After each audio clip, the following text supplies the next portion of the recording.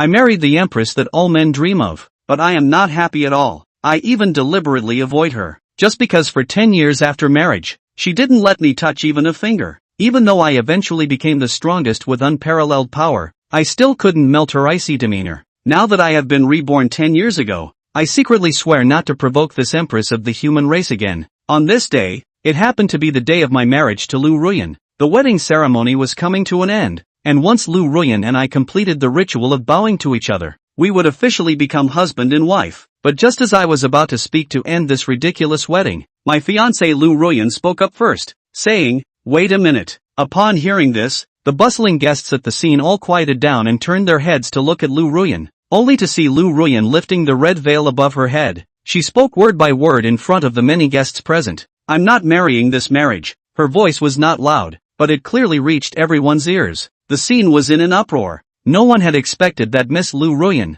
the second daughter of the Liu family, one of the 5 major families of Yongan City, would publicly call off the wedding on her wedding day. For a moment, everyone at the scene started talking in a flurry, but I could only look at Liu Ruyan calmly, looking into her piercing eyes. At that moment, I knew that this woman had also been reborn like myself. Sure enough, the next second, Liu Ruyan casually threw the red veil in her hand towards me, then coldly said, "I'm not marrying you anymore. You shouldn't mind, right?" I remained silent, just gazing quietly at her. In the previous life, after marrying Liu Ruyan, I was the one fighting in the front lines, shedding blood and tears, while she enjoyed the fruits of my labor in the background, benefiting from the abundant resources I unilaterally provided her. Unexpectedly, in this reincarnation, she was the one to suggest not getting married first. But it's fine, at least I won't have to bear the stigma of a failed marriage. As I was pondering, Liu Ruyan suddenly turned and walked in a certain direction, then approached a handsome young man.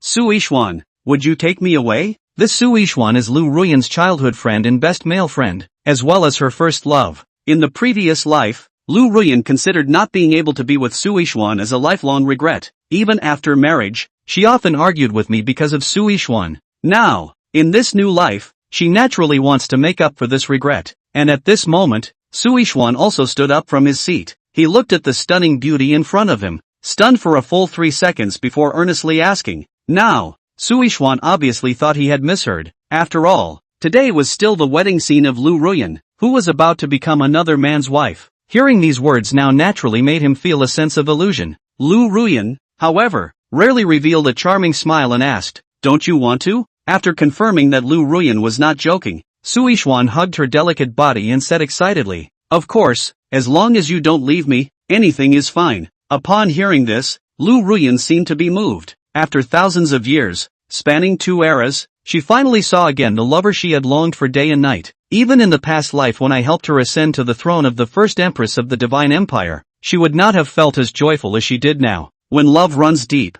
Liu Ruyan unconsciously reached out and embraced Su Yixuan, then passionately kissed him in front of many guests. Surprisingly, Su Yixuan embraced Liu Ruyan tightly, as if afraid she would leave his side again. The dramatic scene left almost everyone present stunned. Miss Liu, the second daughter of the prestigious Liu family, not only publicly called off the wedding on the day of the ceremony but also embraced another man in front of the groom. It's hard to imagine how embarrassed the groom must have felt at that moment. However, when they looked in my direction, they were surprised to find that I seemed indifferent to the scene in front of me, as if it had nothing to do with me at all. I even yawned, looking completely bored. Only the members of the Liu family stood up in unison, including the head of the family, Liu Jiangshan, who was also the father of Liu Ruyan. He slammed the table abruptly and roared, "Nonsense!" At the sound of his voice, Liu Ruyan and Su Yixuan, who were still kissing, immediately separated. They all turned to look at Liu Jiangshan. At this moment, Liu Jiangshan roared, "Liu Ruyan, do you know what you are doing?"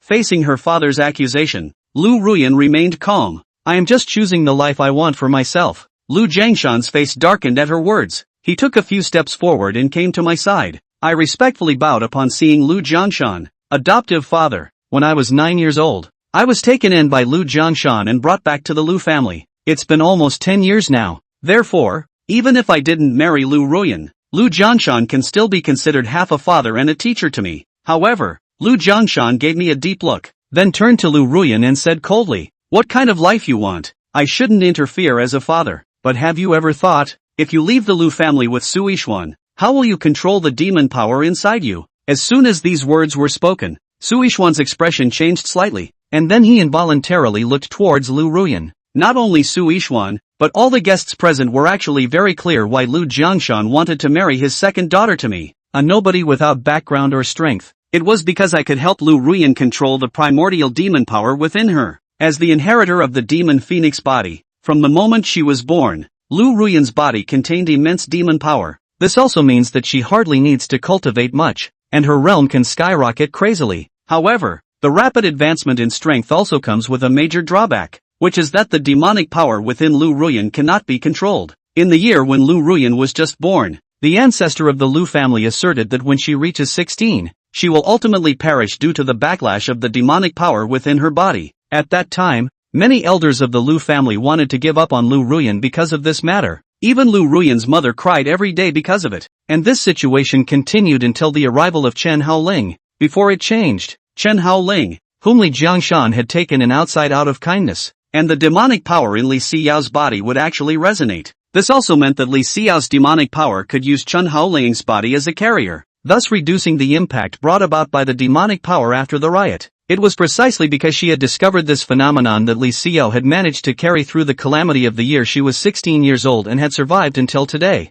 At the same time, Chen Haoling's position in the Li family could only rise upwards, and by now, it was not even lower than some of the direct descendants. But now, Li Xinyue said that she didn't want to get married to Chen Haoling, but if she didn't stay with Chen Haoling, then what should she have to do if the demonic power in her body flared up again? Only Li Xinyue but let out a light laugh. She seemed to have guessed that her father would ask this question in general. Father, if I tell you that I have already mastered the method of controlling demonic power, will you still object to me and brother Yixuan being together? When Li Jiangshan heard this, his pupils shrunk violently. Not only him, but everyone at the scene including Su Yixuan and even Chen Haoling looked at Li Xinyue with some disbelief. Su Yixuan was even more excited. Xinyue, you can control demonic power? Li Xinyue threw a reassuring smile at him. But when she was looking at Chen Haoling, she changed back to that lofty look. Don't think that you're the only one in this world who can purify the origin demon power. After all, after being with you for so many years, this is a skill I've still mastered. Chen Haoling frowned slightly when he heard this. Li Xinyue's words were about the method of purifying the origin demon power that she had grasped from Chen Haoling's hands during the period when she had been together with him in her previous life. At that moment, Chen Haoling said curiously, "Oh, do you have credibility in that?" Li Xinyue didn't argue with Chen Haoling, she just calmly raised a hand, and in the next moment, a ball of purple energy materialized 3 centimeters above her palm. With the writhing of the energy ball, a dense demonic fury quietly spread out. For a while, it even made many people at the scene feel like their legs were trembling. Even Su Yixuan looked at the purple ball of energy with a somewhat jaw-dropped expression and whispered under his breath, "Is this the origin demon power? So powerful." But without waiting for Su Yixuan to finish marveling, the next moment, the energy ball changed shape in front of everyone at the scene. Naru! A loud and clear phoenix chirping sound rang out, and then the ball of energy actually shaped into a pigeon-sized phoenix. It flapped its wings and flew out of Li Xinyue's palm, and then just flew in a circle around the widely clan ancestral hall. This scene was clear for everyone on the scene to see. Even Li Jiangshan revealed a surprised look. As a veteran Earthshan realm powerhouse, he naturally knew what the scene happening in front of him meant. The demonic power materializes and changes in thousands of ways. This was a manifestation that the control of demonic power had reached its peak, thus showing that Li Xinyue actually really wasn't bragging. She really no longer needed Chen Haoling to be able to control the demonic power within her body. Only Chen Haoling's eyes gently narrowed, and the corner of his mouth revealed a sneer that was not easily detectable. This time he kind of understood why Li Xinyue had just come back from rebirth and was so impatient to clear her relationship with herself, even going so far as to publicly repent of her marriage rather than marrying herself. So after all this is because she thinks she can already control the demonic power in her body and no longer needs his help. That's the backbone for her to dare to repent her marriage in public? However, the truth was that Chen Haoling could see the drawbacks that existed within Li Xinyue's demonic power almost at a glance. It's like a puddle of sewage that becomes clear and transparent on a sudden day. It's not because the dirt inside the sewage has disappeared, but because all the dirt has settled down, and that's why the water on the surface looks so clear. Similarly, Li Xinyue's demonic power seemed to have been controlled by her with ease, but in fact, she had only suppressed the raging part of the demonic power, which was why she had produced the situation at hand. But if one day, the raging part couldn't be suppressed anymore, the consequence would be a full-blown backlash of demonic power. And this kind of disadvantage, perhaps even Li Xinyue herself was not aware of it, or else she would not dare to mention withdrawing from the marriage with Chen Haoling right now. Chen Haoling, who thought of this, took a deep breath. He didn't point out the drawbacks in Li Xinyue's method of control on the spot, and just watched Li Xinyue's performance quietly like that. Soon, the flying little phoenix was back in Li Xinyue's hands before it turned into a piece of energy and returned to her body. However, he heard Li Xinyue proudly ask to his father, "How is it, father? Now you should always believe what I said, right? I, Li Xinyue, can already perfectly control the demonic power in my body." With that, her gaze went back to Chen Haoling. In just one word, and he, Chen Haoling, no longer has any use for me, and is even less qualified to be my husband. Since that's the case, then is there any need for me to be marrying him again? This move, the art of purification of the sacred spring, was something she had exchanged for in her previous life after spending vast amounts of resources to control the demonic power within her body. It was also with this set of gongfu that she managed to control the demonic power in her body without Chen Haoling, and thereafter spent nearly 1,000 years to verify the stability of this set of gongfu. It finally made her certain that there was nothing wrong with the art of purification of the sacred spring. It was perfect and would fulfill almost all of her immediate needs. However, Li Xinyue seemed to have forgotten that this set of techniques was only suitable for use by the most powerful people in the Saint King realm. Chapter 3, Death to Make a Point. At this moment, the Li family's crowd, their gazes also looked towards Li Jiangshan, and one of the juniors followed suit. Family head, since second sister's demonic power has been able to be effectively controlled, then in my humble opinion, second sister's public act of repentance today is justifiable, and I hope that family head can understand.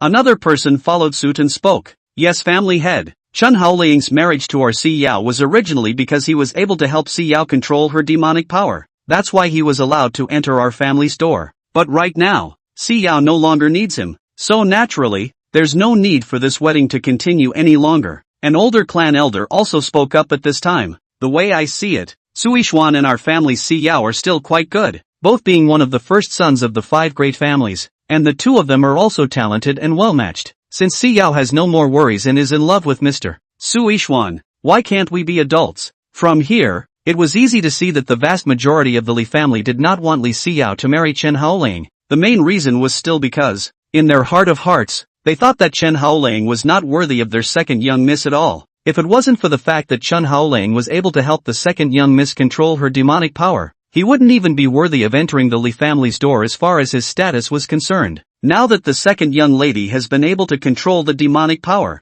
then Chen Haoling's use value is gone. Since there is no use value anymore, then there is naturally no need for his marriage with the second young lady to continue. In comparison, Suishuan, who is a good match for Li Xinyue, is more suitable to be Li Xinyue's husband of choice, and the 2 of them have been in love with each other for a long time. So naturally, there are people who want to set up the 2 of them. However, to everyone's surprise, Li Jiangshan took a deep breath before fiercely chortling. No! This time, it made Li Xinyue confused, and even Chen Haoling looked at his righteous father with some surprise. However, I heard Li Jiangshan coldly say, even if you can control the demonic power now, what about in the future? How long can you control it? 1 month or 2 months? If the demonic power in your body turns you back by then, making you a female demon like your big sister, can you bear the consequences caused then? Today, this wedding between you and Chen Haoling has to be concluded even if you don't. If you dare to take half a step out of my Li family's door with this Suishuan brat,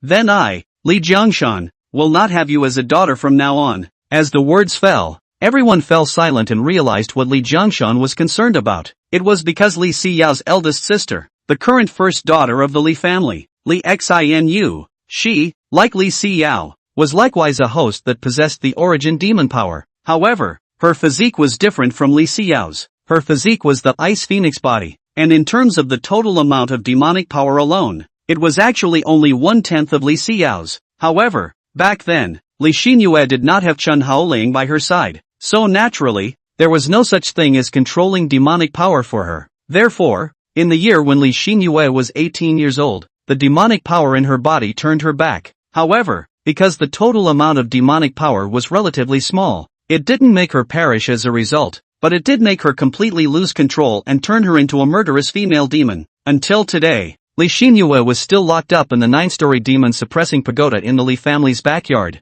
Li Jiangshan was naturally worried that his second daughter, Li Xinyue, would follow in the footsteps of his eldest daughter. Therefore, even though he had seen that his second daughter, Li Xinyue, was able to fully control her demonic power, he was unwilling to take the risk. While Li Xinyue was silent after hearing this, she slightly lowered her head, not knowing what she was thinking. But in the next second, she was the one who suddenly struck out and drew out the saber of one of the guards beside her, and then pressed the saber against her neck as soon as she did so. This action startled almost everyone at the scene. Even Li Jiangshan showed a panicked expression and yelled under his breath, "Asshole, what are you doing? Put the knife down." Even Suishuan persuaded at this time. "Xiao, don't be impulsive. What uncle just said was only in anger. How could he possibly sever the father-daughter relationship with you? You mustn't mess around. Don't forget it's still your big day." The other many sons and daughters of the Li family also spoke up to advise Li Xinyue to calm down. However, Li Xinyue was never willing to put the knife down and even asked everyone to stay away from her.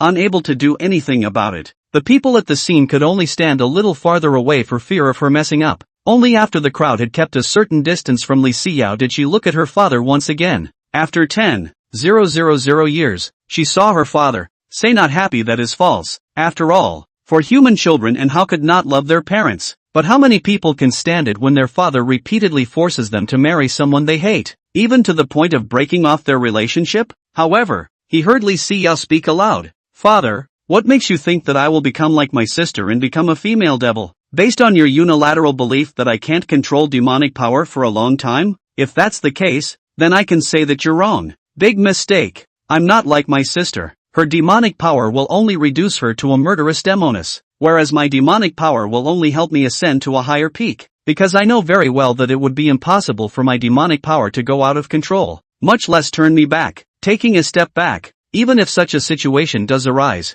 I will bear the consequences of this alone and will not implicate anyone, even though I know that this kind of thing is pressingly unlikely to happen. But if you're still unwilling to believe me, thinking that I just can't leave Chen Haoling, then I, Li Xinyue, will have no choice but to die to make it clear." The moment these words came out, all the gazes on the scene looked towards Chen Haoling. Chen Haoling still had a calm face with his hands clasped on his chest, looking calm as he watched Li Xinyue perform. Li Jiangshan was silent for a while, then he turned to Li Xinyue again and asked, "Why are you suddenly so resistant to marrying Chen Haoling?" Li Xinyue let out a cold laugh, and then tears welled up in her eyes as she said in a somewhat choked tone, "Because he, Chen Haoling, under the pretense of helping me regulate my demonic power, crazily drew on the origin in my body, thus enhancing his own mana. What do you guys think? How is it that he, a trash with mediocre qualifications, was able to reach the perfection stage of the chi-gathering realm at the age of 19? It's because everything he's got is based on exploiting me.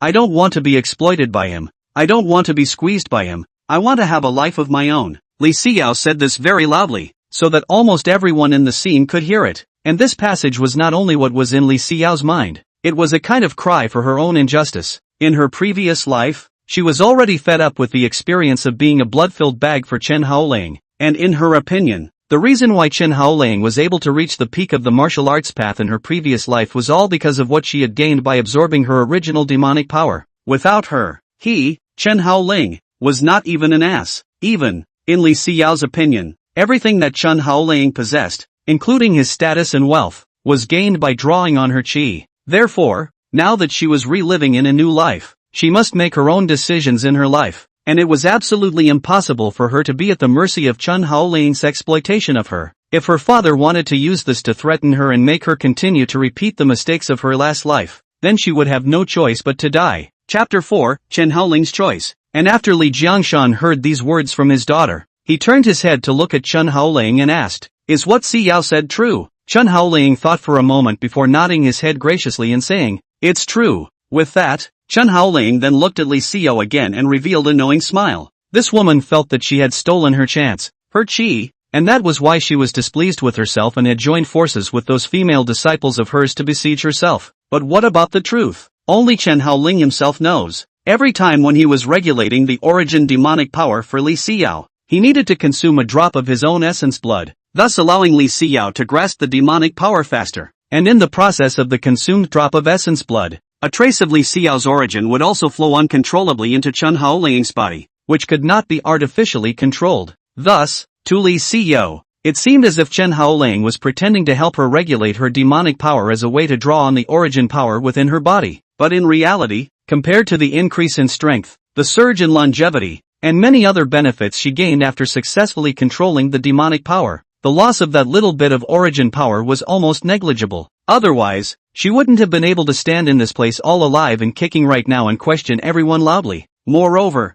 the little bit of origin power that Chen Haoling had obtained from her was likewise small compared to the essence blood he had consumed. By helping her to control her demonic power, she was actually the one who suffered a loss, and a big one at that. It wasn't an exaggeration to say that if Chen Haoling hadn't consumed his own essence blood to help Li Xinyue control his demonic power, his strength would have only grown faster and fiercer. But this woman thought that Chen Haoling's progress was dependent on squeezing her? It's really ridiculous. Sure enough, these women are like that. The more you give her everything and help her to reach heights that don't belong to her, the more she'll think that it was all her own hard work that got her there, with no thought that she wouldn't be a piece of without your help. However, all of this, Chen Haoling was too lazy to explain to Li Xinyue and the crowd at the scene, as that would fall into the trap of self-incrimination. But while Chen Haoling was too lazy to explain, the others didn't think so. Especially Su Yishuan was even more furious as he pointed at Chen Haoling and said with righteous indignation, "Chen Haoling, you ungrateful villain! Thanks to uncle adopting you back into the Li family, feeding and clothing you, teaching you to read and write, is this how you repay uncle and the Li family?" Other than Su Yishuan, the other Li family children followed suit and made accusations. A boy said in annoyance, "Second sister has always treated people gently and never lost her temper with them. I was curious before why second sister would behave so excessively today. It turns out that the trigger for everything is on you. Chen Haoling, our Li family hasn't treated you badly, right? The family head also treats you better than even his own son, but you treat our second sister like this, not only drawing on her origin, but even trying to squeeze her for the rest of her life. Do you still have some humanity?" A girl also spoke up at this time. "I told you a long time ago, didn't I? This Chen Haoling is not a good bird. It was a mistake for him to get together with second sister. You guys didn't listen at that time. Now you are honest, right?" It was also just when the Li family's crowd was still talking and accusing Chen Haoling, Li Jiangshan was suddenly shouting, "Enough, all shut up." In an instant, the pressure of a powerful person of the Earth-Xian realm made the crowd, which was in chaos at the scene, all quiet down. They all turned their heads to look at their family heads. However, he saw Li Jiangshan looking at Li Xinyue again, and then calmly said, "I'm asking you for the last time, do you really not want to marry Chen Haoling?" These words had obviously been loosened. As a father, Li Jiangshan was equally unable to accept Chen Haoling's private drawing of his daughter's origin. It was also at this point that he realized why his daughter was so resistant to marrying Chen Haoling, but he still didn't immediately agree to his daughter's repentance. However, she heard Li Xinyue say righteously, "As long as I don't marry Chen Haoling, what can Li Xinyue, do?" The attitude of these words is already very determined. Seeing this, Li Jiangshan let out a helpless sigh. He seemed to have aged a lot at this moment. He had a chair brought to him and sat down. "In just as slowly, whether or not Chen Haoling has drawn on the origin in your body, this is something I can't be sure of. And even though he admitted it himself, I won't completely believe your side of the story. The fact that I believe in is that when Chen Haoling was with you, the demonic power in your body indeed didn't appear to riot once before. You've also been in good health and haven't had any medical problems. Moreover, it is also true that you survived the 16-year-old tribulation because of Chen Haoling's help. He allowed my daughter to grow up healthy and even live to see the day she was married. And those are the facts as I see them." As Li Jiangshan's words were uttered, the Li family's children who had just accused Chen Haoling were all mute. However, he heard Li Jiangshan at this time once again look his eyes towards Chen Haoling's body and said, "Today, you are the groom of this wedding. I'll leave the decision to you. You decide whether Li Xinyue will go or stay. If you agree to her leaving with Su Yishuan, then she will still be my Li family's daughter, but she won't have the slightest relationship with you, Chen Haoling, in the future. Of course, if you don't agree with her leaving with Su Yishuan, then I can also make the decision to force her to stay and continue to walk through the unfinished wedding with you, so that she can continue to be your wife. Choose." As the words fell,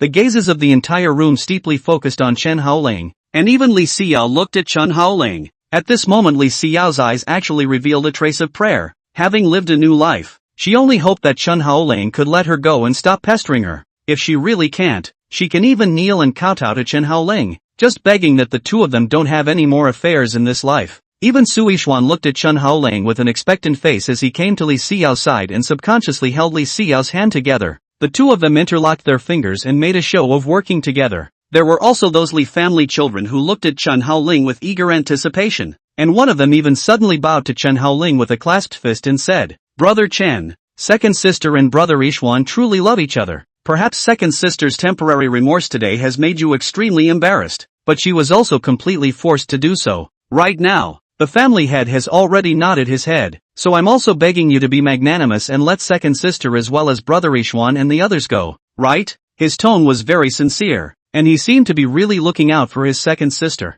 After that, more children of the Li family also came forward to plead with Chen Haoling on behalf of Li Xinyue, and a girl also said in a glutinous manner to Chen Haoling, "Brother Chen, we know that you have always liked second sister, and we also know that you have put in a lot of effort and time over the years to help second sister regulate the demonic power in her body. But one thing is, haven't you enjoyed a lot of benefits in the process? These benefits are also enough to offset your efforts over the years, right? Now that second sister is no longer bound by demonic power and she has her own sweetheart, why can't you be a man of honor and fulfill them as a couple of lovers?" At the same time, a large number of Li clan children also said in unison to Chen Haoling, "I implore brother Chen to fulfill second sister and big brother Yixuan." Chapter 5, Thank you for being willing to let go. Standing in place, Chen Haoling wrapped his hands around his chest and looked at those Li family children who had just accused him, and now came to beg himself to spare Li Xinyue as well as Su Yixuan in a unified and good caliber. This way, it made it seem as if he,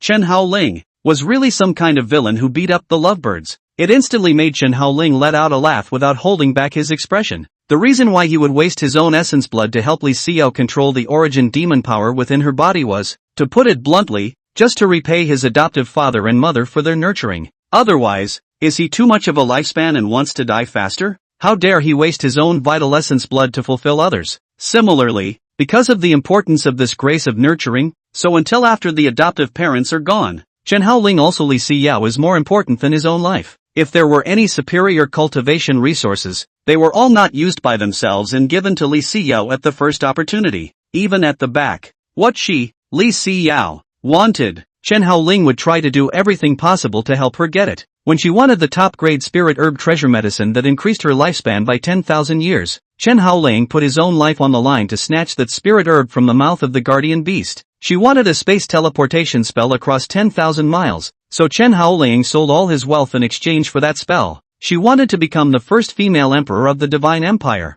and Chen Haoling had decisively surrendered his hard-earned kingdom to her, allowing her to become the lord of a generation. However, Chen Haoling did all this for her. She all accepted it with peace of mind, but never gave Chen Haoling half a good face. She would only feel that she had all of this because of her own hard work. Ridiculous. In his previous life, he had foolishly devoted himself to her for so many years, only to wait for her betrayal. Thinking back to this, Chen Haoling couldn't help but let out a sigh, and then he took out a marriage contract from his own bosom, and then waved it in front of the crowd at the scene, saying, "This piece of paper is the marriage contract that I concluded with your second sister. Today I will destroy it in front of everyone. From now on, I, Chen Haoling, and Li Xinyue will no longer have any semblance of a relationship." As the words fell, a ball of flame rose out of thin air in Chen Haoling's hand. Thick smoke billowed out, burning the marriage contract cleanly and turning it into a cloud of ash in a matter of moments. With the destruction of the marriage certificate, Li Xinyue was even so excited that tears came out of her eyes, and the blade she was holding in her hand clanked to the ground.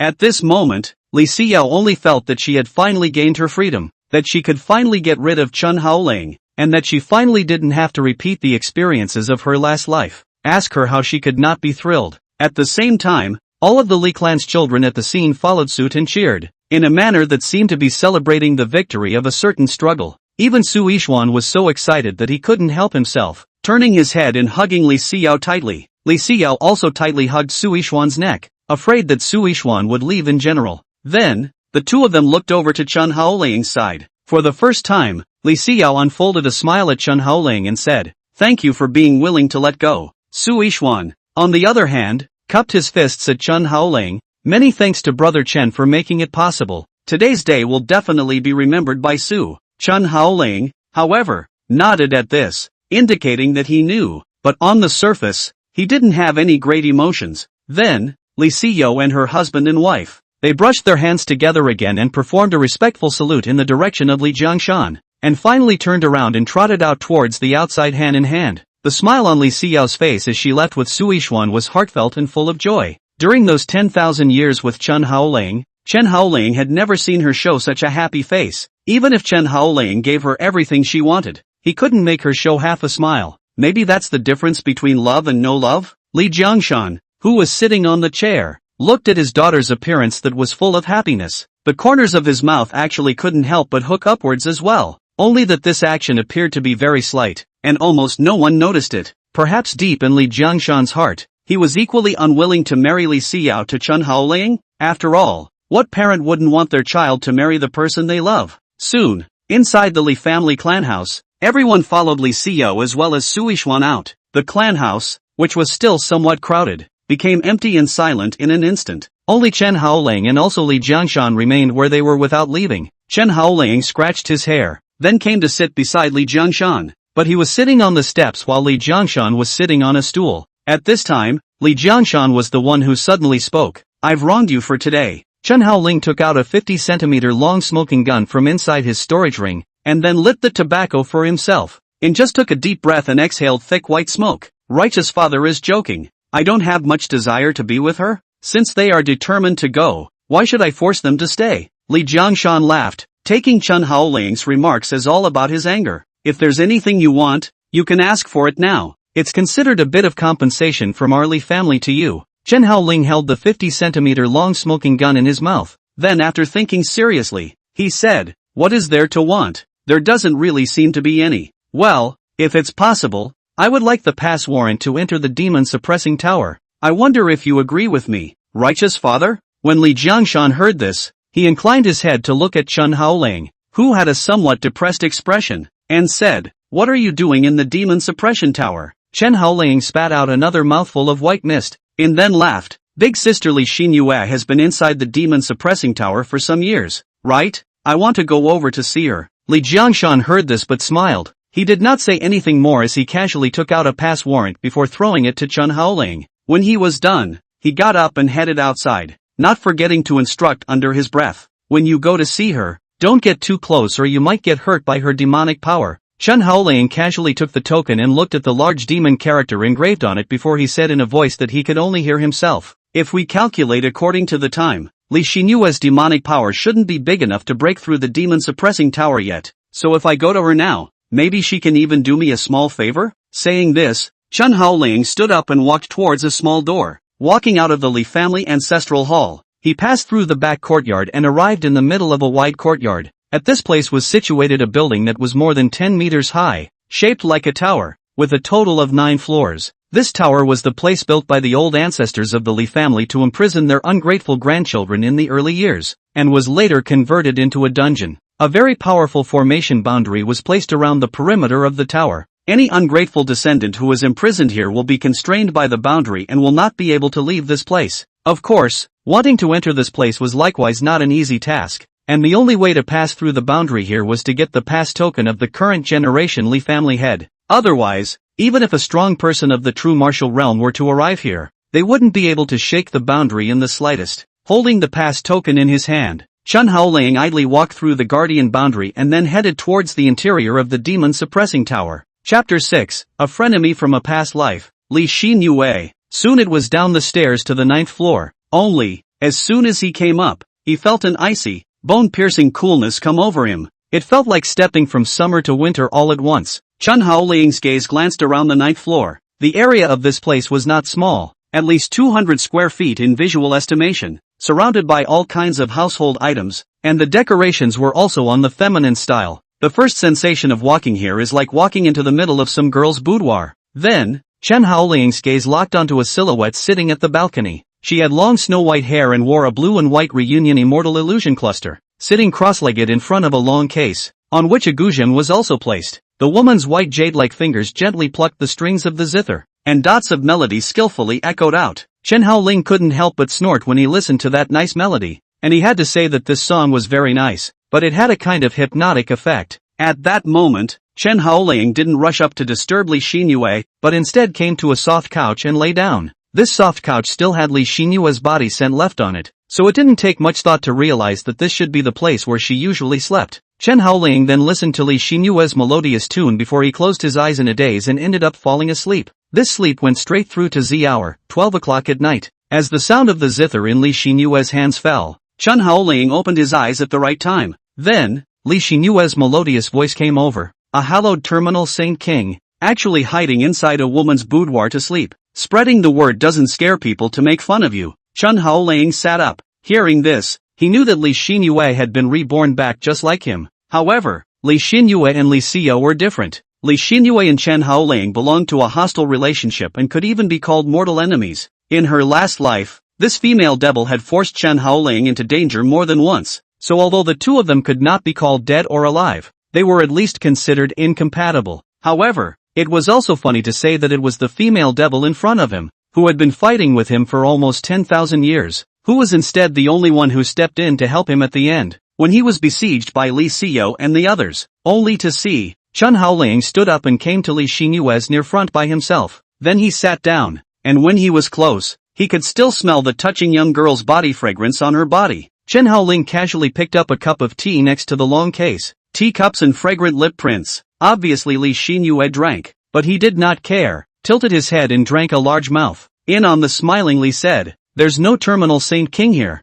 just a little mole who just got dumped by his fiancée." As the words fell, Chen Haoling put the teacup back on the long case. Then his gaze went to the stunning beauty in front of him and said, "That sword, thank you for blocking it for me. Otherwise, my head might have blossomed, and it would have been impossible for me to last until the judgment thunder tribulation descended." Li Xinyue didn't have a good face and skimmed her head, saying in a very haughty tone, "Don't get me wrong. I just feel like if you die, then I'm going to lose a lot of fun in my life. That's all." Chen Haoling smiled when he heard this, and casually picked up another piece of pastry on the long case. That piece of pastry had also been eaten by Li Xinyue in one bite, but he didn't care about it, and once again, it was thrown directly into his mouth. Looking at Li Xinyue in front of her, under the moonlight Li Xinyue's face appeared particularly moving, really just like a fairy in a painting, the beauty of which made people linger and become intoxicated. Chen Haoling couldn't help but laugh softly. How about living a new life and cancelling our previous grudges?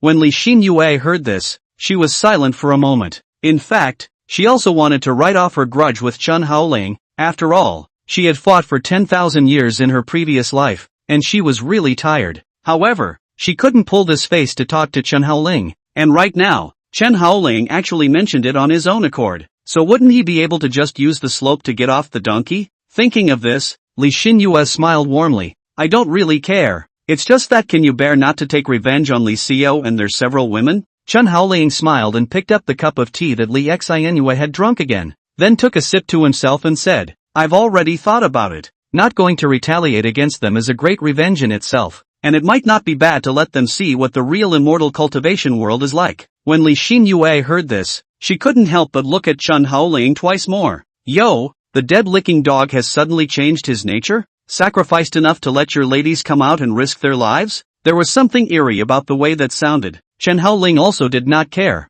Looked at the bright moon. The feeling of the moonlight shining on his body was quite comfortable. Then he laughed again. "They are no longer my women, and what happens to them subsequently has nothing to do with me." Saying that, he looked seriously at Li Xinyue again and said in a deep voice. And, seeing his serious expression, Li Xinyue subconsciously asked, "What else?" Chen Haoling's eyes gently narrowed, and then said seriously, "In the future, you are not allowed to say that I am a dead-licking dog again." When these words came out, Li Xinyue snorted out a laugh, and that silver bell-like laughter seemed very crisp and nice. The white face became full of redness, like a tantalizing peach giving people the urge to kiss it. But after laughing, Li Xinyue will forehead snow-silver color long hair, ruffled to behind the ear. This unintentional action can be described as provocative to the extreme. And then she said in a soft voice, "Okay, I won't call you a dead-licking dog from now on. Only, I don't think you came to me specifically to talk about this, right?" Seeing this, Chen Haoling threw the only remaining pastries in his hand into his mouth as soon as he could,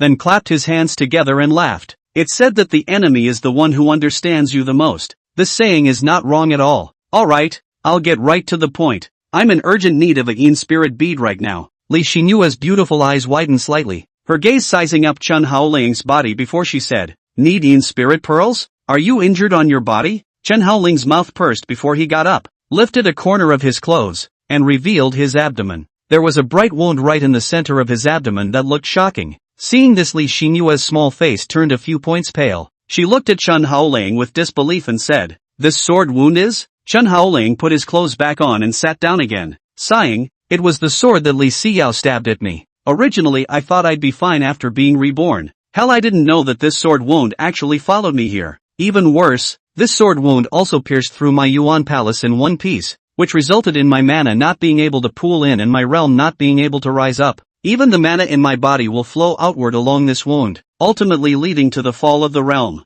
Maybe, even the longevity is at risk of accelerated loss." Chen Haoling had said all the things he was worried about in his heart in one go. The reason why he would want the Yin Spirit Bead was also very simple, because Li Xinyue's Yin Spirit Bead was a special product of the Ice Phoenix demon body. By condensing this Ice Phoenix demon power to a certain level, one could obtain a Yin Spirit Bead. The Yin Spirit Bead, on the other hand, was one of the few sacred healing medicines in this world. Chen Haoling just wanted one of these holy pills for healing, as a way to repair his broken Yuan Gong. That's what he's here for. Chapter 7, Nirvana Heart Sutra. As for Li Xinyue, after seeing Chen Haoling's wounds, a flash of concern flashed in her eyes, but it was only a flash, and then she lightly came up with, "Serves you right." The tone sounded like a complaining feeling, just wondering what Li Xinyue was upset about. Seeing this, Chen Haoling asked, "Can you condense Yin Spirit Beads in your current physical condition?" Li Xinyue said with her hands clasped on her chest and her head looking to the side with an unimpressed look,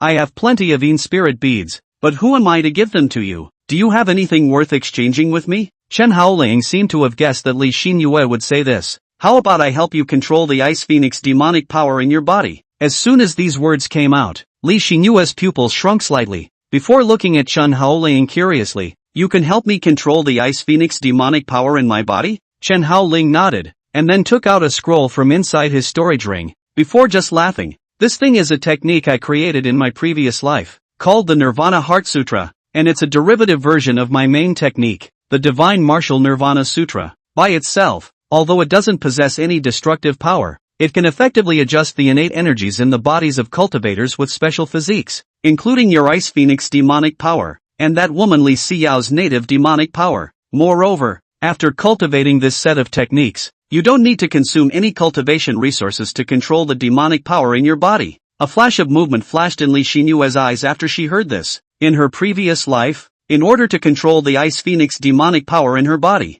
she had spent a whole 1,000 years and consumed countless heavenly materials before she managed to bring it under control. If this set of techniques that Chen Haoling had said was really useful, then she would be able to save countless resources and thus use more of her energy as a means of impacting her current realm. Perhaps, by that time, her strength could even surpass the Chen Haoling of her previous life and ascend to the throne of the #1 person in the northern border continent. But immediately after, Li Xinyue seemed to have thought of something in general, as she inquired while looking at Chen Haoling. "Li Xinyue can now control the demonic power within her own body. Is she also practicing this one of your techniques?" Chen Haoling shook his head. "Where the technique she's using now came from, this I'm not sure. The only thing I can be sure of is that that thing can't help her truly control her demonic power. And the reason why it's fine now is purely because that demonic power was suppressed. When it can't be suppressed on a certain day, this demonic force will bottom out and rebound, which in turn will completely backfire on Li Xinyue." As soon as these words came out, Li Xinyue contemplated slightly for a moment.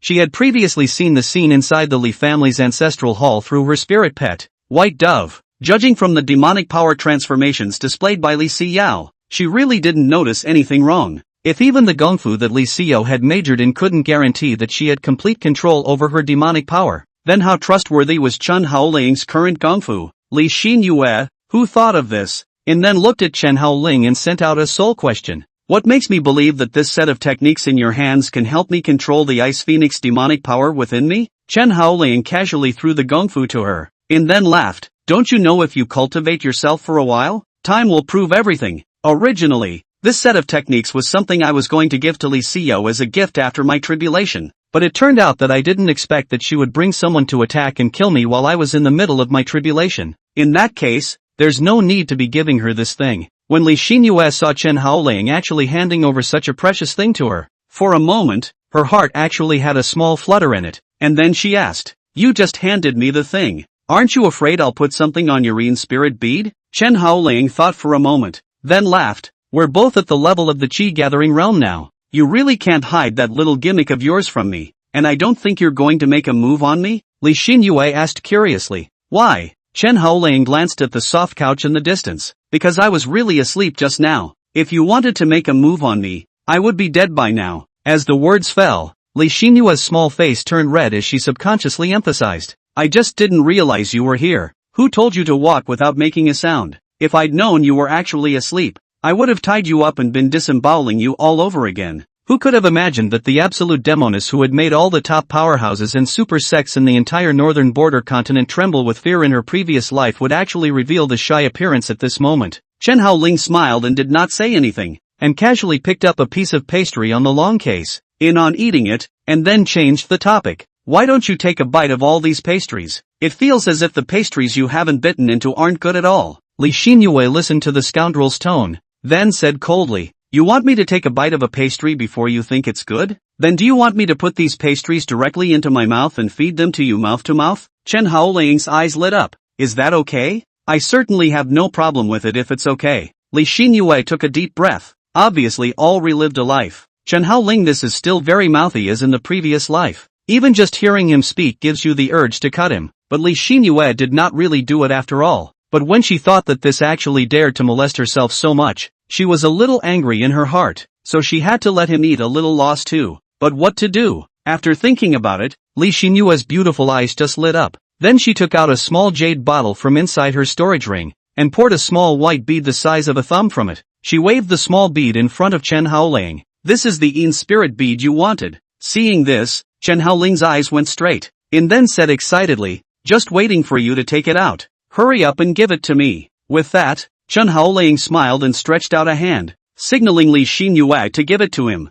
However, after seeing Chen Haoling's impatient look, Li Xinyue put that Yin spirit bead into her mouth in front of him. Then, as if she was eating a lollipop, she held that Yin spirit bead in her mouth as she said to Chen Haoling, want this Yin spirit bead? Ha! Use your mouth to catch it. In an instant, Chen Haoling's expression immediately froze on his face, and the corners of his mouth even twitched. Li Xinyue looked at Chen Haoling's constipated expression and snorted again. She only felt that Chen Haoling's silly look was really cute. At that moment, she casually poured another cleaning spirit bead out of the jade bottle, and then threw it to Chen Haoling. Here, take it, don't lose it. If you lose it, you won't have it anymore. As soon as the words fell, Li Xinyue got up and bounced towards the inner bedroom, and Chen Haoling then picked up the Yin spirit bead with a handful of hands. But after seeing Li Xinyue walking away, he added, no, you're just leaving? Not chatting for a while? Li Xinyue turned her head and made a face at Chen Haoling. Go to hell you. Chapter 8, Clan Competition.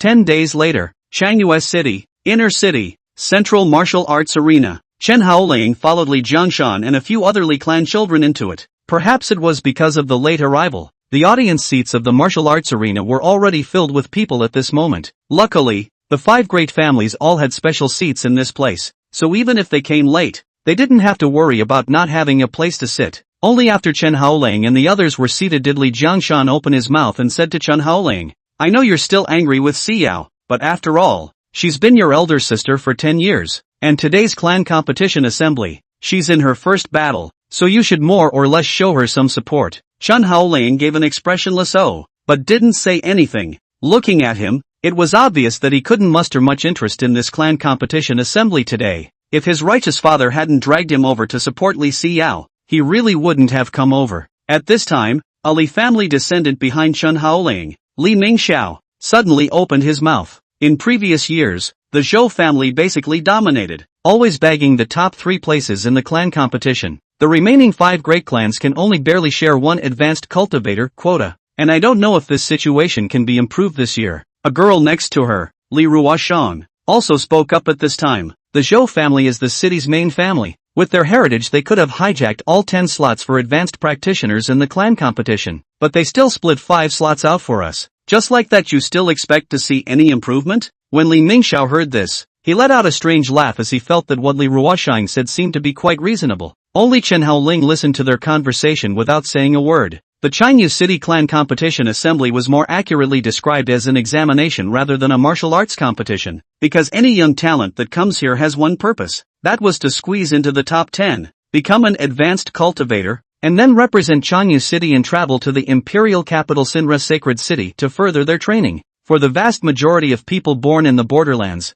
Being able to travel to the imperial capital to further their education was undoubtedly a matter of honor for their ancestors. The most important thing is that after graduating from the Imperial Academy, you can be incorporated into the system, and from then on, you can join the government as an official, or be assigned to the army to serve the country. It was also because of these many benefits that so many young talents were rushing to grab an advanced cultivator slot even by any means necessary. In his previous life, Chen Haoling had traveled to the sacred city of Xinlua with the first place in the clan competition, and it was from that moment that Chen Haoling's path of rise was laid out, but perhaps for the reason that the same path had already been traveled once. This life Chen Haoling was not very interested in participating in the clan competition. The main thing was that he had already learned everything he needed to learn. It was just that the cultivation resources were hard to find. Remembering his last life, Chen Haoling was assigned to the army after graduating from his studies, and as a result, the following year, the Tianzhu Empire had a large-scale border battle, and he was unsurprisingly assigned to the frontline battlefield, and it was a battle that lasted a full decade. Seriously, that kind of knife-edge day, Chen Haoling had already had enough of it and really didn't want to do it again, and he also hated the feeling of being bound. In comparison, being a free-spirited casual cultivator was still relatively comfortable. At this time, Li Mingxiao suddenly said excitedly, "Look guys, Sister Xiao has come out." As the words fell, Chen Haoling's gaze subconsciously looked towards the ring, and sure enough, he saw that Li Xinyue, who was clad in red soft armor, was holding a long sword in her hand as she mounted the ring in a graceful manner. Her temperament was noble and cold, and just by standing there, she gave people a feeling of a king in the world. This, coupled with her stunning beauty, was a thrill for the nearly 10,000 people in the audience. Beside Chen Haoling, that little girl, Li Ruyan, was also excitedly wailing, "Sister Xiao, Sister Xiao." Ah! That look was almost like a fan seeing their favorite idol. It seemed that the little girl's shouting had worked, and in the martial arts arena below, Li Xinyue actually did look sideways to her side. However, more accurately speaking, it should be looking at Chen Haoling. When Li Ruyan saw this scene, she was so excited that she couldn't help herself, and even pulled Chen Haoling's sleeve, tugging frantically and emotionally. "Chen Haoling, did you see that? Sister Xiao, she's looking at me, she's looking at me." Chen Haoling laughed and subconsciously tried to draw his elbow back, but at this time, he was seeing Li Xinyue below, her mouth actually moving. It was a special kind of lip-speak, a kind of lip-speak that only Chen Haoling and Li Xinyue could understand. "What a wretch! In these 10 days of my absence, your strength really hasn't grown at all, and there's even a hint of regression. I say Chen Haoling, have you had such a bad time without me?" Li Xinyue's words could be described as full of mockery. Obviously she should have already seen that Chen Haoling's aura wasn't as strong as it was 10 days ago. However, Chen Haoling did not refute her, and similarly responded with the same lips. "My days are okay, my body is great, I eat well, but you actually came to participate in this kind of competition, which makes me feel a bit unbelievable." Li Xinyue snorted. "In your previous life, this was the place where you rose to power. So what? I'm not allowed to walk the same path again from once?" Chen Haoling's mouth pursed. In his last life, he had traveled to the imperial capital to further his studies with the first place in the clan competition, and according to the current laws of the Tianzhu Empire, all large city-states with a population size of more than 500,000 people or more were allowed to allow those who were furthering their studies to bring along 3 accompanying schoolchildren with them to the imperial capital. At that time, there was Li Xinyue inside the accompanying scholar children that Chen Haoling brought with him, so she had also traveled the path of Chen Haoling's rise once. But why would she want to be going through the process a second time when she was living again? Was it because she didn't want to find the resources herself? Chen Haoling couldn't figure it out, and he didn't bother to ask Li Xinyue about it. He just calmly responded, "The clan competition assembly is not a child's play. You'd better be careful." Li Xinyue sneered, "Don't need you to worry about it." Chen Haoling put his head away to not look at her, and by the way, he cursed himself with a dog with a rat.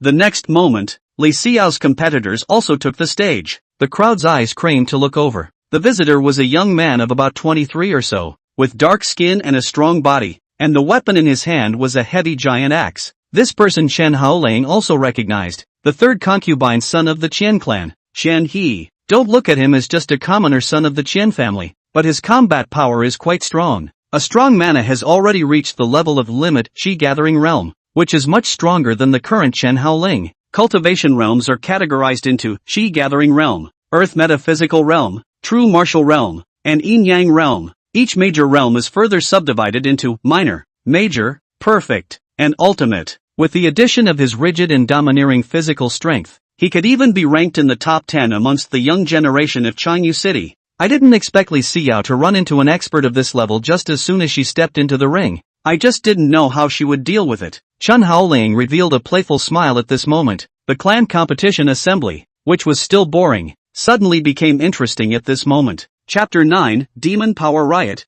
The beginning. With that, the bell for the start of the clan competition rang, announcing that the competition between Li Xinyue and Chen He had precisely begun. However, just in the instant the bell rang, Li Xinyue's figure disappeared as fast as a ghost, and in the next second, she appeared in front of Chen He's close proximity. Chen He's pupils shrunk, his large dark face even turned pale at this moment. His mouth exclaimed in shock, so fast, but without waiting for Chen He to react, one of Li Xinyue's beautiful legs flung towards Chen He's neck. Chen He was anxious in his mind and immediately raised his arm to space her. Knock! Li Xinyue's beautiful leg landed heavily on Chen He's arm, and in an instant, it sent him flying backwards towards the side. This strong leg style immediately made Chen He feel as if his entire arm was about to be kicked off, and the battle axe in his hand even came out of his hand. But at this time, Li Xinyue actually appeared in front of Chen He again. Without even giving Chen He time to react, she stomped on his chest, as if stepping on ants. He heaved Chen He to the ground.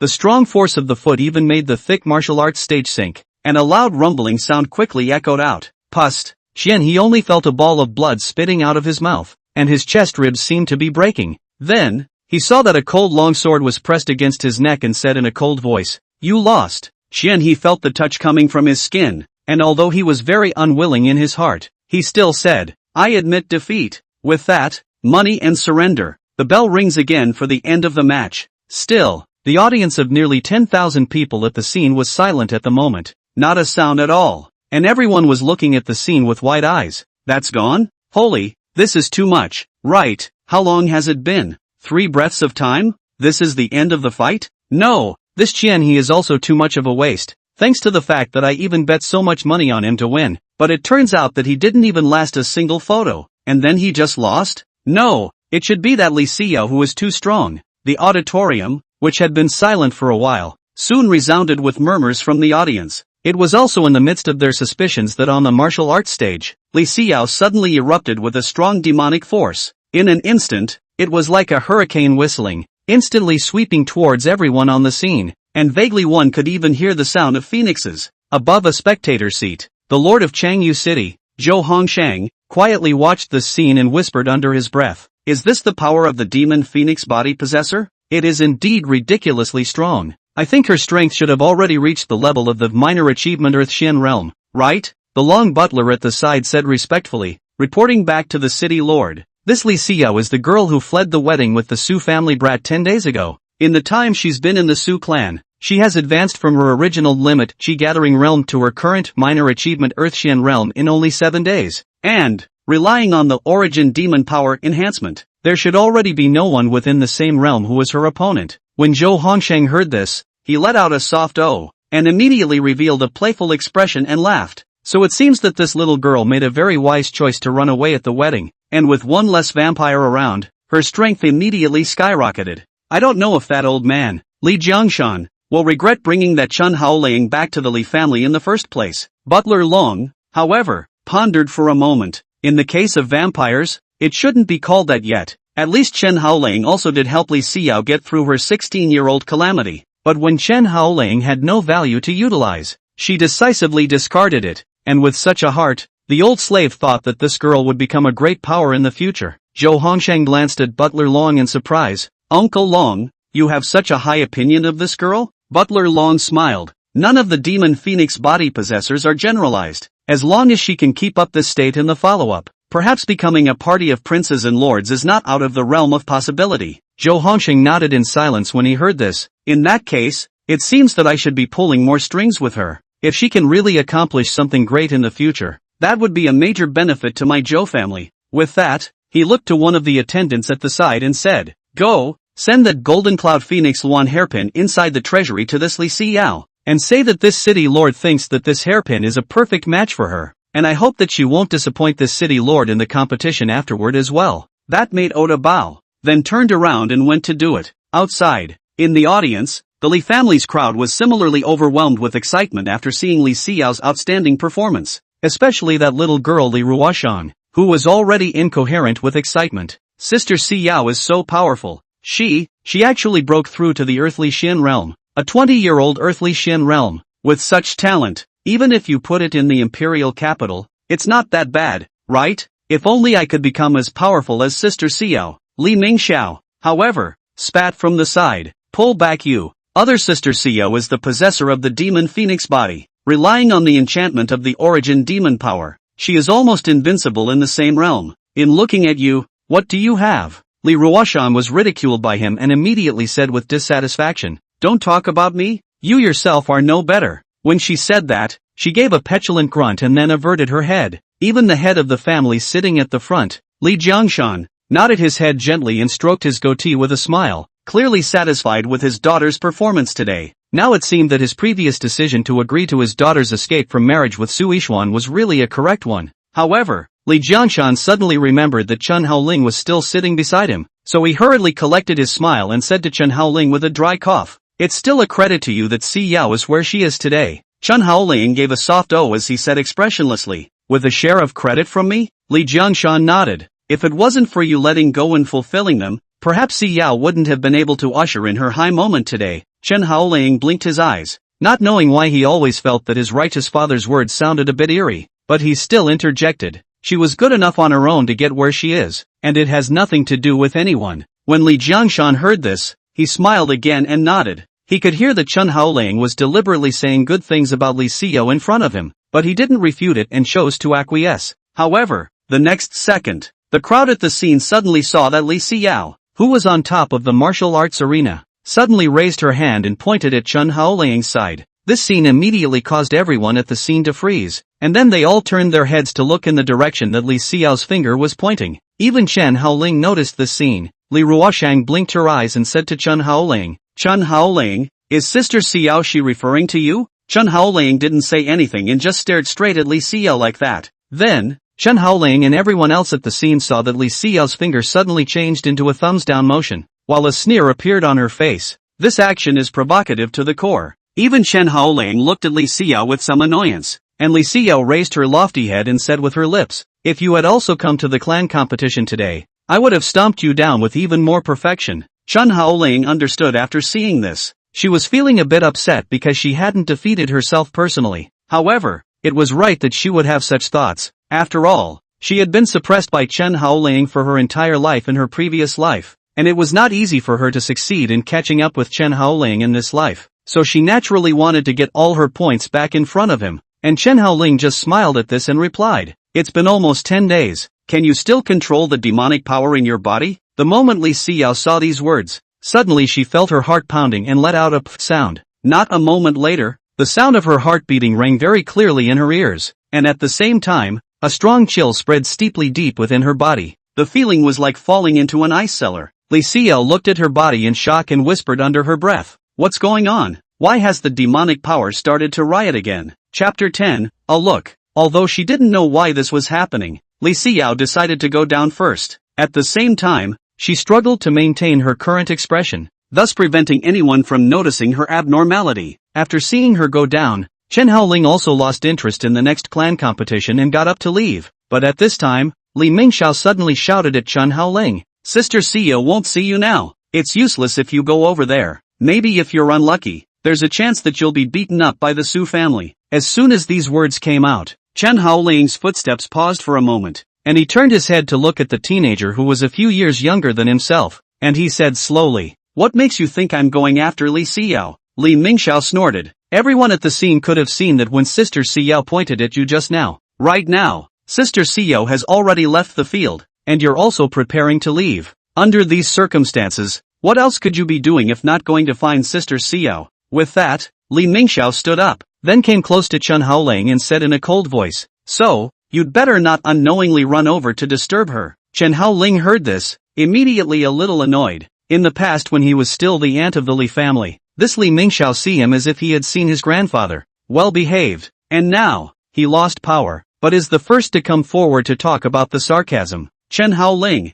who thought of this, subconsciously touched the wound on his abdomen before looking at Li Mingxiao and said, if you don't want to lie on the ground, get the hell away from me now. I don't want to talk so much nonsense with you. Although 10 days ago, Chen Haoling had already obtained the Yin Spirit Bead from Li Xinyue's hands as a way to heal his damaged Yuan Palace. However, for some unknown reason, the deterioration of the wound did not get better as a result. So right now, after watching Li Xiao's match, Chen Haoling just wanted to immediately get off the field and rest, and pressed on, not wanting to stay here at all. As for Li Mingxiao, after hearing Chen Haoling's unceremonious words, he was also annoyed. He took a step closer in Chen Haoling's direction and said with a step of a very tugging tone, I told you not to bother Sister Xiao, was I wrong? Chen Haoling, don't forget that you are now also just an adopted son of the Li family. To put it badly, there is no difference with a dog raised by our Li family. As the words fell, Li Mingxiao suddenly pointed at the seat where Chen Haoling had just sat and yelled, sit down, don't go anywhere, or else I'll break your legs.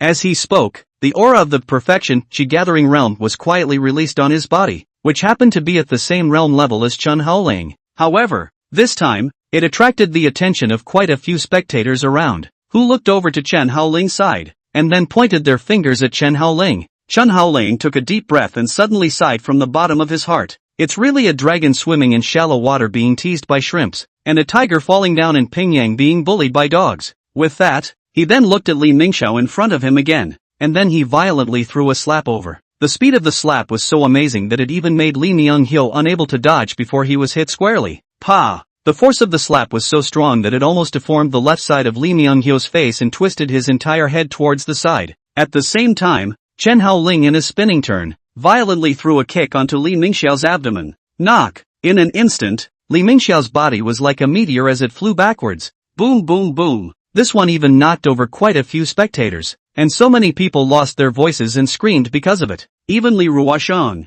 who was behind Chen Haoling, and his righteous father, Li Jiangshan, noticed this scene. Li Ruyan suddenly exclaimed, what's wrong? What happened? Why did you suddenly make a move? In the distance, Li Xinyue, who had been slapped, immediately climbed up from the ground. The left side of his face became very red and swollen. The corners of his mouth had blood seeping through them, and his whole person looked very funny as he angrily yelled at Chen Haoling, son of a, how dare you hit me. Chen Haoling didn't want to talk to this idiot and turned around, wanting to leave. However, Li Mingxiao actually directly rushed over, looking like he wanted to resolve life and death with Chen Haoling. However, Chen Haoling raised his head at this time and gave him a cold look. In an instant, Li Mingxiao's figure that had rushed to Chen Haoling's proximity came to a standstill, and for a split second, he suddenly felt a strong fear of death enveloping his entire body. It wasn't an illusion, but his subconscious was telling him that once he did strike again then he would die. After realizing this, Li Xinyue's entire body seemed to have turned into a zombie, stopping motionless in place. Chen Haoling wasn't paying any attention to him, but instead bypassed his body and walked straight towards the outside. Seeing this, Li Ruyan subconsciously wanted to go and pull Chen Haoling back and ask them what they were up to and why they suddenly made a move. But Li Jiangshan spoke up. Ruyan, don't chase after him, let him be alone and quiet for a while. Li Ruyan twisted her head and looked at Li Jiangshan, then said, but, Li Jiangshan sighed and shook his head. The achievements that Xiao has now are a big blow to him. We should give him a little bit of space to be alone and let him figure some things out. After Li Ruyan heard this, her mouth pursed. In on the glutinous said, I'm just afraid that he'll really go to Sister Xiao, and at that time, if he were to be given a beating by someone from the Su family, it would still be our Li family making a fool of themselves. Li Jiangshan smiled. Don't worry, it won't happen. He can't do that kind of thing yet. When Li Ruyan heard this, she then resumed her seat again, but her gaze still looked at Li Mingxiao who was on the side. He was now still maintaining the same movement on which he had just sprinted towards Chen Haoling. Li Ruyan directly shouted, Li Mingxiao, what are you doing? Hearing the voice, Li Mingxiao instantly came back to his senses, and it was only at this moment that he realized that Chen Haoling had already gone somewhere. In an instant, it was as if he was relieved of his burden, and his entire body sat down helplessly on the ground before gasping for air. Just now, what happened? Why did it feel that way? Li Xinyue still felt some chills down his back until now. Obviously just a look. Li Xinyue felt every cell in his body tremble, but this was strange. Obviously both his and Chen Haoling's strength was only perfection, Qi gathering realm. But why did he feel that there was a very huge distance between himself and the other party? It was as if a weak and powerless little sheep was facing up to a savage beast that was the size of a mountain. It seemed that the other party could make him go up in smoke with just a snort. Li Mingxiao couldn't figure it out and didn't dare to continue to think deeply about it, so he could only sit back honestly, thinking that in the future, it would be better not to provoke that madman. Chen Haoling, who had returned to the rest area of the martial arts arena, found a seat where no one was sitting, and he gently lifted the upper half of his body's clothes, only to see a thick layer of white bandages wrapped around his abdominal position, with a strong odor of Chinese herbs lingering in the bandages. But it didn't take long for those odors to be permeated by the smell of blood. At the same time, the white bandage turned blood red. Seeing this scene, Chen Haoling's brows furrowed. Just for the sake of slapping that Li Mingxiao, he actually caused his wound to split open again. Oh, come on, that's good. We'll have to re-bandage it again. It was also while Chen Haoling was thinking like this that his shadow suddenly squirmed, and immediately after, a voice that was exactly the same as Chen Haoling's voice rang out. This Li family is no longer fit to continue. When are you going to leave? Chen Haoling's brows knitted tightly when he heard that voice that was the same as his own. In then said, at least get my sword back before I can do that, right? Chapter 11, Li Xiao's Obsession. In his previous life, before Chen Haoling left for the sacred city of Silla, his righteous father gave him a tang sword,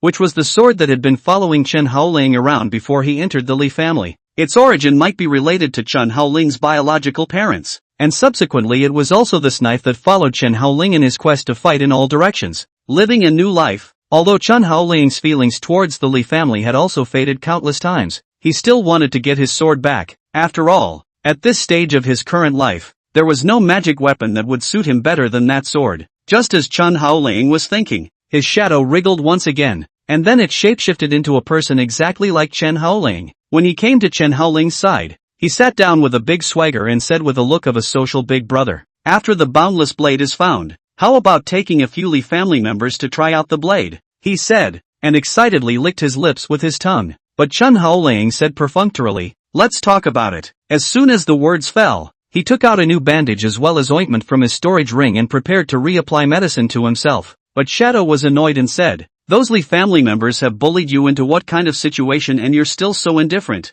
Far from it. Just the last time that Li Xiao eloped with that piece of Suishuan, did any of those Li family children ever say a word for you? All of them are accusing you, saying you're wrong here and there. Mother asterisk. If I could have gotten out then I would have killed them all. Shadow's frantic complaining voice however did not make Chen Haoling move a bit, as he continued to change his own medicine. Only after the wounds were all taken care of did Chen Haoling say without any hesitation, anyway, in a while, the Li family will be exterminated, and I won't need to do anything then, so what am I wasting that energy for? The expression on Shadow's face only got a little better when he heard this, but he still inquired to Chen Haoling for insurance purposes. It's just that you're not going to get soft and then intervene when you're down, are you? Shadow was truly afraid that Chen Haoling, a brain-dead fellow, would help the Li family survive this extinction. Inside the Shadow's memory, from the moment Chen Haoling entered the Li family, he had suffered too many grievances and had been beaten too many times. In the case of holding back such anger, it would be really hard to help the Li family through the danger of extinction. But see, at this time Chen Haoling lightly laughed.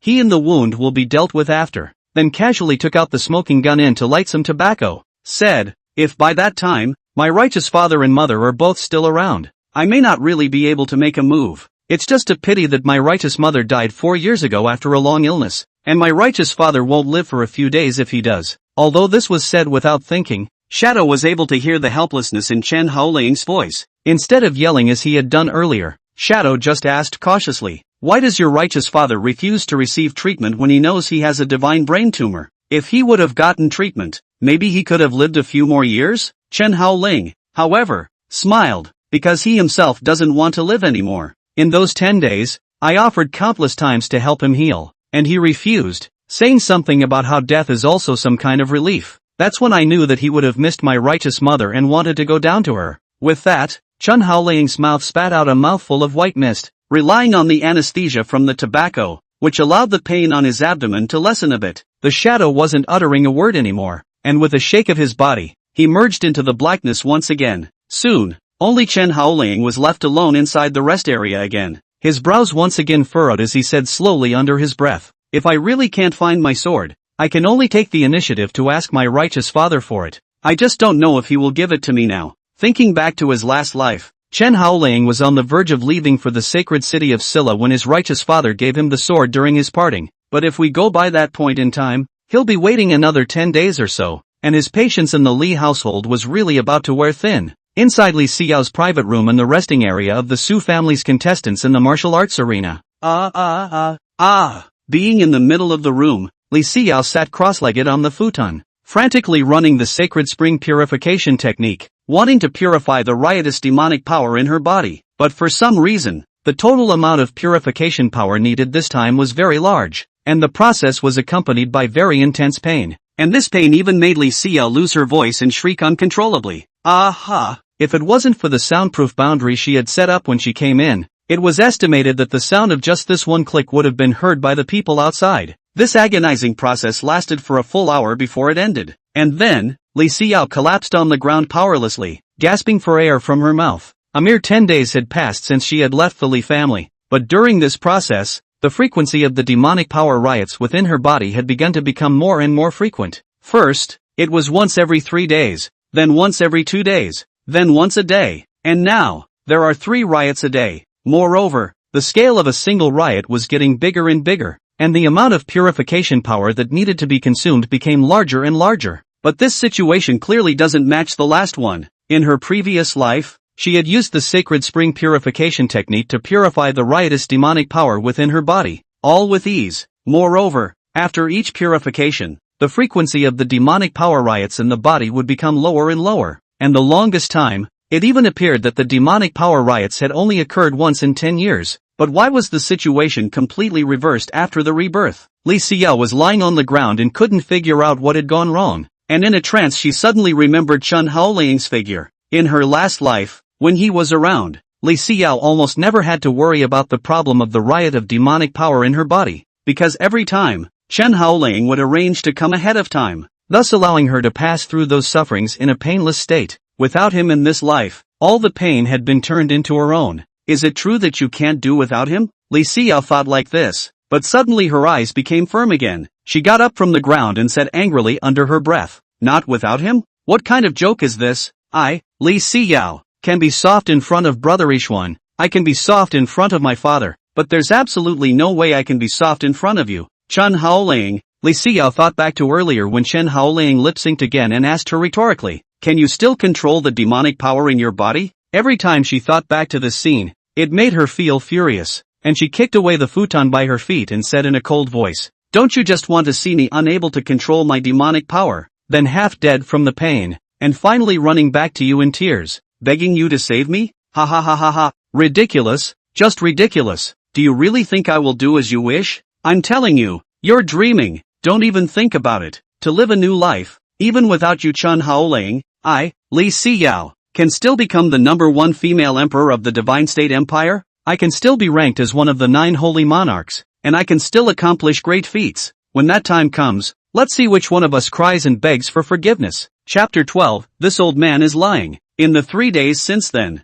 Li Xiao had practically rushed to the second place in the clan competition with a crushing attitude, second only to the first genius of Changyu City, Zhou Haoran. For such a scene, even Chen Haoling was somewhat moved. This was because he could tell that the demonic power within Li Xiao's body was already on the verge of exploding, but even so, he didn't stop himself, only to see Chen Haoling, who was sitting in the audience seat, smoking the smoking gun in his hand while looking at the competition below, said slowly under his breath, "Is it necessary to fight so hard? Even if we do win first place in the clan competition and enter the Imperial Capital Academy, but if the demonic power completely backfires, wouldn't everything we're doing now be meaningless?" Chen Haoling didn't know how Li Xiao thought, so he simply didn't think much in this regard. He twisted his head to the side, but saw his righteous father walking over with Li Ruyan and Li Mingxiao and a few others. Perhaps because of the reason that he had been violently beaten by Chen Haoling last time, this time Li Mingxiao did not go up to provoke Chen Haoling, but instead sat in his seat in a regular manner without saying anything. Chen Haoling didn't care about him either, and just said to his righteous father after taking his seat, "Righteous father, is it true that I can't find my things?" Li Jiangshan sighed at that moment.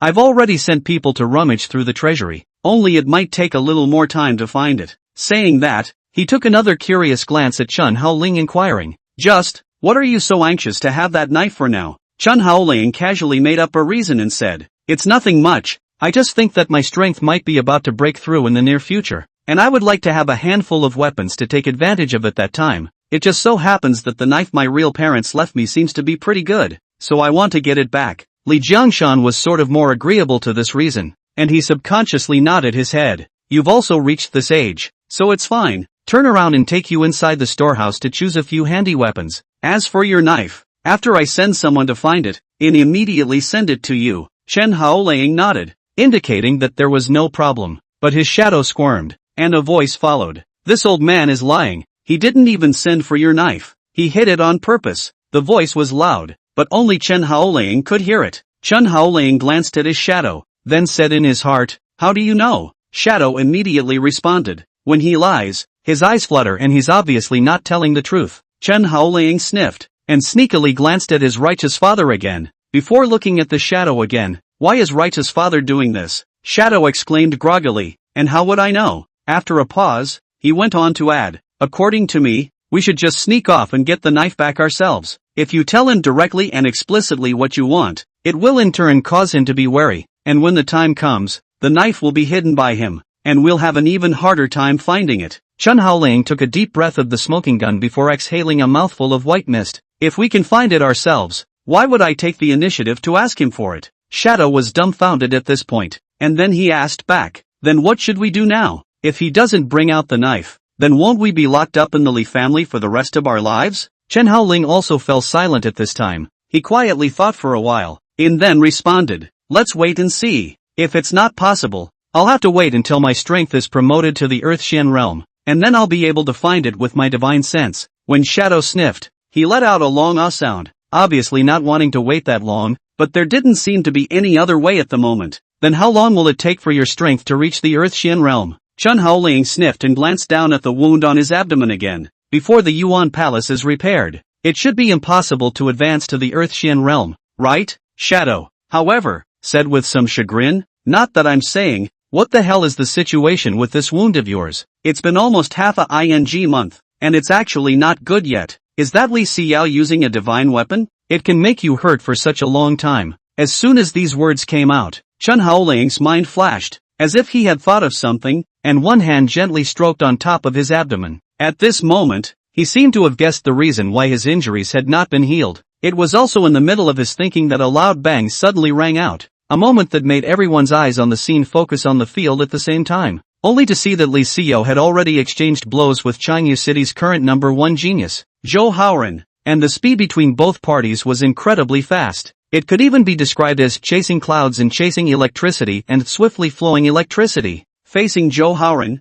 Li Xinyue obviously did not have the same kind of ease and calmness that she had in the previous days, because Zhou Haoran's strength was really strong. Although he belonged to the same level of minor achievement Earth-Xian realm as Li Xinyue, but because his foundation was more solid, and various moves were endless, so even if Li Xinyue had the support of the origin demon power, she would still find it difficult to fight, only to see Li Xinyue's figure continuously retreated under Zhou Haoran's stormy attack, while her mind continued to recall the scenes from her last life when Chen Haoling fought this monster. In his previous life, Chen Haoling and Zhou Haoran had fought for an entire day and night, almost spelling out a lose-lose situation before defeating this monster Zhou Haoran. Just from that alone, you can imagine how difficult this guy really is, and the method by which Chen Haoling finally defeated him was exactly the same as boiling him to death. Yes, it was the simmering to death. The Chen Haoling at that time, with the strength of the limit Qi-gathering realm, simmered Zhou Haoran to death, and succeeded in defeating him under the first exhaustion of his physical strength and mana. And Li Xinyue, who thought back to this, felt like her sky was about to collapse, because the thing she was least good at was protracted battles, and in that case, how could she possibly wear Zhou Haoran down? Li Xinyue, who thought of this, was actually a bit flustered for a while. Even the movements of her hands were a bit unable to keep up with her reactions, while Zhou Haoran, who was opposite her, sneered, "Yo, Mrs. Su, can't you do this? Weren't you a very capable fighter before? How come you've disorganized yourself so quickly?" As the words fell, Zhou Haoran kicked at Li Xinyue, who subconsciously raised her sword to fend off the situation. Knock! Zhou Haoran flung his foot onto Li Xinyue's longsword, hard kicking her backward tens of steps continuously before she managed to stabilize herself. Chapter 13, Demon Power Backfires, Li Xinyue cries. However, at this time, Zhou Haoran's long sword was once again attacking. He was a strong person who ruled over the wind attribute, and every swing of his sword was shadowless and invisible, but was able to create real destructive power. Soon,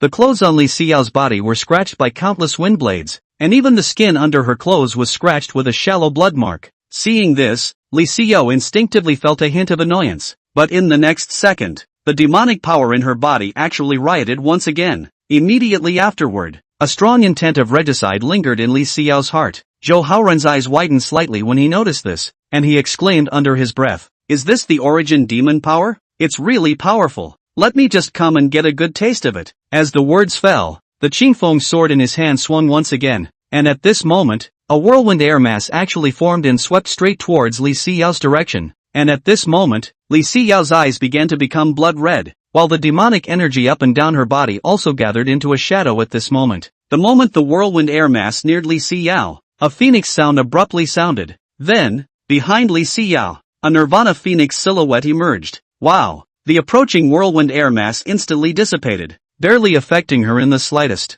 When Zhou Haoran saw this scene, he was slightly stunned, and then he said with some surprise, "Oh, the defense is good. How about this?" Zhou Haoran once again rushed towards Li Xiao's direction. The long sword in his hand waved, bringing up a sharp wind blade scythe to cut towards all parts of Li Xiao's body. However, at this moment, Li Xiao was completely ignoring those attacks, and her body was being devoured by the demonic power bit by bit. The feeling was like that of a drowning person whose body was completely submerged. Bang! Bang! Bang! As the phoenix shadow around Li Xiao gradually solidified, Zhou Haoran's attacks became more and more powerless, as if it was a water pistol shot on a wall, barely able to construct any impact. What's going on? It wasn't until this time that Zhou Haoran began to notice that something was wrong. This was because the demonic power that had erupted from Li Xiao's body had become stronger and stronger, and it was even directly approaching the aura of a real demonic beast. When Zhou Hongsheng, the lord of Changyu City, saw this scene from afar, he followed suit and was somewhat puzzled as he whispered under his breath, "What is Li Xiao up to?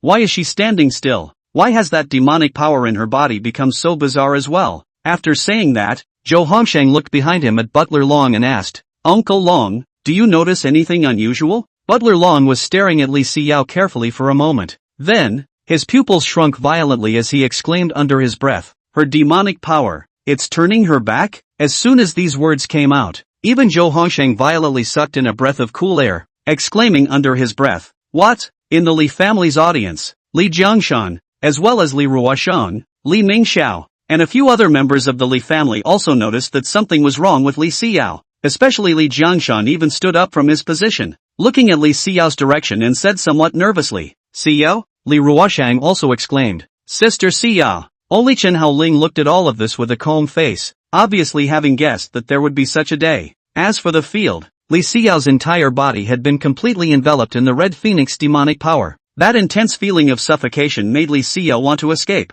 but her body was unable to move. At the same time, an intense pain from the depths of the soul kept coming. "It hurts, it really hurts." Painfully, Li Xiao felt as if all the bones in her body had been crushed over and over again. Her flesh and blood had been given a knife to cut through, her meridians had been stripped away bit by bit, and her internal organs had been removed in their entirety. This feeling like being dismantled in a big way was what Li Xiao was most truly feeling right now. She was almost frantic with pain, but couldn't make a sound. In a trance, Li Xiao's gaze looked towards the audience in the distance, separated by a few hundred meters, but she caught a glimpse of a calm figure in the middle of the audience. Li Xiao subconsciously stretched out her hand, wanting to grab him, but realized that she couldn't reach him at all, and at the same time, her mind kept recalling the scene that happened half a month ago, on the day she ran away from the wedding. She kissed another man in front of Chen Haoling and told her father, "I'm just choosing what I want in life." Then he swore to Chen Haoling, "Don't think that you're the only one in this world who can purify the origin demon power. After all, after being with you for so many years, this is a skill I've still mastered." Then he added to all the guests at the scene, "I, Li Xiao, can already perfectly control the demonic power in my body, and he, Chen Haoling, no longer has any use for me, and is even less qualified to be my husband. Since that's the case, is there any need for me to be marrying him again?" And in the face of her father blackmailing her into continuing to marry Chen Haoling by severing her relationship, she actually held a knife to her neck and said, "Father, what makes you think I'll become a she-devil like my sister? Based on your unilateral belief that I can't control demonic power for a long time? If that's the case, then I can say that you're wrong. Big mistake. I'm not like my sister. Her demonic power will only reduce her to a murderous demoness, whereas my demonic power will only help me ascend to a higher peak, because I know very well that it would be impossible for my demonic power to go out of control, much less turn me back. But if you're still unwilling to believe me, thinking that I just can't leave Chen Haoling, then I, Li Xinyue, will have no choice but to die to make it clear. When asked why she was so resistant to marrying Chen Haoling, she explained, because he, Chen Haoling, under the pretense of helping me regulate my demonic power, crazily drew on the origin in my body, thus enhancing his own mana. Everything he's got is based on exploiting me. I don't want to be exploited by him. I don't want to be squeezed by him. I want to have a life of my own. Li Xinyue, who thought back to this, instantly laughed out loud, her laughter filled with heartache and irony. Once upon a time, she swore that she no longer needed Chen Haoling, and that even without him, she could still control her demonic power just as well. As a result, in less than half a month's time, her demonic power had all gone out of control and was gradually turning her back. There was not a single thing she could do to cope with this tragedy. Inside, there was resentment and despair that made her want to kill herself, but she couldn't control her body to do anything. Slowly, she could feel her consciousness gradually being replaced, and the feeling of drowsiness made her want to just sleep. Only, while closing her eyes, Li Xinyue still raised her hand and reached out towards Chen Haoling's direction. Chen Haoling, husband, I'm sorry. In the next moment, a tear slipped from the corner of her eye. Chapter 14, out of control. Li Xinyue rushes at Chen Haoling, immediately followed by an even more violent phoenix demonic power sweeping. It was like a storm spreading in all directions. Zhou Haoran, who was on top of the ring, subconsciously put his hands against himself when faced with the surging airwaves, and his clothes were blown and grinned. Then, Li Xinyue's figure levitated. Her entire person was enveloped in the phoenix shadow. Her entire consciousness had been swallowed by the demonic power. At this moment, it was even more completely indistinguishable from whether it was a friend or foe. Her gaze went to Zhou Haoran on the field, so she raised her hand and waved it in that direction towards him. In an instant, a piece of feather was like a ray of laser light, shooting towards Zhou Haoran's direction. Zhou Haoran was startled in his heart and raised the Qingfeng sword in his hand to frantically resist that terrifying might. The sharp Qingfeng sword actually cut out a trail of residual shadows under Zhou Haoran's all-out dance, and at this moment, it actually allowed him to block Li Xinyue's casual attack. However, Li Xinyue on the stage let out a cold smile and spat out a word indifferently from her mouth. Explode. As the words fell, the feathers that were shot at Zhou Haoran actually exploded on the spot. Boom, boom, boom. Successive explosions rang out at once, and in a moment's effort, Zhou Haoran was blown backwards. The scorching flames, even the clothes on Zhou Haoran's body were burned. The original immortal airy male, at this time was in a sorry state just like a beggar, only to see Zhou Haoran immediately climbed up after rolling on the ground a few times, and looking towards Li Xinyue in the sky, his teeth clenched as he cursed under his breath. Phoenix demonic power, it's really powerful. With that, his mouth violently spat out a mouthful of blood, and his entire body half-kneeled helplessly on the ground again, one hand covering his chest, his breath gradually wilting. At this moment, above his skin, large areas of burns had manifested, even giving off an oozing feeling. While Li Xinyue in the sky looked at this scene, there was no pity in her eyes. It was as if she was looking at a piece of trash. She raised one hand once more, and a bow made of flames materialized, and then she gently pulled the bowstring. A sharp flaming arrow also manifested along with it, with the arrow pointing directly at Zhou Haoran below. When Zhou Haoran saw this, he exclaimed, I admit defeat. You win this competition. However, Li Xinyue above the sky did not stop moving because of Zhou Haoran's surrender. Her eyes filled with indifference and ruthlessness. The finger that was pulling on the bowstring gently loosened, and then the sharp flaming arrows carried a strong offense and shot straight towards Zhou Haoran. Zhou Haoran's heart was shocked. His entire body froze in place. The speed of the arrow was too fast, so fast that he could not dodge in time. Is he going to die here? However, just as Zhou Haoran was thinking this way, an old silhouette suddenly appeared in front of him, and raised his hand as he faced the flaming arrow. Phew! One could only see a huge palm transformed by a huge golden shadow of light grasping straight out. That light shadow palm increased to 10 meters long in the blink of an eye, and it actually grabbed the flying arrow. But in the next second,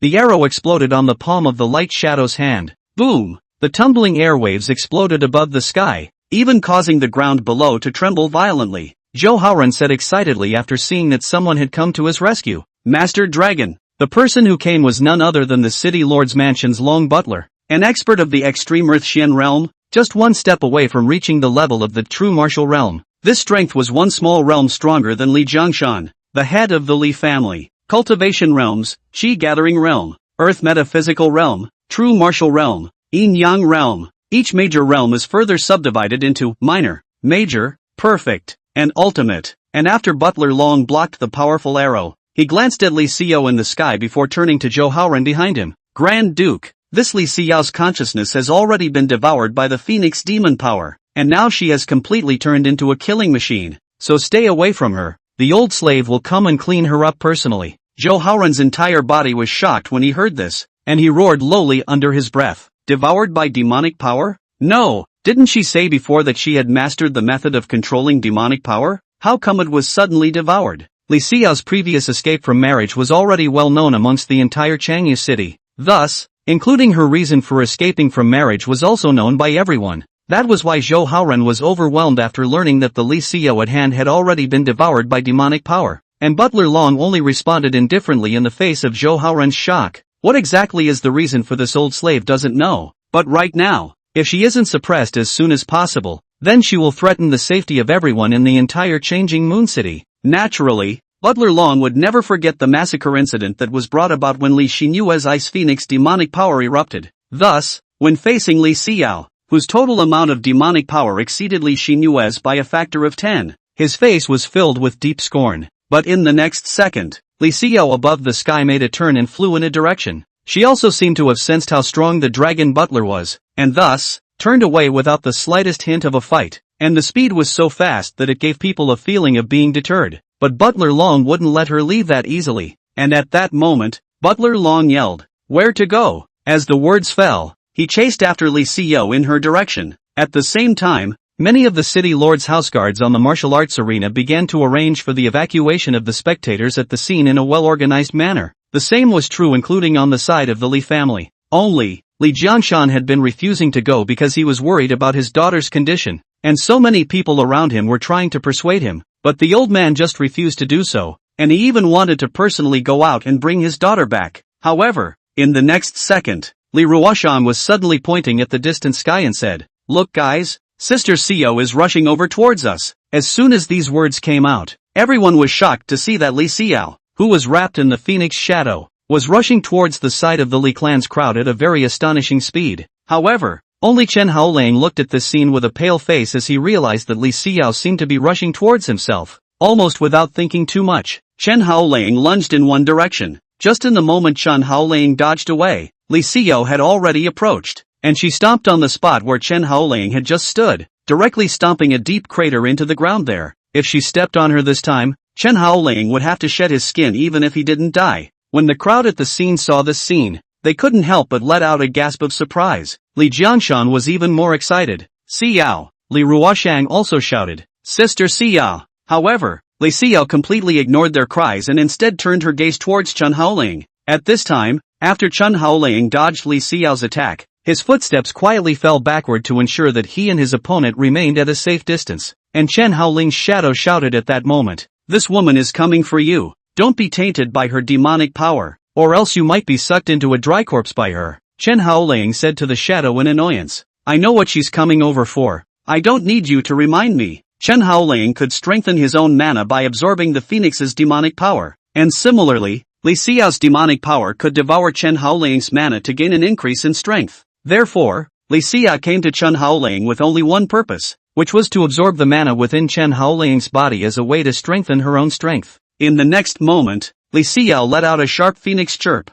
and then she rushed over in the direction of Chen Haoling. Seeing this, Chen Haoling could only turn around and escape, and when this scene was seen by the Li family members in the distance, they all panicked. Li Ruyan and Li Jiangshan and the others hurriedly chased after Chen Haoling and the others in the direction they left. Only Li Mingxiao had a gloating expression on his face. Who let Chen Haoling step on him in front of so many people before? And now that Chen Haoling was being chased and beaten by Li Xinyue, he was naturally happy. In the outside world, Chen Haoling jumped back and forth on the beams of a house after rushing out of the martial arts arena. Battle skill, solitary step was immediately executed. In an instant, Chen Haoling's weight was reduced to about half of its original weight, and the explosive power of his legs had skyrocketed by a large margin. This caused his entire body to even bring up a residual shadow between prancing back and forth on the beams. However, what runs on the ground is ultimately no match for what flies in the sky. The phoenix silhouette that Li Xinyue had conjured up caught up with Chen Haoling in a moment. She threw a kick at Chen Haoling's back. Chen Haoling's face sank, and right away, he made a spinning turn, and his foot clashed with the kick that Li Xinyue had kicked over. Boom! Between their feet clashing, they immediately brought up a circle of white airwaves spreading in all directions. Under the pressure exerted by this powerful force, it even blew the countless tiles on the house backwards. At the same time, Chen Haoling was given a kick by Li Xinyue. Boom! Chen Haoling's body was like a meteor, smashing straight into the streets of the downtown area. This instantly scared the passers-by around them into losing their voices and screaming. Chen Haoling, however, was forcibly enduring the intense pain in his legs and also on his body, immediately getting back up again. On his abdomen, the bright sword wound was acting up again. Chapter 15, Chen Haoling's injuries completely healed. A faint tingling sensation kept hitting Chen Haoling's pain nerves, and in a glance down one would realize that the bandage at Chen Haoling's abdominal position was starting to stain red again. Apparently the wound started bleeding again. Chen Haoling looked at the bleeding wound. His face looked rather bitter. If it wasn't for this damn sword wound, he wouldn't be in such a sorry state right now. As Li Xinyue approached again, the stabbing pain on Chen Haoling's abdomen became more and more obvious. Until this moment, Chen Haoling completely determined why the wound on his abdomen had been unable to heal. It was the tip of the sword that Li Xinyue stabbed at Chen Haoling in his last life that broke off inside Chen Haoling's body, and that was why his wounds couldn't heal until now. At that moment, Chen Haoling ripped off the bandage with one hand and revealed the bloody wound. Then, he yelled at Li Xinyue, "Bitch, I'll give you back your stuff." With that said, one of Chen Haoling's hands plunged into his wound, wanting to pull out the tip of the sword that was broken inside of him with his bare hands. However, the intense pain was so painful that Chen Haoling's entire face was distorted, and at that moment, Li Xinyue then once again rushed over in Chen Haoling's direction. Chen Haoling relied on his stance and tried to avoid all of Li Xinyue's attacks, but he was still hit by her from time to time, and he had no choice but to run away and block at the same time. At the same time, the Shadow's voice rang out, "Chen Haoling, that sword tip in your body is drilling deeper into your body, so don't pick at it with your own hands anymore." Chen Haoling sniffed, and could only bring his hand out from amongst his own wounds. The scarlet palm looked oozing. At that moment, Chen Haoling inquired, "So what now?" Shadow hurriedly said, "There seems to be a connection between that sword tip and the Phoenix demonic power. Why don't you try to inhale a portion of her demonic power within yourself and see if you can reverse that sword tip to repel it?" Chen Haoling listened to this statement and said, somewhat puzzled, "Are you sure this will work?" Shadow crumbled. "So what else could you do now?" Chen Haoling thought about it and felt as if it was. In the next moment, his wildly running footsteps suddenly stopped, and as he looked towards the chasing Li Xinyue, Chen Haoling fiercely took in a deep breath before exhaling in the direction of Li Xinyue. Battle technique Vermilion Bird. Phew! A flying bird made up of flames steeply flew out from Chen Haoling's mouth, before it collided straight towards Li Xinyue's direction. However, the phoenix silhouette illuminated by Li Xinyue did not panic in the slightest when facing the Vermilion Bird flame, and actually collided straight into it. Boom! The moment the Vermilion Bird and the Phoenix collided, a dense fire was set off, and this time, even the stores on both sides of the road were directly set ablaze. Countless passers-by were wailing in fear when confronted with the situation, and some were even yelling to put out the fire. Only Li Xinyue, after crashing through the Vermilion Bird flame, realized that Chen Haoling had actually disappeared in place. The next moment, Li Xinyue looked around, trying to find Chen Haoling. However, at this time, Chen Haoling suddenly appeared behind her and hugged her. Li Xinyue was startled and once again let out a phoenix sound, and with that, she took Chen Haoling's body along with her and flew above the sky. Relying on her strong speed, she attempted to throw Chen Haoling out from behind herself, but Chen Haoling just held on to her for dear life and wouldn't let go. Of course, his hands were holding on Li Xinyue's waist, not touching any other parts. Absolutely not. The next moment, Chen Haoling opened his mouth and took a bite on Li Xinyue's neck, before sucking violently. Then, a strand of pure Phoenix demonic power began to be crazily inhaled into Chen Haoling's body. As the Phoenix demonic power entered his body, Chen Haoling was pleasantly surprised to find that the broken sword tip on his body actually did appear to be repelled out. It's true that it's still the same old saying, unring the bell, ring the bell. The corresponding Li Xinyue, on the other hand, became even more frantic, as she struggled madly in the sky, attempting to break free from Chen Haoling, but Chen Haoling was just holding on to her for dear life and wouldn't let go.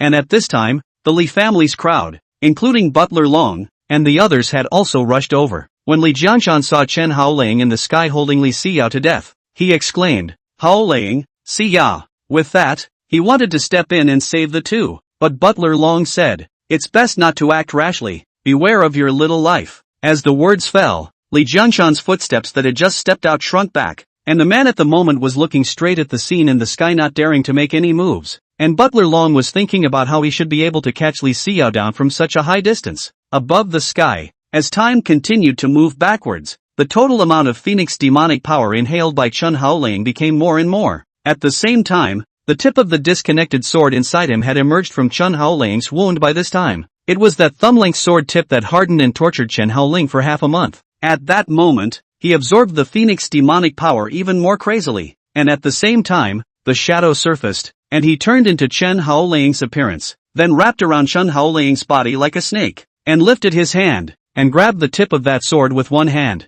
In addressing Chen Haoling, after absorbing a little more demonic power, "Let's try to pull it out in one breath." When Chen Haoling heard this, he once again increased the rate of absorption, but this also caused Li Xinyue to shriek in pain, and at the same time, the Phoenix demonic power in her body was actually dissipating at a speed visible to the naked eye. Another unknown amount of time passed, and with a forceful jerk from the shadow, the tip of the sword that was stuck in Chen Haoling's wound was violently pulled out by him. Pulled out. The tip of the sword is drawn out. The shadow held the tip of that sword aloft, exclaiming with excitement. As for Chen Haoling, after feeling that the foreign object on his body was finally gone, it was as if he had lost the strength of his entire body. Instead of grabbing onto Li Xinyue's body, he fell straight down from the sky above. At the same time, Li Xinyue was similarly falling towards the bottom because she had been absorbed with too much demonic power. However, while falling, the power of the divine martial Nirvana scripture within Chen Haoling's body quietly operated openly. What is divine martial Nirvana?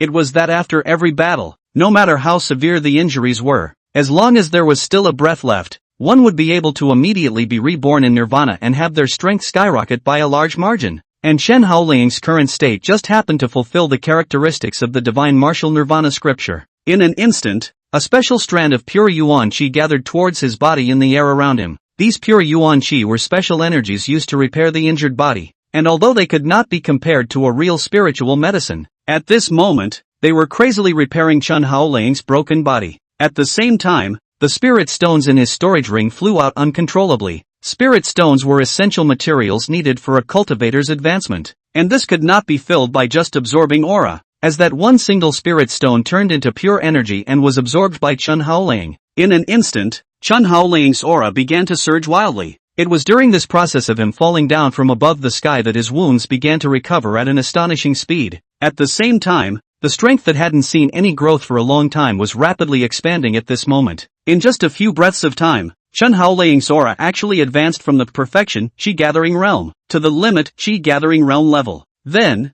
there was also a strange qualitative change in his Yuan Palace. A strong spatial force actually surged towards Chen Haoling's Yuan Palace uncontrollably. Below, Li Jiangshan was caught in a brief moment of choice when he saw his daughter and adopted son fall down at the same time. But then he made a decisive dash to his daughter's side. Just as Li Xinyue was about to fall to the ground, he immediately rushed over and caught it. Instead, Chen Haoling landed lightly on a house. With that, his body stood up straight and his abdomen was displayed for all to see. Only to see that on that smooth skin, where were the wounds of the past? Not even a little scar. It was hard to imagine that shocking wound had completely healed in such a short period of time. At the same time, an extremely strong mana fluctuation spread out from Chen Haoling's body. Not far away, Butler Long exclaimed after sensing the aura on Chen Haoling's body. Great success, Earth-Xian realm? Yes. At this moment, Chen Haoling's strength had skyrocketed by several realms the moment after the Yuan Palace was repaired. From the original perfection Qi gathering realm, it was promoted to the limit Qi gathering realm, then the minor achievement Earth-Xian realm, and finally the current major achievement Earth-Xian realm. Not only that, Chen Haoling's Yuan Palace had actually undergone a qualitative change after the previous trauma. One could only see Chen Haoling at this time, calmly looking at his palm, his face filled with a look of incomparable enjoyment as he whispered under his breath, "The Yuan Palace has evolved into a Yuan world? It really fulfills the old saying, misfortune and blessings come together." Saying that, Chen Haoling took a deep breath. This feeling of gradually recovering strength, really fruit is wonderful. However, just as Chen Haoling was enjoying the pleasure brought about by this increase in strength. The next second, a loud roar was suddenly heard not far away. That's the guy. He's Chen Haoling. He's the one who injured Xiao. After Chen Haoling heard the voice, he subconsciously turned his head to look in the direction the voice came from, and upon seeing that it was Su Yixuan with a group of Su family experts, surging in unison, Chen Haoling let out an evil laugh. It seems like there's a good show about to start again. Chapter 16. I was acting in self-defense. As the words fell, Su Yixuan took the lead and rushed over in Chen Haoling's direction. In his hand a sharp green dragon blade was given a high lift by him, and as he came close to Chen Haoling, he slashed down violently. With a distance of a few meters, Chen Haoling had already felt the might of the spiritual energy contained in the green dragon blade. It had at least reached the level of medium-grade Xian weapon. A magic weapon of this level was already enough to decimate a great completion Earth Xian realm expert. And for Su Yixuan, a tiny limit Qi-gathering realm cultivator, to actually be able to hold such treasures, it was evident just how amazing the Su family's heritage was. The next second he saw, when the green dragon blade was about to cut into Chen Haoling's head, Chen Haoling was lightly lifting a finger against his forehead. Bang! The blade of the green dragon blade landed steadily on Chen Haoling's fingers, but it did not cause any damage to him. Not even a single wound appeared on his skin. However, the slashing force on the blade was applied to Chen Haoling's body. In a matter of moments, the premises that Chen Haoling was standing in let out a rumbling explosion. The tiles on the roof were all lifted off, and a large number of cracks appeared on the walls, and the entire house became shaky at this moment. Su Yixuan's entire body was shocked after seeing this scene as his mouth whispered, "What?" However, Chen Haoling didn't care about his shock, and with a backhand, he grabbed the green dragon blade. Then in a spin, he threw a kick on his abdomen. Knock! Su Yixuan was kicked and his body crashed straight towards a house in the distance. Boom! The wall of the house was smashed through and his whole body smashed inside. And this scene also caused the Su family members who arrived afterward to exclaim, "Grand Duke! Grand Duke!" Then, a large group of people surged over and helped Su Yixuan out. At this moment, Su Yixuan's entire body was cloaked in hair, spitting out a large amount of blood from his mouth, and his entire body was in a sorry state just like a barker. His gaze was sinister as he looked at Chen Haoling. However, he saw that at that moment, Chen Haoling jumped down from the rickety house while playing with the green dragon sword in his hand. What shoddy workmanship! Even the materials don't work. If it wasn't for the ample spiritual energy inside, it probably wouldn't even reach the level of lower grade Xian weapon. With that said, Chen Haoling casually threw the green dragon blade towards Su Yixuan, saying slowly under his breath, "Give it back to you." Only a swooshing sound could be heard as the green dragon blade pierced through Su Yixuan's body, before plunging straight into the main trunk of a tree behind him. In the next moment, a trace of blood surfaced on Su Yixuan's face. Just now, if the distance of the green dragon blade had been a little bit off, his head would probably have been directly split open. For a while, Su Yixuan's legs were trembling looking at Chen Haoling with eyes that could be described as filled with intense fear. And when Chen Haoling saw that guy's wimpy appearance, he let out a cold laugh. He wasn't bothering with him, but turned around and left. Right now, since the Yuan Palace had been repaired and his strength had been restored to the level of the great success Earth Xian realm, it was natural that he had to go back to the Li family first and get his saber back before saying anything. However, just as Chen Haoling was about to leave, the city lord's housekeeper, Long Butler, suddenly blocked in front of him. "Mr. Chen, please stay." Chen Haoling's footsteps paused as he glanced at this old fellow in front of him and said in a cold voice, "What for?" Butler Long had his hands behind his back. He was very tall. Coming in front of Chen Haoling was a head taller than Chen Haoling. Just like that, he condescendingly looked down at Chen Haoling and said in a deep voice, "You injured the Li family's second Miss Li Xiao. You also destroyed many public facilities here, and you even tried to kill the Su family's son, Su Yixuan. According to the laws of my Tianzhu Empire, your behavior is enough to be sentenced to 3 years in prison." Once Chen Haoling heard these words, he took another look at the Li family's crowd not far away. At this moment, his righteous father, Li Jiangshan, sat cross-legged behind Li Xiao, and he placed his hands on Li Xiao's back, by injecting mana into her body, as a way to heal Li Xiao's injuries. Seeing this scene, Chen Haoling glanced at the destroyed facilities around him again, as well as the scared and pissed Su Yixuan, then laughed in disbelief. "So, are you going to take me to the government office and judge me?" Butler Long didn't say anything, but not far behind him, a large number of city lords' officials and soldiers were already pouring over. There was no lack of Qi-gathering realm cultivators among them, and there were also experts of the Earth Xian realm. Just the perfection Earth Xian realm, or even the limit Earth Xian realm that Chen Haoling had noticed, actually had a full 5 people. From this, it could be seen that the city lord's mansion was really taking today's matter very seriously. Instead, Chen Haoling said slowly, I only came to the martial arts arena today to watch the competition, and it was that woman Li Xinyue who took the lead in attacking me. I was only acting in self-defense. Moreover, there is no injury on her body, and that Su Yishuan, his head is still on his own neck, and as for the destroyed houses around, I'll pay for them as much as they deserve. So, I'm just kinda curious, are all the people in your city lord's mansion that idle? To mobilize so many people over for such a trivial matter? Butler Long was serious and said, Li Xinyue took the lead in attacking you, that was her fault, but you fought back and knocked her out. Then you have the same unshirkable responsibility. If you say that you should do whatever you think is right when it comes to anything, then what's the point of having imperial laws? What do you need us law enforcers for? At this time, Li Mingxiao suddenly walked over and scolded Chen Haoling. Elder Long is right. Sister Xiao will now become like this. Do you dare to say that you are not at fault at all? You knew that the demonic power within Sister Xiao's body possessed a very high degree of instability, yet you still agreed to her leaving with Su Yishuan in the first place. That's what led to the situation where she was backfired by demonic power today, so you're solely responsible for everything that happened today. When Chen Haoling heard Li Mingxiao's inexplicable words, he subconsciously turned his head to his side. After seeing that behind Li Mingxiao, a large number of Li clan's experts had actually surged over as well. He instantly understood why this goon suddenly dared to come forward to provoke himself again.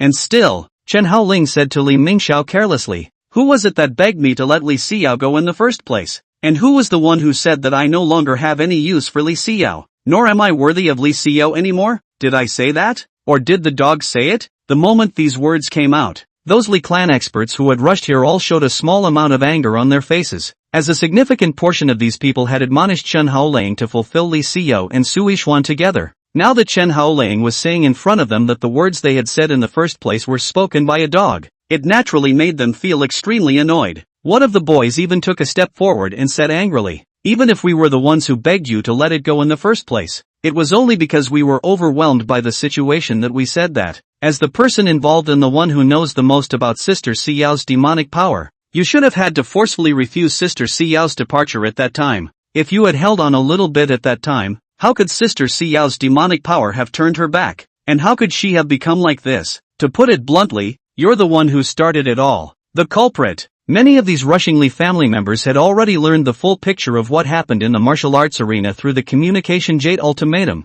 which was why they appeared to be able to cope comfortably in the face of Chen Haoling's questioning. And Chen Haoling heard the words of the other party. Then was angry laugh. Feelings in the end, everything is all their own fault, they have no responsibility at all. Chapter 17, Storming the Li family. It's really funny why there are so many oddballs in the Li family. So Chen Haoling sneered, if you guys think so, then I can't do anything about it. I won't take any responsibility for all the accidents today anyway. The words were already a clear indication of a scoundrel, an attitude of what can you do to me. However, one of the elders of the Li family was furious at this time. He stepped out and rebuked at Chen Haoling. Unbridled, Chen Haoling glanced at that elder. This person he recognized. He was Li Jiangshan's elder brother, named Li Xinyue. His strength was even stronger than Li Jiangshan by a large margin, and was at the level of the limit Earth Xian realm. At this level, it's comparable to even Butler Long. However, he saw that Li Xinyue took a few steps forward and came close to Chen Haoling. Raising his hand, he wanted to slap Chen Haoling. However, Chen Haoling took a few steps backward and froze without letting him touch half of it. And when Li Xinyue saw that Chen Haoling actually dared to hide, he became even more furious, and he yelled at Chen Haoling, Chen Haoling, don't forget who took you in and raised you. It was the Li family. If it wasn't for us, you would have starved to death out there. Now we're just asking you to admit you're wrong. Is that so hard? After Chen Haoling heard this, his mind just flashed with a sudden reaction. He glanced at the arriving Li clan's crowd and then glanced at the many experts from the city lord's mansion, completely understanding why they wanted to make him admit his mistake as soon as he came up. So after all this time, they want to make themselves the backstabber? For the city lord's mansion, Li Xinyue was a seeded candidate to pass the clan competition, a super potential stock capable of cracking the earth and sealing the borders. Thus it was naturally impossible to arrest her inside the prison to squat. As for the Li family, Li Xinyue was the hope for the rise of their family. Thus it was even more impossible to let Li Xinyue take on these existing responsibilities. But if Li Xinyue doesn't come to take the blame, Then who should take the responsibility for seriously injuring the son of the city lord, destroying a large number of public facilities and causing hundreds of casualties among the general public? The answer is obvious. Whether it's the city lord's office or the Li family, they all want Chen Haoling to be the backstabber. After thinking about this point, Chen Haoling took a deep breath and said, "The one who adopted me was my righteous father, Li Jiangshan. The one who raised me to adulthood and taught me to read and write was my righteous mother Zhao Chunfang." With that, he looked up at Li Xinyue and smiled faintly. "Everything I eat and wear in my life is also basically maintained by my righteous mother's dowry, and I have almost no relationship with the Li family." When these words came out, Li Xinyue could be said to be furious with his eyes, but he didn't know what words to use to retort at this time. At that moment, another voice rang out. "Li Xinyue, what are you wasting words with this kid? Can't you just knock him out and throw him to the government office? The officials will naturally judge him in the aftermath." As soon as these words came out, the crowd at the scene saw that more than 20 more experts had appeared on the houses on the opposite side. They landed in unison, then looked at Chen Haoling with a sardonic smile on their faces. Chen Haoling also recognized these people. They were the Su family's guarding experts. The person who had just spoken was none other than the current grand elder of the Su family, Su Jingtian, an old monster who had reached the half-step true martial realm. In the distance, Su Yishuan excitedly ran over after seeing his family's grand elder arrive, calling out under his breath, "Uncle Jingtian." Su Jingtian nodded at Su Yishuan, then once again looked at Chen Haoling and said, "Will you obediently come with us to the government office on your own? Or will we break your arms and legs and send you to the government office tied up?" As he spoke, the gazes of everyone on the scene landed on Chen Haoling in unison. And Chen Haoling was still looking at all this on the scene with a calm face. On the street that was only less than 5 meters wide, there were 3 parties of forces coming at the moment: the Li family, the Su family, and the city lord's mansion. There were more than 70 people in total, and among them, there were as many as 5 people in the Limit Earth Xian realm alone. Even Su Jingtian, a half-step true martial realm powerhouse,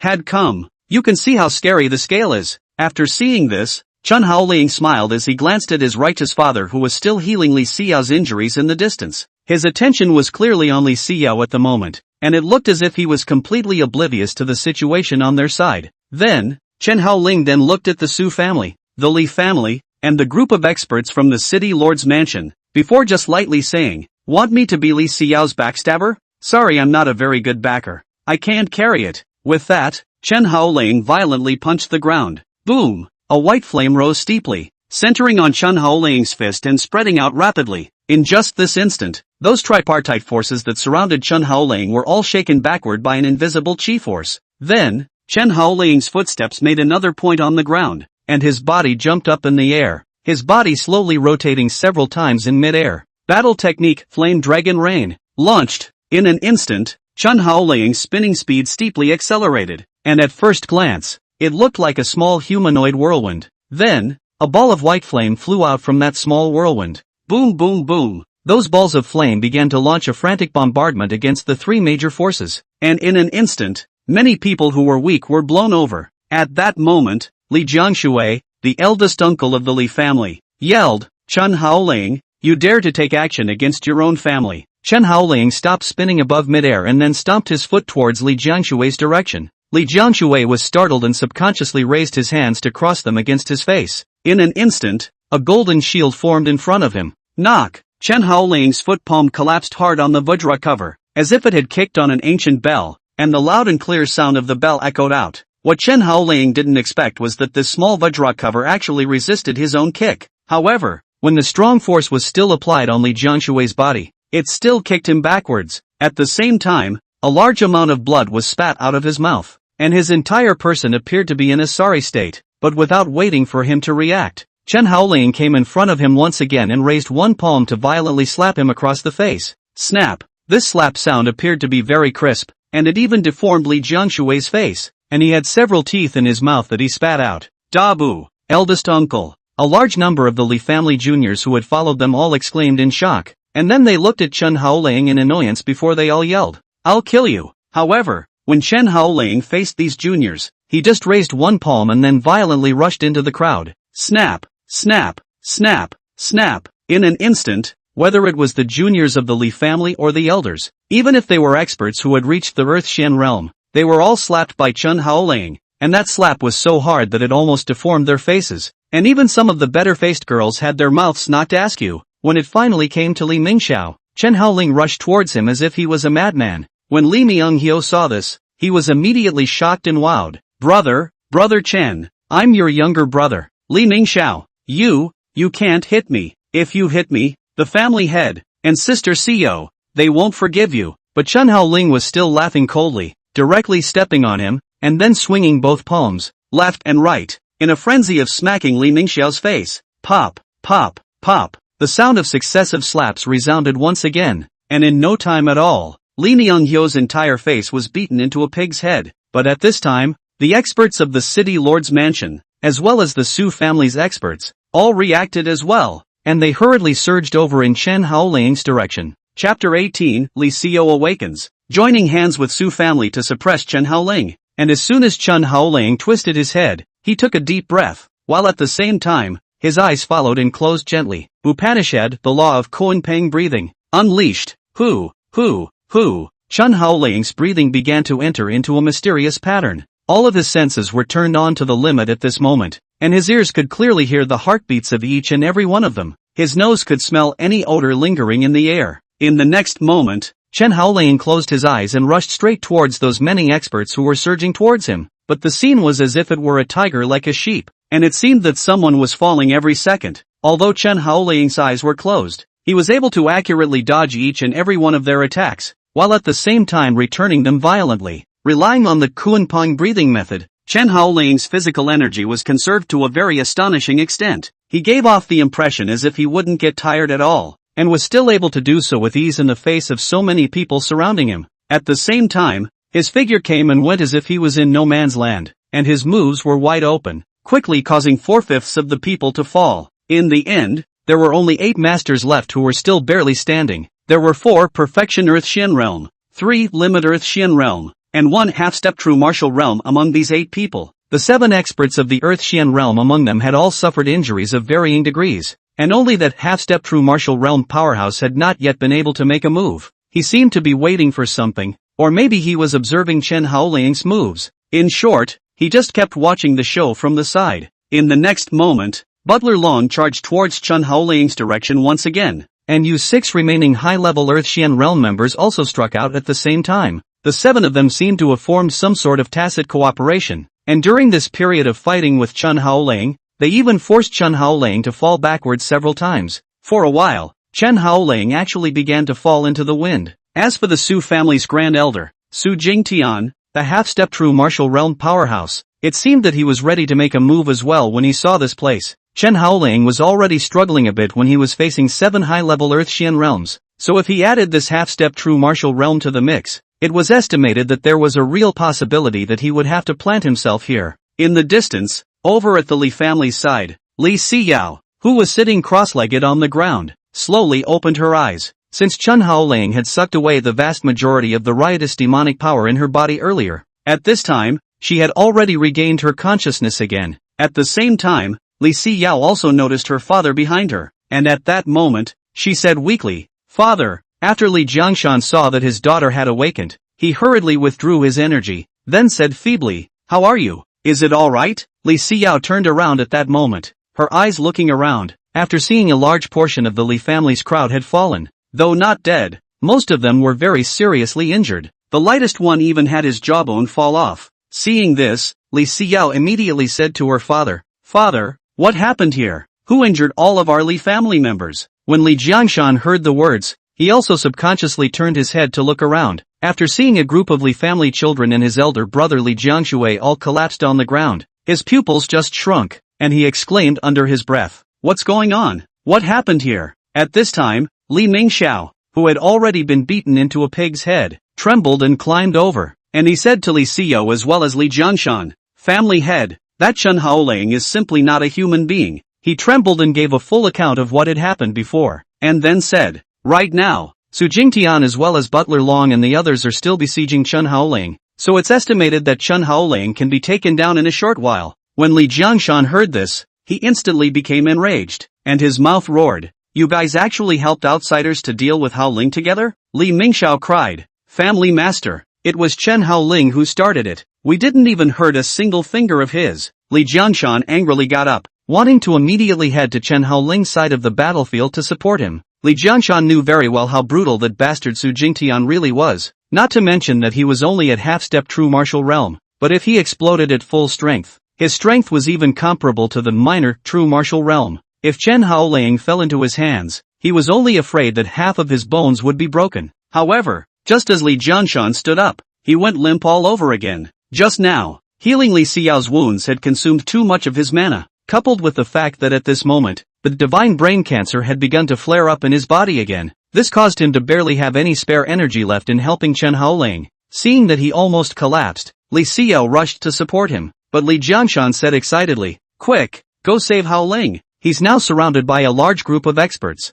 and there's a half-step true martial realm among them. If we don't go over and help him, he could die." But Li Xiao's face turned pale. After she settled her father down, she took out her own magic weapon flying sword, and just said to the Li family crowd at the scene, "How many others can move now?" As soon as these words came out, a portion of the Li family barely managed to get up from the ground, and one man said with difficulty, "Sister CEO, Chen Haoling has offended too many people now. Just a few of us going over there won't be able to help him." Another member of the Li family followed. "Yes, Sister CEO, offending a half-step true martial realm powerhouse for the sake of a Chen Haoling. This really isn't a cost-effective deal. Please think twice." In the face of the prayers of these Li family members, Li Xiao, however, yelled, "I didn't say that I'd let you guys rush to Chen Haoling's aid." Everyone froze at the words, "Not to save Chen Haoling? Then what are you going to do?" Li Xiao took a deep breath, and then said, "Let's go and help the Su family's grand elder. Together we will deal with Chen Haoling,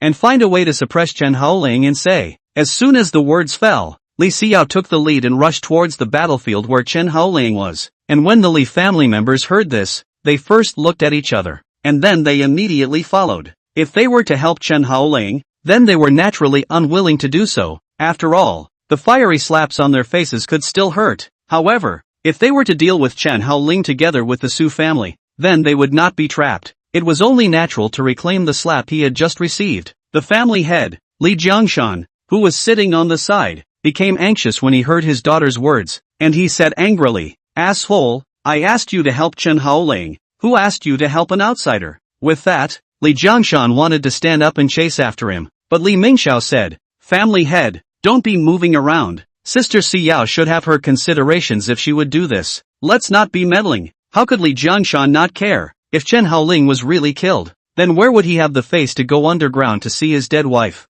Thinking like this, Li Jiangshan braced himself and tried to chase after him. However, the divine brain cancer in his body was attacking even more strongly at this time, and at that moment, his legs went limp and he actually fainted on the spot. Li Xiao led many Li family members to frantically charge towards the battlefield where Chen Haoling was at this time. Just as Li Mingxiao had said, the reason why Li Xiao had called on the Li family to help the Su family as well as the city lord's mansion's experts to suppress Chen Haoling together was indeed due to her considerations. Because Li Xiao knew Chen Haoling too well, she hadn't forgotten the name of the End Holy King in her previous life. The reason why Chen Haoling had gotten this name was for no other reason than Chen Haoling's strength was simply insurmountable. He grows stronger with the number of battles he fights and recovers quickly from any injuries he sustains. At the same time, every power surge comes with the risk of briefly losing control. In other words, as long as he couldn't be killed instantly, then he would grow stronger and more terrifying. At that time, the entire changing Moon City's population of 600,000 would probably be killed by Chen Haoling. Chapter 19, Is Chen Haoling really dead? Thinking of this, Li Xiao, to the crowd behind her, then said, "The speed of the people in the back is a little faster." With that said, she increased her own speed by a large margin. In fact, deep in Li Xiao's heart, she still hoped that Chen Haoling hadn't been pushed to a dead end yet, because then there would be room for a turnaround. At that time, she was bringing people to help Chen Haoling to deal with the Su family together, then everything would still be too late. But if, however, Chen Haoling had already been pushed to a dead end, then there was nothing to do but to follow the Su family members and combine their efforts to suppress Chen Haoling, or else, even she herself would die. In Li Xiao's eyes at this time, there were already tears flowing down uncontrollably, and her heart began to pray, "Haoling, please don't be okay, please, you must wait for me to pass. I'll never make you angry again. Never fool around. We'll go back to the Li family together, remarry together, and live a good life together. Please, you must wait for me." As Li Xiao prayed like this in her heart, tears flowed uncontrollably. At this moment, the battlefield that Chen Haoling was in, Su Jingtian utilized the power of the half-step true martial realm to the maximum, and his sharp longsword in his hand steeply became 100 times larger, as if it was a pillar through the sky, shooting straight towards Chen Haoling. And by this time, Chen Haoling was already covered in scales and blood after he had knocked down all the 7 remaining high-level Earth-Shin realms. At that moment, in the face of the long sword that was like a pillar of heaven attacking and killing, he didn't even have the ability to dodge, and fiercely clasped the thick tip of the sword with both hands. Then, his body kept falling backward. This feeling was like being hit by an elephant, and when the strong impact struck, it didn't even leave him with any semblance of resistance. Put! Chen Haoling violently spat out a large mouthful of blood from his mouth as he clutched the thick longsword, his body continuously falling backward. His feet cut 2 long grooves in the ground while his back crashed backward through several houses, trees, and large rocks. This stopped when they finally came to a small hill. A loud rumble echoed out at once, and looking from afar, one would realize that Chen Haoling's body had been penetrated on top of a small mountain by the super-huge sword. Then he didn't move a muscle, and after Su Jingtian saw this scene, he took a big hard breath and said with a trembling mouth, "Asshole,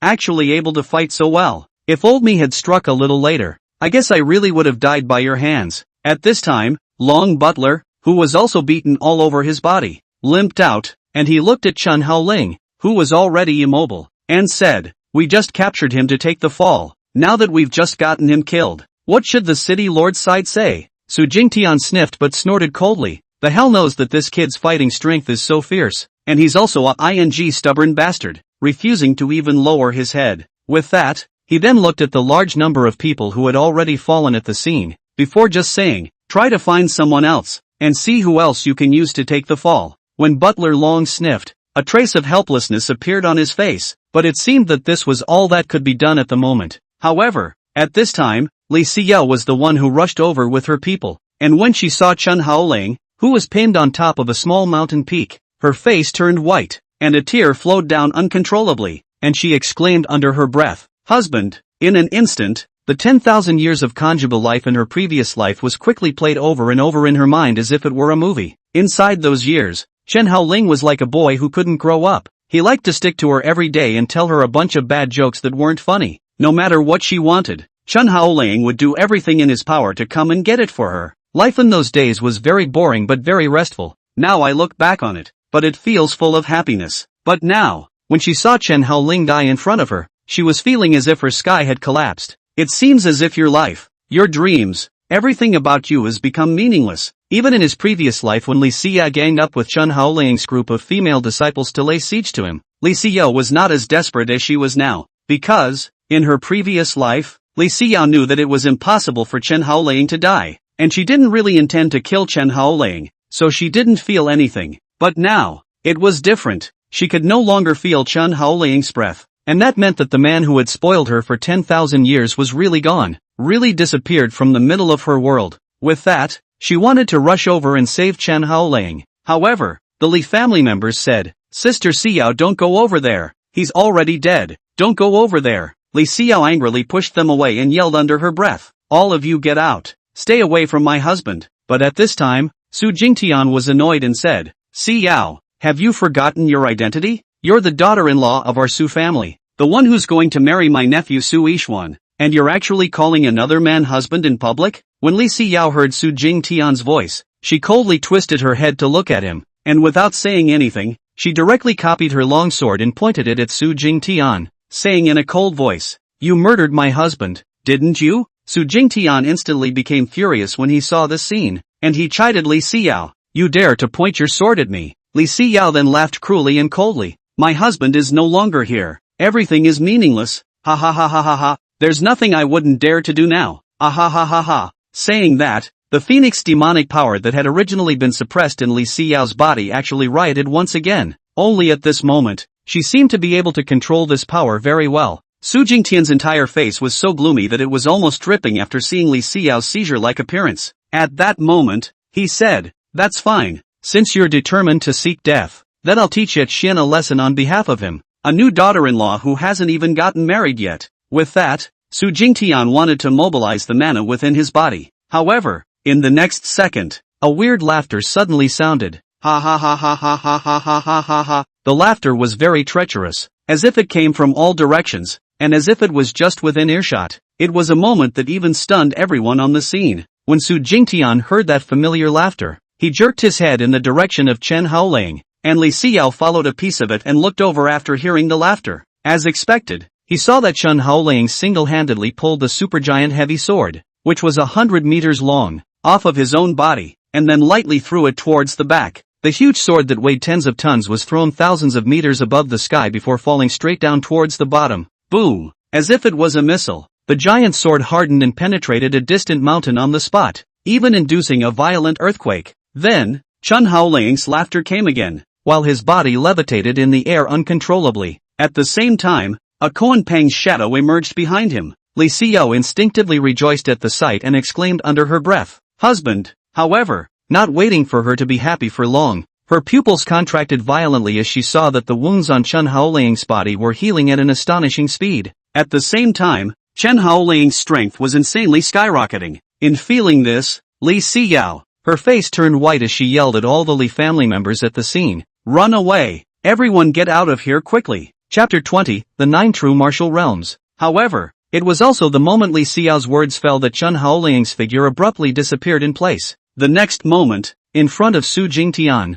Chen Haoling suddenly appeared as if he was a ghost. So fast, Su Jingtian was shocked in his heart and subconsciously tried to fall backward. However, Chen Haoling was suddenly grabbing his hair and then pulling his head downwards. At the same time, Chen Haoling's own knee went upwards in a smooth manner. Knock! The knee came into a head-to-head collision with Su Jingtian's forehead, and with that, his head was violently flipped backward, and his body followed suit, while a large amount of blood was spat out from his mouth and nose, and his footsteps continued to fall backward. Immediately afterward, Chen Haoling's left hand clenched into a fist, and a white flame rose steeply. Before Su Jingtian could react, Chen Haoling's fist threw a punch towards his chest. Boom! The extremely strong fist, accompanied by the scorching heat, as well as the super strong impact, hardened and pierced Su Jingtian's chest on the spot. It was only at this point that fear truly appeared on Su Jingtian's face, and with blood flowing out of his mouth, he said with difficulty as he looked at Chen Haoling, "The Su family won't let you go." Chen Haoling said expressionlessly, "Then I will exterminate the entire Su family." As the words fell, Chen Haoling violently pulled his fist out of Su Jingtian's body, and then in a kick threw it at his body and sent him flying. Grand Elder, not far away, a group of fallen Su family's children, as well as Su Yishuan, all roared with eyes wide open after seeing this scene. Su Yishuan, in particular, was furious as he rushed at Chen Haoling. "Demon, I'll fight you." Saying that, he actually stood up from the ground, and just exploded towards Chen Haoling's direction. Chen Haoling looked at these people indifferently. Just now when Su Jingtian used the prime giant sword to sneak attack himself, they were all as excited as anything. Now that they saw that they had killed Su Jingtian back, they said that they were devils? It was really laughable. At that moment, Chen Haoling slowly raised one palm and swung it violently in Su Yishuan's direction. Battle technique, scythe, launch, brush, an invisible half-moon-shaped chi blade, as if it was the scythe of the god of death, flew straight towards Su Yishuan's direction. Scything was one of Chen Haoling's famous stunts. By gathering a ball of chi astral wind in the palm of his hand, compressing it to the extreme point, and then swinging it out so that a sharp scythe blade could be formed. Strong people below the true martial realm could barely capture the flight path of the sickle blade, and even if they did, they might not be able to dodge it. This was because the flight trajectory of the sickle blade could be changed through Chen Haoling's intention. In short, this skill was just like the rattlesnake missile, combining the high destructive performance of the trinity of stealth, penetration, and tracking. However, just as the blade of the scythe was about to slice Su Yishuan's head in half, a figure was the first to rush over, and she pounced on Su Yishuan, which narrowly dodged the scythe's cut. When he raised his eyes to look over, he realized that it was actually Li Xinyue who suddenly made a move, which saved Su Yishuan's little life. The two of them fell to the ground, holding each other's movements, but it seemed ambiguous to the extreme. Chen Haoling clasped his hands on his chest and said slowly, "It's quite a quick reaction,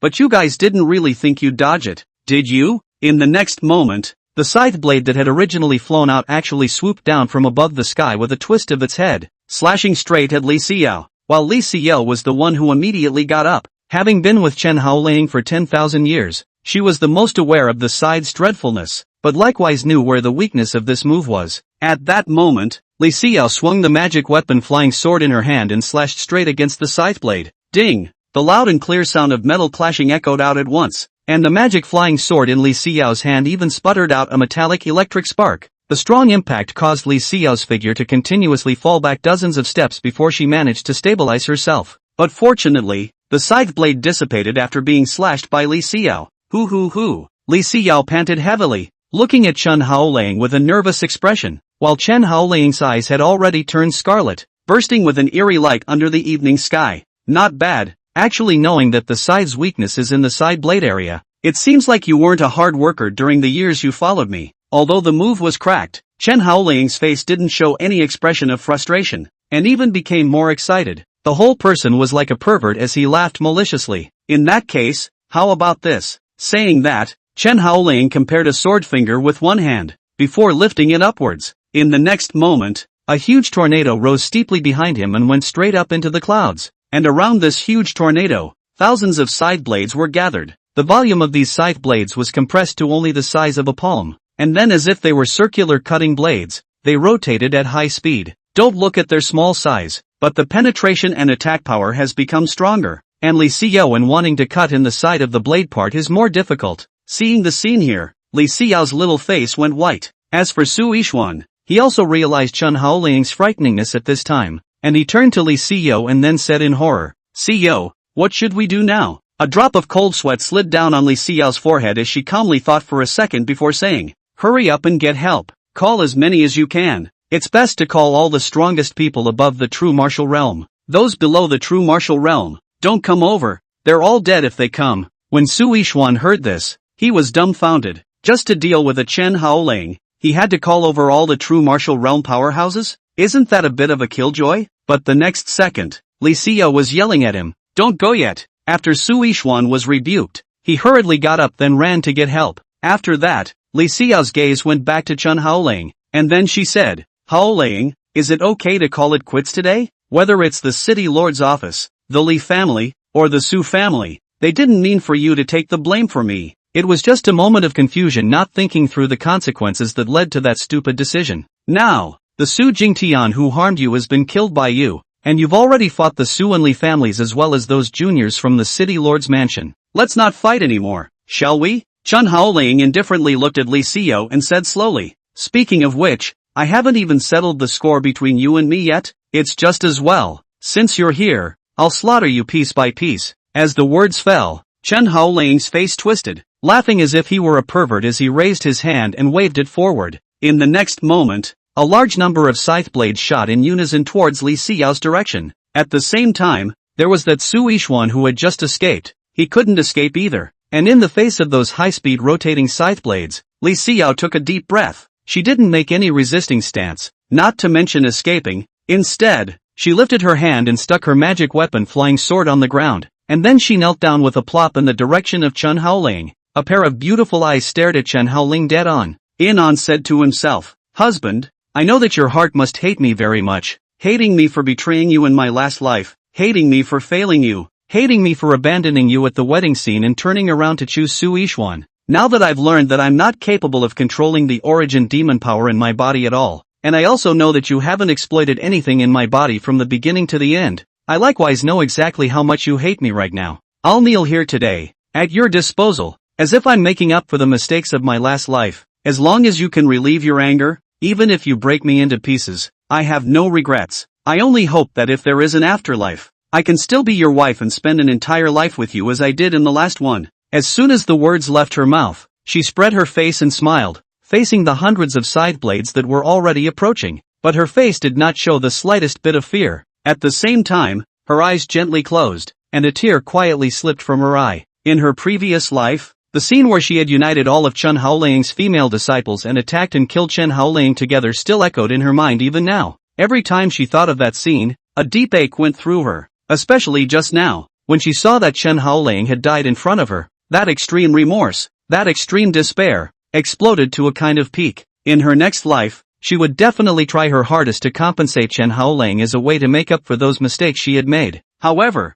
just at the moment when she was ready to be beheaded by Chen Haoling himself, a thunderous sound suddenly resounded steeply. Then, a falling thunderbolt struck straight down above the sky, and then resisted in front of Li Xinyue. In an instant, This falling thunder actually formed a large net of lightning, and then stiffly blocked the attacks of those scythe blades. Boom boom boom. The high-speed rotating scythe blades let out a loud and clear popping sound when they came into contact with the large net of lightning, and then the scythe blades all exploded. Seeing this scene, Li Xinyue slightly froze and subconsciously looked towards the sky not far away. Chen Haoling, who was on the opposite side, also revealed a small amount of surprise as his eyes moved upwards before he saw a handsome figure riding on the back of a Xin eagle beast and flying over in this direction. In addition to that, in several other directions, there were likewise different silhouettes flying over. They either stepped on flying magical beasts, harnessed magic flying swords, or used imperial vestments, and landed on all sides of Chen Haoling in various different postures. At a glance,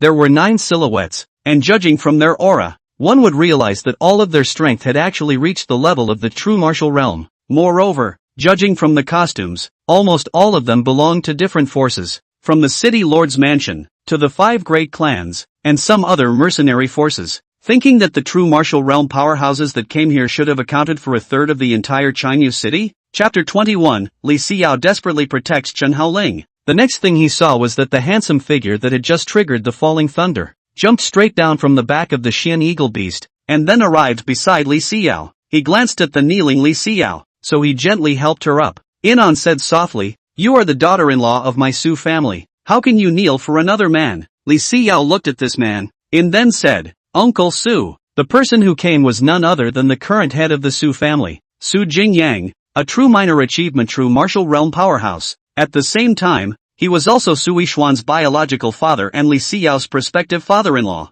Su Jingyang smiled gently and said, "You and Yishuan are about to get married, and you're still calling uncle? It's time to change your name, right?" When Li Xinyue heard this, she subconsciously took a few steps backward, a few moments of panic appearing on her face. Su Jingyang saw this, but he didn't say anything else, just assuming that she was a little shocked and that's why she reacted the way she did now. At that moment, Su Jingyang looked at Chen Haoling on the opposite side of the table. "You're the one who killed Jing Tian, aren't you?" Chen Haoling returned to his expressionless state and said, "He made the first move to try to kill me. Can I still fight back?" Su Jingyang nodded when he heard this. "Of course you can. It's just that the price you need to pay after you return the favor is a little big," Chen Haoling said in an unimpressed manner. "So it seems like you're here to take my life as well?" Su Jingyang smiled, not picking up on Chen Haoling's words, but instead looked at the other bald old man. "Elder Jianghe, I'm asking for justice for my dead brother. You shouldn't have any problem with that, right?" Li Jianghe leaned on his cane and said with a lazy look, "This son is no longer a member of my Li family. It is none of my business if you want to kill or die." Li Jianghe's attitude has been very clear, is to the scene of the crowd that he will not harbor Chen Haoling, to kill or die at your disposal. Chen Haoling however glanced at Li Jianghe. This person he recognized, the third brother of his righteous father Li Jiangshan. In terms of seniority, Chen Haoling would have to respectfully address him as third uncle. At the same time, this fellow was also the number 1 strongest among the Li family's fathers, a super expert of the minor completion true martial realm, a great deal stronger than Li Jiangshan. It was just that what Chen Haoling didn't expect was that this time, Li Jianghe would actually come to participate in the siege of himself, facing 9 true martial realm powerhouses. Chen Haoling actually did not have the certainty of winning the fight, after all. As strong as his talent was and as solid as his foundation was, he was ultimately only a minion of the Deshangdi Xian realm. However, looking at them it was also clear that they wouldn't let Chen Haoling off easily, so since that was the case,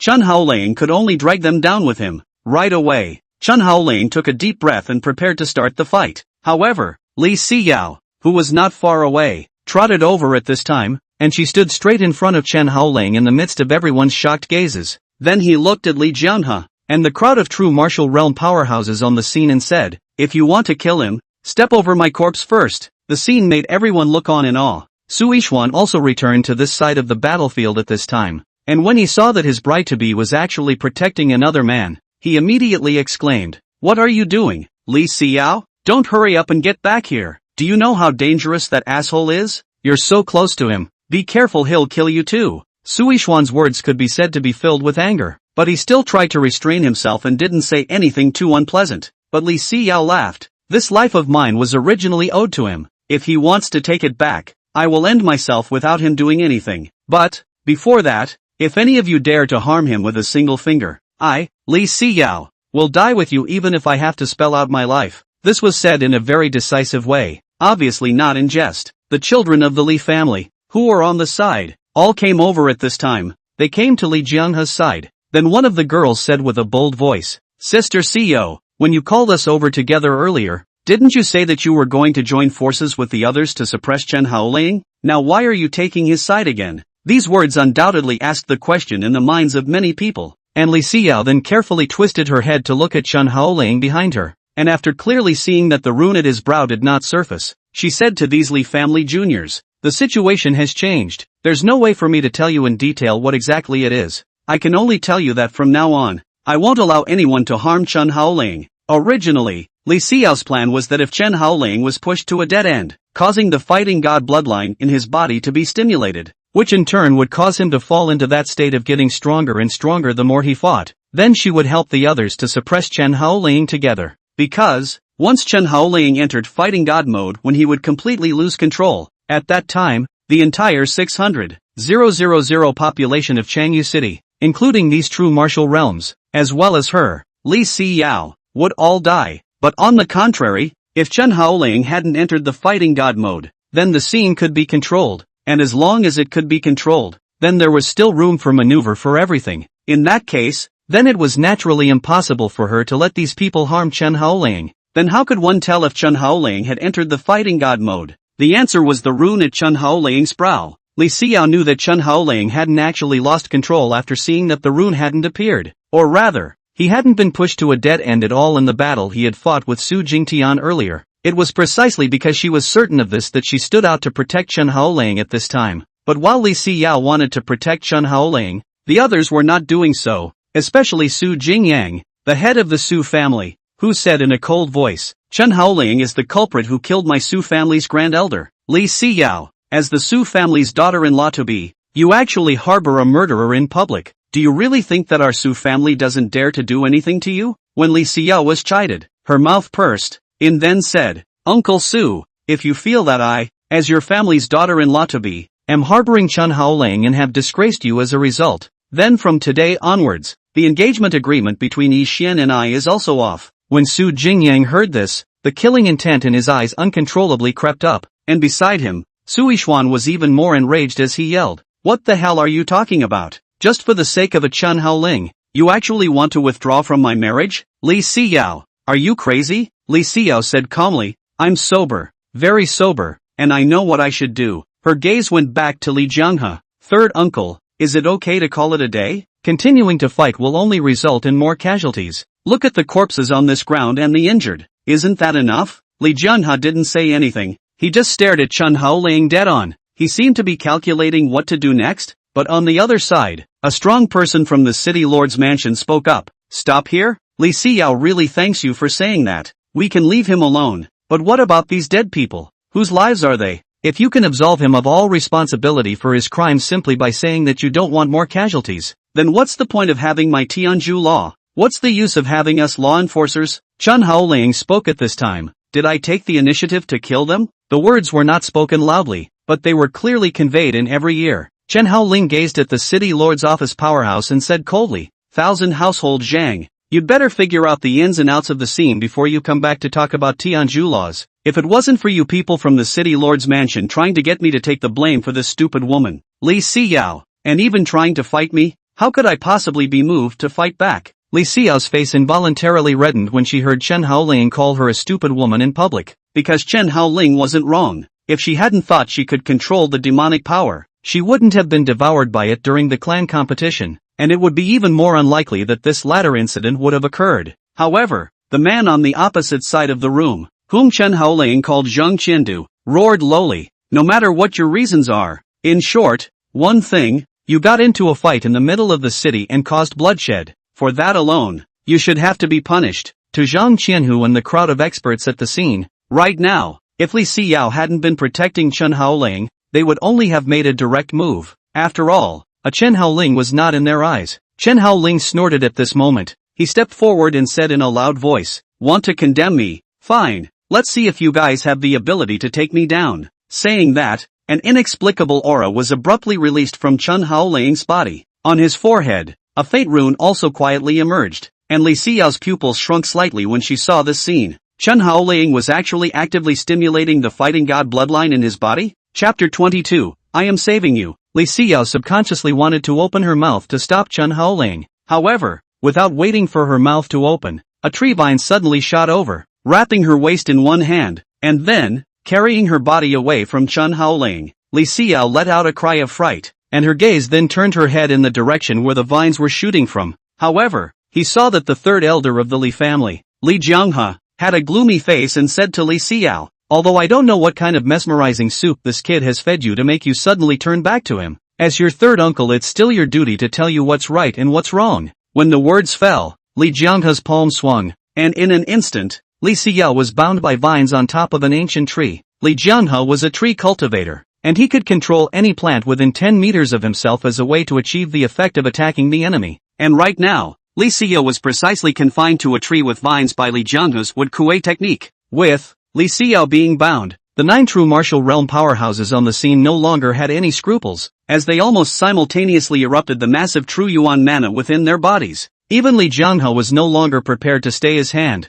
wanting to clean up this scourge for the Li family. Only Li Xinyue was still struggling desperately, shouting along under her breath, "Third uncle, let go of me, please let go of me." There was even a sobbing tone in her voice, obviously panicked to the extreme, but no matter how much she struggled, she was never able to get rid of the Mukuei no Jutsu. Even if she possessed the origin demon power, she still appeared weak when facing Li Xinyue, who was a whole great realm above her, and when Li Xinyue heard Li Xinyue's crying, he angrily scolded, "Li Xinyue, you are the daughter of my Li family. Right now you are actually pleading for an outsider. Do you still have me as your third uncle in your heart? And do you still have the Li family? Listen up, if you continue to fool around, I'll do it on your father's behalf and put you in solitary confinement for a month." Li Xinyue was really angry at this time. He just couldn't figure out. A small Chen Haoling, in the end, what is so good about him? Worth Li Xinyue's desperate efforts to protect him like this? But the next second, Li Xinyue said in a shocking voice,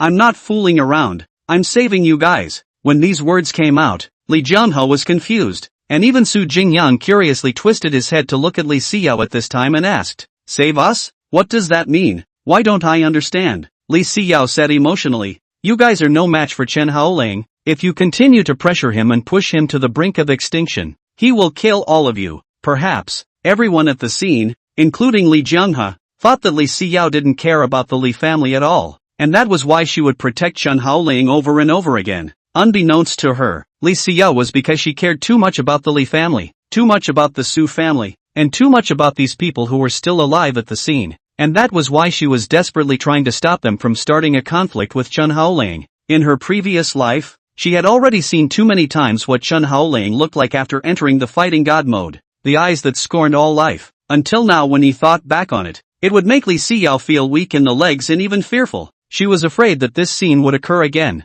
And even more so, she was afraid that the Jiangshan city that she had lived in since she was a child would be massacred by Chen Haoling without a single survivor, which was why she had to fight to the death to stop them. However, Li Xinyue, who heard Li Xinyue's words, and Su Jingyang all froze in place. A moment later, Su Jingyang let out a sigh and said to Li Xinyue, "Find a healer for your niece later. Her mind may have already been controlled by Chen Haoling." Li Xinyue also shook his head. Looking at Li Xinyue's eyes were even more filled with disappointment, and with a wave of his hand, he directly wrapped Li Xinyue's mouth with a piece of leaf, preventing her from continuing to speak. "Originally, I wanted to keep that kid alive for your father's sake, but now, seeing you like this, I can't keep him. If we let him continue to stay in the Li family, it will ultimately be a scourge, and as time goes on, it's impossible to say that there will be more juniors who will be mesmerized by him." When the words fell, Li Xinyue's gaze went to the front, and at this moment, Chen Haoling was already fighting with a true martial realm powerhouse. Only, after seeing Chen Haoling's unilateral beaten appearance, Li Xinyue felt that he shouldn't even need to make a move. At this moment, one of the 5 great families, the Chen family elder Qian Yunhe, came over, and as he glanced at Li Xinyue, who was still struggling desperately, a small amount of sympathy appeared in his eyes. Such a young girl, just like this, was spoiled by Chen Haoling, more or less. It is still regrettable. At that moment, Qian Yunhe said to Li Xinyue, "After killing Chen Haoling, my Qian family will be responsible for treating Li Xinyue, right? After all, when it comes to medical skills, there aren't many people in the entire Jiangshan city that can compare to our Qian family." Li Xinyue snorted when he heard this, You're trying to get that brat of yours a chance to get in touch with our Xiao, aren't you? Xian Yunhe, however, laughed. Anyway, Xiao hasn't officially gotten married yet, and technically she's still in the waiting room. And my Qian family's first son, Qian Yaohui, is also considered to be a talented person with an illustrious family lineage. So if these two children are able to fall in love with each other and tie the knot,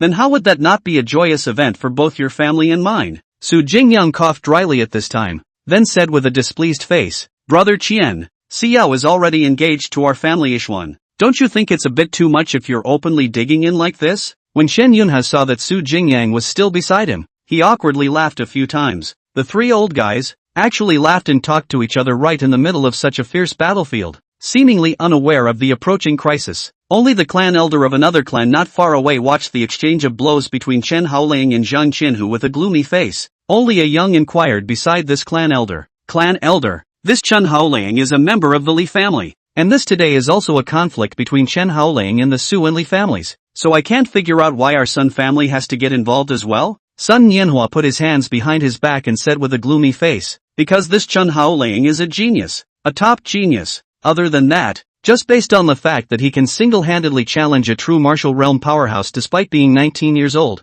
he must die. The moment these words came out, that junior's pupils shrunk violently, and it was only at this moment, when the clan elder reminded him, that he reacted violently. This Chen Haoling was actually a teenager younger than him, but it was such a youngster who was only 19 years old, yet he could fight a veteran powerhouse, so his future achievements were bound to be unlimited. At that moment, this junior asked again, since this Chen Haoling is a super genius, then why don't we go and rope him in, just like we did with Li Xiao? Wouldn't we not have to do anything that way? Why waste so much effort? Sun Nianhua then revealed an annoyed look looking at this junior and said angrily, what on earth is your mind filled with? Can't you even see this point? Why should we get this Chen Haoling killed? It's because he's crushingly uncontrollable. He even dared to beat up the Li family's eldest uncle Li Xinyue and even seriously injured so many of the Li family's juniors. What else does that kid not dare to do? Wait until his righteous father, Li Jiangshan, passes away. Then he will be completely without any restraints. What will happen then? Do you dare to think? Saying that, Sun Nianhua took another deep breath, and a trace of regret appeared in his eyes as he looked at Chen Haoling again. In how it was considered a good seedling, to die like this was too much of a pity. His brow furrowed as he added to himself, if he could be just like Li Xiao, and marry or have interests with any of our 5 great clans, then we wouldn't have to take a shot at him, but even now he's all alone, and you little brats have bullied him like that, and that completely puts him against us? If he doesn't hold a grudge, that would be fine, but what if he does? Then the consequences will be unimaginable. Chapter 23, 9 True Martial Realms, 7 Killed in Action. When that junior heard this, he immediately felt his back spine tingle and even broke out in a cold sweat. In the early years before Chen Haoling had become the Li family's son-in-law, who among the juniors of the 5 great families had not bullied Chen Haoling? That seemingly insignificant act of suppression, persecution, will most likely turn into a sharp blade stabbing them at some point in the future. After thinking of this, that junior also revealed a cold killing intent in his eyes as he looked at Chen Haoling. But then, he looked at Sun Nianhua and said weakly, Clan Elder, didn't you guys suppress him after he became the Li family's dragon son-in-law? I feel that you have suppressed him much more ruthlessly than all of us juniors, and now you're putting the blame all on us. It's a bit too much, isn't it? When Sun Nianhua heard this, he was immediately enraged and subconsciously raised his hand to try to slap this little brat. That junior was so scared that he immediately dodged away. Sun Nianhua shook his head again when he saw this. Honestly, he did regret having suppressed Chen Haoling in the first place. Back then, when Chen Haoling came to train among their Sun family martial arts school, many elders of the Sun family had often used the name of training to beat Chen Haoling, the denizen who dared to taint Li Xiao, all over his body. That shocking injury was still clearly seared in Sun Nianhua's brain until now. As for the other clans, they should have had a similar experience of suppressing Chen Haoling, or else their strong men wouldn't have been able to appear here. With this thought, Sun Nianhua said to himself with another slight sigh of relief, it's also good that there was an accident at the clan competition conference today, allowing Chen Haoling's strength to be unintentionally exposed to us. Otherwise, if we really waited for him to grow up, I'm afraid that all of us from the 5 great clans would have been killed by him. At this time, that junior of the Sun family walked back again and asked at Sun Nianhua, Clan Elder, do you need me to go give a hand? Zhang Qinhu and that Chen Haoling have been fighting for so long, and they still haven't taken it down. It's a bit too crotch-pulling, isn't it? When Sun Nianhua heard this, his heart was slightly startled. Yes, how long has Chen Haoling been fighting with Zhang Qianhu? How come he hasn't been able to take him down? Even the exchanges between the two were reversed, from Chen Haoling being pressed all the time to Chen Haoling reversing and hammering Zhang Qianhu to the ground. It was at this time that Li Xinyue's mouth, which had been plastered shut, reopened, and the first words she spoke after opening her mouth were, "Run away! Chen Haoling is going to storm out." The moment this voice rang out, the 8 surrounding true martial realm powerhouses saw that Chen Haoling slammed his fist onto Zhang Qianhu's face. Under the application of that strong fist force, it actually hardened Zhang Qianhu's head and sent it flying. Yes, it was the entire head that was sent flying. At the broken neck, thick blood sprayed out like a fountain. Poof, the body fell straight to the ground. Zhang Qianhu died. At the same time, Chen Haoling's body, a strong aura skyrocketed, and at this moment, it even broke through to the level of the limit Earthxian realm in a hard way. A circle of airwaves spread out with Chen Haoling himself as the center, and the several experts who were in the surrounding area were simultaneously blown away by the airwaves, unable to open their eyes. Li Jianghe, who was originally still laughing and talking, as well as Su Jingyang and the rest of the crowd, were simultaneously nonplussed after seeing this scene. Su Jingyang in particular said with a puzzled expression, "What's going on? His strength has broken through?" Li Jianghe said with a grave expression on his face, "Are you kidding? How is he going to make a breakthrough when he doesn't even have any spirit stones?" Everyone in the cultivation world knew that absorbing the aura in the air could only be used to restore mana, but if one wanted to have their realm elevated, they could only use spirit stones, because only the energy in the spirit stones was enough to support a cultivator to impact from one realm to a higher realm. Instead, right now, they were seeing Chen Haoling allow his strength to rise from the great completion Earthxian realm and then advance all the way to the ultimate Earthxian realm without a spirit stone. Ask them how they could possibly show a look of having seen a ghost. At this moment, Qian Yunhe, the elder of the Qian family, saw the body of Zhang Qianhu, who had fallen to the ground, and immediately reacted when he saw the crack in the storage ring on his ring finger, and exclaimed under his breath, "This kid took Zhang Qiandu's spirit stone." The reason why he fought with Qianta Zhang for so long just now was actually stealing his spirit stones as a way to buy time for his own breakthrough. It was only after these words were uttered that all of them saw the storage ring on Zhang Qianhu's ring finger, and they reacted only after seeing the cracks appearing on it, because a crack in the storage ring meant that the prohibition on it had been forcibly broken. So the spirit stone that Chen Haoling used when he made his breakthrough was with Zhang Qiandu's. After figuring this out, the 8 strongest people on the scene no longer dared to belittle Chen Haoling, and after they glanced at each other, they rushed towards Chen Haoling at the same time with a heartfelt feeling. Chen Haoling stood in place. At this moment, all his senses were open to the maximum.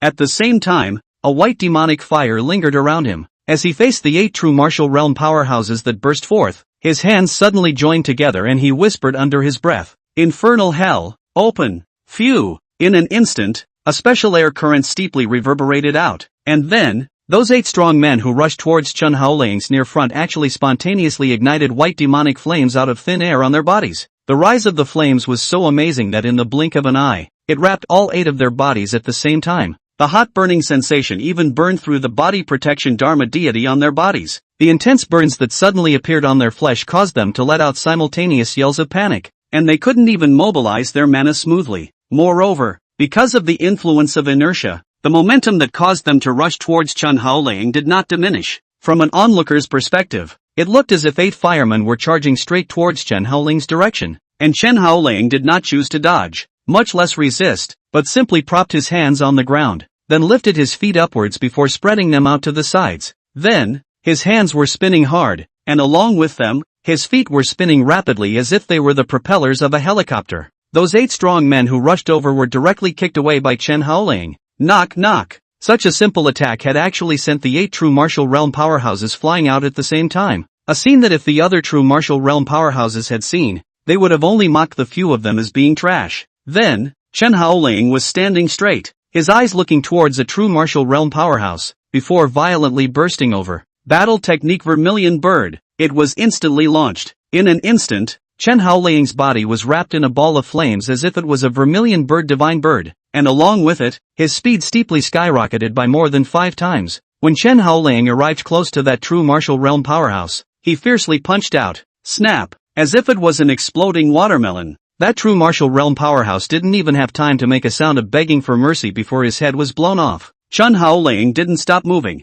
and with the same move, he blew out the head of a second true martial realm powerhouse, then the third, the fourth, the fifth. Soon, only Su Jingyang and Li Xinyue, the two old bastards, were left undead at the scene. However, when Chen Haoling rushed towards Li Xinyue, the white spirit demon flame on his body dissipated. Apparently, the effects of infernal hell have worn off. Only, Li Xinyue had also been burned beyond recognition by the white spirit demon flame. When Chen Haoling rushed towards him, he stood up straight and raised one palm to grab it as he faced the punch that Chen Haoling had thrown. Knock! Although Li Xinyue had taken several steps backwards, he had managed to block Chen Haoling's ferocious punch, and the number one strongest man amongst the fathers of the Li family was truly living up to his name. At that moment, Li Xinyue said to Chen Haoling with a twisted face, "Asshole," but Chen Haoling let out a cold laugh. Battle technique voiding was instantly launched. In the next moment, Li Xinyue's palm that was grasping Chen Haoling suddenly grabbed an empty hand, as if the fist in his hand had turned into a ghost, which could not be seen or touched. Then, Chen Haoling backhanded Li Xinyue's chin. Battle skill yin-yang explosion was instantly unleashed. Boom! It was as if Li Xinyue's jaw had been hit by explosives, and after a loud bang, his entire jawbone was blown apart while his body flew backwards. The look was more or less oozing. Chapter 24, Waiting to Die. But at this time, Chen Haoling did not immediately go after Li Xinyue, but instead, he made a spin and threw a kick towards the back. Battle technique solo activated. In an instant, Chen Haoling's leg that was thrown out seemed to be covered with a special protective shield that protected the leg while strengthening the impact in terms of strength. Knock! Behind Chen Haoling's back, Su Jingyang slashed at Chen Haoling's feet, but because his feet were wrapped by a shield, Su Jingyang's knife hard didn't hurt Chen Haoling by half. But the next second, Su Jingyang yelled, "Die!" As the words fell, on Su Jingyang's machete, it was steeply filled with dense electric arcs, and in an instant, these electric arcs covered Chen Haoling's body, making his body unable to move. At the same time, Li Xinyue, who had been sent flying out by Chen Haoling's punch, also stood up, and he immediately exerted his mana, controlling the roots of the trees underground and forming a sharp spear. In this instant, when Chen Haoling was unable to move, he pierced through towards various vital parts of Chen Haoling's body. Chen Haoling's teeth clenched as voiding was once again executed. In the next moment, it was as if his body had turned into a ghost that could not be seen or touched, and those root spears that pierced through all pierced an empty hole. Chen Haoling immediately broke free from Su Jingyang's thunderbolt bindings and got out of the control range of these two old guys. It had to be said that the strength of these two people was indeed formidable. At least at this stage right now, there really weren't many people who could force Chen Haoling to such a point, and after panting for a while, those two were ready to step forward again and fight for their lives with Chen Haoling. However, Chen Haoling was not prepared to dwell on them. Immortal Art Flame Dragon Rain was immediately cast, only to see that a ball of tornado rushed out steeply under Chen Haoling's body and carried his body into midair. The rotational speed of the tornado reached the level of hundreds of revolutions in a single breath in a short period of time.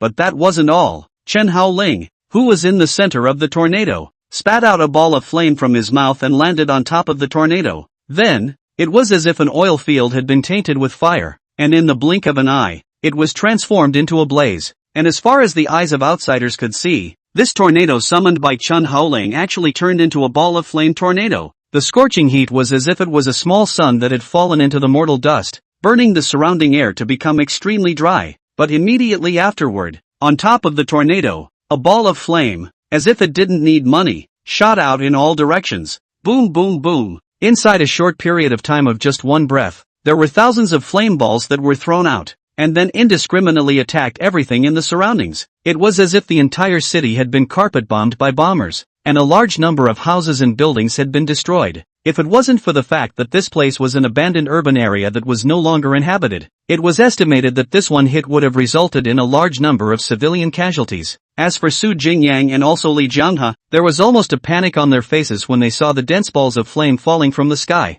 It was hard to imagine that two strong true martial realm practitioners would actually feel fear in the face of a cultivator of the Earthshian realm. They tried to fend off those falling balls of flame, but they were blasted backwards, especially Su Jingyang, who had a look of disbelief, yelled under his breath, "How is that possible? He's a tiny Earthshian realm, sending out so many balls of high-powered flames?" At this time, Li Xinyue, who was still bound to the tree, had her hanging heart completely die after seeing this scene. As someone who had lived with Chen Haoling for nearly 10,000 years, She certainly knew how terrifying Chen Haoling's move Flame Dragon Rain was, because this skill is immortal technique, and the so-called immortal technique is, to put it simply, the power of nature. Chen Haoling only needed to use a little bit of his own mana to mobilize the power of nature and thus fight against the enemy. For example, this current move, Flame Dragon Rain, was mobilizing the natural power of the wind attribute, and the natural power of the fire attribute. The reason why the power of those fireballs could blow up a true martial realm powerhouse was because the fireballs were able to absorb the aura energy in the air the moment they were shot out, thus growing themselves, and the high-speed rotation of the tornado increased the shooting speed of these flame balls, and that was what caused this terrifying destructive power. Li Xinyue looked at the flaming tornado in the distance that was still slowly moving,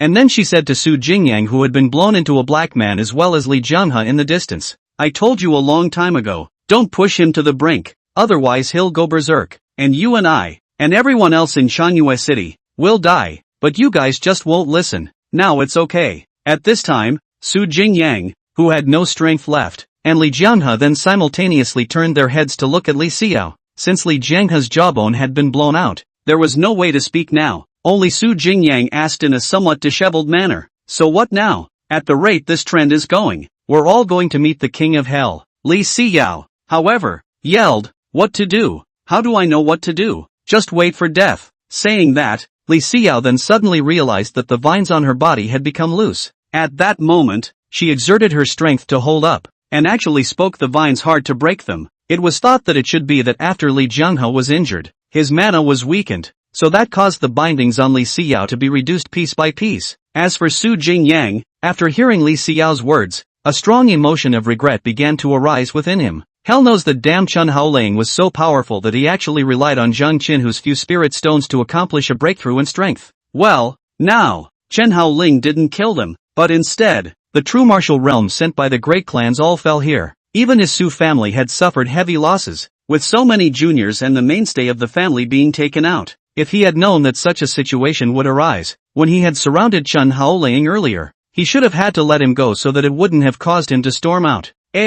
No, Su Jingyang felt that he shouldn't have come to get involved in the here. That damned Zhang Qindu, when he sent a message to them saying that they were going to join forces together to apprehend Chen Haoling, he shouldn't have gotten into this mess. After all, who would have thought that a very, very small thing could become so complicated? Originally, it wasn't a big deal for Li Xinyue to injure Zhou Haoran, the son of the city lord, because of his uncontrolled demonic power at the clan competition. Bring back Li Xinyue, and it'll be fine if you lock her up for a while. Nay, the Lord City Lord cherished his talent and didn't want to let Li Xinyue go to jail, but he didn't want to pretend that this matter had never happened, so he hinted to Butler Long to find a backstabber. As a result, this Long butler was also a lack of heart, who was not good enough to choose, but chose Chen Haoling to be this backstabber. And this Chen Haoling was also a stubborn kind of person who refused to take the blame for Li Xinyue, and as a result, he caused very huge casualties. Then, just because Chen Haoling had displayed too much battle power, he ended up attracting 9 true martial realm powerhouses, who joined forces to besiege him. At this moment, Butler Long had gone up to nowhere, and Chateau Zhan became the representative of the city lord's mansion. At this point, things moved to the second stage. Zhang Qindu's reason for apprehending Chen Haoling had also changed from the original reason of looking for a backstabber to wanting to arrest Chen Haoling in the middle of the government office to try him because he had damaged public facilities. This is not that Zhang Qindu wronged Chen Haoling, but Chen Haoling did cause too much damage. If Zhang Qindu didn't arrest Chen Haoling, then this Qindu of his would have made it to the end, and he wouldn't even have to mix in the city lord's mansion in the future. But in the final analysis, if it wasn't for Butler Long's slanderous wrongful accusation, perhaps Chen Haoling wouldn't have fought. Finally, things moved on to the third stage. Once Zhang Qindu died, the reasons for the great clans to target Chen Haoling changed again. It turned into scorn for Chen Haoling, including Su Jingyang as well. Among the 5 great families of Yongan City, almost every family had crossed paths with Chen Haoling. With the terrifying potential that Chen Haoling was displaying at this moment, it was enough to make all 5 great clans tremble with fear. Coupled with the fact that Chen Haoling himself was completely uncontrollable, it made the great clans even more worried that Chen Haoling would retaliate against them after he grew up, and so they all became murderous towards Chen Haoling. But what happened? They were all countered by Chen Haoling. Chapter 25. Are you leaving the Li family? Su Jingyang looked up at the gradually approaching flame tornado and actually had the idea of sitting on his butt and dying. However, a careless voice rang out. Young Sir Chen, how about we call it a day? With the instant this voice rang out, the flame tornado that Chen Haoling had manifested actually dissipated out of thin air at this moment. At the same time, the madness as well as the bloodlust in Chen Haoling's eyes disappeared, and the runes at the center of his eyebrows also faded. Then, Chen Haoling's figure also fell down from above mid-air. He raised his head to look at the source of the voice, and then he saw that the Chinese city lord Zhou Hongsheng had his hands behind his back as he came through the air. Without borrowing any magic weapon or riding on any demonic beasts, he came through the air completely on his own. Seeing this, Chen Haoling's pupils slightly shrunk. What he didn't expect was that this small Changyu city actually still had such a strong person, only to see the city lord Zhou Hongsheng landed down from above the sky. He took a look at the crumbling scene, as well as the urban area that was as if it was the ruins of a battlefield. He then shook his head, and then said to Chen Haoling, "The cause of the matter is all due to this seat. If this seat hadn't signaled Uncle Long to find a scapegoat for Li Xinyue, perhaps this current mess wouldn't have happened. This seat apologizes. This matter is my fault." Saying that, Zhou Hongsheng actually arched his hand at Chen Haoling and apologized. Chen Haoling had also come to his senses by this time, and didn't have much of a reaction to this Zhou Hongsheng's apology. After all, it was because of this fellow's one thought that caused him to almost die on several occasions, so naturally, it was impossible to give him a good face. However, the so-called reaching out does not hit a smiling person, since the other party had already apologized, and, with Chen Haoling's current strength, it was also far from possible to be the opponent of the other party, so Chen Haoling didn't bother about anything.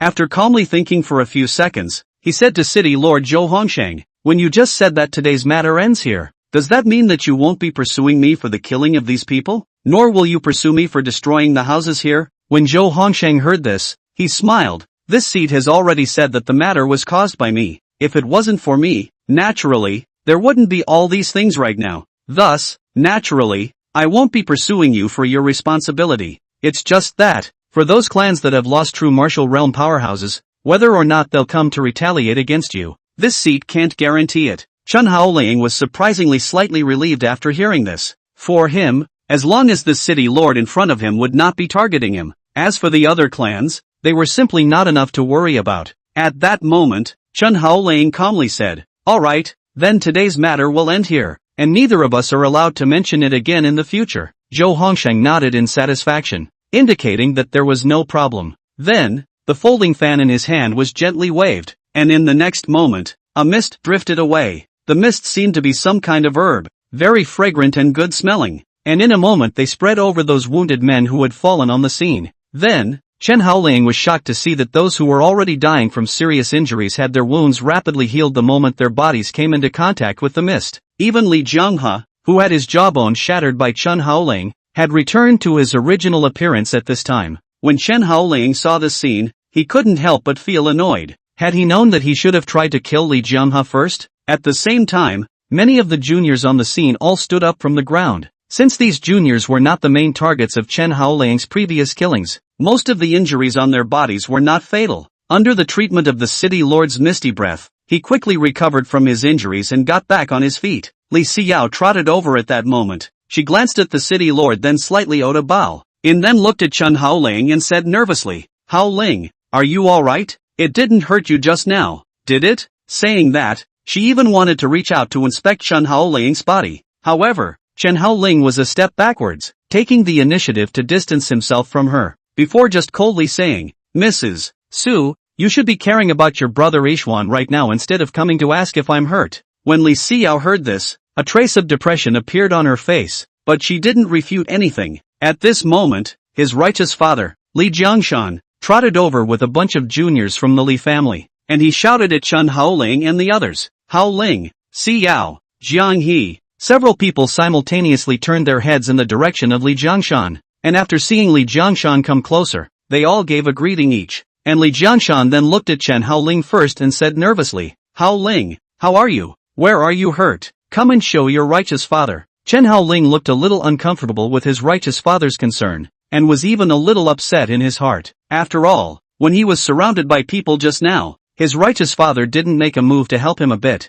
but instead, he had been healing Li Xinyue's injuries. Now that it's all over, it's more or less a horse's ass for him to show up. However, as the saying goes, reaching out is not a good idea. Chen Haoling didn't make a face to his righteous father and just said calmly, I'm fine, and they didn't hurt me, so don't worry, righteous father. When Li Jiangshan heard this, he let out a slight sigh of relief before turning his head to look at Li Xinyue, inquiring about his daughter's well-being. And behind Li Jiangshan, Li Xinyue, the eldest uncle of the Li family, couldn't help but clench his teeth when he saw that Chen Haoling actually didn't have any problems at all, and said in a very low voice, Mother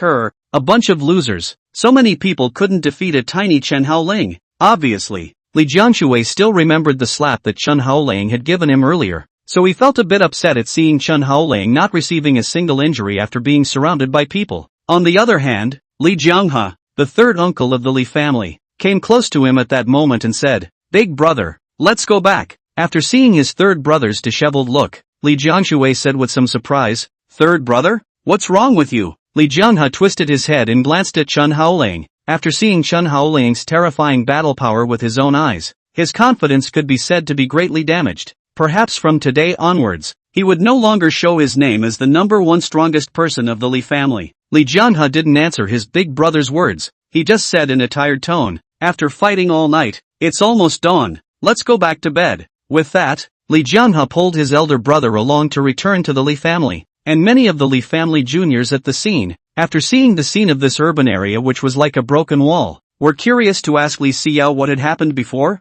and why this urban area had fallen into such a state of disrepair. Li Xinyue wasn't in a good mood right now because she was disliked by Chen Haoling, so in the face of these younger siblings' questions, she only answered a few sentences very perfunctorily. Perhaps because the misunderstanding with Chen Haoling had been solved, Li Xinyue suddenly didn't have so much desire to marry Su Yixuan anymore. So instead of returning to the Su family with Su Yixuan, she followed her father back to the Li family. Of course, Li Jiangshan didn't forget to call Chen Haoling along when he went back. Along the way, Li Jiangshan had also been asking Chen Haoling and also Li Xinyue if they were uncomfortable anywhere and if they wanted to see a physician or something like that, but both replied absent-mindedly. At this time, Chen Haoling suddenly said to his righteous father, By the way, righteous father, can I have my sword back? Li Jiangshan's expression changed when he heard Chen Haoling's words. Then he looked at Chen Haoling and said seriously, Have you already thought about leaving the Li family? Chen Haoling didn't deny it. On the other hand, Li Xinyue looked at Chen Haoling with her pupils shrinking. Chapter 26, The Blade of Infinity arrives. But,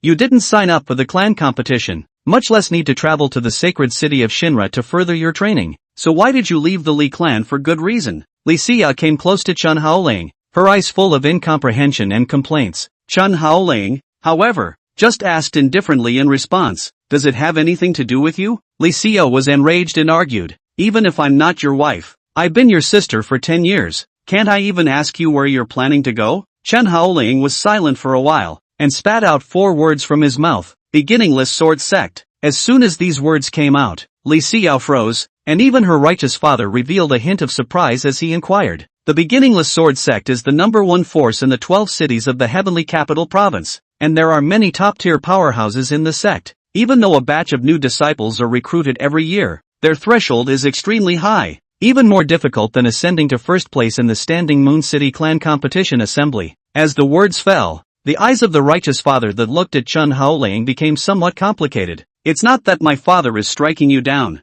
With your current seniority wanting to join the beginningless sword sect, it's not very likely. Chen Haoling was smiling at this time. It's not like I said I'm going to become a disciple of the beginningless sword sect. I'm just going to make a trip to that place. Li Xinyue heard this, seems to be thinking of something, her mouth pursed, and then said, If you're looking for her, I'd advise you not to go over there at this time. With her heart, it's very likely that she'll put you to death on the spot. Chen Haoling didn't take care of Li Xinyue, only looking at his righteous father once again. Anyway, the Li family's clan rules stipulate that all descendants and grandchildren who have reached the age of 20 are required to go out for training. It just so happens that I'm about the same age, and there's nothing wrong with going out to practice at this time. After the righteous father heard this, he let out a deep sigh. Although he had long known that this day would come, his heart still revealed a trace of reluctance. After all, it was the son that he had brought up since childhood. Although there was no blood relationship, he had also long since treated Chen Haoling as his own son.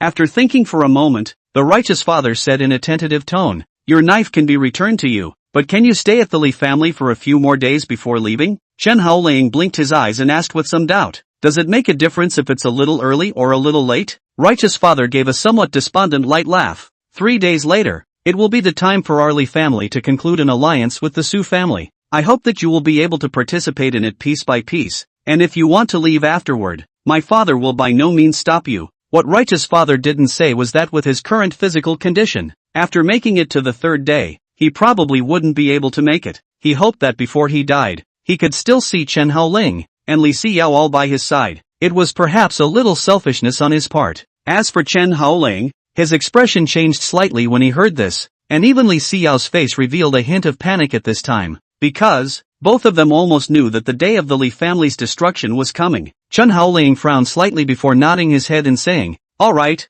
I'll wait until the Su and Li families finish their alliance." When Li Jiangshan heard this, he nodded with satisfaction. "Your sword is in the storage room underneath the Li family ancestral shrine. If you follow the corridor to the innermost part, you will be able to see it." Saying that, Li Jiangshan took out a jade pendant and on handing it to Chen Haoling, "This is the key to open the treasury. Go over and get it yourself." Chen Haoling picked up the jade pendant and then said gratefully, "Many thanks, Righteous Father." When the words fell, Chen Haoling couldn't wait to quickly walk over in the direction of the Li family mansion. At this time, Righteous Father's gaze went back to Li Xinyue, and after seeing her trance-like appearance, he called out, "Xinyue?" Only then did Li Xinyue come back to her senses from her daze and asked, "Father, what's wrong?" Righteous Father asked with some confusion, "What are you thinking about? Thinking so intently?" A hint of panic appeared in Li Xinyue's eyes as she gave an awkward smile. "No, it's nothing." When the Righteous Father saw this, although he felt that there was something wrong with his daughter's appearance, he did not ask more questions when he saw that she was not willing to say more.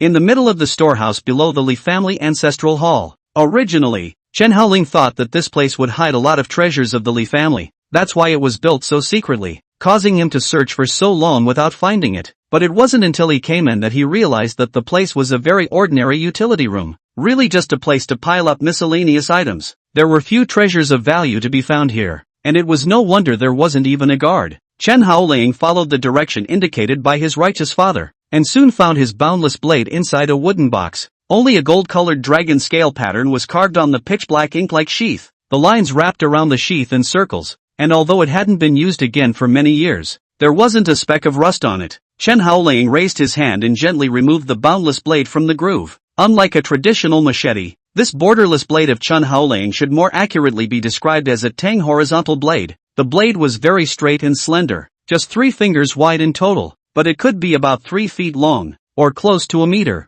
Chen Haoling looked at this knife that had been searched for so long finally returning to his hands. The sourness in his heart was something that no one could appreciate. Then, he raised his hand and wanted to pull the sword out of its sheath to try to see if its power was still as strong as it was in his previous life. However, when his hand gripped the hilt of the blade, he realized that the blade seemed to be stuck in the sheath, and he was actually unable to pull it out. The shadow surfaced at this time, sitting on the table in front of Chen Haoling with his legs crossed, and said slowly, "This knife hasn't been enlightened yet. How could you possibly pull it out?" As soon as these words came out, Chen Haoling's mind was a flash of light, fiercely recalling the fact that the boundless blade needed to be unsheathed first to open the light, or else it would be affixed to the sheath, thus making it unusable. Right away, Chen Haoling said, "I almost forgot if you didn't mention it, but then again, how did I enlighten this sword in my last life?" He scratched his hair, a thoughtful look on his face. Shadow reminded, "Didn't you decapitate a group of alien creatures that possessed the blood of the Spiritine,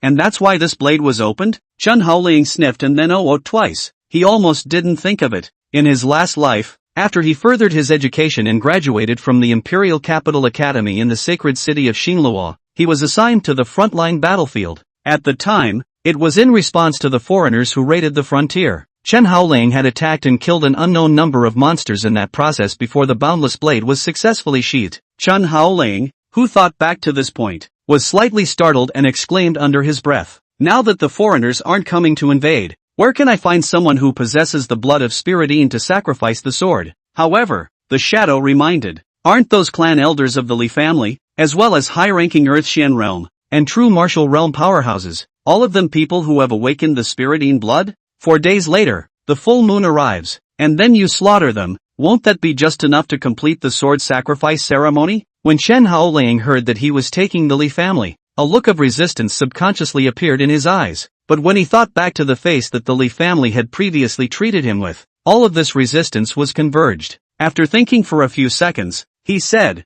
Alright, on the night of the full moon 4 days from now, we'll take the Li family and sacrifice them. Anyway, by that time, my righteous father will be gone, and I won't have any ties to the Li family. So it's just as well that I can let them utilize that last bit of residual value. Chapter 27, Li Xiyao's plan to save the Li family. It was also while Chen Haoling was thinking like this that suddenly Li Xiyao's voice came in from outside. Chen Haoling, are you there? Chen Haoling twisted his head to look in the direction the voice came from, a hint of displeasure appearing on his face. Why is this stupid bastard here? Though a bit disgruntled, he walked straight out. After coming to the corridor, he saw Li Xiao still looking around, obviously looking for Chen Haoling, and when she saw Chen Haoling, she hurriedly trotted over, with a subconsciously delighted look on her face. Husband. However, Chen Haoling was raising his hand to signal to stop and not to approach himself. What is it that you want from me? Straight up. Li Xiao's mood went down again when she saw that cold attitude Chen Haoling had treated herself with, but then she quickly set her mind right again. I want Ruoshang to marry Su Yixuan. It's just that I don't have a good relationship with her. She probably won't listen to me, so I hope you'll go and persuade her. After all, in the entire Li family, you're the only one who's closer to her. When Chen Haoling heard this, his eyes snapped open, then stared straight at Li Xiao. For that little girl Li Ruoshang, Chen Haoling was indeed quite favorable. After all, among the entire younger generation of the Li family, she was the only one who would sincerely treat Chen Haoling as an elder brother. During the time when Chen Haoling had just come to the Li family when he was 10 years old, she was the only one who would stand up and scold others not to bully Chen Haoling when he was being bullied. So, in a way, he also subconsciously took care of this girl as his own sister. But right now, Li Xiao actually said to him that she was going to marry Li Ruoshang to Su Yixuan. So how could Chen Haoling possibly endure it? In a matter of moments, Chen Haoling then abruptly stretched out a palm, then violently pinched Li Xiao's neck, before pressing her against the wall with a hand. As the force was a bit heavy, it caused the wall behind Li Xiao to sway a bit as a result. However, he heard Chen Haoling gnash his teeth and say, "You don't want that trash Su Yixuan yourself, and you want to push it on someone else? Li Xiao, have you slept yourself silly? Only then would you think that I would agree to help you persuade Li Ruoshang?" Li Xiao coughed forcefully, and as she felt that strong sense of suffocation coming on, she said with difficulty, "Let me finish my sentence." Chen Haoling took a deep breath, and with a backhanded throw, he tossed Li Xiao inside the pile of debris on the side. This time, it was Li Xiao who was extremely messed up. However, she still immediately stood up, and then wiped the blood that was spilling out from the corners of her mouth, before addressing Chen Haoling. "I also don't want Ruoshang to marry that guy Su Yixuan, but if I don't, then the covenant between the Su and Li families 3 days from now won't be able to be signed successfully, and at that time, the tragedy of the last life will repeat itself once again." With that, Li Xiao carefully approached Chen Haoling and said in an almost pleading tone, "Husband, I know that you still hate me very much right now, and I understand, but the Li family is about to enter a life and death situation, so I hope you can temporarily abandon that little grudge between us and help the Li family get through this danger of extinction first, then come back to discuss what's going on between us. Is that okay?" Chen Haoling, on the other hand, suddenly came back to his senses at this time, and he glanced down at the tang horizontal blade in his hand. He had actually forgotten that the Li family in his previous life was exterminated 3 days later. But the key point of the problem was, if the Li family was exterminated 3 days later, then at that time, whose blood would he take to sacrifice the sword? One must know that the time for the sword offering could only be set on the night of the full moon. Otherwise the boundless blade would not be able to open successfully, and then the blade would not be able to be withdrawn from its sheath. So everything would be meaningless, and the full moon is 4 days later. Thinking back to your last life, were there any survivors in the Li family on the night of the full moon 4 days later? The answer is no. Thinking back to this, Chen Haoling almost subconsciously said, "Holy Grandma, we can't let the Li family be destroyed so quickly." After hearing Chen Haoling say this, Li Xiao let out a slight sigh of relief. She knew that Chen Haoling was still more thorough in the issue of right and wrong, and would not hold a grudge against the entire Li family just because of that bit of grudge between her and her. At that moment, Li Xiao inquired to Chen Haoling, "Husband, then are you willing to go and persuade Ruoshang to marry Su Yixuan?" It was only then that Chen Haoling recalled that there was still a lack of heart beside him, and then he asked, "What does Li Ruoshang's marriage to Su Yixuan have to do with the imminent annihilation of the Li family?" Li Xiao's eyes widened as she said with some dissatisfaction, "Have you forgotten how the Li family was destroyed in the last life? It's because 3 days later, when the Su and Li families were concluding their alliance, because they didn't come to an agreement, and then both sides had a huge fight, which ultimately led to the loss of the two families' main battle force and their fall as one of the five great families. But if we let Li Ruyan go and marry Su Yixuan, the effect would be different. As long as the two families have a layer of in-laws, then regardless of whether or not this covenant can ultimately be successfully concluded and completed, the two families will not strike out as a result. As long as they don't clash, then the tragedy of the last life won't happen again, will it? In fact, when Li Xinyue had just returned from her rebirth, she had already planned this idea. Only, the original plan was for her to marry Su Yixuan herself, and then use herself as a pivot to reconcile the Su and Li families, thus avoiding the two families from clashing again. And that was the purpose of her participation in the clan competition. It was because he wanted to increase his weight in the Su and Li families by getting a good ranking in the clan competition, as a way to make the two families have a few more scruples and considerations when they were at odds. Only since the demonic power had gone out of control did Li Xinyue realize that she had wrongly blamed Chen Haoling, and from that moment on, she already didn't want to be with Su Yixuan anymore. On the contrary, the bits and pieces of her life with Chen Haoling in her last life had instead become her most frequent thoughts. But, if she didn't marry Su Yixuan, then who should take her place in this position? Li Xinyue thought of Li Ruyan almost immediately, because she was also a direct daughter of the Li family. In terms of identity and background, in terms of appearance, in terms of learning, enough to be worthy of Su Yixuan. However, Li Xinyue and Li Ruyan were not familiar with each other, so they could only come to Chen Haoling. As for Chen Haoling, after listening to Li Xinyue's statement, he lightly spat out two words, idiot. Then he took it upon himself to head outside. Li Xinyue was not happy when she heard this. She hurriedly jogged to catch up with Chen Haoling and said, "Who are you calling an idiot? Chen Haoling, can you think of a better way than me?" Chen Haoling didn't say anything, but walked straight out of the ancestral shrine before trying to walk towards his righteous father's room. But at this time, Li Xinyue was blocking in front of him and huffed, "Chen Haoling, are you listening to me?" Chen Haoling's footsteps were forced to stop by her. Just wanted to rebuke her to get away from her. But on second thought, wanting to keep the Li family from being destroyed in a short period of time, it seemed that she also needed to make a contribution. So he pressed down the discontent in his heart and said, "What did you just say to me? That the Su and Li family's alliance broke down, and then the two families fought, and as a result, it led to the battle power being fractured, and finally falling down to the five great families. Where did you hear all that from?" Li Xinyue said very straightforwardly, "Isn't it on the Yongan City Lord's office bulletin? In our last life, when we had already traveled to the sacred city of Shinra to further our studies, there just happened to be an extermination incident that occurred in Yongan City inside a newspaper. I remember telling you all these things. Have you forgotten them so soon?" In the imperial capital of the Tianzhu Empire, the postal and newspaper media had already been developed, which was why Li Xinyue in her previous life could learn about what was happening in Yongan City from the distant imperial capital. At that time, she even cried for a long time after learning of her family's demise. And after Chen Haoling heard Li Xinyue's words, he revealed a look at a little cutie expression as he looked at her and said, "You believe what the postal newspaper says? Then if it says that I, Chen Haoling, have ascended by feather, will you believe it too?" This is a statement that could be described as full of shade. Chapter 28, The Truth of the Li Family's Destruction. Li Xinyue's willow brows then wrinkled slightly. "This is an incident officially reported by Yongan City. Why can't I believe it?" Chen Haoling casually took out his smoking gun, and then after lighting the tobacco, he casually found a stone bench and sat down, smoking the gun while saying, "The destruction of the Su and Li families had other hidden reasons. It's far from as simple as you see." Li Xinyue sat across from Chen Haoling at this time, and subconsciously asked, "Hidden message?" Chen Haoling thought about it and finally decided to tell her all the truth about the overthrow of the Su and Li families. "At first, like you, I also believed those claims in the postal newspaper, but it wasn't until later, after I had advanced to the Saint King realm and used the heavenly chance deduction method to deduce the events that had occurred in the past, that I realized that things weren't at all like what the changing Moon City Lord's mansion had informed me." When Li Xinyue heard this,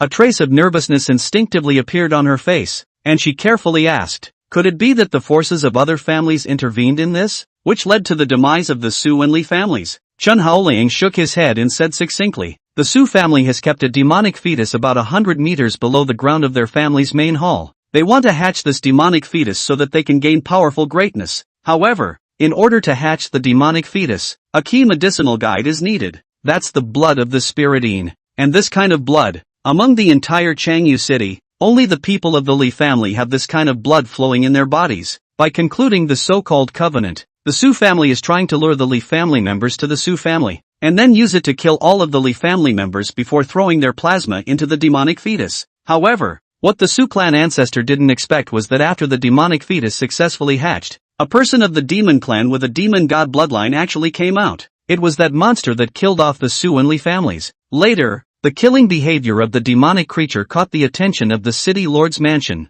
in which the city lord Zhou Hongshang was attracted to the power of this demonic creature. He also developed the idea of wanting to push up his current realm through the demonic artifacts, so he secretly brought the demonic artifacts back to the city lord's mansion, and he ordered that all those in the know who knew about this demonic creature be killed, while at the same time forging a reason for the world to falsely believe that the demise of the Su and Li families was the result of a conflict between them. After saying this, Chen Haoling looked at Li Xinyue once again. Do you understand now? It was that group of the Su family who made their own deaths and raised a demonic creature under the mansion, which led to the simultaneous fall of the Su and Li families. So, what you said about letting Li Ruyan marry Su Yixuan to avoid the tragedy of the Su and Li families being wiped out is a joke in itself, and after 3 days, it can be more than just the loss of the main battle force, but the tragic death of the entire Su and Li families from top to bottom. So, what we need to do is not to find anyone to marry the Su family, but to find a way to stop the Li family from traveling to the Su family to conclude that bull ***** covenant 3 days later. After Chen Haoling finished saying so many words in one breath,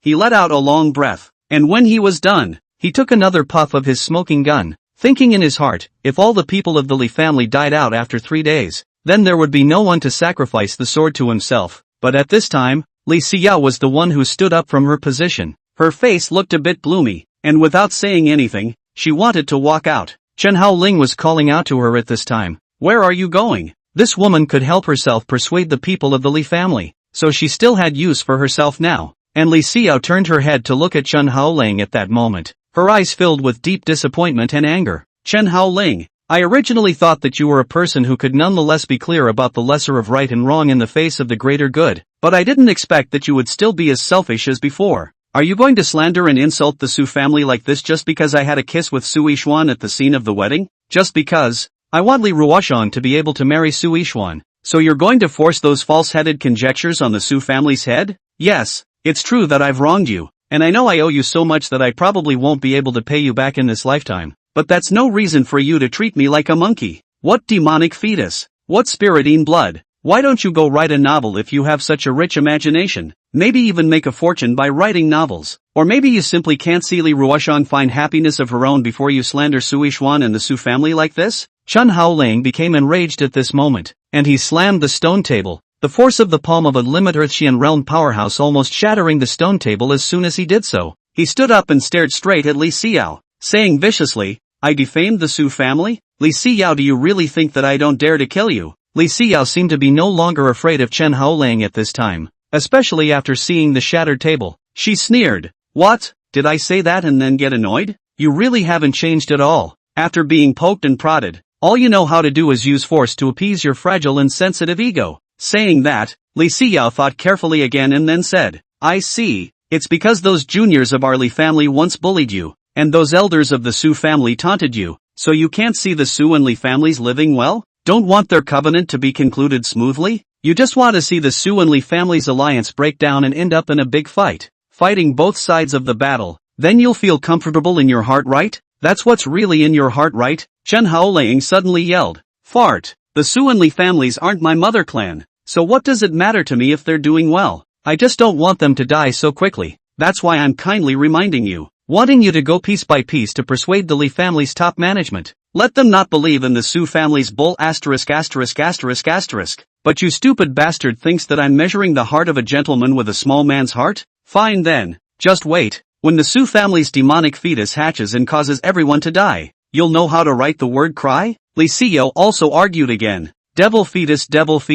Chen Haoling, get it straight. This is the Tianzhu Empire, not the abyssal devil realm. Can a demonic fetus that hasn't hatched yet survive outside of the demon realm? Can you make a draft before you talk nonsense? If you are not willing to help me along to persuade Li Ruyan, you can completely tell me in a big way. There is no need to find these bull *****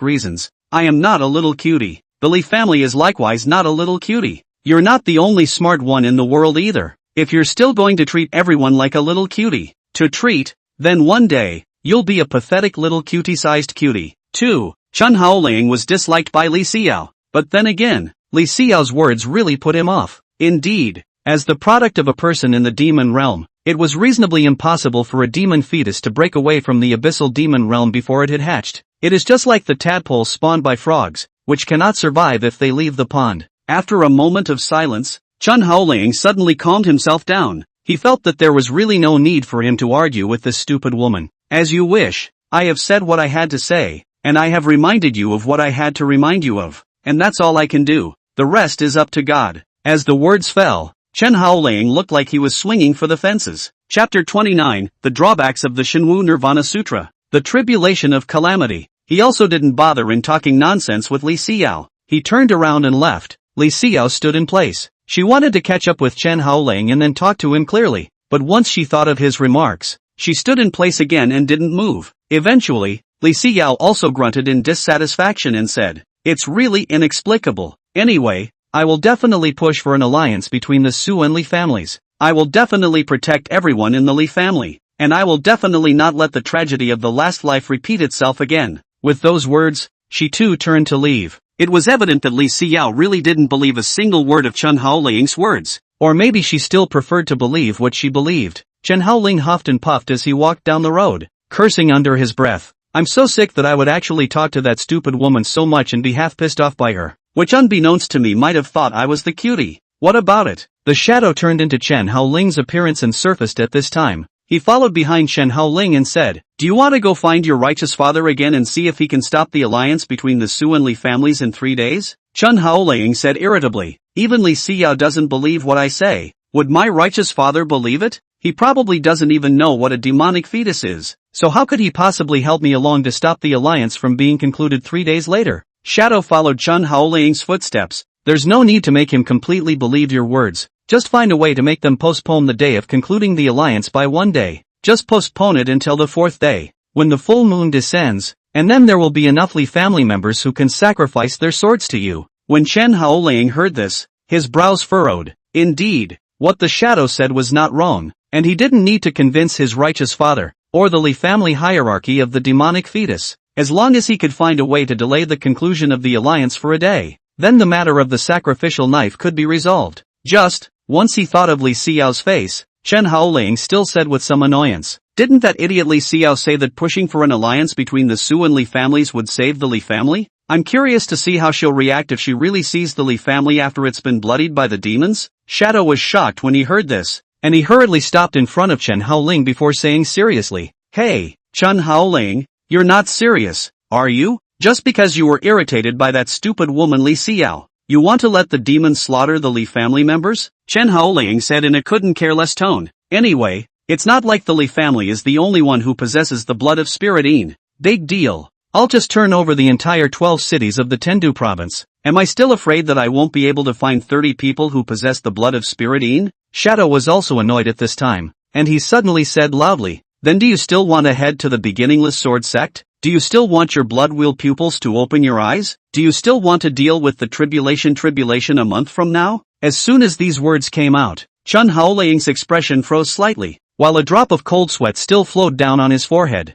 Mother asterisk asterisk asterisk asterisk her. Just because he was angered by that Li Xinyue woman, he almost forgot about his proper business. The reason why he wanted to go to the beginningless sword sect was actually for one reason. He needed one of the treasures there, the blood of hell. And this drop of hellish blood was precisely the important drug guide to help Chen Haoling open his blood wheel pupil. However, if one wanted to obtain the blood of hell, there was an important prerequisite, and that was this boundless blade in Chen Haoling's hand. For only the boundless blade can shatter the tomb of hell's blood and bring out the blood. Chen Haoling, who thought of this, smiled awkwardly when he looked at the exasperated shadow. "It's me who was reckless, and I was so angry by Li Xinyue that I almost forgot about my business. I'll go to my righteous father now and try to find a way to get him to delay the matter of the alliance between the Su and Li families. The lives of the Li family can only be left for me to reap." After the shadow saw that Chen Haoling had finally regained his composure, he let out a sigh of relief before saying, "Li Xinyue is now on the verge of becoming your heart disease. Turn around and find some time to get rid of her." Chen Haoling nodded seriously, and at that moment,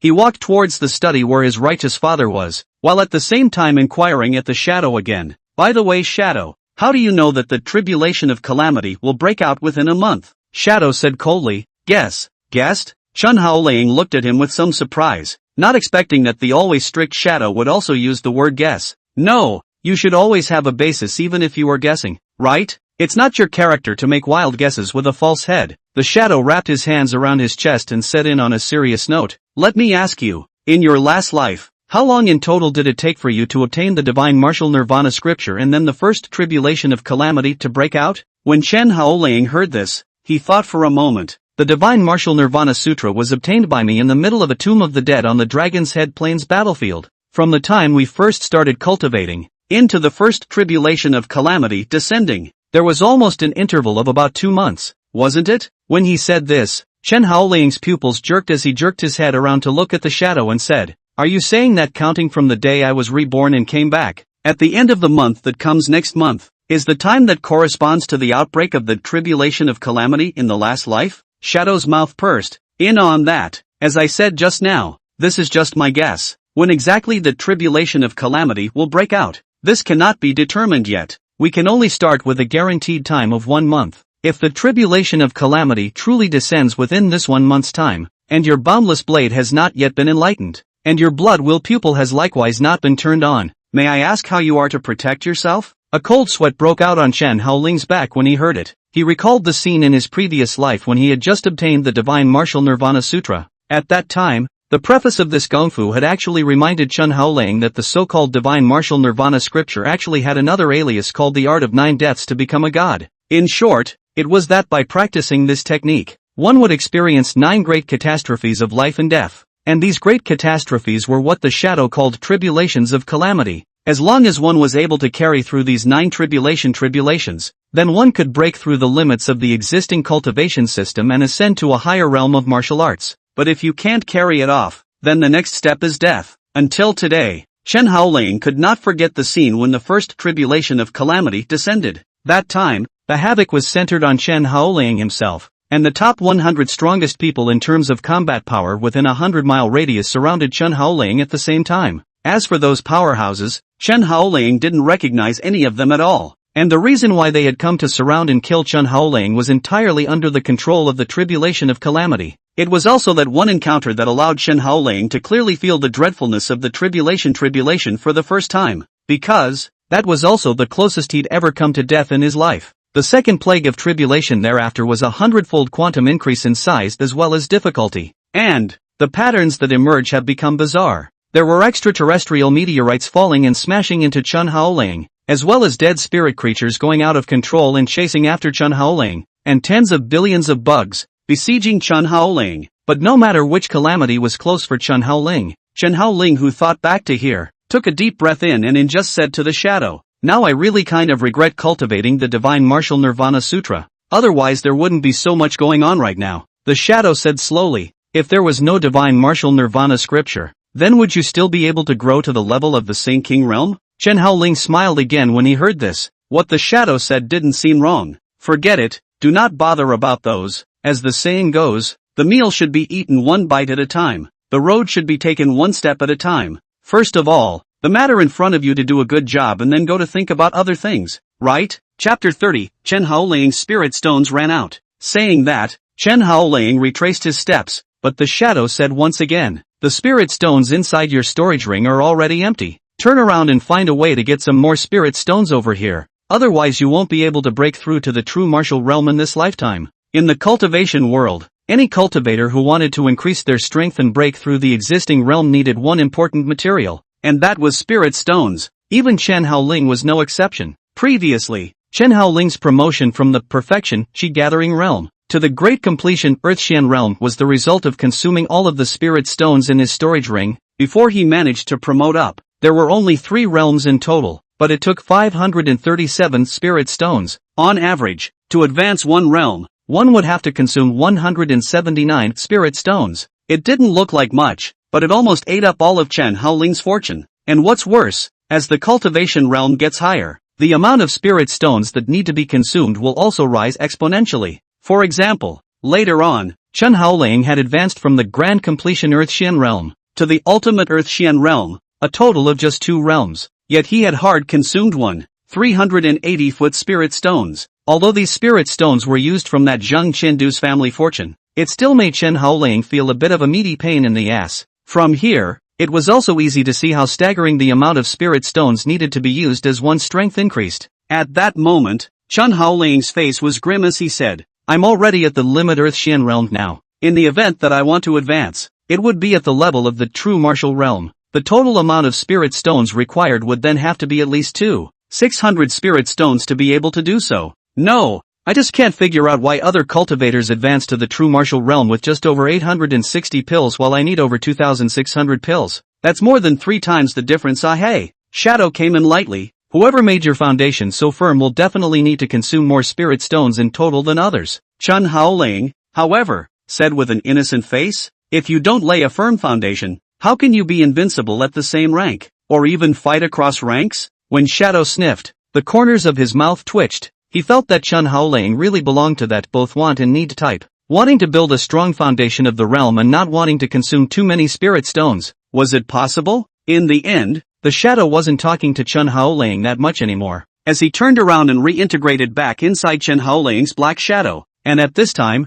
Chen Haoling had also arrived in his righteous father's study. Only, when he came in, he realized that there were many other people coming inside the study. This included the eldest uncle Li Xinyue, the third uncle Li Xianghe, and some grandfatherly clan elders, as well as some teenage girls of the same generation as Chen Haoling. "Get out!" The moment Chen Haoling stepped into the study, a loud roar suddenly rang out. Chen Haoling turned his head to look at the person who spoke. It was actually his eldest uncle, Li Xinyue, who at the moment was pointing at Chen Haoling with an angry face. "Didn't you understand my words? I told you to get out." Chen Haoling directly ignored this guy and walked straight into the study, and made a regular salute to his rightful father as a way to greet his old man. Li Jiangshan nodded before turning to Li Xinyue. "Big brother, we are not discussing some confidential meeting. There is no need to let outsiders leave." In Li Jiangshan's mouth, Chen Haoling had turned into an outsider, and even though Chen Haoling had long since stopped caring, there were still some changes in his expression. As for the eldest uncle, Li Xinyue, he said without mercy, "Family head, it's because you've indulged this brat too much that he's now becoming more and more ungrateful." Li Jiangshan, however, waved his hand, signaling that there was no harm in it, and then said to Chen Haoling, "Since you're here, sit down. It just so happens that the clan is discussing the alliance with the Su family in 3 days, so you can also sit in as well." Chen Haoling nodded, and then he found a place to sit down, and it was only at this point that Chen Haoling noticed that Li Xinyue had actually come, and happened to be sitting right across from him, and Li Ruyan didn't know what they were talking about. The two girls seemed to be chatting quite well, and it didn't take much thought to realize that it should be Li Xinyue who was encouraging Li Ruyan to marry Su Yixuan. While beside the two girls, third uncle Li Xianghe did not say a word, but his gaze would look over to Chen Haoling's side from time to time. However, when Chen Haoling locked eyes with him, he immediately averted his gaze again. Obviously, after seeing Chen Haoling's true battle power,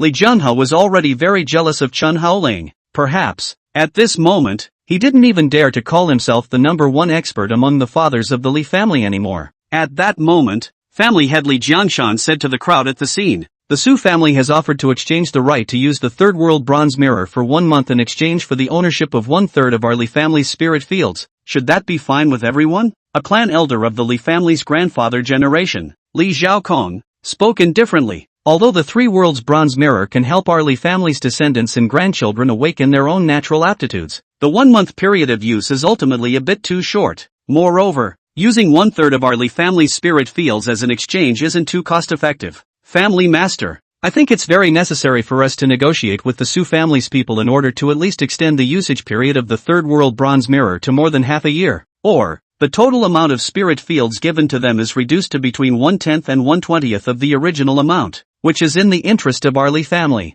With these words there were quite a few people who nodded slightly, indicating that the Grand Clan Elder was right, and as Chen Haoling listened to this, a thoughtful expression appeared on his face. He had previously wondered why the Li family had agreed to make an alliance with the Su family for good reason. After all, the two families were not close enough to take a blood oath. Now that he heard the conversation between his righteous father and the clan elder, this made Chen Haoling understand. Together, after half a day, it turned out to be the Su family took out their own treasure of the town family 3 times bronze mirror right of use as bait, so as to lure the people of the Li family into a trap, and at the same time, They also offered to let the Li family use 1/3 of the total amount of spirit fields as a bargaining chip in exchange. In this way, it increased the credibility of this alliance again. It seemed that the Su family had indeed made sufficient plans in order to take the blood of the Li family's top management to feed the demonic fetus. Chen Haoling, who thought of this once again, looked at his righteous father, Li Jiangshan, but heard Li Jiangshan slowly say, "We've been negotiating for a long time regarding the extension of the right to use the third bronze mirror,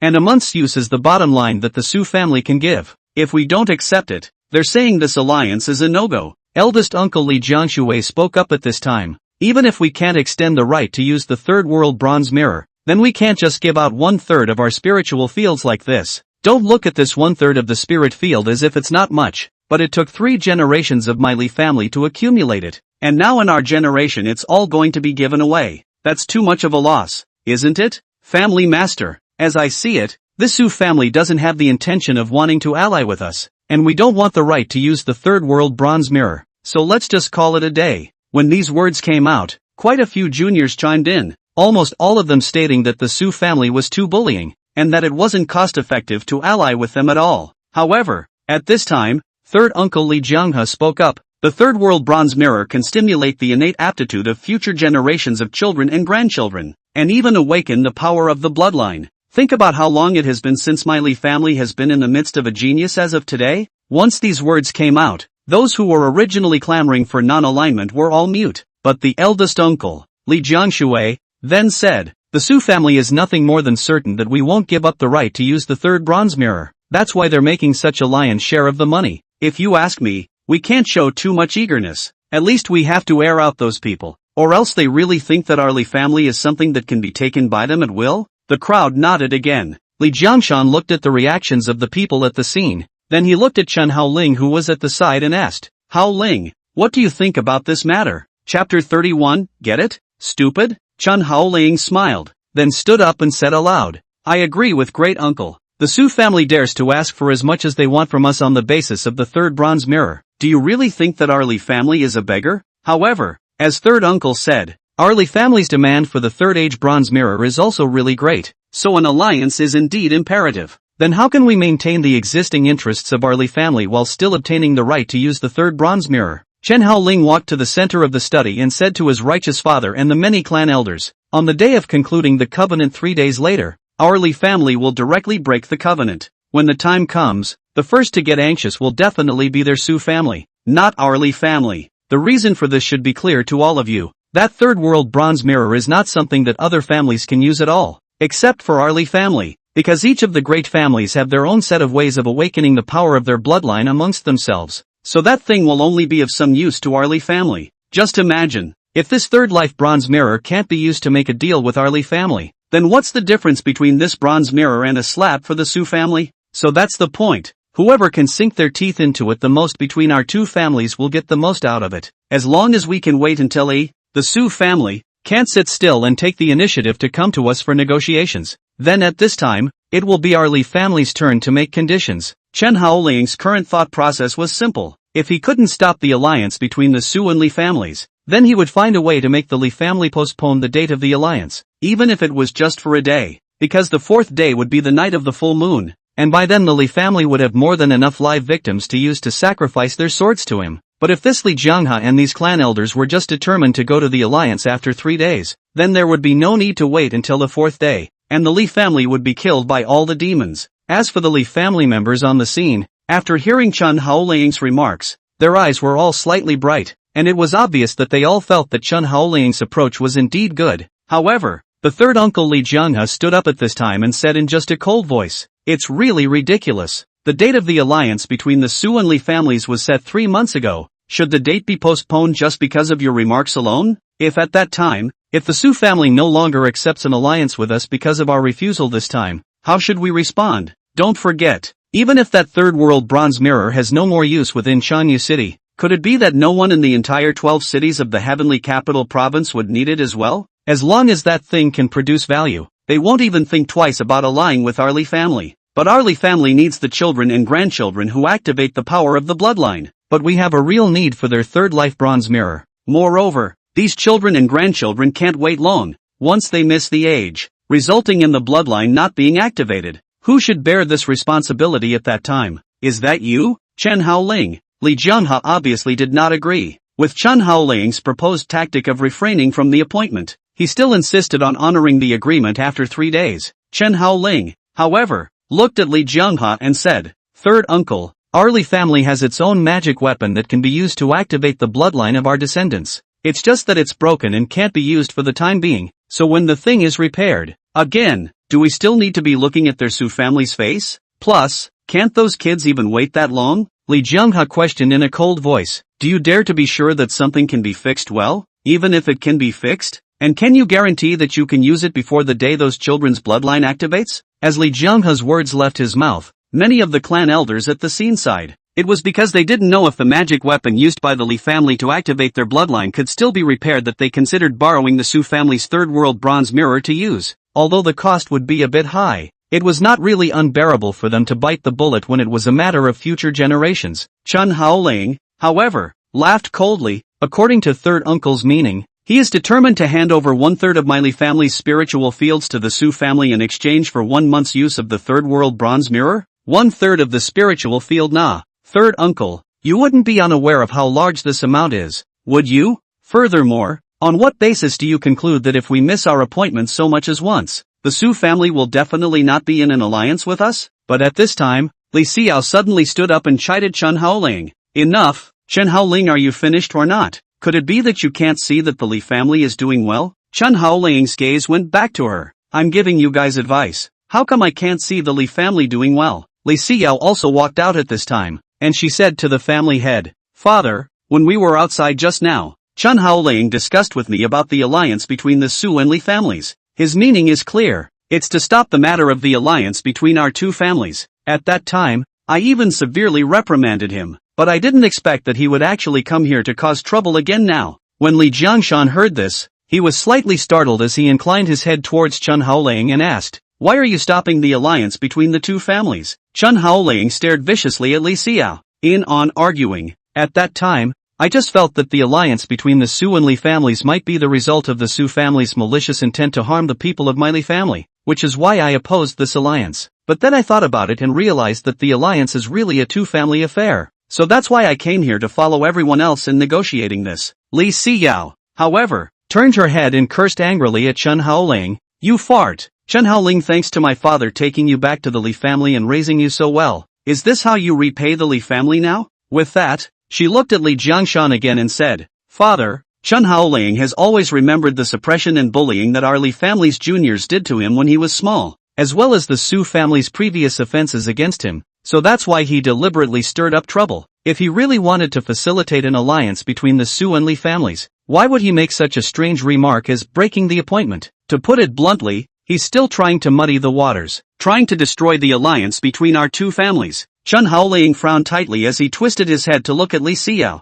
directly communicating with a look that only two people could understand. "Are you out of your mind?" Li Xinyue similarly communicated with her eyes. "I've already said that in my second life, I'll definitely protect the Li family and everyone, and I definitely won't let the tragedy of my last life repeat itself again." Chen Haoling argued. "How are you going to protect the Li family? Just by relying on your so-called marriage? By allowing Li Ruyan to marry into the Su family, you can avoid conflicts between the two families?" Li Xinyue asked rhetorically. "No." Chen Haoling used a look at a little cutie expression as he looked at her. Before making eye contact, the best way to avoid conflict is that both Su and Li families had better not meet. You're supposed to be standing with me and stopping the alliance, not talking out of your ass. Li Xinyue sneered. "You really did want to stop the conclusion of the alliance after all. I really did guess correctly. Chen Haoling, you've disappointed me too much. I really didn't expect you to be this kind of person." Chen Haoling asked back. "Then how do you guarantee that the Su and Li families won't clash after their marriage?" "I still say that as long as the two families don't come into contact, there won't be any of that behind it. Why the hell can't you figure it out?" Li Xinyue pursued. "If the Su and Li families don't ally, how will they cope with the beast tide crisis a year from now? Only with a smooth alliance between the two families will they be able to maximize their strength and seek a chance of survival in the midst of that crisis. If the two families go their own way and fight alone, then even if the Li family isn't exterminated 3 days later, it will completely fall due to the beast tide crisis a year later. Get it? Stupid." Chen Haoling took a deep breath. He now knew Li Xinyue's concern. After half a day, She was actually worried that the Li family would not be able to carry through the crisis of the beast tide in Yongan City a year later. As much as it was tempting to talk to her in, what happens a year from now happens a year from now. He really didn't want to be talking to this woman anymore. At that moment, he turned his gaze back to his righteous father. Although he and Li Xinyue exchanged a lot of words with their eyes, when viewed from an outsider's eyes, it was actually just the two of them glancing at each other. And just a second passed, so almost no one could tell what was going on. Chapter 32, Li Jiangshan got angry and put Chen Haoling in confinement. However, he heard Chen Haoling say to his righteous father, "Is my proposed strategy of refraining from an appointment beneficial or detrimental to the Li family? You should be able to tell the difference. The many clan elders present, the uncles should be able to tell the difference as well. I wouldn't have made those remarks if I hadn't fully considered the interests of the Li family." However, Li Jiangshan pulled the topic back to the very first question and inquired to Chen Haoling, "You just said that you suspected that the Su family had evil intentions and wanted to harm our Li family members. Father would like to know why you have such a suspicion?" Chen Haoling was shocked in his heart. What should he answer now? Should he tell his righteous father that he was a reborn person and that was why he knew about the subsequent incident where the Su family would take the blood of the Li family members to feed the demonic fetus? I guess as soon as he dared to say that, he would be treated as a psychopath and thrown out. Chen Haoling, who thought of this, pondered for a few seconds before saying, reporting back to righteous father, "The Su family and our Li family have always been at odds, and this alliance was again spearheaded by them. They even took out their town treasure as a bargaining chip.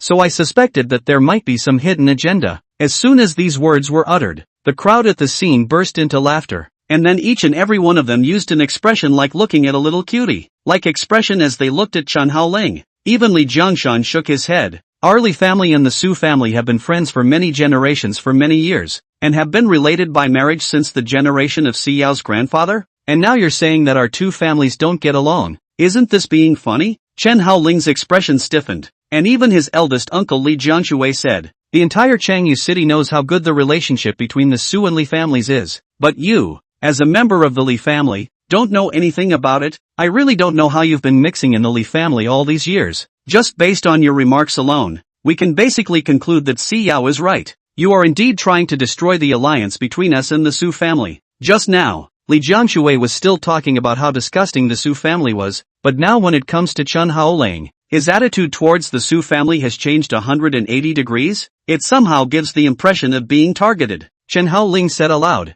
"So what if the relationship is good? Even if they are blood brothers who are as close as brothers and sisters, as long as there are issues involving interests, there will be a day when they will kill each other. Does eldest uncle dare to guarantee that the Su family does not have other intentions towards the Li family?" Chen Haoling's words were already an indirect admission that he wanted to stir up the alliance between the Su and Li families. At this time, the righteous father was standing up, and said aloud right at Chen Haoling, "I can guarantee that the Su family has no other intentions towards the Li family." Chen Haoling gazed at his righteous father, his eyes filled with incredulity. Why? Only to see his righteous father walk out from behind the table. He came in front of Chen Haoling, looking at this son who had been raised since he was a child. A hint of hateful disappointment appeared in his eyes. The next moment, however, a soft pop was heard. Then, amidst the unbelieving gazes of everyone at the scene, Li Jiangshan actually raised his hand and slapped Chen Haoling in the face. The slap wasn't hard, but the insult was truly too strong in front of so many people. For a moment, Chen Haoling's face turned red,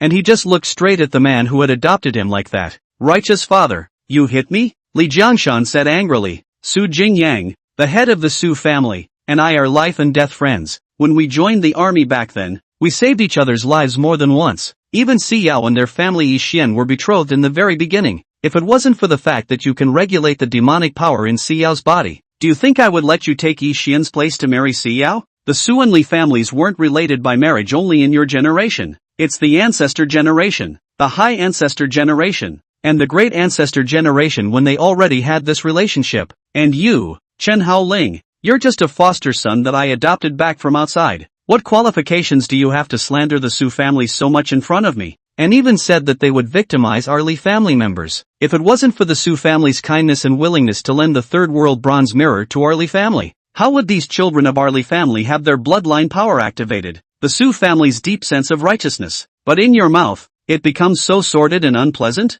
even trying to sow discord between our two families. Chen Haoling, what on earth do you have in mind? Chen Haoling stared straight at Li Jiangshan. It seems that in his eyes, he is not as trustworthy as a Su family. And the next moment, he said, "Righteous father, do you think? Don't call me a righteous father. I don't have a righteous son like you." Chen Haoling's words were interrupted by Li Jiangshan before he could finish. This time, it made Chen Haoling dumbfounded. Then, Li Jiangshan was furious to the core and said, "Someone come." As the words fell, a large group of guards rushed in from outside the door, cupping their fists at Li Jiangshan and saying, "Family master, what are your orders?" However, he heard Li Jiangshan say in a cold voice, "Chen Haoling slandered a friendly country with the intention of provoking the relationship between the Su and Li families and maliciously obstructing the alliance between the two families. His crime should be punished. However, considering that this is a first offense and the crime is not punishable by death, I hereby declare that with immediate effect, I sever the father-son relationship with Chen Haoling,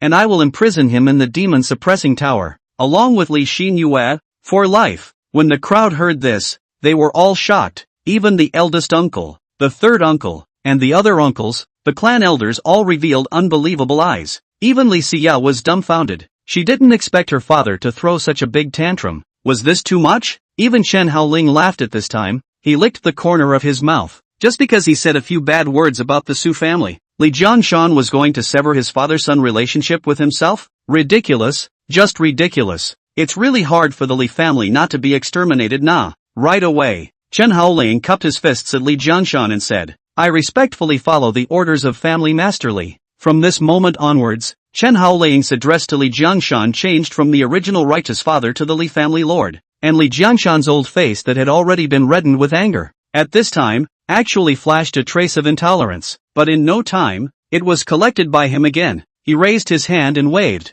signaling the guards that they could imprison Chen Haoling down. But just as those guards were about to go forward to detain Chen Haoling, he raised his hand and said, "There's no need. I can walk by myself, and I know the way to the demon suppression tower." When the words fell, Chen Haoling put his hands in his pockets and walked straight towards the outside. The attendants could only follow Chen Haoling's side, monitoring him as he walked inside the demon suppressing tower. But Li Xinyue was a bit flustered after seeing this scene. She rushed forward and said, "Father, Chen Haoling might just be drunk or not awake before saying those nonsense. You don't need to fight with him like this. Punishing him for copying the family rules a few times is fine. Imprisoning him for life is a bit too harsh." Although Li Xinyue was also not used to seeing Chen Haoling's remarks of denigrating the Su family to denigrate Su Yixuan, if she really wanted to lock Chen Haoling into the demon suppressing tower for the rest of her life, then she really couldn't afford to do so, so she could only come to plead with her father right away. But Li Jiangshan twisted his head to look at her and said, "If you dare to plead for him again,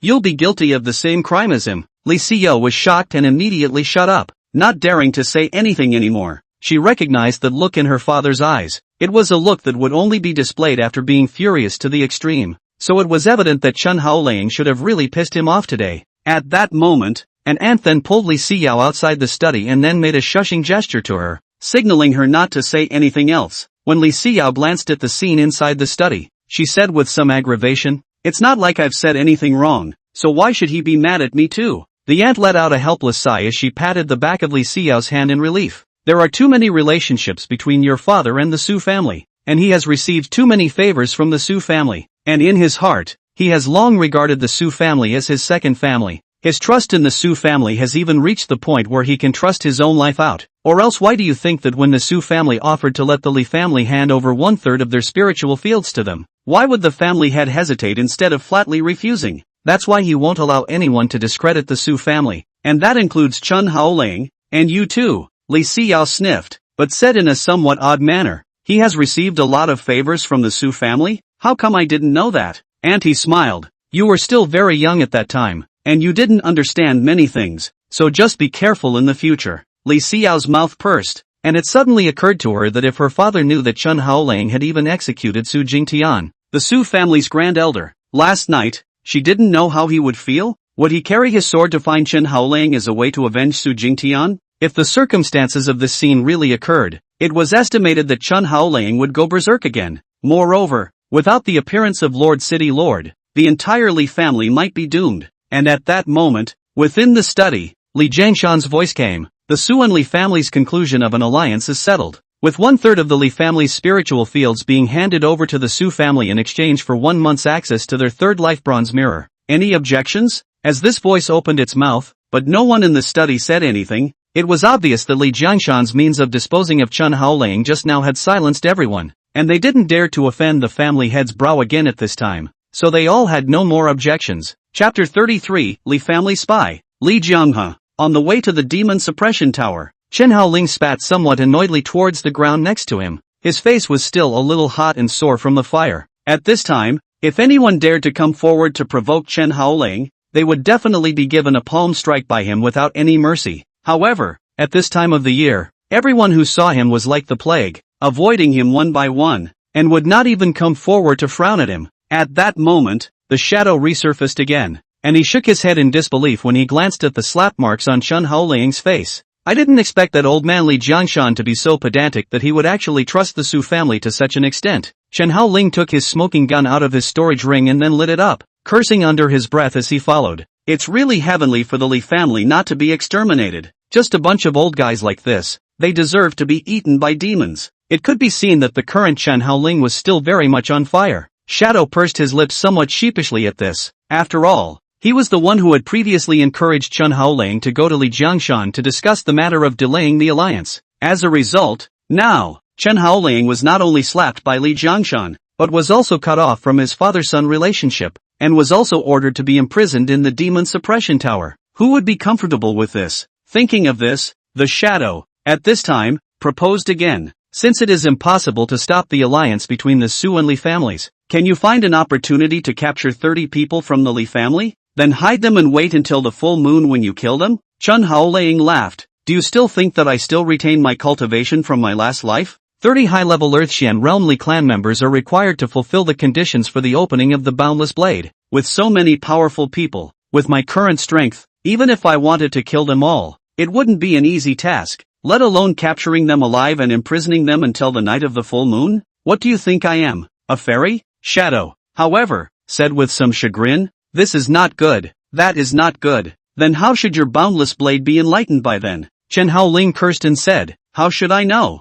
Let's talk about it when the time comes. Behind Chen Haoling, several guards who were responsible for escorting him all revealed a suspicious look at this moment. This was because from their perspective, it felt as if Chen Haoling was talking to someone, but there was no one next to him. The look was almost as if he was possessed. One of the chief guards, Li Xinyue, said with a hint of regret on his face. The fact that the family head broke off relations with him must have hit him hard. It's a pity that such a young and promising young man was turned upside down like this. That night, in an underground cave 100 meters deep beneath the ground of the Su family ancestral shrine, more than 40 major Su family executives had all gathered here at this moment, including family head Su Jingyang, as well as old ancestor Su Luoyang. Even that little lover of Li Xiyao's, Su Yixian, was here. The crowd all gathered around a pool of blood. The plasma in the blood pool was still gurgling and bubbling, just like boiling hot water. Although it was blood, it was permeated with an oozing red light, and the air also wafted with a strong smell of blood that was sickening to smell. Instead, in the middle of this blood pool, which was about 7 meters in diameter, there was a huge egg towering. Yes, that's right, it was the egg, standing straight up in the middle of the blood pool, at least about 4 meters in height. It was dark-colored and oval-shaped, and on the surface of the eggshell there was also a large blood vessel emerging, which wriggled a little from time to time, as if it were a worm crawling. If you look closely, you'll see that those veins are actually drawing on the plasma in the blood pool as a way to feed that lifeform in the eggshell. At this time, Su Luoyang, the old ancestor of the Su family, took a step forward, and he took the lead in kneeling in front of this primordial demon fetus, and then his mouth chanted a spell that was obscure and difficult to understand. In the surrounding area, the other Su family executives followed suit. It was as if their worship had caused this demonic tire to be sensed, and at this moment, it actually shook gently, and at the same time, a strong aura spread out along the way. But not a moment later, this huge demonic fetus fell silent again. It was as if nothing had happened. Only after the Su family's crowd's worship ceremony was over did they slowly rise from the ground. Then, Su Luoyang, the old ancestor of the Su family, turned his head to look at Su Yixuan and asked, has that woman Li Xiao not returned yet? When Su Yixuan was asked, a look of panic first appeared on his face. Then he explained, reporting back to old ancestor, ever since Li Xiao's demonic power erupted, she hasn't been in active contact with me, and I'm not quite sure what the exact reason is. When he said this, his tone was a little shaky, as if he was very afraid of this old ancestor in front of him, and with a sniff, Su Luoyang removed the black cloak he was wearing, and revealed his bare upper body. When he raised his eyes, he would be horrified to find that his dry body was actually covered with densely packed poisonous scorpions. Those poisonous scorpions were gnawing on Su Luoyang's flesh and blood all the time, but he didn't care in the slightest, and seemed to have completely ignored the pain in his body. However, he heard Su Luoyang lightly say, "The spiriting blood inside Li Xinyue's body is the purest amongst the entire Li clan. If you can't capture her to worship our Lord God, I'll throw you inside this blood pool." As soon as these words came out, Su Yishuan plopped down and kowtowed vigorously, saying, "Sunner will definitely bring back Li Xinyue. Please ask old ancestor to give Sunner some time." When Su Luoyang heard this, he then looked at Su Jingyang, the head of the Su family, who was at the side. "How are all the preparations for the alliance matters 3 days later?" Su Jingyang stepped forward and reporting back to the old ancestor. "Everything has been arranged. As long as Li Jiangshan and the others come, I guarantee that they won't be able to fly with their wings." Only then did Su Luoyang nod his head in satisfaction, his gaze once again looking towards the huge demon tire giant egg in front of him, and he said aloud under his breath, "Whether or not the gods can be successfully resurrected is related to my Su family's 100-year plan, and on the day of the blood sacrifice 3 days from now, there must not be any accidents. If I find out that someone has spoiled the great things of my Su family, I will break him into pieces, bones and ashes." Su Luoyang's tone was very calm when he said this, but it gave off a chilling feeling. All of the Su family knelt down and said in unison under their breath, "I respectfully follow the old ancestor's orders." Su Luoyang didn't say anything anymore. He walked down the steps towards the edge of the blood pool. Then in front of everyone, he slowly walked into the middle of that scalding blood pool. Seeing this, Su Jingyang, the head of the Su family, said to the crowd, "All of you go out, the old ancestor is going to cultivate." The crowd then retreated like a tidal wave. And at this moment, a junior member of the Su family suddenly came to Su Jingyang's front and bowed. "Family master, the third oldest member of the Li family, Li Jianghe, has come." As soon as these words came out, Su Jingyang was slightly startled as he turned his head to look at this junior and said, "Li Jianghe? What is he doing here?" Junior shook his head in disbelief. "Oh yeah, he brought a girl with him." Su Jingyang frowned, then his gaze went to his son Su Yishuan. Su Yishuan hurriedly explained, "Other than Li Xinyue, I'm not in the process of messing with any other girls from the Li family." Su Jingyang pondered for a moment, then followed the junior along towards the outside. Su Yishuan naturally followed. Soon, the crowd arrived at the Su family's meeting hall. As soon as he came in, he really saw Li Jianghe, who was wearing a mask. He took off his mask and said to Su Jingyang, "I've already taken care of the matter of the alliance. Li Jiangshan has agreed to lead a third of the Li family's top management to come and conclude the matter of the alliance 3 days later." When Su Jingyang heard this, he was instinctively slightly pleased. He took a few steps forward and then smiled. "Is that so? It's really hard for Brother Li. Come and sit down." With that, his eyes went back to a girl next to him. It was clearly Li Jianghe's own daughter, Li Ruyan. Only, at this moment, Li Ruyan's mouth was plastered, her hands were bound, and even the mana in her body was all sealed. With this look, people who didn't know thought that Li Jianghe was a human trafficker. Su Jingyang said with some confusion, "Brother Li, what is this for?" Li Jianghe casually found a seat and sat down, then poured himself a cup of tea, and then said, "My family Ruoshang and your family Yishuan are of similar age, and can be considered as a talented man and a beautiful woman. A perfect match. I think it would be better for us to add an in-law relationship on top of the original layer of relationship. How about it?" As soon as these words came out, Su Jingyang then looked at his son Su Yishuan again, but Su Yishuan was alarmed. "Uncle Li, I've already made a marriage contract with Xiao. It's not appropriate to talk about other girls now. Please take back Uncle Li's order." Li Jianghe sniffed but sneered. He did not look at Su Yishuan but stared at Su Jingyang and said, "I promised you that I would lure Li Jiangshan and my big brother and a bunch of others all to your Su family, and after you get rid of them later on, you will elect me as the new Li family head. But if Li Jiangshan and the others are really dead, who can guarantee that your Su family won't make a move against me? To be on the safe side, I need a layer of in-laws as a bailout. Of course, half of the spirit fields that I promised you before will also be given in full.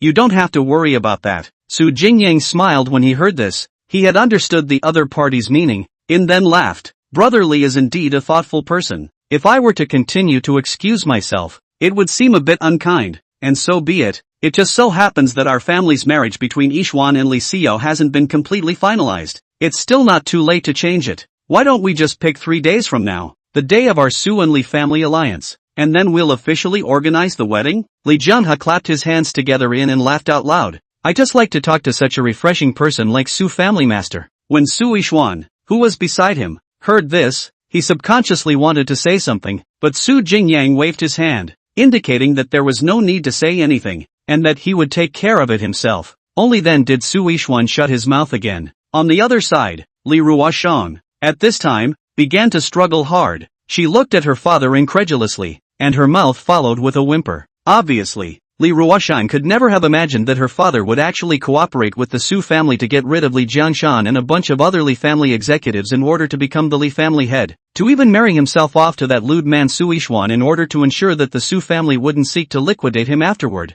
as a way to add a point of insurance for him. This was simply ridiculous to the extreme. At that moment, the first thought in Li Ruoxiang's mind was to immediately escape from this place and tell everything here to the family head Li Jiangshan. Tell him that the Su-Li alliance is a fake, that everything is just a setup, and that the Su family's goal is to embezzle more than half of the Li family's spiritual fields. Her father, Li Jianghe, chose to become a traitor to the Su family in order to become the head of the Li family. However, the more she tried to struggle, the tighter the ropes on her body were bound, and at the back, they even strangled her to the ground. Chapter 34, Li Ruoxiang's Self-Help. Seeing this, Su Jingyang said to Su Yixuan, who was on the side, in a fake manner, what are you still standing there for? Can't you see that your wife has fallen? Hurry up and go give her a hand. Only then did Su Yixuan make two sounds, and then gently helped Li Ruoxiang up, and said under his breath, is Ruoxiang alright? Did it hurt? His tone was very gentle, but in Li Ruoxiang's ears, it was extraordinarily disgusting. If not for the fact that her mouth was sealed and she couldn't open her mouth, she would have just immediately yelled, stay away from me. But Su Yixuan seemed to completely fail to see the disgust in her eyes, and even backhanded her to the waist, before saying to Li Jianghe and Su Jingyang, Father, Uncle Li, you guys take your time to chat, so I'll take Ruoxiang down first. Su Jingyang, however, reminded, be gentle with the other girls, don't be in the process of losing them. Su Yixuan let out an A, then smilingly carried Li Ruoxiang towards the backyard, and Li Ruoxiang was still whimpering and struggling at this time. She screamed straight in the direction of Li Jianghe, seemingly begging for help from her own father. However, at this moment, Li Jianghe was expressionlessly drinking the tea in his hand, and for Li Ruoxiang's plea for help, he even ignored it. This scene left a crystal clear tear in Li Ruoxiang's eyes, and at that moment, it was as if despair filled her heart. Soon, Li Ruoxiang was carried by Su Yixuan to a compartment, and then, she was brutally thrown onto the bed. Then, Su Yixuan immediately closed the doors and windows, and only after finishing did he come to Li Ruoxiang's near front. Looking at this dainty little beauty, Su Yixuan then backhanded the sticker on her mouth, and then Li Ruoxiang's tirade followed. Asterisk asterisk asterisk asterisk get the hell off me. If I lose a hair, I'll make sure you don't die. Li Ruoxiang's tirade, although it sounded crazy, but when it reached Su Yixuan's ears, it seemed light and without any force. He glanced at the ropes on Li Ruoxiang's body, and then said slowly, get this straight, it wasn't me who took the initiative to hook up with you. It was your father who took the initiative to send you to my bed. Even if I let you go now, where else would you go? Li Ruoxiang, however, immediately argued, I'm going to go back to the Li family and tell everything here, all to the family head, Li Jiangshan, and tell everyone, so that they can step in and kill all of you disgusting bugbears. Su Yixuan laughed coldly. He raised a palm gently while Li Ruoxiang's forehead long hair, ruffled to behind the ear. In just laugh. If that's the case, then it's even more unlikely that I'll let you go. Just now, you heard the conversation between your father and my father, right? Your father wants to use our hands to get rid of Li Jiangshan and the rest of the people in the top echelons of the Li family, so that he can sit on the family head position himself, and as a price, he'll give up half of the Li family's total assets as a reward for offering it to our Su family. It's just a pity that his character is too cautious, fearing that after our Su family got rid of Li Jiangshan, we would get rid of him in the process, so that's why he decided to betroth you to me. Although, right, you're not as good looking as Li Xinyue, and your body isn't as good as hers, but in the end, you're still considered a little beauty. So if you're willing to get down to earth and live a life with me, I wouldn't mind accepting you as my wife. But then, if you still insist on being a deadbeat and want to tell the Li family about today's events, then I can only shut you up forever. Li Ruoxiang's heart bristled with coldness when she heard these words. Her nostrils turned red and tears flowed down in large drops. Although her heart was already desperate to the top, she still stubbornly said, you will not succeed in your purpose. Even if I don't go and report to the family head and the others, they will still know about your plans all the same. When Su Yixuan heard this, the hand that originally wanted to go and take off Li Ruoshang's clothes stopped, and he suddenly asked in curiosity, how did Li Jiangshan and the others know about our plan? Speak clearly. Li Ruoshang sniffled hard. On the aggrieved Baba said, you shouldn't know yet, right? Just this morning, Chen Haoling had already spoken to our family head about this. He had long guessed that your Su family did not have good intentions and might make a move against our Li family on the day of the alliance, so he informed the family head of this in advance. Before long, you will have to bear the wrath from the Li family. At that time, you, your father, and all of your Su family will not be able to escape. When Su Yixuan heard this, he couldn't help but laugh dumbfoundedly. I don't deny that Chen Haoling does have a few skills, to have battle power, to have eye power. Unfortunately, he's now locked up inside the demon suppressor tower, so I guess he won't even be able to come out until the day of the alliance arrives. If you're counting on him to save the Li family, you might as well just strip naked and lie in bed waiting for me earlier. When Li Ruoshang heard this, her eyes widened in anger. She seemed to want to retort, but she didn't know how to return the favor. After Su Yixuan saw that look on her face, he knew that she should have already compromised. At that moment, he nonchalantly stood up and took off the jacket he was wearing, ready to enjoy this great beauty. However, Li Ruoshang said suddenly, is it okay to give me some time to get used to it? If you touch me now, I'll fight to the death, and I'm sure you'll cause yourself no pleasure and even get all bruised up by then. But if you'll give me a little time to take it all in, I'll be a good girl and offer to take off my clothes and even offer to serve you. Su Yixuan's movements slightly lurched, and he pondered slightly after hearing this. It's true that the best experience is when you're willing to do what you want, and if the other person is fighting to the death, or even fighting, then the experience will be greatly diminished. Su Yixuan, who thought of this, then said, alright, then I'll give you a few days, so that you can slowly accept it all. However, don't think of playing any tricks. No one can escape from my Su family's defense boundary. When the words fell, Su Yixuan casually waved his hand. He even loosened the ropes on Li Ruoshang's body, and then strutted out of this room. But it was followed by the sound of the room door being unlocked. Li Ruoshang immediately got up when she saw this, and she first checked around to see if there were any surveillance-type spells. After making sure there were none, she opened her mouth and removed a storage ring she had hidden under her tongue. However, due to the confinement of the mana on her body, she was unable to open the confinement inside the storage ring, so she simply, Li Ruoshang slammed the storage ring to the ground with force. Snap! With this one hit, the storage ring was actually smashed, and then a communication jade ultimatum stored inside surfaced. Due to the fact that she hadn't made any preparations when she was previously caught by Li Jianghe, the communication jade ultimatums on her body with Li Jiangshan or the other Li family executives were all taken away. And now this only remaining communication jade ultimatum was actually contacting another person. The other party was none other than the Li family's female devil, Li Xinyue. Although, she was also imprisoned in the Li family's demon suppressor tower right now, but as long as she was told everything about this place, she should have a way to pass the message on. At that moment, Li Ruoshang picked up the communication jade ultimatum, then wrote words on it, raised her hand and pressed on a button, and the message was sent out. After doing this, Li Ruoshang put away the jade ultimatum, and the next thing she could do was to wait. On the other side, inside the Li family's demon suppression tower, in the middle of Li Xinyue's boudoir, Chen Haoling was lying on Li Xinyue's soft couch like that with his bare bladder. Beside him, Li Xinyue, wearing only a thin white belly band, gently medicated his back. Looking at the bruises on Chen Haoling's body, he couldn't help but giggle. A hallowed terminal saint king would actually be injured like this by 8 tiny true martial realms. If this were to be known to those old farts in the middle of the savage land realm, they would more than likely laugh you to death. Although Li Xinyue's mouth was filled with a mocking tone, her hands were constantly diffusing dense ice phoenix demonic power as a way to dissolve those wounds on Chen Haoling's body. However, he heard Chen Haoling say with some displeasure, "It's all been said, there's no terminal saint king here, only a Earthshan realm little mole cricket." Chapter 35, Rich Beauty Sister Sticky Sticky. Li Xinyue rolled her eyes in a good-natured manner. Fine, don't say it anymore. With that, she then suddenly came to Chen Haoling's ear and exhaled. By the way, were those things you said to Siyao earlier true or false? A small Su family is that capable of getting a demon fetus flesh egg, and want to hatch it? Could it be that they're not afraid of being copied and destroyed after being found out by the city lord's office? Chen Haoling opened his eyes and glanced at her. He had to say that Li Xinyue was also very good looking. Her features were very delicate. Her skin was also very fair and watery. Even without any makeup, she was still stunningly beautiful. However, he heard Chen Haoling slowly say, "How exactly did the demon fetus flesh egg come about? This I'm really not too sure. As for whether or not they would be afraid of being found out by the city lord's office, then they should definitely be afraid, or else they wouldn't have made this matter so secretive." Li Xinyue leaned her chin on Chen Haoling's shoulder, a white finger pointing at the edge of her red lips, revealing a thoughtful look. "If we really let the Su family successfully hatch that demonic fetus, presumably, everyone in our Li family will die."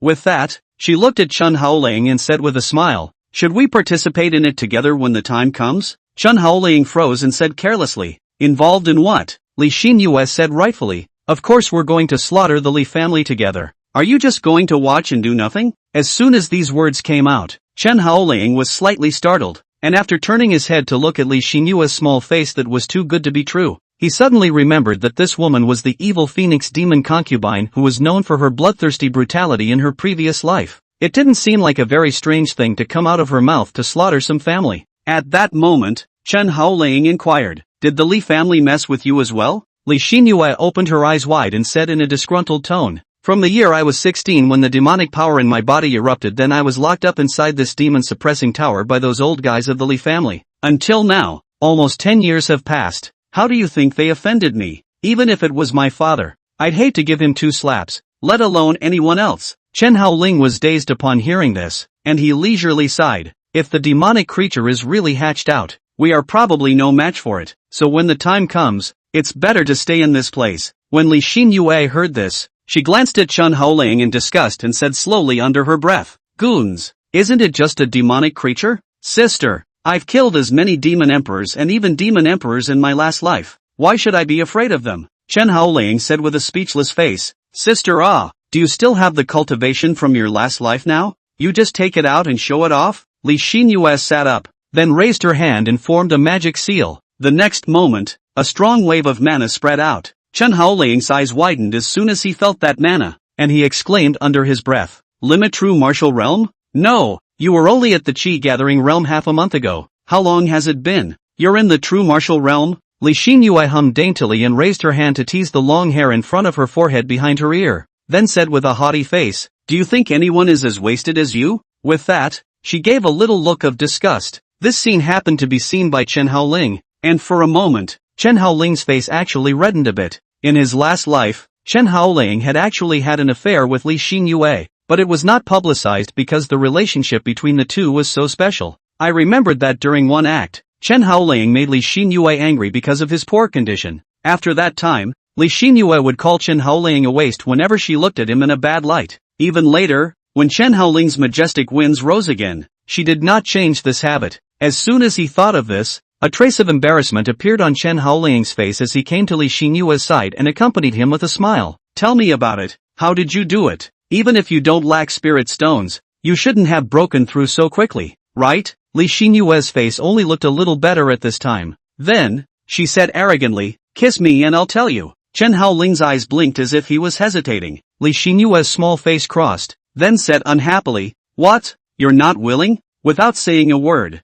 Chen Haoling gently kissed Li Xinyue's small face, and only then did Li Xinyue reveal a contented expression. "Can we talk now?" I don't know why, but at this moment Chen Haoling actually had a sense of shame of being a rich little white girl, and at that moment, Li Xinyue laughed playfully. "It's mainly thanks to that Nirvana heart sutra of yours that the Ice Phoenix demonic power in my body has undergone a mutation, and now this demonic power has already evolved to the level of extremely cold Ice Phoenix power. Relying on this power is what allowed me to instantly impact my strength to the limit true martial realm level." With that, she looked at Chen Haoling again, wrapped her hands around Chen Haoling's neck, and said with a smile, "Now do you still think that I can't defeat that demonic creature?" When Chen Haoling heard this, a trace of dawning realization appeared on his face, and immediately afterward, he seemed to have thought of something else, and then he hemmed and hawed, "Since your strength has skyrocketed so much, no whatever, can you help me in passing?" When Li Xinyue heard this, she said in a conspiratorial manner,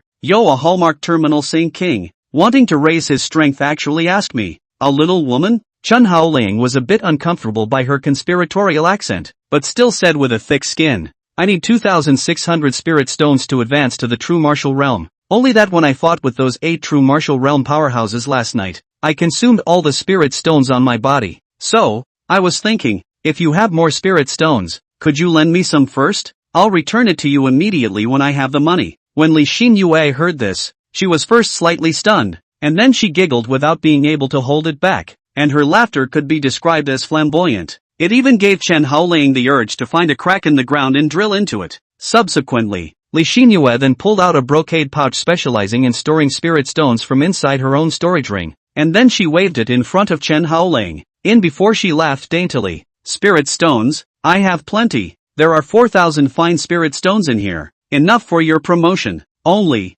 who am I to give it to you? Chen Haoling blinked and asked, then what do you want? Li Xinyue thought for a moment, and then, sitting on Chen Haoling's lap, she exhaled and said, be my male consort. I'll give you a fixed 30,000 spirit stones every month. Of course, if you perform well and can make Sister Me happy every night, I can also raise you to 60,000 spirit stones. How about that? Chen Haoling's eyes widened, almost gritting his teeth. You really want me to be your gigolo? Li Xinyue rolled her eyes without any good reason. I didn't force you. You're willing to accept it. If you don't want to accept it, just pull back. Saying that, Li Xinyue wanted to reload the brocade pouch back into the storage ring. Chen Haoling hurriedly said, wait. Li Xinyue looked at Chen Haoling with another dimpled smile and asked, you agree? Chapter 36, Li Xiao's arrival. Chen Haoling's mouth pursed, and then suddenly said, you must first give me a try to see if your spirit stone is good, right? If it doesn't work well,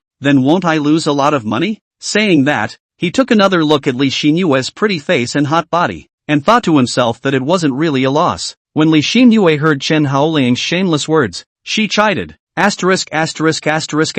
off. You want to whore for nothing? But without waiting for her to say more, the communication jade ultimatum on the side suddenly rang. She twisted her head to look over, and Chen Haoling also subconsciously asked, who sent you a message in the middle of the night? Li Xinyue didn't say anything, just gently got down from the bed, and in the process, threw the brocade pouch containing the spirit stones in her hand to Chen Haoling. Chen Haoling's heart instinctively rejoiced as soon as he caught it, but at this time, Li Xinyue was the one who said, it was Li Ruyan who sent me the message. As soon as Chen Haoling looked up, he asked, Li Ruyan? What is she doing messaging you in the middle of the night? Li Xinyue shook her head and was just about to click in to see what was said, but at that moment, there was a sudden knock at the door, followed by a shivering voice. Sis, are you asleep? The moment she heard the voice, Li Xinyue was shocked in her heart, and even Chen Haoling was confused. The voice was certainly heard by both of them. Li Xiao, it's just, what is she doing here so late? Li Xinyue rushed outside and shouted,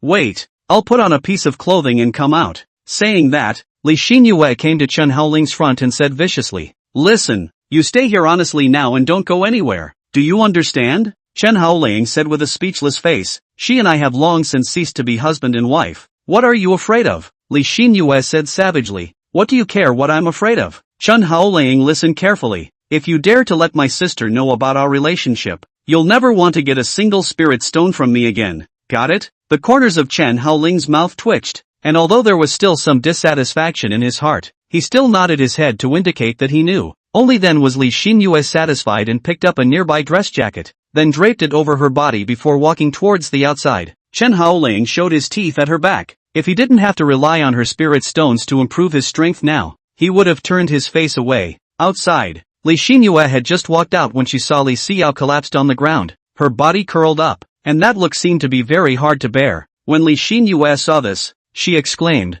Xiao, what's wrong with you? What's wrong? Li Xiao opened her eyes with difficulty and said in a trembling tone after seeing her sister come out, Sister, the demonic power in my body has flared up again, and I can't restrain it now. I wanted to find Chen Haoling and ask him to help me, but I didn't find anyone else, so I came to you. With that, Li Xiao looked at Li Xinyue with teary eyes, with a look of pity. Sister, can you help me send a message to Chen Haoling, begging him to save me? At this rate, I might actually die. After hearing this, Li Xinyue sort of understood that she could still feel the churning demonic power in the other party's body. Only, with Chen Haoling's character would he really dissolve the demonic power for Li Xiao? But in the next second, Li Xinyue seemed to have thought of something else. She immediately made a point on her storage ring, and with that, a scroll surfaced. She handed the scroll to Li Xiao's hand, and then said, follow this set of gongfu to maintain the operation of the mana in your body. Li Xiao took the scroll and subconsciously said, will this work?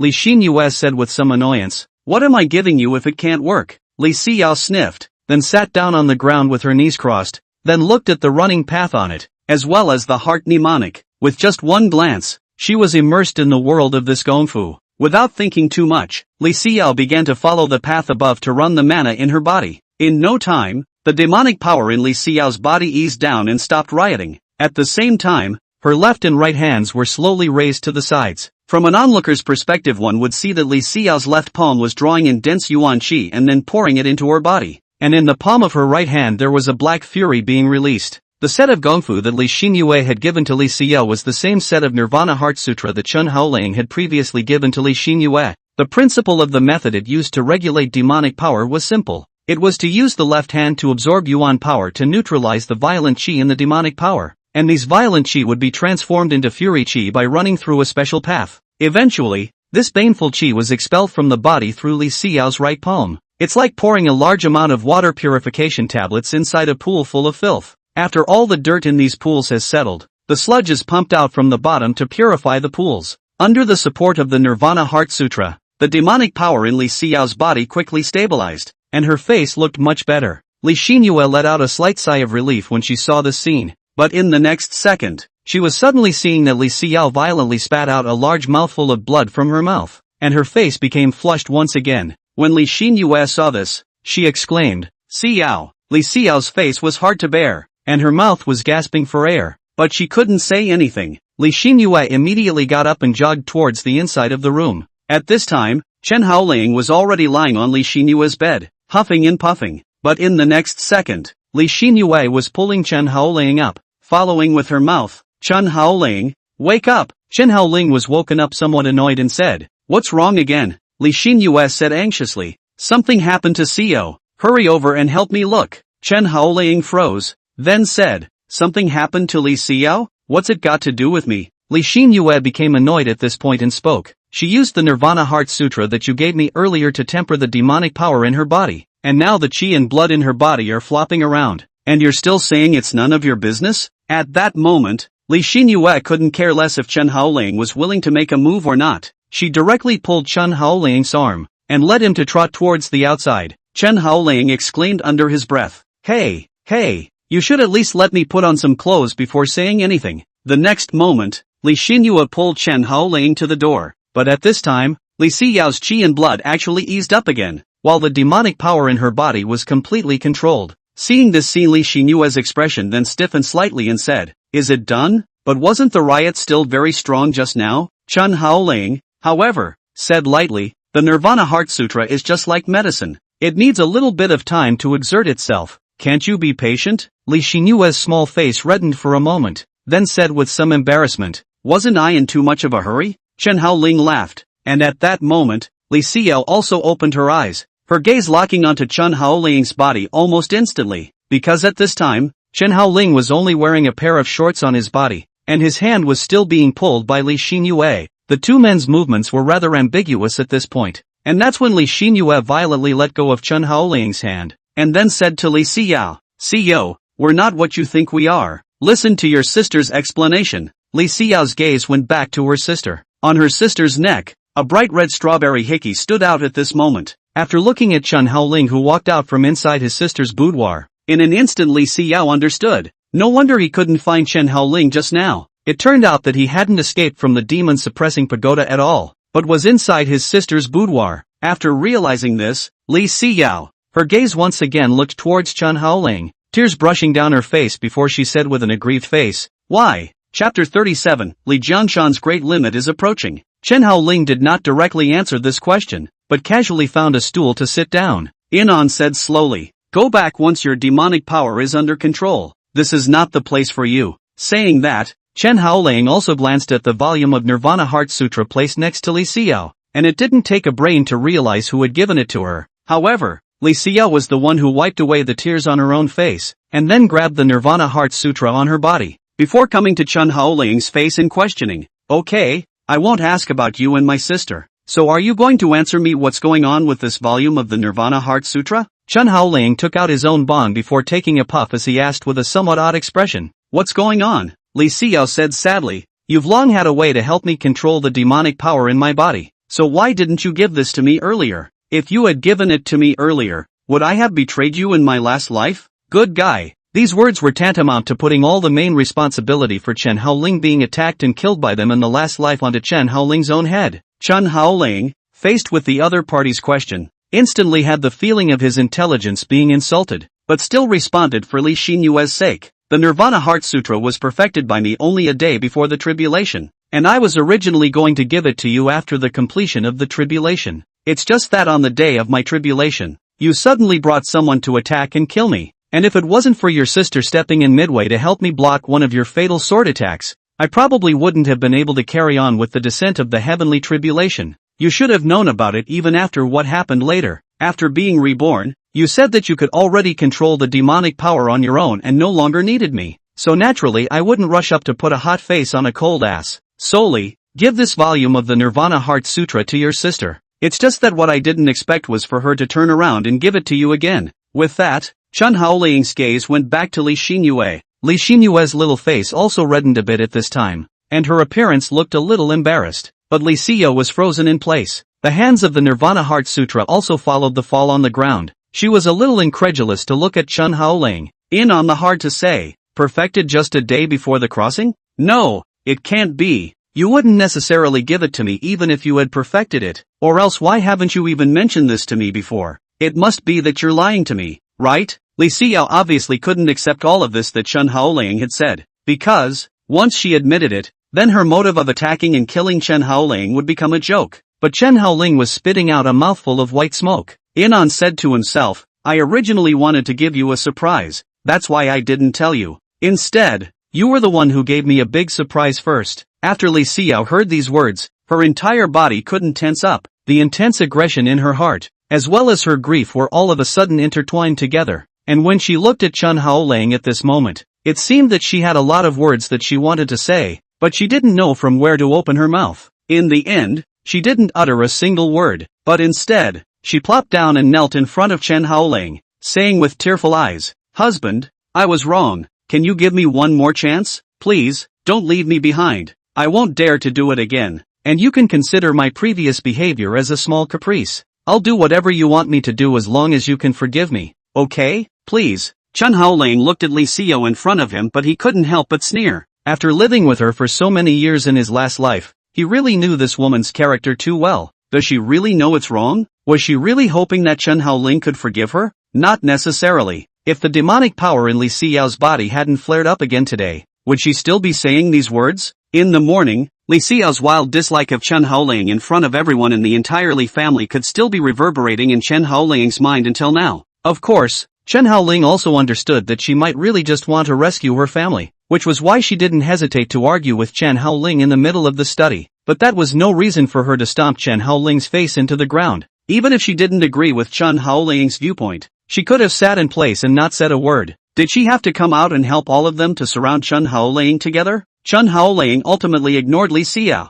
and he didn't bother to care about the Nirvana Heart Sutra being learned by Li Xinyue as he turned around and walked towards another room. He definitely couldn't stay in Li Xinyue's boudoir, so he could only return to his own room now. But when Li Xinyue saw that Chen Haoling was about to leave, she once again begged bitterly, Chen Haoling, husband. However, Chen Haoling just didn't even look at her. Only Li Xinyue was left sobbing uncontrollably. Li Xinyue came to her side at that moment and said softly, he's already gone. Large drops of tears were still falling from Li Xinyue's eyes, and the emotions in her heart were never able to be calmed. And then, she yelled at Chen Haoling's back again. Chen Haoling, listen to me, no matter how much you hate me, no matter how much you hate me, I don't care, unless you kill me, I will definitely do everything I can to make you forgive me. The corner of Chen Haoling's mouth twitched when he heard these words from afar, and at this moment, killing intent was even truly revealed in his eyes. But in the end, he didn't really make a move. When Chen Haoling returned to the middle of his room, ready to lie down and take a nap, Li Xinyue was the one who walked in. The clothes she was wearing were still very light as they were a moment ago, and even the thin corset could be seen through the neckline, only to see Li Xinyue come to sit beside Chen Haoling with some embarrassment. In then said, Xiao has already left. Chen Haoling slowly spat out a word. Oh, when he was done, he turned around and didn't want to talk to Li Xinyue, but when Li Xinyue saw this, she said in a condescending tone, Li Xiao is my sister after all. After spending so many years together in the last life, it's naturally impossible for me to see her die, isn't it? Chen Haoling said without thinking. It's not like I said you did anything wrong. The thing is yours since it was given to you. And it's not like I have anything to do with who you subsequently give it to. When Li Xinyue heard this, she knew that Chen Haoling was still angry, and at that moment, she came over to Chen Haoling's side, then said in a gentle voice, "Tell you what, from now on, until you advance to the limit true martial realm, I'll contract all the cultivation resources you need, including spirit stones. Now, that should take the edge off, shouldn't it?" When Chen Haoling heard this, his eyes widened. He sat up from the bed and looked at Li Xinyue seriously. "Are you serious?" Li Xinyue gave a dainty As the first eldest daughter of the Li family, although Li Xinyue had been imprisoned in the demon suppressing tower for 10 years, the cultivation resources provided to her by the Li family during this period had not been cut off. Only, the special nature of Li Xinyue's Ice Phoenix demonic power caused her to store all of these resources since she couldn't use them all. Imagine how huge the cultivation resources accumulated over 10 years should be. Only then did the face of Chen Haoling, who thought of this, soften. 3 days later, at Shenhour, 4:30 p.m., in the middle of the Li family's courtyard, Li Jiangshan had already put on a very grand set of attire under the service of his subordinates, but at that moment, Li Jiangshan coughed a few times with great force, and then, his face became flushed.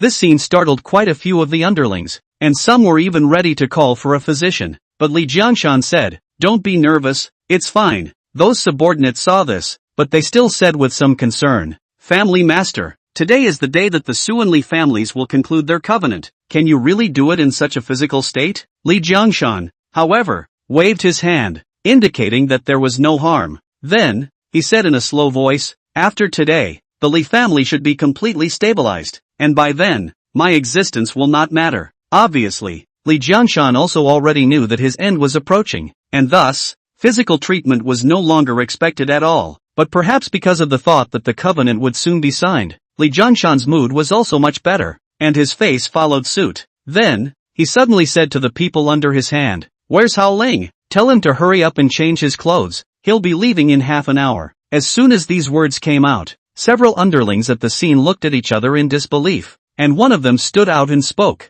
"Family master, the male son has already been imprisoned by you inside the demon suppressor tower." Chapter 38, Chen Haoling, you've disappointed father too much. When Li Jiangshan heard this, he remembered the argument that happened 3 days ago in the middle of the study. The original excited look dimmed again. After a moment of silence, he rose from his position. "Come on, let's go over and check on him." Saying that, Li Jiangshan took the lead and walked towards the outside. Before leaving, he didn't forget to have someone prepare some gifts for Chen Haoling and also Li Xinyue. After all, they were all his sons and daughters, and he didn't want to favor any of them. When he arrived at the 9th floor of the demon-suppressing tower, Li Jiangshan suddenly felt a strong mana energy sweeping through quickly. When he walked up to take a look, he ended up seeing that Chen Haoling was competing with Li Xinyue. Chen Haoling's aura was still hovering at the limit Earth Xian realm, always in a state where he was about to break through but was never able to do so. Instead, Li Xinyue's strength had already reached the true martial realm, and it was the limit true martial realm, almost a full realm higher than Chen Haoling. But in this situation, Chen Haoling could actually fight back and forth with Li Xinyue, and it was a no-contest fight with Li Xinyue barely holding back. Li Jiangshan, who saw the scene, was even a bit shocked. On the one hand, it was joy at the fact that Chen Haoling's strength had actually grown another large amount in a short period of time. On the other hand, it was because he saw that his eldest daughter, Li Xinyue, had actually reached a meticulous level of control over the Ice Phoenix demonic power. This looked very different from 10 years ago when Li Xinyue was devoured by demonic power and then turned into a murderous female demon. Only to see, Chen Haoling raised his hand and threw a punch in the direction of Li Xinyue. With that, a ball of vermilion bird flame flew straight out from Chen Haoling's fist and shot straight towards Li Xinyue's direction. Instead, Li Xinyue let out a cold smile and clapped her hands together, before taking a deep breath and exhaling towards the front. Phew! Ice-cold and bone-piercing cold air swept out, and the white-blue cold air formed a flying ice phoenix in an instant, and then collided with Chen Haoling's vermilion bird in a straight line. Boom! An ice and a fire, two completely opposite energy attributes against each other. In an instant, let the whole Zhen demon tower are gently shaking up. It was also accompanied by a dense water vapor sweeping out. After the energies were all silenced, Li Jiangshan stepped forward and clapped his hands afterward, praising under his breath. Good, not bad. At this moment, Chen Haoling and also Li Xinyue then simultaneously turned their heads to look in the direction Li Jiangshan had come from. After seeing that it was Li Jiangshan himself who had arrived at the demon suppressing tower, Li Xinyue revealed an indifferent attitude, turning her head to the side as if she had not seen it. Chen Haoling wasn't so icy, but instead greeted Li Jiangshan with a fist. Greetings to the Li family master. Li Jiangshan's expression slightly lurched after hearing this Li family master title from Chen Haoling. It seemed that until this time he suddenly remembered that he had already severed his relationship with Chen Haoling 3 days ago. For a moment, the expression on Li Jiangshan's face became a bit awkward, and he didn't even know what to say. But, in the end, he still chose to pretend that he didn't hear it, and then whispered to Chen Haoling, "Are you still adapting to living in the demon suppressor tower these past few days?" Looking at him, it was obvious that he wanted to ease his relationship with Chen Haoling. It was only Chen Haoling who replied indifferently, "It's all right. What's the matter with family master Li?" In the face of such a cold reply, it would be a lie for Li Jiangshan to say that it wasn't difficult, but he still said with a leathery smile, "Today is the day of the alliance between the Su and Li families. My father has brought you a new dress, so if you are free, go with your righteous father to the Su family. By the way, in giving people Su old master, kowtow, recognize a mistake. This matter even in the past, how about it?" Chen Haoling raised his eyebrows and looked at Li Jiangshan with some doubt. "Kowtowing and admitting your mistake? Why should I kowtow to the Su family and apologize?" When Li Jiangshan heard this, his originally pleasant expression sank, but he still said in a tone that was as calm as possible, "The last time you accidentally killed Su Jingtian, an elder of the Su family, have you forgotten about it so quickly? The Su family is very angry at your behavior. It even wanted to make a scene at the city lord's residence, so maybe even today's Su-Li alliance will be called off. If father hadn't given them a large amount of compensation, how do you think they would have stopped? Isn't it right for you to take this opportunity today to personally come to the door and apologize and kowtow to the person?" When Chen Haoling heard this, he laughed. "Li family master, there are times when I'm really quite curious. Are you surnamed Li or Su? Why are you so willing to go and be a licking dog for the Su family? Also, I'm reiterating, it was that Su Jingtian who made the first move against me, and every move was a lethal attack. I was only passively defending myself. If I had been the one who died at that time, would you have let the Su family come over to kowtow to you and apologize?" These words immediately made Li Jiangshan a bit annoyed. He originally wanted to come over to ease his relationship with Chen Haoling, but as a result, he had once again rushed himself and even said these treacherous words. At that moment, Li Jiangshan said angrily, "The Su family just didn't know what was going on at the time, and that's why they clashed like that? It's not like they were saving it? What's more, aren't you fine and dandy now? Do you have to bring the relationship to such a stalemate before you feel comfortable?" Chen Haoling also yelled at this time, "The group of the Su family is coming to cut off my head. Do I still have to reason with them? Or is it that you will only realize how wolfish those dog thieves of the Su family are if the entire Li clan is killed by them? How dare you?" Li Jiangshan suddenly picked up a mouthful of teapot and then smashed it on the ground. At this moment he was once again infuriated by Chen Haoling and his face flushed red. He pointed, and Chen Haoling cursed angrily. "Who are you talking to?" Chen Haoling was dumbfounded at this point as he said slowly, "I'm just stating a fact." Li Jiangshan took a few steps forward and said angrily, "Are you saying that how to be the head of this Li family still needs you, a foreigner, to teach me?" "Yes, that's right. I'm old and dying, but I'm not blind. I can still tell what people are sincerely working for the good of the Li family and what people are trying to harm the Li family." Li Xinyue then hurriedly stopped between the two and hurriedly said,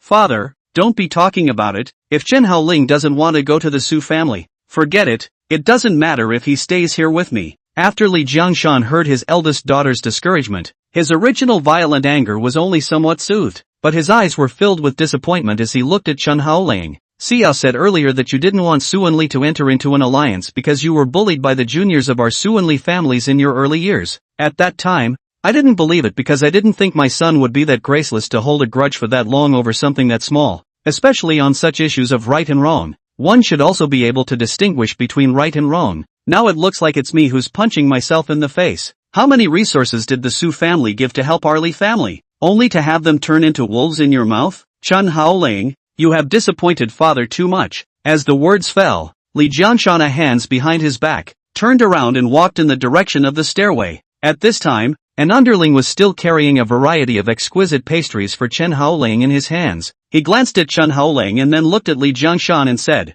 "Family head, what about these gifts?" The result was that Li Jiangshan overturned the various exquisite pastries on that tray with one hand, and even stomped on them with his foot. Seeing this, several subordinates hurriedly knelt on the ground, not daring to mess with Li Jiangshan anymore. Only Chen Haoling quietly watched all of this, obviously being infuriated to death, but unable to do anything. Chapter 39, Li Ruyan escaped, going to tip off Li Jiangshan. After Li Jiangshan and the others had all left, Li Xinyue stepped forward and said indifferently to Chen Haoling, "If I were you, I'd just do it, before I piss myself off." Chen Haoling glanced at this woman beside him, and then said indifferently, "You want to borrow my hand to get rid of your father?" Li Xinyue clasped her hands on her chest on an evil smile. "As early as the day he had my own mother killed, he was no longer my father. Calling him dad is just a way to give him face in front of outsiders." When Chen Haoling heard this, he remembered that Li Xinyue and Li Xiao just weren't the same mother. When Li Xinyue's mother was seriously ill and needed a very expensive medicinal herb, Li Jiangshan refused to pay for that exorbitant medicinal herb on the grounds that the Li family's finances were in serious crisis.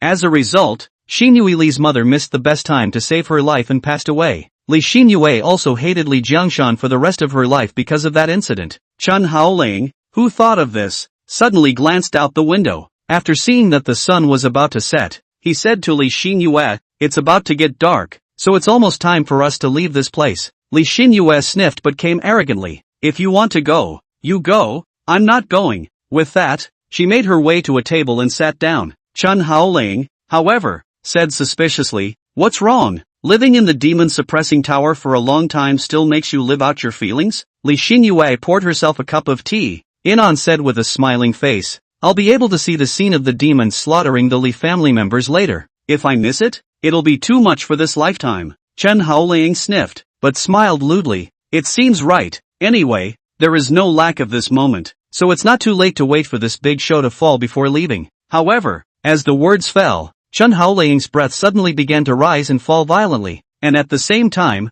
his heart beat a few times with force. In an instant, Chen Haoling's face turned pale, as if he could barely even stand. When Li Xiao saw this, she was slightly startled and subconsciously said, "Hey, Chen Haoling, what's wrong with you?" With that, she went forward and wanted to assist Chen Haoling. However, Chen Haoling said excitedly, "It seems like I'm going to break through the true martial realm." When these words came out, Li Xinyue was also slightly delighted. "Holy, this is really the right time for you to make a breakthrough." With that, she took out a brocade bag packed with spirit stones before throwing it to Chen Haoling. "Here, it's filled with 3,000 spirit stones. It should be enough for you." Chen Haoling was not polite and raised his hand to catch it. "Thanks, I'll return it to you later." When the words fell, Chen Haoling didn't give Li Xinyue a chance to reply before walking directly into the cultivation chamber. When Li Xinyue saw this, but she suddenly hung a grim, cold smile. She then resumed her seat in her seat, before just talking to herself. "Those spirit stones I gave you, of course you need to pay them back, just not now, and not in the form of spirit stones." Saying that, her pink and tender tongue, she licked on her own lips, with a look of eating Chen Haoling. At 5 p.m. 6 p.m. the front yard of the Su family clan house. Su Jingyang's father and son were checking the various organs that had been set up. They had been preparing for nearly half a year for this day to take down the Li family in one fell swoop. Make or break, it's today. At this time, Su Yixuan suddenly asked Su Jingyang, "Father, why can't we secretly get rid of that Li Ruyan?" Su Jingyang inclined his head to look at his son. "It's already been 3 days. Haven't you fixed her yet?" Su Yixuan bowed his head in some shame. "That woman has never been submissive. If I force her, she will even bite me. With such goods, I really don't have the mood to do that kind of thing with her. Seriously, there are times when I'm thinking that I might as well just kill her and save all that wasted effort." However, as soon as these words were uttered, Su Jingyang turned around and violently slapped Su Yixuan's face. Pop! The sound of this slap seemed extraordinarily clear, and instantly confused Su Yixuan. He covered his beaten face with one hand, and his eyes were even staring straight at his father. "Father, what are you hitting me for?" Su Jingyang, however, hated it and said, "Is your brain clogged with too many spirit stones? Do you know what that Li Ruyan is? She is a pocket card that Li Jianghe has planted in our Su family. If you kill her off, will Li Jianghe still help us lure the Li family's group over?" Su Yixuan was somewhat aggrieved by the beating, but after hearing his father's words, he added, "I know I'm wrong." Su Jingyang coldly grunted at this time. There are times when Su Jingyang even doubted whether this Su Yixuan was his own biological or not. Why just have a good skin but a pig brain? but at this time, a servant was rushing over with a roll, his face terrified as he shouted at Su Jingyang's father and son. Family master, it's not good, that Li Ruyan, she's gone. When the father and son heard this, they almost simultaneously sucked in a mouthful of cool air, and then, Su Yishuan was the one who grabbed that servant and yelled, "People are missing? Are you kidding me? I was talking to her an hour ago, and she's gone in just a moment?" That servant was on the verge of tears at this point, his finger pointing in the direction of the room and calling out, "My lord, the entire room has been searched, and the other compartments have been rummaged through, and indeed there is no sign of her person." Su Yishuan's face went white when he heard this, as he threw down that servant before looking at his father. Su Jingyang's face was similarly gloomy at the moment, but he didn't say much, turned around and walked quickly towards the room where Li Ruyan was. Su Yishuan also hurriedly followed. Are you kidding me? If Li Ruyan escaped and then gave away the Su family's plan to deal with the Li family, the consequences would be unimaginable. Even if those old guys from Li Jiangshan don't believe it, it is possible to increase the cost of the Su family to deal with the Li family. And the biggest fear is that the Li family will be alerted and simply not come, and then in wanting to incubate the devil's fetus, it will be almost impossible. Su Jingyang, who thought of this, that advancing footsteps could not help but speed up a few points. Soon, father and son arrived in Li Ruyan's room. As expected, inside the already small room, it had long been empty. Where was Li Ruyan's shadow? Seeing this, Su Jingyang turned his head to his son, Su Yishuan, and questioned, "Where are the people? This girl was always under your guard. Why is the person gone now?" Su Yishuan plopped down and said in a stuttering tone, "Father, I don't know. She was still here before, but I don't know what happened, but suddenly she was gone." When Su Jingyang heard this, he angrily slapped Su Yishuan's face again, this time, once again knocking Su Yishuan to the ground. Su Jingyang just wanted to hit a few more times to get out his breath when he suddenly felt an inexplicable energy fluctuation. He craned his head to look at a picture of a character, and then he walked over to it. The moment his finger touched the word painting, a faint spatial suction force struck. Seeing this scene, Su Jingyang's pupils shrunk violently, and his mouth roared lowly. Spatial transfer artifact? Saying that, he seemed to understand something, and then, he said to the Su family guards around him, "Someone come." A group of Su family guards rushed forward and cupped their fists at Su Jingyang. "See you, family master." Su Jingyang pointed his finger at the painting and said, "Go down this passageway for me to get that woman Li Ruyan back, and if you can't, bring your heads to me." The many guards simultaneously clasped their fists in response, and then, they came to the calligraphy and painting and raised their hands to make a point on it. Immediately afterward, the spatial power from the word painting carried their bodies teleporting out. Su Jingyang stared at the calligraphy and painting dead on, then and looked at Su Yishuan. "You follow them piece by piece to go after them. If you can't chase anyone, don't come back." Su Yishuan hurriedly clasped his hands and said respectfully, "Yes, sir." With that, he followed a piece into the word painting. After a feeling of heavenly rotation surfaced, Su Yishuan saw that he had already arrived at the western district of Yongan City, and from this place to the Li family, there was only less than 1,000 meters of distance left. If according to Li Ruyan escaped from this place a long time ago, wouldn't that mean that she had already arrived at the Li family by now? Chapter 40, The Trap. The truth was just as Su Yishuan thought. At this moment, the gray-headed Li Ruyan, all the way to the fast horse, almost half a moment without stopping running wildly. Soon, she could see the gate of the Li family's residence. In an instant, the light of hope lit up in Li Ruyan's eyes. Saved. The Li family was saved. All she had to do was to tell everything that had happened in the Su family to the Li family head Li Jiangshan. Then everyone would be saved. And at the same time, Li Jiangshan, Li Xinyue, Li Jianghe, Li Xinyue, and a host of other Li family executives had also walked out from within the gates of the mansion. The crowd looked happy as they talked and laughed with each other. Even Li Jiangshan, who was tormented by his illness, was smiling at this moment. However, just as they walked out of the gate, they were the ones who suddenly saw a wretched figure running in their direction. A fixed look revealed that the visitor was actually Li Ruyan, who hadn't seen him for a few days. Only, what kind of look is this for her now? With a red wedding dress on her body and a hair crown on her head, she looked just like a bride who had run away from the wedding.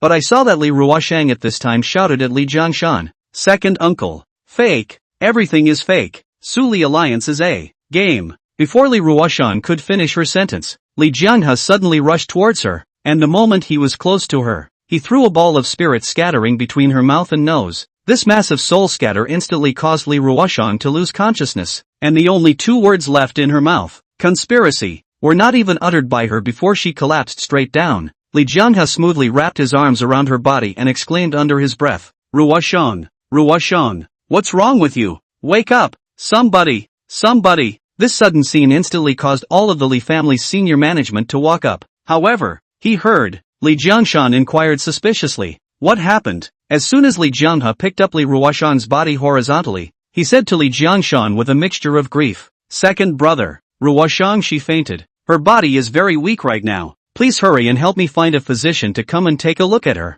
I'm afraid her life will be in danger if she waits for a while. Saying that, Li Xinyue even cried with a snotty nose and tears. It was as if he really was an old father who cared for his daughter. Although Li Jiangshan was a bit puzzled, he still turned to a few guards and said, quickly, take someone to Dr. Zhao's side for treatment. Don't delay. A few guards sniffed and rushed forward. They took Li Ruyan from Li Jianyue's hands and then jogged towards the Li family's backyard with her on their backs. Li Jiangshan looked at Li Xinyue again and said, you should go over there as well. Ruyan looks very weak and needs someone to accompany her. But Li Xinyue wiped the tears in his own eyes, then said with great righteousness, no, big brother, the matter of our alliance between the Li family and the Su family is what's important. I can talk about this point later. At this time, another Li family elder also said, family head, it's almost time. We should get on the carriage. Don't let the Su family wait impatiently. When Li Jiangshan heard this, he nodded, and then said, all right, let's get in the car. Then,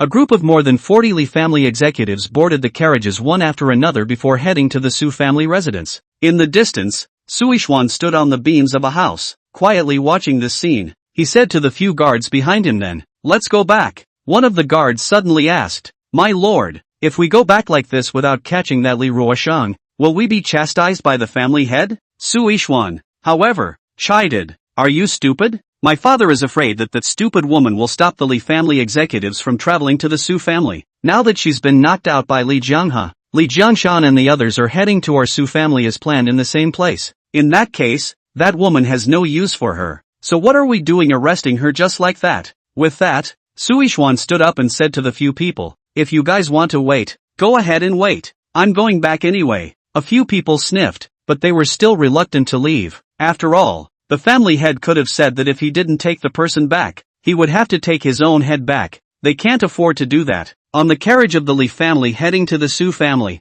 Li Jiangshan inquired to his daughter Li Xinyue, I haven't seen Ruyan for the past 2 days. I thought she was in seclusion, but I didn't expect her to suddenly appear here, and the words she said were a bit too strange. Li Xinyue then revealed a puzzled look and said, she said that everything is fake, and the back also said what Su Li alliance is a joke. Li Xinyue tried to recall the words Li Ruyan said just now, before continuing again. It's a pity that she didn't even finish her sentence before she fainted, and this fainting time is also a little too coincidental, as if he was deliberately fainted by Li Xinyue. As soon as these words came out, Li Jiangshan's eyes widened slightly as he turned his head to look at Li Xinyue and asked, are you saying that the girl disappeared for a few days, got some special information, and then was bewitched by her father when she tried to tell us about it? Li Xinyue shook her head. I'm not too sure of the exact reason, but one thing we can be sure of is that today's Su Li alliance doesn't seem to be as simple as what we see on the surface. When Li Jiangshan sniffed, a few more worries suddenly appeared on his face, and for some reason,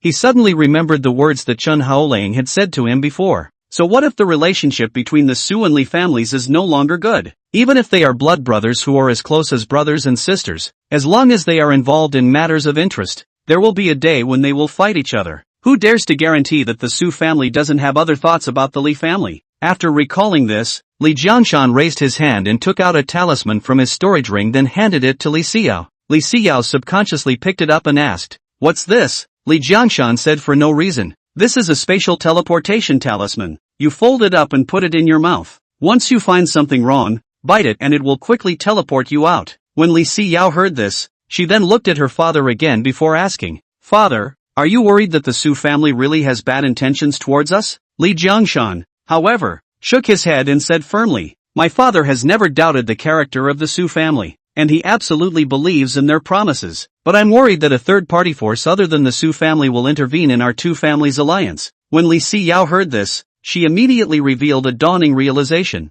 She subconsciously nodded before folding the teleportation talisman. before just gently placing it under her tongue. Soon enough, the Li family and a group of other senior officials had arrived in front of the Su family's residence. At this moment, the Su family had already decorated a grand welcome ceremony, and the one who came to greet the Li family's crowd was even the head of the family, Su Jingyang. He even personally came forward to assist Li Jiangshan when he saw him getting off the carriage. Big brother Jiangshan, after not seeing you for many days, your spirit is getting better and better. Su Jingyang held Li Jiangshan's hand, then walked towards the Su family residence. Li Jiangshan smiled brightly. All are already dying people. How can there be anything getting better? Su Jingyang laughed. What big brother Jiangshan said. After this year, you are only 50. You can still live for hundreds of years more. Li Jiangshan laughed twice more. The two of them just laughed and talked while walking inside the Su family mansion. At the same time, the other 40 or so people that followed also entered them one after another, during which Li Xinyue was involuntarily looking back at the gate behind her. When all the Li family members came in, the Su family's door closed quietly. Looking at the closed door, Li Xinyue suddenly felt a strong sense of uneasiness that haunted her heart. At the same time, she also smelled that there seemed to be a wisp of dense fragrance permeating the air. Although the aroma is not so pronounced that it's easy to think it might be some sort of floral scent, but Li Xinyue brought with her the experience of her previous life. Naturally, she couldn't be fooled that easily. She almost instantly detected that it wasn't the scent of a flower, but a kind of ecstasy. But why did the Su family still place this special kind of ecstasy? This question made Li Xinyue's face brush white. Because, at this moment in time, she suddenly thought of a certain possibility. At that moment, instead of dwelling on whether those scents were floral or ecstasy, she quickly rushed over in her father's direction. But Li Jiangshan also smelled the strange floral fragrance at this time. In an instant, his legs went limp and his entire body nearly fell to the ground. Su Jingyang, however, held him up and then said with a smile, Big brother Jiangshan? What's wrong with you? Is everything alright? Li Jiangshan looked a bit dazed, and his face as he looked at Su Jingyang became hazy, and even had heavy shadows. Then, the miserable screams of the Li family members rang in Li Jiangshan's ears. He twisted his head with difficulty to look behind him. A group of black-clothed men suddenly struck out at the Li family, and in an instant blood sprayed all over the ground. Seeing this scene, Li Jiangshan's eyes were suddenly glazed over, and his mouth shrieked in shock. What kind of person? Surprisingly sneak attacking my Li clan members. With that, he wanted to make a move to save all of his people. However, how could he, a tiny perfection Earth Shin realm, walk after inhaling a large amount of spirit vertigo scatter? Almost immediately after taking the first step forward, his entire body fell straight and softly. Consciousness also became very blurry at this moment. He looked at Su Jingyang with difficulty, then stretched out a hand, trying to grab the corner of Su Jingyang's coat, while saying in a feeble tone,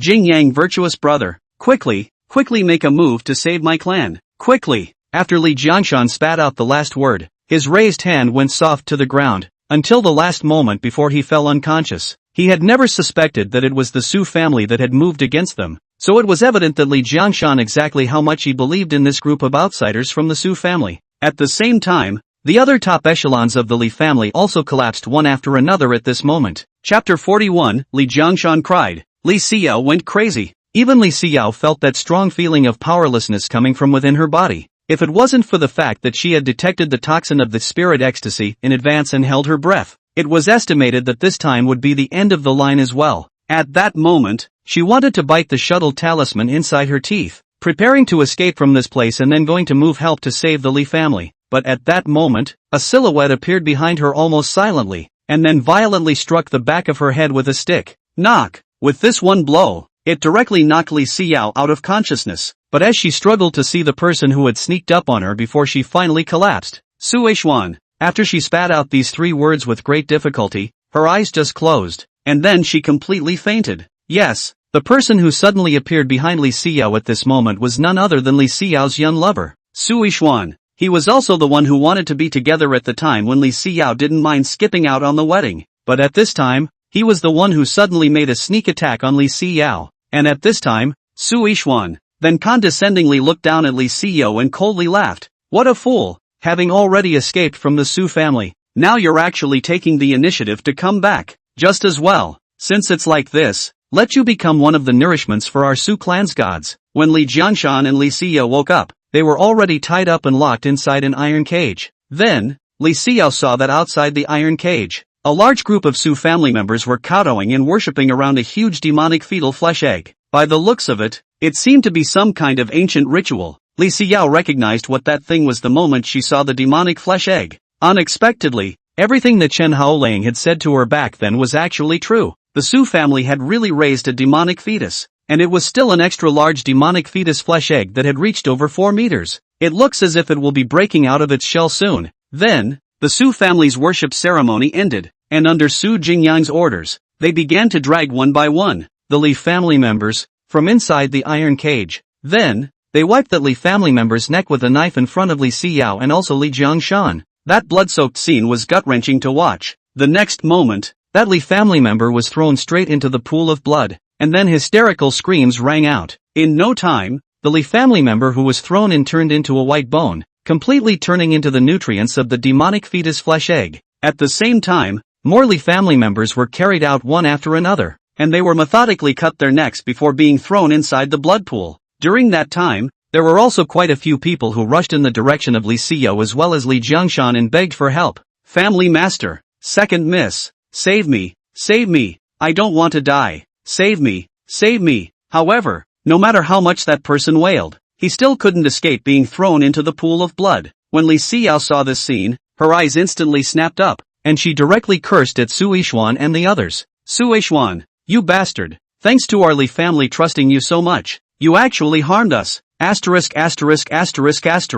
You shall not die well. You will sooner or later go to the 18 layers of hell. However, Su Yishuan only looked at the execution platform indifferently. It was only after a moment that he suddenly turned his head and smiled sorrowfully at Li Xinyue. If you had honestly married me in the first place, I might have even begged the old ancestor to let you live. It's just a shame. You shouldn't have repented of your marriage to me. Li Xinyue, just based on this, I can have you lynched without any semblance of life. Or maybe you think of me as that trash Chen Haoling? Thinking that, even if you privately repented of your marriage, nothing would happen. If you really think so, you're very wrong. I'll torture you little by little and make you regret coming into this world. Su Yishuan's expression looked very sinister and filled with hateful anger as he said this, and as Li Xinyue watched this scene, her entire body froze. The childhood friend she once grew up with, the boy who was as if he was the brother next door, the real side, was actually so vicious. After realizing this, Li Xinyue sat down on the ground powerlessly. She had abandoned Chen Haoling for this man in the first place,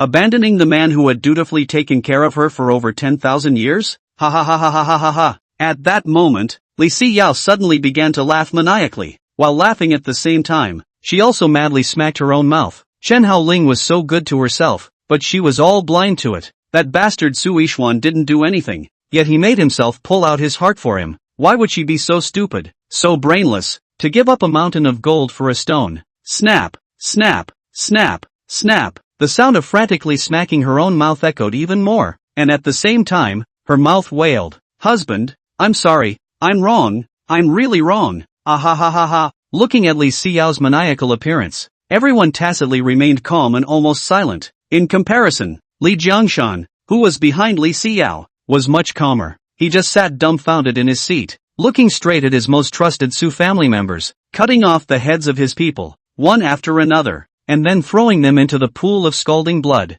Those clansmen were still pleading towards him for help before they died, but he couldn't do anything. Pitiful, ridiculous, pathetic. Li Jiangshan's eyes at this time likewise had a tear flowing down, and his mouth murmured, "Haoling, you're right, it's righteous father who misjudged you." Thinking back to the beginning, Chen Haoling had also told him more than once that he should not easily trust the Su family, or else there was a possibility that his family would be destroyed. But he didn't even believe it, so he thought that it was Chen Haoling who was measuring the heart of a gentleman with a small man's heart. And the truth is, every word that Chen Haoling said was right, but he didn't believe a single word, and even slapped Chen Haoling, and severed the relationship between father and son, and even ordered to be imprisoned for life in the demon suppression tower. From the beginning to the end, the person who was so stupid was he, Li Jiangshan, himself. In realizing this here, Li Jiangshan's whole person's emotions completely collapsed. Although his face was expressionless, but the tears in his eyes were big drops of flow. If he had properly had a long talk with Chen Haoling at that time and asked him about his views on the Su family,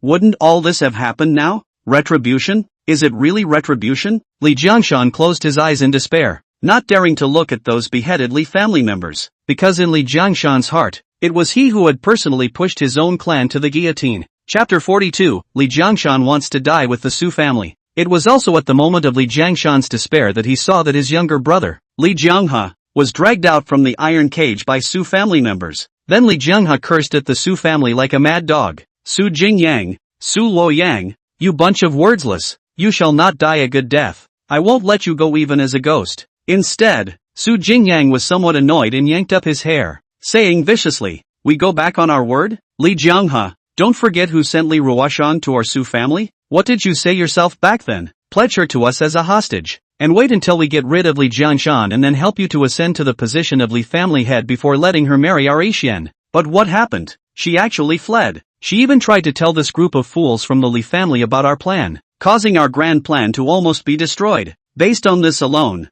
I can't wait to dismantle you and cut you into 1,000 pieces. As Li Jianghe listened to these words, his originally furious emotions were suddenly stabilized, and then, he revealed an oozing smile. It's also fortunate that she managed to escape, or else if she really fell into the hands of your Su family, it might be hard to escape death as well. Just as well. This time, I, Li Jianghe, admit defeat. But, Su Jingyang, don't be too complacent, dare to keep that kind of thing. Sooner or later, your Su family will be destroyed in its hands as well. I'll be waiting for you right below. With that, Li Jianghe violently detonated his spirit palace. However, a soft thud was heard, and Li Jianghe's abdomen was as if he had been hit by a rocket, and a large piece of flesh and blood exploded on the spot. Then, his entire body collapsed straight down, his breath completely disappearing. When Su Jingyang looked at this scene, his eyes then gently narrowed and he kicked on Li Jianghe's corpse, kicking him into the middle of the blood pool. Li Jianghe died,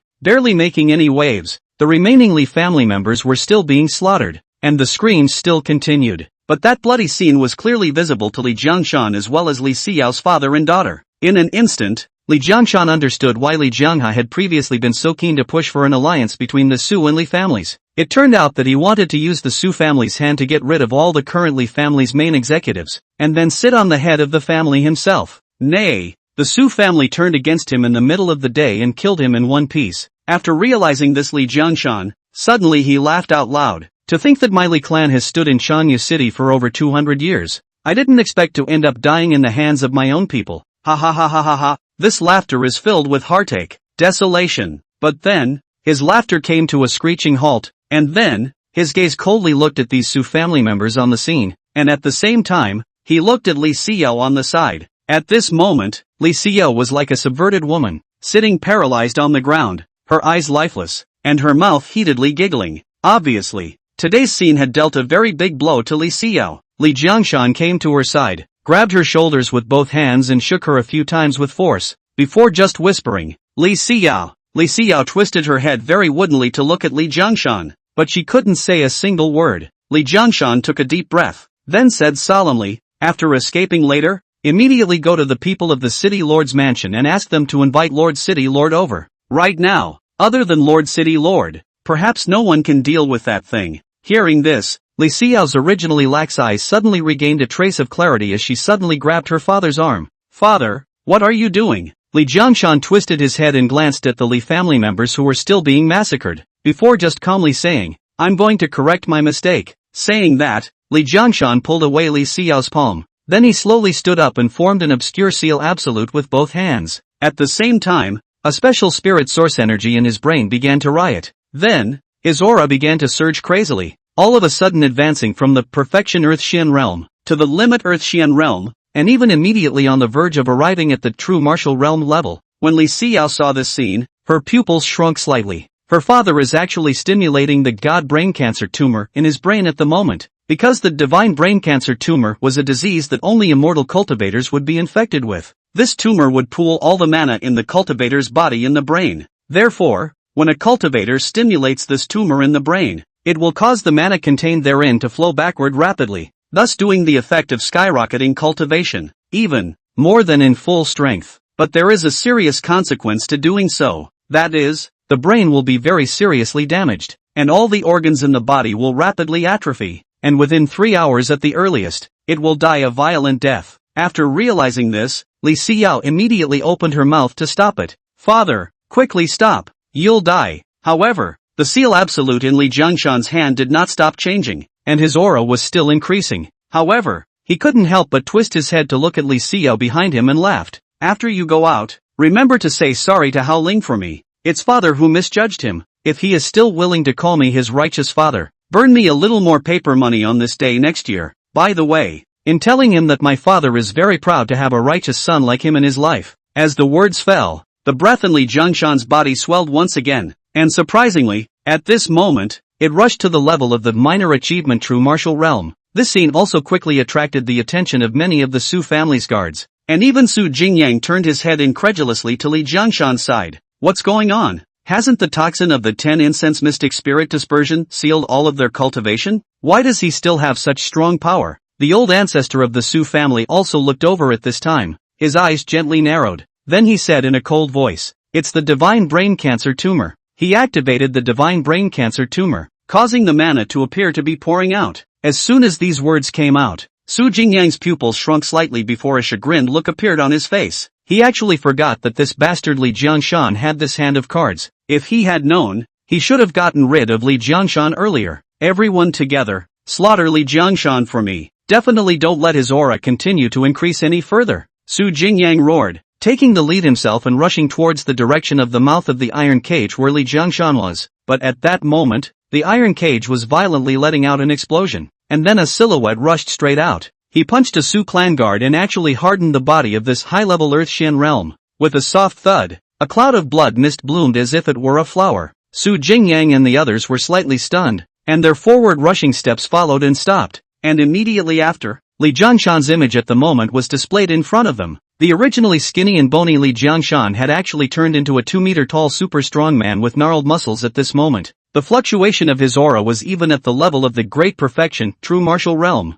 Seeing this scene, Su Jingyang's face instantly became extremely ugly, and the 40 or so Su family experts in the surrounding area were similarly like enemies. Chapter 43, What are you yelling about? However, Su Luoyang, the old ancestor of the Su family, was the first to walk out, and he said slowly to Li Jiangshan, "The mana pouring time of the divine brain cancer tumor can only last for less than a quarter of an hour, and after a quarter of an hour, without us having to do anything you'll die a violent death, and the death will be extremely miserable." Li Jiangshan, why do you need to do it? Li Jiangshan said with a relaxed face, "A quarter of an hour? It's enough. It's impossible for me to see the next day's sun in my physical condition anyway, so why not take advantage of a wave of residual heat to play out before I die?" As soon as the words fell, Li Jiangshan let out a loud roar, and his aura once again swelled by a large margin. This time, his strength actually expanded once again, reaching the level of the perfection true martial realm. This level was also the prime strength of Li Jiangshan when he became the head of the Li family, and if it wasn't for the divine brain cancer, his strength wouldn't have been able to fall to the level of the earthly Shen realm. Then, Li Jiangshan charged straight into the middle of the Su family's many experts, and terrifying mana fluctuations swept out, instantly sending countless people scrambling. Even Su Jingyang was surprisingly knocked backward. It was only Su Luoyang, the old ancestor of the Su family, who could still barely cope. It was also at the same time that Li Jiangshan was still frantically fighting with these people, but Li Xinyue quietly slipped out from the original iron cage. She twisted her head to look at her father, who had attracted almost all of the Su family's power, and with tears in her eyes, she took a bite out of the hidden shuttle talisman in her mouth. In the next moment, Li Xinyue's body seemed to have turned into a soul body, which could not be seen or touched. Only a soft sound of swoosh was heard, and Li Xinyue flew straight out. The speed was so fast that even Chen Haoling could hardly look at it. Soon after, Li Xinyue flew out of the Su family residence with the power of the shuttle talisman. Only, she didn't go to the city lord's mansion as the family head had wanted, but instead, she hoofed it to the Li family residence without stopping, because Li Xinyue knew very well how terrifying the demon fetus flesh egg really was. Once the demonic creature was successfully hatched, then even if Lord City Lord himself were to come, it would be absolutely impossible to subdue it. What's worse, the first thing a demonic creature would do when it appeared in the world would be to seek out spiritine blood possessors to provide sustenance for its own growth. Just ask, which family in the entire changing Moon City had the highest number of spiritine blood possessors? There is only one answer, the Li family. Therefore, once the demonic creature descended into the world, then it would be the first to come to the Li family and carry out a crazy massacre on the people in the Li family. Therefore, right now, in order to protect the Li family, there was only one thing Li Xinyue could do, and that was to take all the Li family members and hide before fleeing. Soon after, Li Xinyue returned to the middle of the Li family residence. The head of the Li family's guards, Li Xinyue, who was walking towards them, went up to Li Xinyue and asked after seeing her, "Second miss? Didn't you go to the conclusion ceremony of the Suli Alliance? Why are you back now?" Li Xinyue, however, stepped forward and said loudly to Li Xinyue and the other Li family guards, "Go, wake up everyone in the Li family, whether it's the first line, or the sideline, as long as it's surnamed Li, all of them, then have them immediately head to the demon suppressing tower. Hurry!" Li Xinyue spoke very sharply. Obviously something very serious had happened. Although Li Xinyue was a bit puzzled, he still instinctively honored the orders of his master's family and began to ask all the guards to go wake up those Li family members who were still asleep. As for Li Xinyue, she was the first to rush inside her father's room and began to frantically rummage for her father's family master's warrant, because only a family master's warrant can open the guardian boundary of the demon suppressing tower. Otherwise, even if all the Li family members were gathered, they wouldn't be able to enter that hellish place. While frantically rummaging,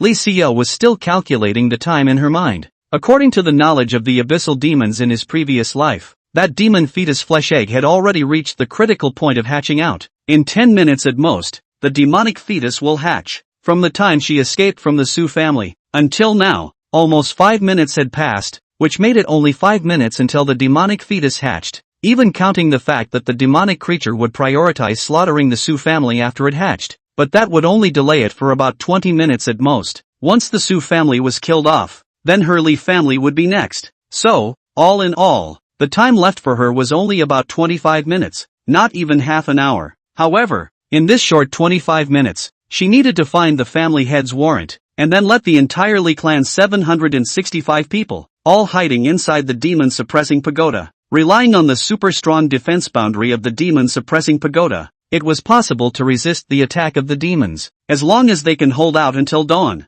When the sun comes out, the demons will leave on their own. By then, she would have enough time to escape Yongan City with the Li family. This was Li Xinyue's hide first, flee later plan. However, just as Li Xinyue was still frantically rummaging through the family master's warrant, a tirade of abuse rang out. "Who is it? What's the noise in the middle of the night when you're not sleeping?" Li Xinyue twisted her head to see that the visitor was actually her third aunt Chen Haoling, the wife of her third uncle Li Xinyue. Strange, how could Uncle Sam's wife be inside her father's room and dressed so revealingly and coolly? But without waiting for Li Xinyue to figure out what was going on, she was able to see a jade pendant hanging around Chen Haoling's neck. Isn't that the family head's warrant that opens the protective boundary of the demon suppression tower? She had searched for it for so long without finding it, and it turned out to be around her third aunt's neck. At that moment, Li Xinyue stepped forward, wanting to take the family head's warrant from Chen Haoling's neck. But when Chen Haoling saw this, she let out a delicate cry. "What are you doing, Li Xinyue?" Saying that, Chen Haoling retreated backward, actually avoiding Li Xinyue's grasp. This moment even shocked Li Xinyue as she looked towards Chen Haoling in surprise and whispered under her breath, "True martial realm?" She didn't realize that her third aunt, who had always been unassuming, was actually a true martial realm powerhouse. Chen Haoling also noticed Li Xinyue's purpose at this time, which seemed to be the family master's warrant around her neck. At that moment, she removed the jade pendant, then questioned in a cold voice, "What do you want the family master's warrant for?" "Li Xinyue, you'd better get one thing straight. Your father isn't dead yet. Moreover, even if he is dead, it's not your turn to be the head of the family." But Li Xinyue eagerly stretched out a hand and said, "Give me the warrant first. The exact reason is a bit complicated. I'll explain it to you later." Chen Haoling, however, arrogantly placed the warrant behind her. "That won't do? This is something that your father has instructed me to do, and it absolutely cannot be given to anyone, including his daughter, Li Xinyue." Li Xinyue, however, said angrily, "It's about the lives of 765 people up and down my Li clan. Do you think I'm joking with you?" When Chen Haoling heard that Li Xinyue actually dared to be mean to her, she instantly stopped and straightened up and disliked her hard. "What are you yelling about, Li Xinyue? Don't think that just because you're the daughter of the Li family's head that you can be so insolent. Even if I'm an outsider, I'm at the very least your elder. Is this the kind of attitude you have when you talk to your elders?" Li Xinyue couldn't hold back any longer and yelled under her breath, "Hurry up and give it to me. Don't be pulling my leg, or else everyone will die." Chapter 44, Angry Li Xinyue. Chen Haoling was also infuriated at this time. Her little face was red, and her heart was even more rebellious. "The more you want, then the more I can't give it to you." She took a few steps backwards, then said with an aggrieved face, "Fine, if you dare to be mean to me, I'll tell your father later so that he can discipline you. A motherless thing. With that, Chen Jingyi pulled out the communication jade ultimatum as soon as she did so, to send a message with Li Jiangshan. However, Li Xinyue was violently rushing forward. She wanted to directly make a move to snatch the family head's warrant. However, Chen Jingyi already knew Li Xinyue's purpose, so naturally, it was impossible to let her get her hands on her easily. With a spin, she easily dodged Li Xinyue's grabbing shot. Although Chen Jingyi was not an extremely strong cultivator in battle, she still had a lot of skills in escaping, and even though Li Xinyue's demon phoenix power had been effectively controlled, it was difficult to catch Chen Jingyi. After Li Xinyue failed to capture Chen Jingyi after several consecutive grabs, she angrily pulled out her magic longsword and pointed it straight at Chen Jingyi, saying angrily under her breath, "Chen Jingyi, you'd better not force me." When Chen Jingyi saw that Li Xinyue actually dared to point her sword at her, she instantly cried out in a hurry and hissed at the top of her voice, "Reversed, reversed, really reversed." The Li family juniors actually dared to assassinate their own aunt. There's no heavenly reason for this. With that, Chen Jingyi rushed straight out towards the outside with a speed that was simply astounding. After all, as a true martial realm cultivator, after putting all her energy into escaping under the ridge domain, naturally, no one would be able to catch her easily. But Li Xinyue also immediately followed him out. From just now until now, another 5 minutes had passed, and it was this stupid woman, Chen Jingyi, who had caused her to waste so much valuable time. At this moment, Li Xinyue couldn't wait any longer. The demonic phoenix power in her body was immediately released, and in an instant, Li Xinyue's strength was promoted from the perfection earthly Shen realm to the limit earthly Shen realm. In the end, she broke through again to the small completion true martial realm. Such a cultivation level was only temporary, and when tomorrow morning came, it would fall back down again. But as a matter of urgency, she couldn't care less. Soon, Li Xinyue's speed steeply accelerated under the full force of her outburst, quickly catching up with Chen Jingyi's escape speed, and when Chen Jingyi saw this scene, she lost her voice and screamed, "Murder! Murder! Quickly come someone!" However, without waiting for her to make the commotion a bit louder, Li Xinyue managed to catch up with her, stomping her to the ground with one foot before raising her hand in an attempt to snatch the family master's warrant from her hand. However, it was also at this time that a loud roar rang out, unbridled. The next moment, Li Xinyue saw that a wave of mana swept over in her direction. Boom! Li Xinyue was shocked and fell backward. Then, as she was looking up, she saw the Li family's supreme elder, Li Haiping, standing straight in front of Chen Jingyi. And when Chen Jingyi saw that someone had come to her rescue, she immediately got up, then hid behind Li Haiping, crying, "Elder, Li Xinyue has gone crazy. She actually tried to kill me. Please elder, make sure to take down Li Xinyue." As he spoke, 3 more Taishan elders walked out. Almost all of them were at the true martial realm, and then stared intently at Li Xinyue. Among them, the chief Taishan elder, Li Haiping, turned to Li Xinyue and said angrily, "Li Xinyue, what the hell are you mad about? Do you realize what you were doing just now? If your third uncle sees that you're actually killing his wife, do you know how serious the consequences will be?" Li Xinyue shouted angrily after seeing so many Taishan elders arrive. "Li Jianghe is dead, my father is also dead, and everyone who went to the Su-Li alliance. They were all killed by the people of the Su family. Those bastards from the Su family want to use the blood of our Li family members to raise a demonic fetus as a way to gain great power. So, this Su-Li alliance was planned. My father, in order to cover me from the trap, stimulated the god brain cancer tumor in his body and died with the enemy. I've come back now to save the entire Li family." In her anger, Li Xinyue told everything that had happened before. However, the many supreme elders who heard these words all looked at each other. Li Haiping, however, opened his mouth and asked, "How do you prove that everything you say is true?" Li Xinyue only felt her head buzzing at this moment. She asked rhetorically, "A matter of life and death. Who would use it to joke? What's more, how am I supposed to prove it now?" Li Haiping, however, raised his hand and waved, signaling that there was no need to say anymore. And at that moment, he said seriously, "What does what you said have to do with you going after your third aunt?" Li Xinyue took a deep breath. In order to get the family master's warrant as soon as possible, she still tried to force herself to be calm. "In just said, the demon fetus flesh egg should have hatched by now, and with my knowledge of that thing, it's already slaughtering the Su family by now. In 10 minutes at most, the Su family will all be killed, and then its next target will be our Li family, because the blood inside our Li family members happens to be the nutrient it needs the most. Therefore, I want to get the family master's warrant as a way to open the boundary of the demon suppressing tower, and then have the entire clan hide in the demon-suppressing tower piece by piece. As long as we wait until dawn, when the sun rises, the demons will leave on their own, and at that time, my Li family will be able to escape this calamity and then flee Xinyue City. But Qianjinyi refused to give me the family master's warrant anyhow, so I did those things. Li Xinyue told all of her plans, thinking that the old man should always believe it now, right? However, the second elder spoke up. Since that demonic creature you mentioned was so powerful, why didn't you go and inform the city lord's office in the first place, but return to the Li family first? As long as City Lord steps in, even if that demonic creature is powerful, it will be suppressed. Saying that, the second elder took a step forward, his eyes coldly staring at Li Xinyue. Li Xinyue, your current behavior is extremely suspicious. I seriously doubt the credibility of your words. When Li Xinyue heard this, she only felt a surge of anger that she had nowhere to vent, so she immediately continued.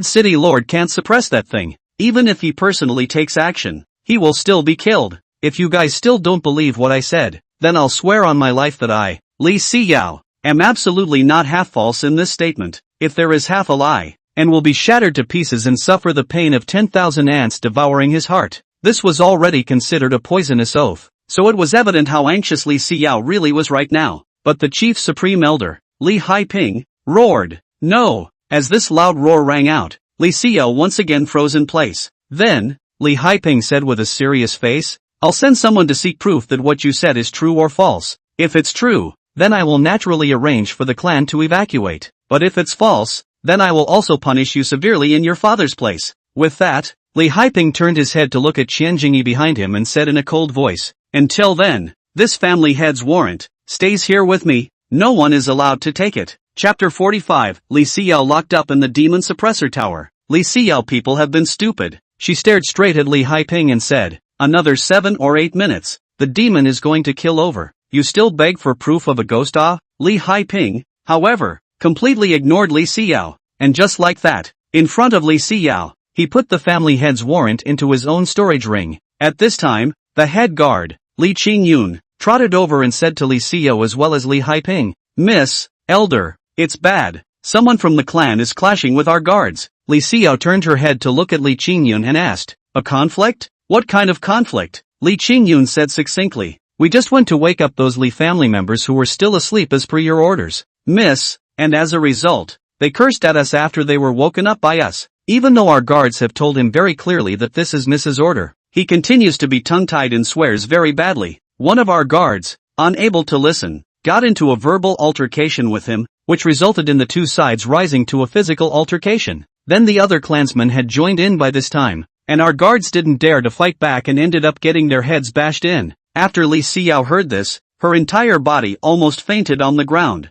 Is it possible that the Reborn are unable to change the way things end? In the last life, God let the Li family be wiped out, and in this life, the same ending is destined to happen all over again? Is the Li family destined to be annihilated in the river of history? It was also while Li Xinyue was thinking like this that a large group of angry Li family members, holding those 20 to 30 guards, came straight to Li Haiping and the others close by. They threw those guards who were beaten and bloody to Li Xinyue's face. Then a leading boy, Li Yuze, questioned Li Xinyue, "Second Miss, please explain? What is the meaning of not sleeping in the middle of the night and sending people over to disturb our dreams?" When these words came out, the subsequent hundreds of Li family members, they also questioned Li Xinyue, obviously because he was angered by Li Xinyue's behavior. After all, who can sleep halfway and then be woken up with a pain in their heart? Li Xinyue said angrily at them, "Disturbing your dreams? In a little while, even your lives will be lost, and you still have the leisure time to sleep?" When Li Yuze heard this, he was slightly stunned and subconsciously asked, "What do you mean?" Li Xinyue repeated what she had just said to Li Haiping back to these people,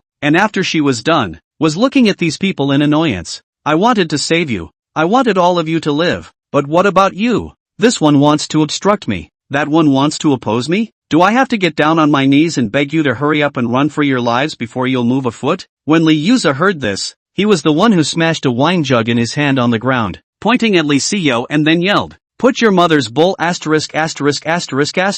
Li Xinyue, normally I give you face before I call you second miss. You really think you have a lot of face, don't you? And what's this blind bull ***** about demonic fetuses and demonic creatures? Are you out of your mind? Or have you read too many novels to go crazy here? So you're the only one in the entire Li family who's smart, and you're the only one who knows everything? What do you think our Li family's intelligence department is? Are they all blind? If the Su family really had any movement, wouldn't our intelligence department be unaware of it? What's the need for you to play the hero here? What the is wrong with it? Saying that, Li Xinyue also cursed and spat towards the side. Li Xinyue was the son of the Li family's eldest uncle, Li Jiangshan, and among his peers, he was the only one who dared to speak to Li Xinyue in that tone, and it wasn't hard to hear from his words that what Li Xinyue and Li said about demonic fetuses and demonic creatures had caused a great impact on all of their perceptions. So, they just instinctively thought that Li Xinyue was drunk or not awake to say such nonsense.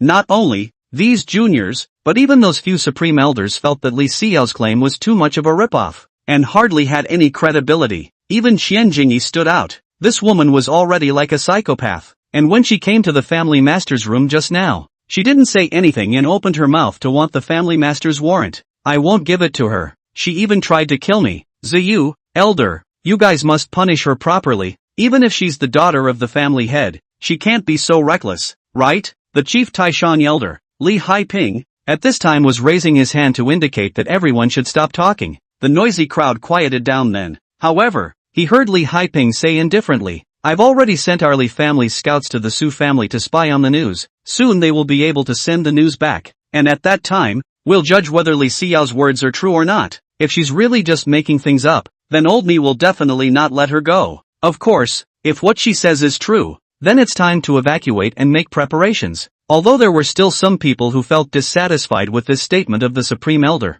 they did not raise any more objections. Only Li Yuza clasped his hands on his chest and looked at Li Xinyue and said, what a ing thing, just like that Chen Haoling. All day long he likes to pull those useless things. Li Xinyue took a deep breath at this time and suddenly calmed down in the face of Li Yuza's tirade. For a moment, she seemed to somewhat understand Chen Haoling's mindset. Soon, Li Haiping's communication jade ultimatum retrieved the message, and then, he opened the communication jade ultimatum's external voice. The voices of the scouts from the Li family's intelligence department quickly resounded through the scene. Reporting to the elders, we have already scouted around the Su family, and have not found any abnormalities. The family head and a few of the clan elders that are still there at the moment are still over at the clan ancestral hall, talking wine and having a good time. It looks like the alliance is progressing very smoothly. The moment this voice rang out, everyone's eyes focused on Li Xinyue's body. The look seemed to say, now how do you explain that? Li Xinyue, however, twisted her head and said, this is the voice of the Su family. Although their voices have been disguised,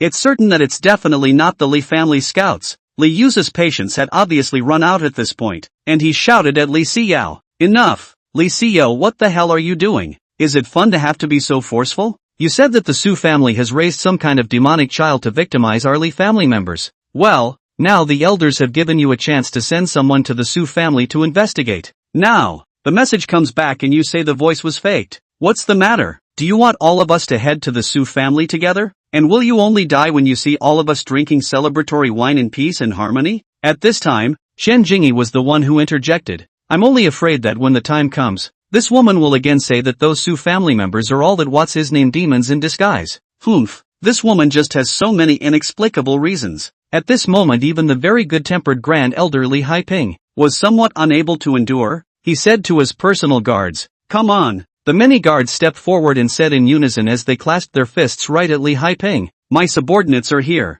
Li Haiping announced aloud, lock up Li Xinyue, and these guards of hers, all of them into the demon suppressing tower. Wait for the family master to come back, and then personally deal with them. Chapter 46, Bloodshed Demon Law. When the words fell, those guards clasped their fists in response. Then, they came to Li Xinyue and the others in unison, picked up the handcuffs, and bound Li Xinyue's hands. At the same time, there was also a great success, true martial realm powerhouse who personally held the family head's warrant and escorted Li Xinyue to the demon suppression tower. But at this time, Li Xinyue, obviously still not dead, she may be really unwilling to look at the Li family was destroyed in this way. To Li Haiping and other people on the roar said, Li Haiping, Li Yujie, Qian Jingyi, you stupid, ignorant trash. You're the sinners of the Li family who can't distinguish between what's true and what's false. The Li family was destroyed in the hands of you fools. But as Li Xinyue was dragged further and further away, her voice slowly disappeared. Only after Li Xinyue was dragged away did Li Haiping say to the Li family members at the scene,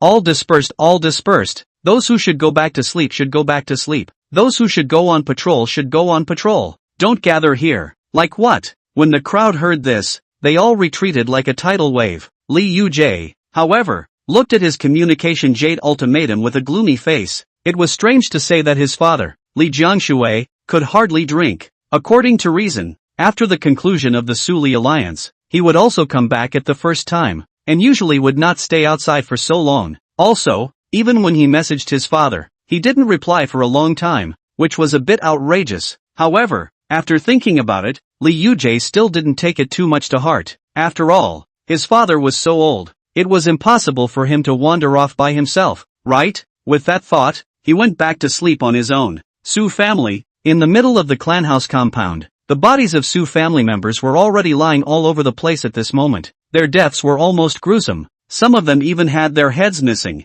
and the scene was simply more horrifying than even the Morrow Hell. And in the middle of this compound, a massive figure stepped on the chest of Su Jingyang, the head of the Su family, with one hand choking Su Luoyang, the old ancestor of the Su family, and a communication jade ultimatum in the other hand. Just now, Su Luoyang had watched this monster, mimicking the voices of the Li family, send a message to the Li family's supreme elder, Li Haiping. It was only when he saw that this monster had such an amazing intelligence that Su Luoyang realized what kind of monster he had released. Not far away, Li Jiangshan's body was nailed to the wall by a spear. His body had changed from its original image of a super muscular man back to its original dry appearance, and his eyes were blurred, staring deathly at that huge figure. The thing was about 4 meters tall with black skin, kind of like some kind of ape-like creature. Its body was gnarled with muscles, and there were even countless worms wriggling under its skin. When it gave its face a turn, it saw Su Yishuan's face skin, which was actually grafted onto its face.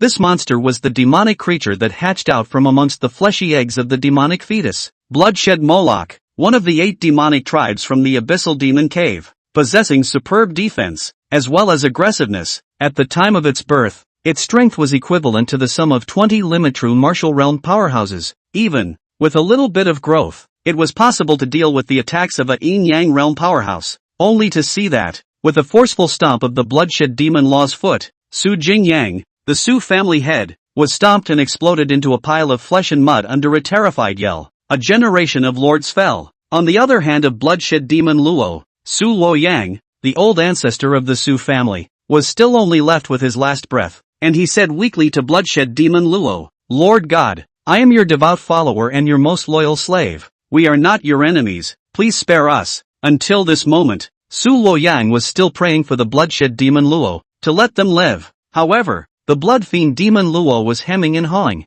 and its mouth emitted Su Yishuan's voice. Food, food, yummy. With that, it opened its bloody mouth, then stuffed Su Luoyang's head inside its mouth. Su Luoyang instantly yelled with his eyes wide open, "Don't!" But everything was already too late. A large pool of blood splattered out the moment Bloodshed Demon Law's teeth bit down. This old monster who had lived for 140 years also came to the end of his life at this moment. This time, the entire Su family was considered to be completely devoid of survivors. After finishing, the Bloodshed Demon Law walked over towards Li Jiangshan's direction and said to him while letting out an oozing laughter, "Food and more. I want more." Li Jiangshan then said weakly, "Lord City Lord will definitely kill you." However, the Bloodshed Demon Luo opened its mouth and ate Li Jiangshan's head in one piece. As of this moment, the Li family no longer has a family head. Gulp. As the Bloodshed Demon Luo decimated Li Jiangshan, all the memories about the Li family quickly surfaced in its mind. Then it laughed evilly. "Food. So much food. I want more. I want more." With that, the muscles behind it began to wriggle, and then 2 skeletons snapped out from under the skin. The skeleton was extending 7 or 8 bones in one direction. Then countless blood vessels grew from the bones, while a layer of skin covered them. In just the twinkling of an eye, a pair of gigantic fleshy wings grew behind Bloodshed Demon Law. It looked similar to a bat, but bigger and longer. Along with that, the fleshy wings flapped with force, and a raging strong wind swept over, instantly carrying Bloodshed Demon Law's body up in the air, and then it flew straight towards the direction of the Li clan. The sky was filled with rumbling thunder at this moment, which seemed to be weeping and as if it was angry. It didn't take long for the blood-soaked rain to pour down. On the 9th floor of the demon-suppressing tower, Li Xinyue looked at the light rain falling from the sky, and a strong sense of uneasiness struck her. The feeling was the same as in her last life, when she encountered some deadly danger. making her fidgety and anxious. But clearly, her strength had already arrived at the limit true martial realm level, so why did she still feel this way? With this thought, her gaze steeped to the Su family's side. Her mouth whispered, "Coming? It's so fast." With that, she looked in the direction of the cultivation chamber again. Several hours had passed since Chen Haoling had entered it, and it was unknown when he would come out. In front of the Li family mansion, the two guards were still yawning, looking drowsy, but suddenly, a black shadow fell from the sky, and then smashed heavily in front of them. This instantly caused both guards to be startled as they snapped their eyes open and shouted under their breath, "What's wrong? What happened?" But when their eyes looked at the black shadow that had suddenly appeared, a sense of instinctive fear surfaced. Then the black shadow rushed straight in their direction. Boom! This time, even the two guards and the Li family's gate were crushed together. Then, Bloodshed Demon Law let out a beastly roar as he looked up to the sky. This roar was like the death god of hell, announcing that its arrival would require a large amount of life sacrifices. Meanwhile, inside a room, Li Haiping was still lying on a bed with Qian Jingyi, but he heard Li Haiping slowly say, after waiting for a while, "Jiang he might be coming back, and you still dare to come up to me?"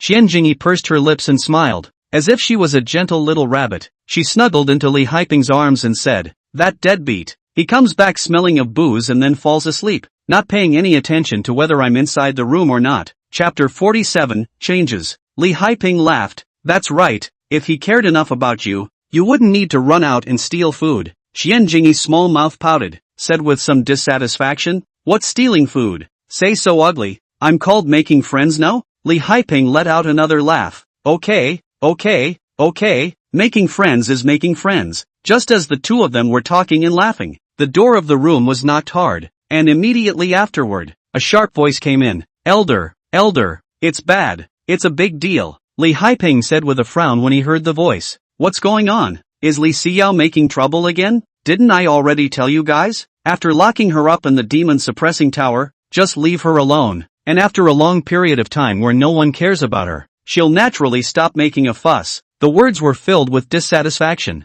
but Li Haiping also managed to put his own clothes back on before walking towards the door. But at that moment, the voice outside the door said, "No, Elder, it's a monster." A monster suddenly appeared in the courtyard of our Li family, and then went on a slaughtering spree against our Li family members. Just this one time, several people have already been eaten by it. As soon as these words came out, Li Haiping was slightly startled as he opened the door with one hand, then said with a puzzled expression, "Monster? What monster? You're not awake and talking nonsense here either, are you?" That servant said emotionally, "It's true, that monster is 4 meters tall, with a pair of fleshy wings behind it. Its power is so immense that even a strong person of the earthly Shen realm was easily killed by it. Grand Elder, you should hurry over and take a look." When Li Haiping heard this, his face changed slightly, and at this moment, his mind suddenly recalled the words that Li Xinyue had said earlier. But at this time, Qian Jingyi was the one who walked out, and followed with her mouth. No need to think, it must be that Li Xinyue messing up again.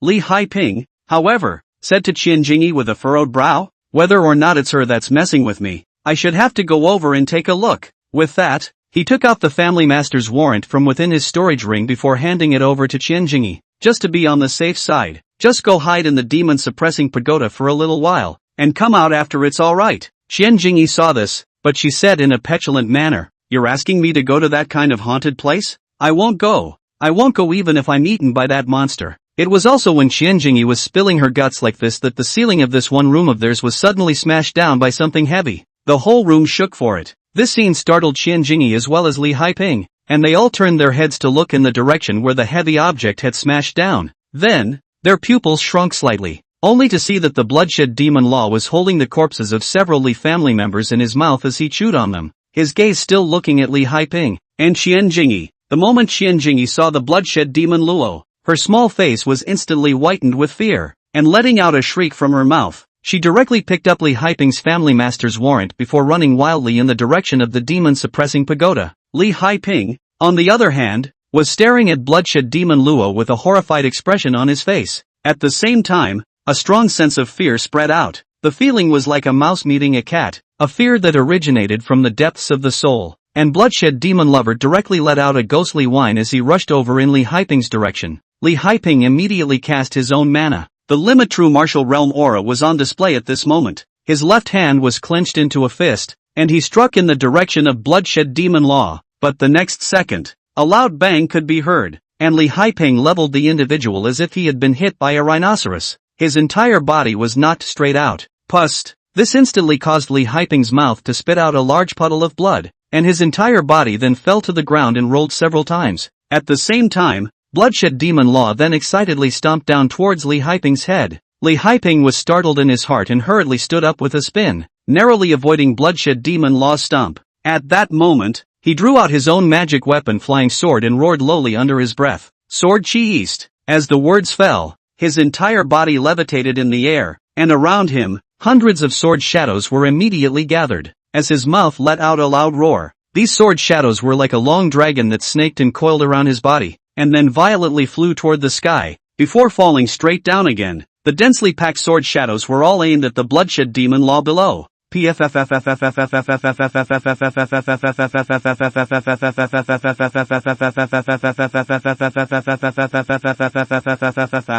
a matter of moments, hundreds of sword shadows shot the Bloodshed Demon Luo, as well as everything within 10 meters of the surrounding area, all into a sieve, especially the Bloodshed Demon Luo. Its body was pierced through by a dozen sword shadows, which even prevented it from moving the slightest bit, and Li Haiping, at that moment, yelled again, "Explode!" Along with that, as his hands formed a seal, those sword shadows actually exploded at the same time. Boom boom boom, as if it was the most overbearing potent explosive. The horrifying sound waves of the explosion instantly flattened all objects within a 20-meter radius. Several houses even collapsed on the spot, and the ground trembled as if it had experienced a small earthquake, along with a plume of smoke rising up. It couldn't be denied that Li Haiping, as one of the strongest members of the Li family, this kind of strength was still very possible. It wasn't an exaggeration to say that under the yin-yang realm, it was estimated that there weren't many people who were his opponents. When the smoke dispersed, it was seen that the ground of this entire area had collapsed, and the surrounding buildings had almost all turned into a pile of rubble, while the Bloodshed Demon Law at the center of the explosion was blown into a pile of weirdly shaped rotten meat.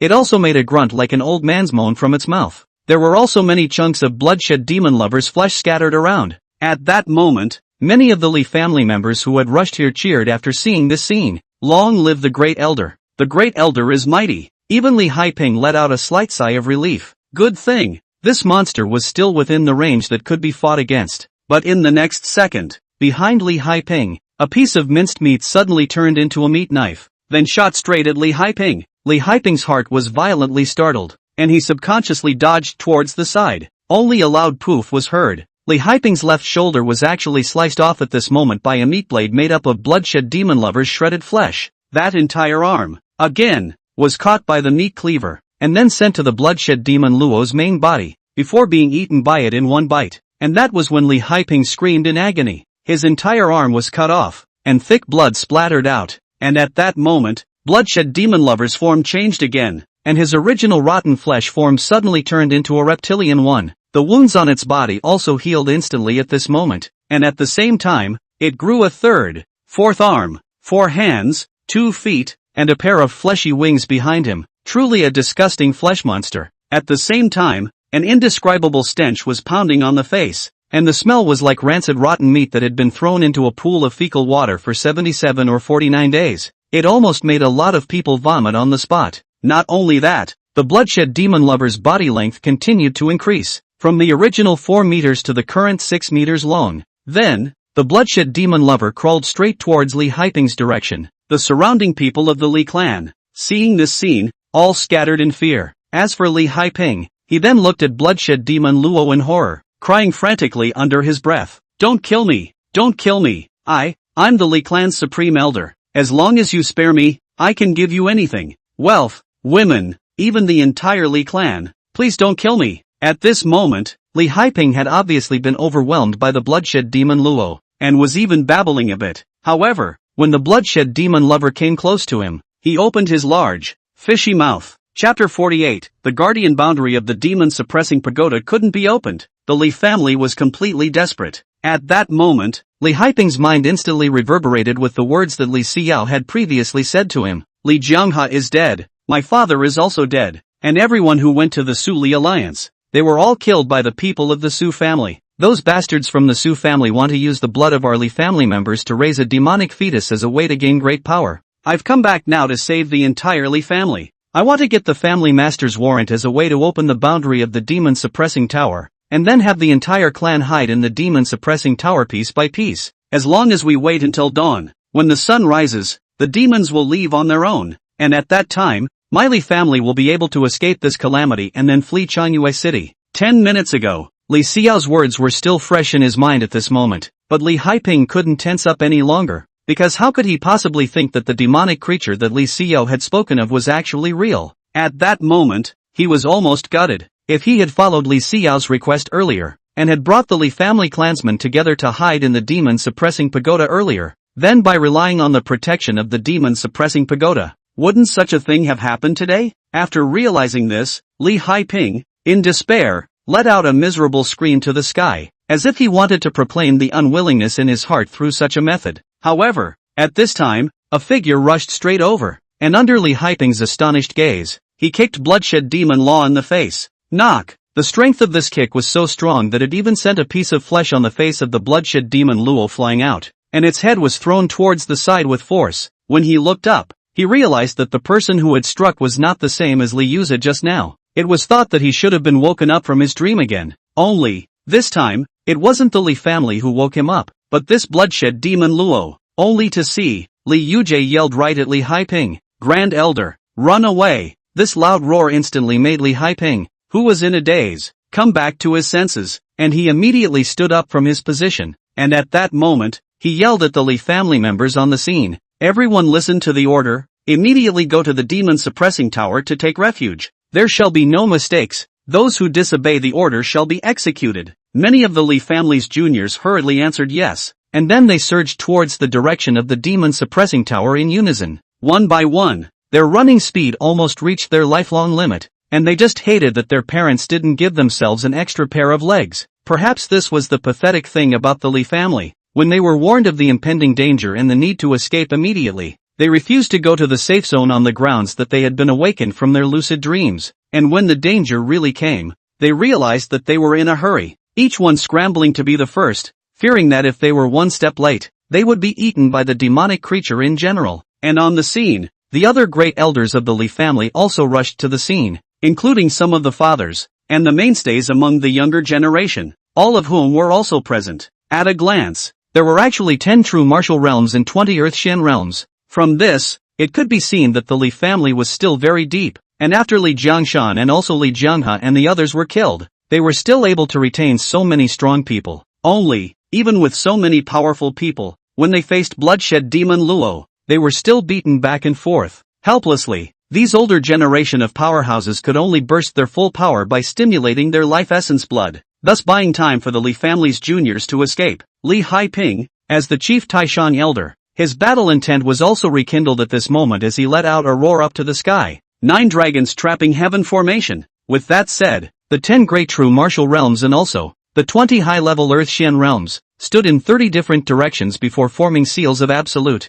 In an instant, a golden spatial spell formation manifested, after snapping straight onto Bloodshed Demon Luo's body. From afar, it looked as if it was a golden iron chain that was bound to its limbs. This time, it successfully slowed down Bloodshed Moloch's actions, but it was only delayed and not completely trapped. Its body was still moving and approaching in the direction of the demon-suppressing tower. Li Haiping twisted his head with difficulty to look behind him, and after seeing that the demon-suppressing tower was already close at hand, he yelled at the crowd, block it for me. There are still a lot of juniors who haven't entered the tower, definitely can't let it get half a step closer again." With that, Li Haiping's hands pushed forward and pressed straight on top of the golden space spell. It was like pressing against a clear glass wall. On the other side of the wall, the Bloodshed Demon Law was like a crazed beast, constantly advancing forward. No matter how hard Li Haiping resisted the advancing pace of the Bloodshed Demon Luo, it all seemed useless. At this time, a Taishan elder who was pulling the chains, then suddenly said, "What's the situation over at the demon-suppressing tower?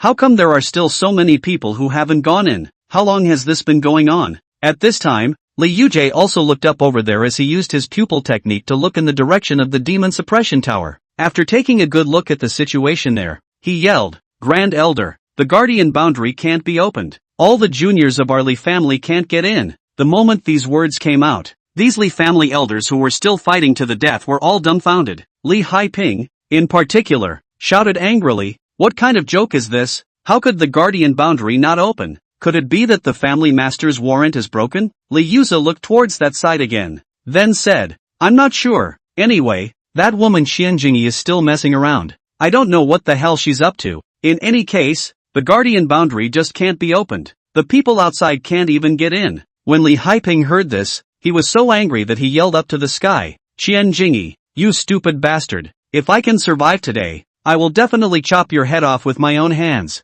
With that, he then looked at Li Yuza and yelled, "Yuza, you personally go over and open the guardian boundary, and if necessary, you can do it first." When Li Yuje heard this, he loosened the chains in his hands, then said, "Alright, I'll be right back." When the words fell, Li Yuza let those elders resist the bloodshed demon Luo alone, while he himself rushed to the front of the gate of the guardian boundary. At this moment, a large number of Li family juniors were still screaming, "Let us in! Let us in!" While Chen Jingyi was still tinkering with the opening stone tablet, she also looked anxious, but she didn't know what was going on. The family head's warrant, which had worked in the past, didn't work today. The guardian boundary didn't react at all, but Bloodshed Moloch had already come close, and everyone would die if they didn't open it up. And at that moment, Li Yuza rushed over and yelled at Chen Jingyi, "Chen Jingyi, what the are you doing? Why haven't you opened the guardian boundary?" Chen Jingyi cried anxiously when she saw Li Yuza coming. "This damn thing doesn't know what's going on.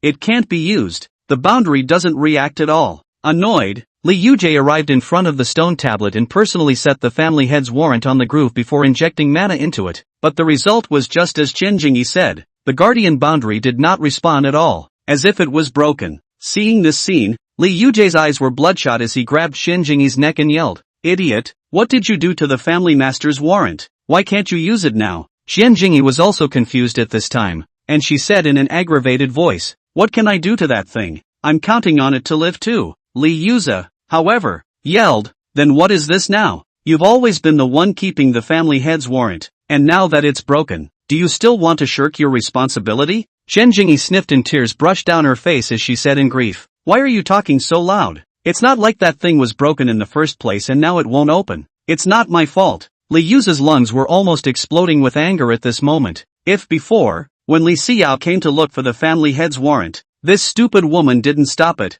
it was estimated that the big formation would have been opened long time ago. Why would it get to such a point now? "Stupid! I'll kill you!" In a violent rage, Li Yuza pulled out his longsword and wanted to kill this stupid woman. But at that moment, a voice came from within the guardian boundary, "Li Yuza." Li Yuza twisted his head to look over, only to realize that it was actually Li Xiao and a group of guards such as Li Xinyue. They had been imprisoned within the demon-suppressing tower by Li Haiping beforehand, which was why they were now within the guardian boundary. After Li Yuza saw Li Xiao arrive, he said excitedly through the guardian boundary, "Sister, what exactly happened? Why can't the family master's warrant be used anymore?" This was the only time he would call Li Xiao his sister, but Li Xiao was also oblivious to previous suspicions, and immediately responded, "The family master's warrant can only be used once a day, and after it's used up, you have to wait until midnight of the next day before you can use it again. Li Haiping used it once just now when he locked us in. If we want to use it again, we have to wait until 12 hours later." Chapter 49, The Li family is finished, completely finished. The moment these words came out, Li Yuza's entire body was like falling into an ice cellar. It can only be used once a day? The next use will have to wait until 12 hours later? What kind of joke is this? Where can a few elders last that long? As he said that, his eyes became a bit flustered. His entire body was at a loss for words, and as he looked at Li Xiao, he knelt down and said in a supplicating tone, "Sis, I know you must have a solution, right? Please, you must find a way to save us. If we all die, the Li family will be completely finished." Li Xiao glanced at the bloodshed demon Luo that was already approaching in the distance before she said, "Later on, I will draw a spell seal to be engraved on top of the guardian boundary. Then, you and I will launch our strongest attacks on that spell seal at the same time. And in doing so, we will be able to make an opening in the guardian boundary. Wait until all of them are brought in, and the opening will automatically recover. At that time,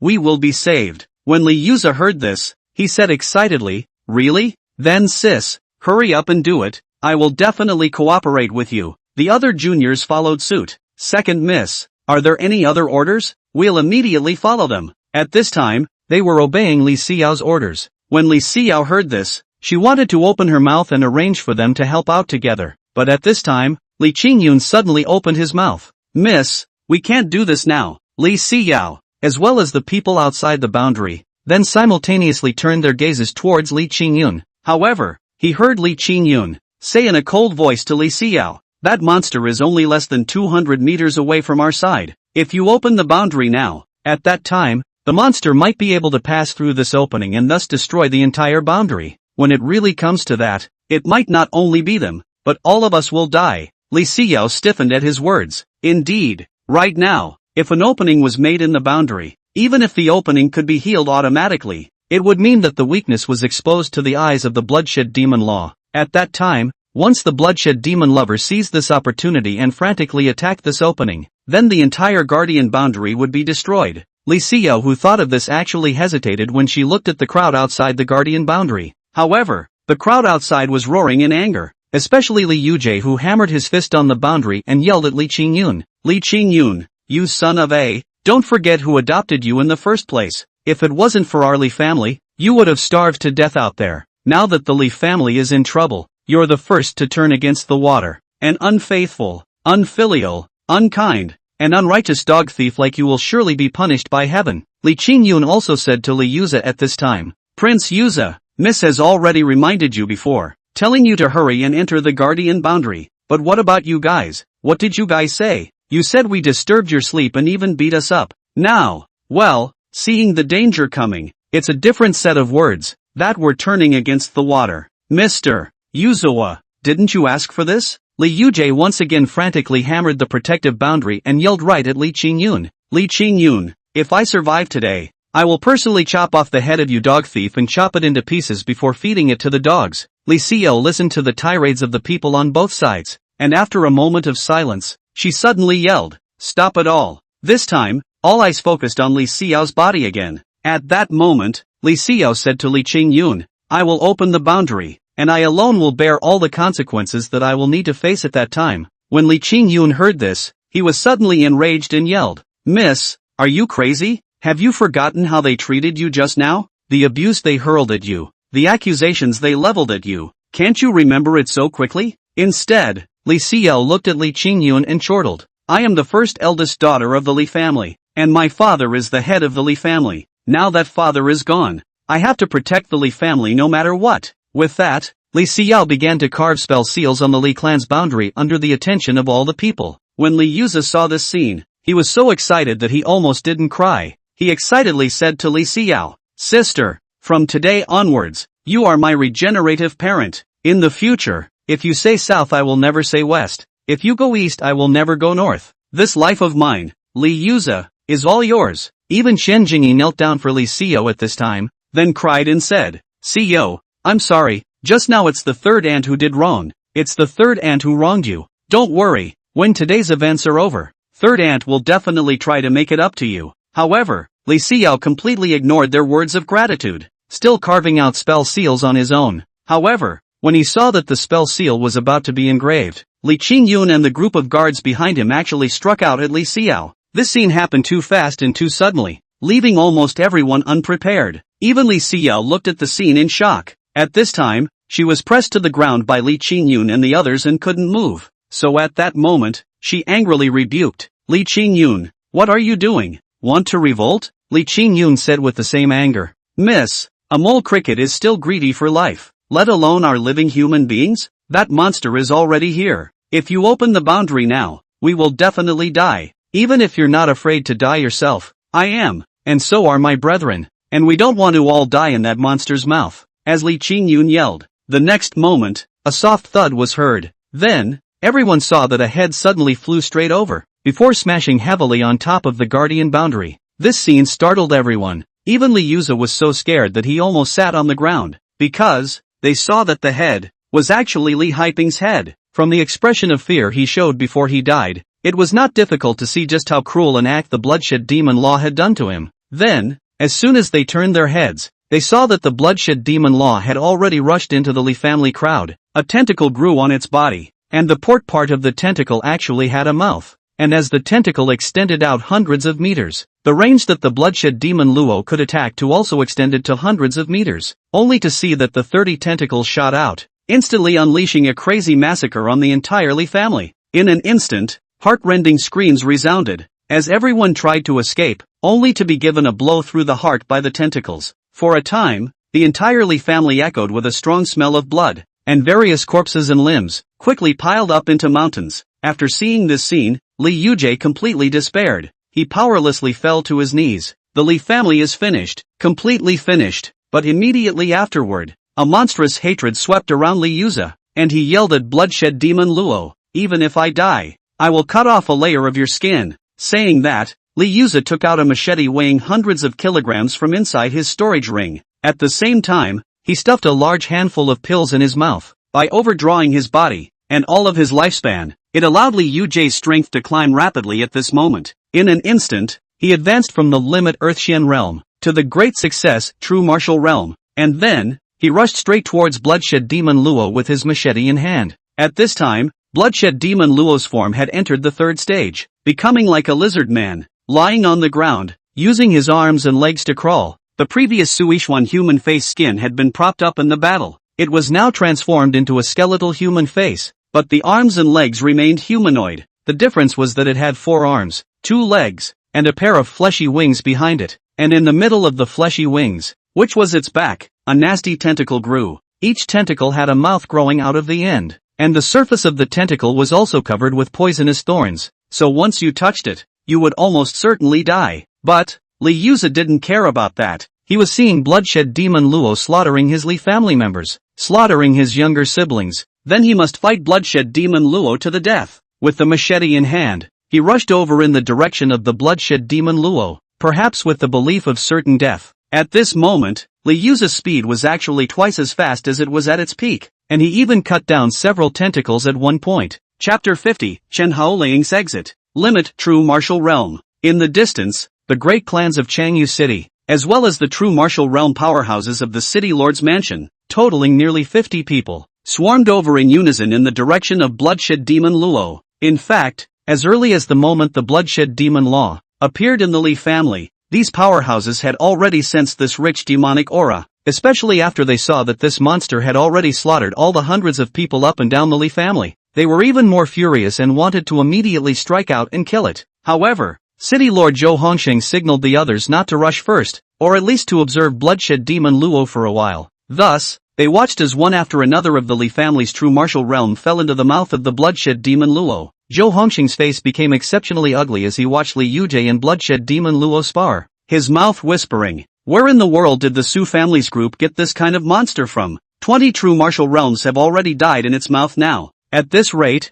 I'm only afraid that everyone will fall into its mouth." Butler Long said at that moment, "The Su family has died out, so if you want to know where they got this from, I guess you'll have to do some investigating." As for how to deal with this monster at the moment, the old slave feels that he should strike immediately, thus avoiding the continued expansion of casualties. Zhou Hongsheng sniffed, but hesitated. Last time, in order to stop Chen Haoling's riotous behavior, Zhou Hongsheng had relied on a secret method to allow his strength to rise to the level of the Yin-Yang realm in a short period of time. But after the secret method, his body fell into a very weak state. By now, his strength had fallen back to the level of the limit true martial realm. And if this level wants to deal with that monster, isn't this purely looking for death? But at this time, the Sun Clan's powerhouses could no longer stand to watch, so they said to the City Lord, "City Lord, I'll go and test the depths of this monster first." With that, this perfection true martial realm powerhouse, without waiting for a response from the City Lord, rushed over in the direction of the Bloodshed demon Luo.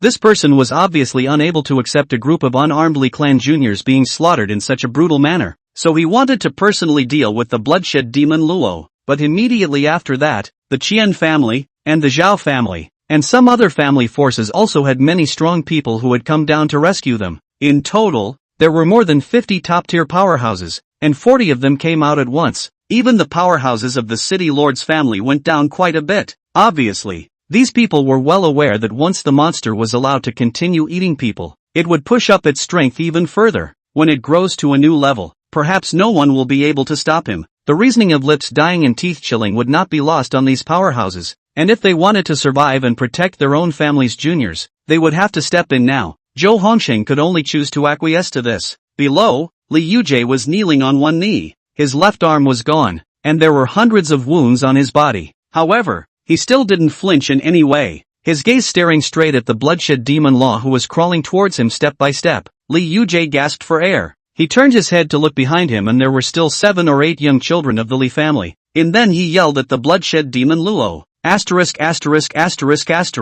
My Li family will not perish. Today I die, but in the future, my Li family's descendants and grandchildren will definitely avenge me. Saying that, Li Xinyue actually copied his own machete, wanting to detonate his own mana and thus die with Bloodshed demon Luo. However, the blood fiend demon Luo screamed strangely, its mouth still chewing on a large number of the Li family's limbs, and its expression appeared to be very pleased with itself. It was clearly able to understand Li Yu's words, but it didn't take it seriously at all. At that moment, it opened its mouth and lolled out its tongue. That tongue was like a frog's tongue, shooting straight towards Li Yuza. Looking like that, it was obviously ready to waste Li Yuza in one piece. Li Xinyue, who was in the middle of the guarding boundary, was suddenly enraged when she saw this scene, and she desperately resisted, wanting to rush out piece by piece to protect the juniors of the Li family. However, her body was held down by Li Xinyue, hardening her so that she could not move a single bit, and could only watch those younger siblings of hers being killed. However,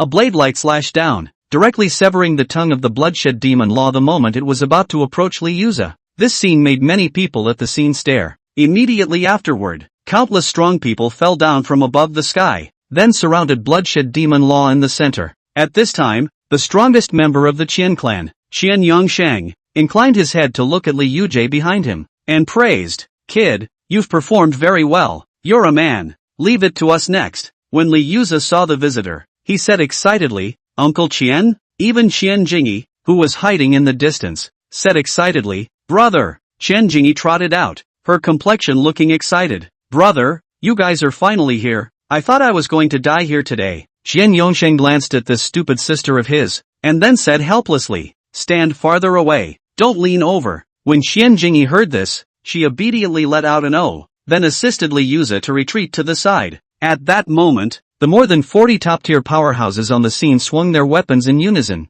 and attacked in the direction of the Bloodshed demon law. In an instant, a tragic battle erupted, and a large number of buildings in the surrounding area were shaken by that terrifying mana fluctuation and collapsed on the spot. On the 9th floor of the demon suppressing tower, Li Xinyue reclined on a soft chair, eating fruit while looking at the scene below. This time, she had watched the show to her heart's content, perhaps because there were too many strong people coming. At this moment, she actually wasn't afraid that Bloodshed demon law would fight up at all. But at this time, the cultivation chamber was suddenly opened, and Chen Haoling, who had been missing, slowly walked out from inside. Only, the Chen Haoling who walked out was bare-chested, his tight muscles full of explosive beauty, only to see Chen Haoling come to Li Xinyue's side, his gaze looking down at the battle below. He said, "How far have things progressed?" Li Xinyue glanced at Chen Haoling and then said to herself, "You finally came out. I thought you had died inside." Chen Haoling said slowly, "I broke through a few more minor realms, so there was a bit of a delay." When Li Xinyue heard this, she subconsciously said again,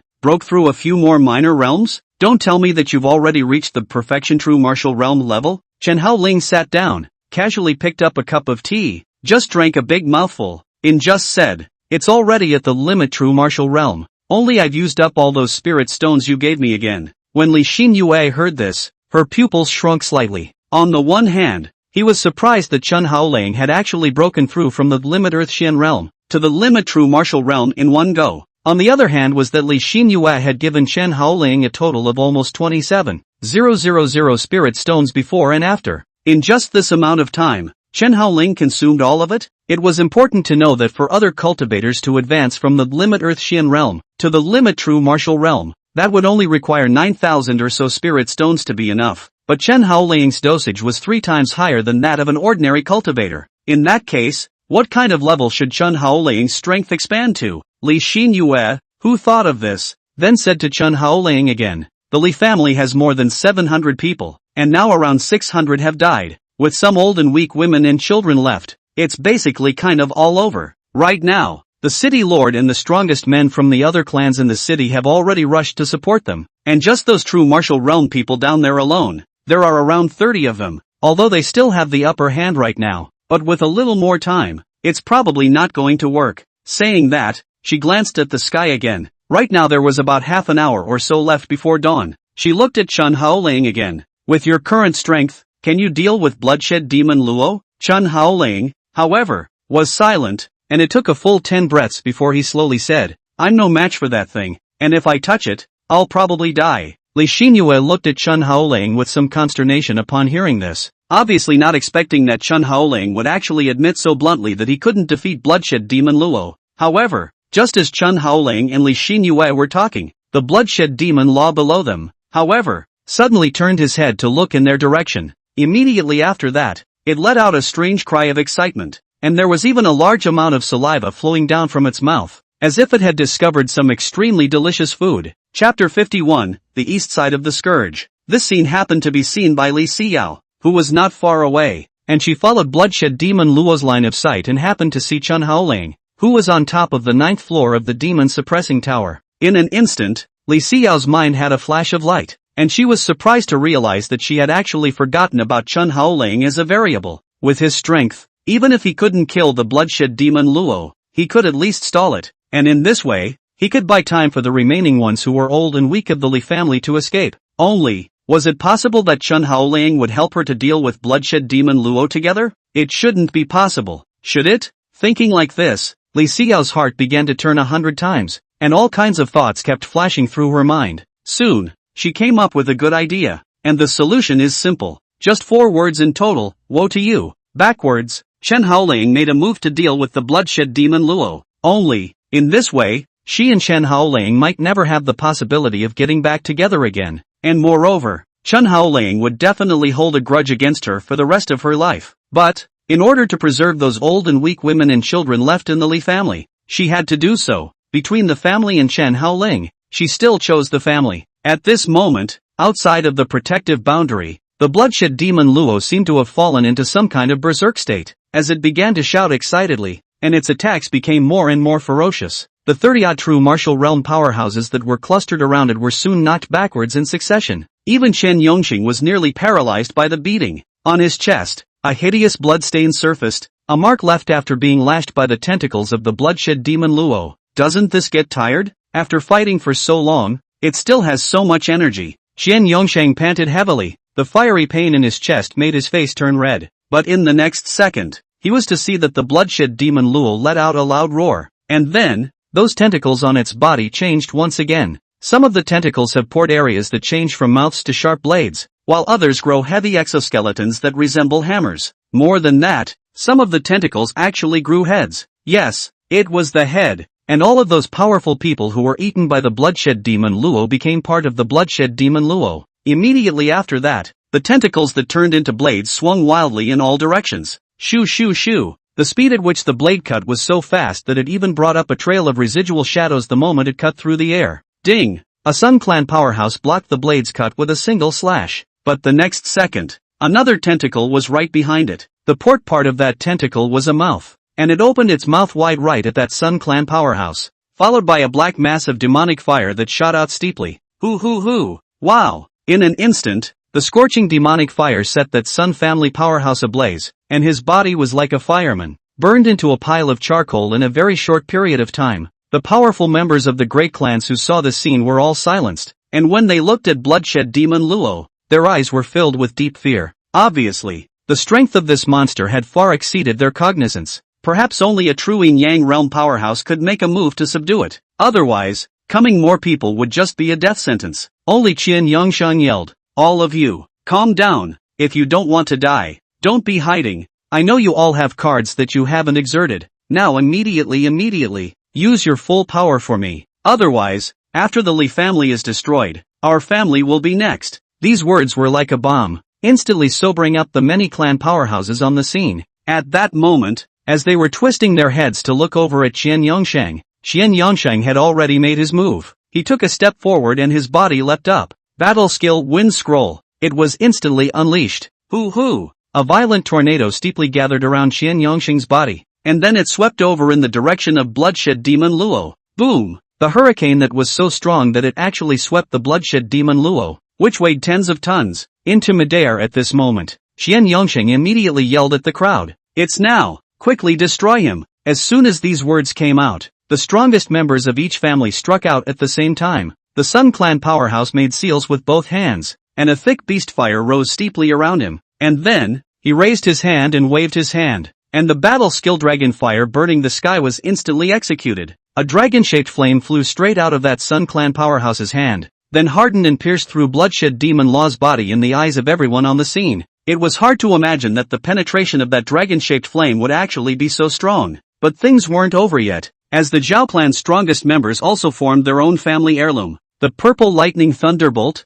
and pounced in the direction of the Bloodshed Demon Luo, as if it was a large net of purple thunderbolts. The Bloodshed Demon Luo was wrapped up in it, making it experience the storm of the thunderbolts every hour and every second. On top of that, all of the strongest members of the other clans below had also executed their strongest strikes and shot them towards the Bloodshed Demon Luo in the sky. The colorful spells seemed to light up the night. In the next moment, all of these spells were gathered into a single point by Qian Yongxing's wind scroll, before wrapping around the Bloodshed Demon Luo, compressing its body into a space that was only the size of a fist. Only Qian Yongxing clapped his hands together and yelled, "Explosion!" That little fist-sized ball of light exploded on the spot. Boom! A brilliant flame mass suddenly bloomed above the sky and spread out in all directions. Even the people who were at the bottom were swept by the powerful heat wave and almost flew backwards. Then, a piece of Bloodshed Demon Law's shattered flesh fell down as if it were raining. Qian Yongsheng saw here, then slightly relieved. He faced a grateful wipe off his forehead sweat.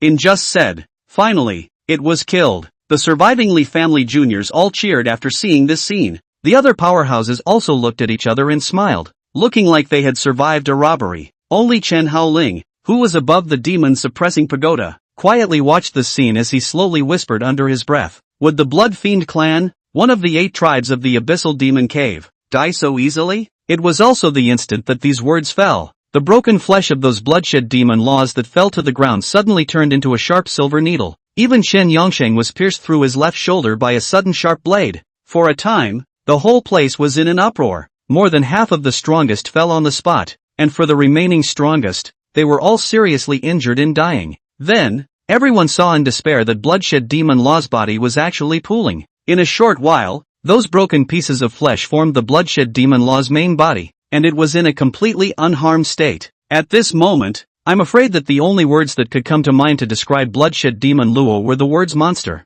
It really is just a monster, completely unkillable and unbeatable. In the next moment, the recovered Bloodshed Demon Luo let out a low roar, and then, it spat out a dense black flame from its mouth. These flames, igniting everything around them, looked from afar like a sea of sweeping fire. Faced with that terrifying impact of the sea of fire, countless people were drowned on the spot, and some who could still move were able to escape by hiding on top of large rocks or wigwams. As he watched, Bloodshed Demon Law was ready to go on another killing spree, but suddenly, a clicking sound rang out abruptly. Then, Qian Yongsheng, as well as City Lord Zhou Hongsheng, and the strongest members of the surviving clan saw that the protective boundary on the demon-suppressing tower had actually shattered. It was as if it was a shard of glass, and underneath the protective boundary, Li Xinyue stood straight next to a mouthful of array eyes. Behind her, Li Xinyue and the others had already been beaten unconscious by her. One didn't need to think about it to know that it must have been Li Xinyue who relied on her knowledge of the guardian boundary of the demon-suppressing tower to forcefully destroy the eye of the formation from the inside.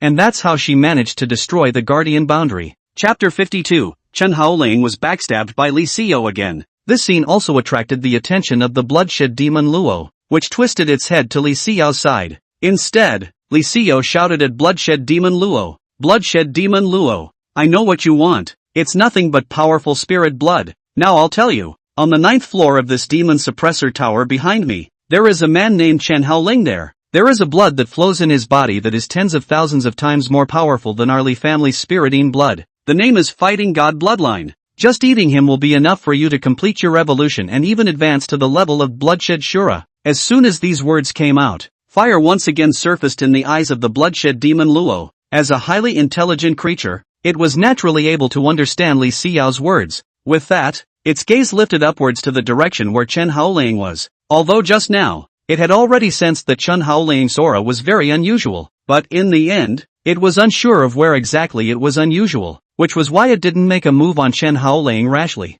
And now after hearing Li Xinyue's words, Bloodshed Demon Law knew that he could make his move. At that moment, it let out an excited yell, and then just charged straight towards the direction of the 9th floor of the demon suppressing tower in front of everyone. It was like an oversized lizard with 4 arms and legs, piercing through the walls of the demon suppressor tower and rapidly climbing upwards. Many strong people were all confused after seeing this scene. Xian Yongsheng reclined under a rock, breathing heavily from his mouth. Fighting god bloodline? What is that? Beside Xian Yongsheng, Xian Jingyi carefully bandaged his wounds and followed with her mouth. Don't talk, brother. I'll bandage you up first, and when you're done, why don't we hurry and leave? On the other side, City Lord Zhou Hongsheng also looked at the direction where Chen Haoling was in obediently before he suddenly laughed. Last time, it was this Chen Haoling who killed 8 of the top 10 true martial realm powerhouses at the extreme Rithxian realm level. This time, again, we are facing a super monster. I wonder if we can still handle it. With that, Zhou Hongsheng revealed an expectant gaze. The dragon butler at the side then said, he's a whole lot stronger than last time, but if he wants to deal with that monster, it's still probably quite a long shot. City Lord, it's better for us to take shelter for a while, and wait until the Tendu Mansion's powerhouses arrive before coming out to clean up the mess. Zhou Hongsheng, however, waved his hand. How could he miss such a wonderful show? Then, he looked over to Li Xinyue's side, and then teased. This Li Xinyue is considered to have completely offended Chen Haoling to death, and afterward, it is estimated that she will be madly retaliated against by Chen Haoling. Butler Long was silent on this. Even Li Xinyue below, when she saw Bloodshed Demon Luo really rushing towards Chen Haoling, her eyes were already filled with tears, and her heart was extremely self-condemning as well as difficult. She murmured to herself, Chen Haoling, I'm sorry, I'm really sorry. I didn't want to be like this, but I really have no choice. I can't stand by and watch what little bloodline I have left in my Li family die in the mouth of the Bloodshed Demon Luo as well. I wouldn't have wanted to betray you if the strongest of the other clans could have dealt with Bloodshed Moloch. I know that you will hate me very much afterward, but it doesn't matter. As long as the Li family can carry through this crisis, no matter how you punish me, I have no regrets. With that, Li Xinyue wiped the tears from her eyes with all her might, and then, before turning around to rescue those young children of the Li family who were only 15 or 16 years old, or even only 7 or 8 years old. As for the 9th floor of the demon suppressing tower, Chen Haoling had already dressed himself at this time, and had also taken out the boundless blade at the same time. Li Xinyue helped him straighten his collar on the side as if she was a virtuous wife. Do you really intend to fight with Bloodshed Demon Luo? Chen Haoling looked at the Suangjin Demon Tower. In on helplessly said, that has come up. Hide and cannot hide. In addition to the hands can still do it? However, this is good, as long as I get my hands on the blood core inside of it. Then when the full moon descends, my boundless blade will be able to open up just the same. With that, he drew the Tang horizontal sword out of its sheath in front of Li Xinyue. Li Xinyue was slightly stunned when she saw this scene. Isn't this knife impossible to pull out? Chen Haoling stroked the blade. I don't know why. I was able to pull it out after breaking through to the true martial realm. Only, it can't utilize its blade chi at all, and that leads to the fact that none of the various blade techniques, and Upanishads, that are unique to it can be used. The boundless blade in this state is, at best, a very hard and very sharp ordinary Tang sword. He shook his head bitterly. It's true that you still have to open the light before you can use it. As he spoke, the Bloodshed Demon Luo had already rushed to the 9th floor, only that its body was too huge, and the moment it rushed up, it actually hardened the entire ceiling of the demon suppressor tower. That huge face stared straight at Chen Haoling as if it was staring at delicious food. Chen Haoling turned his head to look at Bloodshed Demon Luo, before saying to Li Xinyue, you go first, I'll look for you later. Li Xinyue took a few steps backwards, before saying to Chen Haoling, be careful yourself, don't be too heroic.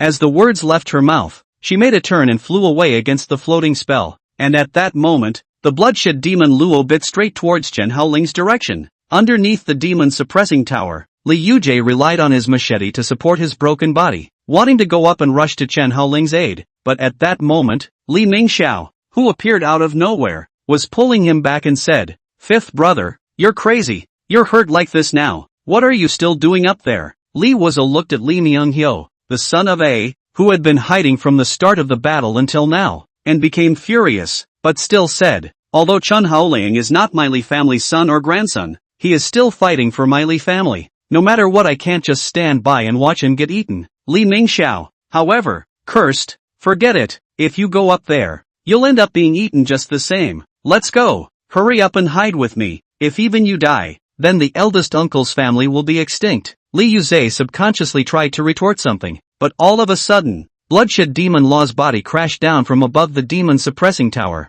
Seeing this, Li Xinyue screamed in fear and immediately pulled Li Wuzer up and ran wildly towards the distance. It was also the moment they fled that Bloodshed Demon Law's massive body slammed straight into the ground. Boom! The ground immediately smashed out a deep crater. A ball of airwaves are swept to the surroundings. This directly let Li Xinyue and others were blown backward flying out. Directly the two of them fell into a dog. Chapter 53, Li Xinyue orders Chen Haoling and Bloodshed Demon Law to die together. However, when they turned their heads in a single twist, they saw that Chen Haoling had stepped on Bloodshed Demon Luo's chest, and the tang horizontal blade in his hand was deeply inserted into Bloodshed Demon Luo's body. Li Mingxiao's people were dumbfounded. Chen Haoling kicked Bloodshed Demon Luo down from above the demon suppressing tower with a single kick. Then it was seen that a tentacle once again grew out of the Bloodshed Demon Luo's body, and then pierced straight through towards Chen Haoling's body. Chen Haoling pulled the tang horizontal blade out of Bloodshed Demon Luo's body. At the same time, solitary step was instantly cast. Perhaps it was because of the breakthrough to the true martial realm. Chen Haoling's solitary steps were played even more perfectly. When his figure faced the densely packed tentacle piercing, it was as if he was walking in the clouds, easily dodging them all. But at that moment, Bloodshed Demon Luo's big hand slapped straight towards Chen Haoling's body. Chen Haoling made a spinning turn, and the battle skill, Scythe, was immediately executed. Phew! When Chen Haoling faced that slap over, he actually cut off his entire wrist with a single slash, and the blood fiend Demon Luo fiercely rose up from the ground, and opened his mouth right in Chen Haoling's direction, and a sticky and slippery tongue shot out, pointing straight at Chen Haoling. Chen Haoling backhanded the Tang Hengdao and stuck it on the ground, and the battle technique Infernal Hell was instantly unleashed. In the next moment, the tongue that was close to Chen Haoling spontaneously combusted out of thin air, and a white demonic fire quickly scorched the tongue. Chen Haoling's Infernal Hell was a self-combusting area within a 4-meter radius centered on Chen Haoling himself, and any object that approached this area would quickly spontaneously combust. As that tongue was set ablaze, the Bloodshed Demon Luo let out a loud cry of pain, and its tongue was quickly retracted by it, turning to use other tentacles to attack Chen Haoling. And when Chen Haoling saw this, he swung his boundless blade and charged up again. Soon, both sides were fighting hard. It was hard to imagine that Bloodshed Demon Law, who had been able to beat up more than 30 true martial realm powerhouses in 1 second, was counter-suppressed by Chen Haoling in the next. But at the same time, Li Xinyue walked over quickly at that moment. Only, she wasn't there to help Chen Haoling, but instead, she came in front of the demon suppressing tower's boundary opening stone tablet. Then, Li Xinyue shouted to the distant strongmen of the various clans, "Hurry over a few people to give me a hand and help me reopen the protective boundary." With these words, the Qian family, as well as the Zhao family, as well as the Sun family suddenly realized that the Bloodshed Demon Law was still within the shroud of the protective boundary of the demon suppressing tower. If the protective boundary was reopened at this time, then it would be possible to trap Bloodshed Demon Law inside.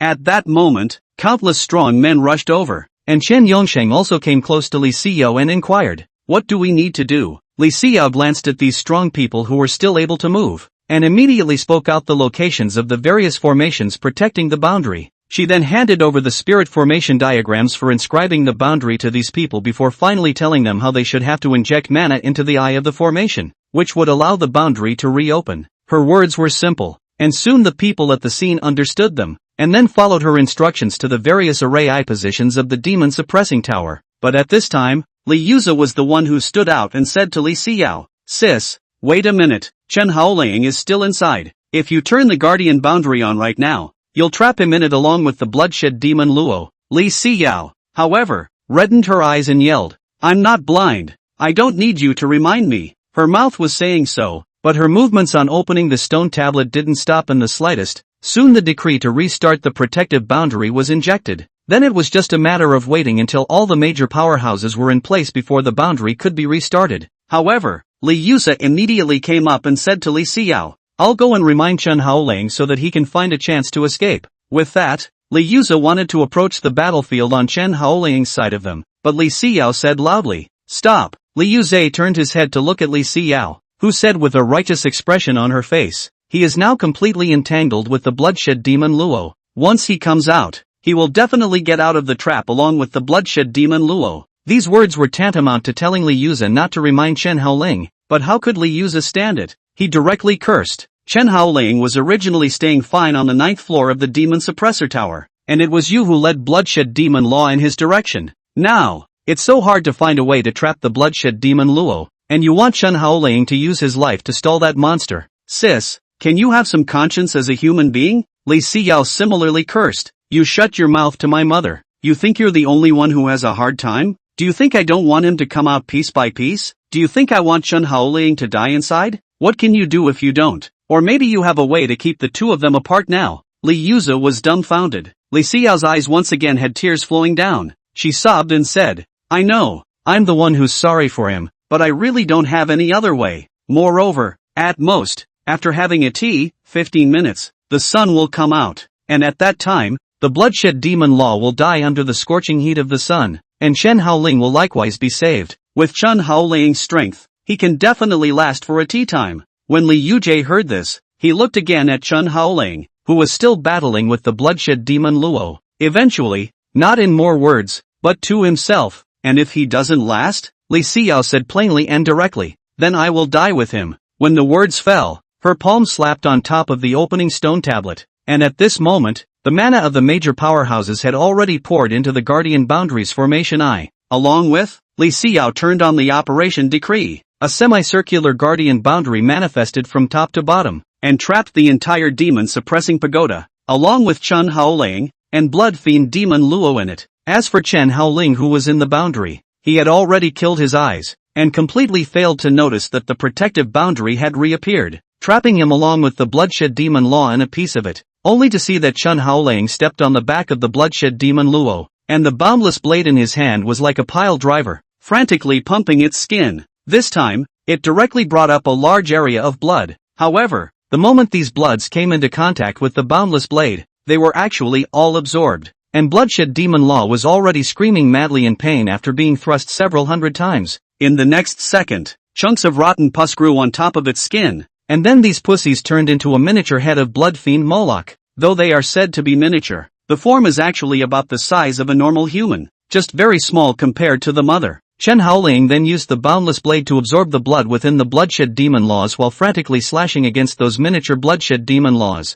Chapter 54, Li Xinyue's Fall. In an instant, sharp blade chi and cold aura, demonic fire and white flame, mana and demonic power, and battle techniques and demonic techniques. There was an astonishing collision. Such an intense battle even caused the protective boundary to tremble violently. The demon-suppressing pagoda in the center even collapsed under this terrifying battle. As City Lord Zhou Hongshan watched that battle from afar, his entire face froze as he subconsciously looked at Butler Long and inquired, Uncle Long, is that Chen Haoling really only 19 years old? Butler Long also swallowed his saliva and looked at the duel between Chen Haoling and also bloodshed demon Luo with a monster-like expression. Although the old slave is unwilling to admit it, his age is indeed just 19 years old, 2 years younger than our male son Zhou Haoran. As soon as these words came out, the corners of Zhou Hongxing's mouth twitched. His son, Zhou Haoran, was known to be the first genius of Yongan City, having first fought with Li Xinyue at the clan competition. But whether it was Zhou Haoran or Li Xinyue, in front of Chen Haoling, they might not even be considered ants. Zhou Hongxing was completely convinced that if his own son faced Chen Haoling, it was estimated that he would be severely injured by Chen Haoling in less than even a breath. It felt that compared to Chen Haoling, those so-called geniuses and heavenly prides inside Yongan City were simply like a joke. It was also at the same time that Zhou Hongxing was thinking like this that a loud bang suddenly rang out. When Zhou Hongxing looked up, he saw that Chen Haoling had stuck his sword in the head of the bloodshed demon Luo. Then, as if it was a bullfighting bull, he guided the bloodshed demon Luo to fiercely crash into the protective boundary. 1, 2, 3 times. Soon, cracks actually appeared above the guardian boundary. This scene directly dumbfounded Li Xinyue. The guardian boundary of the demon-suppressing tower was a formation created by the Li family's ancestor, a true yin-yang realm powerhouse, and at this moment, it was actually cracked by the impact? How is this possible? But without waiting for Li Xinyue to figure out why this was the case, the guardian boundary let out a soft snap. Then, Chen Haoling rode the blood fiend demon Luo and crashed through the massive guardian boundary before charging straight out. In an instant, it caused many people to lose their voices in fear. Even Li Xinyue was hastily falling backward. But Chen Haoling didn't stop on his side. He was standing right on the head of the blood fiend demon Luo, and the boundless blade was deeply inserted into the skull of the blood fiend demon Luo, and then crazily absorbed its blood plasma. Driven by the immense pain, the bloodshed demon Luo began to make all sorts of rampages, and a large amount of demonic fire was sprayed everywhere by it. The entirely family residence ignited at this moment, and countless buildings fell into ruins. Li Xinyue jumped on top of one of the remaining houses at that moment. Looking at Chen Haoling and the bloodshed demon Luo in the distance, she contemplated for a moment before taking out a bow from her storage ring. It was a large bow forged from bronze, a magic weapon that had reached the level of superior grade spiritual weapon. When fully activated, it could even injure a yin-yang realm powerhouse. And this bronze bow was none other than one of the Li family's secret treasures, the Hui Divine Bow. At that moment, Li Xinyue slowly pulled the Hui Divine Bow, and then a sharp arrow materialized. Her arrow was aimed in the direction of Chen Haoling. It wasn't that she wanted to kill Chen Haoling, but that position Chen Haoling was in happened to be the location of the demonic core in bloodshed demon Luo's brain. As long as the demon core was shot through, then bloodshed demon Luo would never be able to recover his body again. Li Xinyue took a hard, deep breath as she whispered under her breath, "Husband, I'm sorry, even though I know there's no way you'll ever forgive me, but I still want to say sorry to you." As the words fell, the fingers that were pinching the arrow gently loosened. Only a soft sound of a swoosh was heard. The arrow shot straight up. The speed was so fast that it seemed to be close to the speed of sound. From the flight trajectory of the arrow, it was easy to see that Li Xinyue was trying to shoot through Chen Haoling's heart, along with the bloodshed demon Luo's intracranial demon core. However, at this time, bloodshed demon Luo was suddenly making a sharp turn. This time, it actually hardened Chen Haoling and threw him out,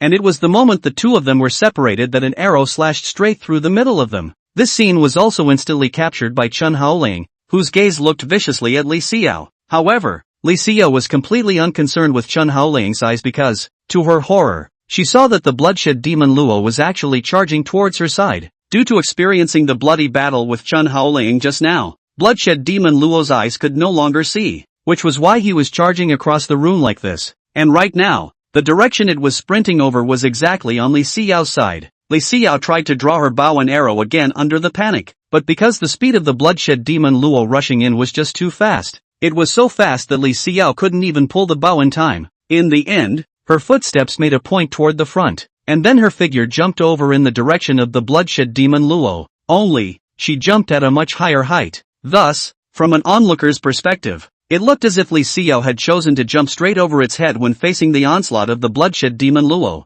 However, just as Li Xinyue's body jumped into midair, she was horrified to see that Chen Haoling, just like a ghost, suddenly appeared in front of her. His eyes were bloodshot, a cruel smile hung on his face, and his face was hideous as he said, "Did you have fun just now? If it was fun, then I'll let you have even more fun." Saying that, the boundless blade in Chen Haoling's hand was like the scythe of the god of death, cutting straight towards Li Xinyue's neck. When Li Xinyue saw this, she immediately lost her voice in fear. She was trying to dodge before it was too late. Only a soft plopping sound was heard. It was as if a handful of light rays had pierced through Li Xinyue's neck, as well as that bloodshed demon Luo underneath her. It was as if time had stopped at this moment. Everyone looked at this scene with disbelief, especially the many experts of the Qian family, and the remaining juniors of the Li family. They just watched straight on like that as Li Xinyue's head flew out of her neck. Blood spurted from the severed neck, and Li Xinyue's expression still kept a look of disbelief. Obviously, until her dying breath she hadn't expected that Chen Haoling would actually make a move to kill herself.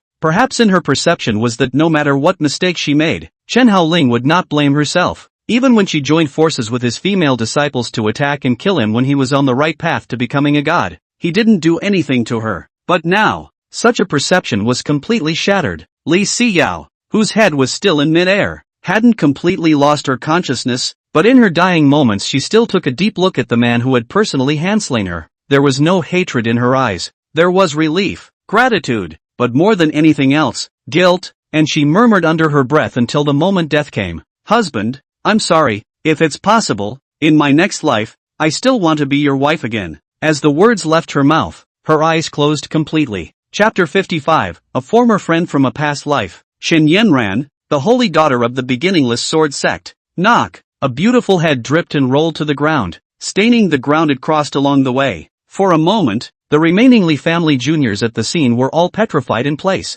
especially Li Xinyue, Li Wuzhe and the others. They almost fainted. Until this point they couldn't believe that their Li family's contemporary and most outstanding second young miss had actually died, and that it was a headless death. This scene was simply unacceptable to those juniors. The Li family's fathers, grandfathers, and grandmothers have all died, and the only one they can rely on now is Li Xinyue. But now that even Li Xinyue is dead, how do they feel in their hearts? At that moment, Li Xinyue angrily yelled up to the sky, swung the machete in his hand, and ran wildly in the direction of Chen Haoling, yelling under his breath, "Chen Haoling, I want you dead." At this moment, Li Xinyue had been completely overwhelmed by anger, with only one thought in his mind, and that was to kill Chen Haoling, the culprit. Even if he knew that the reason why Li Xinyue was killed was completely self-inflicted, he would still have to kill Chen Haoling at all costs. But at this time, Chen Haoling slowly turned his head, his gaze slanting towards Li Xinyue. In an instant, in Li Xinye's heart, a strong sense of fear steeply struck him. It was the instinctive fear of death as a creature, and there was no restraining that fear, much less making him do anything with that feeling. For a moment, Li Xinye's entire body seemed to be petrified in place, not even daring to move a single finger. He was afraid that a certain superfluous action would annoy Chen Haoling and then he would be killed by Chen Haoling with a slash. After Chen Haoling saw that this fellow didn't make any extra movements, he didn't care about him, but turned around and walked straight towards the direction of Bloodshed Demon Luo's head. Just now, the moment he beheaded Li Xinyue, a piece of him cut down Bloodshed Demon Luo as well. Only the huge head was not dead and was still letting out a hideous roar. With such a terrifying vitality, it was no wonder that it had become one of the greatest threats to the human race. Chen Haoling, however, ignored the hissing of the Bloodshed Demon Luo, and after he came close, he raised his hand and slashed down with a knife. The huge head was then split in two, and a pool of thick plasma splattered out with it. At the same time, there were two crystals flying out after them. Chen Haoling raised his hand and grabbed those two crystals. Both crystals were only about the size of a thumb and had a yellow and reddish hue respectively. The red crystals were the blood crystals of the blood fiend Demon Luo, as well as the source of its power, similar to a cultivator's Yuan Gong. With this blood crystal, there was no need to be searching for the possessor of the spirit Yin's blood to enlighten the boundless blade. As for the yellow crystals, they were the demon core of the Bloodshed Demon Luo, which was its life essence, similar to a human's heart. The target that Li Xinyue wanted to shoot at before was this thing. As long as it was nullified, then Bloodshed Demon Luo's body wouldn't be able to grow back in, and at that time, it would be completely dead. But by the same token, as long as this thing wasn't destroyed, then the Bloodshed Demon Law couldn't die and would keep coming back to life. Chen Haoling first gave the blood crystal into the storage ring, and when the moon came out, it would be fine to take it out and sacrifice the sword. As for that magic core, Chen Haoling raised the boundless blade in his hand and was ready to completely destroy it. However, it was also at this time that a delicate voice rang out, "Stop!"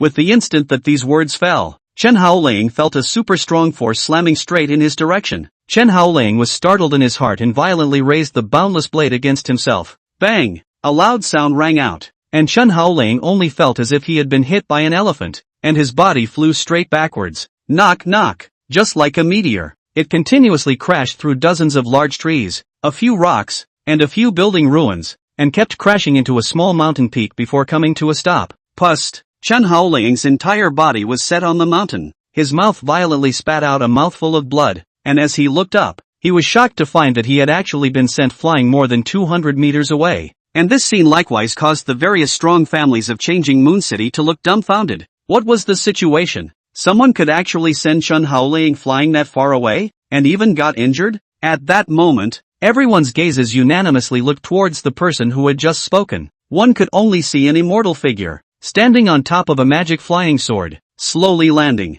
At a glance there were 8 people, and a woman at the head of them was the one who had just attacked Chen Haoling. It was a 17-year-old wonderful girl. Although she was not very old, her slender figure was very attractive to the eyes. With delicate features, her face was slightly powdered, and her long black hair was coiled behind her head with various expensive hairpins, only to see that the mysterious woman who came out of nowhere stretched out a hand with her palm facing the sky. In the next moment, it was seen that the magic core that was originally grasped in Chen Haoling's hand fell straight from the sky, and in just steadily fell into her hand. The pupils of Zhou Hongsheng, the lord of Changyu City, shrunk slightly at that moment, and he whispered under his breath after noticing the purple golden long dresses that these 8 women were wearing. The Beginningless Sword Sect? It's someone from the Beginningless Sword Sect? Strange, why would they appear here? Although Zhou Hongsheng felt puzzled, he still jogged over, Perhaps because it was close enough for Zhou Hongxing to feel the dense mana fluctuation on the person in charge. And this mana fluctuation was actually a yin-yang Dao implication?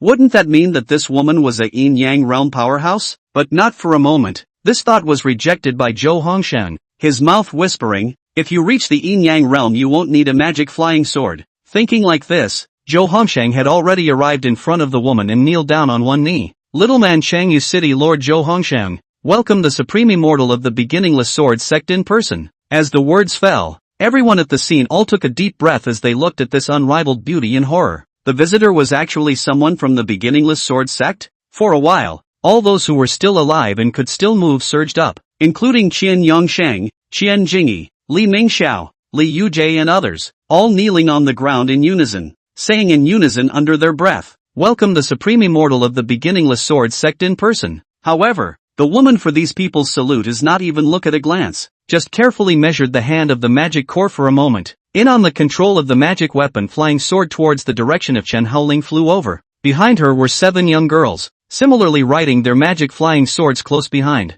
When the crowd saw this, they subconsciously looked over in the direction of those 8 people. Then, they saw that young girl from the beginningless sword sect, who was in the lead, come to Chen Haoling's nearness, and in just said with a smiling face, "Senior brother, it's been a long time." As the words fell, the scene was plunged into some sort of deathlike silence, and all of the experts of Yongan City all looked at this scene with an expression of having seen a ghost. Qian Yongsheng, in particular, opened his eyes wide and asked to his sister, "What did the Supreme Immortal just say? She called Chen Haoling senior brother?" Qian Jingyi also had a look of disbelief. Not only their siblings, but even City Lord Zhou Hongxiang had a look of a dog in the sun. Instead, Butler Long appeared calm and said slowly under his breath, "No wonder this son's strength far exceeds that of his peers in Standing Moon City, so it's a guy who pretends to be a pig and eats tigers." For their part, the Li family juniors were all silent. They obviously remembered the suppression of Chen Haoling, and the bullying. At that time, he thought that Chen Haoling was just a small mole with no background and no strength.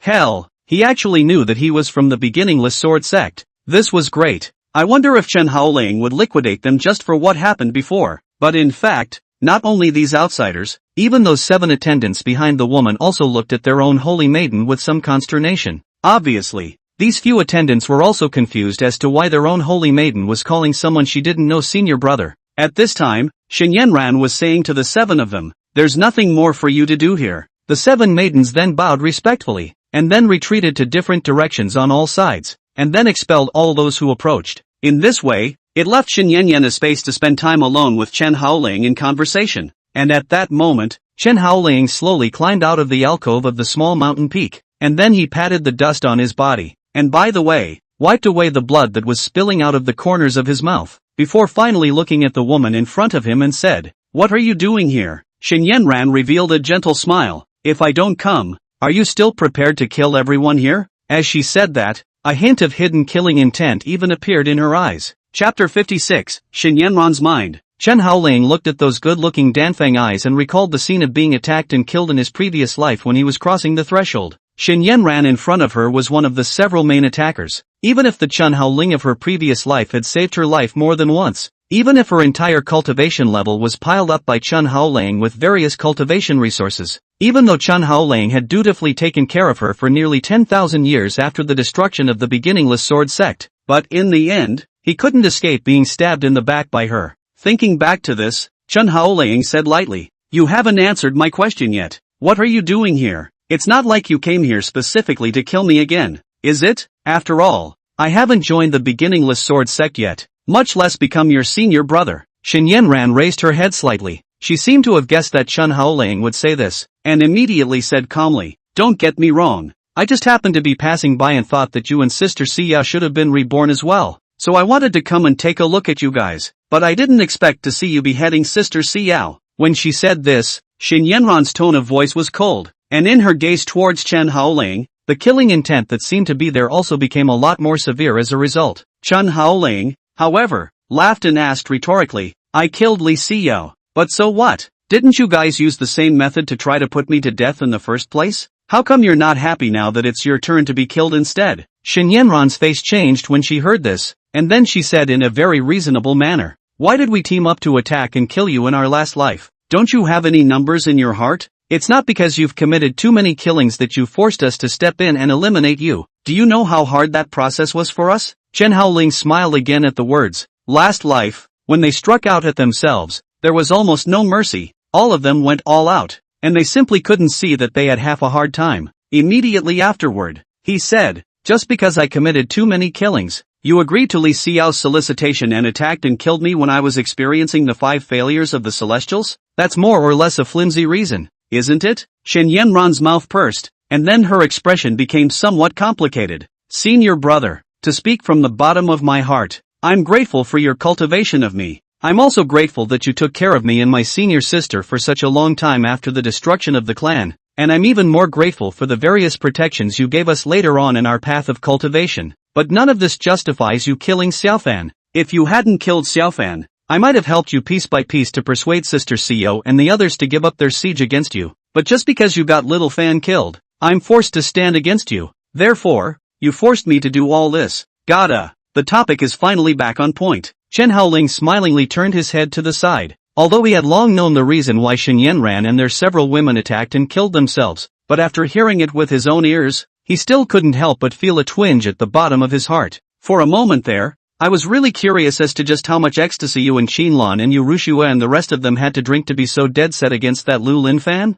That is from the beast race, and the beast race feeds on the human race. He's a threat to the human race, even more than the abyssal demons. If I don't kill him, then the ones who die will be you, me, Qinlan, and Liu Ruyan, as well as the entire Tianzhu Empire. Do you hear me? Stupid. Perhaps it was due to being enraged by Shen Yanyan, causing Chen Haoling to even use roar when he said the last sentence, and Shen Yanyan seemed to be enraged as well, as she straightened up and asked back, do the people of the beast race deserve to die? Is it possible that only the human race is allowed to exist in this world, and no other races are allowed? Yes, Little Fan is indeed a member of the beast race, and it does eat people, but none of those it eats are great traitors or evil people. It has long since changed its nature as a beast race under the careful care as well as indoctrination of Master Sister and I. On the contrary, it's you, senior brother, who has killed more human races than any of the foreign races despite wearing a human skin. So what qualifications do you have to say that Little Fan is the greatest threat to the human race? Shen Yanran, that a mouthful of a Xiaofan,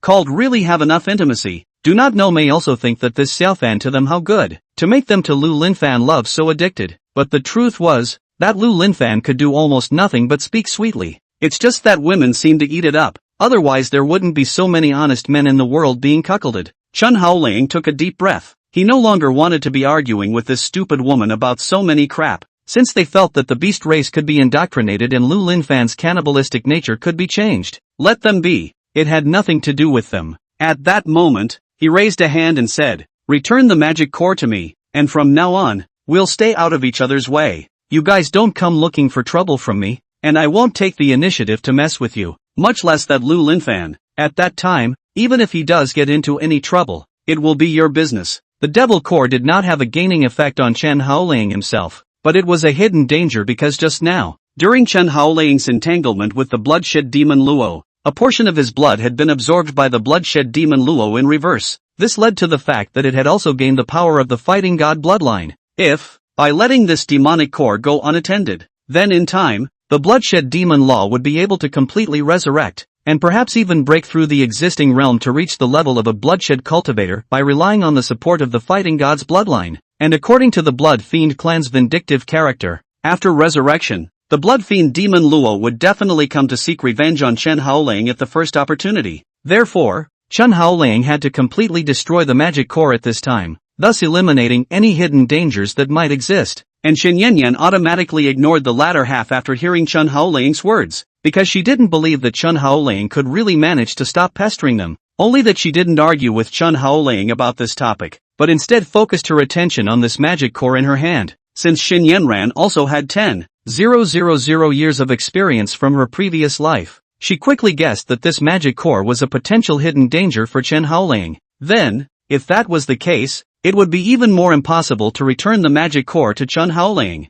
only to see Shen Yanran then in front of Chen Haoling's face, put this magic core watery into the storage ring, and then said, the bloodshed cultivator has killed too many living beings. I'm going to bring it back to the sect to hand it over to the sect for punishment. Chen Haoling, however, was confused. and then questioned loudly, "This kind of thing, can't you just execute it now? Is there a need to make such a big deal out of it?" Xinyanran did not make any response to this, but her mind recalled a conversation she had previously had with her master, Qin Lan. It was a conversation in the middle of a secret room, and within the secret room, there were only Xinyanran and her master Qin Lan. Qin Lan sat cross-legged on the futon, a black ribbon tied around her eyes, giving off an inexplicable sense of coolness, while across from her, Xinyanran cupped her fists and inquired, "Master, what are your orders for calling your disciple here?" Qin Lan said succinctly, "You will go to Yongan City tomorrow and find a way to get rid of Chen Haoling. If you can't get rid of him, bring him back to the sect and let Master personally take action."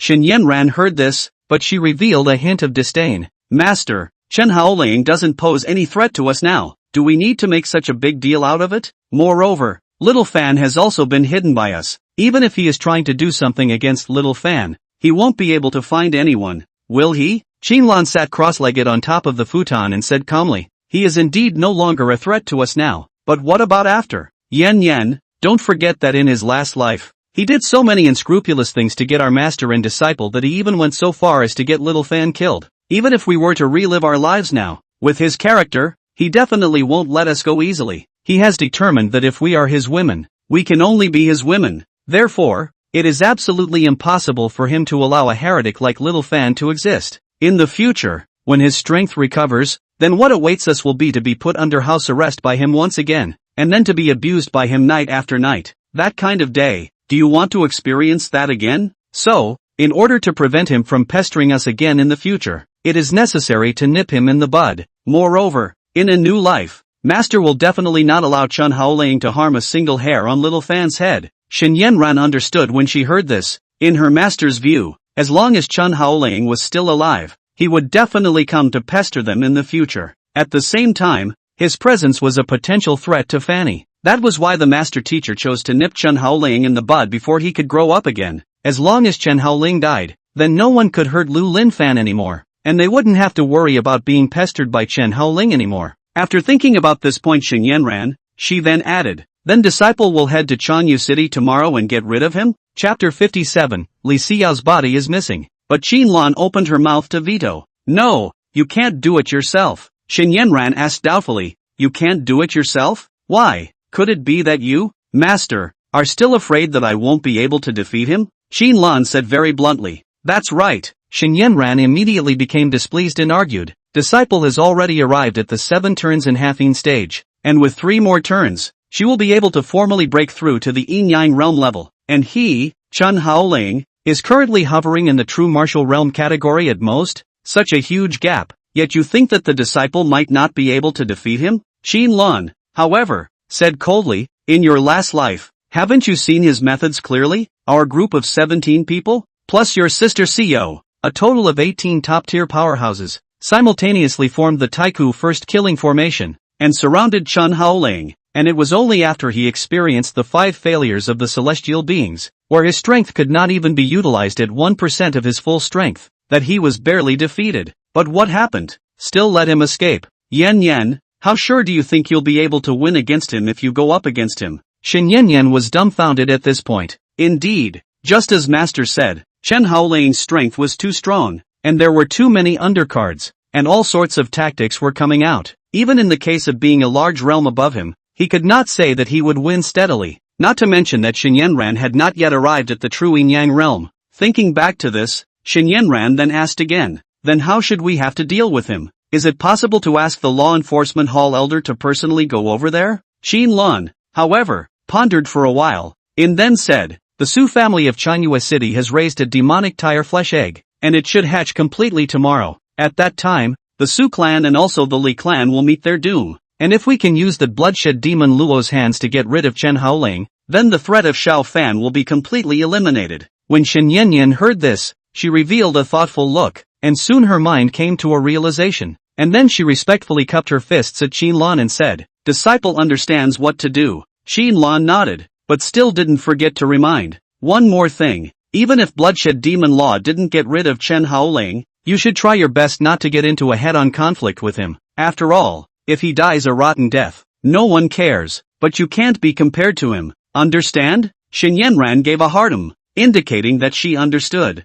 Thinking back to last night's scene, Chen Yanran revealed a knowing smile. It was also not difficult to see from that memory that Chen Yanran's master and disciples had even gone so far as to get rid of Chen Haoling, the person who had protected them for 10,000 years and taken care of them for 10,000 years, in order to protect Lu Linfan, the man-eating monster. The girls themselves hadn't felt there was anything wrong with them, only to see that Xin Yanyan's gaze fell back onto Chen Haoling. Yinan said slowly, "It's not impossible for you to want this demon core, but you have to return to the beginningless sword sect with me?" When Chen Haoling heard this, a hint of alertness appeared on his face. Although he had originally had the intention of returning to the beginningless sword sect, but if he was taken back by someone on his own initiative, then it would have a different meaning because he couldn't feel clearly what Xin Yanran was holding back. After thinking for a moment, Chen Haoling replied, "I will go to the beginningless sword sect, but not now." Xin Yanran laughed when she heard this. Her eyes became more and more vicious as she thought to herself. Senior did not guess wrong. This bastard Chen Haoling really did want to kill Xiaofan after all. He really will use any lowly means in order to get himself and his master's sister. As soon as she thought of this, Xin Yanyan's tone suddenly became strong and said in a cold voice to Chen Haoling, "I'm not discussing with you. I'm reminding you that this summoning of you back to the sect is an order from the master. You have to return even if you don't." Chen Haoling frowned and said, "Qin Lan, doesn't she hate for me to die far away? What's the point of looking for me to go back?" Xin Yanran said without thinking, "That's not something I can ask about. Anyway, you honestly go back with me and you're right." Although Shen Yanyan wanted to obliterate Chen Haoling right now, and she also had this confidence that she could make Chen Haoling completely close his eyes, she still listened to her master's instructions and did not create a head-on conflict with Chen Haoling. When Chen Haoling heard this, he calmly thought for a while. Right now, the Blood Fiend Demon Law's blood crystal had already arrived, and there was no longer any meaning for him to continue to stay in Yongan City. Then the next thing to do was to enlighten the boundless blade and then awaken one's blood wheel pupils as a way to deal with the tribulation of calamity that would follow. In that case, there was nothing wrong with following her back. Even if those stupid women wanted to make a move on him, he was still confident that he could escape. As soon as he thought of this, Chen Haoling slowly inserted the boundless blade back into its sheath before taking the entire blade back into the storage ring, and finally before raising his hands, signaling the other party that he could tie it up. When Shen Yanran saw that Chen Haoling was so cooperative, she decisively took out the immortal binding rope from among the storage rings, and then bound Chen Haoling's upper body tightly. She then raised her hand again and waved it, making her magic weapon flying sword longer and wider, so that she could allow Chen Haoling to stand up piece by piece as well. After Chen Haoling came up, Shen Yanran controlled the flying sword to float up in the air, and then flew towards the direction of the beginningless sword sect. Seeing this, the remaining 7 female immortals also followed a piece of control flying swords to float in the air, and then followed behind Shen Yanran. Chen Haoling silently stood in place without saying anything, but his gaze was directed towards the distant sky. In his heart, he suddenly thought, beginningless sword sect, old me is back again. Below, the crowd of Yongan City looked at each other in disbelief after seeing Chen Haoling being taken away by the people of the beginningless sword sect. Zhou Hongshang let out a slight sigh of relief and sighed. Finally, these killing gods have been sent away. Long Butler but looked toward the devastated Li family residence. In-on said, just the next aftermath work also have to be busy. Qian Yongsheng stood up from his position with great difficulty. In then said, the beginningless sword sect. In the future, I will also become a disciple there. Qian Jingyi assisted his arm and pouted. You say less. Don't wait for the wound to leave again. On top of a big tree, Li Xinyue crossed her legs and ate fruit in her hands, and just like that, she looked at the back of Chen Haoling and the others leaving, and just giggled and said, it seems like that woman Qin Lan can't sit still anymore and is ready to make a move against Chen Haoling. It's just that I don't know if she can bear the price of being an enemy of Chen Haoling. Saying so, a pigeon suddenly flew over. It landed on Li Xinyue's shoulder, and just mouthed, Master is bad. Something has happened. Li Xinyue said slowly while eating the fruit. What's wrong? Pigeon said with difficulty. Li Xiao's body is missing. As soon as these words came out, Li Xinyue's pupils shrunk, and after twisting her head to look at the pigeon, she said, the body is gone? How is that possible? Wasn't it still there just now? With that, Li Xinyue immediately got up and quickly ran towards the direction where Li Xiao's corpse was. Soon, after arriving at the place where Li Xiao's body was, he saw that the original headless body was gone. Even the bloodstains had disappeared, as if it had evaporated out of thin air. Seeing this, Li Xinyue immediately jumped down from the tree. a trace of trepidation on her face as she twisted her head to look around. Just now, she had merely watched Chen Haoling and Xinyanran's tearing battle for a while, but in just a moment's time, the body had been stolen? But what would that body snatcher want with a corpse? Does he have some kind of special fetish? But that's not right, is it? After all, who can take a headless corpse? If not, then there was only one possibility left, and that was that someone wanted to take Li Xiao's corpse to refine the corpse. As soon as she thought of this, Li Xinyue felt a chill down her back, feeling as if someone was staring at her. When she turned her head, she realized there was no one. Chapter 58, The Beginningless Sword Sect. On the way to the Beginningless Sword Sect, Chen Haoling's upper body was tightly bound by the immortal binding rope, and he glanced at the 7 imperial sword female immortals that balled him up around him.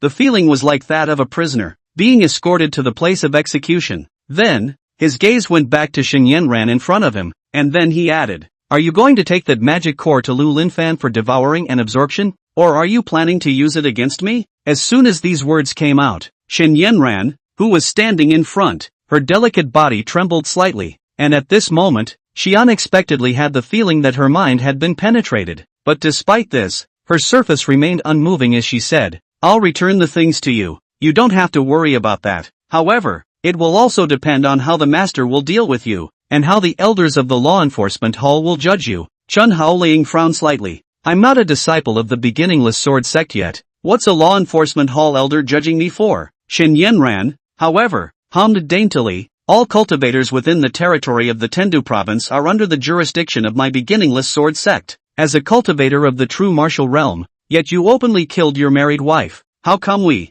the elders of the law enforcement hall, can't judge you?" Chen Haoling laughed. "Really is the desire to add to the crime. Why do not worry about it? Don't you know why I killed Li Xiao? Or perhaps, you are only allowed to attack and kill others, but not allow them to fight back?" These words were like a steel needle stuck in Xinyanran's heart. "That's all in the past, and it's no fun to keep mentioning it." Chen Haoling gave another disdainful sneer. He still wanted to argue with Xinyanran some more, but after thinking about it, he finally didn't open his mouth because he felt that it wasn't necessary. Soon, the mountain gate of the Beginningless Sword Sect surfaced in front of the eyes of several people. Looking at it from afar, one would realize that it was actually a gigantic mountain that was 1,000 feet tall, with 7 secondary peaks surrounding it. Each sub-peak corresponded to a peak master of the Beginningless Sword Sect, and according to Chen Haoling's memories of his previous life, every peak master here seemed to have the strength of the Yin-Yang realm. From this, it could be roughly determined that within the Beginningless Sword Sect, at least 10 Yin-Yang realms existed. 10 Yin-Yang realm. It was no wonder that the Beginningless Sword Sect was able to hold the position of the #1 immortal cultivation sect in the Tendu province for 200 years without falling. Xinyanran piloted her flying sword and descended after entering the sect gate overhead, then followed the requirements of the mountain guard disciples to go through the relevant formalities for entering the sect, and finally, only then did she let Chen Haoling enter. Chen Haoling took a rough look at those mountain guard disciples. Basically all of them were at the high level of the Qi gathering realm. Some patrol squad leaders were even able to reach the level of the Earth Xian realm. Oh, taking the Qi gathering realm to be a gatekeeper disciple is simply extravagant. After finishing, Xinyanyan was leading Chen Haoling to the top of a sub-peak, Green Luan Hall, the main hall of Green Luan Peak, and the hall where the peak master resided. Walking in from the main entrance, a faint fragrance could be smelled between the noses. It's like being in the middle of a woman's boudoir. Chen Haoling took a look at the surrounding furnishings, which were similar to the memories of his last life, with almost no changes.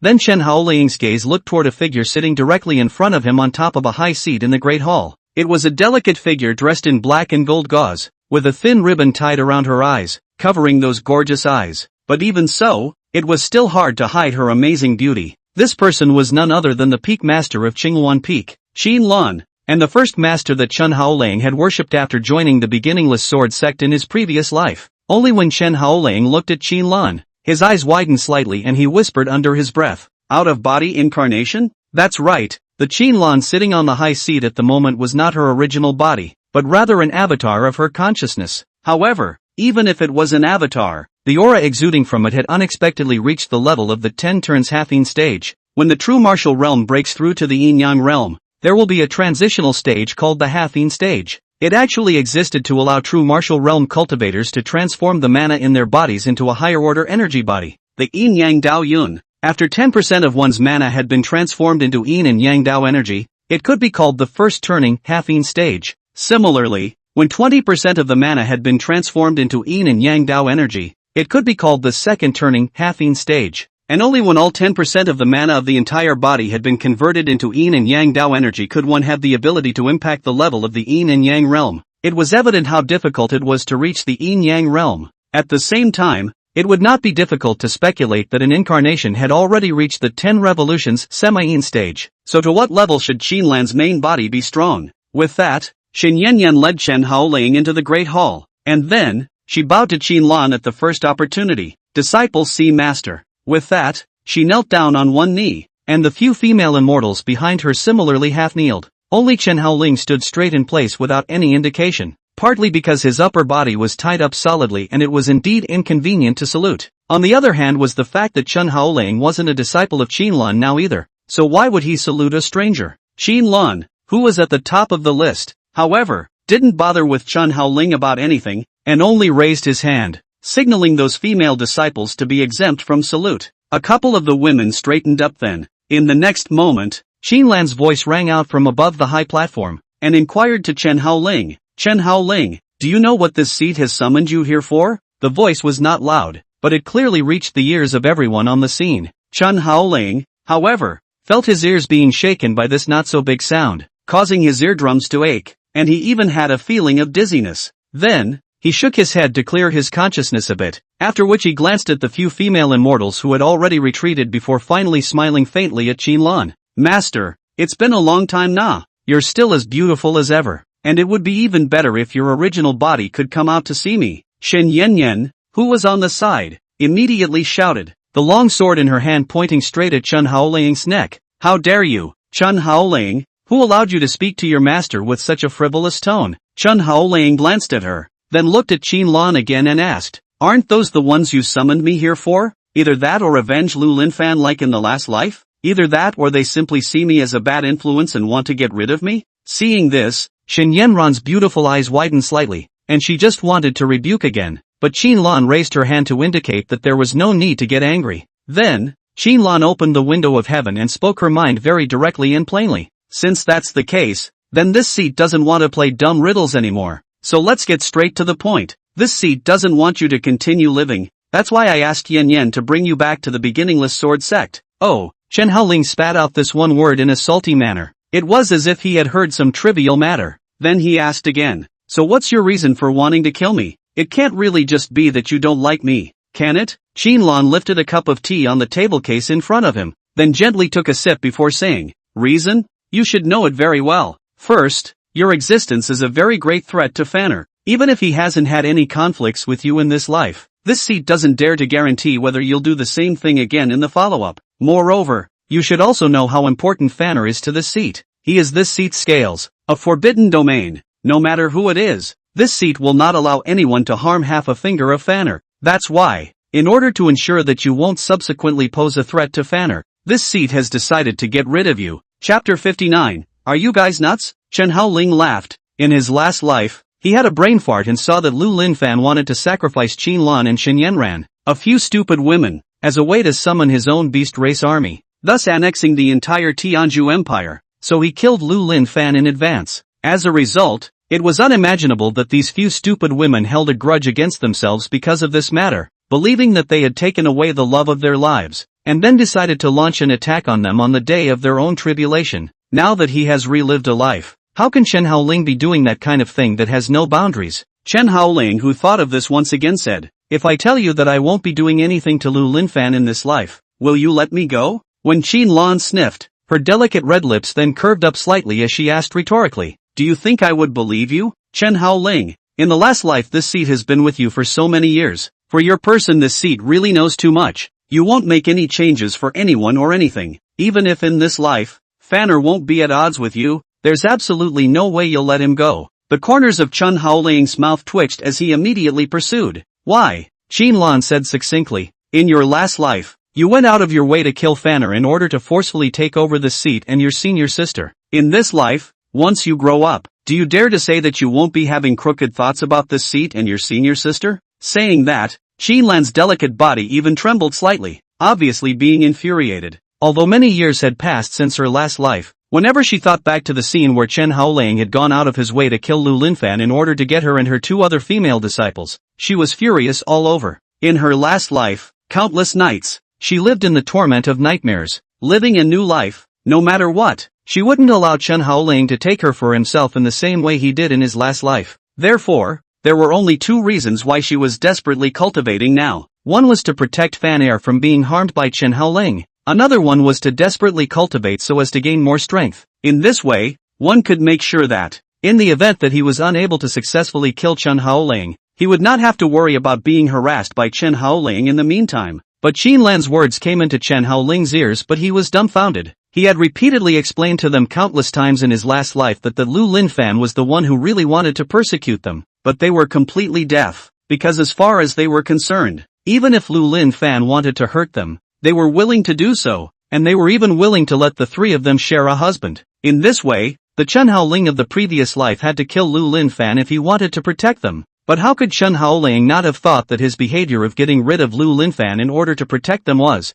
in their eyes, actually his own doing so in order to get them? Right away, Chen Haoling said with a very speechless expression, "Master, to be honest, even though you're very pretty, I really don't have any thoughts about you in this life. As for that Lu Linfan, I don't care at all what he wants to do to you guys. If you guys really don't believe me, just put me in the heavenly prison. Now you can always rest assured, right?" But Qin Lan was chortling. No! The voice was loud and even carried a force of mana sound waves, and in an instant, it caused Chen Haoling to fall back a dozen steps, his head nearly exploding from the sudden blast of mana sound waves. Even the entire Green Luan Hall shook a bit. When Chen Haoling looked up again, the vision in his eyes became blurred. This was the strength of the 10 turns semi-in stage. Even though it was an out-of-body incarnation, it was completely beyond Chen Haoling's ability to cope with. However, Qin Lan stood up from her position, and in the next second, she steeply disappeared from her position, and then, came close to Chen Haoling. Chen Haoling's pupils shrank and subconsciously tried to escape,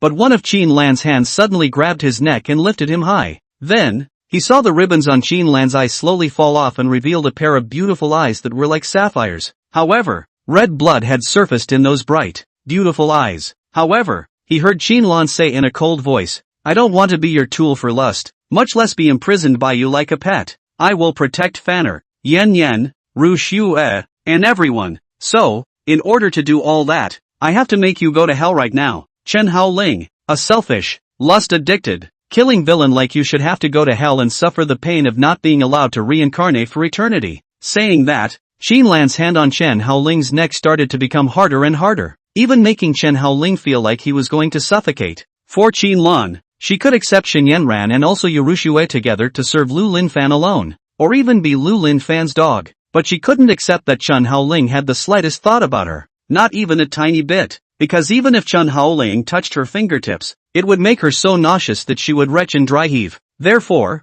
in order to protect Lu Linfan and at the same time make sure that Chen Haoling wouldn't come back to harass her, she would have to get rid of Chen Haoling. But Chen Haoling could be killed by her so easily? At that moment, a dense pupil power was quietly released in Chen Haoling's eyes, and that stance was obviously ready to fight for his life. But it was at this time that a soft voice rang out. "Master, what are you doing?" With the instant this voice rang out, Qin Lan's hand on Chen Haoling's neck steeply loosened. After she turned her head to look at the source of the voice, she revealed a hint of panic and said, "Fanner, why are you here? Quick, hurry back, it's dangerous here." Chen Haoling collapsed on the ground at this time, and also subconsciously looked towards the source of the sound, only to see a teenager of about 17 or 18 years of age, hiding in front of an offset door, surreptitiously surveying their side. That stunningly beautiful young man with red lips and white teeth was none other than Qin Lan's forbidden domain, her beloved disciple Lu Linfan, who she regarded as her lifelong scales. Only, looking past this point in time, it was clear that he was quite young.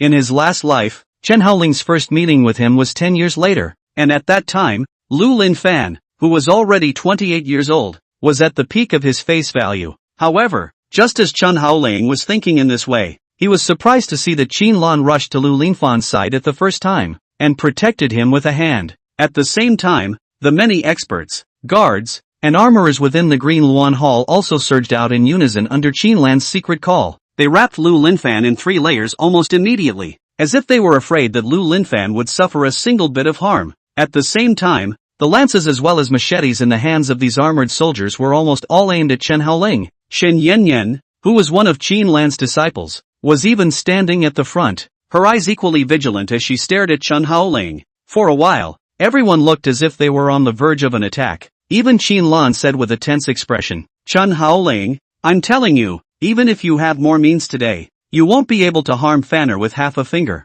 Xinyue also said loudly at this time, "Chen Haoling, I'm also warning you, it's best not to act rashly right now. If you dare to make the slightest unfavorable move against Xiaofan, I will definitely drag you to die with me." Saying that, Xinyue even summoned a large number of detonation talisman seals and applied them to her body. Looking at her posture, it seemed that as long as Chen Haoling dared to take half a step closer to Lu Linfan, she would really dare to die with Chen Haoling. But the corresponding Chen Haoling was a straight twitch of his face, looking at such a big battle, was a very speechless expression, and said directly under his breath, "You guys are crazy, right?" Chapter 60, Judgment Elder of the Beginningless Sword Sect. Saying that, Chen Haoling stood up from the ground, and in the process, he peeled off the immortal binding rope on his body. This kind of low-ranking stuff couldn't trap him. After raising his head to look at Qin Lan and the others who were waiting in a tight line, Chen Haoling revealed a look of disgust and spat in their direction. "Ah, 2A. When he was done, he swaggered towards the outside and it turned just like that.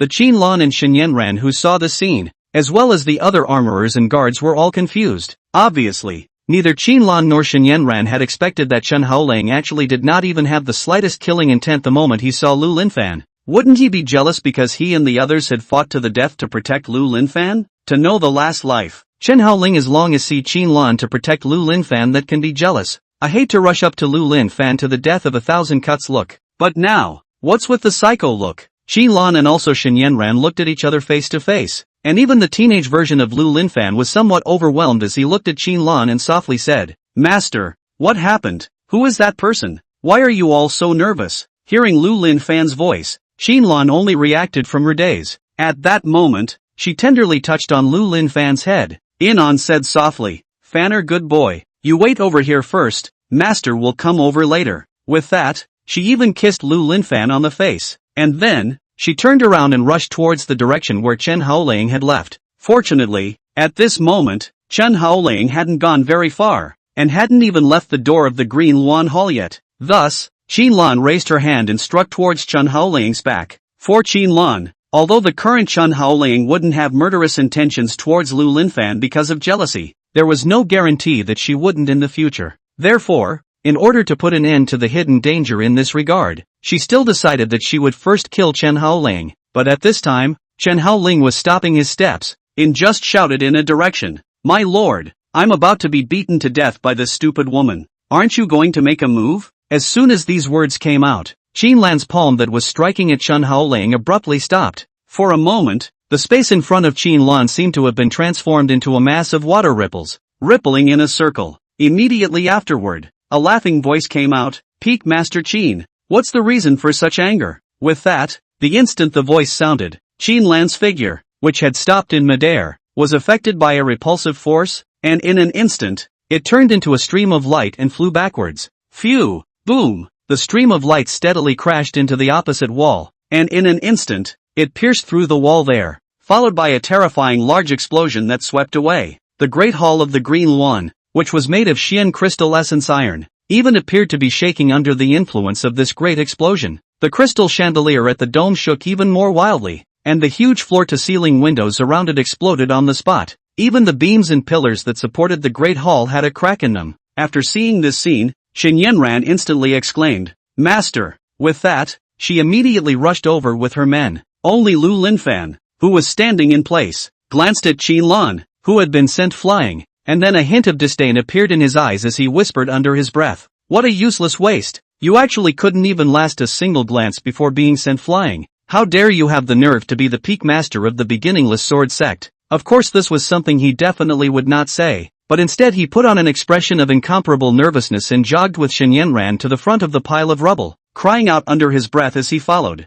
"Master, how are you doing, Master?" But without waiting for Xinyue and Lu Linfan to start digging, the next moment, those ruins were dispersed in all directions under the release of a repulsive force. In an instant, it revealed Qin Lan standing at the center of the ruins, only to see that Qin Lan's face was somber. his gaze deadpan in one direction as he said, Elder Nye, I don't think my Green Luan Peak has invited you to come, right? Don't you think it's a bit rude to come here uninvited like this? As soon as the words fell, everyone's gazes turned to Chen Haoling's side. The next thing he saw was that an old man in a white Taoist robe hovered beside Chen Haoling at an unknown time. There were no mana fluctuations on his body, giving off a feeling as if it was a piece of air, and if it wasn't for his eyes being able to see, he wouldn't even notice that there was a person there. However, it was such a person who didn't seem to have any breath, but was a true yin-yang realm powerhouse. Even Chen Haoling couldn't help but turn his head to look at Niet Sangdao, before just clasping his fists and saying, many thanks to this lord for coming to the rescue. Niet Sangxiong's figure slowly fell to the ground. His hair and beard were all white, but there was not a single wrinkle on his skin, giving a feeling that could only be described by 4 words, crane hair and childhood face. However, he heard Niet Sangxiong smile at Qin Lan. This little friend has some sort of subtle aura about him, which seems to have some sort of commonality with my old man's techniques. I don't know if Peak Master Qin can give a thin face and transfer him to me, and I will be grateful afterwards. Niet Sangxiong's words, although they sounded like a negotiation, from an onlooker's perspective, it felt like a direct demand, and it's the kind of tone that, if you don't give it, you'll kill your whole family. At this moment, even Qin Lan's face couldn't help but gloom. Niet Sangxiong was a veteran yin-yang realm powerhouse of the beginningless sword sect, not to mention that she was only a conscious avatar right now. Even if her main body was out of the gate, she wouldn't necessarily be a match for Niet Sangxiong. Qin Lan, who associated himself with this, said cautiously, Elder Nye, if it was in normal times and you asked me for something,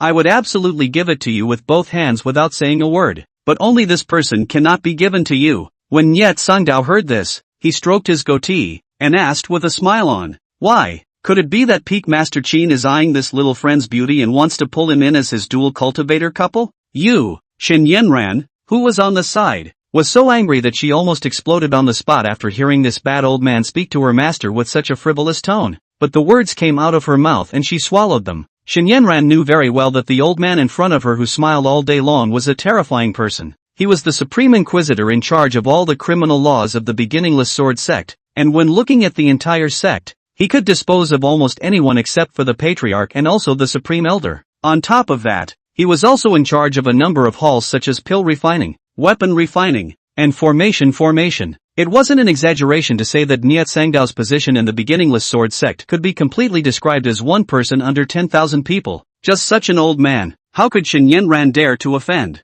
Therefore, after Shen Yanran took a deep breath, she gave her head away to not look at this old man. Only Qin Lan spoke up and explained, Elder Nye, this man's name is Chen Haoling, and he has always held strong animosity towards my youngest disciple Liu Linfan. If I let him go today, I'm afraid he'll find an opportunity to frame my little disciple in the future, so I'll have to execute him today no matter what. So, please also ask Elder Nye not to meddle in the affairs of my Green Luan Peak. As he said that, Qin Lan even respectfully bowed to Niet Sangdao with his fists, which was considered to give this Supreme Inquisitor of the beginningless sword sect enough face. As for Liu Linfan, who was standing beside Qin Lan, he was confused when he heard this, and he subconsciously looked over to Chen Haoling's side as he whispered under his breath, he's harboring strong animosity towards me? No, who is this guy? What's the point of being hostile to me? I don't seem to be inviting him or messing with him, do I? However, when Liu Linfan looked into Chen Haoling's eyes, he realized that Chen Haoling didn't even give him a squint, completely treating him like air. This look was the complete opposite of Qin Lan's explanation that he was very hostile to him. For a while, even Liu Linfan was a bit confused. Even Niet Sangxiong couldn't help but let out a loud laugh. Whether or not this junior friend Chen Haoling is hostile to that little disciple of yours, old me can still tell. From the time that little disciple of yours appeared until now, he has hardly ever looked at him with his true eyes. So tell me, how is it that he is hostile to your little disciple? Qin Lan sniffed, and for a moment, she was actually a bit speechless as well. Indeed, from Liu Linfan's appearance, into her mobilizing a large number of armored soldiers to protect Liu Linfan's side, into the present Niet Sangdao's appearance, throughout the entire process, Chen Haoling truly just didn't even give a bird's eye to Liu Linfan. In that case, saying that Chen Haoling wanted to kill Liu Linfan was indeed a bit too far-fetched, but she couldn't just let Chen Haoling be taken away like that. So she said, even if he doesn't want to kill my Fanner now, what about later? If he has bad intentions towards Fanner, then who should bear the responsibility? Niet Sangxiong said very straightforwardly, I'll take it. The moment these words came out, Everyone's faces changed slightly. Even Chen Haoling looked at Niet Sangdao with some surprise, because Niet Sangdao's words were equivalent to saying that he had given Chen Haoling a guarantee, and in the future, if Chen Haoling really made a move to kill Lu Linfan, then Niet Sangdao would be the first person responsible. Chapter 61, Chen Haoling on Qingwan Peak's blacklist. This scene instantly confused Qinlan, but she didn't wait for her to open her mouth to say something, but Niet Sangdao said before her, I've lived for so many years, although I can't talk about reading countless people, but I can still do the basic right and wrong. This little friend is not interested in that little disciple of yours, or any of you for that matter. Therefore, I dare to guarantee that this little friend will not think ill of that little disciple of yours. Of course, the premise is that this little disciple of yours doesn't make a fool of himself and take the initiative to mess with this little friend, or else even if Lord Patriarch himself comes, he won't be able to save him. When the words fell, Niet Sangxiong turned to look at Chen Haoling, and then said, this little friend, are you willing to follow the old man to learn pill refining? When Chen Haoling heard this, he clasped his fists and said, Senior is willing. Niet Sangxiong nodded in satisfaction. Very good. Go, leave with the old man. No one can stop you here. When the words fell, Niet Sangxiong stopped saying anything and directly walked towards the outside, while Chen Haoling also greatly followed Niet Sangxiong to leave together. Before leaving, Chen Haoling even glanced at Qinlan and the others with a look of contempt. The look in his eyes seemed like he was just looking at a bunch of clowns. Only Qinlan gritted her teeth in anger, but there was nothing she could do. Xinyanran saw this but stamped her feet anxiously. As she watched Chen Haoling strutting away, she reluctantly turned to Qinlan and asked, Master, just let them leave like this? In annoyance, Qinlan raised her hand and slapped Xinyanran's face. This snapping light sound put Xinyanran all slightly stunned, and then heard Qinlan said angrily, Niet Sangxiong has given his word. Who dares to stop them? What else can we do if we don't let them go? I've told you before, try to execute that Chen Haoling while you're still in Yongan City, but you wanted to bring him back, and now it's good that he's been robbed, and in the future, if he comes back to harass us or hurt Fanner, all these responsibilities will be on your head. When the words fell out, Qinlan turned around and left in a huff, holding Lu Linfan's hand along with her in the process. Only Xinyanran stood in place with an aggrieved face, one of her hands covering her red and swollen face that had been beaten. In just said, wasn't it you who ordered me not to start a head-on conflict with him before and then brought him back to the sect? Now that something has gone wrong you're putting the problem on my head again. Saying that, Xinyanran stomped her foot hard in anger. At the same time, she also counted all of that dissatisfaction and anger in her heart on Chen Haoling's head, because she thought that all of today's was all incurred by Chen Haoling. If it wasn't for Chen Haoling, how could she have been chastised by her master? At that moment, she too turned to leave. At the same time, Qinlan's main body also issued the Supreme Peak Master Order in the first instance, placing Chen Haoling on the highest-ranked blacklist of Dao Qingluan Peak. Definitely do not allow Chen Haoling to take half a step near Qingluan Peak. At the same time, all ordinary disciples entering and exiting Green Luan Peak should also be inspected. Once it was found out that it was Chen Haoling who had infiltrated into Qingluan Peak disguised as another disciple, he would immediately be executed, and all consequences would be borne by the Peak Master. Obviously, Xinlan's original body had guessed that this capture of Chen Haoling would not go smoothly, much less easily put him to death. Otherwise he wouldn't deserve to be called Chen Haoling. But at the same time, Xinlan had made a lot of preparations in order to prevent Chen Haoling from coming back to harass her or her other female disciples after she grew up, including this blacklist listing, in addition to setting up various extermination formations. Once Chen Haoling dared to forcefully break into Qingluan Peak or wanted to do anything unfavorable to Lu Linfan, he would immediately activate these extermination formations. At that time,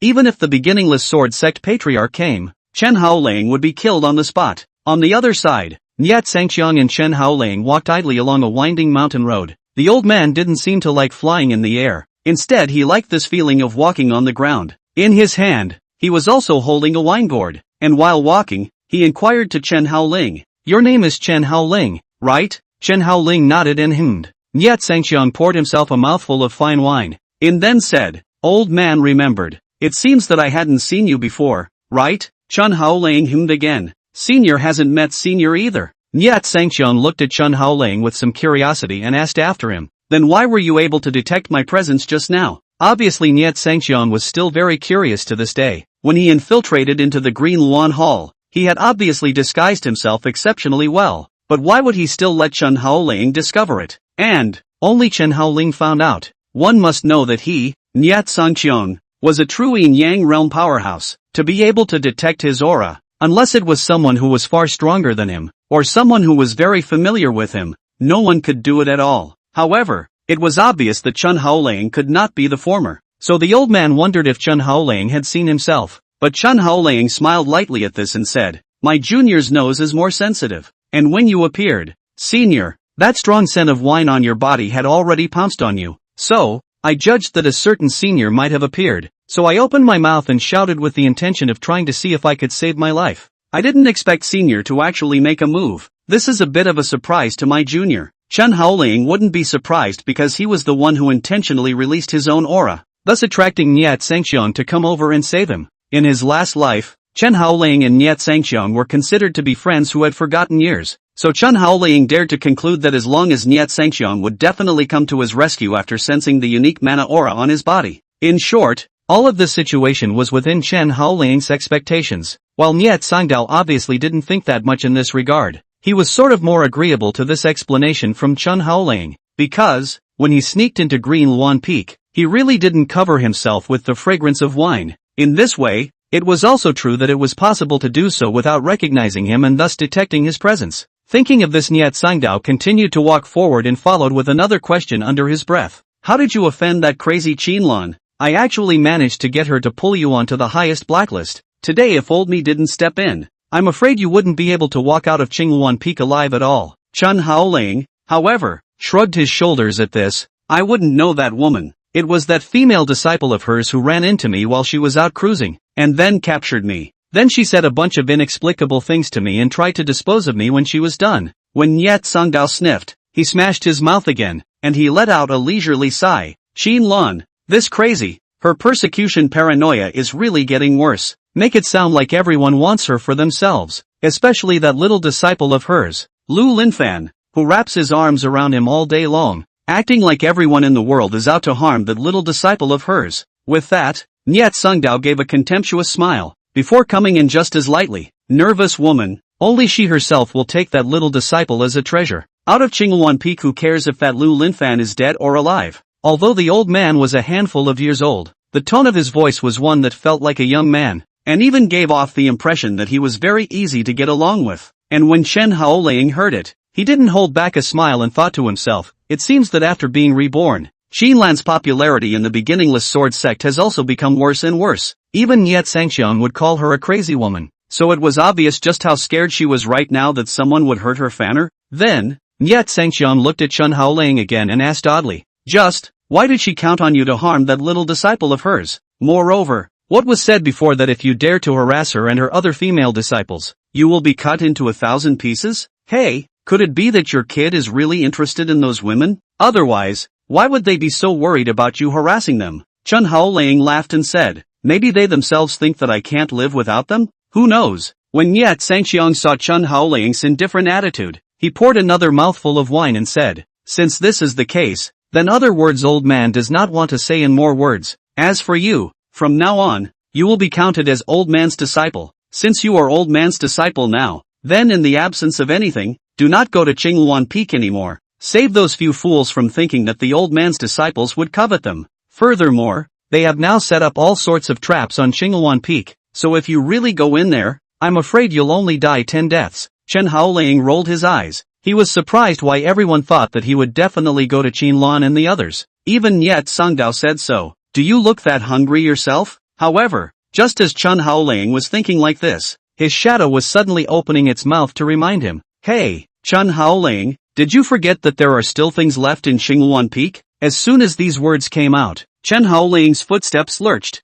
and then he looked in the direction of Qingluan Peak with a grimace on his face as he whispered under his breath, "Bad. The magic core is still in the hands of that Xinyanran." Chapter 62, Moon Like Snow. Niet Sangxiang also stopped at this time as he turned his head to look at Chen Haoling and asked, "Something landed on Qingluan Peak?" Chen Haoling nodded, and then he told everything that had happened in the middle of Yongan City. After hearing this, Niet Sangxiang laughed again. "I thought it was something big? It turns out it's just a tiny demonic creature." Chen Haoling, however, said with an ugly face, "Demonic creatures are vindictive by nature. And if I let the demonic nucleus come back to life, then the follow-up will surely come to find me in trouble. So, find a chance. I want to go back to Qingluan Peak and get the thing back." Nyat Sangqiang poured another mouthful of gourd wine. Have you forgotten what the old man just said to you? Chen Haoling heard, subconsciously slapped his head. He actually forgot. Qinlan, that crazy woman, is now defending herself against very dead. If this time to run back words, only afraid immediately will be her advance arrangement of the extermination array to kill. Chen Haoling, who thought of this, then looked at Nyat Sangqiang and inquired, Senior, then what should I do now? I can't just sit there and wait for the demonic creature to revive and then come over to kill me, right? Nyat Sangqiang, however, was unimpressed and said, this is the beginningless sword sect, not your Yongan City. A small demonic creature can't make any waves yet. If that thing really does appear, then without the need for you to make a move, the old man will personally put it to death. When the words fell, Nyat Sangqiang's figure levitated, while Chen Haoling saw this, but he wanted to say something else. But Nyat Sangqiang clearly no longer had the patience to be talking to Chen Haoling about that, as he grabbed the lead and spoke. Alright, the matter of the magic core should not be mentioned in the future. That girl took it, just take it, you just take it as buying a lesson. When the ceremony of paying respect to the master is held in a while, and you officially become the disciple of the old man will protect you by himself. Wait, just go back to Dong Peak first, there will be disciples there to arrange for your accommodation.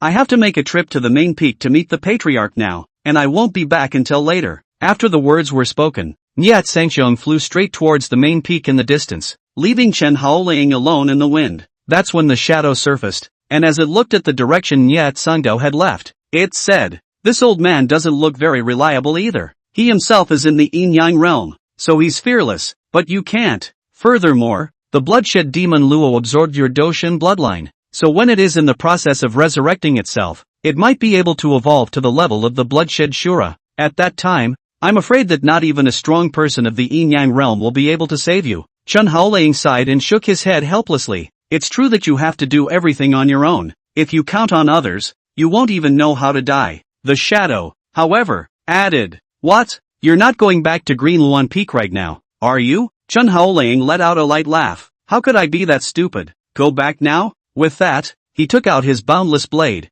and then walked towards the direction of Dong Peak, while walking at the same time. Let's first enlighten the boundless blade, and after that, we'll find a way to steal the magic core. Shadow sniffed, and said nothing more. It seemed to be the only way left at the moment. That night, in the middle of the cultivation chamber of Qingluan Peak, Qinlan's main body slowly opened his own eyes. She glanced down at her hands, a hint of annoyance in her eyes. It was clear that he had relived a life. But the path of cultivation was not much simpler because of this, and it was even much more difficult to walk than even in his previous life. Until now, she was unable to make her cultivation further from her original base. Could it be that without Chen Haoling's assistance, she really couldn't grow to the heights of her previous life in? No, she doesn't believe it. In her previous life, before Chen Haoling had appeared, she was known as the first-day talent of the beginningless sword sect, shocking the entire Tendu province Earth realm by breaking through to the yin-yang realm at the age of less than 30. Living again, she'll only go farther and stand taller, and it's entirely on her own.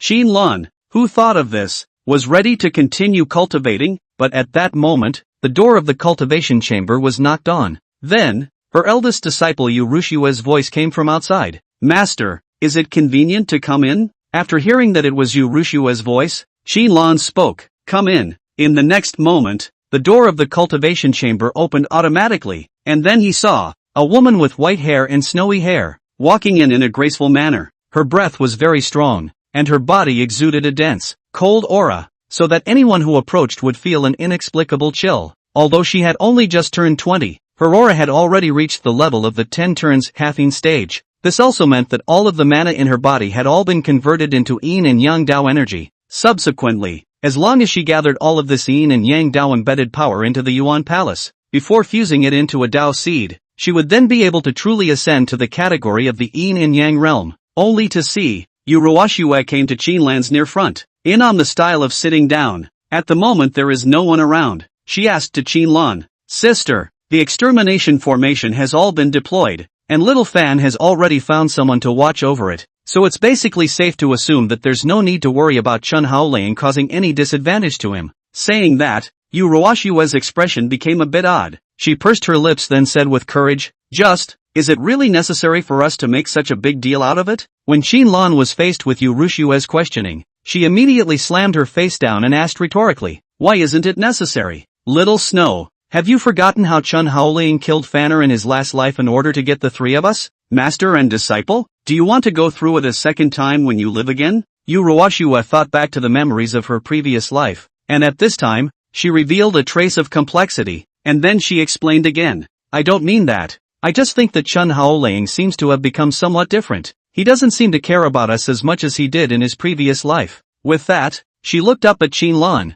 This is something that you should have already noticed as well, right? Qinlan, however, rebuked loudly. Impossible. This time, it caused Yu Ruoxue to faintly freeze. She obviously didn't know why her cousin reacted so strongly. Then, Qinlan said with an angry face, Chen Haoling is just in disguise. You think he won't care about us? That's only because he's too weak to do anything to us now. That's why he has to act this emboldened. If we let our guard down because of this, then it won't take long for him to make a comeback and force us to marry him and be his Taoist couple once again. Yu Ruoxue sniffed, but revealed a hint of displeasure. Sister, when did Chen Haoling ever force us to marry him? You've forgotten that in the previous life, when the beginningless sword sect was destroyed, it was Chen Haoling who kindly took us in and offered us shelter. Subsequently it was also us who took the initiative to want to marry him and become his dual cultivation couple before we became his cultivation cauldron. Don't you remember all this? Qinlan, however, argued, even if we took the initiative, it was still him who coerced us. If he hadn't threatened us, saying that he would reduce our cultivation resources, why would we have offered to marry him and be his Taoist couple? To put it bluntly,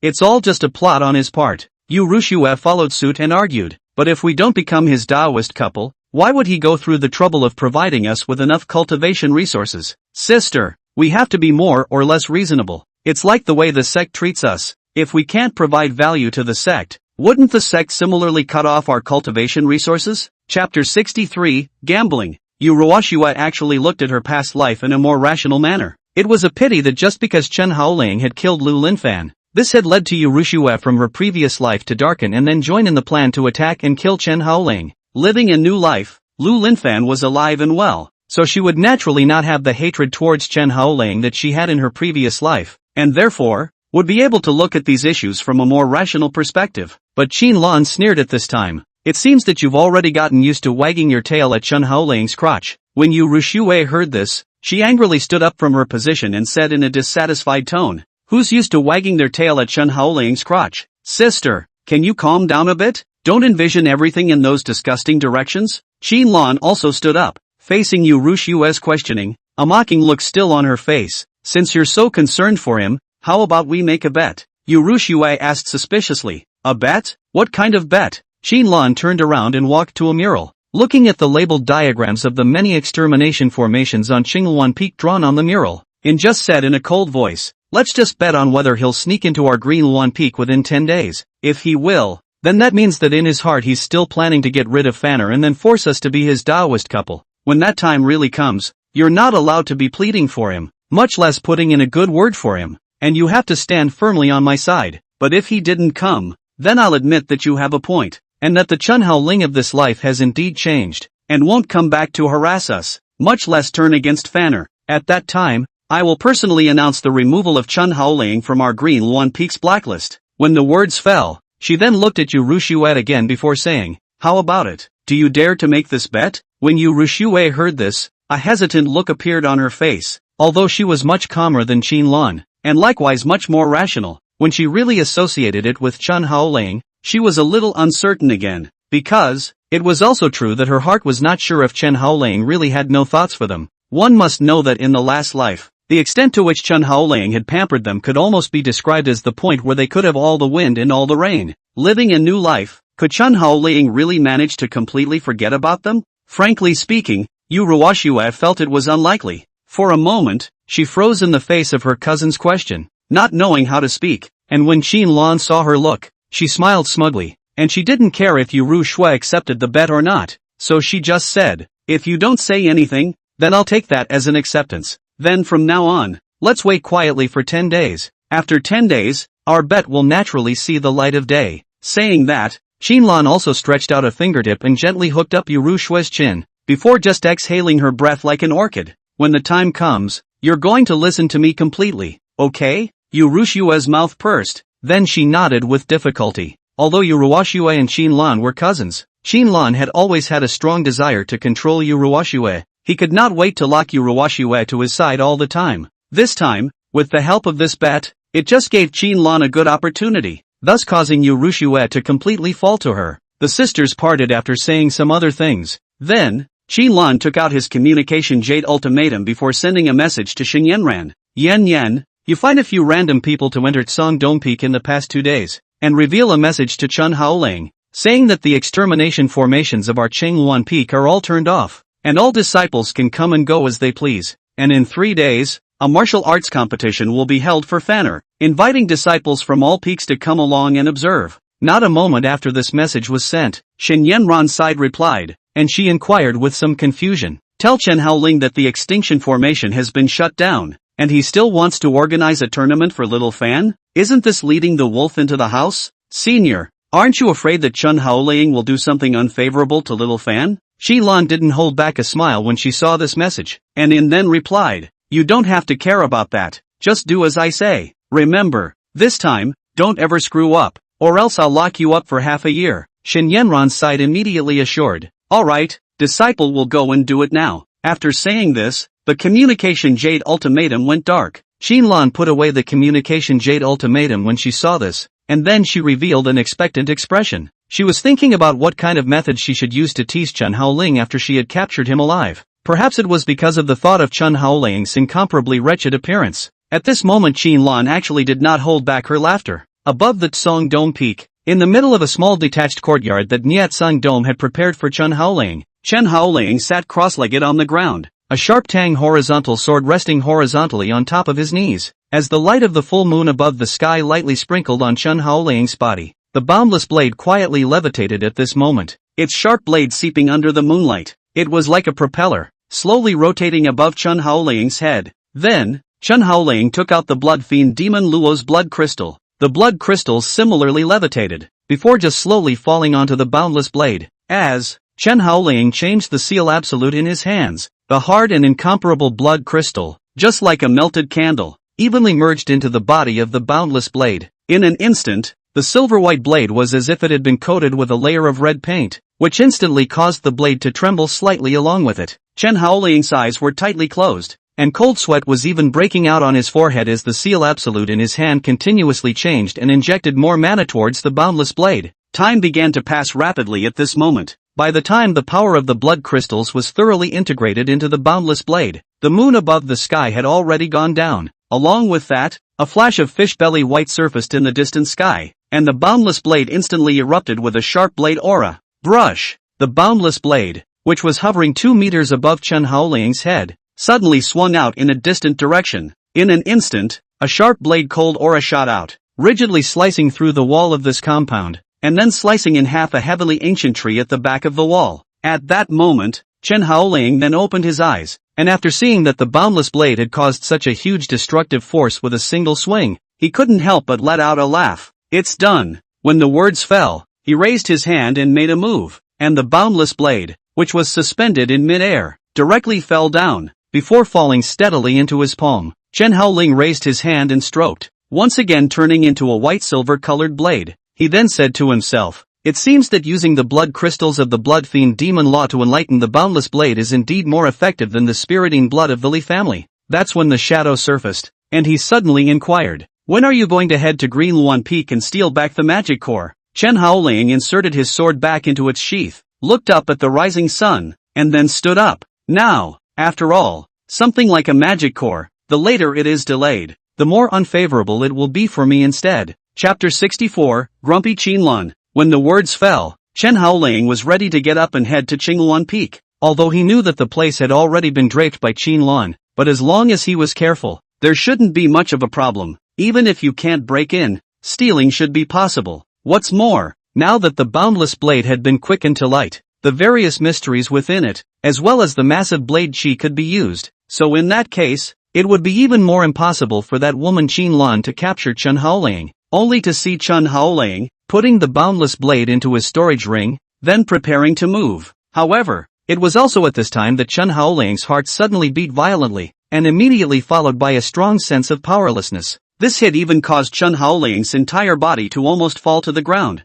When the shadow on the side saw this, he was slightly startled, and subconsciously stepped forward to assist Chen Haoling and inquired, "Hey, Chen Haoling, what's wrong with you?" Chen Haoling glanced down at his palms, then said with a frown, "The mana in my body is converting towards the direction of yin-yang Dao implications." When these words came out, the shadow was instantly dumbfounded. "No, you're about to be promoted to the first turning, halving stage now? What should I do with that magic core? In case Shen Yanyan or Qin Lan, that idiot, just took advantage of the time you were breaking through and secretly hid the demon core. Wouldn't it be even more difficult for you to get the demon core back?" Chen Haoling's face was also gloomy and ugly at this time, but it was filled with hopelessness. Originally, according to the normal cultivation path of an ordinary cultivator, after reaching the limit true martial realm, if one wanted to transform their original mana into yin-yang Dao implications, they would need to ask a true yin-yang realm powerhouse to assist them in the transformation. Or, one could find a way to find the two opposite elemental energies of ice and fire to quench one's mana, but either path basically requires at least 5 years of conversion, especially the second one, relying on one's ability to use the elemental energies of ice and fire to quench mana.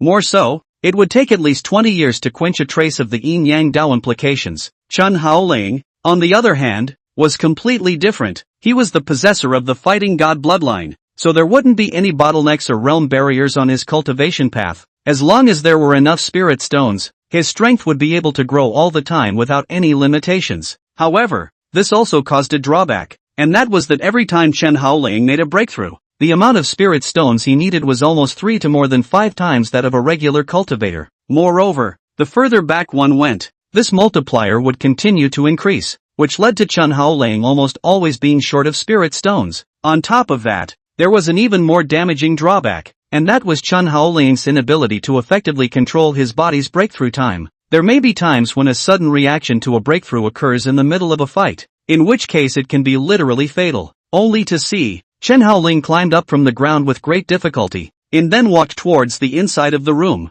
While walking at the same time, he also said to the shadow, "You disguise yourself as me and go tell that old fellow Nyetshengsheng that I'm going to make a breakthrough now, and that the master worship ceremony will be postponed for a few days. As for the magic cores, it'll be a while before we can say anything." When the words fell, Chen Haoling wobbled towards the inner room. Instead, the shadow suddenly inquired, "But if you break through now, will that spirit stone be enough? Don't realize halfway through your breakthrough that you've run out of spirit stones. It'll be just as deadly." Chen Haoling slowly said, "There are still 40,000 to 50,000 spirit stones. I think it should be enough. That woman Li Xinyue gave me quite a few spirit stones last time." When the shadow heard this, it didn't say anything else, but just to be on the safe side, it still had to take the time to go and help Chen Haoling get some spirit stones back. After all, if Chen Haoling died, it would have to follow suit. Then, the shadow disappeared into a black shadow, while Chen Haoling went straight back to his cultivation chamber. He sat cross-legged on a futon, and at the same time took out his storage ring, before just absorbing all the spirit stones inside one by one. Time began to pass slowly at this moment as well. Compared to the realm before the true martial realm, this breakthrough took significantly longer. The reason was also very simple. Between the true martial realm and the yin-yang realm was a very huge watershed. The gap between the two was so large that it could not even be described as the same creature. It's like the difference between a mortal and a land god. The former is even stronger, but after all, it is only a mortal, and after his lifespan exceeds 100, he will enter a period of decline, and after a maximum of 140 years, he will be seated. And although the latter was only a land immortal, he was already able to do so with clouds, Nianli perception, and even create his own divine abilities, and the lifespan limit will be extended to 300 years. It's a real half-step immortal. Looking at the entire Tendu province realm, any family that gives birth to a yin-yang realm powerhouse, then the family can directly be among the ranks of the first-class great clans, and even the Tendu prefects have to treat each other with respect. And right now, a stream of mana from Chen Haoling's body was continuously pouring into his Yuan Palace world. These mana were empowered by a subtle force, and from their original gaseous state, they solidified into a liquid state. And these liquid mana were the yin-yang Dao implications that had been quenched to the extreme. They were like small droplets of water, falling bit by bit into the Yuan Palace world. As long as Chen Haoling's own mana of about 10% was transformed into these Dao-embracing water droplets, then he would be considered to have formally stepped into the level of the first transformation, semi-yin stage. Although it was still far from the true yin-yang realm, at the very least, it was considered the first step. and when a cultivator is in seclusion, there is no concept of time. Especially after Shadow disguised himself as Chen Haoling and told Niet Sangxiong that he needed to make a breakthrough. Niet Sangxiong ordered at the first opportunity that the area of 100 meters in the vicinity of Chen Haoling's compound would all be designated as a no-footing zone, forbidding anyone from stepping foot in it. In this situation where there was absolutely no disturbance from anyone, another 9 days passed in Chen Haoling's seclusion. In this short period of 9 days, the vast majority of the beginningless sword sex people were as usual, going out to do their tasks when they should go out to do their tasks, going out to do their tasks when they should go into seclusion for cultivation, going into seclusion for cultivation, and were hardly affected in any way. But certain people are sitting on their hands a bit. Xingluan Peak. In the middle of the Peak Master's royal study room, Xinluan was like a shrew, frantically smashing the furniture, as well as the tables, chairs and teacups. This scene immediately made those maids and slaves serving her all kneel on the ground in fear, not daring to act rashly. Even Liu Ruyan and also Shen Yanran were looking at each other and did not go forward to stop them. It was also fortunate that Xinluan did not utilize the yin-yang realm's mana energy, otherwise all the maids at the scene as well as Liu Ruyan and the two of them might all die. Get out, all of you! Xinluan smashed a vase on the ground with great force, then berated everyone to get out. Those slaves immediately scattered in all directions,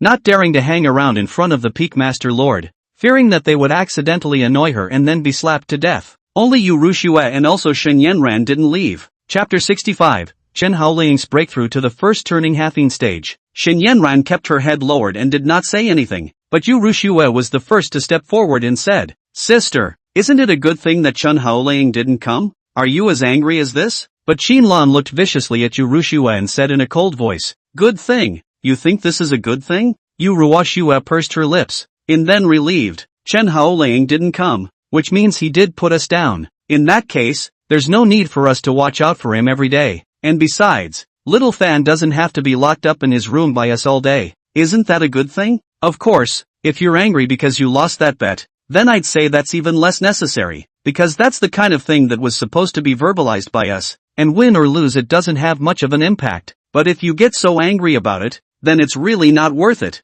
don't you think?" Liu Ruyan's gentle character was the same as in her previous life, giving people a sense of the big sister next door. However, Xinluan was even angrier after hearing Liu Ruyan's words as she loudly rebuked, "Impossible! I'm Chen Haoling's favorite woman. He will put me down? Unless the sun comes out of the west." It wasn't hard to hear from these words that Xinluan couldn't accept the fact that Chen Haoling didn't care about her anymore. Perhaps even she herself didn't notice that ever since Chen Haoling had arrived at the beginningless sword sect, her entire state had become extraordinarily anxious, and even a bit depressed. Even if Chen Haoling barely did anything to her, she still couldn't forget Chen Haoling's figure. While Liu Ruyan at this time was once again saying, "Today is already the 9th day, let alone him sneaking into our Green Luan Peak, even Song Dome Peak he hasn't left. That's it, do you still think he cares about us?" Liu Ruyan was obviously much more calm than Xinluan, and didn't even care at all whether Chen Haoling would come to Qingluan Peak or not, because in Liu Ruyan's opinion,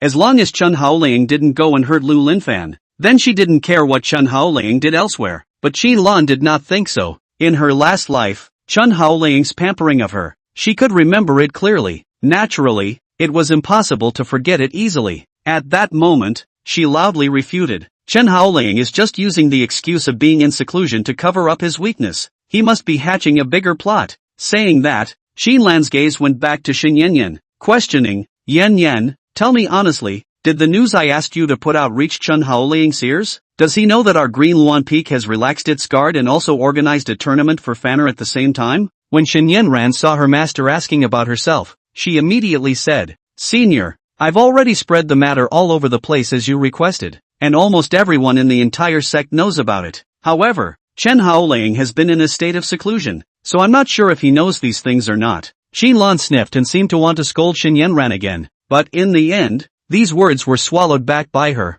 Then, she was pacing back and forth in front of the two women, and she was chanting something under her breath. "Conspiracy. It must be a conspiracy. He only broke through from the true martial realm to the semi-in stage. How could he possibly have to be in seclusion for such a long period of time? So it must be a conspiracy." With that, Xinluan came to Liu Ruyan with a somewhat maniacal expression and grabbed her shoulders with both hands with a hideous expression. "One day, there's still one day left. Before midnight arrives tomorrow, Chen Haoling will definitely come. He will definitely come. Yu Ruoxue let out a leisurely sigh after seeing that look on her sister's face. It was true that no matter how high one's cultivation level was, one would be constrained by human nature. In her previous life, when her sister was spoiled by Chen Haoling, she was just all kinds of bored, all kinds of resistance, and she always scolded Chen Haoling for confining her and not giving her a single bit of free space. Now, having lived a new life, Chen Haoling ignored her and let her go free, but she was even more annoyed and anxious.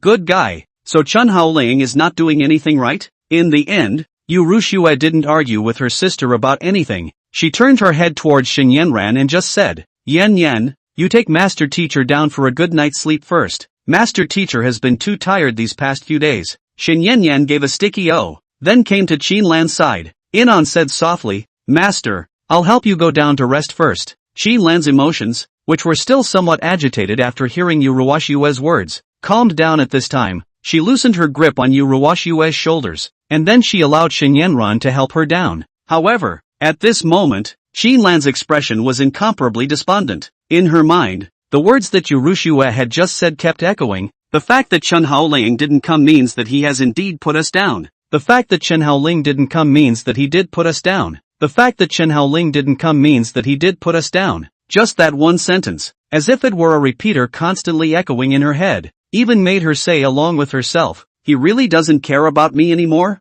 For a while, Qinlan's eyes became hollow, and his entire body seemed to have aged hundreds of years. The next day, at dusk in the afternoon, at Songdong Peak, in the courtyard that Chen Haoling belonged to, the door to the cultivation chamber was suddenly kicked open. Then, Chen Haoling swaggered out of the secret room. Although only 10 short days had passed, the aura on Chen Haoling's body, as well as his mana energy had undergone a drastic change. At this moment, Chen Haoling had truly stepped into that stage between mortals and terrestrial immortals, the Half-Yin stage. Although it was only the first turning Half-Yin stage, the comprehensive strength was already not comparable to the limit true martial realm period. If in conjunction with the use of the boundless blade, Chen Haoling could even go through with a second turn Half-Yin stage powerhouse, only to see that Chen Haoling clenched his palm, and then a bone-crunching sound was emitted. An incomparably soothing feeling appeared on his face as he felt the trace of Yin and Yang Dao energy inside the Yuan Palace world. It was true that this kind of strength breakthrough was the most enjoyable feeling, and it would be even better if there was someone to try his hand and test his current strength. After thinking about it, perhaps Green Luan Peak was a good choice. However, he didn't move immediately, but first took a steaming hot bath and then changed into clean clothes before finally going out without a hitch. Perhaps it was because the breakthrough in strength had given him a great deal of self-confidence. He didn't even disguise his aura as he made his way to Green Luan Peak, and just strutted through. That was when the shadow surfaced, and it followed behind Chen Haoling, saying, that crazy Qinlan, she's gone crazy thinking about you these past 2 days. She doesn't even practice anymore, and she's been chanting all day long. Why hasn't he come? Why hasn't he come yet? Conspiracy. This must be a conspiracy. Words like that. Chapter 66. What? Play? When Chen Haoling heard this, he was slightly stunned and subconsciously asked, isn't she putting up so many extermination formations because she's afraid that I'll retravel to their Green Luan Peak? What's the point of all this bull asterisk now? Shadow shrugged. Who knows? Oh yeah, I've already helped you find out. Xinyanran's magic core has now fallen into Lu Linfan's hands, just as you guessed before. Xinyanyan took this magic core because she wanted to boost Lu Linfan's strength. She should have known that the beast race would be able to grow rapidly if they devoured the power of the demon core. So she gave the demon core to Lu Linfan. As soon as these words came out, Chen Haoling was slightly stunned as he said with some surprise, gave it to Lu Linfan? Then has he devoured it now? For Chen Haoling, if Lu Linfan had devoured the devil core, then there was no need for him to be going to Qingluan Peak. Anyway, the magic core was destroyed, so the potential hidden danger was gone. As for whether or not Lu Linfan's strength would increase greatly, that had nothing to do with him. After all, in this life, there was no conflict that had arisen between him and Lu Linfan. The shadow, however, shook his head. Lu Linfan didn't absorb it right away, but instead bottled it up. Originally, I wanted to manifest and then encourage him to devour the magic core, but I'm afraid that I'll be perceived by Qinlan after manifesting my main body. When Chen Haoling heard this, his face became a bit ugly. As a yin-yang realm powerhouse, Qinlan could already materialize her perception into divine thoughts, and under the probing of divine thoughts, even shadows would find it hard to evade her gaze. If the shadow manifested its body at that time, even for just a second, it would probably be immediately discovered by Qianlan. At that time, it would not even be possible to escape the estimation. Chen Haoling, who thought of this, said slowly, "Sure enough, the yin-yang realm is the most tricky existence no matter where it is placed." With that, Chen Haoling lifted his hand and took out his boundless blade, and his steps towards Qingluan Peak all quickened a bit, and Chen Haoling's movements were quickly observed by many people with a heart of gold. Among them were those scouts that Qianlan had planted around Chen Haoling, and one of them immediately reported to Qianlan, "Lord Peak Master, Chen Haoling has emerged from the customs and is now walking in the direction of our Green Luan Peak." At the same time, in the Green Luan Peak Master's chambers, Qianlan was wearing a white nightgown, sitting in front of the huge floor-to-ceiling window in a state of infatuation. It was the 10th day, and in a few hours it would be the hour of dawn. By the looks of it, Chen Haoling should really not be coming. But, why would he not come? Is it angry? Qianlan bit her own lower lip, and just said to herself, "Even if I became one of the main members who attacked and killed him in his last life when he was transiting, but that was his fault first. If he hadn't killed Fanner and coerced me into being his Taoist mate, how could I have hated him? What gives him the right to be angry? Why is he ignoring me? On what grounds? Or maybe..." Qianlan seemed to have thought of some kind of possibility. She suddenly stood up from the floor-to-ceiling window, her eyes suddenly bloodshot, and she said sternly under her breath, "He found another woman?" At the thought of that possibility, a wave of anger quietly tumbled up from within her, because, in her opinion, this was the only case that could explain why Chen Haoling could hold back from coming to her. At that moment, Qianlan pulled out a sharp longsword, then a strong killing intent erupted from his body, and his expression said with a fierce smile, "This seat would like to see which vixen dares to seduce someone else's Taoist." She seemed to have forgotten that she and Chen Haoling were no longer Tao couples, but at this time, the communication jade ultimatum on the side was ringing, and this time, it caught Qianlan's attention. She subconsciously picked it up, and after seeing what was on it, her expression froze once again. At this time, Liu Ruyan, who was still outside, trotted in and turned to her cousin Qianlan and asked, "Sister, what happened? Why did you suddenly release such a large surge of mana energy?" But as soon as these words were said, Liu Ruyan saw that the corners of Qianlan's mouth began to slowly rise, her face began to turn red, and even her breathing became a bit rapid. The ecstasy that came out from the inside out was almost a state that could not be suppressed. Not only that, even the mana in her body couldn't control the outward surge, and for a time, the entire vast bedchamber seemed to be swept by a gale. The curtains kept swaying, and various stools and tables fell on the spot. Seeing this, Liu Ruyan subconsciously said, "Sister, what's wrong? Who sent you a message?" And Qianlan is a pinch burst in the hands of the communication jade ultimatum. In on the cannot help the heart of the ecstasy. Yang Tian issued a shriek, "Ah!" The booming sound wave even made the glass on the floor-to-ceiling windows, and the chandelier crystals on the dome, explode on the spot. The fluctuation of mana from a yin-yang realm powerhouse instantly sent Liu Ruyan flying backwards. With a loud boom, Liu Ruyan crashed into the wall, making a human-shaped crater there. At the same time, a mouthful of blood was spat out of both her mouths, and a hint of palpitations appeared in her eyes. Was this the power of a yin-yang realm powerhouse? Even a mere trace of breath could cause her, a 10 turns half-yin stage expert, to spit out blood from her mouth and even be completely powerless to resist. Then, Qianlan cheerfully came close to Liu Ruyan and pulled her out of that human-shaped pit, and just said, "He's coming, he's coming." "Ruyan, sister didn't lie to you. I've told you, he'll definitely come. I won this bet. I won." At this moment, Qianlan was happily jumping and dancing, just like a little girl. However, Liu Ruyan said with some surprise, "Chen Haoling has come? Isn't he still in seclusion? Moreover, what is he doing here at this time?" Qianlan didn't care about that. She was still smiling and said, "What else could she be doing here? It must be to look for me. Now that I think about it, he's actually okay with me, much better than some smelly men. If this time he comes over and can apologize to me properly, then I might even be able to forgive him for his previous acts of great disrespect towards me. Maybe I'll agree to continue being his Taoist couple once I'm in a good mood." When Liu Ruyan saw Qianlan's smiling face, she immediately revealed a speechless expression. She suddenly felt that this sister of hers didn't have to be schizophrenic in some way. This was because 10 days ago, she was still afraid that Chen Haoling would return to Qingluan Peak, and had set up all sorts of extermination formations. And the result? It had only been 10 short days, and she was instead overjoyed beyond belief when she heard that Chen Haoling was really coming.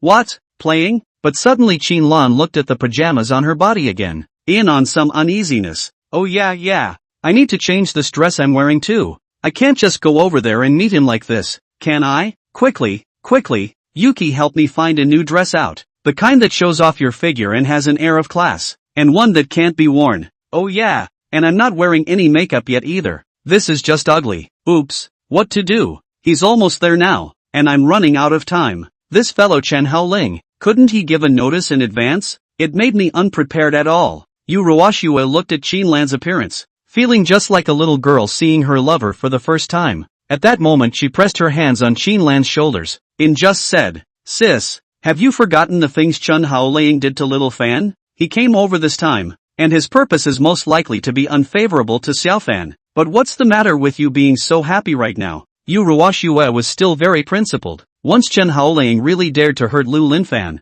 she would definitely attack and kill Chen Haoling again. That's why this is the time to tell Qinlan to calm down a bit. Chapter 67, Are you blind? But Qinlan was unimpressed and said, "Happy? Where is it? What are you babbling about? How could I possibly be happy to see him? I just want to present myself in a perfect position for others." With that, Qinlan smiled and said to one of the maids, "Shui'er, come help me put on some makeup. I need to go out immediately now." That maid answered and hurriedly followed Qinlan to the dressing room to dress up. At this time, they were less than 2 miles away from the mountain gate of Qingwan Peak, and Chen Haoling said while smoking his smoking gun, "If I directly and plainly tell that woman Qinlan that the magic core is mine, I wonder if she'll give it back to me." The shadow followed behind Chen Haoling as he glanced at the distant mountain gate of Qingwan Peak, and then said, "Isn't this nonsense? Definitely won't give it back to you. Using something like that against you, she could have saved herself the trouble of doing it herself." Chen Haoling thought about it and felt that it was also true, and then said, "Then it seems that we can only steal the things out, just don't know if it will work or not." But Shadow was suddenly suggesting, "Actually, I don't think it's necessary to have to fight them to get the magic core back." Chen Haoling twisted his head to look at him and asked, "How so?" The Shadow smiled. "Doesn't the head of the law enforcement hall of the beginningless sword sect, Yi Wushuang, have a grudge against the abyssal demons? If he knew that someone inside Green One Peak was harboring the demon core of an abyssal demon, what would happen?" When Chen Haoling heard this, his eyes instantly lit up, and he said excitedly, "You mean, killing with a borrowed knife?" Shadow snapped his fingers. With Yi Wushuang's level of hatred towards demons, there's no worry that the demon core won't be destroyed, and it's unlikely that Qinlan would offend Yi Wushuang for a small magic core, so that would avoid a clash with the people from Qingwan Peak. After Chen Haoling heard this, he instantly became excited and praised the Shadow. "You kid can do it. Your head has suddenly become lucid." Shadow grunted arrogantly. "That's not true." Chen Haoling immediately quickened his pace and walked in the direction of Qingwan Peak. Seeing this, Shadow asked, "Hey, why are you still going up to Green One Peak? Isn't the law enforcement hall on the other side?" Chen Haoling rolled his eyes and said, "Of course I know. It's just that the journey will be a bit closer if I go this way." Shadow immediately followed, and then said with some concern, "But, if you strut past someone's door like this, will they make a move on you?" Chen Haoling, however, said loudly, "How dare they? It's not like I'm entering their Qingwan Peak, I'm just passing by them. What right do they have to make a move on me?" Shadow touched his head. Chen Haoling's words were reasonable, but for some reason, Shadow just felt as if he had a bad premonition. On the other hand, Qinlan had already put on a beautiful makeup, then led a large group of people to the foot of Qingwan Peak in a big way and waited. She rode on top of a spirit seat, and below the seat was a rhinoceros-sized wind-chasing beast that carefully held the seat forward. After the group arrived at the entrance of the mountain, Qinlan was still a little excited as she kept holding a small mirror to check if the makeup on her face was properly drawn. She even kept asking the maid beside her if there were any wrinkles in the clothes she was wearing. At this moment, Qinlan was really trying very hard to bring out her most perfect posture, and her mind even pictured Chen Haoling's blushing and embarrassed appearance after seeing her. Qinlan, who thought of this, smiled in a flamboyant manner again. Then, she turned to Liu Ruyan, who was following beside her, and asked, "Little Snow, what kind of gesture do you think I should use to reject Chen Haoling's apology later?" Liu Ruyan looked at her and asked, "How did you know he came to apologize to you?" Qinlan said rightfully, "What else? What else could he have come to our Qingwan Peak for?" Liu Ruyan's face was grim as she said, "What if it's here to assassinate little Fan?" Qinlan, however, smiled disdainfully and said, "If he was really coming to assassinate Fanner, he wouldn't have been so stupid as to expose his whereabouts." The fact that he dared to strut around like that means he wasn't worried about people seeing his whereabouts. Then try to ask if there would be any other reason for him to come to our Green Luan Peak other than coming over and actively begging me to get back together? To put it bluntly, this guy, Chen Haoling, wouldn't be able to live without me. Xinlan even looked smug as she said this. When Liu Ruyan heard this, she sighed. Let's hope so. Soon Xinlan saw a silhouette in the distance walking slowly in their direction. Xinyan ran on the other side immediately said, Master, Chen Haoling is here. Xinlan sniffed and also raised her eyes to look over. And sure enough, she saw that it was Chen Haoling, idly walking towards their side while smoking a bong. Only, where does he look like he came to apologize? He didn't even bring any gifts. Although Xinlan was a bit dissatisfied in her heart, she still forgave Chen Haoling for this rude behavior. And at that moment, she straightened her hair again before sitting upright. At the same time, she cleared her throat, her mind already thinking of all sorts of scenarios where Chen Haoling knelt down and apologized to her, and she herself simulated the scenario of how she should reject Chen Haoling's apology. Of course, it wasn't like she couldn't forgive Chen Haoling if his apology was sincere enough. As long as he could promise not to harm Lu Linfan and also stop interfering with her freedom, she would allow Chen Haoling to continue to be her husband and continue to provide her with all kinds of cultivation resources as a way to help her break through. However, just as Xinlan was doing all sorts of brainstorming, she was the one who saw that Chen Haoling was slowly walking past her, didn't even look at her more than once in the process, just completely like a passerby. At this moment, Xinlan's entire body seemed as if she was petrified in place, as she stared blankly at Chen Haoling's back that was gradually walking away, and suddenly said aloud, Chen Haoling, who had walked out not more than a few steps, suddenly stopped in his footsteps, and he subconsciously turned his head to look at Xinlan and asked, What for? Xinlan directly jumped down from the spirit seat, then angrily said, Which way are you going? I'm sitting over here. Are you blind? Chapter 68. Choices. Chen Haoling said with a puzzled face,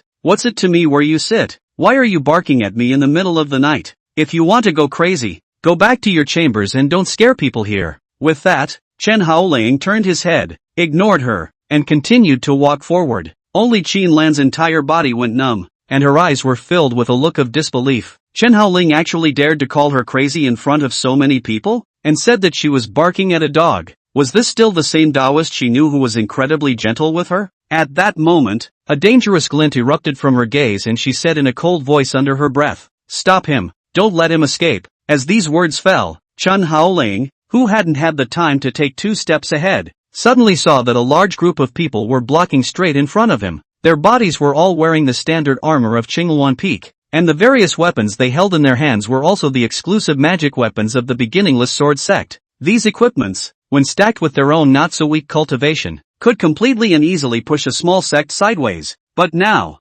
Xinlan actually used such an elite team to surround Chen Haoling? Chen Haoling gave a hearty laugh as he turned around once again and looked towards Xinlan who was walking slowly towards him, and then said, Grand Peak Master Qin, is there anything else? Xinlan came to Chen Haoling's nearness with an expressionless face and suddenly asked for no reason. It's been almost 10 days since you came to the beginningless sword sect. What have you been doing during those 10 days? Chen Haoling somewhat oddly looked Xinlan up and down, and then returned, in closed-door cultivation. Or else, what do you think I should be doing? Xinlan, however, chortled. Bull asterisk. She had already come close to Chen Haoling at this time, and her face was even less than 30 centimeters away from Chen Haoling's face. And then she said in a cold voice, The Hall N Sing King, the #1 powerhouse of the entire northern border continent, actually took a full 10 days to break through from the true martial realm to the semi-in stage. Chen Haoling, are you fooling around? Xinlan was obviously a bit angry, and actually even gave out Chen Haoling's past life identity. However, looking at the reaction of the people around them, there didn't seem to be any doubts. Perhaps they had long since gotten used to this peak master lord of their own family. That babbling. Even Liu Ruyan stood out at this time and said to Chen Haoling, if it was someone else who had broken through from the true martial realm to the semi-in stage, and it had only taken 10 days, then I would think that he was a first genius that would be hard to come by in 10,000 years. But if this person is you, then I would think that this time is clearly abnormal. Because, with your ability, it wouldn't even take 10 days, at most 3 days to make a complete breakthrough. So, of the 10 days you've been here in the beginningless sword sect, at least 7 of them have been spent doing something else. Then I'm curious, what have you been doing for the last 7 days? Chen Haoling took another look at Liu Ruyan, before looking again at Qin Lan, who was staring intently at him, and then said with some annoyance, "Whether you guys believe it or not, but this is indeed the truth. The time it took me to break through did take 10 days, and, to take a step back, even if I did have an extra 7 days of free time out of thin air, those 7 days would still be my own personal time. What I have done and where I have been during this period, that is also my freedom. May I ask if it is necessary for me to report to you in full?" These words immediately blocked Yu Ruoxue, perhaps because she was used to the condescending questioning of Chen Haoling in her previous life. This moment Yu Ruoxue was actually choked speechless when facing Chen Haoling's rhetorical question. However, Qin Lan spoke up, "Fine. I'll assume that you've been in closed-door cultivation for the past 10 days, so tell me now why you're now in front of my Green Luan Peaks mountain gate?" Chen Haoling replied very directly and plainly, "I'm going to the law enforcement hall. This road is relatively closer." Qin Lan once again pursued, "What's the point of going to the law enforcement hall?" Chen Haoling also asked back, "Does it have anything to do with you?" Qin Lan's eyes were bloodshot, and the dense mana energy on her body began to emanate uncontrollably, and she questioned Chen Haoling loudly, "I'm your bishop couple, how is it not related to me? Chen Haoling, have you been away for a while and you don't even remember your last name? Also, I've been waiting for you for 10 whole days, but you didn't even come over to see me, and you didn't even send me a message. Do you really think I don't exist?" When he said this, an invisible pressure instantly enveloped the surroundings, and in no time, the many guards at the scene, as well as the armorers, all flushed, only feeling that tens of thousands of pounds of extra weight had been placed on their bodies, and the pressure was so great that they were about to collapse on the ground. Even Chen Haoling was somewhat breathless by the invisible oppression. If he hadn't broken through to the halving stage, it was estimated that he would have to kneel on the ground on the spot just from this. He took a deep breath, before just turning to Qin Lan and said in a cold voice, "I am no longer a Taoist couple with you. From the day you joined forces with others to besiege me, there was no longer any relationship between the two of us. Also, you claimed that you waited for 10 days on Qingluan Peak, but don't forget that this Qingluan Peak is already filled with all sorts of extermination formations, and since my name is on your blacklist, may I ask, even if I wanted to come and see you, how should I be expected to get through these hurdles you've set up?" Chen Haoling's voice was not loud, but hearing it in Qin Lan's ears made her wilt on the spot like a deflated balloon. Her expression was a bit complicated, and her eyes couldn't help but avert. Yes, those extermination formations on Qingluan Peak were all set up by her, and Chen Haoling's name was also the one she personally put on the blacklist. Obviously, it was her who had done this series of actions in order to prevent Chen Haoling from approaching Qingluan Peak, but why was she the one who was anxious when Chen Haoling really didn't come to Qingluan Peak? Also, Chen Haoling's sentence just now, "I'm no longer a Taoist couple with you." For her, it was like a sharp silver needle that plunged deep into her heart. Although it didn't cause her any substantial effects, it made her hurt all over, and even had the urge to cry out. But, so many people were still watching at the scene. She was the head of a peak of the beginningless sword sect. She absolutely could not shed tears in front of so many people. Taking a hard, deep breath and adjusting his current state, and then looked at Chen Haoling again and questioned, "Fine, even if you and I are no longer Dao couples, then do you dare to say that you no longer have any feelings for me at all?" Chen Haoling said very directly and clearly, "Yes, not only you, but also Yu Ruxue, and Shen Yanran, and the other 15 people who attacked and killed me in the first place. They all have nothing to do with me anymore. What you'll do, where you'll go, and who you'll meet is not half my business, and I don't care at all." This was said without any emotion and without any hiding in his eyes, obviously in a very serious tone. But it was this serious look that made Qin Lan's eyes moist, but she was still holding back her tears from flowing out of her eyes. She raised her head and asked at the end, "All right, even if what you say is true, then why did you follow Yan Yan back to the clan in the first place? If you really don't feel anything for us anymore, why did you come back to this place of wrong?" After seeing Qin Lan's look, Chen Haoling slapped his forehead with some hurt feelings, then said helplessly, "Shen Yanran took my magic core and then blackmailed me into returning to the clan with her, or else she wouldn't return the magic core to me. Oh, and by the way, if I remember correctly, she seemed to say at the time that it was you who gave the order. So how come she's now coming to ask me rhetorically why I've returned to this place of wrongdoing?" After Qin Lan heard this, she understood. Together after half a day, Chen Haoling's purpose was for that one magic core. She twisted her head to look at Shen Yanran, and then said, "Go, bring over the magic core." Shen Yanran was slightly stunned. She just wanted to say that the magic core had already been given to Lu Linfan by her, but after seeing Qin Lan's fierce eyes, the words that came to her mouth were stifled. and she finally just obediently clasped her fists, bowed and said, "Disciple will go and do it now." With that, she turned to leave. It also didn't take long for Xinyanran to bring back that yellow magic core. She just wanted to hand it over to Qinlan, but Qinlan looked at Chen Haoling and said, "Didn't you say that you don't have any feelings for me anymore? Well then, prove it to me now. Me or this magic core. Your choice. If you choose me, then there's still a chance we could be reanimated and be a couple again. But if you choose that magic core, then I promise that from now on you will never see me again. We'll never see each other again." When Chen Haoling heard this, the corners of his mouth rose slightly uncontrollably as he thought to himself, "Is there such a good thing?" Before coming, Chen Haoling had been thinking about how he should explain the matter of the magic core to the law enforcement hall elder after meeting him, in order to ensure that, smoothly, the magic core would be destroyed. But how could he not expect that Qinlan would actually take the initiative to bring something out? Taking it out was fine, but she actually offered to never come to see herself. It's a buy one get one free deal. It's just not a good deal, is it? Chapter 69, The Reason Yu Ruxue Hates Chen Haoling.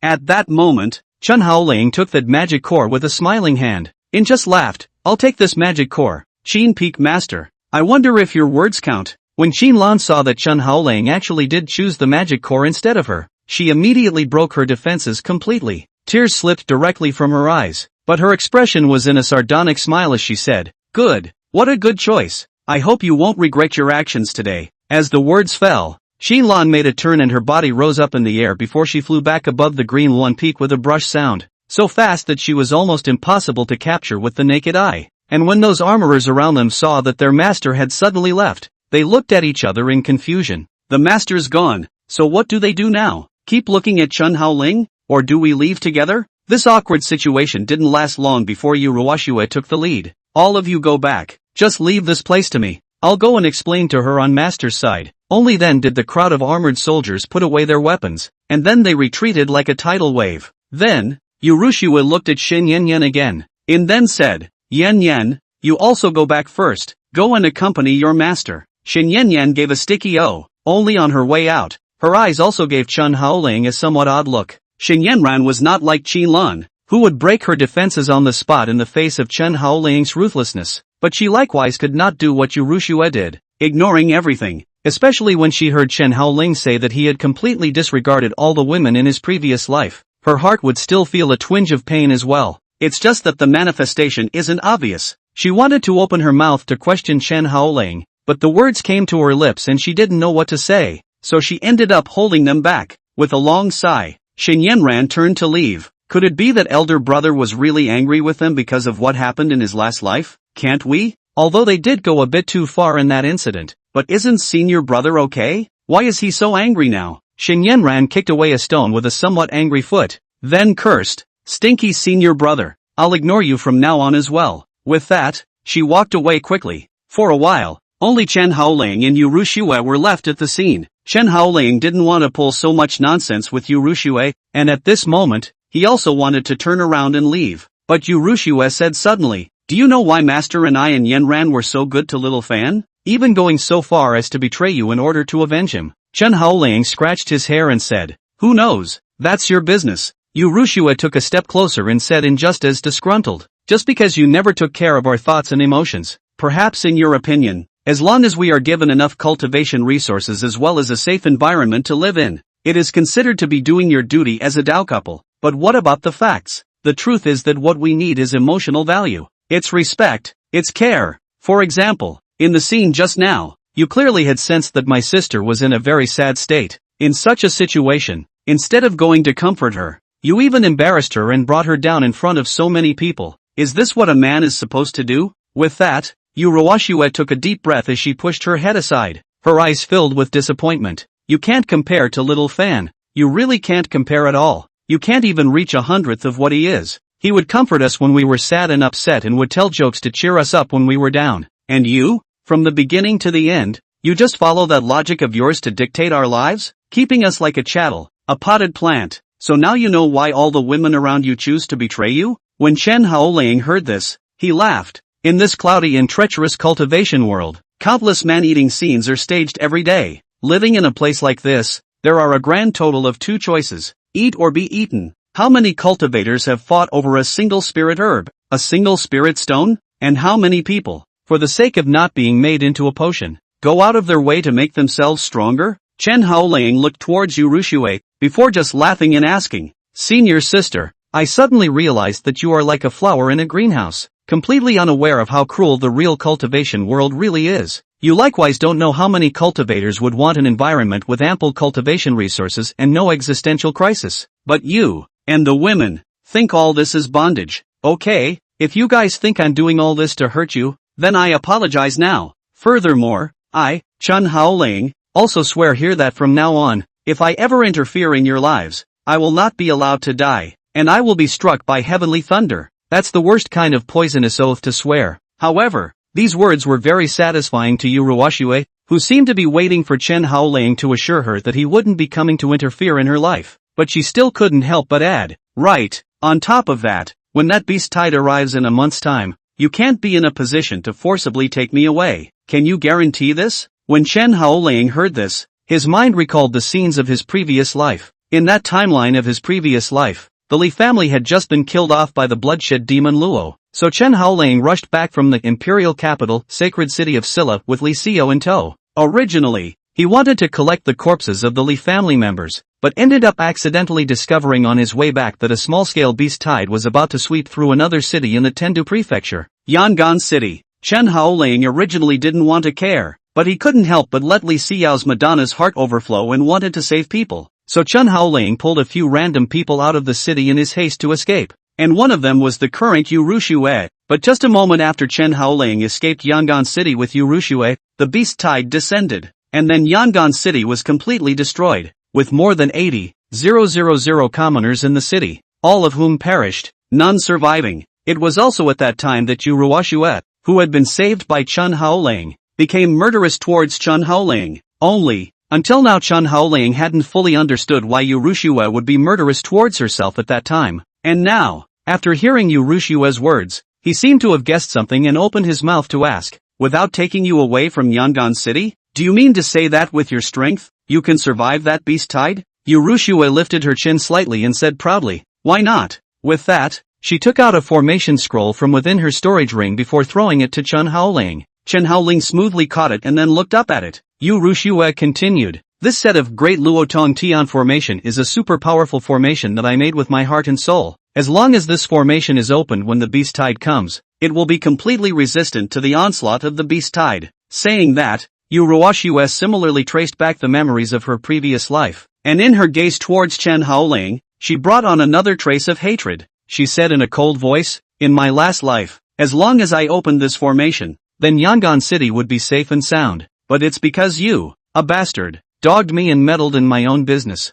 forcibly taking me away, that I didn't have the chance to use this formation. The result was that I could only watch as my father, mother, and 2 sisters, as well as other relatives and friends, all died under the beast tide, and from that day on, I have lived for one purpose, and that is to kill you with my own hands as a way to avenge my loved ones. But at that time, I knew very well that I couldn't defeat you, so I chose to worship to the beginningless sword sect. I cultivate very hard every day, and every day I desire to become stronger, just so that one day I can kill you. Though until the end, I was unable to accomplish this purpose of mine. It doesn't matter anymore, because God made it all over again. So this time, I'm going to personally make these mistakes you've caused right. I'll protect Xiaofan and won't let him be killed by you bastard again. I'll protect myself just as well and won't be taken by force by you. More than anything, I will protect my native land, Yongan City, and will not let it be annihilated under the feet of the beast tide." The tone of the words actually gave off a sense of ambition. Even Chen Haoling was a bit surprised, only that he snorted after looking at the formation diagram of the Great Luotong Tian formation that Liu Ruyan had drawn, and then immediately before tossing the scroll back to her. Relying on this kind of thing and wanting to resist 100 beast-level scale beast tide? This Liu Ruyan was simply more of a psychopath than Qinlan. However, after listening to Liu Ruyan's words, Chen Haoling also sort of understood why. Among all those women of his, Liu Ruyan was the only one who treated herself with the coldest feelings. It turned out that she had been with herself from the beginning with the determination of wanting to kill herself, and on the contrary, she had acted like a 2-bit cutie. Like, he had provided her with so many resources for her to grow. As a result, in the end, those resources invested in her ended up as swords stabbing themselves. Thinking about it this way, Liu Ruyan was right. Chen Haoling had indeed been a dog with a mouse in the first place. He shouldn't have taken Liu Ruyan away when the beast tide arrived. Letting her die piece by piece under the beast tide would have been the wisest choice. As soon as he thought of this, Chen Haoling shook his head with a bitter smile, but immediately afterward, he seemed to have thought of something else and then said, "Wait, according to the timeline of your last life, you should still be in Yongan City right now. How did you become a disciple of the beginningless sword sect so quickly?" Liu Ruyan proudly said, "Then you don't have to care. Anyway, I've already applied with the clan to head to Yongan town to guard the town a month later. In time, I will prove it to you, how well my family can live without your interference, and how unbearable those beast clans are." Chapter 70, The Magic Core is Fake. As the words fell, Liu Ruyan no longer paid attention to Chen Haoling and turned around to leave. Chen Haoling's mouth pursed, then he glanced down at the magic core in his hand again. Since the item had already arrived, there was no need for him to continue traveling to the law enforcement hall, and he could just find a random place to destroy the item later. Thinking like this, Chen Haoling returned along the way he came. The shadow quietly surfaced and inquired to Chen Haoling, "When are you going to head to the martial tomb?" Chen Haoling was walking in front of him, and when he heard Shadow's words, he was silent for a while. This martial tomb that Shadow spoke of was naturally the main purpose of his visit to the beginningless sword sect, because, in that graveyard, there was a top-grade treasure, Hell's Blood, which was the key element that allowed Chen Haoling's blood will pupils to reopen. As long as one had the blood will pupil, then there would be more than enough means to follow up on the first tribulation. Chen Haoling, who thought of this, was the one who suddenly said, "I don't even know where the martial tomb is. How can I go?" The shadow heard this but was slightly stunned and subconsciously asked back, "Didn't you go to the martial tomb in your last life? What's the matter? This doesn't remember where the location is?" Chen Haoling rolled his eyes and said, "The martial tomb is not a fixed grave. It is a special space where ancient gods are buried, and the location of this particular space changes every 5 years. In my last life, I entered the timeline of the martial tomb 12 years later, and my location at that time was in the cave of the 10,000 Cave Mountain on the west side of the beginningless sword sect. As for now, that place is probably just a cave, and not even a hair of the tomb of Wushu can probably be seen." Shadow understood when he heard this, and then said with some chagrin, "If the location of the martial tomb will keep changing, then how are you supposed to find it? It's impossible to wait for 12 years in the middle of that 10,000 Cave Mountain cave, right?" Chen Haoling was also a bit brainwashed by this. In fact, he didn't have any good ways to accurately find the exact location of the martial tomb. It was just known that the distance between the location of the tomb of Wushu each time it appeared and the location where it appeared the last time was usually no more than 100 miles. Chen Haoling also deduced that based on this characteristic, the place where this time's martial tomb would be opened would be in the vicinity of the beginningless sword sect. But even if the scope is narrowed down to within 100 miles, it's still a very large area. And if he alone searches for it, how long will it take to find it? But at that moment, the shadow seemed to have thought of something and then reminded. Generally speaking, once a special space like the martial tomb is opened, it is often accompanied by some sort of special vision. Do you remember what strange things happened when the martial tomb was opened in the last life? Let's see if we can deduce where the martial tomb will open based on these events. When Chen Haoling heard this, he thought carefully, and his brows subconsciously frowned slightly, and one of his hands couldn't help but rub his chin. It was only after a moment that Chen Haoling spoke. "The number of times I've been into the martial tomb isn't that many. If I had to say that something strange happened, it would be a natural disaster."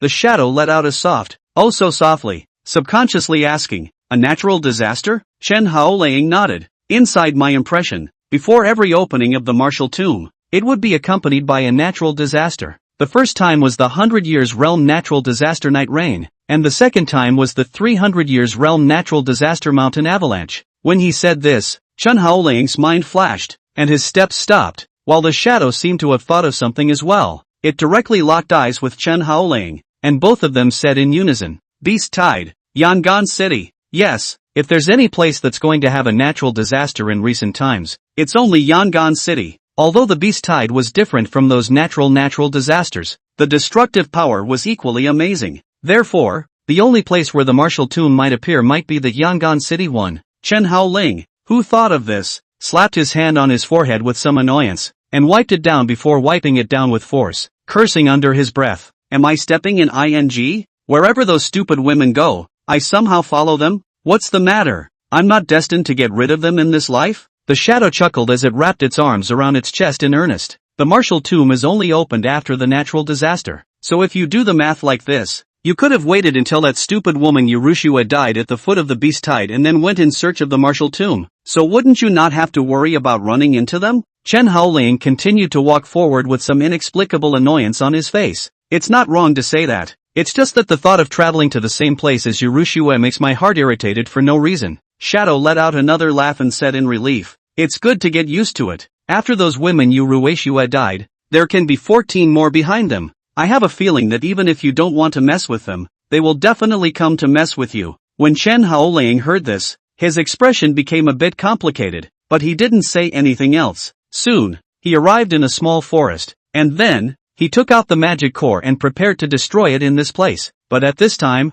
Chen Haoling was somewhat surprised to find that the soul on this magic core had actually disappeared. Only a shell remained. It's like when you want to eat an egg, but when you break the shell, there's no egg inside, just a layer of shell. Seeing this, Chen Haoling's entire body was dumbfounded, cursing under his breath. Holy, what the hell is this? Where is the soul inside the magic core? How come it's gone? The devil's core was the eggshell, and the soul inside the eggshell was the key to determining whether or not the devil could be successfully resurrected. Right now, the soul inside was gone, so this magic core was useless. Right away, Chen Haoling realized that he might have been tricked by that stupid woman Xinyue, and he angrily smashed the magic core on the ground before crushing it with one foot, cursing under his breath. Xinyue, Xinlan, you guys actually dared to trick me. With that, he drew his own boundless blade and prepared to kill back again, but at that moment, a voice suddenly rang out. Are you looking for this thing? As soon as these words came out, Chen Haoling's footsteps gave a slight lurch as he subconsciously turned his head to look behind him. Only a handsome figure slowly walked out from the darkness, with a cruel smile on his face. Upon seeing the visitor, Chen Haoling's eyes narrowed slightly and he whispered under his breath,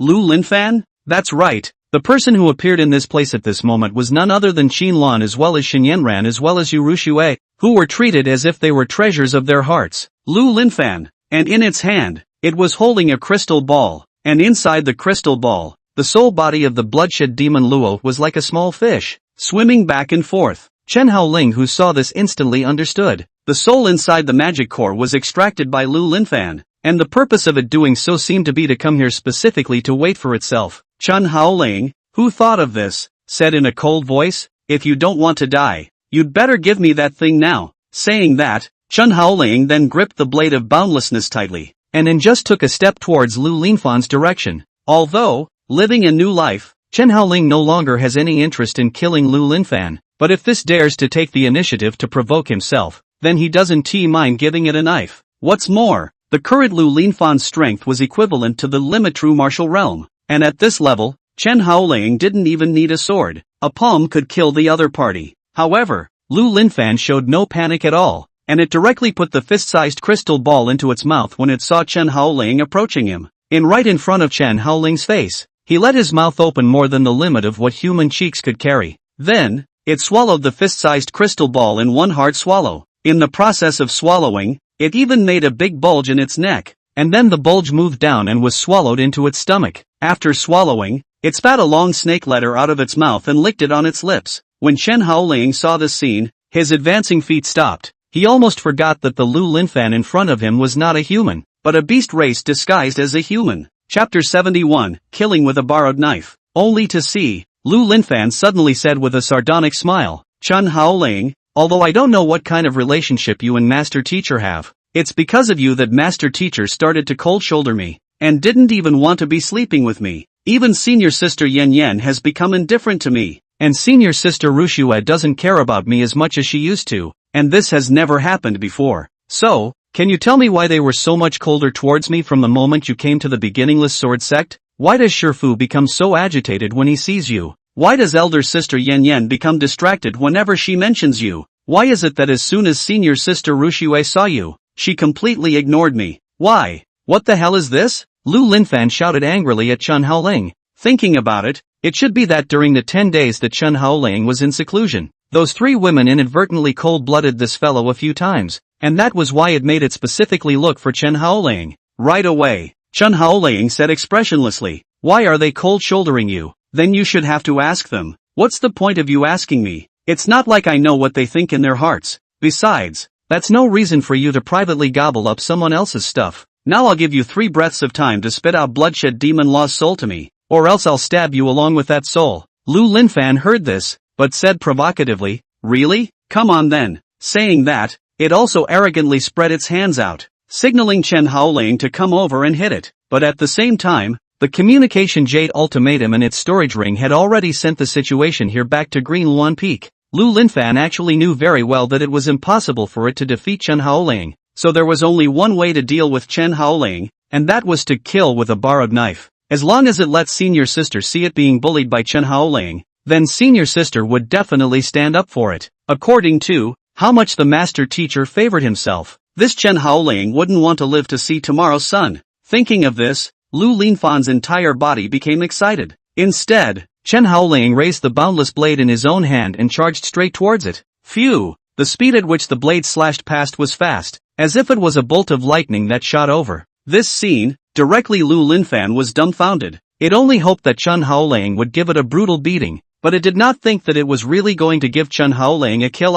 At that moment, when facing Chen Haoling who was slashing over with a knife, Lu Linfan's upper body fell backward and directly made a downward motion. This narrowly dodged Chen Haoling's chop. However, those trees behind Lu Linfan were hardened to bear Chen Haoling's blade chi cuts. Only a swish-light sound could be heard, as if a huge silver-white shadow of light 100 meters long had slashed through, and in an instant, 40 to 50 sky-high ancient trees were sliced through, the cross-section appearing incomparably smooth, and even some of the stiff rocks were separated flatly and neatly. Lu Linfan, after dodging this attack, quickly fell backward, and it had cold sweat running down its forehead as it saw the dozens of trees being instantly sliced apart. If it had been slashed in that earlier, it would have 100% surely died. Then, Lu Linfan looked at Chen Haoling, only to realize that Chen Haoling's ferocious gaze was once again locked onto it, and copied the boundless blade to kill towards it once again. Seeing this, Lu Linfan ran wildly in the direction of Qingluan Peak without even thinking about it,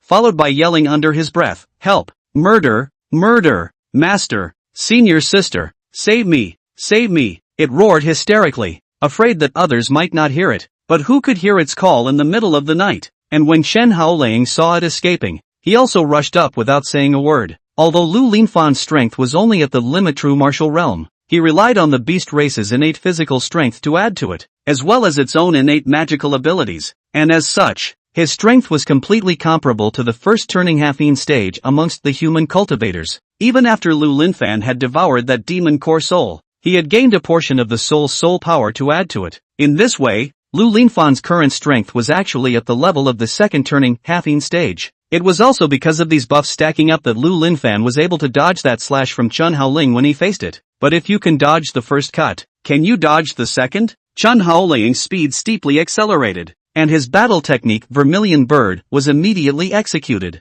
In an instant, a ball of flame wrapped around Chen Haoling, causing him to transform into the appearance of a vermilion bird, and rushed straight towards Lu Linfan's direction. But Shadow reminded Chen Haoling at that moment, "Hey, Chen Haoling, this asshole wants to kill someone with a borrowed knife. Later on, if Qinlan and Liu Ruyan and the others rush here and still see you chasing Lu Linfan, you won't be able to say anything at that time." Chen Haoling, however, said coldly, "Then just kill Lu Linfan before they come." Saying that, killing intent burst out from Chen Haoling's eyes as his mouth followed. "This fellow has devoured Bloodshed Demon Luo's soul, and will most likely merge with it subsequently. In case it also inherits Bloodshed Demon Luo's resentment towards me, then it will definitely come to take revenge on me afterward. And when it really comes to that time, I'll be in trouble." The Shadow responded when he heard it. Imagine a super monster that had fused the soul power of a demon, and the flesh of a beast race. Once it grows up, how terrifying will it be? Moreover, it was also blessed with Chen Haoling's Do Shun bloodline,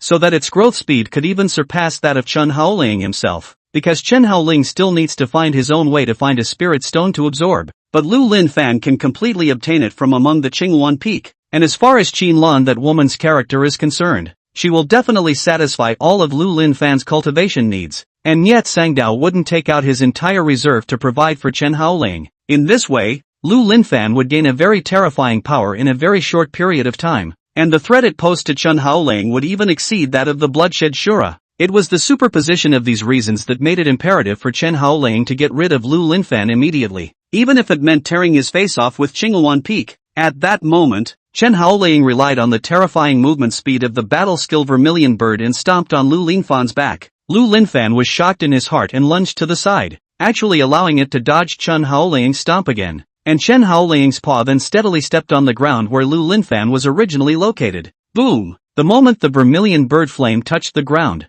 it exploded, and a dense heat wave swept in all directions, immediately sending Lu Linfan flying out. Pust! Lu Linfan spat out a large mouthful of blood, and his entire body fell straight to the ground. At this time, Chen Haoling, who was at the center of the explosion, once again killed in Lu Linfan's direction, and the sharp boundless blade was like the scythe of the god of death, cutting straight towards Lu Linfan's neck. Lu Linfan was so scared that he lost his voice and shrieked, "Ah, help!" But Chen Haoling didn't care about its pleas for mercy. If he wanted to blame it, he should blame it for making a fool of itself and actually swallowing the demon core soul. Otherwise, Chen Haoling wouldn't have wanted to kill it. However, just as Chen Haoling's boundless blade was about to slash Lu Linfan's neck, a dainty voice suddenly sounded, "Stop!" Then, there was a soft ding sound, and as if Chen Haoling's boundless blade had slashed on some metal object, it was instantly shaken by a strong counter-vibration force that caused it to fall backward repeatedly. In the next moment, Chen Haoling saw that Liu Ruyan, who had just been separated for a short while, reappeared, and she stood straight in front of Lu Linfan's body. In her hand she also held a snow-silver-colored whip, which was like a spiritual snake that surrounded her body in the air, and at the tip part there was a snake's head, and her eyes were filled with a dangerous light. After Lu Linfan saw that Liu Ruyan had arrived, he hurriedly stood up and then hid behind Liu Ruyan, saying with a face of fear and resignation, "Master, senior sister, this guy he tried to kill me. He also took that knife of his and tried to cut off my neck. Almost, just a little bit, I would have died in his hands." Saying that, Lu Linfan's eyes actually squeezed out tears in an aggrieved manner, while Liu Ruyan just gently patted his shoulder, indicating that it was already fine. She then looked at Chen Haoling with an incomparably angry look and said in a cold voice, "Chen Haoling, you are truly incorrigible. Thanks to that, I even told Master Teacher that you have changed, that you won't be in the same place as your last life, where you had murderous intentions towards Xiaofan in order to get us, but I didn't realize that you're still the same as ever. You haven't changed at all. What Master said really isn't wrong at all. All those behaviors you did previously were all your disguises. You still want to include me and Master Teacher all in your harem, right?" Chen Haoling but suddenly yelled at her, "Get out of your mom stuff, give me a dead side. Otherwise even you a piece of slaughtered." Chapter 72, The Furious Chen Haoling. Chen Haoling was already very angry at this time. He didn't even bother to explain to Liu Ruyan why he wanted to kill Lu Linfan. At the moment he only wanted to finish Lu Linfan off immediately. But Liu Ruyan was also enraged at this moment when she heard Chen Haoling actually dare to yell at herself. She immediately droned out, "Someone come!" As the words fell, the many armored soldiers on Qingluan Peak descended here in unison. At that moment, Liu Ruyan calmly said, "Protect little Fan while come on. If anything happens to him, I'll kill your entire family." The many armored soldiers clasped their fists and answered yes, then arched around Lu Linfan's side, looking at Chen Haoling vigilantly. Then, Liu Ruyan's gaze looked ferociously at Chen Haoling.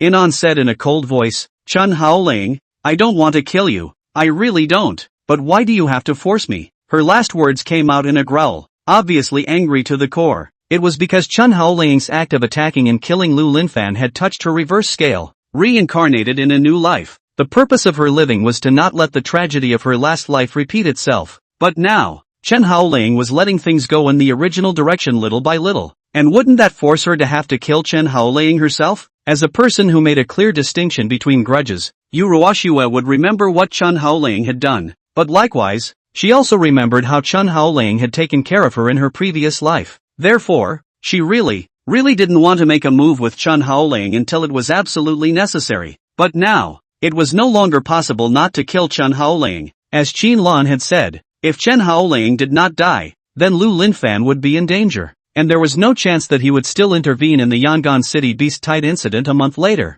Liu Ruyan will never allow her parents and friends to die in front of her again. Thinking of this, Liu Ruyan, with tears in her eyes, lifted up the spirit snake whip and smoked it in the direction of Chen Haoling. In her last life, she had been taken care of by Chen Haoling for 10,000 years and spoiled for 10,000 years, and today she was going to personally kill this man who had taken care of her for 10,000 years. But is Chen Haoling that easy to kill? At that moment, Chen Haoling compared a seal with one hand. Spatial art voiding. Open. In an instant, the spirit snake whip that had been drawn towards Chen Haoling went straight through Chen Haoling's body. However, It did not cause any strength attack on Chen Haoling, and it felt more like hitting his shadow. The next moment, Chen Haoling burst straight towards Lu Linfan's direction. Liu Ruyan was at the 10th turn halving stage, while he, Chen Haoling, was only at the first turn halving stage. If he fought alone, Chen Haoling simply couldn't be her opponent, so he definitely couldn't tangle up with her at the moment. Therefore, the strategy adopted by Chen Haoling was to fight a quick battle and kill Lu Linfan at the first opportunity, then immediately escape from the beginningless sword sect. Anyway, he had already roughly guessed the location of the opening of the martial tomb,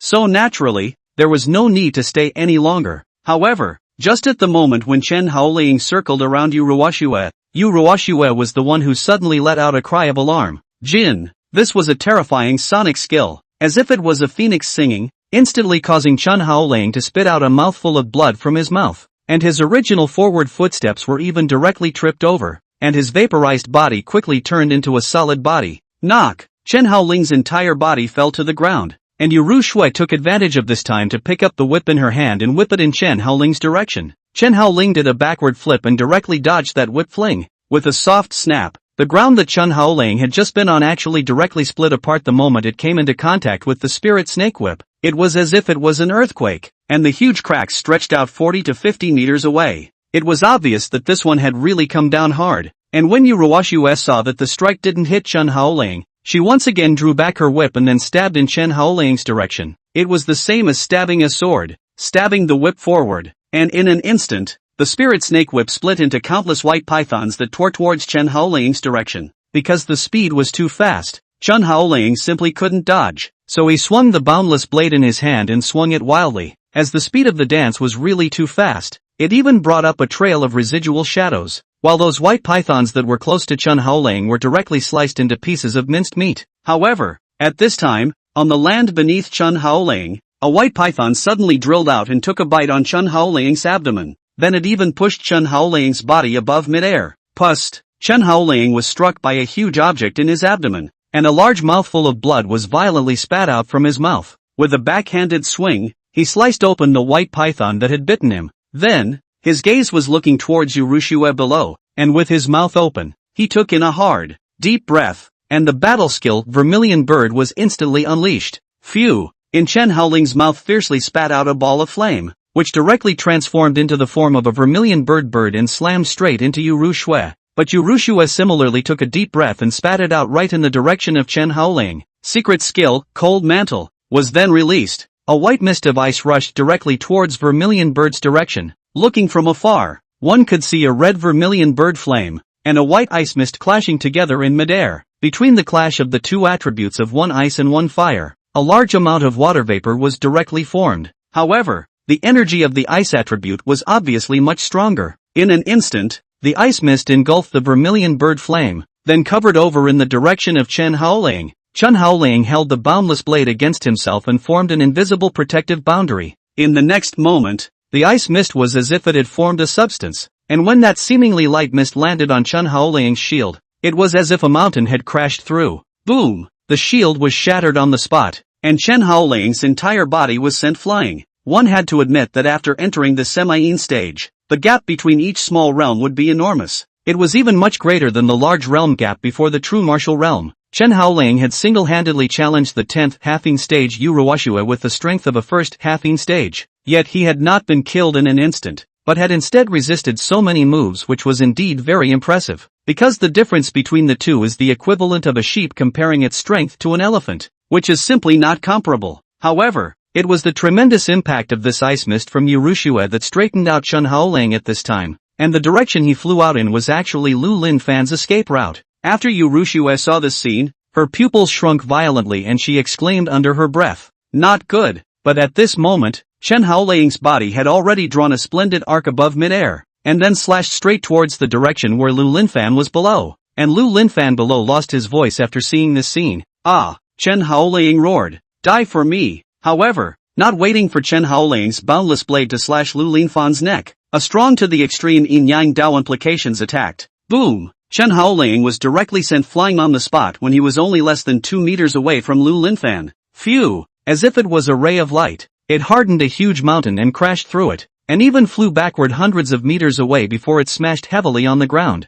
Vomit! Poof! The boundless blade in Chen Haoling's hand had been knocked away, and several bones in his body had been broken, so his entire body was suddenly in a state of serious and dying injuries, and in front of him Qin Lan slowly descended from above the sky. A single strike, just a single strike that Qin Lan had casually swung out, had struck Chen Haoling into this current state of near-death. One could imagine how big the gap was between the halving stage and the true yin-yang realm, and Qin Lan said indifferently at that moment, "Didn't you say that you were no longer interested in Fanner? Then what are you doing now?" An hour ago, Qin Lan was still furious and shedding tears because Chen Haoling no longer cared about her. But now, just because it involved Lu Linfan, she didn't hesitate to beat Chen Haoling to death. Evidently, in her heart, Chen Haoling's position was still far inferior to Lu Linfan, and at this time, after spitting out a few mouthfuls of blood, Chen Haoling slowly climbed up, to be able to stand up despite receiving such a serious injury. Only Chen Haoling could do it. Then, as if he were nothing, he casually patted the dirt on his body, and just said, "Today, Lu Linfan must die. On top of that, you, and that Liu Ruyan, are just as dead." Chapter 73, The Art of Blood Sacrifice to the Grieving Spirit. Qin Lan's expression changed slightly. She seemed to have thought of something, and almost instantly, she struck towards Chen Haoling's head. The force of this palm was very sufficient, hitting with the strength of a yin-yang realm powerhouse. It was enough to blow Chen Haoling's head off on the spot. However, Qin Lan saw that her palm lightly passed through Chen Haoling's head, and it felt as if it had hit the air. In the next moment, Chen Haoling quickly retreated backwards, and at the same time, he changed a mysterious spell seal in his hand. The forbidden technique Blood Sacrifice of Grievance Spirit was immediately cast. In an instant, Chen Haoling's face began to turn flushed, and his breath began to skyrocket at this moment. The so-called Blood Sacrifice Grievance technique was actually a forbidden technique that burned the lifespan of a person in exchange for their strength expanding in a short period of time. Back then, Zhou Hongshang, the lord of Yongan City, had performed a similar divine ability in order to stop Chen Haoling in his berserk state, and the result was that half of his life had been taken in, and this set of forbidden arts that Chen Haoling was currently using could be countless times stronger than the one Zhou Hongshang used. When Qin Lan was looking at Chen Haoling, a rare hint of panic appeared in her eyes. Obviously, she should have known how terrifying Chen Haoling's Blood Sacrifice Grievance Spirit technique was, which was why in that instant just now, she didn't hesitate to lay her deadly hands on Chen Haoling, only to miss, only to see that Qin Lan's body levitated in the air, and a sheet of flower petals steeply surfaced around her. Although they were petals, they shone with a metallic luster under the moonlight. Immediately afterward, these sharp petals attacked straight towards Chen Haoling's direction, and at this time, Chen Haoling's breath was still expanding. As soon as he was faced with that large swath of attacking petals, Chen Haoling took a deep breath and whispered under his breath, "Infernal hell." As the words fell, all the petals that were close to Chen Haoling rose up in a cloud of white demonic flames, and these demonic flames incinerated the petals almost instantly. Looking from afar, one would realize that the flower petals that Qin Lan swung out were like laser rays, densely shooting towards Chen Haoling, and it was as if an invisible protective shield appeared in front of Chen Haoling. When those rays approached Chen Haoling at a distance of about 2 meters, they all turned into a ball of sparks and dissipated. No matter how fast those rays were and how hard their texture was, they could not touch Chen Haoling's body in the slightest. And with a cold smile, Chen Haoling's body levitated up in the air, and in the blink of an eye, he arrived close to Qin Lan. Qin Lan was so shocked by the terrifying speed that she fell backward, her little face turning morose white, because, among her perceptions, Chen Haoling's aura had actually reached the level of the yin-yang realm. But how long has it been? Not even 2 breaths, right? The strength had crossed over from the first turning, halving stage, to the yin-yang realm level. Even if it's only temporary, it's a little too soon, isn't it? And at this time, Chen Haoling was obviously not prepared to let Qin Lan figure out why. He directly swung his fist and charged in Qin Lan's direction. Knock! A punch, without any fancy moves. Just a simple punch that directly whacked Qin Lan in the face. This punch even sent one of the teeth in her mouth flying out, and then a clear fist mark surfaced on that delicate little face. Boom! Qin Lan slammed heavily into the ground and sent a thick cloud of smoke up from the ground there. Chen Haoling lifted a finger and pointed it in the direction where Qin Lan was, and a flame ray that was concentrated to the extreme shot straight out from his finger. Phew! A red light streaked above the dark night sky, steadily hitting Qin Lan, who had fallen to the ground. Put! The red light shot through her heart on the spot. Qin Lan screamed in pain. An incomparable look of despair appeared on her face, and then, her body convulsed twice with force. before she stomped on both feet and was lifeless. Chen Haoling didn't go down to take a closer look. He just searched Qinlan with his divine thoughts and immediately rushed back towards Lu Lingfan's direction after determining that her heart had stopped beating. In the distance, the boundless blade that he had flung away also returned straight back to his hand at this moment. While flying rapidly above the sky, Chen Haoling's face became increasingly pale, and there was even blood spilling out from the corners of his mouth. The effects of blood sacrifice to the spiteful spirit were indeed very powerful, allowing a cultivator's strength to advance by a large realm in a short period of time. But the cost is equally huge. That is, within this time when Chen Haoling reached the Yin-Yang realm, every second that passed, his lifespan would be consumed by 1 year. Based on the fact that Chen Haoling's current lifespan was only 120 years at most, then the time he could maintain on the Yin-Yang realm would only be 120 seconds in total. Once those 120 seconds passed, his strength would fall back down to the first turning halving stage, and at the same time, his lifespan would be completely used up. And that was why, after instantly killing Qinlan in seconds, Chen Haoling didn't go up to her to check if she was cleanly dead or not, because time was too tight. So if he wanted to kill Qinlan, Yu Ruoxue, and Lu Linfan all in this short 120 seconds, then he was destined to not be able to check their corpses one by one, and could only do it quickly. Soon, Chen Haoling flew back to Lu Linfan's original location. Only, at this moment, Lu Linfan had already run away somewhere. Solely, Chen Haoling directly unfolded his divine thoughts and released them outwards. Wow! Only to see, a point of light emerged from Chen Haoling's brow, and then, the point of light violently erupted outwards, and from afar, it looked like a huge circle of light, centered on Chen Haoling, rapidly spreading out. In just these few seconds of effort, Chen Haoling's divine thoughts covered a radius of tens of miles. Then, his eyes lit up slightly and he sneered under his breath. Found you! With that said, Chen Haoling's figure plummeted straight down towards the ground, his palm striking towards the ground in a smooth manner. Boom! The moment Chen Haoling's palm made contact with the ground, this ground all began to tremble violently, a crack spreading out in all directions as if it were a spider's web. At the same time, a ray of light erupted from within those cracks, and with Chen Haoling's low roar, explode. In the next moment, the cracked ground began to expand dramatically, and after a loud explosion, countless rocks were blown upwards, and in the middle of the ground hundreds of meters deep, Yu Ruxue as well as Lu Linfan and the others were blasted out together. They were gathered in a transparent light shield, and it was thought that it should be Yu Ruxue's secret method that wrapped her and those armored soldiers and Lu Linfan in it, and then took them to vanish into the ground. Unfortunately, they still failed to escape Chen Haoling's divine probing. After Yu Ruoxue felt that yin-yang realm aura on Chen Haoling's body, her pupils shrunk slightly and she whispered under her breath, "How is that possible?" But soon, she understood what was going on, and at that moment, she controlled the transparent light shield to fall to the ground, and then raised her eyes to confront Chen Haoling, saying loudly under her breath, "Chen Haoling, I know that you used a blood sacrifice to spite the spirit, but, knock." Before Yu Ruoxue could even finish her sentence, Chen Haoling suddenly arrived in front of her and violently struck out with a left hook, hardening Yu Ruoxue's soft and boneless delicate body and sending it flying hundreds of meters away. At the same time, Chen Haoling was gripping the boundless blade in his hand tightly before swinging out thousands of scythe blades in the direction of Yu Ruoxue. Boom boom boom! Yu Ruoxue crashed into a mountain on the opposite side, and without waiting for her to react, thousands of spiral blade chi had already approached, and then, in the midst of her cry of surprise, the sickle blade chi bombarded the entire area she was in into rubble. This time, even if Yu Ruoxue didn't die, she would be crushed under the rubble and unable to move. Chapter 74, Ancient God Exorcising Sword Formation, reappears on Earth. Finally, Chen Haoling's gaze was looking at Lu Linfan. At this moment, the other armored soldiers still wanted to make a move in to block them, but Chen Haoling was the one who stuck the boundless blade on the ground. Blade technique, heavenly communal killing. It was instantly launched. In the next moment, a sharp spike, as if it was a spear, violently rushed out from under the ground. These ground thorns rushed out at a very fast speed, and in an instant, they pierced through those armored men who were resisting in front of Chen Haoling, the kind that pierced from the bottom up. Even Lu Linfan, whom they had protected at the end, was similarly pierced through his body. Ah!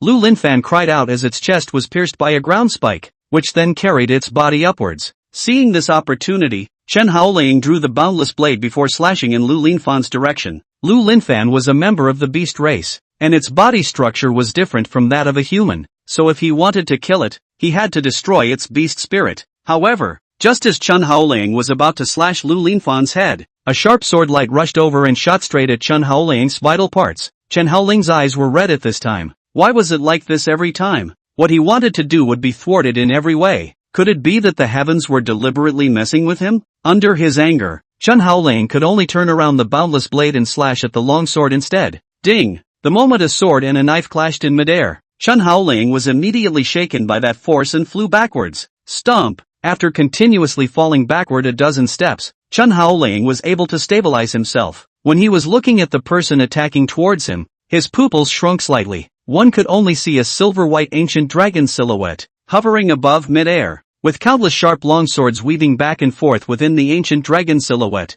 and the person controlling the ancient dragon's shadow was actually Xinyan. Behind her, there were 15 other beautiful young girls who stood amongst the various key parts of the ancient dragon shadow, thus supporting the normal operation of the entire ancient dragon shadow. Xinyan glanced at the seriously injured Lu Linfan, and then stared at Chen Haoling in anger, and finally she laughed maniacally. And while she laughed maniacally, there were still tears flowing out of her eyes. And then, she said to Chen Haoling, "Senior brother, do you remember this sword formation? Back then, the 18 of us relied on this formation to defeat you." With that, Xinyan controlled this huge ancient dragon silhouette to let out a dragon roar that resounded through the 4 fields. The huge sound waves caused all those ground thorns to disconnect, and even Chen Haoling, who was standing in place, revealed a stunned expression, because, at this moment, this set of ancient dragon void that Xinyan was performing was exactly the Swire execution sword formation that Li Xinyue and the others had used in order to deal with him in the previous life. Chen Haoling couldn't forget the scene where he was defeated under this formation until now. At the same time,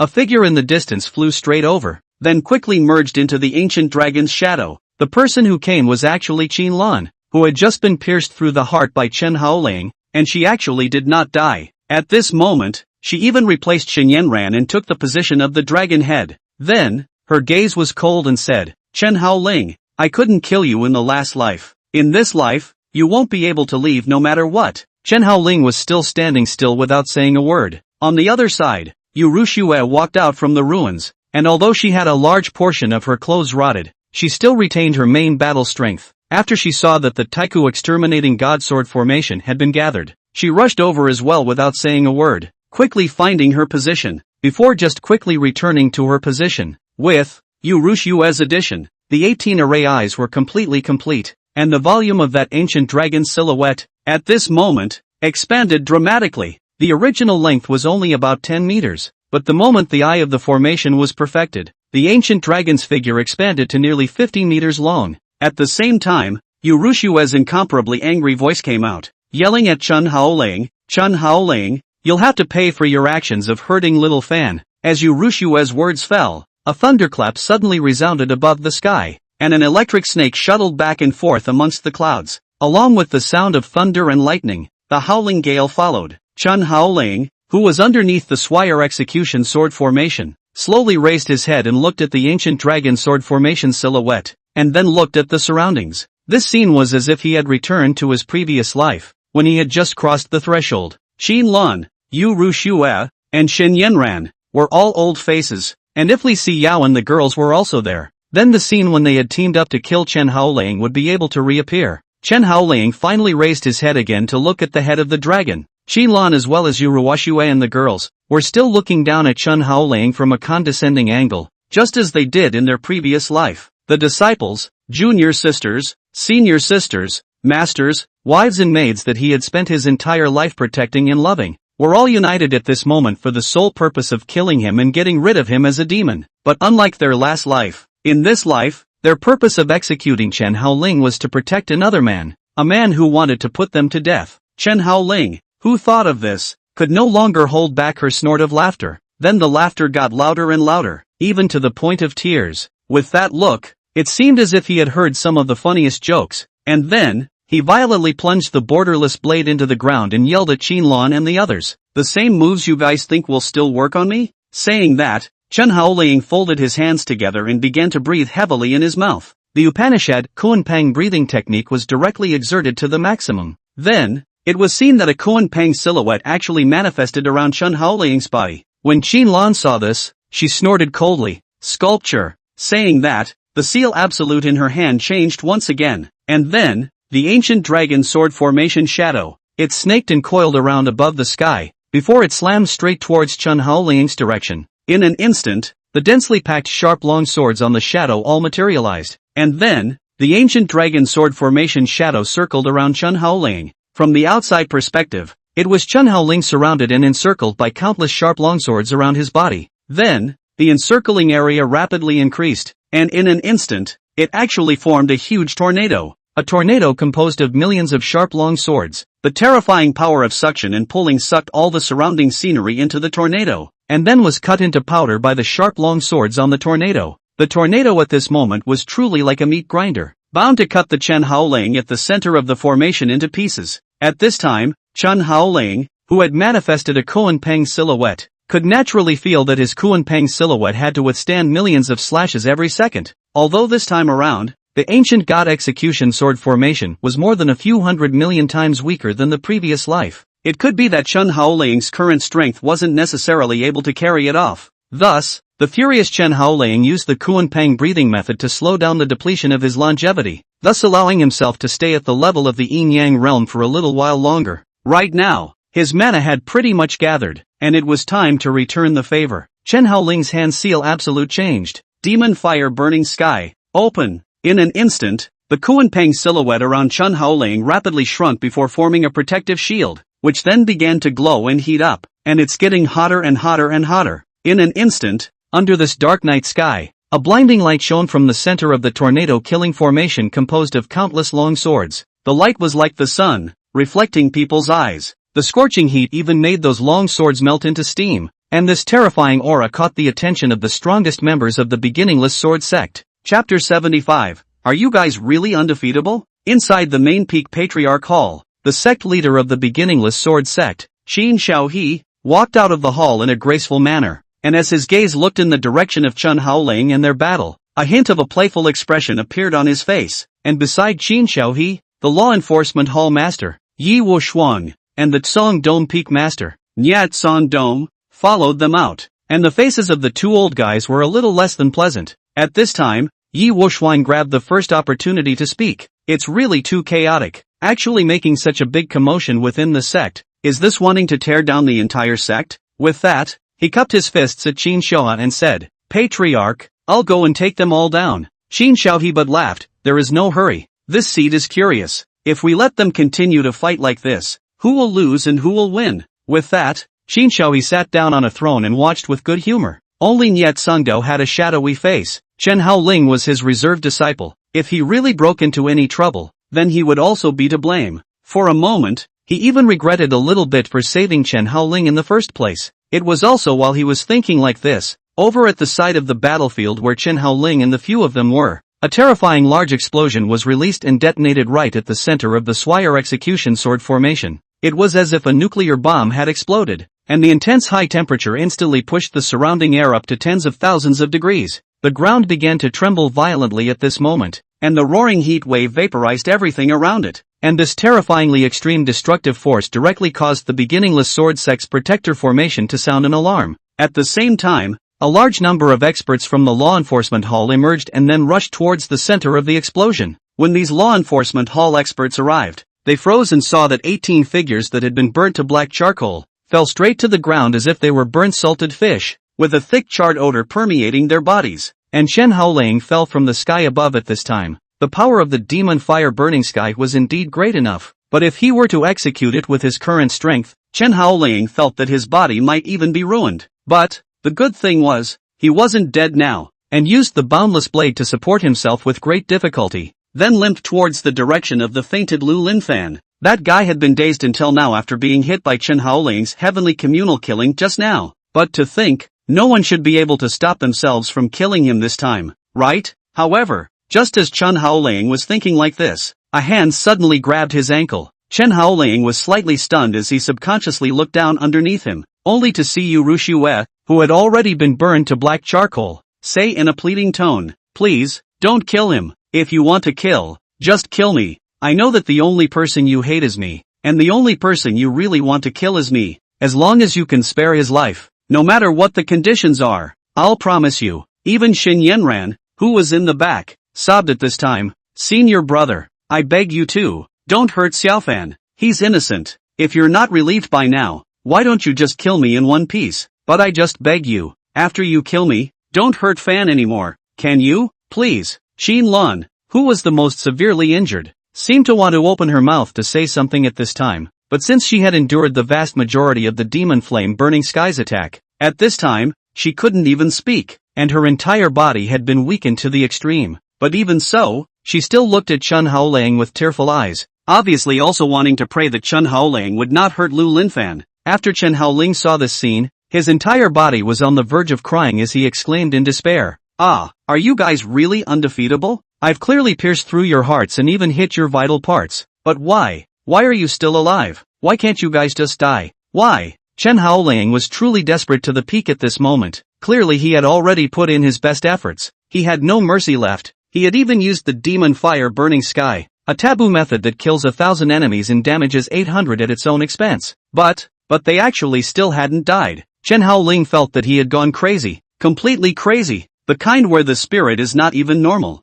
Under the anger, Chen Haoling lifted up the boundless blade in his hand, and said in a cold voice right at Liu Ruyan, "I just don't believe that by chopping off your head as well, you guys still can't die." But at this time, a palm was grabbing Chen Haoling's wrist, and then a voice came out, "That's enough. This farce should stop." As soon as these words came out, Chen Haoling turned his head to look at the person behind him who was speaking, only to see the law enforcement hall patrol squad leader Li Ruyan staring at Chen Haoling with an expressionless face. Chen Haoling's eyes narrowed as he thought about whether or not to kill this fellow piece by piece, but a loud laugh sounded above the sky. "Wu Yang is right. It's time to stop this farce today in moderation." The moment this laughter sounded, Chen Haoling's expression changed slightly as he looked up with difficulty, only to see that Qin Shouha, the sect leader of the beginningless sword sect, was hovering not far away in mid-air, and his mana fluctuations were actually of the great perfection in Yang realm. On top of that, Yi Wushuang, the law enforcement hall master, and Nye Tsunxiong, the Tsungdao peak master, followed closely behind. Although these two powerhouses weren't as high as Qin Shaohe, they were still veteran in Yang realms. The moment these three people stepped forward, Chen Haoling knew that, come on, today was a waste of time. Lu Linfan didn't kill them, and Liu Ruyan as well as Qin Lan and the girls were still alive and well, but he got himself all bruised up, and even his life expectancy was depleted. Oh, if this was the result, then what was the point of all that Chen Haoling had done previously? Chen Haoling, who thought of this, let go of the boundless blade in his hand and allowed the blade to fall to the ground, and then, his entire body fell straight down. At this moment, he had no strength left, and at the same time, his aura had also fallen back to the level of the first turn half-fiend stage. Nye Tsunxiong stepped forward to help Chen Haoling up, and then turned to Qin Shouha and asked, "Patriarch, how should this brat be dealt with?" Qin Shouhe glanced at the damaged scene, before looking at Chen Haoling again and said, "Take him back to your Xong Dome Peak and watch over him." The moment these words came out, Yi Wushuang was offended. He immediately stepped forward and said, "Patriarch, this brat has caused so much destruction, should we just let it go?" Qin Shaohe, however, said indifferently, "His life force is already approaching a state of exhaustion, and he will die completely in 3 days at most. Do you expect a dying man to compensate us for these losses?" As soon as these words came out, Yi Wushuang looked at Chen Haoling in shock, and then said, "He only has 3 days left in his lifespan?" Qin Shaohe put his hands behind his back and said with some regret before just turning his back, "Forcing his cultivation to rise is already a move against the heavens, not to mention bursting out with such a powerful technique, and in doing so, it further exacerbated the depletion of his longevity. It's a pity. This kid is also considered a good seedling. If he can survive, if he is properly cultivated in the future, perhaps my beginningless sword sect will be able to give birth to another young powerhouse." Chapter 76, Lu Linfan has become the inheritance disciple of the beginningless sword sect. When Chen Haoling woke up, it was already 2 days later at the hour, 8:30 a.m. He sat up from the bed with great difficulty, and his eyes glanced at the furnishings around him, realizing that this was in the middle of his compound at Xong Dome Peak. Chen Haoling, who saw this, subconsciously wanted to get off the bed, but at this time, Nye Tsunxiong was walking in with a bowl of medicinal soup. "It's best not to move around, or else the wound will reopen again." Chen Haoling sniffed. Only then did he notice that his body had been wrapped with a circle of bandages, and a pungent herb smell was wildly impacting his nostrils. It wasn't until then that Chen Haoling had the hindsight to remember the scene before he fainted. and he looked up at Niet Sangxiang and said, "Master, was it you who saved me back?" Niet Sangxiang placed the medicinal soup on a side table, and then slowly sat down as he let out a sigh. "Don't call me master yet. I haven't officially taken you as my disciple. Besides, you're not exactly saved yet." Chen Haoling was slightly stunned. "Not considered saved? What do you mean?" Niet Sangxiang took out a Yuanying stone from within his storage ring and just threw it to Chen Haoling. "Do you recognize this thing? Inject your mana into it and you'll be able to see your current lifespan." As soon as Chen Haoling picked up the Yuanying stone, and without much thought, he injected his mana into it, and then he saw that a number was clearly displayed on the fist-sized Yuanying stone, 1,300 hours. When he saw this number, Chen Haoling's pupils shrunk slightly, and he exclaimed under his breath, "My lifespan, only 13 hours left?" 2 days ago, when Chen Haoling had executed the blood sacrifice grievance spirit technique, he had actually foreseen that his lifespan would be consumed subsequently, but how could he have imagined that when he woke up with a start, he would actually have only a little more than a day of lifespan left? Then, if we follow this time, wouldn't it mean that when we wait until tomorrow's 6th hour, 10:30 a.m., we will be seated immediately? After realizing this, Chen Haoling immediately had sweat flowing down his forehead. His eyes were a bit flustered, and his palm holding the Yuanying stone was a bit trembling. If a mole cricket can still steal life, how much more so can a living human being?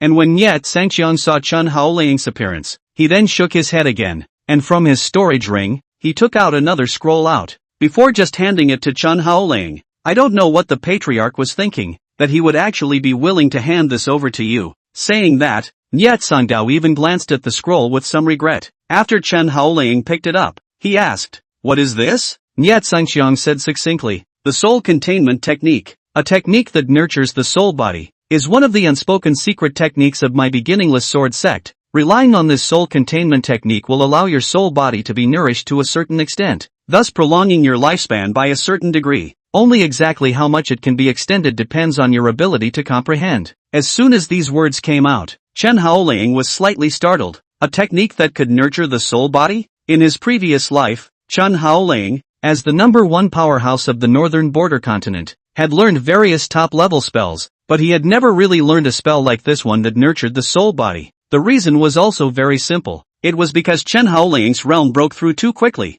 and every time there was still a lot of longevity left that hadn't been consumed, he would break through into the middle of a higher level, and that leads to, the more he builds up his lifespan. At the later stage, upon arriving at the Saint King realm, his lifespan would even have to be measured in billions of years as a unit of measurement. Therefore, the so-called soul containment technique was something completely dispensable to him. Chen Haoling looked at this book of soul containment technique, before turning to Niet Sangdong again. "Elder, no merit, no reward, the patriarch gave me this item, there should be a condition, right?" Niet Sangxiang at this moment took out his that wine gourd again, then took a big mouthful, and then cursed and said, "At the loss of your kids still know that you can't get anything for nothing. Just as well, I'll tell you plainly, 2 days ago, that big explosion you triggered near Greenluan Peak blew up quite a few of my beginningless sword sect's facilities, and even killed quite a few people. According to the rules of the sect, you should be imprisoned in the blood prison for execution, but you brat don't know what kind of luck you stepped on.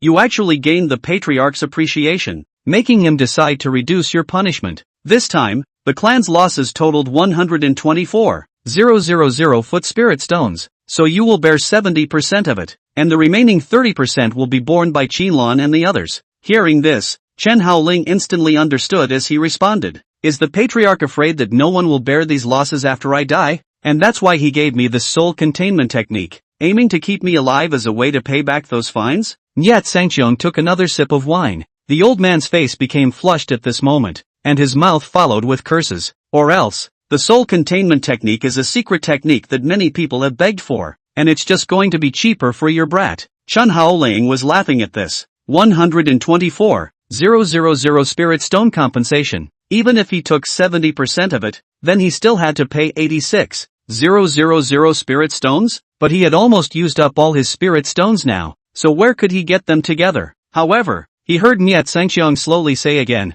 "When tomorrow morning rolls around, you'll follow Liu Ruyan and head to Yongan City." Chen Haoling subconsciously Niet Sangdao's sudden change of topic made him a bit unresponsive. The other party did not equivocate and said directly and plainly, "I have already applied to the sect to transfer you and Liu Ruyan together to Yongan City to serve as a town guardian envoy." At that time, You should have the chance to earn enough spirit stones in that place to pay this fine from the sect. Chen Haoling raised his eyebrows and said in a somewhat odd manner, can serving as the town envoy of Yongan City earn more than 80,000 spirit stones in one go? Nyat Sangqiang laughed, then scolded. You want to fart, eat it. 80,000 spirit stones you think is a big cabbage to say earn can earn? Old me is asking you to earn spirit stones by hunting some of the beasts there after you arrive at that place. Do you understand now? Chen Haoling oh twice, sort of understanding, but immediately afterward, his eyes widened slightly as he said, the beasts of Yongan City? Nyat Sangqiang nodded. The clan scouts have discovered that in recent times, some of the beasts have left the savage forest and then entered into the middle of our Tendu province's boundaries.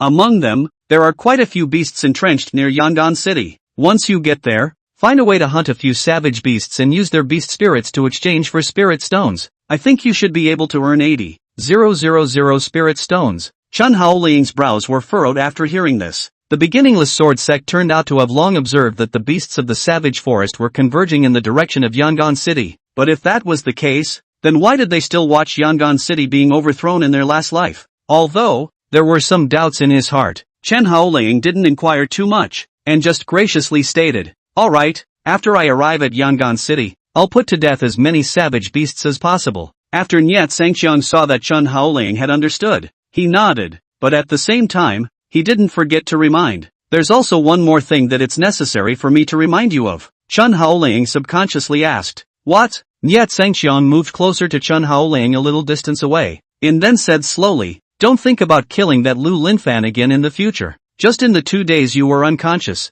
he has become one of the sect's inherited disciples. If you make a move against him, it's equivalent to going against the entire beginningless sword sect, and at that time, neither the patriarch nor the old man will be able to protect you. Chapter 77, Chen Haoling's longevity regained. As soon as these words came out, Chen Haoling's pupil shrunk slightly as he exclaimed under his breath. What? That fool actually became one of the sect's inherited disciples? Chen Haoling naturally knew what a legacy disciple was. In short, it meant a candidate for sovereign, but also the core of a sect, the root of the root. Placed in the secular world, it was equivalent to being like the emperor's son. In the future, if Qin Xiuwo were to ascend to the heavens or retire to the background, then the sect would choose one of these heritage disciples to come out and serve as the new sect leader. Chen Haoling's entire body was a bit confused as he said, no, what does that stupid Lu Linfan have? How did he become one of the sect's legacy disciples? Nyat Sangqiang clasped his hands on his chest and sneered, it wasn't even your kid who did it. Chen Haoling subconsciously raised a finger to point at himself. Me? What does it have to do with me? Nyat Sangqiang slowly said, 2 days ago, you gave him a brutal beating, as if you had unintentionally opened up his meridians, which surprisingly caused him to display a very amazing cultivation talent, as well as superb spiritual perception. This matter has even alarmed those supreme elders among the heavenly god palace. It was also after their resolution that this led to Lu Linfan being accepted as the sect's legacy disciple. Chen Haoling reacted when he heard this. The cultivation level skyrocketed. The spirit strengthened. This would happen. That should mean that Lu Linfan and that bloodshed demon Luo's soul had completed their fusion. Chen Haoling, who thought of this, then laughed and said, come on, it's really a case of stealing a chicken. He had originally thought of destroying the magic core and leaving the beginningless sword sect, but it turned out that instead of destroying the magic core, he even allowed it to fuse with that bastard Lu Linfan. Even if they fused, Chen Haoling himself had only 1 day left to live because of it. What the is this? Then, Nyat Sangqiang stood up again, and then walked towards the door. Alright, what should be said has already been said to you by the old man. What to do subsequently depends on you. Whether or not you can survive this successfully, again, depends on your fortune. Besides that, there is one more thing the old man should remind you of. Chen Haoling once again looked up at Nyat Sangqiang and asked, it can't be that there's any more bad news, right? Nyat Sangqiang smiled. The beasts that are entrenched near Yongan City this time seem to be different from the beasts that have been foraging in the wild in previous years. I'm worried that after these beasts gather to a certain size, they might trigger a beast tide. So, if necessary, don't care about the clan rules. Take Liu Ruyan and the others and leave immediately. Chen Haoling's mouth was pursed. You can report this matter to the patriarch, so that the patriarch can specifically order the removal of all the sect branches in Yongan City. So there's no use in talking to me? Nyat Sangqiang snorted coldly. Patriarch won't order the evacuation of the branch just because of old man's words, and it's unlikely that the 80,000 people in the city will agree to move out. In there, This is also just the old man's guess. The specific will not appear beast tide, is not yet known. The old man is just reminding you. Listen to it or not depends on your own. As the words fell, Jiangshan stopped talking and walked straight towards the door. Once the door to the room was closed, Chen Haoling let out a cold snort. In his last life, that stupid Liu Ruyan was the reason why he saved her life. And as a result, she helped that stupid woman Li Xinyue to come together to attack and kill him. How could he possibly save her once in a new life? What's more, didn't she boast that she had already researched a formation to fight the beast tide? Then there was even less reason for one to bother with her crap. Just let her die. Thinking like this, Chen Haoling opened the book, The Art of Soul Containment, and prepared to study this thing. Now, Liu Linfan was no longer able to move it, so before it retaliated against him, the only thing he could do was to desperately cultivate and try to fight to raise his strength to the level of the yin-yang realm by the time it came for him. But the thing that kills me is that I still have quite a lot to do right now. Do I really have enough time to cultivate? Chen Haoling's face revealed a trace of sadness. He casually picked up the medicinal soup that Jiangshan had handed over to him in just a gentle sip, and then he began to think about what he should do on the next road. The first is the problem of longevity. This is the most important. Although relying on the soul containment technique can return to a wave of blood, but in the end, it is not a permanent solution. The follow-up is bound to find a way to get rid of the problem once and for all. The next thing was the matter of the tomb of Wushu, and there was probably about a month left before the first calamity of the tribulation erupted. If he couldn't successfully find the martial tomb and open the blood will pupil in this 1 month's time, then even if he found a way to greatly extend his lifespan, he would still die just the same when the tribulation erupted. Then the third problem to be solved was that Liu Linfan. Next time if there was a chance he would definitely not let it go. Finally, there was the bill of fines handed to him by the clan. Total, 86,000 spirit stones. However, since there was no time to pay this fine, Chen Haoling scheduled it last, waiting until all the previous problems were solved and then dealing with this last one, only to see Chen Haoling come to the table and sit down, taking out a paper and pen and writing down these questions one by one.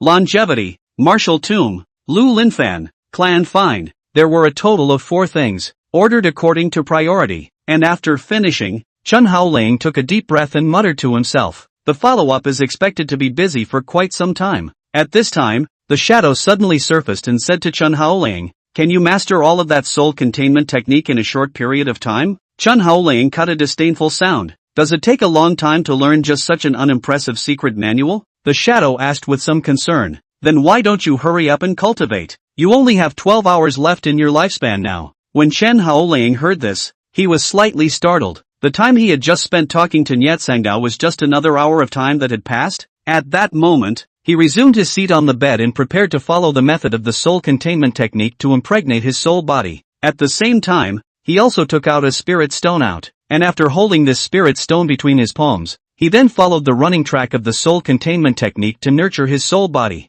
Not long after, a dense stream of soul power began to emerge from Chen Haoling's body. When the shadow on the side saw this scene, he subconsciously looked at the soul containment technique scroll on the side, before picking it up and giving it a good look. Then, it looked at Chen Haoling with some amazement and whispered under its breath, good boy, it can actually play like this? If one cultivated according to the trajectory of the operation of that soul containment art, Chen Haoling could actually only extend his lifespan by about 7 days at most, because its principle was to nourish the soul body by accelerating the body's self-repair, thus ultimately achieving the effect of prolonging longevity. But then the effect of the extension will be severely limited, and it may increase to 7 days before it is no longer possible to continue. But when this soul containment technique fell into Chen Haoling's hands, the effect was different. He directly modified the operating path above, nourishing the soul body by absorbing the spiritual chi from the spirit stones, thus allowing the soul body's longevity to increase and break through this 7-day bottleneck.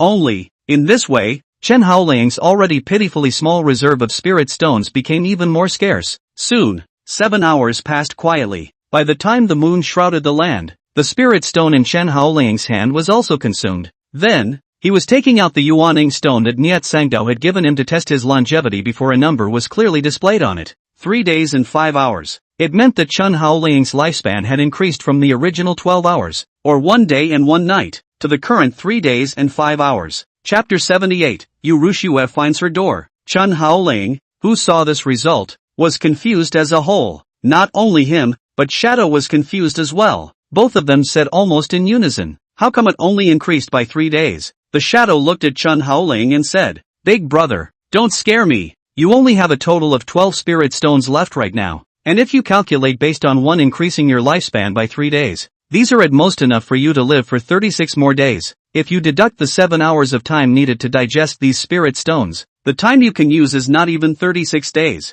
If you want to recover to the previous standard of 120 years of lifespan, then you'll need at least 14,000 spirit stones to do so. Oh yeah, there's also the fact that you need at least 15,000 spirit stones to break through from the first turning halving stage to the second turning halving stage as well. If you include all of these scattered expenses, just the 12 spirit stones you have left really aren't even enough to stuff your teeth. The corners of Chen Haoling's mouth twitched. In on cursing, of course I know. No need for you to remind me. At this moment, Chen Haoling was really very annoyed. At that moment, his mind began to think about where he should go to get spirit stones to do so. In theory, after he became a disciple of the beginningless sword sect, he would be able to receive a monthly salary of 30 spirit stones every month, but only if he completed the various tasks set by the sect. Besides, 30 spirit stones, what does it matter? He would need at least 200,000 spirit stones to break through from the first turning halving stage to the 10th turning halving stage, and if he wanted to impact the yin-yang realm,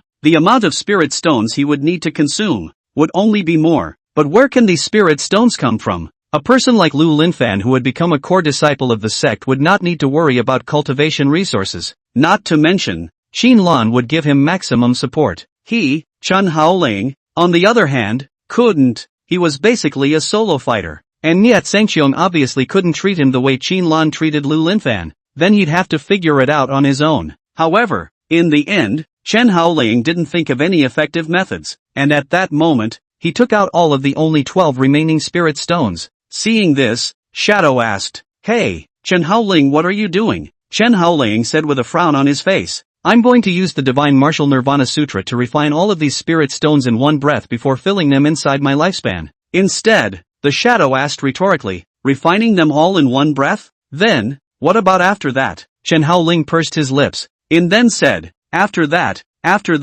first save your life. The Shadow seemed to want to persuade something more, but in the end it too sighed and did not stop anymore. As expected, the bottom-tier minor cultivators without cultivation resources had to fight tooth and nail to even survive. At that moment, Shadow said slowly, I suddenly kind of missed the time when you were adopted by Li Xinyue. At least at that time, there was no need to worry about spirit stones at all. Chen Haoling's mouth pursed when he heard this. Indeed, when Li Xinyue was still by his side, she casually gave him large tens of thousands of spirit stones. Where would he be like now? Stingy and unable to make decisions for a few spirit stones. For a while, Chen Haoling even missed her a bit. He just didn't know what she was doing. It had been half a month since we had parted ways in Yongan City without hearing from her, and we didn't know where she had gone during this time. Shaking his head, Chen Haoling forced himself not to think about Li Xinyue's matter and focused on refining these spirit stones in his hands. Relying on the superb refining ability of the Divine Martial Nirvana scripture, it quickly allowed Chen Haoling's longevity to gain a certain degree of increase, but at the same time,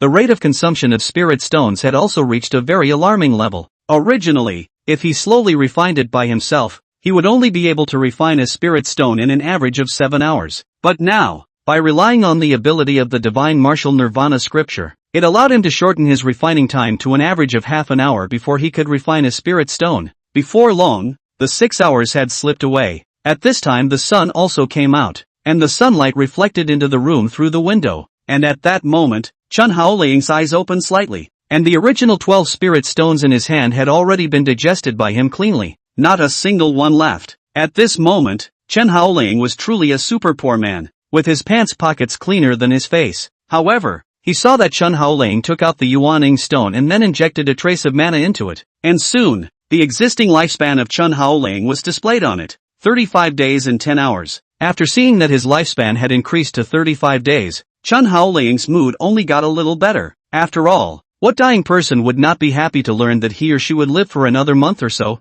Along with the rebound of longevity, the wounds on Chen Haoling's body also quietly recovered in the course of this one night. It's like it's never been seriously injured. Then he went into the middle of the bathroom and first gave himself a clean, hot shower. After finishing, After changing into a clean shirt, as a person with a mild cleanliness fetish, Chen Haoling was the most unable to accept his state of being covered in dirt. Originally, he had wanted to take a bath yesterday, only that he hadn't done so because he hadn't recovered from his injuries. Now that the injuries were healed, it was only natural that he would clean himself up and come at the first opportunity. At that moment, Chen Haoling still wanted to eat something before traveling to Yongan City, but at that moment, a petulant voice sounded outside the door. Chen Haoling, are you dead yet? If you're not dead, hurry up and come out. Chen Haoling ignored the voice because he knew that it was Liu Ruyan who had come to find him. Obviously, 3 days ago, this idiot was almost slaughtered by himself, but I didn't expect that he would still dare to come of his own accord.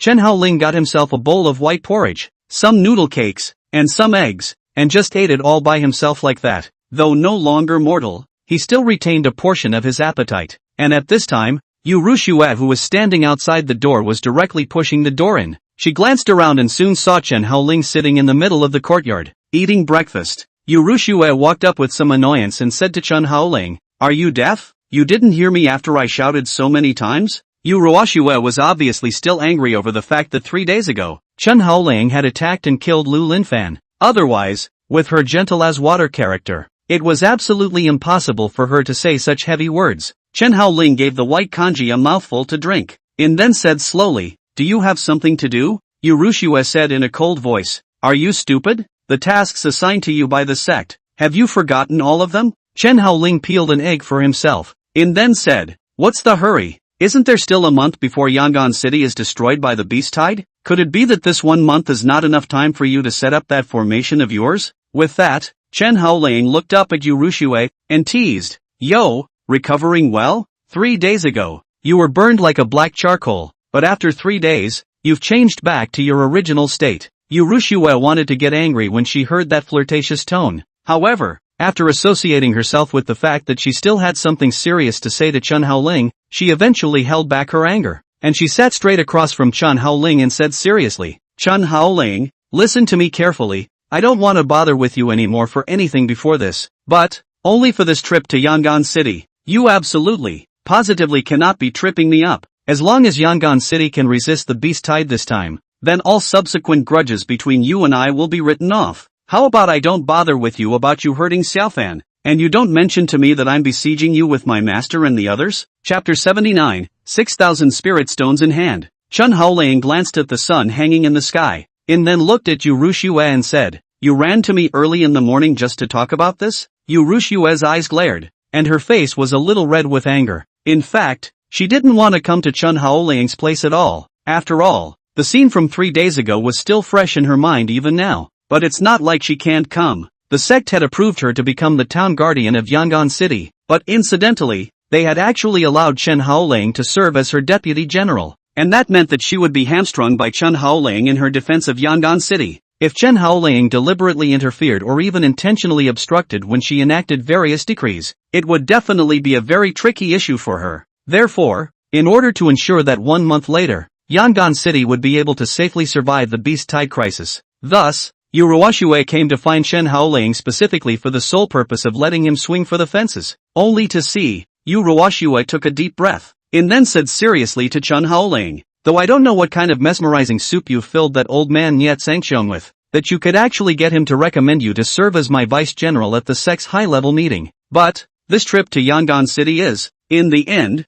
my sole responsibility, and your presence is completely dispensable to me. So, I'll set you up in a casual position so you can live out this time in peace, and I have only one request, that you do not interfere in any of my decisions during my tenure. Can you do that request?" Chen Haoling smiled when he heard this. Half an hour ago he was still worried about where to go up to get spirit stones. It was not immediately delivered. I have to say that God was quite okay with him, coming over to deliver pillows of his own accord when he was sleepy. Thinking of this, Chen Haoling stretched out a finger at Liu Ruyan. Seeing this, Liu Ruyan subconsciously asked, "What for?" Chen Haoling smiled faintly. "Aren't you hoping that I won't interfere in all your decisions? So that's why you're trying to arrange an idle position for me, so that I can act as a vase? Sure, no problem. But, during the time I'm working as a vase, you have to pay me 100 spirit stones every day." As soon as these words came out, Liu Ruyan quit. She violently stood up from her position and exclaimed under her breath, 100 spirit stones a day? You want spirit stones like crazy? My monthly salary for a month is only 80 spirit stones. Where am I going to find you that many spirit stones to come over? Chen Haoling ate the noodle cake in his hand. Inon said slowly. The chief senior disciple of the Green Luan Peak Master says that he doesn't have any spirit stones on him? Is that something that you'd believe when you say it? Other than that, there should be quite a bit of all that oil and water that the disciples of the medicine hall honor you with, right? A flash of panic flashed through Yu Ruashue's eyes when these words came out. Those in high positions, and which will not have some of their own part-time channels, if relying on that fixed dead wages, would have starved to death. However, in the face of Chen Haoling's lion's share of asking price, Yu Ruashue still couldn't accept it, so she wanted to open her mouth and bargain with Chen Haoling, but Chen Haoling was a hand raised, signaling to stop. I'm the first to say, don't be in a hurry to refute me. You should know very well how severe this Yongan City crisis is, so if you don't want me to trip you up in the process, you'd better do as I say. 100 spirit stones a day. 1 sun less. No negotiation. These words were actually equivalent to threatening Yu Ruashue. It was telling her that if she dared to disobey, then he would frantically trip her up. For a while, a cold killing intent even burst out from Yu Rushue's eyes. For a great cultivator of the 10 turns halfing stage to be threatened by a tiny 1-turn halfing stage mole cricket, this was simply a great shame. But in the end, she chose to compromise in order to save the many common people of Yongan City, as well as her own biological parents. Only to see, Yu Rushue resumed her seat, and then she took out a storage bag that was specially used to store spirit stones from within her own storage ring. Before just handing it over to Chen Haoling, there are 6,000 spirit stones here, and for the next 2 months, I don't want to see you raise any objections to my decisions. This includes the arrangement of the Great Luotong Tian formation. Can it be done? Chen Haoling looked towards the bag of spirit stones and almost didn't laugh out loud. He knew that this had a lot of stock. For a while, he actually regretted a little bit and felt that his asking price just now was a little bit too low. But the words have been set out.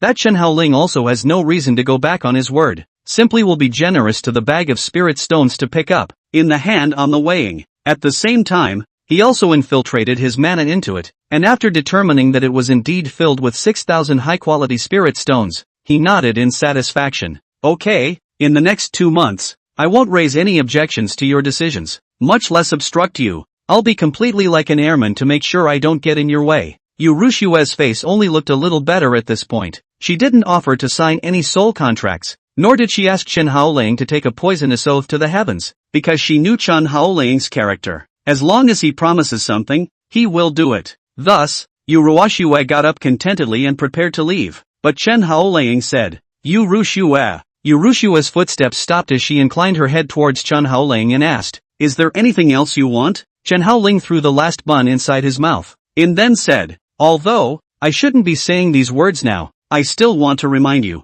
there is still a whole month before the beast tide descends. It's totally too late to escape at this time by bringing the people in the city along with you and then hiding in other cities. Don't wait until it's too late to cry all over again. The meaning of these words was obvious. Chen Haoling was reminding her that the Daelatongtian formation of hers was useless and could not resist the beast tide at all. Not even 10 beast races could resist a simultaneous attack. But if the people of the city were evacuated with them at this time, there would still be hope of survival. Don't wait until the beasts surround the city, then you won't even be able to escape. However, Yu Ruashue let out a cold laugh. She naturally heard Chen Haoling's words and said with a mocking face, Chen Haoling, I don't deny that you were very powerful in your previous life, but you should also be clear about one thing. What is meant by specializing in your craft? Who are you? Someone who doesn't even know anything about formations, to question the formation that I spent hundreds of years of my life creating? Or maybe you simply want my parents, my relatives, my friends, all to lose their homes and then live as uprooted as beggars? Chapter 80, Niet Suncheon's granddaughter,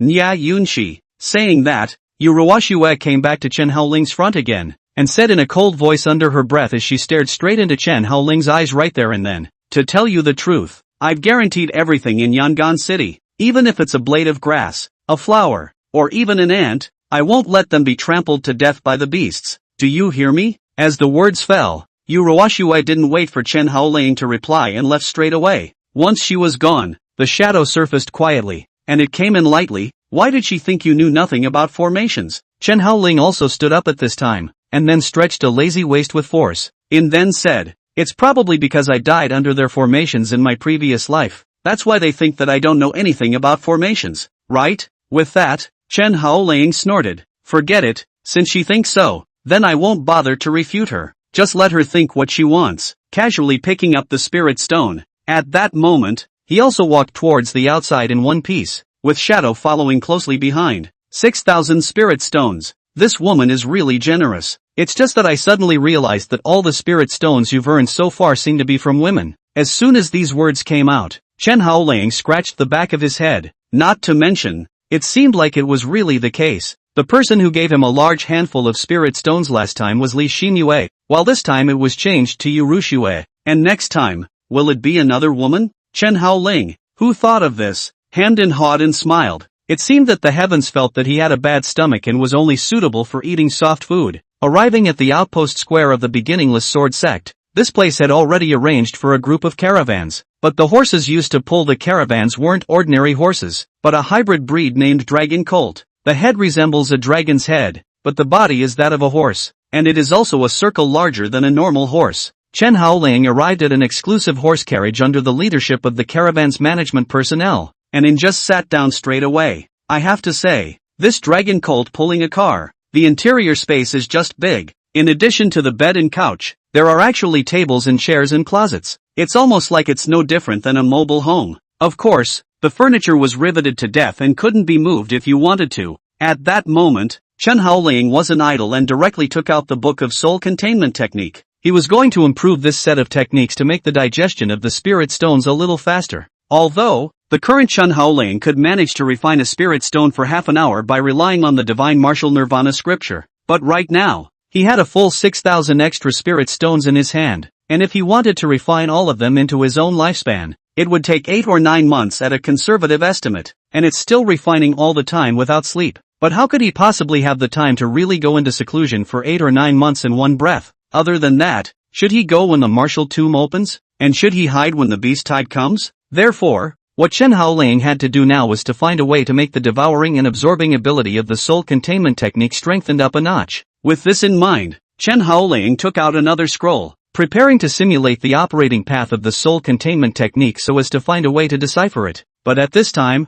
a petite figure suddenly walked up from outside the carriage. She carefully glanced at Chen Haoling, and then said in a sticky voice, "Senior brother Chen, can I come in?" Chen Haoling looked up at the silhouette, and then slightly stunned. "Yunxi, why are you here?" The person who came was none other than Niet Sangdao's granddaughter, Nya Yunxi, and at the same time, the only person on Sangdao Peak who was a registered disciple but could enjoy the treatment of a legacy disciple. Only to see Nya Yunxi, Quirky walked in, and just sat down on the opposite side of Chen Haoling, playfully said, "Grandpa asked me to come with you, saying that I could learn a lot of useful things by spending more time with you." Chen Haoling, however, laughed and said, "Learn something from me? It's not that simple, is it?" Nya Yunxi playfully spat out her little tongue before she said with a smile, "Grandpa and I said that in at most 2 months' time, Yongan City might be bulldozed by the beast tide. He wants to dispose of all of our Nya family's properties in Yongan City before then, and in the meantime, he's supervising whether or not you've been working properly and then handing in the sex fines." The corner of Chen Haoling's mouth twitched as he thought to himself, as far as Niet Sangxiang that old fellow is concerned, he was paying a fine to the beginningless sword sect, not to him, so why does he care so much? To actually arrange for one's granddaughter to come over to supervise oneself is really just being suspicious. But immediately afterward, Chen Haoling thought of something else and opened his mouth. "Since your grandfather already knew that Yongan City was about to be destroyed off by the beast tide, why didn't he report this matter to the patriarch and ask him to send more Yin-Yang realm powerhouses over to sit on the ground, so that he wouldn't have to sell off his assets there?" Nya Yunxi, however, rolled her pretty white eyes. "You think that Yin-Yang realm powerhouses are cabbages that will be found anywhere? Besides, the patriarch has known about the beast tide for a long time, but didn't give it a second thought." Chen Haoling subconsciously asked, "Why?" Nya Yunxi shook her cute little legs before saying, "Because Sister Liu Ruyan has already explained the situation here to the patriarch. Furthermore, she also gave the patriarch her copy of the design of the Great Luotong Tian formation to view. The patriarch felt that the formation was feasible, so he approved Sister Liu Ruyan to come to Yongan City as a town guard envoy. Originally, it was another outer sect elder who came over, but it turned out that Sister Liu Ruyan intervened." Chen Haoling laughed twice. That crazy claim that she was going to save the common people of Yongan City, but the truth is, what she is doing now is truly pushing Yongan City into the abyss. Nya Yunshi said in a sticky voice. Sister Liu Ruyan is also trying to save Yongan City. Her idea is still good. It's just that her approach is a bit lacking. With that, her little mouth pursed, in just as carefully. By the way, senior brother Chen, do you have a way to get all those people from our family out? Chen Haoling continued to lower his head to study that copy of the soul containment technique and said calmly under his breath, wouldn't it be enough to have your grandfather issue a decree ordering those people to leave Yongan City immediately? What's the point of looking for me? Nya Yunshi, however, said in a petulant tone, I'm not talking about those workers of the Nya family. I'm talking about my mother's family. They won't listen to my grandfather, and they don't even believe that a wave of beasts will be able to attack the city. So, I was wondering if there's anything you can do to convince them that a wave of beasts will enter the city as a way to get them to evacuate as soon as possible? Chen Haoling lightly spat out 2 words. No. Chapter 81, Longevity Surge of 187 Days. At this moment, Chen Haoling sort of knew. Nya Yunshi came to find his real purpose, what he said in front, and he learns things, all are ghost words. She wanted Chen Haoling to help her save her mother's family, but this silly girl really believes Niet Sunshon's bull ******, thinking that only Chen Haoling could help her. But the question was, could Chen Haoling help her? Definitely not, because it was only an hour ago that he had received money from Liu Ruyan and had clearly stated that he would not intervene in the midst of this beast-tide crisis. It is naturally impossible to do that kind of thankless work. Furthermore, even if he did go, Nya Yunshi's grandmother's family wouldn't necessarily believe what he said. What's more, he, Chen Haoling, didn't have that kind of free time. More than 6,000 spirit stones were still waiting for him to refine them. However, when Nya Yunshi heard this, she directly drooped her head, and her big watery eyes stared at Chen Haoling with a look of pity. Chen Haoling's mouth pursed, and then he took out a scroll from within his own storage ring and throwing it to her, saying, your grandmother's house. I'm sure I won't go there. It's just that if you really want to protect them, find a way to install this scroll in your house. When the beast tide does arrive, you can use this spatial teleportation scroll to escape. As soon as these words came out, Nya Yunshi immediately said with an excited expression, really? This thing is so powerful? Chen Haoling rolled his eyes, love to believe it or not. Nya Yunshi smiled and gave it into her storage ring, and then said sweetly, thank you brother Chen Haoling. Saying that, she even took the initiative to give Chen Haoling a kiss on his face. With that, he bounced toward the outside. The shadow quietly surfaced, and it glanced at Nya Yunshi, before it turned to Chen Haoling. You gave her that thing, turn around, and the entire Yongan City can leave through that spatial teleportation spell. Chen Haoling snorted. That formation is only a half-finished product. It would be a hell of a thing to use. Shadow was startled, and then said with some surprise, so, you're just simply trying to deal with that silly girl? Chen Haoling picked up the modified soul containment technique scroll, and after just properly scrutinizing it, he followed with his mouth. She's Niet Sunshon's granddaughter. There's no need to get into conflict with her over such a trivial matter. As soon as the words left his mouth, he tapped on his scroll, before smiling at Shadow. Here, take a look at my improved version of the soul containment technique. When Shadow sniffed, he subconsciously walked up, and after seeing the graphic patterns on it, he said, how many new paths have you added here? This is at least a dozen times as many, right? Chen Haoling laughed. Pretty much. Originally, the grade of this soul containment technique was only lower grade yellow grade, but now I've improved it to upper grade yellow grade. Technique level, Yuan, yellow, Xian,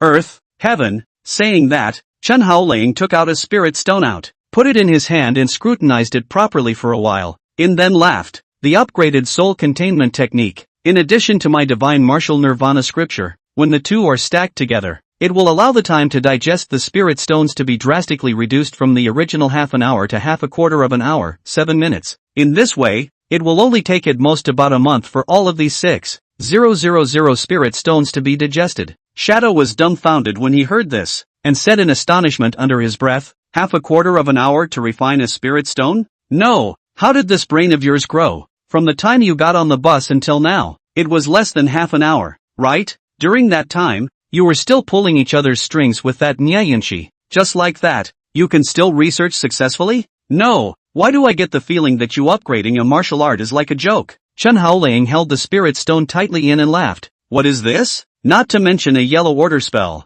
Even if it's a local order spell, or even a heaven order spell, I can still upgrade it. The Shadow did not remember until then that Chen Haoling had opened a special bookstore in his previous life. which was to acquire those low-ranked martial arts and then upgrade them into high-ranked martial arts before reselling them. That is, this line of work didn't last long, and then Chen Haoling quit. That was why Shadow had forgotten that Chen Haoling was also very good at upgrading martial arts. It was also while Shadow was thinking like this that Chen Haoling had already sat down in his seat and started refining the spirit stones. At the same time, the caravan of the beginningless sword sect also set sail at this moment. The journey wasn't that long, and it only took about half a day to almost arrive in the middle of the Yongan City's boundaries. During this period, Chen Haoling relied on his improved version of the soul containment technique and digested 51 spirit stones. And these spirit stones, according to the calculation that each spirit stone could allow Chen Haoling to increase his lifespan by 3 days. 51 spirit stones just hardened Chen Haoling's lifespan from the original 35 days to 187 days and 4 hours. In this way, Chen Haoling would be able to live for another 6 months.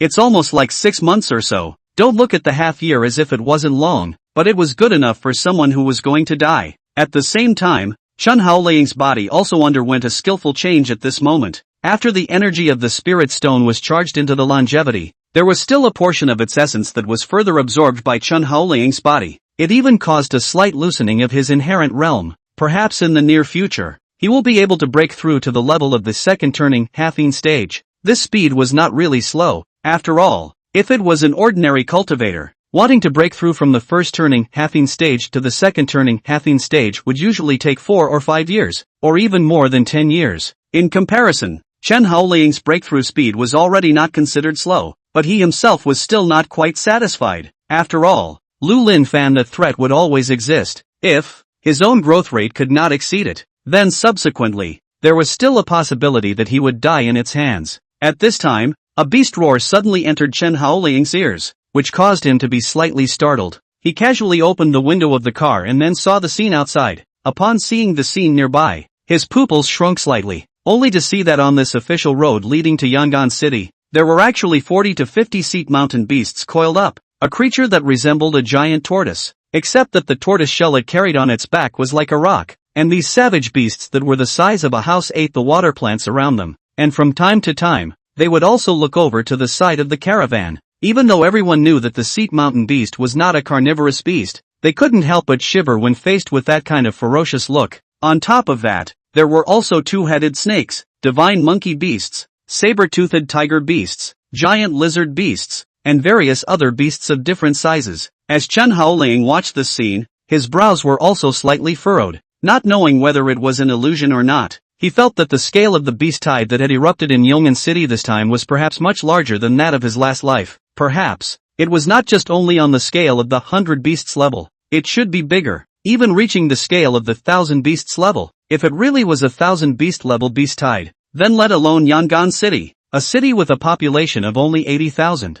would not be able to withstand it. Just even Xinyue City, that kind of large city with a population of 600,000 people, could not stop it at all. Chapter 82, Yongan City Lord's Concerns. Just as Chen Haoling was thinking, the driver was coming to the window and said smilingly to Chen Haoling, "Lord Immortal, Yongan City has arrived, please get off." Chen Haoling was slightly stunned. Already here? No, there should still be a distance, right? With that, he looked around again, and the driver explained at that point, "The Lord of Yongan City, Lord He Chaoxiong, is already ahead to greet you, so in order not to lose the clan's etiquette, you should also dismount to greet him." Chen Haoling sniffed, so he didn't say anything else. He opened the door of the car, and then walked down. Sure enough, he saw that at the very front of the caravan, He Chaoxiong, the Lord of Yongan City, had come to receive the car with a large group of guards. This fat man is quite good at doing things. This place is still more than a mile away from Yongan City, actually ran so far to meet. At that moment, Chen Haoling followed the crowd up, only to see, the bloated He Chaoxiong immediately said to Liu Ruyan and the other disciples of the beginningless sword sect, cupping his fists and bowing, "He Chaoxiong, the Lord of Yongan City, pays his respects to the supreme immortals." Liu Ruyan then raised her head slightly in a high and cold manner, and appeared nonchalant towards He Chaoxiong's worship, but her gaze was looking around, saying, "City Lord He, what's going on with the beasts in this neighborhood? In just a few days' time, why are there so many coiled up?" When Ho Chiuhong heard this, his big, fat face drooped, and he immediately screamed in agony. "Lord Shangxian, truthfully, my humble servant is also baffled by the arrival of these beasts. To follow their habits in previous years, they would only forage and roost in the mangrove area up to 3 miles away, and then leave on their own after winter. But this year I don't know what the reason is, but they are suddenly towards our Yongan City side of the convergence. At the beginning, the subordinate official thought that it is not this side of the watergrass grows better, thinking that after they eat it should be left on their own. But I didn't realize that even after eating the water plants, they would nibble on the bark around them, and they had no intention of retreating. My humble servant wonders if, after a while, they will. Dr. Fernando Ho dared not go further because everyone knew what he was worried about. He was afraid that these beasts would coalesce and eventually form a beast tide. On the contrary, he didn't dare to bring people to forcibly expel these beasts, because, once these beasts were enraged and eventually caused them to rise up and injure people, the consequences would be even more horrifying. There was really no other way, so Li Xinyue reported this matter to the beginningless sword sect, as well as the Tendu Mansion Lord. Liu Ruyan also took a deep look at those beasts after listening to Li Xinyue's explanation. Those beasts were just like ordinary cows and sheep, quietly coiled around, and at first glance, it felt as if there was indeed no aggressiveness, but no one dared to go up and mess with them easily. At this time, Li Xinyue, who was following beside Liu Ruyan, suddenly spoke up. Tendu Fu Dongning Palace, did they give you any instructions over there? If these beasts will really form a beast tide, then our beginningless sword sect alone won't be able to cope with it. The Dongning Palace of the Tendu province is a place similar to the city hall, responsible for managing the appointment, dismissal, and transfer of personnel within all government-run organizations throughout the territory of the Tendu province. The Yongan City Lord's Mansion was a subordinate organization that belonged to the Dongning Palace. If the beginningless sword sect was managing all the cultivators within the entire Tendu province, then the Dongning Palace was in charge of managing all the common folk. After hearing Li Xinyue's words, Li Xinyue said, "The Dongning Palace hasn't given any clear instructions so far. It's just letting us observe for a while. It says that we will not be given instructions until we have determined that the beasts will indeed pose a threat to us. However, as all of you immortals can see, although these beasts do not pose a threat to us now, after a long period of time, who knows if they will rise up and injure people. In case a beast tide does form, then it will all be too late by then." Although this fat man's body was dressed in gold and silver, with the appearance of a rich merchant, it was not difficult to see from his demeanor that he seemed to be really quite concerned about the people here. Li Xinyue asked again, "Since you're so afraid of the beast tide appearing,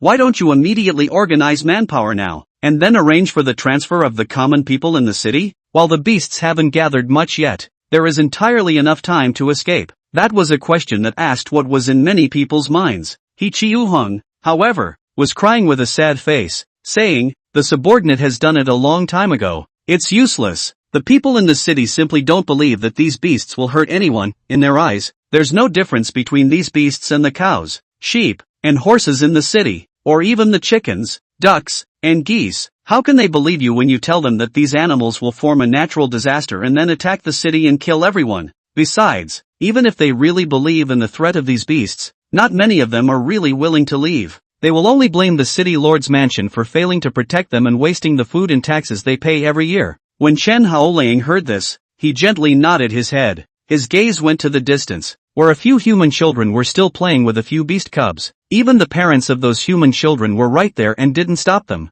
From this place it was easy to see that the common people of Yongan City and these beasts had been living in harmony for many years. That's what makes these old people not raise any alarm about those beasts. Perhaps it was really as Ho Qiuheng had said. In the eyes of the common people in the city, these beasts were just livestock like the chickens, ducks, and geese they raised, and pressed no threat at all. This made it easy to understand why the beasts had all been entrenched for so long, yet not many people were willing to move away. At that moment, Liu Ruyan finally spoke, and she said calmly right at Li Xinyue, "Since we're here, there's no need for you to worry anymore. We'll take care of the beasts." As soon as these words came out, Li Xinyue, as well as the Yongan city guards behind them, all revealed a look of unparalleled joy and bowed to Liu Ruyan. Many thanks to the Supreme Immortal for being willing to come to the rescue. Liu Ruyan also didn't have any nonsense, directly took out the formation design diagram of the Great Luotongtian formation. There were 10 of them in total, and then threw it to Li Xinyue and the others.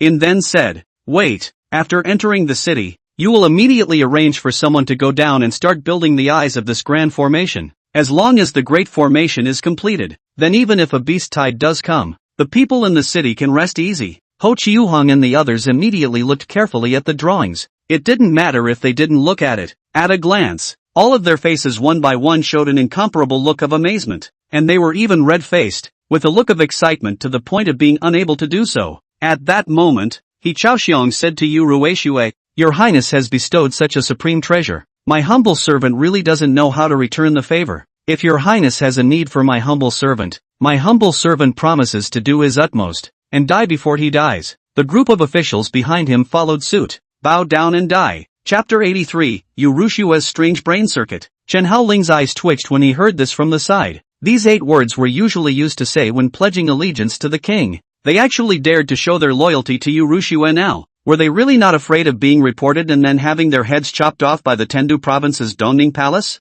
But Yu Rushue looked particularly flattered after hearing this, and they smiled with satisfaction, clearly a sense of pride after being recognized. However, it was at this moment that a silhouette stood out, and he suddenly said, "Lord Supreme Immortal, I feel that this formation of yours may not be able to resist these beasts." These words instantly caused the originally cheerful atmosphere to instantly cool down, and even everyone subconsciously fixed their breaths before turning their heads to look at the person who spoke. Even Yu Ruishue and also Chen Haoling and the others turned their heads to look at that person. The other party was He Chaoxiong's son, He Jinan, and judging from his aura, he should also be a strong person who had reached the small completion, true martial realm. It wasn't strong, but in a small place like Yongan City, it was considered a first-tier battle force. After hearing his son's words, He Chaoxiong immediately stepped forward and pressed him, signaling him to shut up, while at the same time, he bowed and apologized before turning to Yu Rushue. "Supreme Immortal, my son he may not be awake and is talking nonsense here. I'll let someone take him down." With that, He Chaoxiong signaled the others to take He Jinan away. But Yu Rushue spoke up. Wait, this time, it made everyone dare not act rashly. However, he saw Yu Rushue with a cold face as she slowly walked forward and said to He Jinan, "What is the basis of your statement that my formation is unable to resist the beasts? Or perhaps you, a tiny true martial realm mole cricket, have seen more formations than I, a half-eaten stage cultivator?" He Jinan faced Yu Ruishue's questioning, but is not humble. He broke away. His father pressed on his own hand. Inon Yu Ruishue respectfully salute. Inon calmly said, "Reporting back to your excellency, although I don't know anything about formations, I do know about these beasts. I'm the chief beast master of Yongan City, and I've been researching about beasts for more than 10 years. So, I can responsibly say that this formation of yours is useless, at least not for these beasts. Admittedly, my humble servant does not deny that this formation of yours is very subtle and powerful, by stimulating all of the creature's senses through the toxin. On top of the overlay, the 2 main attributes of fire and thunder are completely capable of expelling or even destroying the vast majority of creatures. Such a formation would be very advantageous if used in the midst of an offensive war by the human army, but not if used on the beast race. The reason is simple, because once the beast tide begins, then all the senses on these beasts will all be disabled, and at the same time, including their sense of pain, will also disappear. A beast with 2 heads might not be able to break through the defense of this formation. But what if it's 10 heads? What about 100 heads? Or even 1,000? At that time, this formation may not be as effective as a harder gate. Therefore, my humble servant still believes that we should ask Lord Jiangshan to step in and clarify the threat of the beast tide to the people of the city as a means of convincing them to move for refuge immediately. When these words came out, the people at the scene, including He Chaoxiong, were almost all slightly stunned. Having just been amazed by Yu Rushue's formation for a while, he subconsciously felt that this formation might actually be feasible. But after hearing He Jinan's words, it made all these people calm down. Indeed, this set of Great Luotong Tian formation possessed a strong lethality for single organisms. But the destructive power of the beast tide was never that their individual beasts were very powerful, but rather the dense, flood-like numbers. This was what made them terrifying. If the difficulty of the beast tide really broke out in Yongan City, then this set of formations might not really be of any use. While Yu Ruishue heard this, she didn't hold back her laughter straight away. That way, it seemed as if she had heard some very funny joke, and then, she inclined her head towards Chen Haoling beside her and asked, "Chen Haoling, this kid is one of yours, right?" When Chen Haoling heard this, he was slightly stunned and subconsciously pointed at his nose, saying, "My people?" Yu Ruishue said with a mocking face, "Didn't you say something similar this morning? Thinking that my formations don't work, and then also trying to convince me to order the transfer of all the old people in the city. But how long has this been going on? And someone else comes forward and says the same thing as you. If he's not one of yours, who else could he be?" Once these words came out, even He Jinan looked at Chen Haoling, thinking that this young immortal, who was almost 10 years younger than his own age, had also already seen the drawbacks within this formation. However, I heard Chen Haoling say somewhat inexplicably, "I've never even met that big brother, how can I make him mine?" Furthermore, when someone says the same thing as me, shouldn't it be pointed out that there is indeed something wrong with your formation? Liu Ruyan instantly became furious as she said loudly, "Bull asterisk asterisk asterisk asterisk. I've already shown my formation to the Patriarch and the Supreme Elder, and neither of them raised any questions, and only you and that fool would say that there's something wrong with my formation. What? Are you thinking you're so smart that you can see what others can't?" Chen Haoling inserted his hands into his pockets. Inan said slowly, "Why would you think that I don't know about formations?" Liu Ruyan said loudly once again, "I've known you for so many years. Would I not know if you know how to perform formations?" Chen Haoling was too lazy to argue with her, simply waved his hand and said, "Come on, think what you like, I don't want to bother with you." Liu Ruyan's gaze at this time once again looked at He Jinan, for this trash whose strength was far weaker than her own. She didn't even have the idea of arguing, and directly said to He Chaoxiong, "City Lord He, immediately order this foolish man to be imprisoned. I don't want to see him in front of me again for the next 3 months." When He Chaoxiong heard this, he looked at his son with some difficulty. He just wanted to plead for mercy, but He Jinan said loudly, "Lord Supreme Immortal, you were also born in Yongan City, and this place is considered half of your home, so I think you are also aware of the horrors of the beast tide, but you're so bent on listening to anyone's opinion at this time. Could it be that, in your eyes, your majesty is so impervious to anyone questioning it, or perhaps, you feel that all the deaths of all the common people in the entire city of Yongan are just deaths, and that none of this matters?" Unbridled, Liu Ruyan suddenly roared out, and in the next moment, the strength of the 10 revolutions halving stage was instantly released. In an instant, a strong wave of mana swept out, before just ruthlessly crashing into He Jinan's body. Knock! This blow directly sent He Jinan flying backwards, and a large pool of blood was spat out of his mouth. Then, the whole person fell straight to the ground. Seeing this, He Chaoxiong was so frightened that he immediately fell to his knees and kowtowed to Liu Ruyan, admitting his mistake. "Immortal, spare your life. Immortal, spare your life. What my son just said was just nonsense. Please don't be angry. Please don't be angry. Please don't be angry. Please don't be angry. Please don't be angry. Please don't be angry. Please don't be angry. Please." The group of officials at the back followed suit and kowtowed to Liu Ruyan, hoping that Liu Ruyan would spare He Jinan's life. And at that moment, Liu Ruyan suddenly took a deep breath as she gathered back her aura. She actually had an impression of He Jinan. When she was a child living in Yongan City, she had seen him more than once when he was out fighting. Once upon a time, this man was still the man of her dreams. But unfortunately, He Jinan had little impression of her, only having met a few times. If at that time, He Jinan could have looked at her more, perhaps, there would have been a secret love affair between them? It's just a shame the world doesn't have that many ifs. Liu Ruyan took a deep breath and said in a cold voice right at He Chaoxiong, "Take him down. Find a physician to treat him. His internal organs may have been traumatized a bit. Besides, I don't want to see him again during the time I'm serving as the town guardian of Yongan City." When He Chaoxiong heard this, he immediately kowtowed his head vigorously in excitement, and then he ordered the men to drag He Jinan down. But He Jinan was still not dead at this time. He continued to say loudly to Liu Ruyan, "Lord Shangxian, you're bent on having your way will only get all the common people in the entire Yongan City killed. There are your real parents and friends in here. Don't you want to think of them at all? Lord Shangxian, Lord Shangxian." In the end, He Jinan was dragged away, and until the end, he didn't convince Liu Ruyan, and at this time, Liu Ruyan added to Chen Haoling, "Chen Haoling, later on, you'll take a few armorers with you to guard that He Jinan, and don't go anywhere else in the meantime, just watch over him honestly, and don't worry about anything else. I'll send someone to arrange to come." Chen Haoling's eyes widened slightly. These words were tantamount to imprisoning him as well as a piece of him. However, he was happy to be free, and he happened to have the time as well, so that he could properly absorb the remaining spirit stones as a way to prepare for the opening of the martial tomb in a month's time.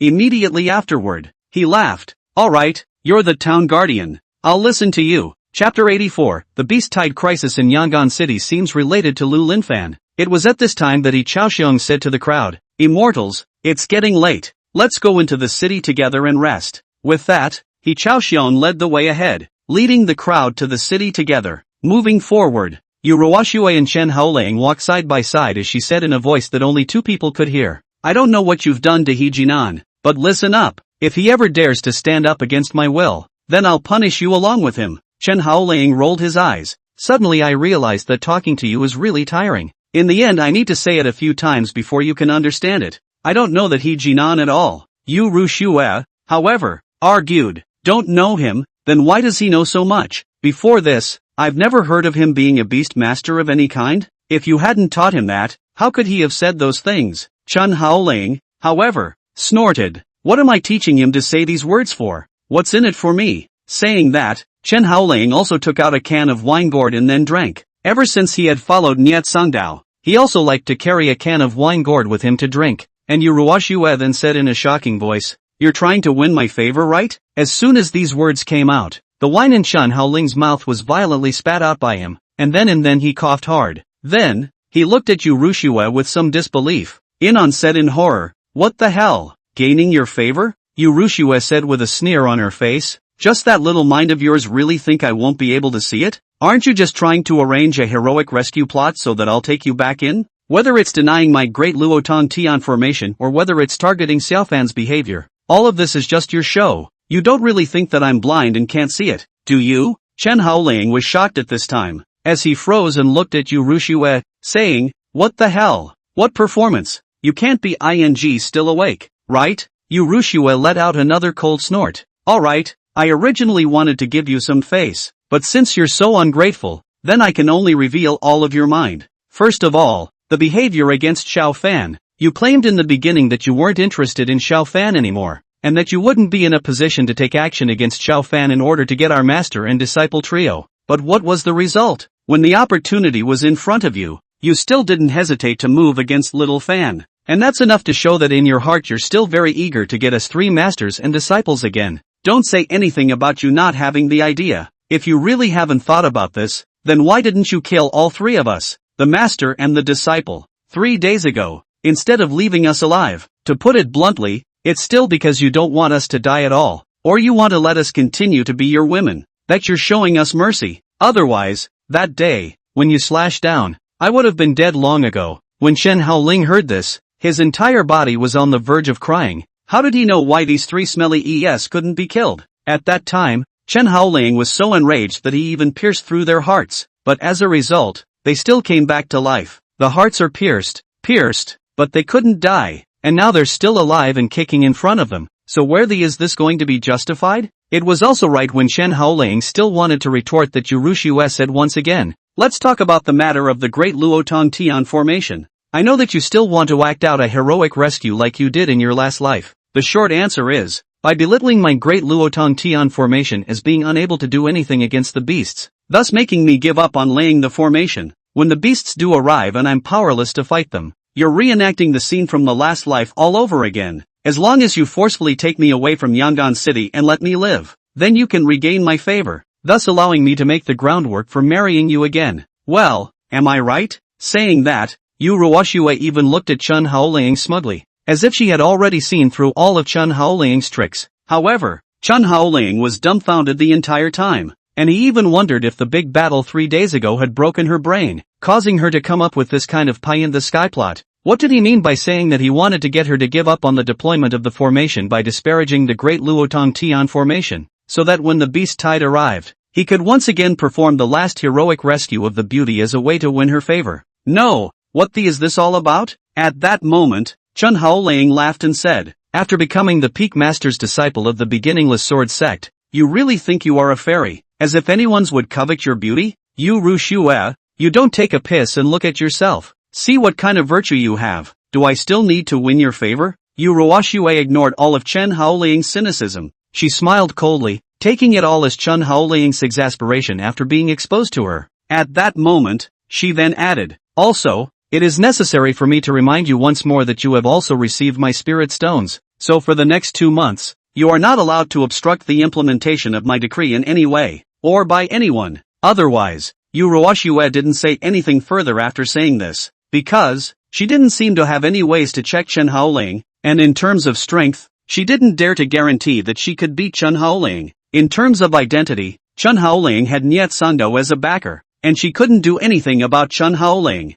Even if she asked Chen Haoling to return all those spirit stones she had given her, Chen Haoling could renege on the debt and not pay it back, and at that time, she still had no way to take Chen Haoling. So, she's just going to have to say threatening things, and nothing more than that. Unbeknownst to them, in a large tree that Chen Haoling and the others hadn't noticed, a white boa constrictor that slowly climbed up the branch. This python had 2 heads and spat out scarlet snake letters. In the next moment, one of the snake heads changed into Liu Linfan's appearance, and looking at the direction where Chen Haoling and also Liu Ruyan and the others had left, he said slowly, I really didn't expect that Liu Ruyan would actually take the initiative to apply to come to Yongan City, although it's a bit of a pity, but if I can devour her, that will definitely increase my strength greatly, and a breakthrough to the Yin-Yang realm, or even the great perfection Yin-Yang realm is not out of the question. However, the other snakehead also spat out human words at this time. When the time comes, that Chen Haoling will be handed over to me, and I will personally torture him into a life that is worse than death, so that it can also try out what it's like to lose its physical body. The voice of the snakehead was clearly Bloodshed Demon Luo.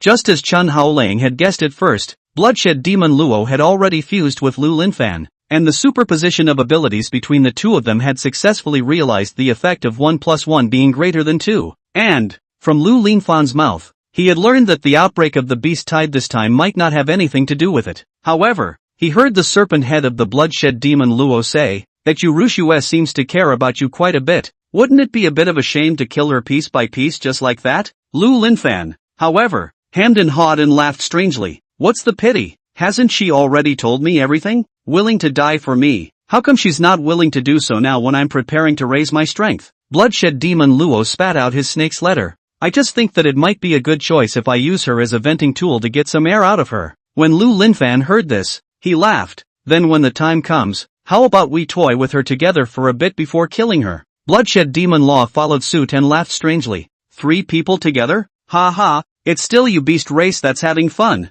Liu Linfan laughed coldly, same as each other. With that, it looked to the sky. Next, it's just a matter of waiting until the day of the 9 descends a month from now. It's really something to look forward to. Bloodshed Demon Law, however, reminded, have you researched that what's-his-name Great Luotan Tian formation thoroughly yet? Don't really die a lot of beast races on that formation at that time. That would be a loss. Liu Linfan said disdainfully. Don't worry, I've already arranged it. That kind of thing. It won't be of any use. Chapter 85, Big Profit. Spirit Stone Vein discovered. After entering Yongan City, Chen Haoling was brought to a very remote compound by the butler of the city lord's mansion. How remote is it? Almost to the extent that normally even the underlings rarely come over. Of course, on top of that, Liu Ruyan had also very thoughtfully arranged for Chen Haoling to have a few armored soldiers specifically responsible for protecting his safety. Chen Haoling didn't count anything on this. Anyway, those armored soldiers were no different from the ornaments for him.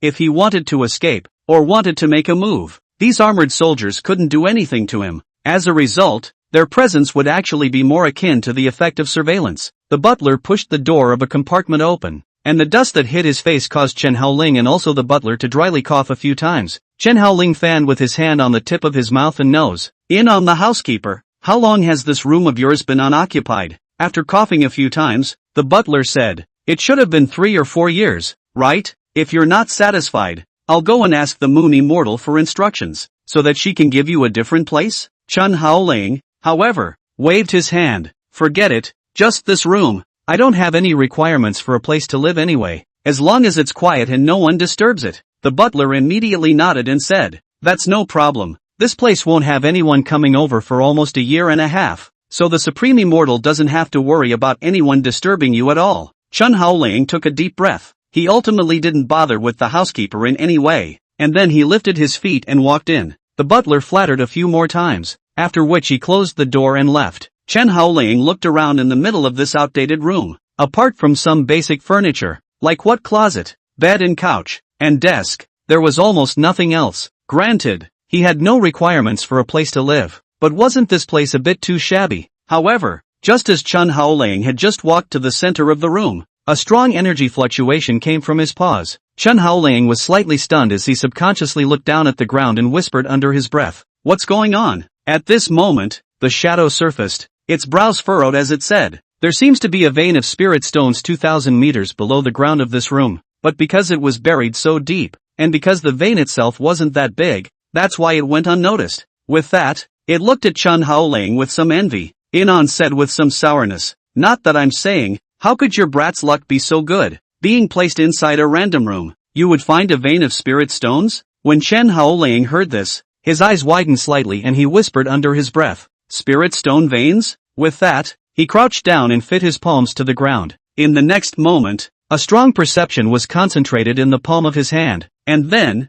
this perception frantically penetrated along the bottom of the ground. Relying on his extremely strong soul power, Chen Haoling quickly felt the location of that spirit stone vein. Just as Shadow had said, there was a small vein of spirit stones 2,000 meters deep beneath the ground of the city lord's mansion. No, for this volume it's not really even a small vein, it's almost like a mini vein, but perhaps it is because it is so small that it has remained unnoticed? After realizing this, Chen Haoling slowly detached his palms from the ground, and then, the corners of his mouth rose uncontrollably. The feeling of joy within him even gave him the urge to exclaim out loud. Shadow rolled his eyes when he looked at Chen Haoling's expression that was dark to the core, and then asked, "Don't be too happy yet. This vein is more than 2,000 meters away from the surface. Are you sure you can extract the spirit stone energy from it with your current ability?" Chen Haoling, however, snorted disdainfully, looking down on who? "It's just a mere 2,000 meters deep. What's so difficult about that?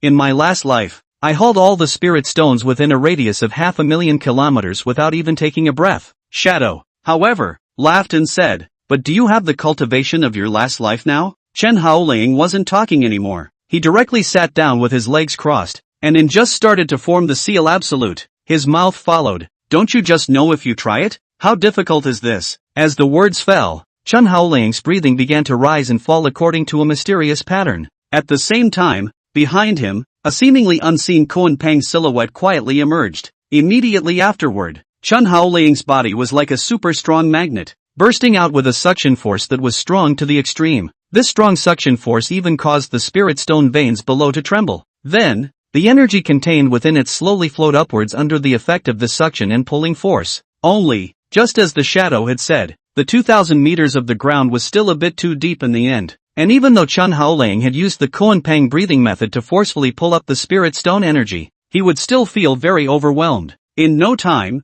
a sweat began to surface on Chen Haoling's forehead. His expression looked very strained, as if he was walking with a huge rock, and in no time, he showed a hint of fatigue. It was also good that the absorption of the aura was progressing quite smoothly, with Chen Haoling frantically inducing the power of traction. It took nearly an hour before the aura energy surged out of the ground. Then, this huge energy was like a fountain, rushing into the various major acupoints on Chen Haoling's body. Yes, the moment Chen Hao was inspired by that majestic spirit stone energy pouring into his body, he actually shouted out in comfort. This feeling was like suddenly jumping into a cool and clean river on a sweltering summer day, so comfortable that it even made people feel like rolling their eyes. But after the Shadow saw this scene, it couldn't help but let out a laugh. Only when it noticed that there wasn't any soundproofing device in this room yet, it raised its hand to strike a seal of absolute. Brushing, in a moment, the entire room was shielded by an invisible soundproof boundary, and those outside were unable to perceive the movements inside the room, but those inside can observe what's going on outside. At the same time, the Shadow acted as Chen Haoling's temporary protector and began to spread out his senses. In the midst of an unfamiliar environment, if someone were to turn against Chen Haoling, this would become a very dangerous thing. Upon turning his head to look at Chen Haoling, he realized that he had taken out the 6,000 spirit stones that Liu Ruyan had given him again. He then grasped the 2 spirit stones in his hands and was performing synchronized absorption. Obviously, at this time, Chen Haoling was trying to synchronize the rise in longevity and strength. In this way, by the end of the month, it would be possible to get an exponential surge in strength. Chapter 86, Li Xinyue resurrected? In a dark cave north of Yongan City, as if she was a doll, Li Xinyue was bound to a huge cross. She struggled hard but was never able to break free from the iron locks. Obviously, these chains should have been inflicted with special spell seals, or else with her strength, it would be impossible for her to be trapped. At that moment, Li Xinyue angrily yelled, "Old hag, how much longer are you going to keep me locked up?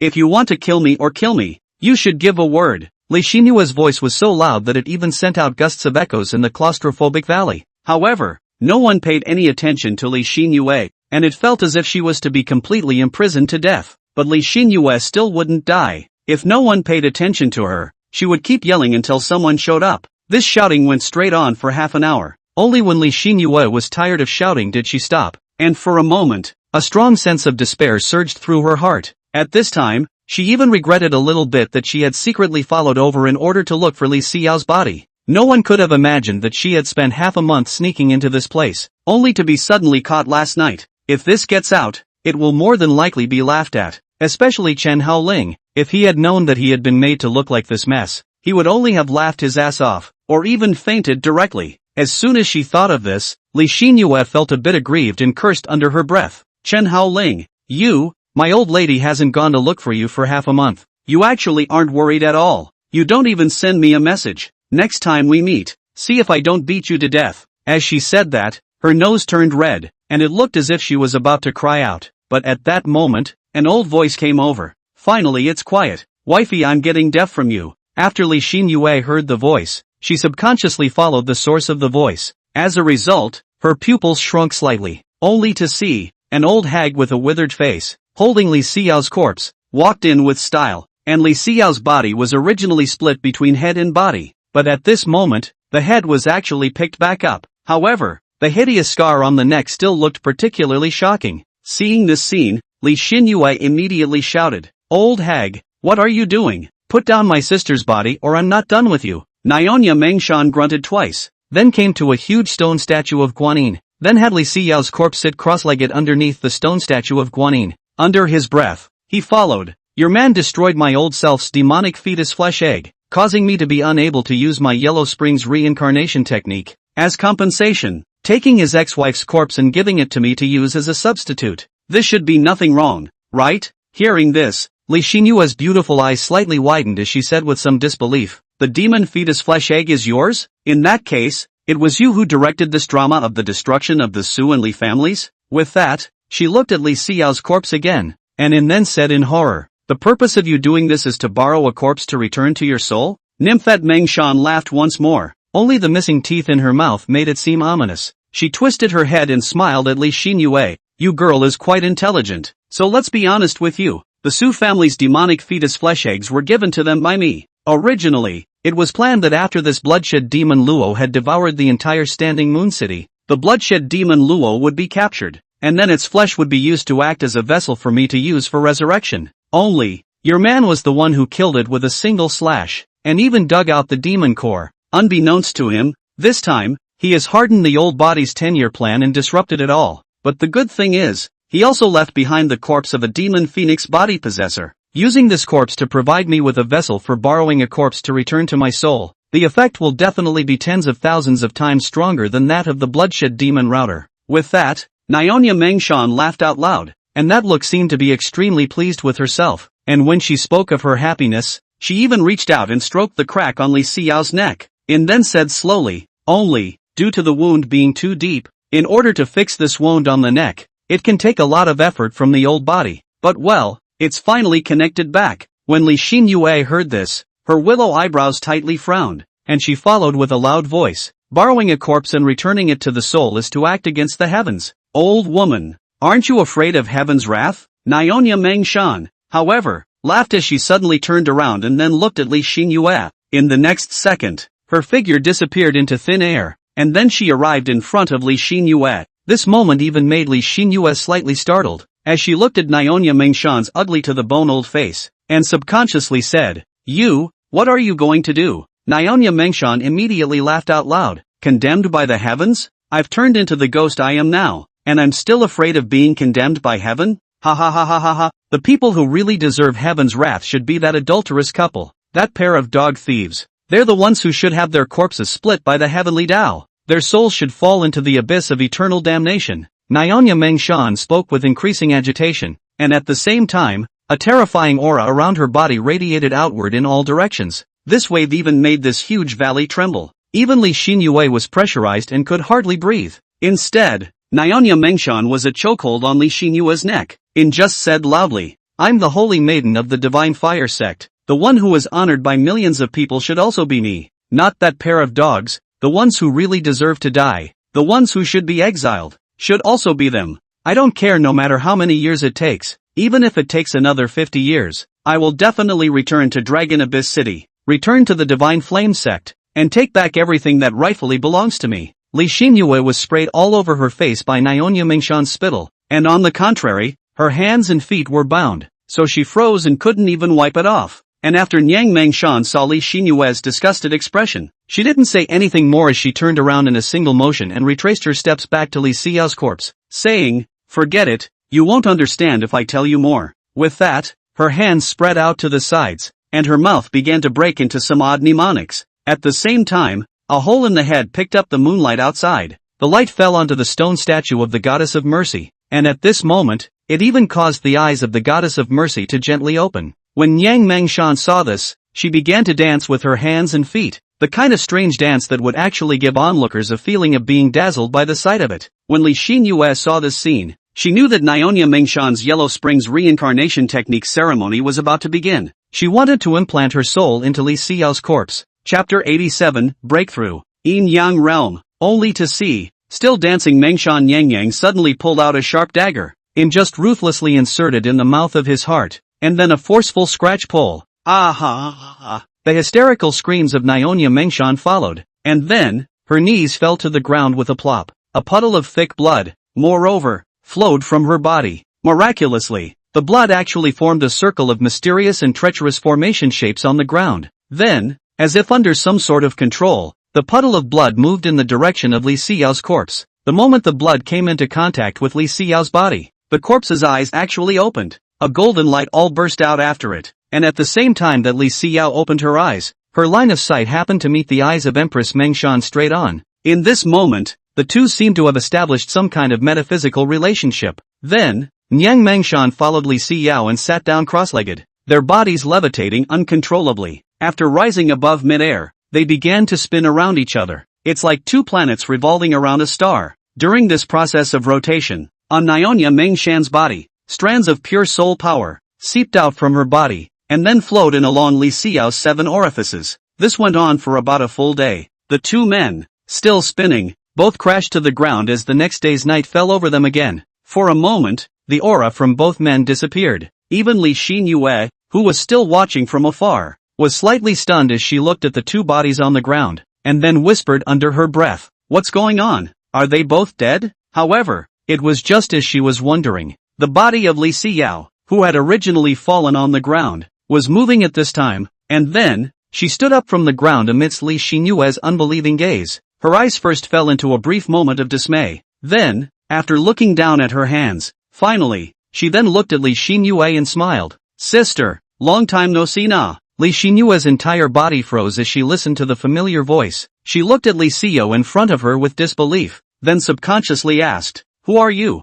Due to the scene just now, it made it impossible for Li Xinyue to even tell who this person in front of her was right now. Is it Lady Mengshan? Or is it her sister Li Xinyue? And this moment of Li Xinyue slowly came to Li Xinyue's near front, raised his hand and waved. This time, actually Li Xinyue's body shackles, all unlocked. Then, Li Xinyue said with a smiling face, "Can't you tell who I am? I'm your sister, Li Xinyue." As she said that, she also revealed a very good-looking smile that really was exactly the same as how Li Xinyue had seen her before. If it wasn't for the shallow scar on Li Xinyue's neck, perhaps Li Xinyue wouldn't even believe that her sister had died once. Li Xinyue was obviously still a bit unconvinced, and she looked at the corpse of Nionya Mengshan again, and then said, "Where is that old woman? How come she hasn't moved?" Li Xinyue took another look at the corpse of Empress Mengshan, and then revealed a hint of a snicker and laughed. She, was drained of her mana by me, and completely died in one go. It's funny to say that she wanted to use my physical body to transmigrate and be reborn,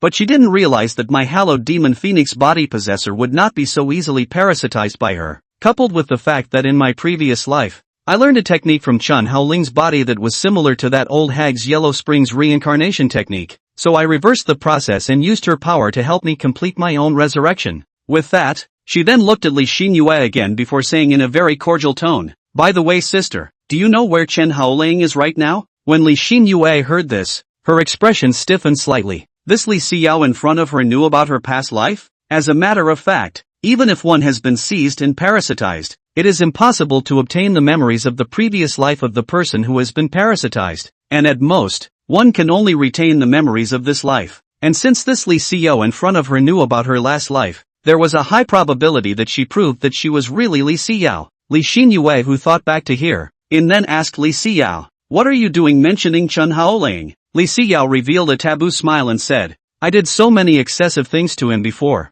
I definitely need to find him to apologize." Saying that, Li Xinyue also used a pampered tone, holding Li Xinyue's palm, in just a coquettish smile. "Will you take me to him? I wanted to tell him that even if he killed me on multiple occasions, I would come back to life and keep looking for him just the same." Li Xinyue felt the warmth on Li Xiao's palm, and after looking into Li Xiao's eyes, every place gave her an incomparably familiar feeling. But for some reason, Li Xinyue still felt something strange. This person in front of me, is she really Li Xinyue? But didn't Li Xinyue die a long time ago? Could it really be that old witch's secret technique that brought Li Xinyue back to life? Li Xinyue was puzzled, but she didn't ask any more questions as she gently nodded her head and said, "Alright, then I'll take you to find Chen Haoling." When Li Xinyue heard this, she jumped up happily. Let's go over there now." Saying that, she also looked a bit impatient and pulled Li Xinyue's palm towards the outside. Time flew by, and in the blink of an eye, Chen Haoling had resided in the remote compartment of the Yongan City Lord's mansion for almost a month. In this month's time,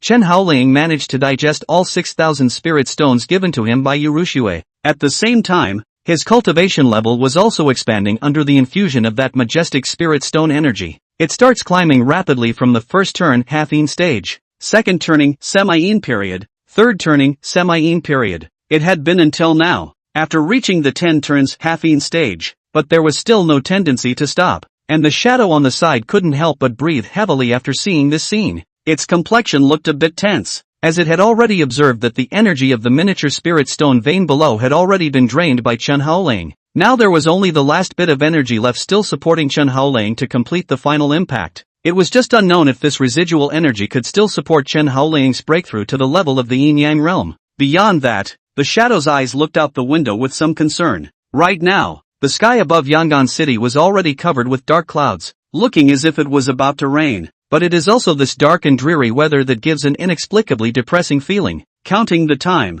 there should only be 3 or 4 hours left before the beast tide completely breaks out, right? I wonder if those people outside are ready. It was also when the shadow was thinking like this that suddenly Chen Haoling, who was in front of him, opened his eyes. Then, a mana pressure that was strong to the extreme spread and swept in all directions. Under this vast mana pressure, even the current shadow felt a bit suffocated. Only Chen Haoling's eyes snapped open, and at the same time, his body slowly levitated in the air. Within his Yuan Palace world, the power of the yin-yang Dao implications was compressed to an extreme point, forming a true Dao seed, and this was the sign that represented Chen Haoling officially stepping into the yin-yang realm. Only to see, Chen Haoling looked down at his palm, and then couldn't help but laugh. Yin-yang realm, finally regaining this great power again. Ah ha ha ha ha. Chapter 88, Seeking Death. As soon as the words left his mouth, Chen Haoling raised his hand and waved it, and a Yuaning stone quietly fell into his hand. Once he poured his own mana into it,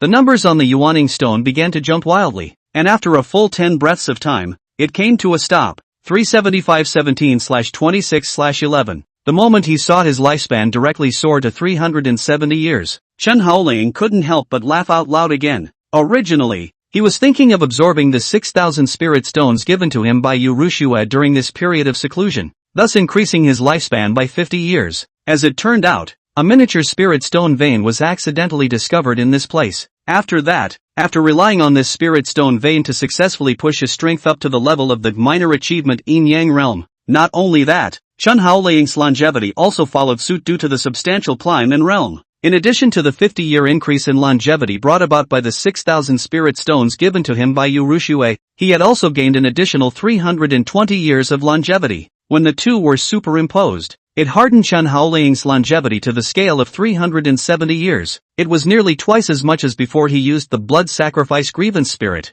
With such a huge harvest, how could Chen Haoling not feel ecstatic? But after the ecstasy, he didn't forget the other things he had to do. Longevity, martial tomb, Lu Linfan, clan finds. There were 4 things in total, of which the most tense issue of longevity had already been resolved. So the only things left at the moment were the martial tomb, as well as Lu Linfan, and the matter of the sex finds that had yet to be resolved. But there was no rush. With his current strength, he might be able to get it done soon. At this time, the shadow suddenly spoke up. Hey Chen Haoling, Liu Linfan arrived in Yongan City some time ago. As soon as these words came out, Chen Haoling subconsciously turned his head to look at the shadow on the side and said, Liu Linfan has come to Yongan City? What is he doing here? As he said this, the expression on his face almost didn't tense up. His strength had just broken through the yin-yang realm, and Liu Linfan delivered it to his door. What was the difference between this and having food immediately delivered to your mouth when you were hungry? But see, at that moment,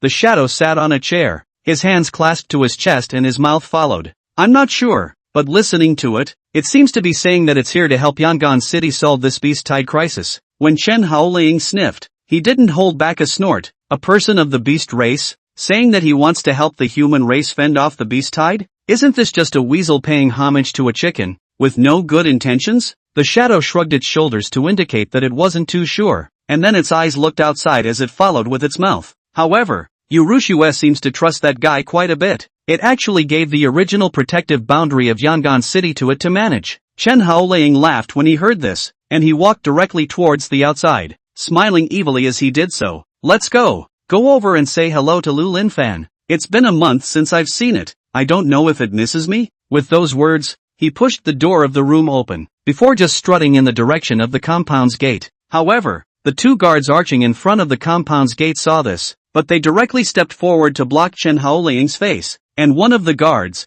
who had a clear brow, suddenly opened his mouth to ask, Lord Chen, where are you preparing to go? The relationship between these guards of the beginningless sword sect and Chen Haoling did not belong to the category of master and brother, but rather superior and subordinate. Therefore, even though they were all quite strong, they had to obediently honor Chen Haoling with an adult title when facing him. When Chen Haoling saw that the front path was blocked, he said carelessly, It's been over a month since I closed my eyes. I'm just going out to take a break. Do the two guard brothers have any opinions? The guard who had a clear brow and looked like a little white boy took a step forward at that moment, while the third turning, semi-in stage mana fluctuation on his body was also released along with him, and he rebuked Chen Haoling with a commanding tone. Go back. This guard's name was Wu Yuan, one of Yu Ruashue's loyal admirers, and one of the witnesses who had seen Yu Ruashue blown to black charcoal by Chen Haoling in the first place. Therefore, now when facing Chen Haoling, he naturally wouldn't have a good face, and Chen Haoling,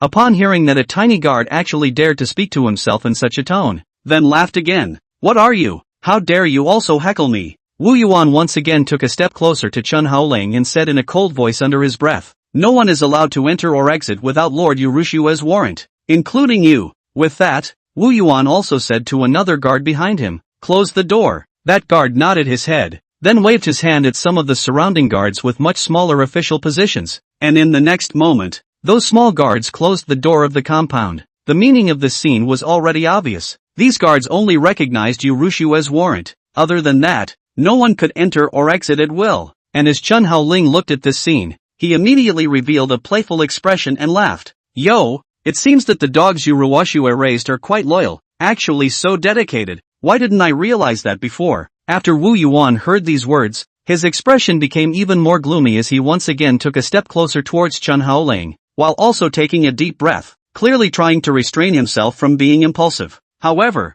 he still said angrily, Lord Chen Haoling, my little man is not in a good mood today. If you continue to provoke me, I'm not sure if I'll just knock you to the ground, so I hope you'd better behave yourself and go back to your room. And don't force me to slap you in front of so many of my brethren there. Is that clear? Chen Haoling man was confused. A tiny third-turning, half-in stage mole cricket dared to say that he wanted to slap himself? No. Chen Haoling suddenly wondered if he had acted too much of a wimp in the past, so much so that what kind of trashy thing actually dared to take the initiative to come over and provoke himself? At that moment, Chen Haoling also said in a cold voice to that Wu Yuan, Want to slap me? Fine. I'm standing right here. Come and try if you have the guts. Wu Yuan's eyes narrowed, and looking at his stance, it seemed that he was really ready to make a move. However, at this time, the other guards were immediately stepping forward, and one of them, a chief guard of the same rank as Wu Yuan, stepped forward and pulled Wu Yuan, following with his mouth. Don't go crazy. This Chen Haoling is Niet Sanxiong's disciple. If you hit him, when the time comes,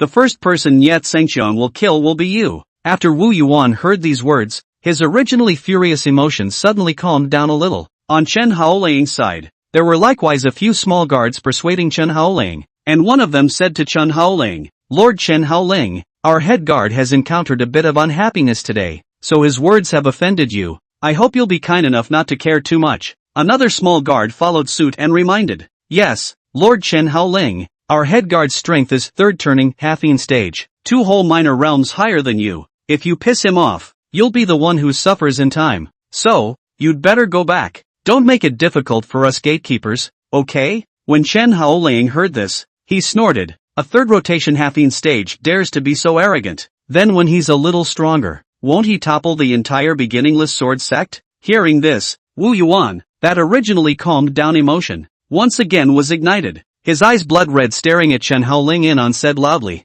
Chen Haoling, keep your mouth clean. A coward who even beats up women. What qualifications do you have to call me arrogant? Listen up. Don't think that I really don't dare to do anything to you. In the end you're just a named disciple of Tsong Dome Peak. Even if I don't dare to kill you, I still don't have a problem with seriously injuring you or letting you lie in bed for 10 days and half a month. Chapter 89, Can't you let her go? When Chen Haoling heard this, he instantly understood that the reason why this guy was so cross with himself after all was because of the reason why he beat up those women last time. The moment he thought of this, Chen Haoling laughed again. Once upon a time, he was just like this Wu Yuan, fighting with others in order to protect those few women. Should I say no? This Wu Yuan was a bit similar to Chen Haoling's last life, but this was not a reason why Chen Haoling would let him go. In the next moment, the aura on Chen Haoling's body suddenly erupted. In a matter of moments, a strong wind swept through the air, instantly sending those little guards who were blocking Chen Haoling flying backwards. They were all relatively weak, and even if they were just hit by a layer of qi energy, it would be no small injury for them. At the same time, Chen Haoling then instantly arrived in front of Wu Yuan, and before he had a chance to react at all, he backhanded him and slapped him across the face. Pop! This slap was very loud, and this time, it directly deformed Wu Yuan's entire face. At the same time, there were several teeth in his mouth that were followed by being jerked out, and a mouthful of bloodied saliva was spat out of his mouth. Immediately afterward, Chen Haoling threw a kick onto Wu Yuan's abdomen in a spinning turn. Phew! Knock! A kick went down, directly sending Wu Yuan flying out. His body was like a stream of light, crashing hard through the wall of this compound, then flying out hundreds of meters away before coming to a stop. When the surrounding group of small guards saw this scene, the people were dumbfounded. What was the situation? Chen Haoling had actually sent their chief of guards flying, and with such overwhelming force that it knocked the opponent hundreds of meters away? No! Who said before that Chen Haoling couldn't beat Wu Yuan? Don't you think it's a slap in the face to see this scene now? And naturally, Chen Haoling ignored the gazes of those little guards as he put his hands behind his back and walked straight out through that big hole. As Wu Yuan's body flew out backwards, it actually crashed through several walls along the way and flew all the way to the top of an abandoned tenement outside the city lord's mansion before coming to a stop. Only, by this time, he already had several broken ribs on his body, and even his internal organs were traumatized to varying degrees. Then, in the next second, Wu Yuan froze and saw that Chen Haoling came straight in front of him. At this moment, Wu Yuan's face turned white as his eyes said in horror, You've broken through to the Yin-Yang realm? Wu Yuan was very clear about his own strength. As the leader amongst the third turning, semi-Yin stage, he still had the ability to escape even if he faced a 10th turning, semi-Yin stage powerhouse. There may even be some appropriate counterattacks, and like the kind just now, being killed by Chen Haoling with a single move without any reaction time. Then this could only mean that Chen Haoling's strength had far exceeded the 10 turns, semi-Yin stage. From this, it could be judged that the Chen Haoling in front of him was at least a monster that had reached the level of the Yin-Yang realm. Wu Yuan, who thought of this, when he faced Chen Haoling, a sense of fear arose, and the arrogance he had just felt no longer existed. Chen Haoling, on the other hand, casually picked up a sharp machete and said in just a cold voice, Originally, I was in a pretty good mood today and didn't want to kill innocent people, but you had to take the initiative to come up here to seek death. So since that's the case, this seat will have no choice but to handily kill you. Wu Yuan's eyes completely panicked when he heard this, and he said in horror, Lord Chen Haoling, you can't kill me. I'm Lord Yuru Shui's trusted guard. If you kill me, Lord Yuru Shui won't let you go, and Lord Peak Master won't spare you easily either. Wu Yuan still wanted to pray, but in the next second, a blade light slashed through, directly cutting off Wu Yuan's head. Thick blood suddenly sprayed out from the neck. This was the cruelty of the cultivation world, wasn't it? When Wu Yuan thought that Chen Haoling was just an ant at the first turning, semi-Yin stage, he even dared to clamor in front of Chen Haoling, threatening to severely injure him. However, when he realized that Chen Haoling's strength was in the Yin-Yang realm, he immediately begged for forgiveness and admitted his mistake. It's just a shame that we're all adults, and a lot of things can't be corrected just because you know you're wrong. Chen Haoling casually waved his hand and instantly shook off the blood on that machete. And at that moment, Chen Haoling's communication jade ultimatum rang. He subconsciously took out the communication jade ultimatum before realizing that it was a message sent to him by Liu Ruyan. What? So soon you know you're killing her cronies? However, when Chen Haoling tapped the communication jade ultimatum, he saw a large paragraph appear on it. The general meaning of the content was for Chen Haoling to come to the Jiang family residence in Yongan City now. Seeing this, Chen Haoling whispered under his breath, "The Jiang family residence?" The shadow surfaced at this time, and it reminded, that girl Li Xinyue's maiden home is this Jiang family residence. When Chen Haoling heard this, he oohed and awed twice, and then asked, "What did Liu Ruyan ask me to go there for?" The shadow shook its head, indicating that it wasn't sure, but then it speculated, "Didn't you give Li Xinyue a spatial teleportation scroll a month ago? Is it possible that Liu Ruyan is after this?" Chen Haoling's eyebrows furrowed when he heard this. He felt that there was this possibility, so he threw the machete in his hand to the ground casually, and then walked towards the direction of the Jiang family residence. Shadow followed behind Chen Haoling at this time and said, "Hey, Chen Haoling, when you see Liu Ruyan later, can you not rush to kill her first?" Shadow, as the person who understood Chen Haoling the most, naturally had already seen that after Chen Haoling had regained his strength in the yin-yang realm, his character had already begun to shift towards the kind of tyrannical and murderous character he had in his previous life. Therefore, it predicted that after meeting Liu Ruyan later, it was possible that Chen Haoling would make a move to kill Liu Ruyan outright. However, the shadow was also very clear that right now was not the time to kill Liu Ruyan, so it still wanted to persuade Chen Haoling. Chen Haoling took out his own smoking gun and smoked a cigarette while saying, "What's wrong? You can't bear to part with her?" Those words were tantamount to admitting that he really did have the intention of directly killing Liu Ruyan. However, the shadow reminded, "During this period of your seclusion, the beasts have silently surrounded the entire Yongan City. Just in the last few days' time, there have been incidents of beasts injuring people, so Liu Ruyan gave an urgent order to close all the city gates and forbid anyone from entering or leaving at will." Saying that, it looked at the sky again. The dark clouds had already covered the sun above the sky. It said with a somewhat ugly face, "Moreover, there are only less than 3 hours left before the beast tide breaks out. If you kill her now, then following that, there will be no one to preside over the operation of the Great Luotong Tian formation." When Chen Haoling heard this, he snorted coldly, "Do you think that what's her Great Luotong Tian formation can withstand the beast tide?" After the shadow saw Chen Haoling's appearance, it said with some sadness, "Why have you become more and more emotional now that you don't even have the ability to think a little bit? Even if the Great Luotong Tian formation can't withstand the beast tide, it can still serve as a certain weakening effect. Don't wait until the time when the martial tomb opens. You still have to dedicate your strength to cleaning up these beasts.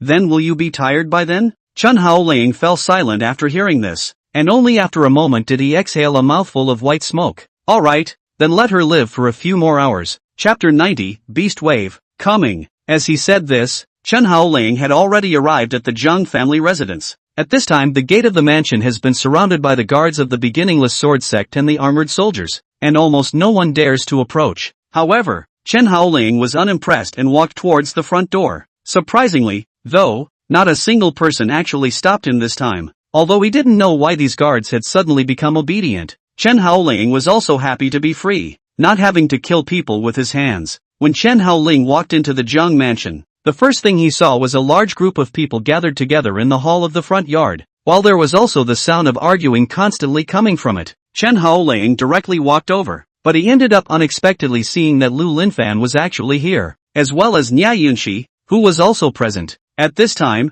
Lu Linfan also immediately saw Chen Haoling, and at that moment, he pulled Liu Ruyan and said, "Senior sister, Chen Haoling is here." After Liu Ruyan heard these words, she turned her head to look at Chen Haoling who had walked in through the door. Not only her, everyone on the scene saw Chen Haoling. However, he heard Liu Ruyan preemptively speak to Chen Haoling. "Chen Haoling, a month ago you seemed to have promised me that you wouldn't interfere with any of my decrees, right?" When Chen Haoling heard this, his gaze went to the things surrounding the center of these people, which was actually a spread-out formation pattern, looking at the area similar to a carpet. However, the spatial laws contained on it gave people the illusion of being in an illusionary realm. Next to the array pattern, there was a scroll, And that scroll was the same spatial teleportation scroll that he had given to Yunxi a month ago. In looking at Yunxi, it was revealed. One of her small faces became red. It looked like she should have been beaten by someone. And at this moment, she was still looking at Chen Haoling with tears in her eyes. Gee, looks like Shadow got it right again this time. The reason Liu Ruyan called herself over was really because of that spatial teleportation scroll. At that moment, Chen Haoling looked at Liu Ruyan and said,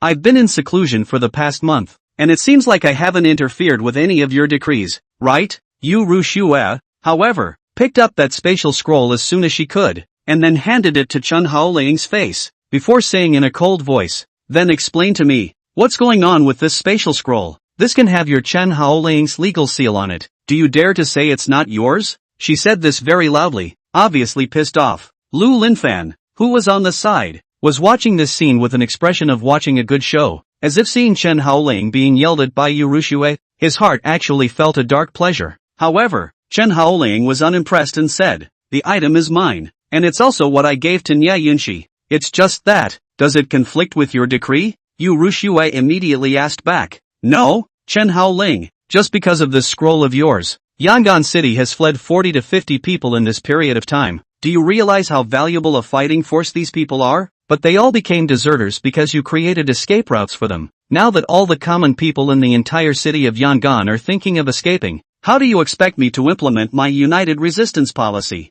This joint resistance policy of Liu Ruyan was actually mobilizing all the commoners of the entire Yongan City to fight against the beast tide. But her method is a bit simple and rough. That is, all the escape routes in the entire city are blocked, so that the people can be forced to desperately resist the beast tide. Chen Haoling, however, looked at the arranged formation with some surprise, thinking to himself, the formation he had given to Yunxi in the beginning was a broken version. Could this also teleport people out? Then, he looked at Liu Ruyan again, and then said in amusement, it's just one more escape route. Do you have to make a big deal out of it? Moreover, if your Great Luotong Tian formation is unable to completely withstand the beast tide's onslaught, then won't the entire city be buried with you at that time? Liu Ruyan, however, chortled. Impossible. She took a step closer towards Chen Haoling, Inon said in a vicious tone, do you know why the human race has never been able to resist every beast tide attack? It's because wallflowers like you exist. Everyone is thinking that there's still an escape route anyway, so it doesn't matter whether the beast tide can be stopped or not. The big deal is to escape. But it's your kind of thinking that has resulted in the cities of the human race being taken down by waves of beasts over and over again. If all of us were to unite and deal with the beast tide together, how could our human race's cities be destroyed by the beasts? This may sound reasonable at first glance, but when you think about it more carefully, you will realize that this kind of statement is not purely and simply sick. Is a tidal wave just a large group of beasts storming a city? Of course it's not that simple. The so-called beast wave was a group of monsters that possessed a huge amount of demonic power, which in turn formed a large-scale natural disaster through the command of a certain leader. It is the existence of the great cultivators above the yin-yang realm who have to avoid the front line when they see it, relying on these little old people in Yongan City and a group of dregs who have not even reached the yin-yang realm, wanting to defend against the beast tide? What's the difference between that and a tsunami coming and talking about a human wall to hold it off? However, in the face of that kind of brainless remarks from Liu Ruyan, Chen Haoling was obviously too lazy to argue anymore as he opened his mouth to inquire. Okay, so why don't you just say it? What do you want? Liu Ruyan let out a cold snort as she directly raised her palm and destroyed Chen Haoling's spatial scroll, tearing it cleanly. Then, she ordered to the surrounding guards, men, dismantle all devices related to spatial teleportation spell formations in the entire Jiang mansion. No one is allowed to stay. When the words fell, all the guards answered in unison, and then, they spread out, and started searching for all kinds of space scroll spells within the Jiang mansion. But at this time, Yunxi was not doing it anymore. She started crying and pulling on Liu Ruyan's hand and said, Sister Liu Ruyan, these spatial runes are our last chance of survival. If you dismantle all of them, then by the time the beast tide attacks the city, we won't even have the slightest possibility of surviving. However, Liu Ruyan was the one who slapped Yunxi's face again. This time, the left and right sides of her face turned red, but Liu Ruyan said in a cold voice, all the people of your Jiang family have all become deserters, and that's all I have yet to settle the score with you.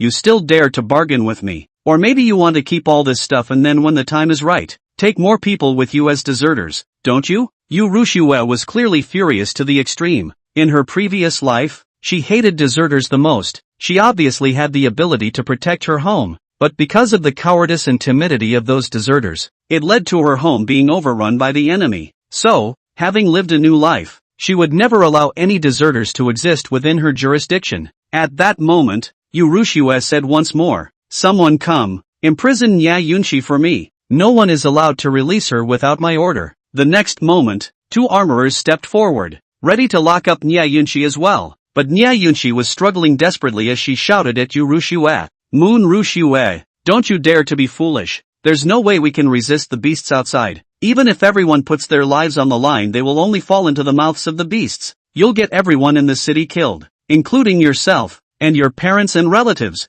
However, as Li Xinyue was pulled farther and farther away, her voice was fading away. Liu Ruyan, however, was furious at Li Xinyue's words, but her face turned red as she turned to the surrounding crowd and said, "Who else wants to be a deserter?" At this, everyone was quiet. When Liu Ruyan saw this, she said in an exasperated manner, "All of you listen to me well. This time the beast tide. If you can't block it, you have to block it for me. Wingate City is my home, just as it is yours. If at that time someone flees from the battlefield because they are on the verge of fleeing and as a result, their homeland is destroyed, I, Liu Ruyan, will be the first one to not let him go." Saying that, her gaze actually fixed on Chen Haoling, but at that moment, a sentry outside rolled and ran in, and shouted at Liu Ruyan, "Lord Town Guardian, it's bad. The beasts have begun to move. They're pouring in our direction." Chapter 91, Waiting. When Liu Ruyan heard this, she was slightly startled, and a hint of panic instinctively appeared on her face. But soon, this hint of panic was replaced by reason,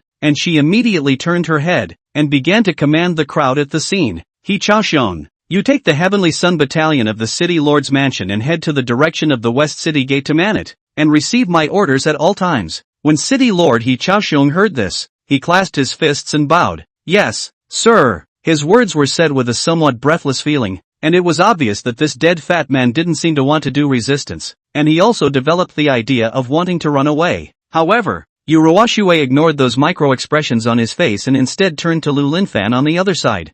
On said, "Liu Linfan, you immediately take my beginningless sword sex armorers above the true martial realm and head to the core array of Yongan City to reinforce it. If necessary, you can invest all of the spirit stones I allocated to you earlier. If the core formation fails in the slightest, I'll put you to the test." At this point in time, Liu Ruyan, when dealing with Liu Linfan, she finally didn't have the same kind of warm and tender feeling that she had before. After Liu Linfan heard that Liu Ruyan had assigned him to such an important position, he immediately clasped his fists. "By order." As the words fell, he also immediately turned around and left before going to gather his men. However, the smile he had on his way out was a chilling feeling. Then, Liu Ruyan looked at the other city lords' palace guards, as well as the other disciples of the beginningless sword sect, before proceeding with her methodical deployment. In no time at all, everyone on the scene was assigned. By the looks of it, it should have been negotiated ahead of time, or it wouldn't have been able to move so quickly. In the end,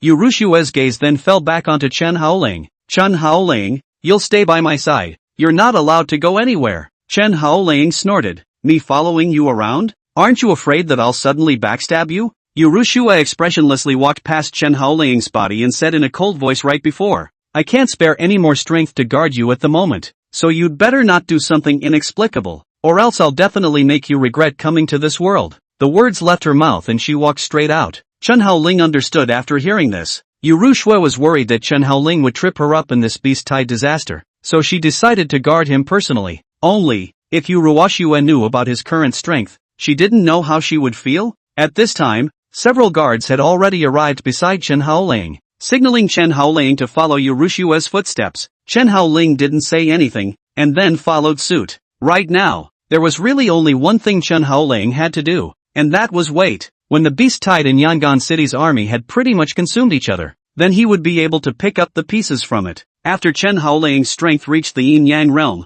many secret techniques that could not be used in his previous life could already be used normally. At that time, when the two armies were fighting to the death, Chen Haoling would then come back with a snipe and a fisherman, which would be so cool. Perhaps, it would even be possible to break through to the great perfection yin-yang realm in one go. With strength, when entering into the martial tomb, one would be able to and have one more point of self-preservation. Soon, Chen Haoling followed Liu Ruyan to the very top of the central outpost tower on the outskirts of Yongan City. This place was the control hub of the Great Luotung Tian formation, and Liu Ruyan, as the core controller, could control every defensive boundary as long as she stayed in this place. Chen Haoling stood at the balcony of this sentry tower, just enough to see the scene beyond the city. Looking at it from afar, one would realize that a cloud of mist was coming from far away, feeling as if it were a thread that divided the difference between heaven and earth. When the dense smoke and dust approached, it would be realized that it was actually a beast of huge size. All kinds of jackals, wolves, tigers, and leopards, almost all of them, with bloodshot eyes, they ran wildly in the direction of Yongan City. Fishy saliva flowed out of their mouths as well as their fangs. Not long after, there was less than 200 meters left to the Yongan City gates, and at that moment, Liu Ruyan sat cross-legged on top of the spirit seat. The spirit seat was so huge that it took up almost a third of this command center room. But as Liu Ruyan made a seal with both hands, the spirit seat underneath her erupted with a dazzling light, and at the same time, a graphic pattern surfaced on the surrounding walls. In the next moment, the light shot up into the sky, directly passing through the ceiling overhead and shooting out into the sky. At the same time, on the outer siege wall of Yongan City, a beam of light followed and shot out and toward the sky above. These beams of light actually had more than 160 beams when stacked up. Then, these 02 beams of light gathered together above the sky and formed a small ball of light, as if it was the sun, illuminating the gloomy sky. The next moment, that small sun burst out with a dense light, spreading in just about every direction. These rays of light formed a semicircular shroud of light between the streams, enveloping down and covering Yongan City in a handful of them. And the moment the light shield covered it, it actually disappeared again, looking as if it had never been there. Chen Haoling stood at the balcony position and watched the scene, then whispered under his breath, "This is the Great Luotung Tian formation?" Having said that, even Chen Haoling had to admit that the construction of this formation was indeed very magical, and if it was used to defend against the human race's cultivator army, it would definitely be very useful. Only, the opponent to be faced now was not the human race, but the beast tide. At that moment, Chen Haoling's gaze was once again directed towards the tide of beasts surging ahead. As if they had lost their spirit, they surged over in the direction of the city gates. However, as they approached a distance of about 100 meters from the Yongan City's gate, a sudden stream of purple mist surfaced. The fog wasn't too thick, at least the naked eye could still see inside, and the moment those beasts entered the purple mist, they collapsed to the ground, and at the same time, their bodies began to tremble violently, and then blood began to flow from their mouths, noses, and 7 orifices. Not only that, even their thick hair, and flesh and blood, were melted into a puddle of blood under the corrosion of this mist, eventually turning into white bones, and the process took less than 10 seconds. Chen Haoling, who saw this scene, whispered under his breath, "The swamp gas of the psychedelic forest? I didn't realize that this woman, Liu Ruyan, could even get her hands on something like this. It's no wonder that she has the nerve to say that she can stem the tide of beasts. Just this layer of swamp gas alone is probably enough to kill a lot of beasts." With that, his gaze continued to look outside the city. The distance covered by the poisonous gas was about 30 meters, so if the beasts wanted to reach the gates of Yongan City, they would have to be the first to rush out of the super-strong poisonous fog zone that was 30 meters wide. Only, when they stepped into it, before they could run a few steps, their bodies experienced a severe paralyzing condition, and then, they fell to the ground and did not move. It didn't take long for the gassed area to pile up with tons of white bones, but even so, the following beasts were still rushing forward and back into the poisonous gas. It was like a moth to a flame, ignoring all obstacles. However, not a moment later, amongst the beasts, an ostrich-sized green plant-based beast was suddenly surging out. Those plant-based beasts, kind of like water hyacinths, were permeated with a faint halo around them. When they entered the poisonous mist, they were actually not directly corroded by those poisonous mists. An even more surprising scene was that the gourd heads on top of their heads actually followed suit and bloomed. Then, a large amount of poisonous gas was inhaled straight into the bodies of these water-gourd beasts. In a moment, the water hyacinths, one after the other, split into 2 rows, forming a separate stack. The poisonous mist in the center of the trestle was inhaled by these water hyacinths in a matter of moments, thus allowing the beasts coming from the rear to pass through this trestle and successfully cross the poisonous gas zone. It didn't take long for a full 40 to 50 of these trestles to form,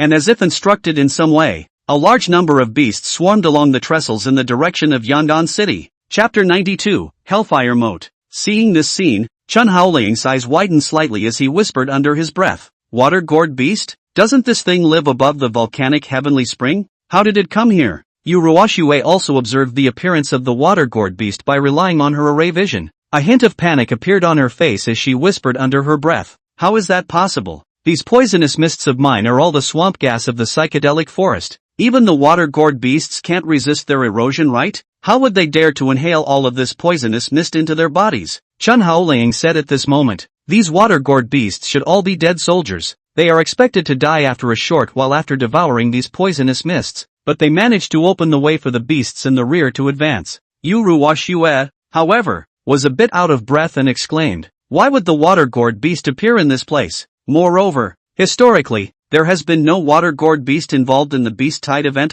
Chen Haoling smiled faintly. Can't you see? This is being targeted. The core layout of your Great Luotong Tian formation was known, so preparations were made in advance, and those water gourds were specifically used to restrain your marsh gas poison mist. Liu Ruyan also reacted after hearing this, but she argued, impossible. The core layout of the Great Luotong Tian formation is a top secret, especially the first layer of the defense area. The matter of the poisonous mist used being the swamp gas of the psychedelic forest is even more of a top secret. It's an absolute impossibility for someone to find out. Chen Haoling, however, did not deny it because before that, he also did not expect that Liu Ruyan would set up a swamp gas in the poisonous fog area on the first floor. Still, he said, are you sure no one else knows about this? A trace of doubt flashed in Liu Ruyan's eyes, but then, she reacted and followed with her mouth. Lu Linfan asked me for the layout of the Great Luotong Tian formation. Could it be? A terrifying thought suddenly appeared in Liu Ruyan's mind, but soon she immediately dismissed it. Impossible. It can't be a secret leaked out by Little Fan.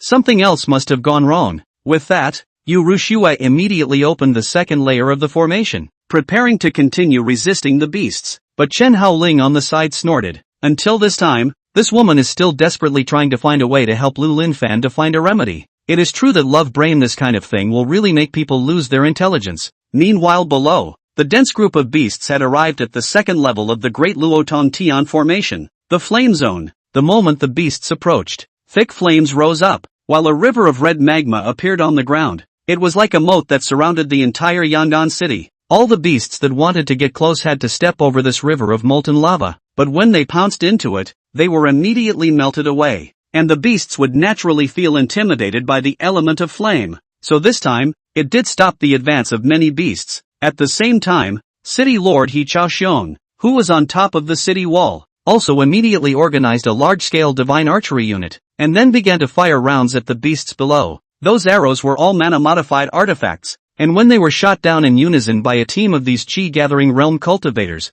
they managed to cause a cluster attack. Boom boom boom. A large number of beasts underwent a violent and large explosion after being shot by the magic weapon arrows. In an instant, a large amount of broken limbs were blown everywhere, but the beast side also quickly responded. Some of them, which were quite a bit strong, directly opened their mouths, and then spewed out a thick beast fire, and shot over towards the direction of Yongan City's walls. Hoo. However, the scorching beast fire was blocked by the original protective boundary as it approached Yongan City. The principle of Yongan City's original boundary was that attacks from inside could hit enemy forces outside, but enemy attacks from outside could not hit inside. As a result, the dense beast fire couldn't help those shooters on Yongan City at all. This was the second layer of defense designed by Liu Ruyan. Hellfire Moat. Block the beasts with rivers of molten lava, and attack while being attacked by the shooters on the walls. And they themselves were being arched by the protective boundaries of Yongan City, so that they could achieve the effect of killing 1,000 enemies at their own expense. But not waiting for the people on He Chaoxiong's side to be happy for long, a rock shenhawk beast above the sky was flying over. They carried a bucket-sized volcanic rock crystal in their mouths and dropped it after arriving in the sky above Yongan City. Immediately afterward, an even more violent big explosion resounded. The scene was as if strategic bombers were bombing the city of Yongan indiscriminately. It was just that all of these explosions were resisted by the protective boundary. But according to this kind of fight, the protective boundary would be finished sooner or later. Moreover, under this crazy bombardment, the many human troops in the city felt like an earthquake, and the entire city seemed to be trembling. This time, it even prevented them from stabilizing their stance. At the same time, those rock shenhawk beasts also opened their mouths and let out loud and clear chirps. The strong sound waves penetrated the protective boundary in an instant, then pierced into the ears of those human cultivators. Aha! In an instant, a large number of human cultivators, blood began to flow from their ears. Some of the more serious ones had their heads even exploded on the spot. When He Chaoxiang saw this scene, he immediately yelled, "Protect your ears with your mana. These sound waves possess the demonic power of the beast race. It can weaken our spiritual power." The crowd sniffed and immediately did as they were told, which made their faces look a little better. But just when they had just caught their breath for a moment, the bottom was once again encountered changes, only to see a huge-sized seat beast actually walk straight into the river of molten lava. The size of the seat mountain beasts was very large. Their form was similar to that of a turtle, but the turtle shell on their body seemed to be a block of rock, just like a mountain, hence the name, Zizan Beast. Although their own rocky bodies gave them a strong defense, they were still killed immediately in the face of the burning hellfire. However, after the death of these pedestal beasts, their corpses would not be burned immediately, but instead rested on top of the hellfire moat. When one after another of the Zastos were killed by the hellfire lava, their corpses formed a bridge, successfully allowing the beasts behind them to move on. Ho Chiuhung on the city wall wanted to continue to give orders and shoot arrows to block. However, the great rock Xianhawk beast in the sky then continuously bombarded the protective boundary with fire rock crystals, while also emitting a large amount of sonic chirps. Although these attacks could not kill all of the shooters,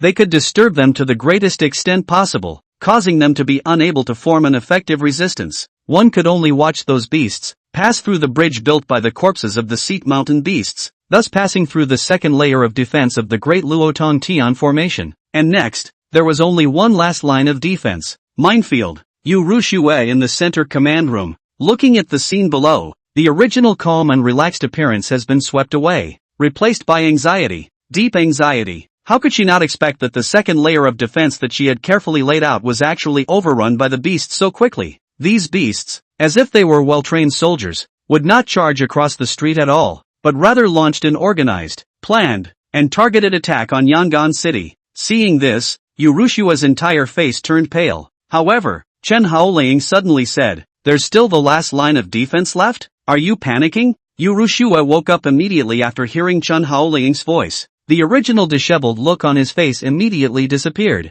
Reliving a new life was originally to prove to Chen Haoling that if he hadn't taken himself away in the first place, he would have been capable of rescuing the entire Yongan City. If she were to kneel now, wouldn't her reason for taking revenge on Chen Haoling in her previous life become a joke? At that moment, Liu Ruyan once again regained her spirit and then began to deal with the beasts at the third layer of defense. Chapter 93, Great Luotong Tian Formation broken. Liu Ruyan cries. The third level of the lightning fall area. Its construction was designed with reference to the lightning attraction array. When a living being entered it, it would soon be struck by the lightning that fell from the sky, and the speed of these lightning bolts was very fast. It was almost impossible to dodge. They were like sharp, pointed knives that pierced through the body of every beast that approached. Some of the beasts were cleaved into black charcoal, some were pierced through the heart, and some simply had their bodies cleaved into pieces. What's worse, the density of lightning landings in the falling thunder zone was amazing, with an average of hundreds of lightning bolts striking down every second. They were like precision-guided missiles, shooting steadily at the head of each beast. It had to be said that the falling thunder zone, as the grand finale of the Great Luotong Tian Formation, was indeed much stronger in destructive power than the first two defensive zones. Unable to dodge, unable to resist, unable to fight hard, once hit it was death. Such a formation was almost insurmountable. If it had been a human army, it would probably have immediately had to retreat when faced with such a tricky grand formation. But these beasts wouldn't have any notion of retreat. This moment is entirely about piling on by sheer numbers. Isn't it true that hundreds of thunderbolts will land in your lightning fall area every second? Then on my side of the beast race camp, we'll follow the influx of thousands of beasts per second. Let's see if your falling thunder strikes fast, or if I have enough beasts. In an instant, with more and more beasts pouring into the falling thunder zone, the dense lightning began to appear overwhelmed. In a short while, the first beast rushed out of the mind area, followed by the second beast rushed out of the mind area, then the third and the fourth. In just half a quarter of an hour, more than 100 beasts, relying on the pile-up of numbers, managed to rush out of the falling thunder zone and came under the great formation boundary of Yongan City, and immediately afterward, they began to use various methods to impact the boundary. Some headbutt, others burned with animal fire, and still others would use various exoskeletons to attack the shooter troops on the city wall. While dealing with the rock Xianhawk beasts in the sky, they also had to divide their energy to deal with the beasts below that were destroying the protective boundary, and for a while, they were actually a bit overwhelmed by themselves. Soon, above the protective boundary, cracks actually began to surface. On top of that, similar situations are occurring in major areas such as the south side, the north side, the west side, and other major areas. More and more beasts managed to pass through the 3 layers of defense lines set up by the Great Luotontian formation, and then came to the last layer of the city guard boundary. In the face of such an intensive attack, the city guard boundary was suddenly in a precarious position.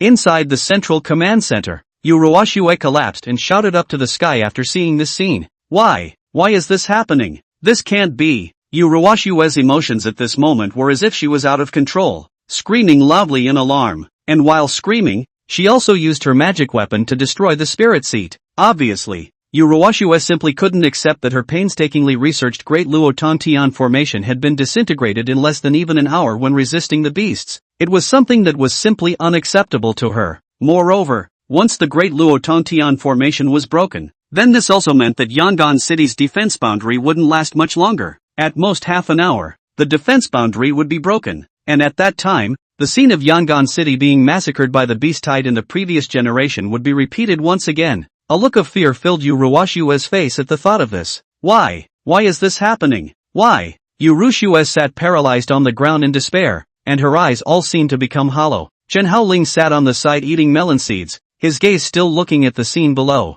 Just as Shadow had said, allowing Liu Ruyan's Great Luotontian formation to consume these beasts was indeed a very wise choice. In just a moment's time, as many as 8 or 9,000 beasts were consumed with only 3 or 4,000 left. Back when Chen Haoling was cleaning them up, it would save a lot of work. However, just when Chen Haoling was thinking like this, Liu Ruyan suddenly came close to Chen Haoling. Her hands grabbed Chen Haoling's shoulders, and then said with a somewhat maniacal expression, "Chen Haoling, do you have any more spatial teleportation scrolls?" Chen Haoling twisted his head to look at Liu Ruyan in front of him. Her cloaked appearance was just like a subversive woman. He spat out the melon shells from his own mouth and just said, "What do you want that for?" Liu Ruyan said somewhat breathlessly, "I want my parents and loved ones to leave Yongan City first." It was only at this point that Liu Ruyan truly lowered her head and admitted that she was unable to resist the beast tide, which was why she now came over to ask Chen Haoling if he still had any more spatial teleportation scrolls. But Chen Haoling was laughing. "Just that one space teleportation scroll,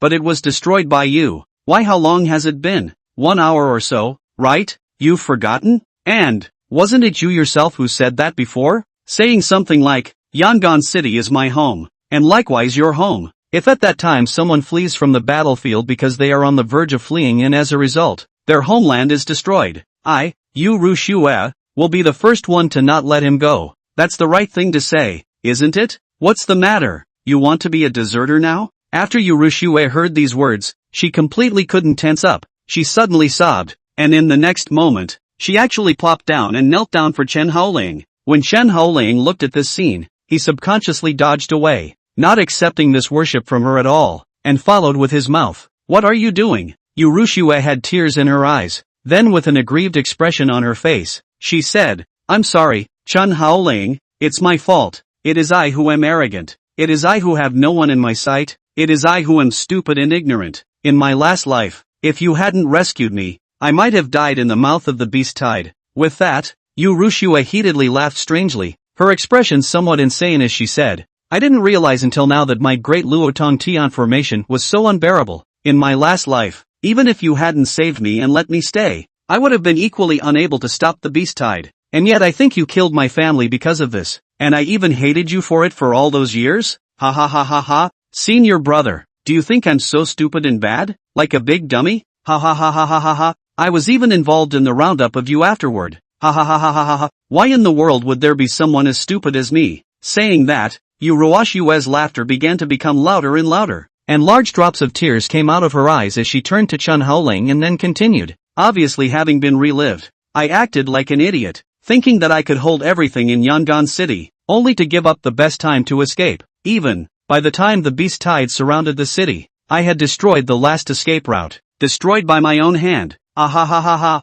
Liu Ruyan said, and like a psychopath, she began to wildly whip her face. Snap, snap, snap, that crisp slap resounded. After finishing, Yu Ruoxue then looked at Chen Haoling once again before saying in a tone of supplication, "Right now, I have nothing else to ask for. I only hope that you, Chen Haoling, can save my family for the sake of our acquaintance. They're all innocent and shouldn't be implicated. Also, I know what you're capable of. You can definitely get them out of there. So, count me in as begging you. Is it okay to save them?" Saying that, Yu Ruoxue even kowtowed to Chen Haoling, but Chen Haoling was taking a deep breath. Inon said slowly, "Remember the last time, when Qin Lan brought people to besiege me in front of the mountain entrance of Qingluan Peak? The most you ever said to me that day was dog in the mouth. Mind your own business. It was also these 8 words that made you hate me for 10,000 whole years, and it was also these 8 words that became the reason for you to backstab me." With that, Chen Haoling looked at Yu Ruoxue with a smile. "So,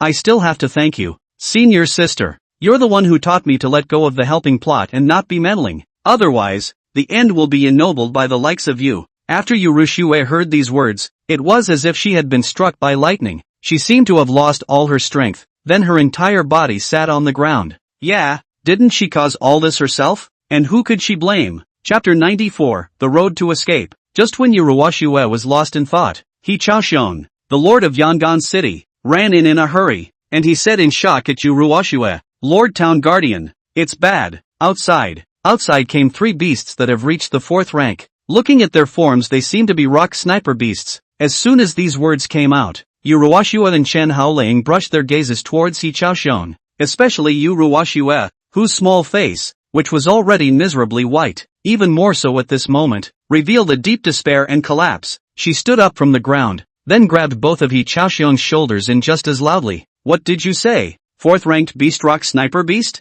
Why would that kind of monster appear in this place? And 3 of them at once?" He Chaoxiong was pinched raw by Yu Ruoxue's palm, but he still forced himself to endure the discomfort and said, "My lord, my humble servant doesn't know why the rock sniper beasts appeared in this place. When the beasts surged up just now, they didn't even touch them. However, when the Great Luotan Tian formation was destroyed, they suddenly appeared out of nowhere. Right now, the only remaining guardian boundary of Yongan City is being destroyed. It is expected that in at most a quarter of an hour, the boundary will be destroyed piece by piece as well." With that, He Chaoxiong's entire body collapsed and said, "My lord, escape! Hurry up and escape while there's still a little time left." Yu Ruoxue revealed a dumbfounded look upon hearing these words, as she sat powerlessly on a stool to the side, her mouth trembling as she said, "Escape? Where else can I escape to?" He Chaoxiong suddenly said, "My subordinate has already sent a distress letter to the Dongning Palace as well as the beginningless sword sect, so I think that if we wait for a while, help will arrive,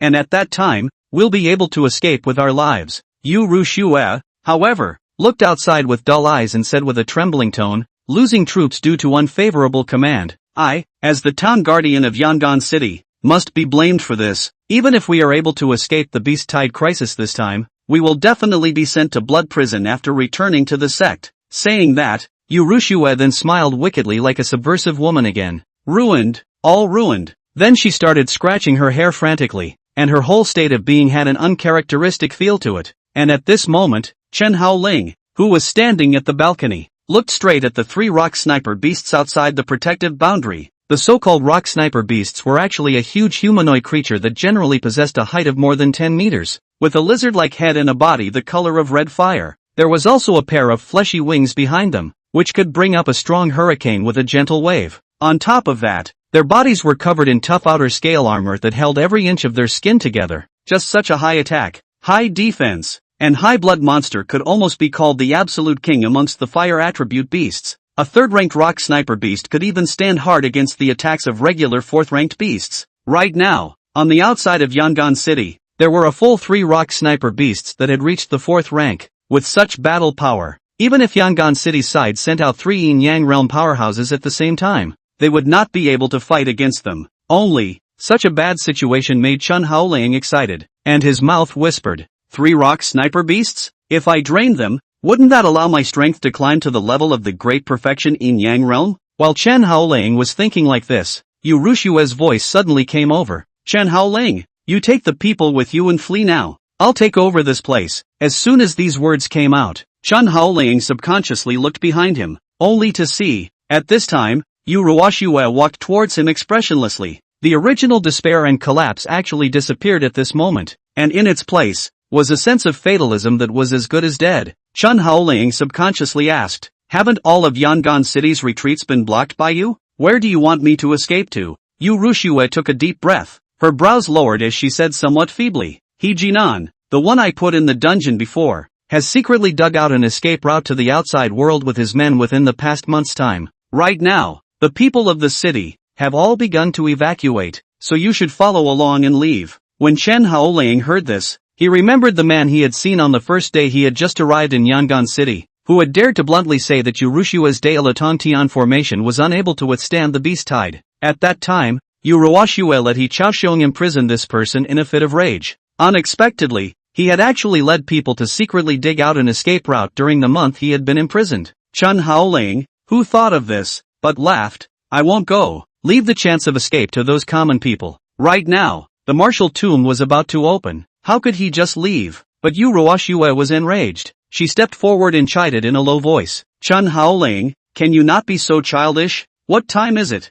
You still think of singing against me? If it's because I tore up your space scroll thing that you're upset with me, then I have nothing to say. But you should also want to know that I've already apologized to you and admitted that you were right. What more do you want from me? Or maybe you have to see me get back on my knees and beg you to leave right away to make you feel good inside, right? When Chen Haoling heard this, he revealed a puzzled expression. Surely he had his own reasons for staying and this woman thought he was just singing against her? Alas, Chen Haoling really didn't want to say anything to her anymore. But in the next second, Liu Ruyan actually really did once again poof down, and then said with her gaze fixed dead on Chen Haoling, alright, I beg you, leave Yongan City immediately now. And also regarding the matter of me tearing up your spatial scroll earlier, it was also my fault. I apologize to you. I'm sorry, it's my own ignorance. It's my brain that's sick. Now are you satisfied? This was perhaps the characteristic of Liu Ruyan, right? When she realized what was right and what was wrong, she would immediately put things right. That was why, right now, after realizing that it was impossible for Yongan City to resist the beast tide, she resolutely ordered to flee immediately, especially now. She actually knelt down for Chen Haoling once again in order to let Chen Hao go down flexibly. Perhaps, deep down in her heart, she really hoped that Chen Haoling would be able to escape from this place. And she really didn't want anything to happen to Chen Haoling in this place. Otherwise it couldn't have been done so absolutely. Chapter 95, The Truth, the mastermind of all events. And such a scene even made He Xinyue, who was on the side, give a dumbfounded look. I didn't expect that the Lord Jinghua envoy would actually kneel down to a vice-general. If the people of the beginningless sword sect knew about this, they would probably be shocked to the point that their jaws would drop to the ground. But Chen Haoling was a bit unable to stand it and shouted, Are you bored? If you have this free time to worry about whether I escape or not, you might as well go and command the other armored soldiers to resist and defend immediately. Right, there's also your junior fan brother.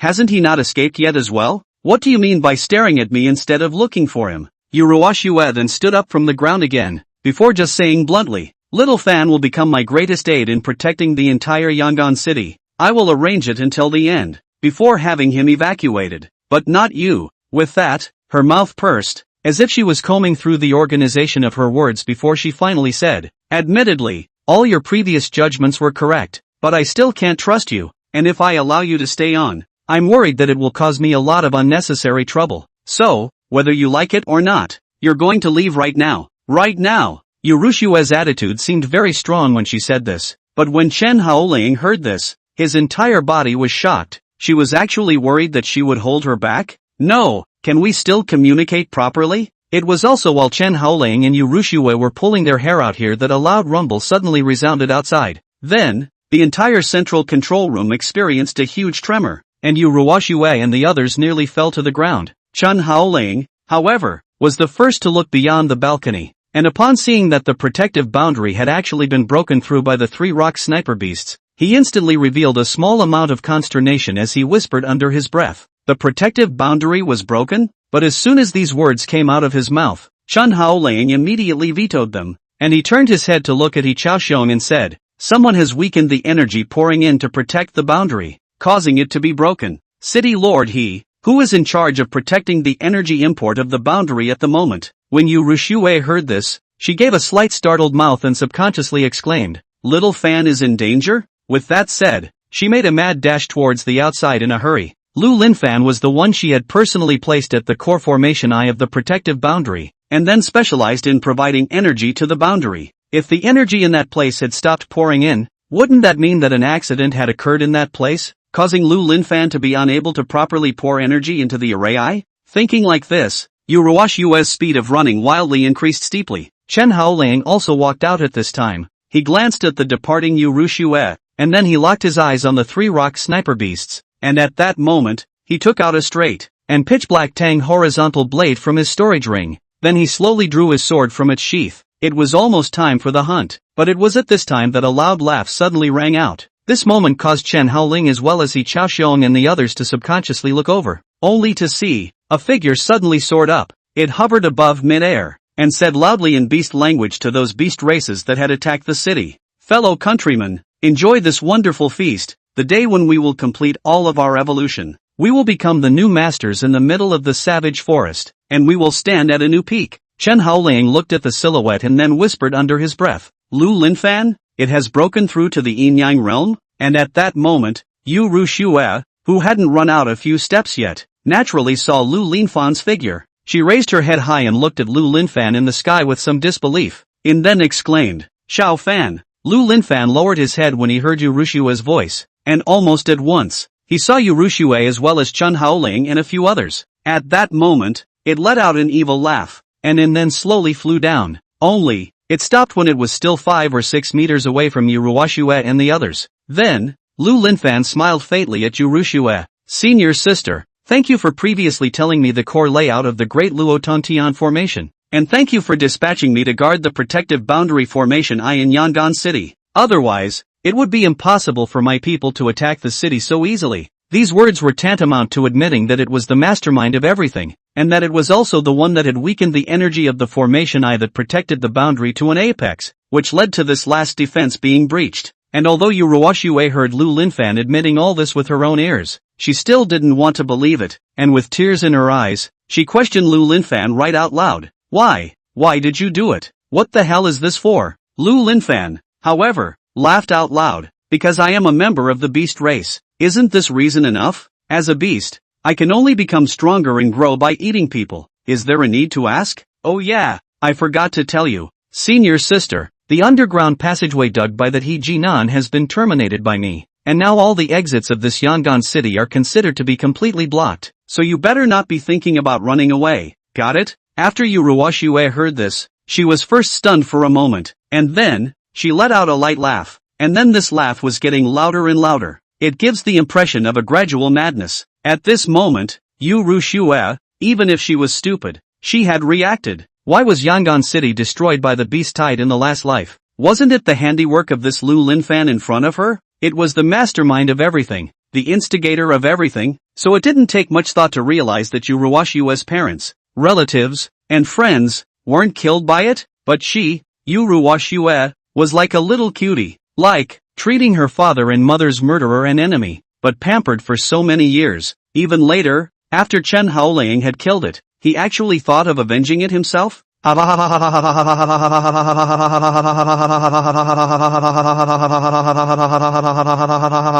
Ruoxue laughed maniacally while looking up to the sky, but at the same time, there were still tears flowing continuously in her eyes. Until half an hour ago, she was still desperately trying to find reasons for Lu Linfan, trying to prove that Lu Linfan was not a traitor, but as it turned out, she lost completely, lost everything. For some reason, at this moment, Yu Ruoxue's mind recalled the words that Chen Haoling had said to her in her previous life. Chen Haoling angrily pointed at Lu Linfan's corpse and said, "It's a beast, we're humans, its existence is a great threat to us itself. If we don't get rid of it now, then in the future, you, me, Master, and Yen Yen, all of us will all die in its mouth. Do you understand?" At that time, Yu Ruoxue was holding the lifeless Lu Linfan's corpse and angrily questioned loudly, "Do all beasts just eat people? Are all heretics a threat to us humans?" Chen Haoling, you keep saying that Xiaofan will kill all of us after he grows up, but have you ever thought that I and my master and Yen Yen, we are all willing to die for him, but now you've killed him, how will you let us live in the future? Chen Haoling angrily plunged his blade into the ground and loudly chided, "Is your ing brain squeezed by a door? Willing to die for a beast race? Fine then, just go to hell. I don't care about you." Yu Ruoxue looked at Chen Haoling's back with deep hatred in her eyes, and then, with her mouth, She cursed loudly. Chen Haoling, listen carefully. I, Yu Ruxiue, swear in the name of the heavenly Tao that if I cannot kill you in this life as a means of avenging Xiaofan's hatred, I will definitely be punished by the punishment of 5 thunderbolts, and my soul will fall into the infernal hell, and will not be allowed to transcend life for all eternity. It was also from that day onwards that Yu Ruxiue and her master sibling, at the invitation of Li Xinyue, began to plan out a grand plan to attack and kill Chen Haoling, a scheme that would last for 10,000 years. Chapter 96, Chen Haoling, thank you. Thinking back to the scene that had happened, Yu Ruxiue's laughter suddenly turned into crying. She sat paralyzed on the floor like a helpless little girl and cried on her back. Lu Linfan had destroyed the tunnel to the outside world, and that meant that her parents and relatives had also died in Lu Linfan's hands. It was because He Chaoxiong had already spoken to her just now, and he had prioritized repatriating Yu Ruxiue's parents to the underground tunnels. And now, with the tunnel destroyed, will the two of them still be alive? At this moment, Yu Ruxiue had suffered several consecutive major blows within just 1 hour. First, the Great Luoton Tian formation, which she had painstakingly researched for countless years to create, was proven to be, well, a joke. Then came the realization that he had wrongly blamed the Chen Haoling of his previous life, and felt deeply remorseful for having attacked and killed Chen Haoling in the first place. Then came the betrayal by those closest to her, causing her entire being to fall into a state of extreme mental collapse. Finally, there was the death of both her parents, which made her so desperate that she burst into tears. However, Lu Linfan, who was above the sky, was laughing instead when he heard these cries. It seems to like nothing better than this loud hysterical crying. It makes it feel good and over the top. Then,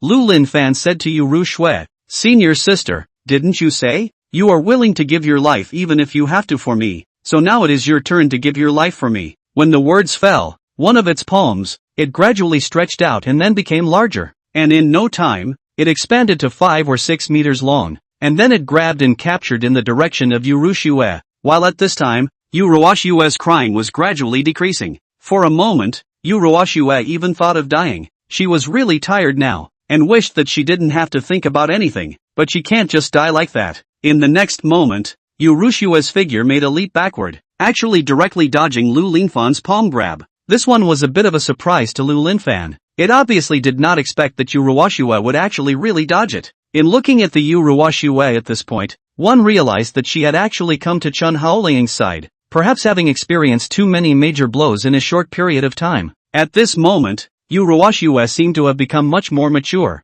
but her eyes had also become much more resolute. Yu Ruxiue turned her head to look at Chen Haoling, and then she revealed a pretty smile. This was a look she had never shown to Chen Haoling before, because this kind of expression was something she would only show when facing the closest and most important people. It could be seen that at this time, Yu Ruxiue had already taken Chen Haoling as her most important person in her heart. Perhaps, Chen Haoling's position in her heart had already surpassed that of Lu Linfan back then. However, he heard Yu Ruxiue, who was at that moment, say, Chen Haoling, thank you. In my last life, you killed my father and mother's enemies for me. And if it wasn't for the misunderstanding, I might still be living in hatred. Now that it's all out in the open, and from that moment on, I really know who the people who are good to me really are. With that, she took out a dagger from within her storage ring, and then, right in front of Chen Haoling, she plunged the dagger into her heart area. In an instant, reddish blood flowed down, while plasma flowed down from the corner of her mouth. However, the eyes she looked at Chen Haoling with were still filled with tenderness. Just like a young girl in the early spring looking at her beloved lover. If there is an afterlife, I still want to be your Taoist partner again, and at that time, I will be the one to protect you for the rest of your life. With that, a faint halo emerged from Yu Ruxiue's body, and the dagger was also integrated into Yu Ruxiue's heart at that moment. When Chen Haoling looked at this scene, he said hesitantly, blood sacrifice? Right now, this spell used by Yu Ruxiue was precisely the ultra-low-end version of that secret spell. The blood sacrifice grievance spirit technique that Chen Haoling had used in the first place. The same is true of sacrificing one's lifespan in exchange for great power. However, the difference was that Chen Haoling's blood sacrifice grievance spirit technique allowed him to cross over a dozen minor realms in a single breath, and he wouldn't die immediately afterwards. However, this low-grade version of Moon Ruxiue's sacrifice technique was one that would cause her to be completely soulless after her power had been used. Moreover, the increase in her power would not be greater than the increase brought about by Chen Haoling's secret art. Seeing this scene, Chen Haoling spoke up, you're ready to kill Lu Linfan with your own hands? Liu Ruyan gave a gentle nod. At this moment, she seemed to have reverted back to that gentle as water elder sister, but only in front of Chen Haoling to show such a gentle scene. And when she was looking at Lu Linfan, her eyes changed, turned into hatred, turned into killing, and such a gaze was the gaze that she had once viewed Chen Haoling with. In the next moment, a breath that was strong to the extreme swelled from Liu Ruyan's body. Not a moment later, she actually broke through to the level of minor achievement Yin Yang realm on top of her existing base. And when Lu Linfan above the sky saw this scene, he revealed a playful expression. Oh, it looks like it's ready to get real? Liu Ruyan's body slowly levitated under this power. She stared expressionlessly at Lu Linfan and said, "Little Fan, senior sister has decided that you will be completely beheaded today, but you don't have to be afraid. On the way to the Yellow Springs, elder sister will also come down to accompany you. I'm going to pay for what I did in the first place, and the same goes for you." As the words fell, Liu Ruyan's eyes steeply became stern as she copied the spirit snake whip, and she struck straight in Lu Linfan's direction. Only while rushing over, she couldn't help but take one last look at Chen Haoling and whispered under her breath, "Chen Haoling, goodbye." When the words fell, she rushed towards Lu Linfan without any hesitation. In a matter of moments, the two Yin Yang realm powerhouses were engaged in a frantic battle. Boom boom boom. The loud trembling sound was so loud that even Chen Haoling, who was at the bottom, could hear it clearly. But at that moment, Chen Haoling then turned his head to look behind him. In On said, "Finally come?" With that, his gaze saw that three huge humanoid creatures crawled out from the back of the tower, and with that, they bit straight towards Chen Haoling's direction. Chapter 97, Infinite Devouring Technique. Chen Haoling looked at the three rock sniper beasts that were constantly approaching, and slowly moved 1 foot backward, while at the same time, his hands gripped the hilt of the Tang horizontal blade. After the beast died, the martial tomb would be opened, and if he wanted to find the mausoleum of the shepherd god in the martial tomb space and get the blood of hell from it to open the blood wheel pupil, then Chen Haoling had to think of a way to make his strength rise a notch higher. Right now, these three rock sniper beasts that had appeared were a good feast. As long as Chen Haoling ate all of them, then his strength might possibly reach the grand completion Yin Yang realm level. Only to see, Chen Haoling took a deep breath and disappeared in place as he faced the first rock sniper beast that rushed at him. Phew! The speed was so amazing that it even made that rock sniper beast not notice where Chen Haoling had flown to. However, in the next second, Chen Haoling suddenly arrived in front of it, and the sharp Tang horizontal blade in his hand violently plunged into the rock sniper beast's gigantic lizard head. Oofed! The silver-black blade instantly pierced through the rock sniper beast's scale armor, and ruthlessly plunged into its skin. Immediately afterward, Chen Haoling's mouth whispered, "Koan Peng Upanishad Infinite Devouring Art, open." As the words fell, the Tang horizontal sword that was inserted into the rock sniper beast's skin was like a blood-collecting needle, extracting a huge strand of demonic energy, before converting it into spiritual energy that could be absorbed by the cultivator. These spiritual energies were channeling into Chen Haoling's body, nourishing his physical body in reverse. The rock sniper beast instantly let out a hysterical scream, and its huge body, which was 10 meters tall, fell straight down from the top of the Yongan City's fence. Boom! The huge body smashed the ground with thick smoke. Chen Haoling, who was standing on top of the rock sniper beast's head, followed suit and felt an intense heavenly rotation coming on. If it wasn't for his death grip on Tang Hangdao, it was estimated that he would have almost been thrown off the ground. But in the next second, the rock sniper beast, which had fallen to the ground, raised its huge palm and viciously lashed out at Chen Haoling. It was like swatting a mosquito. Seeing this, Chen Haoling pulled the Tang Hung blade out of the rock sniper beast's body, and as he looked at the palm that had struck over, he swung it over in the reverse direction. Blade technique scythe. It was instantly launched. Brush. A whirlwind of chi energy flew out, and in an instant, it sliced apart the palm that had struck. This scene was like a steel knife cutting through tofu. The rock sniper beast's proudly tough physical body was simply fragile in front of Chen Haoling's boundless blade. Pust. At the broken palm, there was a thick spray of fresh blood. Only, those weren't ordinary blood, but a kind of poisonous blood. Once stained, it would suffer from fire poison, a supreme poison capable of incinerating even cultivators. The rock sniper beast, whose wrist had been sliced open, immediately screamed in agony as it opened its mouth and then spat out a scorching hot flame mass in the direction of Chen Haoling. Chen Haoling was still hovering above mid-air at this time, and when faced with the onslaught of flames, he turned around and narrowly dodged it. However, due to the speed at which the flames were sprayed so quickly, they even sparked the clothes on Chen Haoling's chest, and his skin was all red from it. Even Chen Haoling's physique could be scalded red, so one could imagine what kind of consequences would result if he was hit. Without waiting for Chen Haoling to make further counterattacks, the second rock sniper beast fell down from the sky above.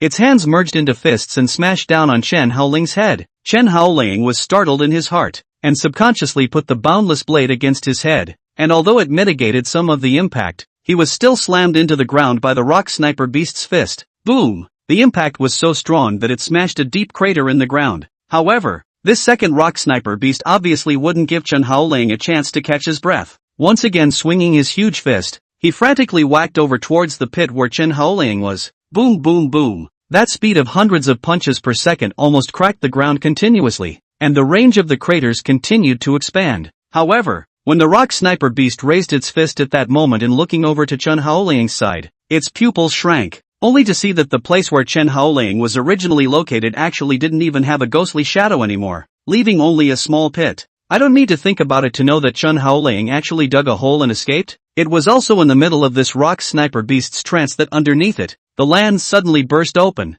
and then Chen Haoling transformed into a ball of vermilion bird flame and flew out. Before the rock sniper beast had a chance to react at all, it went through an entire head from its chin. By the way, he also took out the beast spirit in the rock sniper beast's brain along with it. With that, Chen Haoling flew higher into the sky above. His clothes were already rotten beyond recognition, and his skin had a large number of abrasions, with thick blood gurgling out. Obviously, a portion of those hundreds of punches that the rock sniper beast had just swung still landed on Chen Haoling's body. It didn't do him any very serious damage, but it didn't feel any better. At that moment, Chen Haoling looked down at the beast spirit in his hand. It was a fist-sized crystal, and inside the crystal there was a miniature version of the rock sniper beast. While looking at the rock sniper beast's main body, it slowly collapsed, its vitality completely disappearing. The three great rock sniper beasts, just in the space of a moment, one died, but there were still two rock sniper beasts left. Chen Haoling twisted his head to look at the third rock sniper beast, which was actually tangling with He Chaoxiong and the other Yongan City experts at the moment. Even though they were being slaughtered almost unilaterally,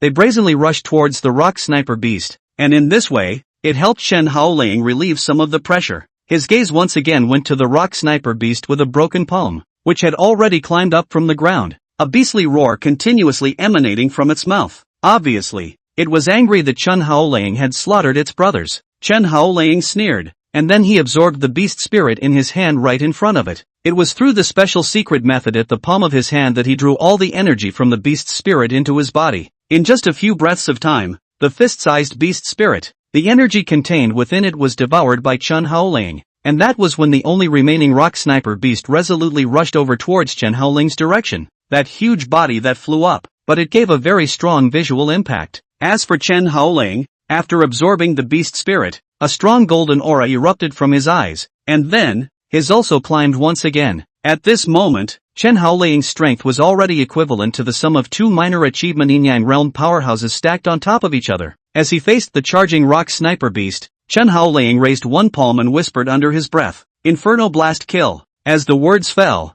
a thumb-sized flame rose from the center of his palm, which in turn gathered into a small dot before shooting out. Before that rock sniper beast could react, the flame dots entered its body. When it approached Chen Haoling with less than 5 meters left, Chen Haoling's mouth whispered, "Explode." In the next moment, it was as if a nuclear bomb had been detonated inside the rock sniper beast's body, and starting from its abdomen, it rapidly expanded. Then, the skin began to crack inch by inch, and a halo of flame seeped out through the cracks. The huge body of the rock sniper beast then exploded, and all sorts of limbs and broken bodies continued to fall to the ground as if it was raining. Those huge pieces of corpses even smashed some of the Yongan City commoners who tried to escape. Then, Chen Haoling looked at the head area for a slash. Phew! The rock sniper beast's head was sliced open, and the second beast spirit dripped down to Chen Haoling's hand. As soon as he caught it, he began to crazily devour the powerful demonic power within the beast's prana using the secret technique Kuan-Peng Upanishad infinite devouring technique in accordance with the old rules. Then,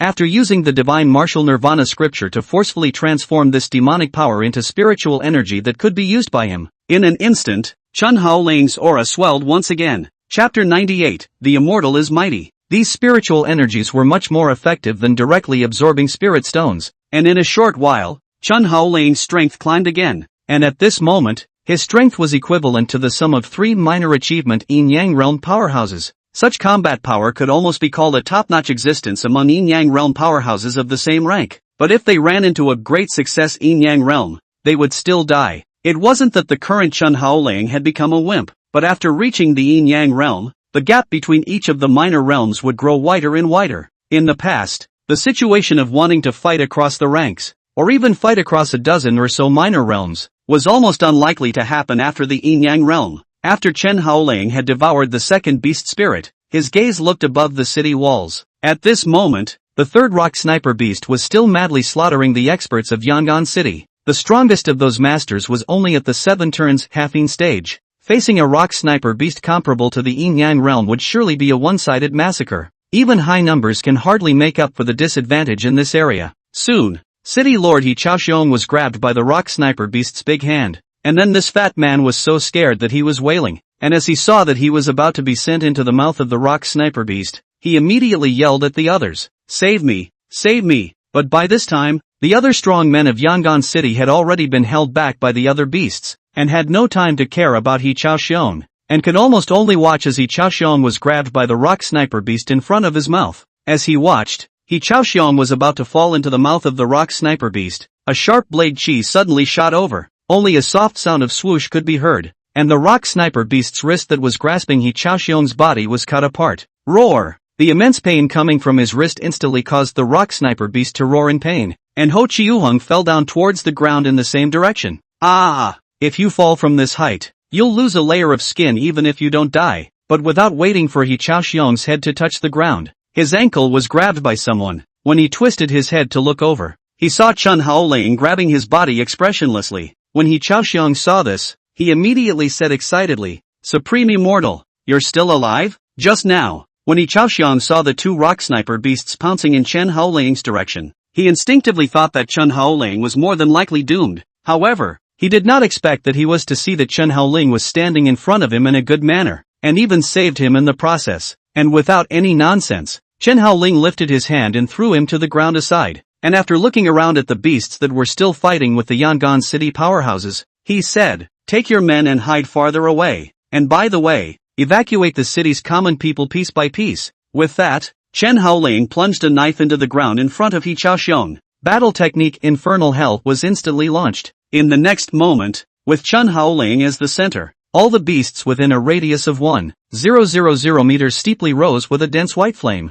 Hoo hoo hoo! The terrifying white spirit demon flame instantly burned those beasts with agonizing screams. Originally, the casting process of the Infernal Hell was that all the life force within a 10-meter radius centered around Chen Haoling, all spontaneously combusted. However, when Chen Haoling's strength reached the Yin-Yang realm, his control strength over the Infernal Hell, and the white spirit demon flame, became more and more precise. In doing so, it managed to do so, with spontaneous combustion occurring within a kilometer radius of the beasts. But the humans were left untouched. In an instant, those cultivators who were still tangling with the beasts revealed excited expressions as they excitedly yelled, "The Supreme Immortal is mighty! Long live the Supreme Immortal!" However, Chen Haoling was yelling at them, "Hurry up and retreat! The flames won't be able to last long. They'll break free soon." As soon as these words came out, these people saw that the flames on the beasts that were being burned around by the white spirit demon flame were actually weakening at a speed that was visible to the naked eye. The crowd that saw this immediately reacted, and at that moment, they began to retreat frantically.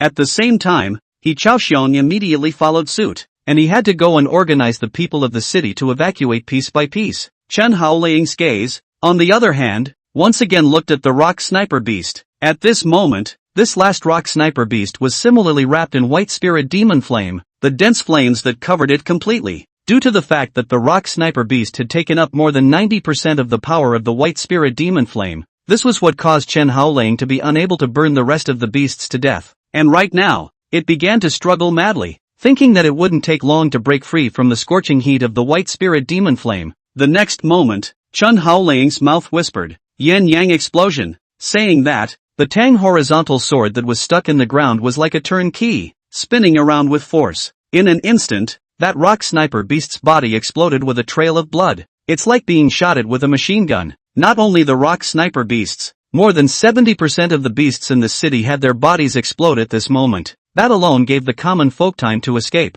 At the same time, it also alleviated the pressure on Yongan City's experts to deal with these beasts, and they took advantage of the fact that these beasts were weakened by the white spirit demon flame to start slaughtering them like crazy. Just this moment's effort actually caused the balance of the battlefield to start tilting toward the human race's side. Once Chen Haoling saw this, he once again turned his sight towards the rock sniper beast. After hard resisting a dozen or so waves of destruction from the Inferno Sunburst, the rock sniper beast actually didn't die immediately, so it could be seen that this monster was still very terrifying. But it clearly didn't have any more fight left in it either. That huge body fell straight down, before just smashing heavily in front of Chen Haoling. When Chen Haoling saw this, he took a deep breath as he pulled out the Tang Hang blade on the ground before walking over in the direction of the rock sniper beast. As long as he was killing a rock sniper beast, then the energy gain should be enough for him to impact the great perfection Yin Yang realm, right? However, not waiting for Chen Haoling to arrive in front of the dying rock sniper beast, Lu Linfan's voice suddenly sounded from behind him.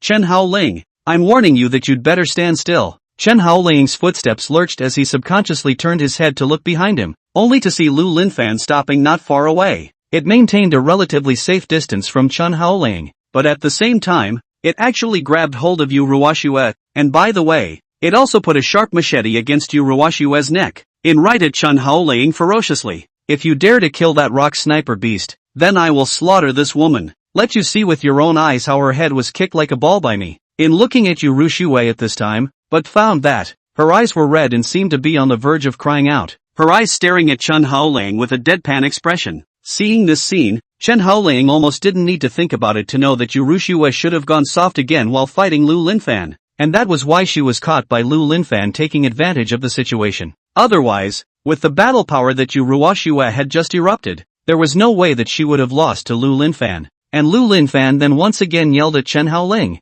"Put the knife down right now, and then stay away from the rock sniper beast, or I'll kill this woman right away." Chapter 99, Beheading Lu Linfan. However, Chen Haoling revealed an expression of stifled laughter, and it seemed that because of the reason that he was holding back his laughter, his face had turned a little red at this time. But, ah ha ha ha ha. After forcing himself to hold back for several breaths, Chen Haoling still couldn't hold back his laughter. That laughing look seemed like he had seen some very funny joke. This scene, however, made Lu Linfan look at it with a little bit of bad taste. It felt that this behavior of Chen Haoling seemed to be a provocation to it, and at that moment, it roared at Chen Haoling, "What are you laughing at? Think I really don't dare to make a move?" Chen Haoling laughed for a long while before he wiped the tears from his own eyes and then asked back, "Lu Linfan, I'm really quite curious. What on earth were you thinking that you would actually use Yu Ruoxue to threaten me? If you want to kill her, just go ahead and do it. Anyway, even if you don't kill her now, I'll definitely slaughter her after I clean up this place." When the words fell, Chen Haoling didn't give Lu Linfan time to react,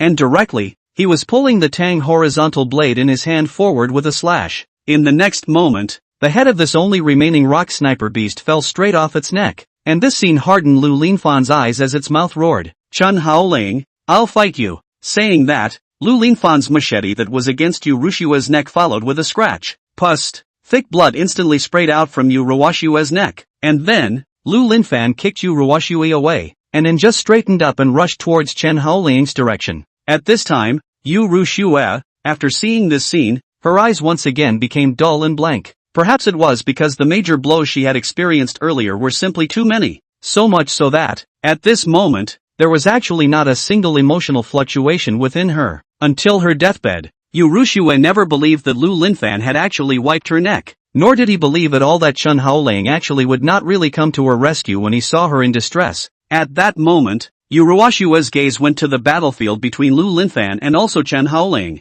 Suddenly for a moment, Yu Ruoxue felt that everything was so ridiculous. The one person who was really good to her was the one she tried every possible way to get at him, to assault him. And the man who killed his parents is all kinds of pampered and protected by himself. What was the end of the exchange? It was two men who dumped her at the same time. At this moment, Yu Ruoxue could clearly feel the blood on her neck, rapidly draining away. Her body was cooling down fast, her aura was rapidly weakening, and her mana was dissipating bit by bit. Soon, she'll be dead for good. At this moment, Yu Ruoxue suddenly missed the scene when her parents were still around, the time when she could hide in her mother's arms, pampering herself and making mischief. Instead of blaming her, her mother would dote on her and put her arms around her. It felt really warm at that time, but now it's all gone. Reincarnated. The people she wanted to protect weren't protected. There's no stopping what she's trying to stop. All of this, it seems, is telling her that you are a total loser. Eventually Liu Ruyan's eyes gently closed. In the distance, on the battlefield between Chen Haoling and Lu Linfan,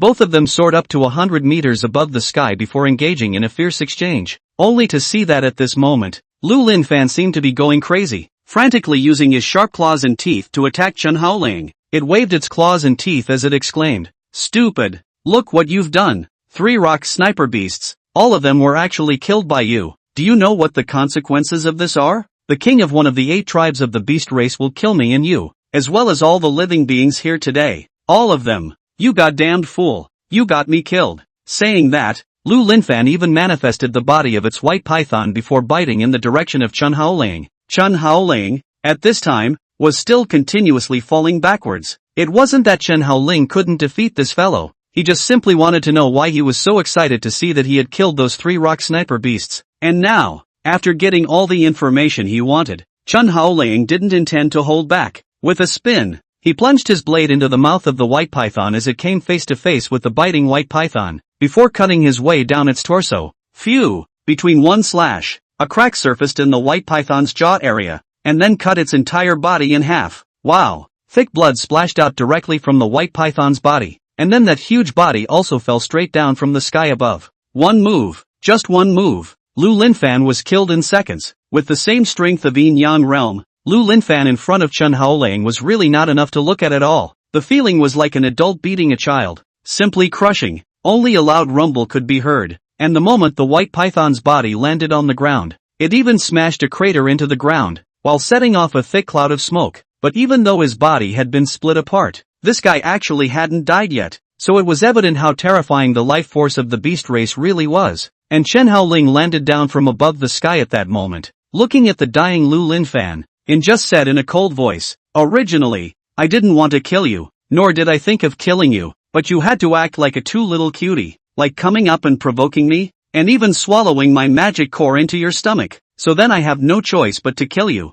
With that said, Chen Haoling arrived in front of the white snake python's head, and he raised the boundless blade, and Lu Linfan's weak voice then came again. "The White Spring Snake Clan will not let you go." Chen Haoling inserted the boundless blade into the white snake python's head, and just said in a cold voice, "They're here, so I'll kill them all." As the words fell, Chen Haoling once again unleashed his secret art, Koan Peng Upanishad Infinite Devouring Art, which was immediately launched. In the next moment, the boundless blade seemed to have turned into a water pump, and then it crazily extracted the energy from the white snake python's body, and then just supplied it to Chen Haoling. At the same time, Chen Haoling also took out the 3rd rock sniper beast's beast spirit and absorbed it in on. Relying on the 2 huge importations of demonic power, it instantly allowed Chen Haoling's strength to climb rapidly, as the body of the white snake python, little by little, shrank and eventually turned into a pile of white bones, as well as the beast spirit in Chen Haoling's hand. It completely dissolved away like ice. Chen Haoling's aura also swelled once again, and this time,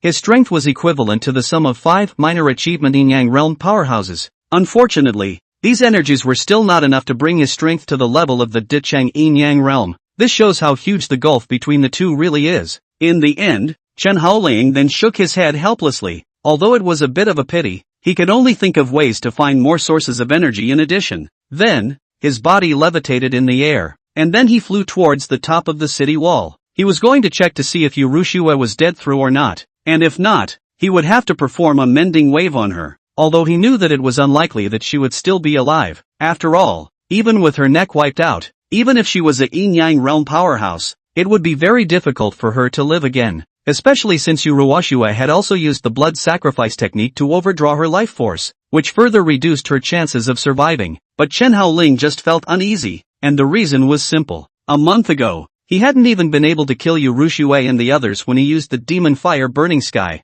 Then for a Lu Linfan to want to kill her, naturally, it was not that simple. Soon, Chen Haoling arrived next to Liu Ruyan's body. Sure enough, just as Chen Haoling expected, Liu Ruyan's originally closed eyes opened once again. Since her throat was cut, it caused her to be unable to speak now, but she still relied on her lips and said to Chen Haoling, "You're here?" Chapter 100, Liu Ruyan falls. Martial tomb space opens. After Chen Haoling saw that Liu Ruyan was still really not dead, he couldn't help but feel a little annoyed. On said, should I say no? Your lives are really hard. You can't actually die after all this. Liu Ruyan also saw Chen Haoling's bloodied blade at this time, and knew that Lu Linfan had most likely been killed by Chen Haoling. However, at this moment, she didn't have the strong hatred for Chen Haoling that she had in her previous life, and all that was left was a faint sense of gratitude, because it was Chen Haoling who helped her kill her father and mother's enemies. At that moment, Liu Ruyan used her lips to ask Chen Haoling, Chen Haoling, if you were to be given a chance to start over again, would you still save me when the beast tide comes? Chen Haoling scratched his hair before he said, you should know the answer even if I don't say it, right? No one would be stupid enough to save someone who's trying to kill them a second time, would they? Liu Ruyan heard this, but smiled. This answer was very much in line with her expectations, so she said once again, do you know why I'm still alive and not dead? Chen Haoling was also curious at this time, and he certainly wanted to know the reason why Liu Ruyan and the girls were so hard to kill. At that moment, Chen Haoling half squatted down and inquired to Liu Ruyan, could it be that you guys have any secret techniques to save your lives? Liu Ruyan smiled and shook her head. I don't want to die in Lu Linfan's hands because, this life of mine is yours, and even though I've been relived, I can't change that fact. Today, I want to give this life back to you. Her gaze went to Chen Haoling's boundless blade, and then said, I won't die at the hands of anyone but you. I wish, by your hand, to send me on my way. Chen Haoling rolled his eyes after hearing this. He thought that Liu Ruyan really had some kind of life-preserving treasure. After half a day, it was just relying on faith to support Ah. At that moment, Chen Haoling then stood up again. He slowly raised the boundless blade in his hand, and then said, just as well, for the sake of knowing each other, I'll do you this little favor. Of course, when a man dies, the betrayal or favor you once did to me, from this moment on, it's written off. In the next life, I hope you can find a good family, live the rest of your life comfortably and don't enter the immortal path again. Liu Ruyan snorted out a laugh when she heard that, and she softly hummed, before just using her bad voice, saying, see you later. Chen Haoling followed suit, have a good trip. As the words fell, the boundless blade cut down, with a soft slashing sound, Liu Ruyan's beautiful head flew straight out. Thus, the chief senior disciple of Green Luan Peak of the beginningless sword sect, Moon Ruyan, completely lost her fragrance, the moment the heads parted. Even if Liu Ruyan had more means, it was impossible for her to be living. However, when Chen Haoling was looking at her head, he realized that there was actually a smile on her face. It seemed to get real relief before dying. Chen Haoling looked at her corpse, his mood looking a little complicated. The various grudges and feuds from the previous life resurfaced in Chen Haoling's heart and mouth. Admittedly, Chen Haoling had hated them very, very much in the beginning, and had even wished for each and every one of them to be killed by 1,000 cuts and then fall into the endless abyss. However, after Chen Haoling had really handily killed them, he unexpectedly realized that he didn't seem to be as happy as he had imagined. The original great feeling of revenge was not felt, there was only full of frustration. After pondering for a while, Chen Haoling carried up Liu Ruyan's corpse as well as her head, and then arrived in Yongan City among her original home address. In this place, Chen Haoling personally helped her dig a grave, and then after finding her a coffin, he finally placed her in it. On top of that, the corpses of Liu Ruyan's parents, he also gave a piece of them back, and of course, her younger siblings, a family of 7, a total of 7 coffins, all followed and were buried. These people were all Liu Ruyan's closest relatives before she was born, and now that they have all died, Chen Haoling will simply bury them together with Liu Ruyan, so that Liu Ruyan should not be lonely. An hour later, Chen Haoling had already filled the grave, and immediately afterward, set up a tombstone for Liu Ruyan. On the tombstone, there was a line that read, Tomb of Liu Ruyan, the first daughter of the Yu family of Yongan City. Chen Haoling did not write about her identity in the beginningless sword sect because the happiest time in Liu Ruyan's life was when she was a young lady in the Yu family. At that time, the appeal of her heart was perhaps that she could spend the rest of her life with her loved ones and live each day happily, right? After finishing, Chen Haoling was sitting in the middle of the compound, smoking a smoking gun, not knowing what was on his mind. But at this time, the shadow surfaced, and it suddenly reminded Chen Haoling, the martial tomb space is about to open. As soon as these words came out, Chen Haoling's originally godless eyes froze slightly as he turned his head to look at the sky, only to see, above that area in the center of the city of Yongan City, the clouds took on a spiral shape, and it seemed as if a special energy was pooling in that place. Upon seeing this scene, Chen Haoling whispered, Is it going to open so soon? With that, he gave an evil smile. Good. Anyway, there are only two things left to do now. The martial tomb space, and the sect fine. So much for settling it all at once. Shadow, however, said from the sidelines, with your current strength, it doesn't matter if you don't pay the 80,000 odd spirit stone fine from the beginningless sword sect, does it? Chen Haoling, however, laughed. Well, let's talk about it. If we really can't get it together, then we won't pay it. When the words fell, his body leapt up in the air, and flew over in the direction of Yongan City's city center. Naturally, the shadow followed. Soon, Chen Haoling arrived at the center of Yongan City, where a deep pit had collapsed out. Moreover, this deep pit was still expanding outwards, just like a super huge mouth, swallowing everything around it. From this angle of Chen Haoling's, one would realize that this deep pit was like an abyss, giving a sense of depth that could not be seen to the end. However, Chen Haoling was overjoyed because he recognized this deep pit as the entrance to the martial tomb space, and without thinking much, he flew straight into the pit. What Chen Haoling didn't know was that outside of Yongan City, a tiny strand of residual soul floated out from within Lu Linfan's gigantic corpse. This wisp of residual soul was like a tadpole, swimming with difficulty in the direction of a communication jade ultimatum, and at the same time, Lu Linfan's voice followed. Chen Haoling,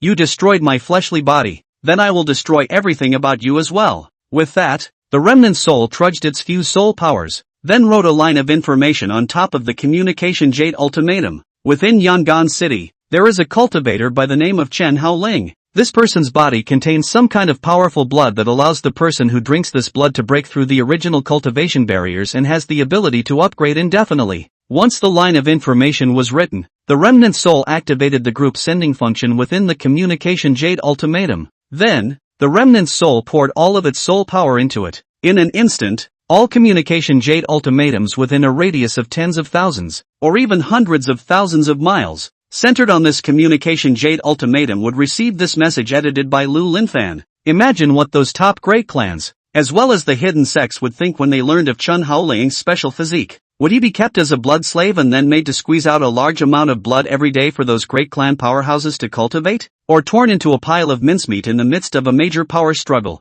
At the thought of this, Lu Linfan's remnant soul smiled wickedly. Then, its remnant soul began to dissipate as well, but it cursed under its breath. Chen Haoling, I'll be waiting for you on the Yellow Springs Road. Ha ha ha ha ha ha ha ha. Chapter 101, Xinlan tells all of Chen Haoling's secrets. The truth was just as Lu Linfan had expected. The moment the news that Chen Haoling possessed the bloodline of a fighting god was sent out by a group, the entire Tiandu prefecture, and even all of the prefectures under the jurisdiction of Beiliang County, almost all of them had gotten the news. For a time, many hidden sects, powerful clans, and top sects all surged in the dark. In the beginningless sword sect, on the Green Luan Peak, Xinlan stared blankly at the several dozens of soul lamps on the Ing Soul platform, blowing up one after another. And that meant that the cultivators of Qingluan Peak that corresponded to these soul lamps had all fallen. It also included Xinlan's chief senior disciple, Liu Ruyan, and her most favored junior disciple, Lu Linfan. And behind Xinlan,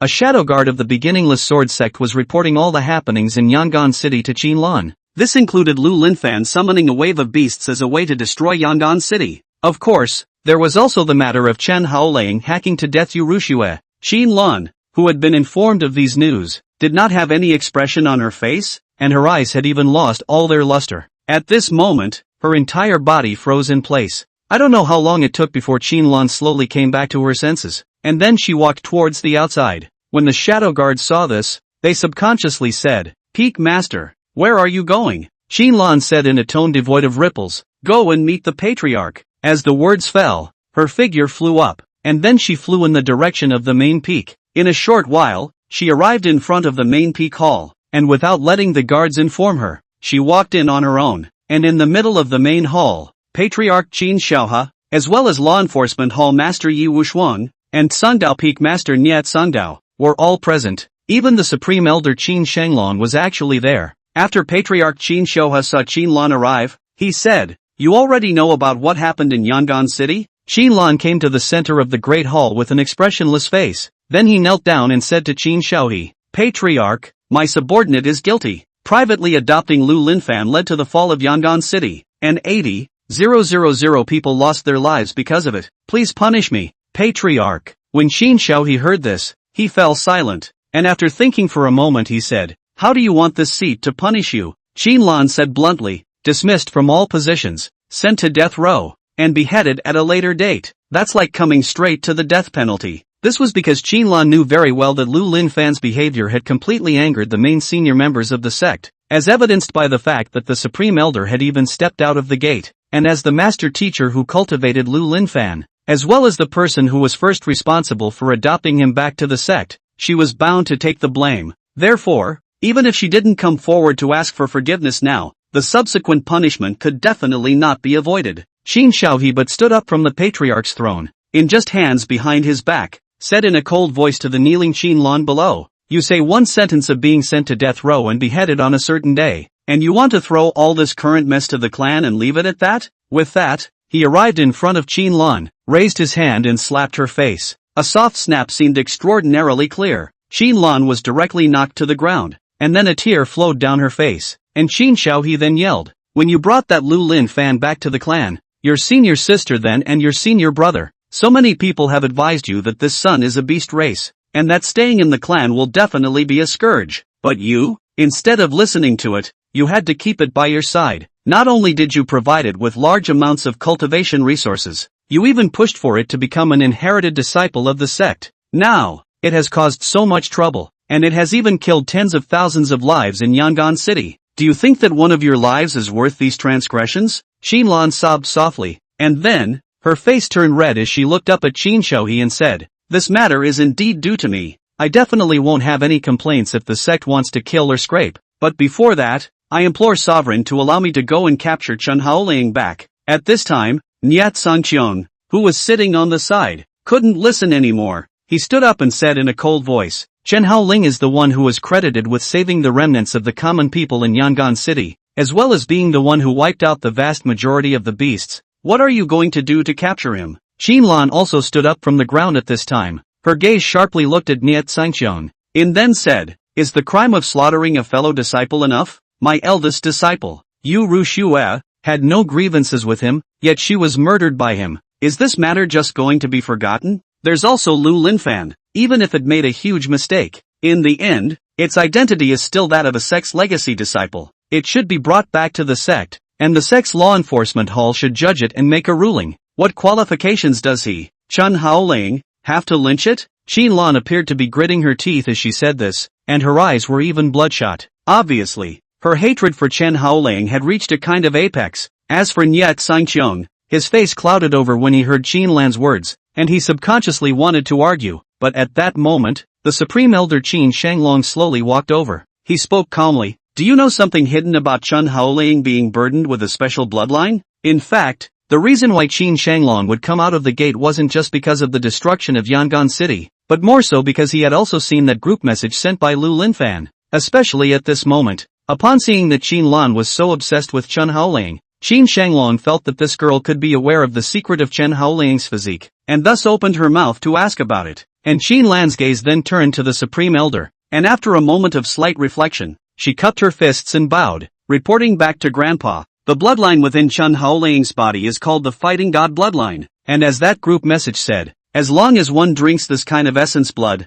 one can gain the ability to break through the barriers of the existing realm. And, if you drink enough of it, then you can do unlimited upgrades. These are things that were already investigated by me when he entered my Green Luan Peak." After hearing these words Qin Shanglong, his expression appeared a bit gloomy as he turned his head towards Qin Xiaohe and said, "Xiaohe, what do you think?" After thinking about it, Qin Xiaohe cupped his fists and bowed to Qin Shanglong. "Uncle, my nephew feels that Qianlan's words have some truth to them. Lu Linfan is still an inherited disciple of my beginningless sword sect in the end, and according to the rules of the sect it should also be escorted back to the sect and handed over to the sect to judge it. But Chen Haoling lynched Lu Linfan, and even implicated the innocent. So, in all reason, we should also bring Chen Haoling back." Chapter 102, Martial Tomb Space. Qin Shanglong appeared satisfied with this reply. He nodded, and then he arrived at the gate, his gaze looking towards the distant sky. That place just happened to be the direction of Yongan City. Our Qin family hasn't been in the presence of a supreme powerhouse for quite some time now. If that Chen Haoling truly possesses the Fighting God bloodline,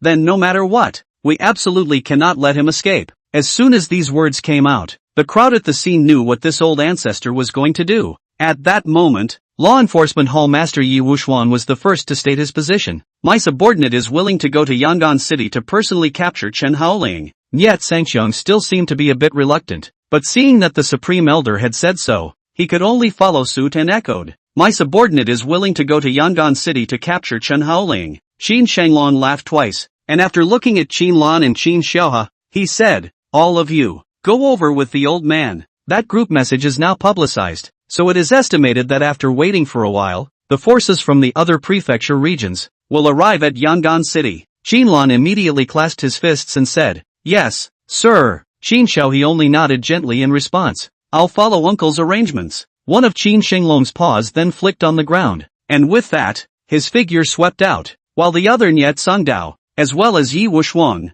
as well as Qin Ziaho and a few others, also followed at this moment. In an instant, more than half of the Yin-Yang realm powerhouses of the entire beginningless sword sect were out in force, and they had only one goal in mind: Chen Haoling, Taiyan Province, Long Yuan City, Divine Fire Cult. In the middle of the Pope's Great Hall, a woman wearing a fiery red robe was quietly looking at the Communication Jade Ultimatum in her hand. On this Communication Jade Ultimatum, there was clearly Chen Haoling's avatar appearing. Falling Water Clear giggled after looking at the avatar, and the message below. Her laughter seemed somewhat maniacal, and the invisible waves of sound even caused the entire Pope's Hall to tremble slightly. Seeing this scene, all of the congregants serving around them fell to their knees, their entire body trembling, only to see Falling Water Ching standing up from his position, looking at the dome above the Great Hall, and then said loudly, "Teacher, you really made me look for you. I didn't expect that you were actually within the territory of the Tendu province. Ha ha ha ha ha,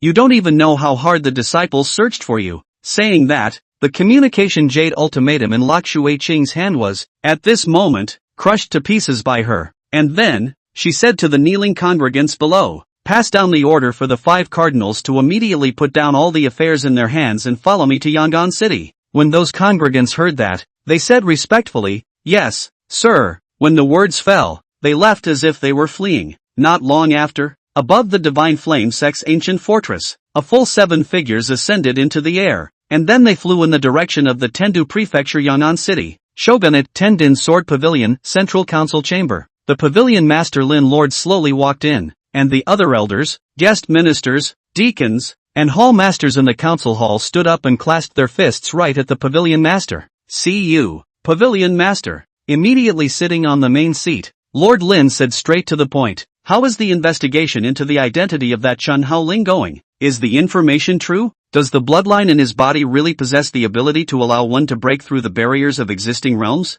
An elder spoke up at that moment, reporting back to the pavilion master. "Our spies planted in the Tendu province have come to report that this Chen Haoling is a new disciple who just joined the beginningless sword sect a month ago. He hasn't shown anything different from the norm within this past month's time, and, so far there is no evidence to prove that his bloodline possesses the ability to break through realm barriers." When Lin Lord Xiong heard this, his brows furrowed, and he whispered under his breath, "Could it be that it's another plot set up by those people from the beginningless sword sect?" But at that moment, a hallmaster stood up and said to Lin Lord Song, "Pavilion master, our scouts have just reported that the patriarchs of the beginningless sword sect, including Qin Lan as well as Yi Wuxuang, as well as Niet Sangxiang, and Qin Shanglong, have all flown off in the direction of Yongan City. On top of that, the Divine Fire sect's Lord of Taiyan Province, Lok Shui Qing, also led 6 Yin-Yang realms at the first opportunity and flew over in the direction of Yongan City." With that, this hallmaster stepped forward and said cautiously, "Pavilion master,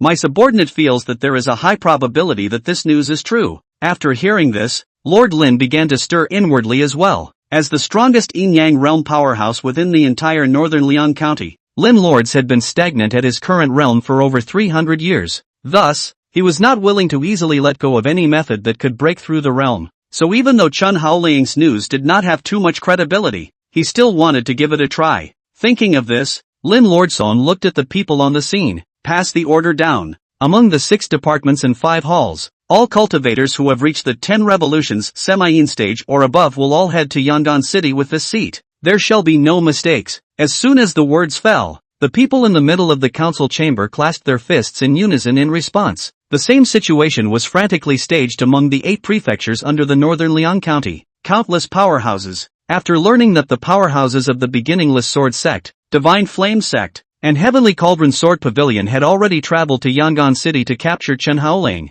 They followed suit and became excited. Originally, their minds were still worried about whether it would be some kind of trap, thinking of observing it for a while. However, after seeing the three major powers move at the same time, they couldn't hold back. There was no other reason. The ability of Chen Haoling's kind of special bloodline was just too tempting. For those old monsters who had been stuck in their current realm for many years and were unable to advance an inch, they simply could not resist this temptation. And so, one by one, they all came out of their customs and then headed to Yongan City. And at this time, Chen Haoling naturally knew nothing about the situation in the outside world. After he passed through the pit in the center of Yongan City and entered the martial tomb space, he flew in one direction. In that place, there was the thing he wanted, the blood of hell. It was also an important treasure to open the blood wheel pupil. As for the shadow that followed behind Chen Haoling, his gaze then looked around, only to see that in this space of the martial tomb, there were white bones piled up into mountains everywhere, and the rivers were even made up of the blood of countless living beings.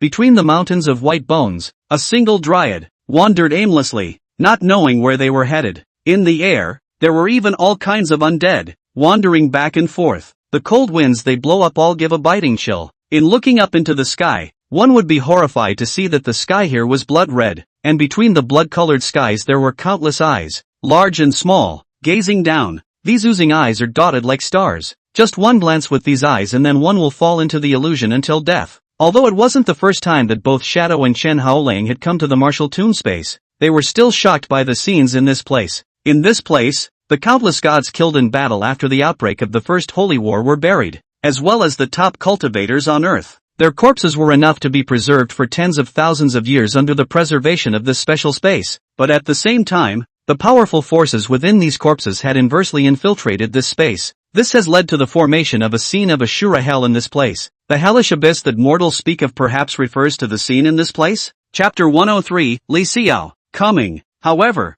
it was also just when Chen Haoling was halfway through his flight that his heart beat violently. The next moment, his entire body fell from the sky above. Boom! Chen Haoling smashed straight underneath a wasted death tree. On the tree of this tree of wasted death, there were a dozen or so hanging corpses, and their bodies turned around when they sensed Chen Haoling's arrival. And on the trunk of the wasted death tree, there were countless eyes that opened up, obviously, feeling very interested in this sudden appearance of life force, and the shadow flew down at this time. It came to Chen Haoling's side and inquired, "Hey, Chen Haoling, what are you up to? How did you fall down after flying for a good reason?" Chen Haoling climbed up from the ground and subconsciously covered his heart, his face looking extraordinarily gloomy as he said, "Yes, it's this feeling now." When Shadow sniffed, he froze slightly and subconsciously asked, "What feeling?" Chen Haoling said with a gloomy face, "A sense of fear. This intense sense of fear. I haven't felt it for years." Once the Shadow heard this, his pupils contracted violently, and he exclaimed under his breath,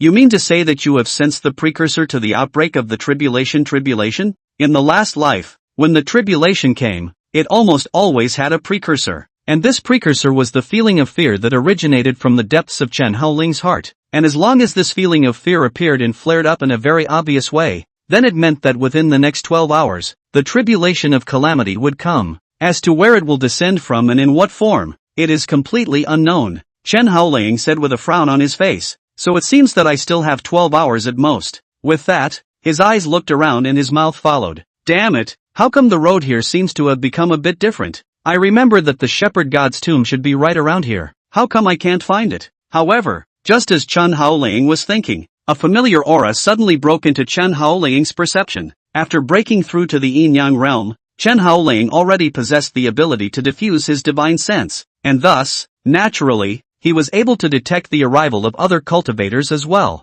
At that moment, Chen Haoling jerked his head to look in one direction and whispered under his breath, "This aura is." With that, he levitated once again and then flew towards the direction where that scent had come from, while the Shadow, seeing this, rushed to follow, calling out under his breath, "Hey, Chen Haoling, where are you going? There's no time for you to waste blindly now. We need to find the shepherd god's tomb as soon as possible." However, Chen Haoling acted as if he hadn't heard the Shadow's voice, and still insisted on flying towards the direction of that scent. Not a moment later, Chen Haoling saw that a familiar figure was bound underneath a terrifying scarecrow. Only, that scarecrow was actually a living corpse. At the moment, it was crazily eroding the figure's life energy. When Chen Haoling saw the figure, he yelled, "Li Xinyue!" At that moment, Li Xinyue, who was bound under the vivisecting scarecrow, opened her eyes with great difficulty, and when she saw that it was Chen Haoling who had come, she revealed a trace of joy, but immediately afterward,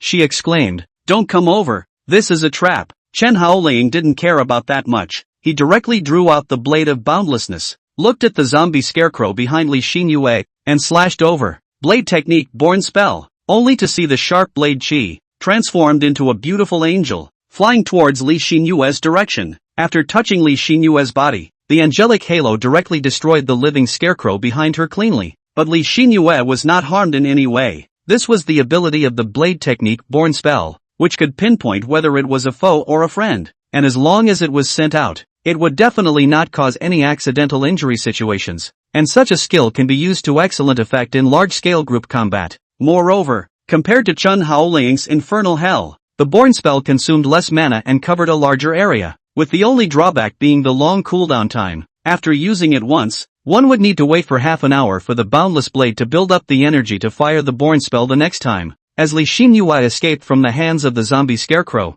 Chen Haoling also followed her, and as he assisted her, he followed with his mouth. "Hey, Li Xinyue, how are you doing?" Li Xinyue was in a very weak state at the moment, seemingly unable to even speak. Seeing this, Chen Haoling hurriedly took out a healing elixir, then gave it to Li Xinyue to take, and followed with his mouth. "How did you run here? How could you actually still be caught by that scarecrow?" After taking a breath of relief, Li Xinyue said with difficulty, "Quick, run away. It's a trap. It's a trap against you." When Chen Haoling heard this, he froze slightly and whispered under his breath, "A trap?" At this time, behind Chen Haoling, another incomparably familiar figure silently surfaced, then came to Chen Haoling's ear and said, "Husband, do you remember me?" The moment he heard the voice, Chen Haoling's pupils shrunk, and he slashed at his back with almost no hesitation, but without waiting for the blade to land on the opponent's neck. A strong force was the first to hit Chen Haoling's body. Bang! As if it was hit by a beam, Chen Haoling's body flew backwards. This wave actually flew out several hundred meters away. Upon seeing this scene, Li Xinyue exclaimed, "Chen Haoling!" With that, she tried to get up, but her weak legs were such that she didn't even have the strength to stand up, and beside her, Li Xiao said softly, "Sister, why are you so excited? It's just a stinky man, isn't it just dead? Why are you so excited?" Li Xinyue glanced resentfully at Li Xiao, and growled lowly under her breath, "Don't use my sister's corpse to talk to me, you old demon woman." Li Xiao sniffed, then giggled, and then said, "I just like this angry look of yours, ha ha ha." Just as Li Xiao laughed, hundreds of wind blade scythes in the distance, intertwined and encircled, cut over in Li Xiao's direction. This wave even cut the countless wasted death trees along the way, as well as the dead bodies, into pieces. After seeing this scene, Li Xiao said softly, "Husband, it's only just met and you're in such a hurry. Don't you know that my slave's body won't be able to handle it?" With that, Li Xiao took a step forward,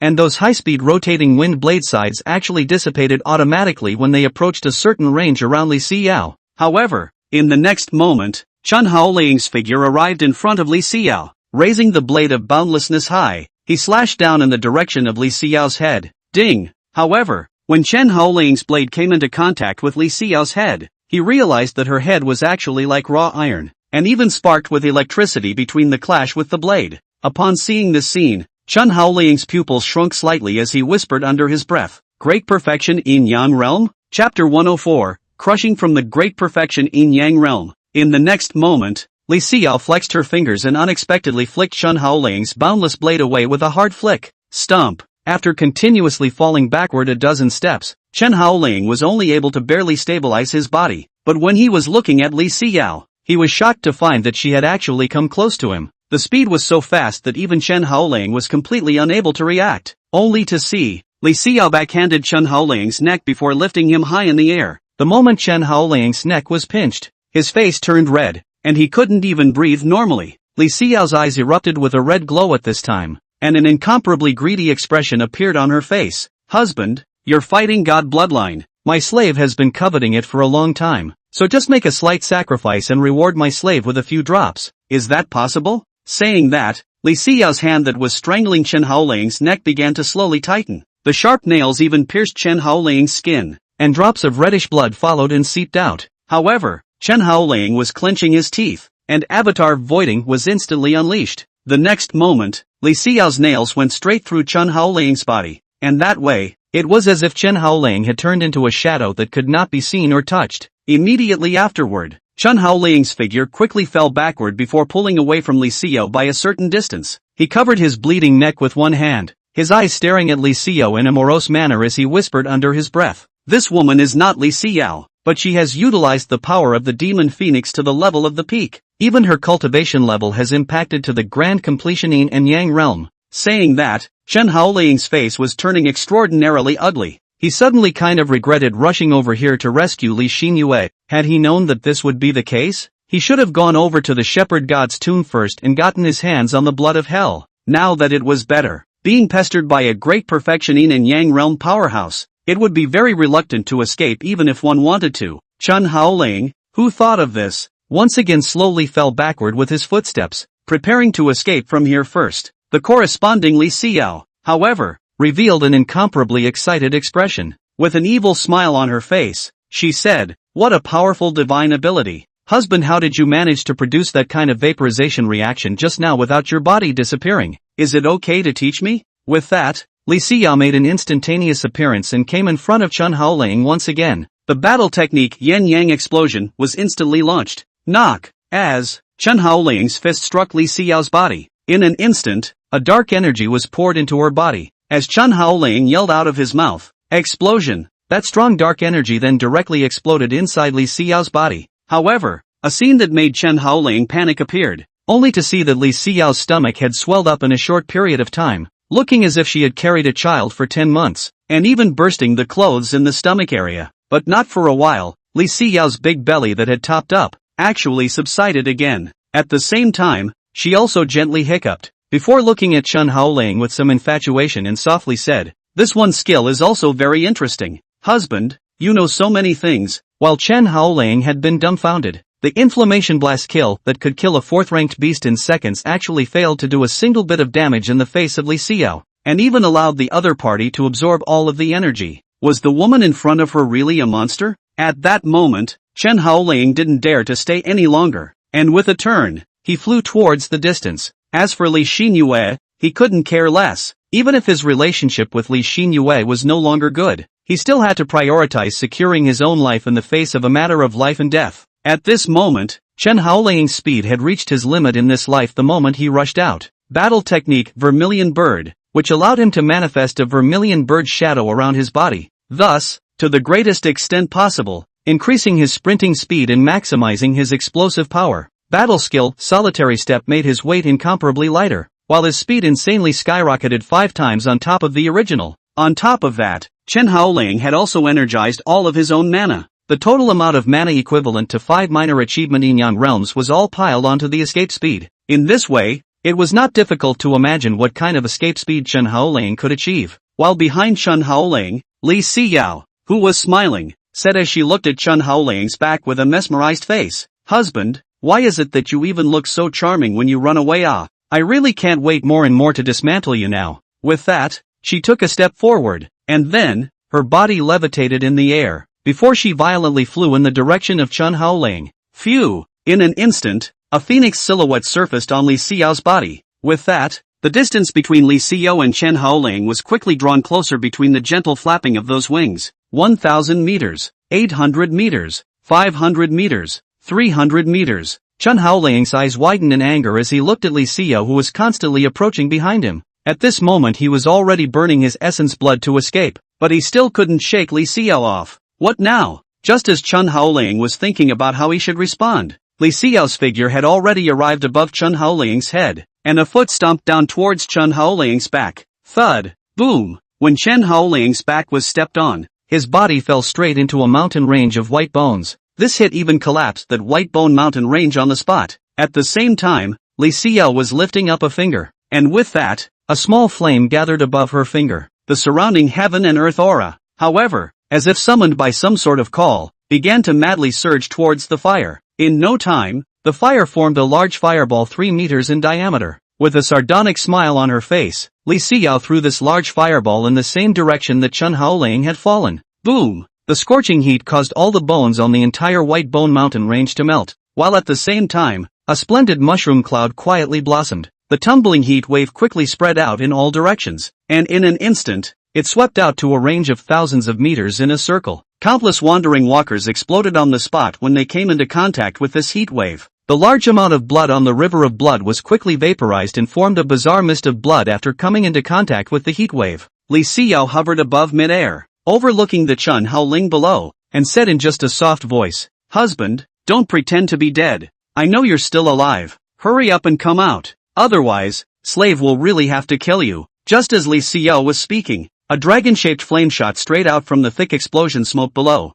Moreover, between these dragon-shaped flames, there were also several sickle wind blades intertwined, and the moment they appeared, they presented multiple directions to encircle towards Li Xinyue. Seeing this, Li Xinyue laughed chirpily. "That's only right. If it's so easy to die, then it's not interesting at all." In the next moment, those dragon-shaped flames and scythe wind blades slammed straight into Li Xinyue. However, Li Xinyue made a spin, and a super strong protective shield actually manifested around her body. And when those dragon-shaped flames, as well as the scythe wind blades came into contact with the protective shield, all of them underwent a strong big explosion. However, these explosions did not cause any effect on Li Xinyue and the protective shield. However, at this time, the bruised and battered Chen Haoling was the one who suddenly arrived in front of Li Xinyue. Just through that protective shield, he and Li Xinyue stared straight at each other. However, he saw that Chen Haoling said with a fierce face, "Bitch, how about trying this?" As the words fell, Chen Haoling hugged Li Xinyue's protective shield, and along with it, her entire body was locked inside and unable to move. In the next moment, Chen Haoling's body temperature quickly rose, and then a powerful energy centered on himself quickly gathered. Boom! As if a nuclear bomb was detonated. Chen Haoling's body actually turned into a small blinding sun at this moment. The blinding light made it impossible for people to look directly at it, and the high temperature of tens of thousands of degrees was even hard enough to melt away Li Xinyue's protective cover. Hoo! As Chen Haoling's stance demon fire burning sky was unleashed, a large explosion that was even more terrifying than Li Xinyue's great fireball technique swept out. The power of this explosion was no longer even in the realm of what a minor yin-yang realm powerhouse could emit. Phew! Thud! After the explosion had passed, two silhouettes fell straight down from the sky above. On one side was the bruised and battered Chen Haoling, his entire body collapsing to the ground like he was near defunct, his mouth panting heavily. On the other side, Li Xinyue's entire body was blown up as if it was a pile of burnt and rotten meat, and half of her head was gone. The left half of her body, along with an entire arm, was blown away along with her, and one could even see the various internal organs inside her. Such an injury was almost the most serious injury Li Xinyue had received since she was reborn. However, she didn't burst into a rage, but instead laughed out loud. "It hurts. It just hurts. That's what fighting feels like. Ah ha ha ha ha." With that, Li Xinyue levitated, and that originally broken body actually recovered at this moment at a speed visible to the naked eye. In no time at all, Li Xinyue had once again returned to her prime. Even the burnt hair grew back. Only, the blasted clothes didn't change back, but maintained that ragged look. Then, Li Xinyue came close to Chen Haoling and laughed. "With the strength of a minor yin-yang realm, he has beaten me, a major yin-yang realm powerhouse, into this sorry state. I have to admit, the name of Terminal Saint King is indeed true to its name. It's just a pity. You're about to become my blood slave, so maybe your achievements in this life will stop here."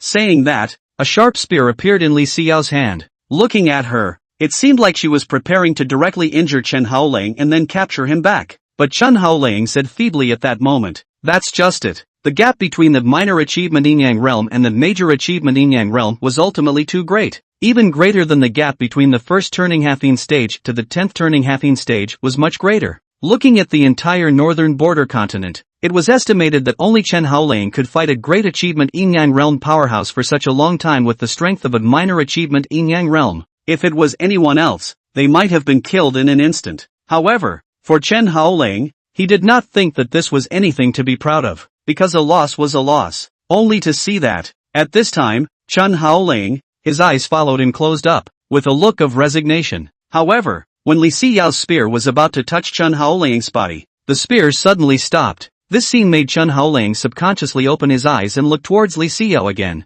only to see that at this time, Li Xinyue's face revealed an incomparably difficult expression, and a trace of panic flashed through all of her eyes. Then, The spear in her hand dropped to the ground, and then her feet continuously fell backward as she whispered under her breath, "What's going on? This is impossible?" With that, Li Xinyue's hands then clutched her head, then struggled hard. Her mouth followed as she cried out, "Don't!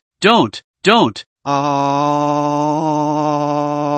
Looking at her appearance, she seemed to be in a great deal of pain, while Chen Haoling stood up from the ground with great difficulty at that moment, and after seeing Li Xinyue's appearance, he whispered, "What happened?" The shadow surfaced at this time, and after it saw Li Xinyue's appearance, it said in horror, "Two souls appeared inside that body. Now that other soul is grabbing control of the body." As soon as these words came out, Chen Haoling jerked his head to look at the shadow and exclaimed under his breath, "What? Two souls?" Shadow's face was also a little unsightly as he said, "As things stand, it should be two. Only, whose extra soul will it be?" Chen Haoling fell silent after hearing these words. His heart seemed to have some sort of speculation, but it could not be corroborated. Immediately afterward, the body of Li Xinyue in front of her flew straight up and then flew away towards the distance. When Chen Haoling saw her fly away, he naturally wouldn't chase after her, but, instead, looked around to determine the direction first, and then prepared to continue his journey. But without waiting for Chen Haoling to take a few steps out, a thick voice suddenly came over.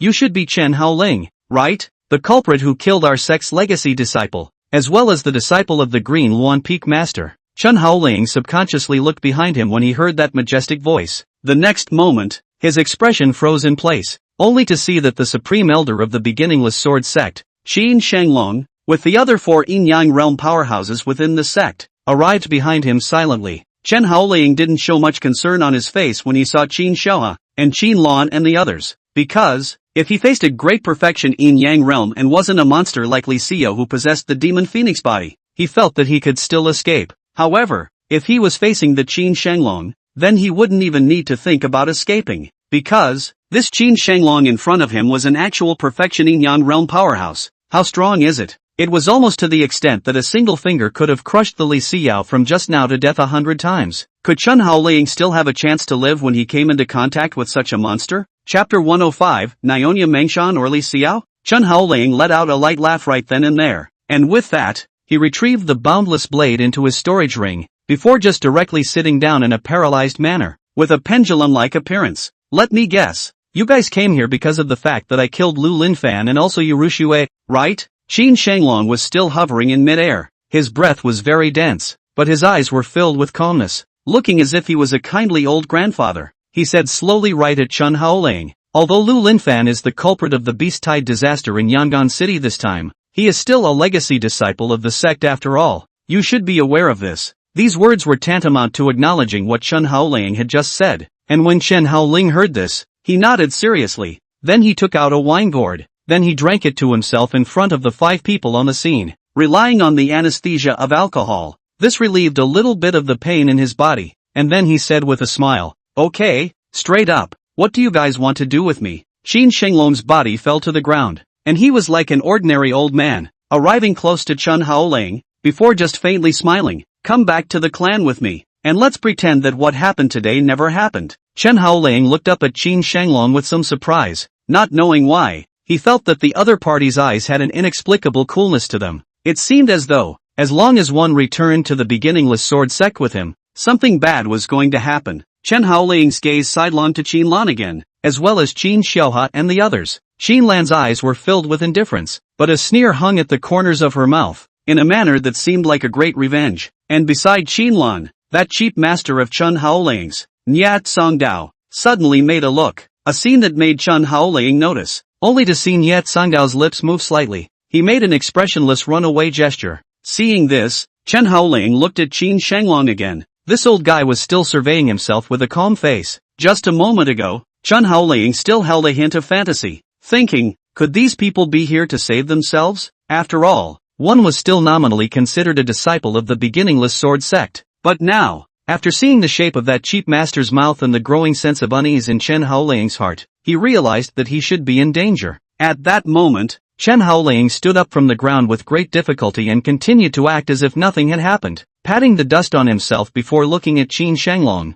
who had also stood up, and said, "Old senior, judging from the aura exuding from your body, you should be much stronger than the sect master, right? With that kind of strength, You could have just grabbed me right back. Why bother reasoning with me here? Although Chen Haoling was acting as if nothing had happened, every muscle in his body was tense to the extreme, and his feet moved backward silently. In that manner, it seemed as if he might run away at any time. And when Qin Shenglong heard Chen Haoling's words, he smiled faintly and said, "Old man, I've already fought for my entire life. Now I just want to live out my old age in peace, and I've long lost interest in fighting and killing." Chen Haoling understood after hearing this, and he glanced at Qin Lan again. It was thought that Qin Lan should have told Qin Shenglong about his bloodstained grievance spirit technique, so Qin Shenglong didn't rush into action because he was worried that he would play with his life. Just what was the other party so insistent on capturing himself back to the sect for? Was it really just to avenge Lu Linfan and also Li Xinyue? No, it shouldn't be that simple. Chen Haoling took a deep breath, his eyes looking in the general direction of the mausoleum of the shepherd god,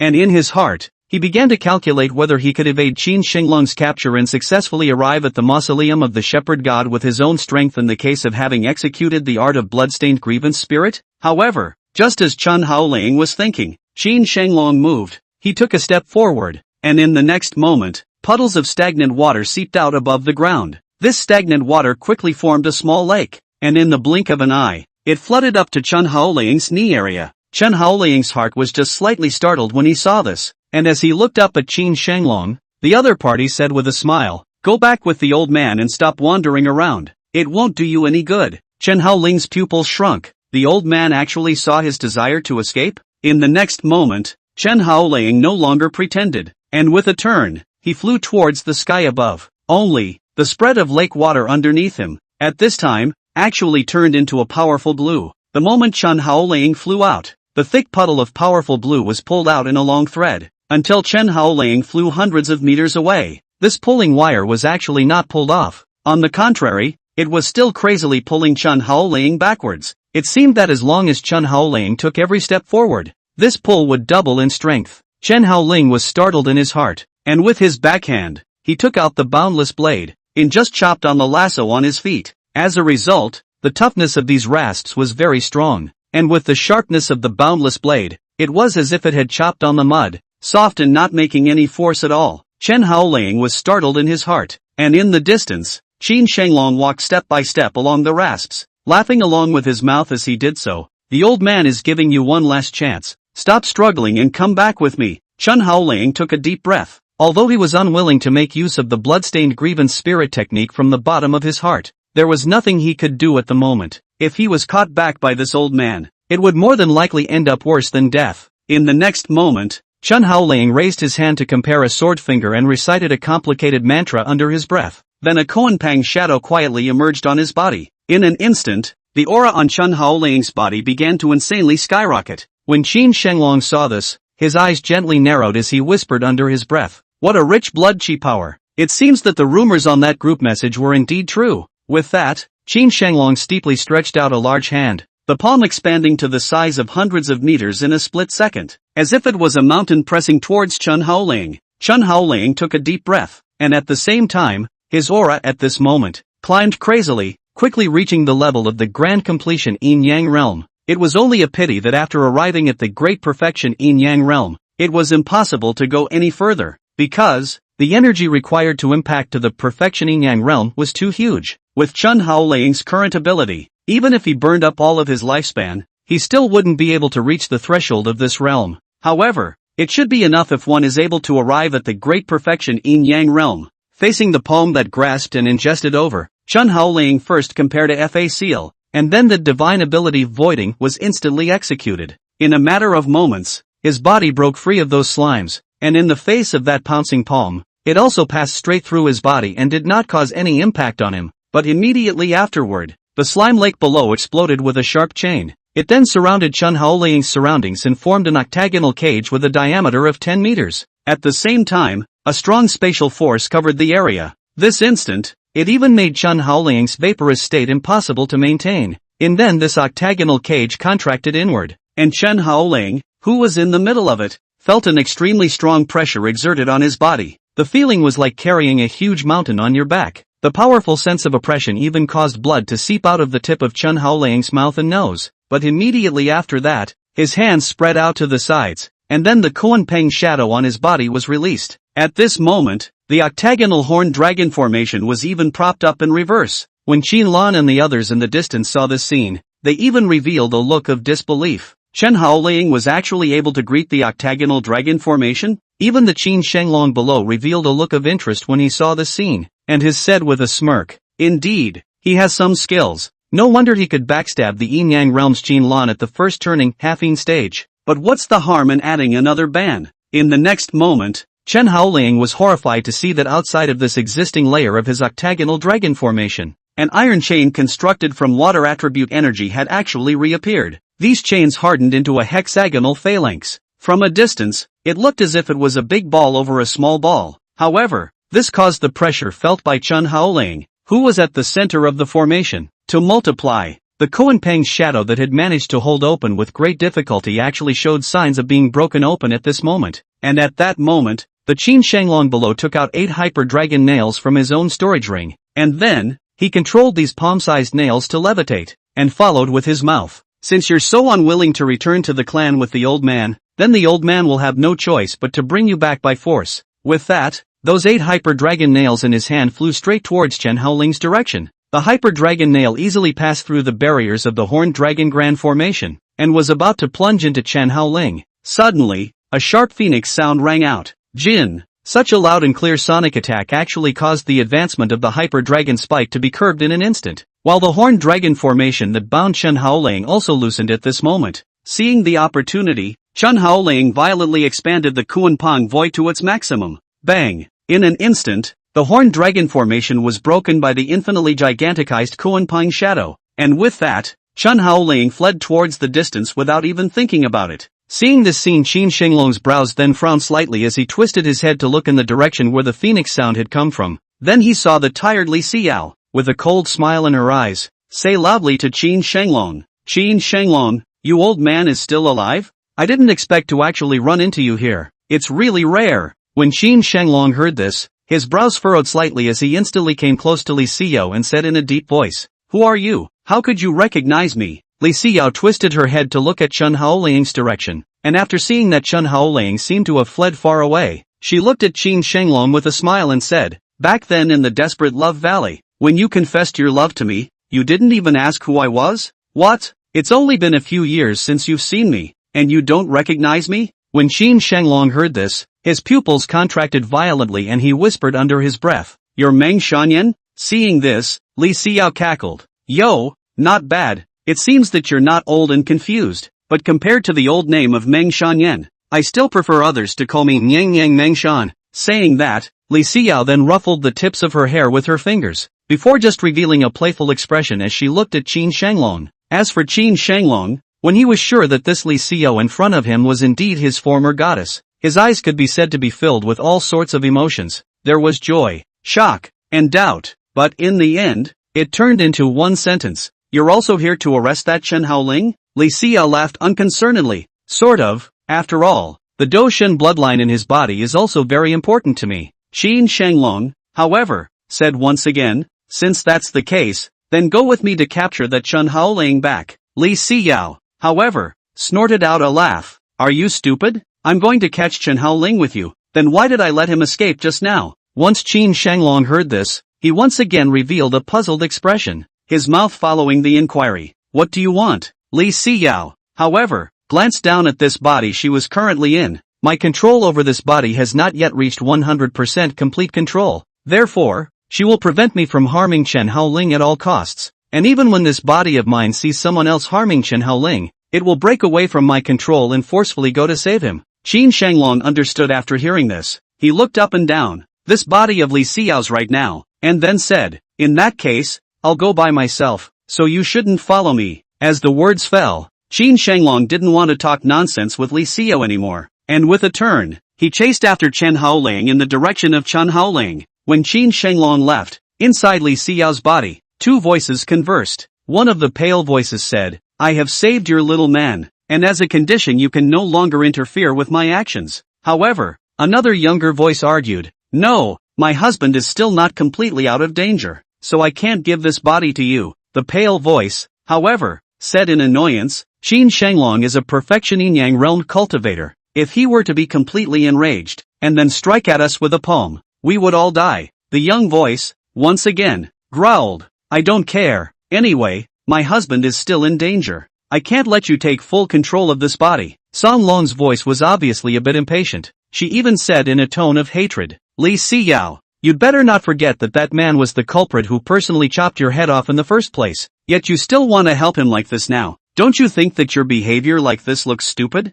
The young voice hesitated then, for a moment, before suddenly saying, if I were in his shoes then I would have done the same thing he did. The old voice then laughed. Qin Shanglong has already chased after him. At this time, I'm afraid that even if the God of heaven comes, he won't be able to save that little man of yours. The young voice said again, give me the use of the body and I'll save him myself. The pale voice asked rhetorically, what good does it do me to give you the use of my body? The young voice then said, after I save my husband, this body will be completely given to you. Chapter 106, Chen Haoling was captured alive. It was also right in the middle of the two voices within Li Xinyue's body still arguing. In the distance, Chen Haoling, who had long since been flying out for dozens of miles, had his gaze dead set on a direction as he whispered under his breath, almost there, faster, faster. In the distance, less than 3 miles or so away from Chen Haoling, there was a large Buddha statue tombstone, and right below the statue was a stone monument that was 3 to 4 meters tall. Right now, Chen Haoling only needed to use the boundless blade to break that stone monument, then he would be able to obtain the hell's blood inside. By then, all the problems here will be solved. However, without waiting for him to get close to the great Buddha's tombstone, the sound of the seabed whistling suddenly resounded behind him. This sound made Chen Haoling froze. Why would there be the sound of a seabed whistling in the middle of the martial tomb space? Holding such doubts, Chen Haoling violently turned his head to look behind him, and then, his pupils slightly shrunk, and his entire face followed suit as it blanched. He then watched as a great tsunami, thousands of meters high, roared and tumbled in his direction. The rising waves seemed like monsters that covered the sky, and a giant human face actually surfaced above the tsunami. The human face let out a loud, oozing laugh and pressed towards Chen Haoling at an astonishing speed. Phew! Boom! Chen Haoling was enveloped in the shadow of the great tsunami in a matter of moments, and in the next second, his entire body was drowned by the great tsunami. The churning seawater, as if it were a mudslide, began to crazily impact the various products in this special world. Countless dried corpses, living dead trees, and rivers of blood were all covered in this tsunami. In an instant, the area became an underwater world. It was like an ancient sea abyss that wanted to devour everything, and at this moment, Chen Haoling's body was as if it was out of control, constantly sinking down and down. The tip of his mouth and nose constantly have fresh blood flow out. The 5 viscera and 6 bowels have suffered different degrees of serious injury. Now there is no longer any power to fight. However, not waiting for Chen Haoling's body to sink to the bottom of the sea, 8 sharp hyper-dragon nails flew down at this moment. Then, these hyper-dragon nails were viciously nailed onto various key parts of Chen Haoling's body. This was tantamount to sealing all the mana in Chen Haoling's body, so that he was undoubtedly the same as an ordinary person. At the same time, the surrounding seawater began to gather towards Chen Haoling, and it seemed that it was in the time of a few breaths that the seawater, which amounted to millions of tons, internalized into a 10-meter-long water ball, and Chen Haoling just happened to be trapped in this water ball. Several chains were also locked onto his hands and feet, so that Chen Haoling was not only sealed off from his mana, but even his mobility was locked up. Moreover, even if he managed to break free from the chains, he would not be able to get out of this water prison. It was equivalent to saying that in order to catch Chen Hao flexibly, that bastard Qin Shanglong took 3 insurance policies in one breath. Not a moment later, the water prison that bound Chen Haoling hovered less than 3 meters from the ground,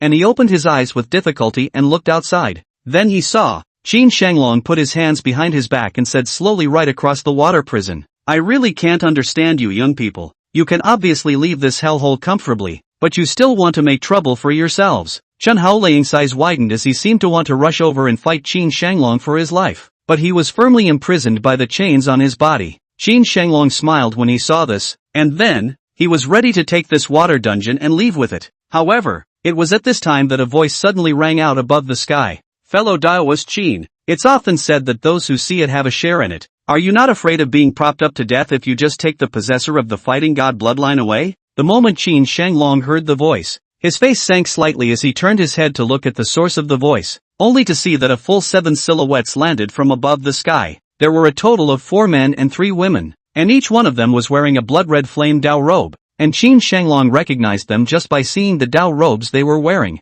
The number 1 immortal cultivation force in Taiyan province, the Divine Fire Cult. The status of this sect in Taiyan province was the same as that of the beginningless sword sect in Tindu province. It was an absolute behemoth, and there were as many as 10 yin-yang realm or above powerhouses sitting in the sect. And right now, there were actually as many as 7 yin-yang realm powerhouses that had appeared here. With such a formation, even with one's toes, one could think that the other party was here for Chen Haoling as well. At the same time, Qin Xiaohe, as well as Qin Lan and the others had only just followed. In an instant, an even match was formed between the beginningless sword sect and the divine flame sect. However, Qin Shanglong didn't take the initiative to make a move, but instead said to one of the 7 people who seemed to be the leader of the group, "Your Excellency must be the divine flame sect's new sectmaster, Li Xinyue, right? I am Qin Shanglong of the beginningless sword sect, and today's matter is a family matter of my beginningless sword sect, so it would be best if sect master Locke does not interfere." It was said politely, but with a threatening tone.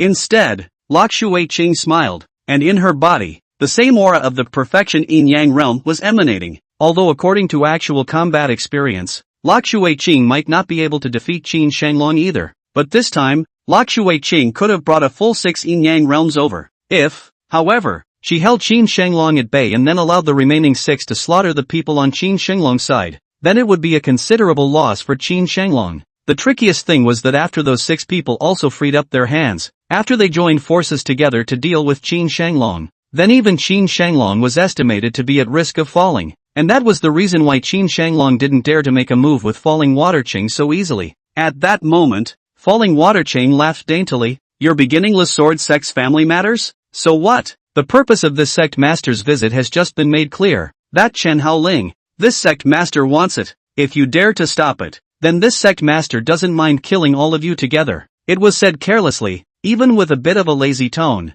but filled with a deep coolness. At the back of Qin Shanglong, Qin Lan's face looked a bit gloomy after seeing Falling Water Qing. Living a new life, this woman's strength had actually surpassed hers, even reaching the level of the perfection yin-yang realm. Could it be that it was really as she had said in her previous life? That without the constraints of Chen Haoling, her strength would only grow faster and fiercer? Just as Qin Lan was thinking, Qin Shanglong was the one who spoke again. "If sect leader Locke only came here because of that group message on the communication jade ultimatum, then old man I can only say sorry to you, because that so-called fighting god bloodline is actually nonsense. It was nothing more than a scheme set up by my little disciple grandson before his death in order to take revenge on Chen Haoling. Nothing more." Li Xinyue, however, rolled her eyes. Would she not know if Chen Haoling possessed the bloodline of a fighting god? In her last life, she had almost relied on Chen Haoling's essence blood to feed her before she had impacted that legendary realm. At that moment, Falling Water Qing said bluntly, "Let your mother's bull **** go. Since he doesn't possess that what's his name fighting god bloodline, then why did you go through so much effort to capture him?" Qin Shanglong, listen carefully to this sect master. This sect master will count to 10, and if you don't leave again, then this sect master will have to directly make a move with you. With that, she held up her first finger and spat out the first number under her breath. 1. Hearing this, Qin Shanglong, his body's aura swelled a great deal at this moment along with him, and just said in a cold voice, "Does sect leader Locke think that my beginningless sword sect are all weak and deceitful?" However, Falling Water Qing didn't speak any nonsense with this old man as she continued to stretch out her second finger and spit out the second number under her breath. 2. Qin Shanglong's brows furrowed in death when he saw this, and then he said to the crowd behind him, "Send a message to the clan to have the remaining yin-yang realm piece rush to support them." Qin Xiaohe immediately clasped his fists and responded in the affirmative. Qin Shanglong's meaning was already too obvious, ready to fight with the divine flame sex people for the sake of competing for Chen Haoling.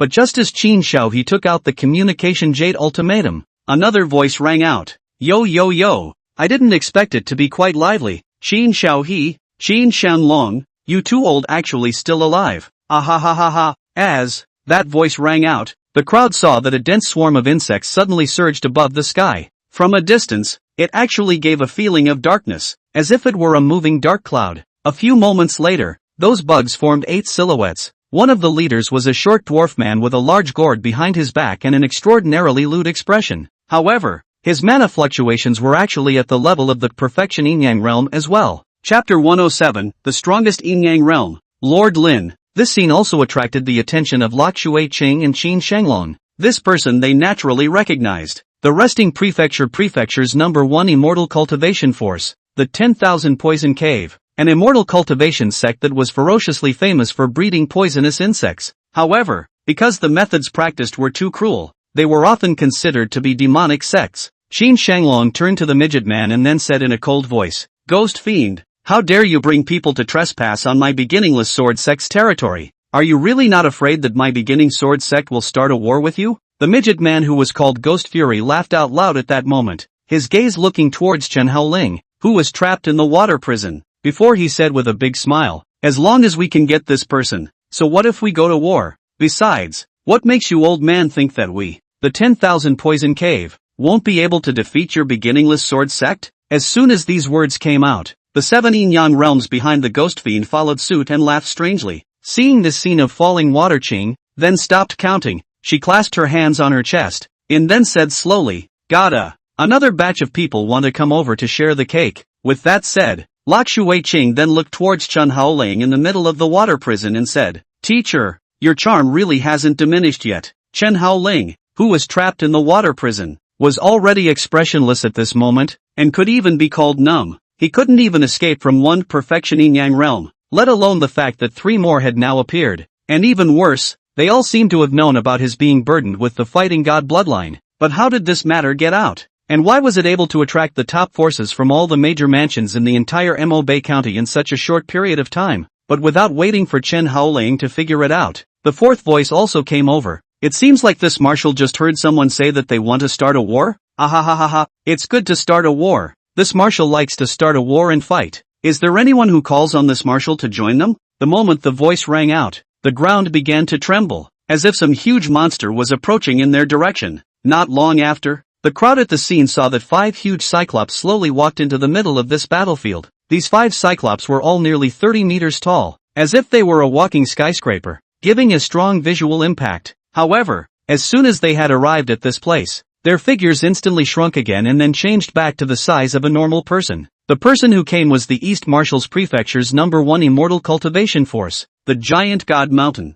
which was a very warlike force, especially their head, who thought about battles and massacres all day long. That's why they looked so excited when they heard the words "go to war." This time, their leading leader was clearly Mountain Lord Barbarian Xinyue. Chen Haoling's face became increasingly ugly after seeing this scene. Without waiting for him to open his mouth to rebuke Barbarian Xinyue, the next moment, the 5th voice, the 6th voice, and the 7th voice followed suit. Then, they saw the everlasting ancient sect from the Yongning Prefecture, the Haoyudan sect from the Xian Prefecture, and the ancient beast sect from the Tianlang Prefecture also descending on the scene in unison. The Eternal Life Ancient sect was a group of old men with Taoist bones, and although they looked weak, each of them contained a very terrifying might. The Haoyudan sect, on the other hand, was a group of pill refiners, and although their main cultivation technique was alchemy, their fire control technique, which was the crown of the world, was enough to make any sect feel scared. The ancient beast sect, on the other hand, was a group of beast masters who sat on the heads of demonic beasts,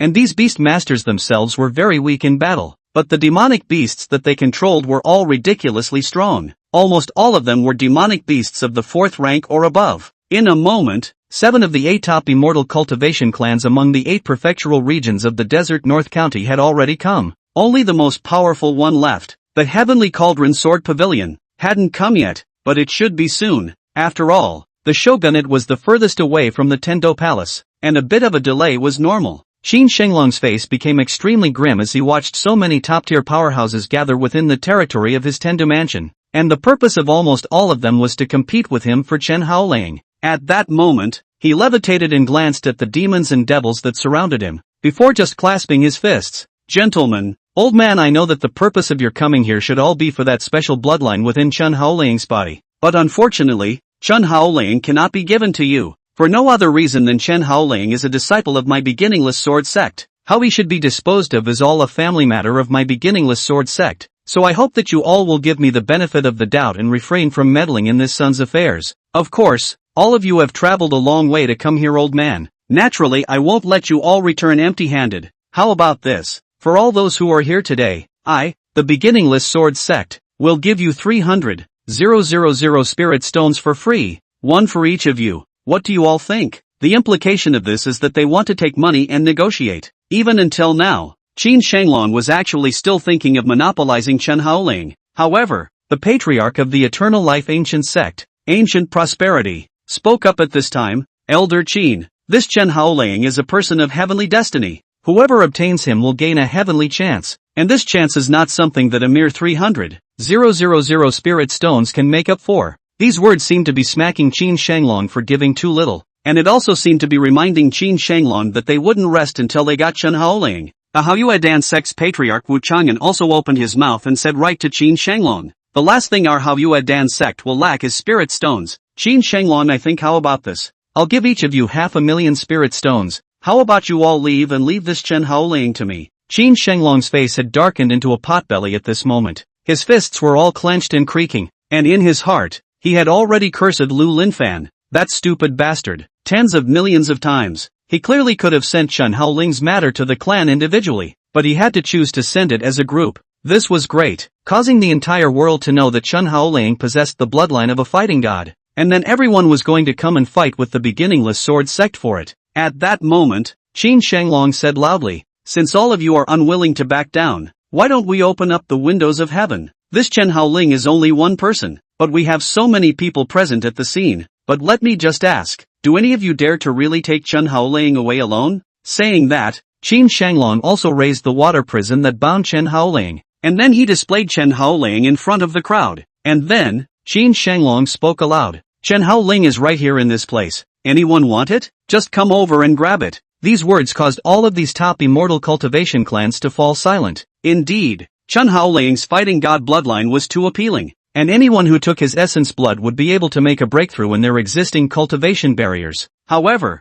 whoever it was didn't have that big of an appetite to dare to take Chen Haoling away alone, because, once Chen Haoling was taken away, then he would inevitably become a target, and as a result, he would be besieged by the other several great sects. It was also because of this concern that everyone, almost everyone, did not dare to act rashly now. However, just as everyone was hesitating, a loud and clear voice rang out. Since none of you want it, then this son will be given to my heavenly cauldron sword pavilion. It was also the moment the words rang out that the clouds above the sky began to frantically roll over. A sword chi that was strong to the extreme was like a hurricane, blowing everyone on the scene to the point of nearly collapsing on the ground. At the same time, some of the weaker beings all scattered in all directions after sensing this terrifying to the extreme mana fluctuation. Then, everyone's eyes saw a white-clothed sword cultivator stepping on a sharp longsword slowly flying over in their direction. Behind that white-clothed sword cultivator, there were also a full 13 yin-yang realm powerhouses. After seeing the visitor, Qin Shanglong's pupils contracted violently. The heavenly cauldron sword pavilion had indeed come after all, and that sword cultivator in the lead was clearly the heavenly cauldron sword pavilion master, Lin Lords, a true limit yin-yang realm powerhouse, coupled with the fact that the other party was still majoring in the sword Dao, a great Dao with explosive combat power. It made it even more so that he was able to achieve instantaneous kills amongst cultivators of the same level. Thus, it would not be an exaggeration to say that this Lord Lin was the strongest person among the 8 prefecture regions today. Even if plus Qin Shanglong was in front of him, he would probably be killed by him in seconds. Such a strong enemy, without the help of a ghost spirit realm powerhouse, no one would be able to deal with him at all. And right now, Lin Liaoxiong actually threatened to monopolize Chen Haoling, which immediately made the other 7 forces on the scene somewhat hesitant. As for Lin Lord Xiong, his eyes could be described as filled with greed and possessiveness when he looked at Chen Haoling in the water prison. Chapter 108, Arrival at the Mausoleum of the Shepherd God. However, not waiting for Lin Lordsong to go up and take away the water prison that had trapped Chen Haoling, that old Taoist from the ancient school of eternal life, however, flew over on an immortal crane, and blocked Lin Lordsong's face in just straight. This scene caused Lin Lords to faintly stare, but he didn't get angry because of it, and only said slowly and methodically, Elder Gu also wants a piece of this Chen Haoling's body? Ancient Prosperity's deep eyes opened at that moment and revealed a pair of gold-colored pupils, his mouth following slowly. Chen Haoling was discovered by all of us at the scene, and all of us should be consulted on how to dispose of him. Pavilion Master Lin just unilaterally asked for him to be taken away. Don't you think it's a bit too overbearing? As he said that, a strong pressure was released from Guiwu's body, and although he was also only in the perfection yin-yang realm, his comprehensive battle power was at least 5 times higher than Qin Shanglong. Looking at so many yin-yang realm powerhouses on the scene, it was estimated that only Gui Wu could have a fighting chance against Lin Lords. This was the reason why Lin Lords would seem polite when facing Gui Wei. At that moment, Lin Lord said in a cold voice, "This pavilion master's style of action has always been like this. Elder Gu, besides you at this scene, is there anyone else who dares to give advice to this pavilion master?" With that, Lord Lin looked around arrogantly. At the same time, the aura of the limit yin-yang realm was released with it, and just a mere aura was what made many people at the scene tremble. The name of the number one strongest person under the ghost spirit realm was definitely not for nothing, but even then, there were still people who stepped forward, only to see the Lord of the 10,000 Poison Cave, the Ghost Fiend, also step forward and said aloud in just that, "Pavilion Master Lin, during the weekdays, when you rely on your great strength, you have been rampaging among the major mansions, and although our group is a little dissatisfied, we are still able to tolerate it, but Chen Haoling is related to our subsequent promotion paths, as well as the development interests of our clans. If you're still bent on taking away Chen Haoling, then our group will have no choice but to unite against you in order to protect ourselves." These words already carried a bit of a warning. Where would Ghost Fiend dare to talk to Lin Lord Xiong like this in normal times? If it wasn't for the sake of his own promotion path, perhaps he wouldn't even dare to raise his head and look at Lin Lords. And as the Ghost Fiend's words fell, the other forces actually slowly drew closer together and then faced Lin Lordsong together. Just as the Ghost Fiend had said, Chen Haoling's blood was really too important to them. If they really just watched Chen Haoling being taken away by Lin Langxiong like that, then the subsequent wait until Lin Langxiong's strength had broken through would surely end with them being exterminated by Lin Langxiong. Therefore, no matter if it was for the subsequent development of the sect or for the sake of saving their lives, they could not allow Lin Langxiong to take Chen Haoling away on his own. And when Lord Lin saw that the rest of the remaining clans actually did dare to confront him, In then coldly warned, "You guys don't think that with this pavilion master's current strength you won't be able to eliminate all of you, do you?" When Lin Lord said this, the killing intent on his body had already surfaced, and at the same time, around him, the Heavenly Dipper 36 Roads magic weapon flying swords, quietly flew up in the air, and at any moment, they might explode out. However, the 7 great clans that saw this scene had no intention of backing off at all. Their gazes were still dead set on Lin Lords. In particular, the giant god Mountain Lord, Savage Yu Xiu, was even more excited to pull out his own huge battle axe, and just excitedly said, "Finally we can fight. I can barely hold it in anymore." On top of that, forces such as the Haoyudan sect, the Ancient Beast sect, and the Divine Flame sect had similarly taken up battle positions. Looking at this, it was obvious that he was prepared to fight for his life with the Heavenly Cauldron Sword Pavilion. However, just as they were confronting each other, a figure silently arrived close to the water dungeon, and she stole a glance at those top powerhouses before diving headfirst into the water dungeon. This silhouette was none other than Li Xinyue, who had been saved by Chen Haoling earlier. She didn't know when, but she secretly moved over, even approaching the water prison under the eyes of so many powerful people. What was even more amazing was that when she entered the water prison, she was actually not even discovered by Qin Shanglong. Soon, Li Xinyue swam over in the direction of Chen Haoling, and in no time, she saw Chen Haoling whose body was bound by dozens of chains all over his body, and at this time, Chen Haoling seemed to have sensed someone approaching, and when he opened his eyes, his pupils shrunk slightly and he whispered under his breath, "Li Xinyue, why are you here?" However, being in the water, sound could not be transmitted properly, therefore, Li Xinyue could not hear what Chen Haoling was saying at all. She just quietly made a shushing gesture, signaling Chen Haoling to be silent. Then, she took out the palm-sized puppet from within her storage ring. Raising her hand, she compared a seal absolute and recited a certain special mantra under her breath. And in the next moment, her other hand was placed against Chen Haoling's brow, and she whispered under her breath, "The art of puppet substitution. Open." As the words fell, Chen Haoling felt a moment of levitation in his body. The original hyper dragon nails that had been inserted in his body seemed to have disappeared in an instant. Even those chains that had bound him seemed to be gone.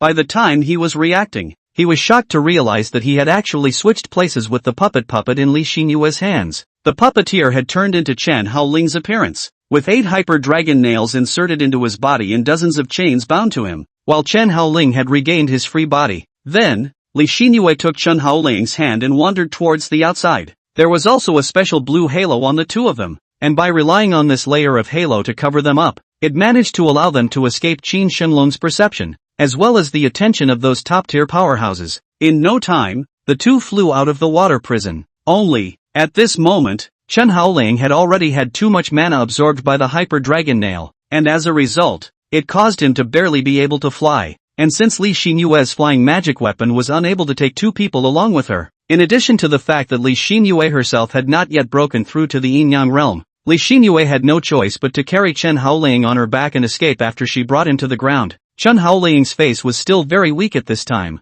his chin leaning on Li Xinyue's shoulder, his face bloodless. He said, "Why did you save me?" After judging the direction around her, Li Xinyue jogged in the direction of the shepherd god's tomb. While running, he also said, "No reason, just don't want you to die." Chen Haoling sniffed but smiled, his current appearance, simply no different from a dead dog. To Li Xinyue then said with difficulty, "I'm the murderer of your sister Li Xiao, don't you want to avenge her?" These words were considered to have asked the question that Chen Haoling had always wanted to ask in his heart. However, Li Xinyue was silent for a moment in response, and then said, "When I saw you behead Xiao with my own eyes, a trace of anger did flash through my heart, but it was only a flash. In fact, as early as the last time Xiao brought 17 other people to make a move against you, I already knew her end. She will surely die by your hand. The difference is only a matter of time. So I don't want to hate anyone or take it out on anyone for something that's already doomed." Chen Haoling understood after hearing this, and he let out a bitter smile, then stopped saying anything. For some reason, Chen Haoling at this moment was suddenly a little bit glad that he had struck a good relationship with Li Xinyue after being reborn in his first life. He was glad that he had stepped in to save Li Xinyue after entering the martial tomb space just now. Without these prefix factors, it was estimated that there was a real possibility that he would have to be quintupled by those people today. Soon, Li Xinyue brought Chen Haoling to the mausoleum of that great Buddha, and she asked to Chen Haoling that what's-his-name shepherd god's mausoleum should be here, right? In her previous life, Li Xinyue had once fought with Chen Haoling for the blood of hell, so she knew Chen Haoling's purpose of entering the martial tomb space. Thus, she rushed to this place at the first opportunity after saving Chen Haoling. Chapter 109, Opening the Blood Wheel Pupil. Chen Haoling looked up at the large Buddha before saying, "It's here, put me down." Li Xinyue put Chen Haoling down from his back, and then said worriedly, "Hey, Chen Haoling, can you still break that tombstone in your current state?" Chen Haoling took out the boundless blade with difficulty.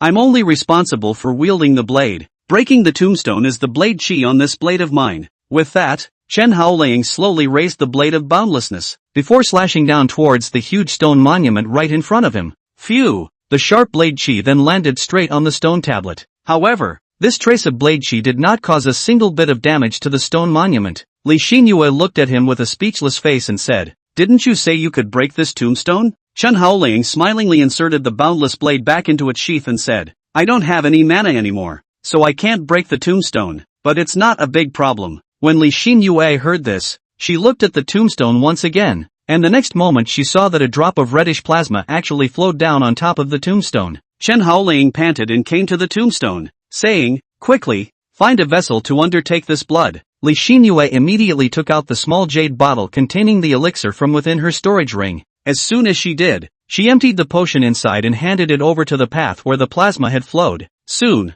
the reddish plasma was undertaken in it. Still breathing heavily, Chen Haoling turned to Li Xinyue and then said, "I know that this stuff is useful to you as well, so you can drink it first later." Li Xinyue, however, shook her head and said, "My business can be put aside first. The focus now is that you need to have your blood will pupils open your eyes first." Chen Haoling, however, was somewhat puzzled as he asked, "Why do you care so much about whether or not my blood will pupil can open my eyes?" Li Xinyue, however, was annoyed and said, "Chen Haoling, listen to me. I worked hard to get you out, not just because I don't want to see you die, more because I don't want to be taken back by that old hag again, and can only count on you to help me get rid of that old hag. Plus, I saved you from so many Yin-Yang realms, so when those guys react back, I'll inevitably be liquidated. So now, the only way I can survive is to have your blood will pupil turn on. Is that clear?" Only after hearing this did Chen Haoling sort of understand Li Xinyue's good intentions. At the same time,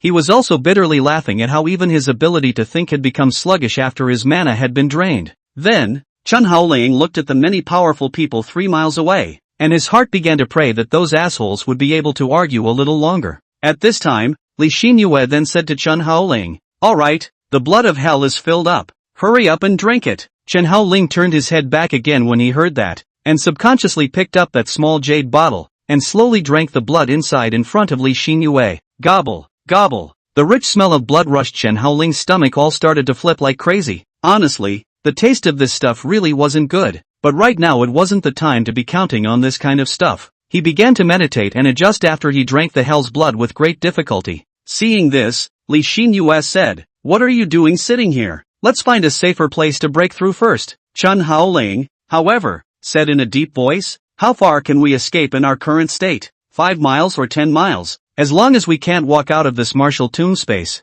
those bastards can definitely catch us in a flash. Instead of that, it would be better to break through right here. It just so happens that this place is blessed by the Great Buddha boundary, which can to a certain extent buy us while a little time. Moreover, I can also rely on the Buddha's light from the Great Buddha to allow my blood will pupil to complete its breakthrough as soon as possible." It was only after Li Xinyue heard this that she noticed that as Chen Haoling drank the blood of hell, a faint golden Buddhist light actually surfaced on his body. At the same time, the 3-meter distance centered on themselves was covered with a golden boundary. Not only did this boundary perfectly mask the aura of Chen Haoling as well as Li Xinyue, it was even impossible to see where the two were from the outside. It's like an extra barrier. After observing this, Li Xinyue was slightly relieved. Perhaps Chen Haoling was right. Right now, Li Xinyue, not to mention bringing Chen Haoling to escape with her, even if she was alone, she would not be able to escape at all. If a perfection yin-yang realm powerhouse really released his divine perception to the limit, then Li Xinyue's breath concealment technique would appear to have nothing to hide. At that time, if they were really caught, the result would be that they would not be able to live or die. In comparison, it's safer to stay in this place, a little close to those assholes, but maybe it'll have a light bulb effect? At that moment, she also turned around and took out the small jade bottles to take on those few hell's blood. It's just that the scene of taking the blood of hell under the statue of Buddha actually gave people a feeling of being out of place, and at the same time, on the side of the 8 powers, they had also stopped arguing. It looked as if they had come up with some good way to balance the interests between all parties. I only saw that the patriarch of the ancient school of eternal life, ancient prosperity, finished composing a contract of the great Tao, and then said after looking at the people around him, "Then the old man will say this program of ours for the last time. First of all, imprison Chen Haoling in the immeasurable mountain, Lily Valley, and seal the entire valley in the trapped heavenly soul locking formation jointly formed by our 8 forces, and the secret key to open the grand formation is divided into 8 pieces, which are jointly kept by our 8 forces. At the beginning of each month when blood needs to be taken, at the beginning of each month, a representative is sent by our 8 powers to go there, and after taking out the required amount of blood, it is divided equally according to 1/8 of the amount used by each family. Of course, in order to ensure that Chen Haoling won't die due to blood loss, our families will need to appoint another team of pharmacists to be stationed within the Lily Valley, and then monitor Chen Haoling's body on a full-time basis. In this way, we can ensure that Chen Haoling will provide us with the most Doshin essence blood before his lifespan runs out." After finishing these words, Guiwang's eyes glanced around the crowd at the scene and said, "Do you have any questions about the above program?" All of them were silent, and their expressions varied. However, none of them raised any objections, and even Lord Lin was silent at this point, apparently acquiescing. Seeing this, Ancient Prosperity nodded his head, and then said, "Since all of you have no opinions, then please ask each patriarch to sign your soul's dharma seals on this great Tao contract. When the contract comes into effect, you can dispose of Chen Haoling." Saying that, Ancient Prosperity took the lead in placing his own dharma seal on this contract. Although the patriarchs of the other forces were still a bit dissatisfied, but the current set of solutions was already considered the optimal solution. They could not raise any other opinions, so they also signed. After everyone had finished signing, Ancient Prosperity was lighting this contract on fire and burning it. In the next moment, an invisible force of the Great Tao landed and then covered the bodies of the patriarchs. Along with that, the subordinates of these patriarchs, as well as the disciples of the sect, will all be bound by the power of the Great Tao, and will not be able to do anything that violates the contract. Otherwise it would certainly be split into powder by the 9 heavenly thunder tribulation in an instant. Finally, the eyes of the crowd turned to Chen Haoling, who was trapped in the water dungeon, and Gu Ichio said to Qin Shanglong, "Elder Qin, open your water dungeon." Qin Shanglong nodded, and then he struck a spell to open the water prison. But, as the water dungeon transformed into a puddle of ordinary clear water and fell to the ground, the people at the scene saw it at the same time. Chen Haoling, who had originally been deathly confined, had actually turned into a puppet marionette. After seeing this scene, everyone was confused, especially Qin Shanglong, who immediately rushed forward. yelling lowly under his breath, "Where's Chen Haoling?" Then, he turned his head to look at the other lords of power, and just exclaimed, "Chen Haoling has escaped." Chapter 110, Discovered. As soon as these words came out, the eyes of the people at the scene almost all widened slightly, especially Lin Lord Xiong, who instantly showed a ferocious glint in his eyes as he took a step forward, followed by a swooshing soft sound. Almost in the blink of an eye, he arrived in front of Qin Shenglong, grabbed him by the neck, and then lifted him high into the air. "Ran away? Or did you take it for yourself?" "Qin Shenglong, this water dungeon is your unspoken secret technique drowning dilemma. As long as you don't lift the technique, who can escape?" Even if this pavilion master wanted to break free from this move, it would cause a very big commotion. But now you're telling all of us that a griffin with only a minor formation in Yang realm escaped silently right under your nose? Do you think that this pavilion master will believe your words? Saying that,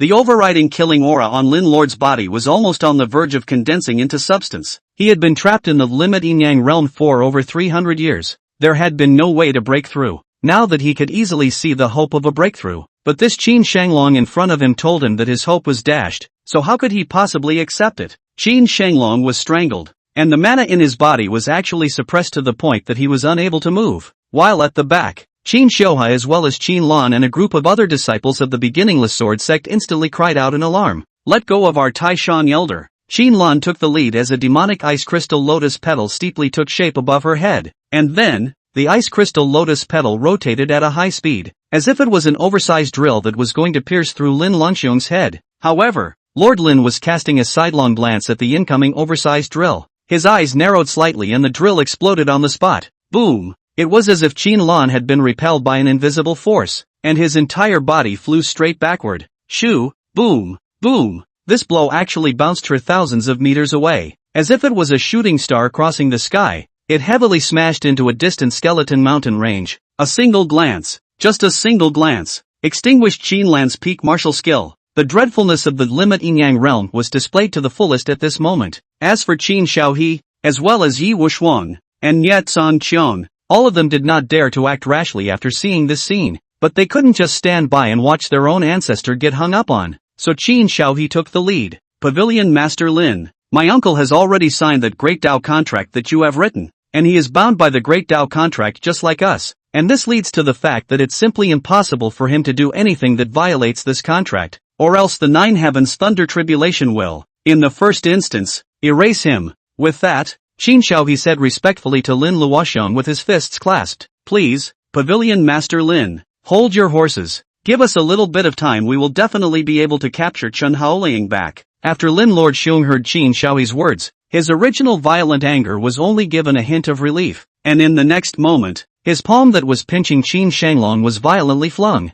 This time, it directly threw Qin Shenglong out and actually threw him into a river of blood with one hand. But not a moment later, Qin Shenglong flew out of the blood river again. Qin Xiaohe rushed forward and inquired, "Uncle, are you alright?" Qin Shenglong didn't say anything, but only looked at Lin Longxiong with eyes as if he wanted to eat people. However, when he saw that, Lord Lin's gaze looked at everyone on the scene again. He directly said in a cold voice, "I don't care who actually took Chen Haoling away. I'll give all of you a quarter of an hour to immediately bring back Chen Haoling. Otherwise, all of you don't leave today. All of you stay here and die with this pavilion master." These words were tantamount to telling the crowd at the scene that if Chen Haoling could not be captured, he, Lin Longxiong, wanted everyone at the scene to die with him. At this time, the Divine Flame Sect Master, Lok Shui Chang, was the one who spoke. "I think I already know where Chen Haoling is hiding." As soon as these words came out, all the gazes on the scene simultaneously looked at falling water Qing. However, he saw Lok Shui Qing's gaze look in the direction of the great Buddha's tomb and said, "See that Buddha statue over there?" As the words fell, everyone's gazes looked towards that big Buddha over there, and Lin Lord's was the first to ask, "Chen Haoling is in that place?" Falling water Qing let out an evil laugh. "He's my teacher. No one knows him better than me." The purpose of his visit to the martial tomb space this time around is for the hell's blood underneath that great Buddha as a way to open up his blood wheel pupil. When the crowd heard this, they revealed a look of excitement. Since they knew where Chen Haoling was, they naturally wanted to capture him back at the first opportunity. However, Falling Water Chang was suddenly reminded. "However, I can remind you guys of a few things first. Once that fellow Chen Haoling's blood will pupils open their eyes, then his strength will increase drastically. If we go over now and can't subdue him in the first place, then when he finishes opening his eyes, everyone at the scene, including me, and you, Lin Lords, everyone, will die. After hearing these words, the lords of the major powers were first slightly stunned, and then they laughed disdainfully. Especially Lin Lord said coldly, "In that case, then this pavilion master is looking forward to the moment he comes to kill me." With that, he rose in one piece and flew in the direction of the great Buddha's tomb, and the other lords of power, too, moved. Chen Haoling, who was still underneath the tomb of the great Buddha, was still frantically deploying the energy within his body before focusing this huge energy into his eyes. Not a moment later, blood began to flow from Chen Haoling's eyes, and at the same time, an incomparably painful expression appeared on his face. The energy of the hell's blood was simply too huge, and with Chen Haoling's tiny body, it might take quite a bit of time to fully digest it. However, if Chen Haoling could completely digest the blood of hell, then according to his experience in his previous life, his strength would be able to gain an exponential surge. Li Xinyue, on the other hand, was protecting Chen Haoling from the side, and while she was alerting the surroundings, she was also worriedly looking at Chen Haoling. In his heart, while praying for Chen Haoling to finish digesting quickly, he looked in the direction of those powerhouses again,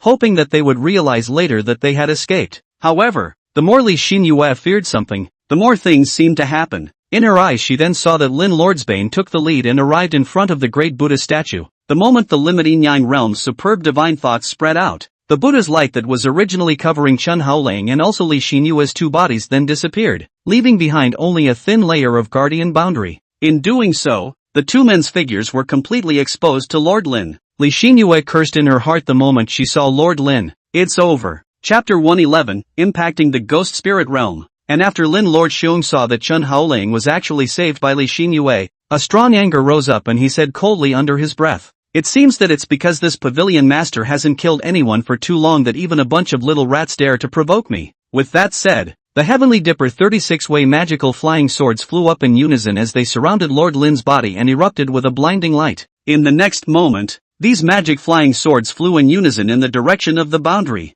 Boom boom boom. The flying sword that carried the mana pressure of a limiting Yang realm powerhouse slammed hard on top of the protective boundary, instantly causing the surrounding scenery to shake the ground with it. Li Xinyue, who was inside the boundary, only felt as if an earthquake had struck, and the whole person was almost unsteady, and the ground under her feet was shaking crazily. As for Chen Haoling, who was behind Li Xinyue, under the impact of this enormous mana, he nearly had a blood-chi backflow, and a stream of essence blood was spat out of his mouth. When Li Xinyue saw this, she subconsciously exclaimed, "Chen Haoling!" However, in the next moment, Lord Lin's second wave of attack struck again. His words followed suit. Silent Sword Dao second stance, heaven breaking. As the words fell, Li Xinyue saw that Lin Longxiong, who was outside the protective boundary, had fused the 36 flying swords of the magic artifacts into a supergiant heavy sword that was 1,000 feet long. Then, the oversized giant sword slashed straight down. At this moment, even the Buddha statue that was 100 feet tall was sliced in half piece by piece.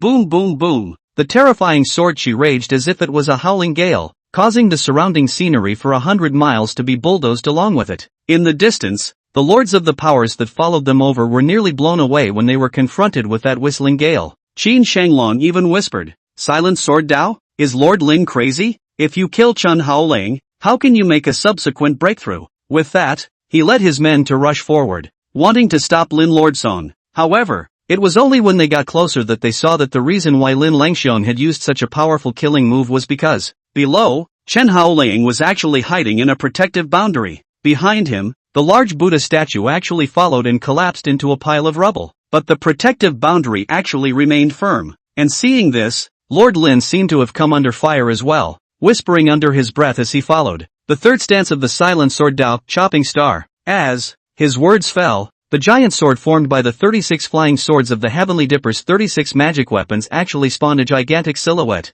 Below, Li Xinyue, the moment she saw the huge silhouette manifest, her pupils contracted violently and she whispered under her breath, "Dharma Giant? Is this Lin Lordsong really a monster?" However, just as Li Xinyue exclaimed in shock, the huge water-blue phallic giant, gripping the Big Dipper giant sword, aimed at the protective boundary below in and slashed down heavily. The Silent Sword Dao had a total of 36 sword patterns, from the first to the 36th, and each one was more than several times more powerful than the previous one. When the sword type was exerted to the 36th path, the power was really able to achieve the degree of destroying the sky and destroying the earth, and was even able to resist a flick of the finger of a ghost phenomenon realm powerhouse at will. It was evident that Lord Lin had moved to true anger in order to break through this protective shield. Boom! With that, the Heavenly Dipper giant sword in the hands of the Dharma phase giant slashed down once again, and with that boundary as the center, a circle of white air waves spread out, and then spread along the surroundings. Hoo hoo hoo! The white air wave instantly swept toward a distance of nearly 1,000 miles in a circle. Along the way a large number of white bone mountains were instantly pushed flat. The earth at this moment trembled crazily. The turbulent blood river tossed crazily. Countless dead creatures in the face of this airwave were quickly annihilated in the air. A bunch of the distant lords of power also opened their protective spells at this time, thus resisting the impact of that wave of chi. When they looked over again, they realized that a super huge crater had actually appeared in the spot where Chen Haoling and the others were. As if it were a crater, the diameter alone exceeded 1,000 meters and the depth reached hundreds of meters. And at the very center of the pit, it happened to be where Chen Haoling and the others were. Only, that protective boundary that protected Chen Haoling was actually still there. There was absolutely no sign of it being broken. However, Chen Haoling, who was in the middle of it, had already collapsed. The corners of his mouth were constantly overflowing with blood. However, what made no one notice was that Chen Haoling's aura actually surged crazily at this moment. In no time at all, his mana fluctuations had been promoted from the minor achievement Yin Yang realm to the major achievement Yin Yang realm. Moreover, the momentum has no tendency to stop and is still going up like crazy. Li Xinyue, who was on the side, similarly collapsed on the ground. The terrifying Heavenly Dipper giant sword slash just now had caused her to almost faint to death as well, but she insisted on climbing up, only to see Li Xinyue came to Chen Haoling's side, assisted Chen Haoling and said, "Chen Haoling, how are you, Chen Haoling?" However, at this time, Chen Haoling did not move a bit. If he didn't still have a snort, Li Xinyue might have thought that Chen Haoling was already dead, and at that moment, the Shadow's voice suddenly entered Li Xinyue's ears. Li Xinyue, now carry Chen Haoling's body on your back and escape. The moment she heard this voice, Li Xinyue was slightly startled. She subconsciously looked around and exclaimed under her breath, Who's talking? The Shadow said once again, "Don't you care who I am? In short, if you want to live, do what I say immediately." Although Li Xinyue was still a bit puzzled, she immediately carried Chen Haoling on her back. Then, she glanced at the protective boundary around her and asked, "Just walk straight out like this?" Shadow followed. "You don't have to care. Just go." Li Xinyue understood when she heard this and lifted her foot to step out in a direction. In the next moment, this protective boundary shrank from its original length of 10 meters to only about 2 meters, and then, it moved along with Li Xinyue's body, and moreover, the speed was very impressive. When Li Xinyue saw this scene, she was instantly delighted, and her mouth followed with an exclamation of astonishment. So powerful! And at that moment, the Shadow's voice came again. "Li Xinyue, listen carefully, the amount of hellish blood that Chen Haoling has devoured is a bit too much. The energy of this blood is enough for his strength to break through to the ghost spirit realm level, but it will take a long time as well, so you can't be caught by those people no matter what until his body has completely digested the energy. Otherwise, Chen Haoling will be reduced to a blood slave, and you won't be able to live either." When Li Xinyue heard this, she let out a shocked cry under her breath and whispered, "Chen Haoling is now impacting the ghost spirit realm? How is this possible?" But this shocking emotion didn't last long before it was suppressed by Li Xinyue. Subconsciously, she inquired, "About how long do I have to hold out?" The Shadow said once again, "At least 1 hour. After 1 hour, he will awaken from his slumber, and by then that Lin Lord, and Qin Shenglong, and everyone else who came today, they will all be dead." Chapter 112, Li Xinyue's breakthrough to the Yin Yang realm. Hearing this, Li Xinyue turned back to look at those people at the back again. A flash of viciousness flashed through her eyes, and then she said, "An hour? I reckon I might not even last a quarter of an hour before they catch me." Although the words were said so, Li Xinyue's footsteps did not have any stagnation, and she immediately ran wildly in a direction in the distance. Right now, Li Xinyue was as if she was in a huge spherical protective cover, and as her feet stepped forward, even the entire protective cover would move along with her, and, moving even faster. Just about the same distance that Li Xinyue took a step forward, the protective boundary would carry her body forward by about 100 meters. It was equivalent to saying that the current Li Xinyue's speed was hard pushed up to 100 times under the protective boundary's enhancement. High above the sky, Lin Lord Xiong watched Li Xinyue run wildly towards the distance. and his entire face could be said to have darkened into a potbelly. Who would have thought that even though he had already executed his silent sword Dao's third sword type, he still couldn't break the damned protective boundary? For a moment, it actually made him, the #1 powerhouse under the ghost phenomenon realm, feel a fiery pain on his face, a feeling of losing face to his grandma's house. Then, he looked at the other crowd at the back. What are you all looking at me for? Don't move out yet. If you let that brat really escape, this pavilion master will waste you all first. The patriarch of the Eternal Life Ancient Sect, Ancient Prosperity, was the first to speak. We've already negotiated on how to capture Chen Haoling alive. Pavilion Master Lin, you'd better listen to our strategy as well. It turned out that as early as the time when Lin Liaxian was frantically slashing Chen Haoling, Ancient Prosperity had already brought a group of Lords of Power to confer. And at that, Lord Lin subconsciously growled lowly. Why don't you say it earlier if you have a strategy? You guys are just saving yourselves to see this pavilion master make a fool of himself,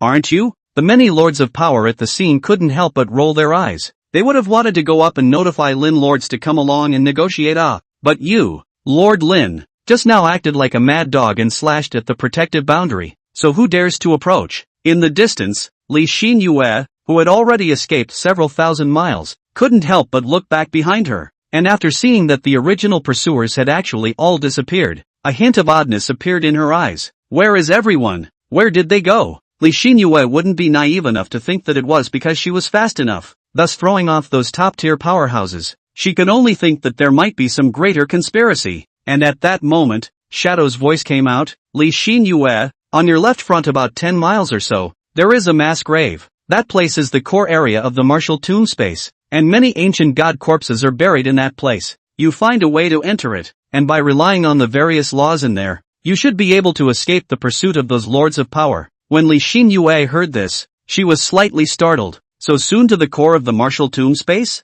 With that, her gaze went to the mass grave, and without much hesitation, she ran wildly in that direction, but still followed with the question. The various forces of the laws within the mass graves are enough to instantly obliterate even the strongest of the perfection yin-yang realm, so if I go in rashly like this, I might even be in danger myself. Instead, Shadow snorted. Don't worry, you'll be fine with me. After Li Xinyue heard this, she didn't continue to ask, and she didn't know why, but she actually felt that Shadow's words sounded so secure. Then, her gaze went back to Chen Haoling, who was carrying her behind her, and she whispered under her breath, I really wish I could have a guardian deity as well. However, just as Li Xinyue was lamenting like this, the large area of land in front of her suddenly collapsed downward out of a huge deep pit. Li Xinyue was shocked in her heart, and with a little footstep, her figure quickly fell back hundreds of meters. Subsequently, Li Xinyue froze as she saw a supergiant cyclops that stood 30 meters tall violently crawling out of the large, deep pit that had collapsed down.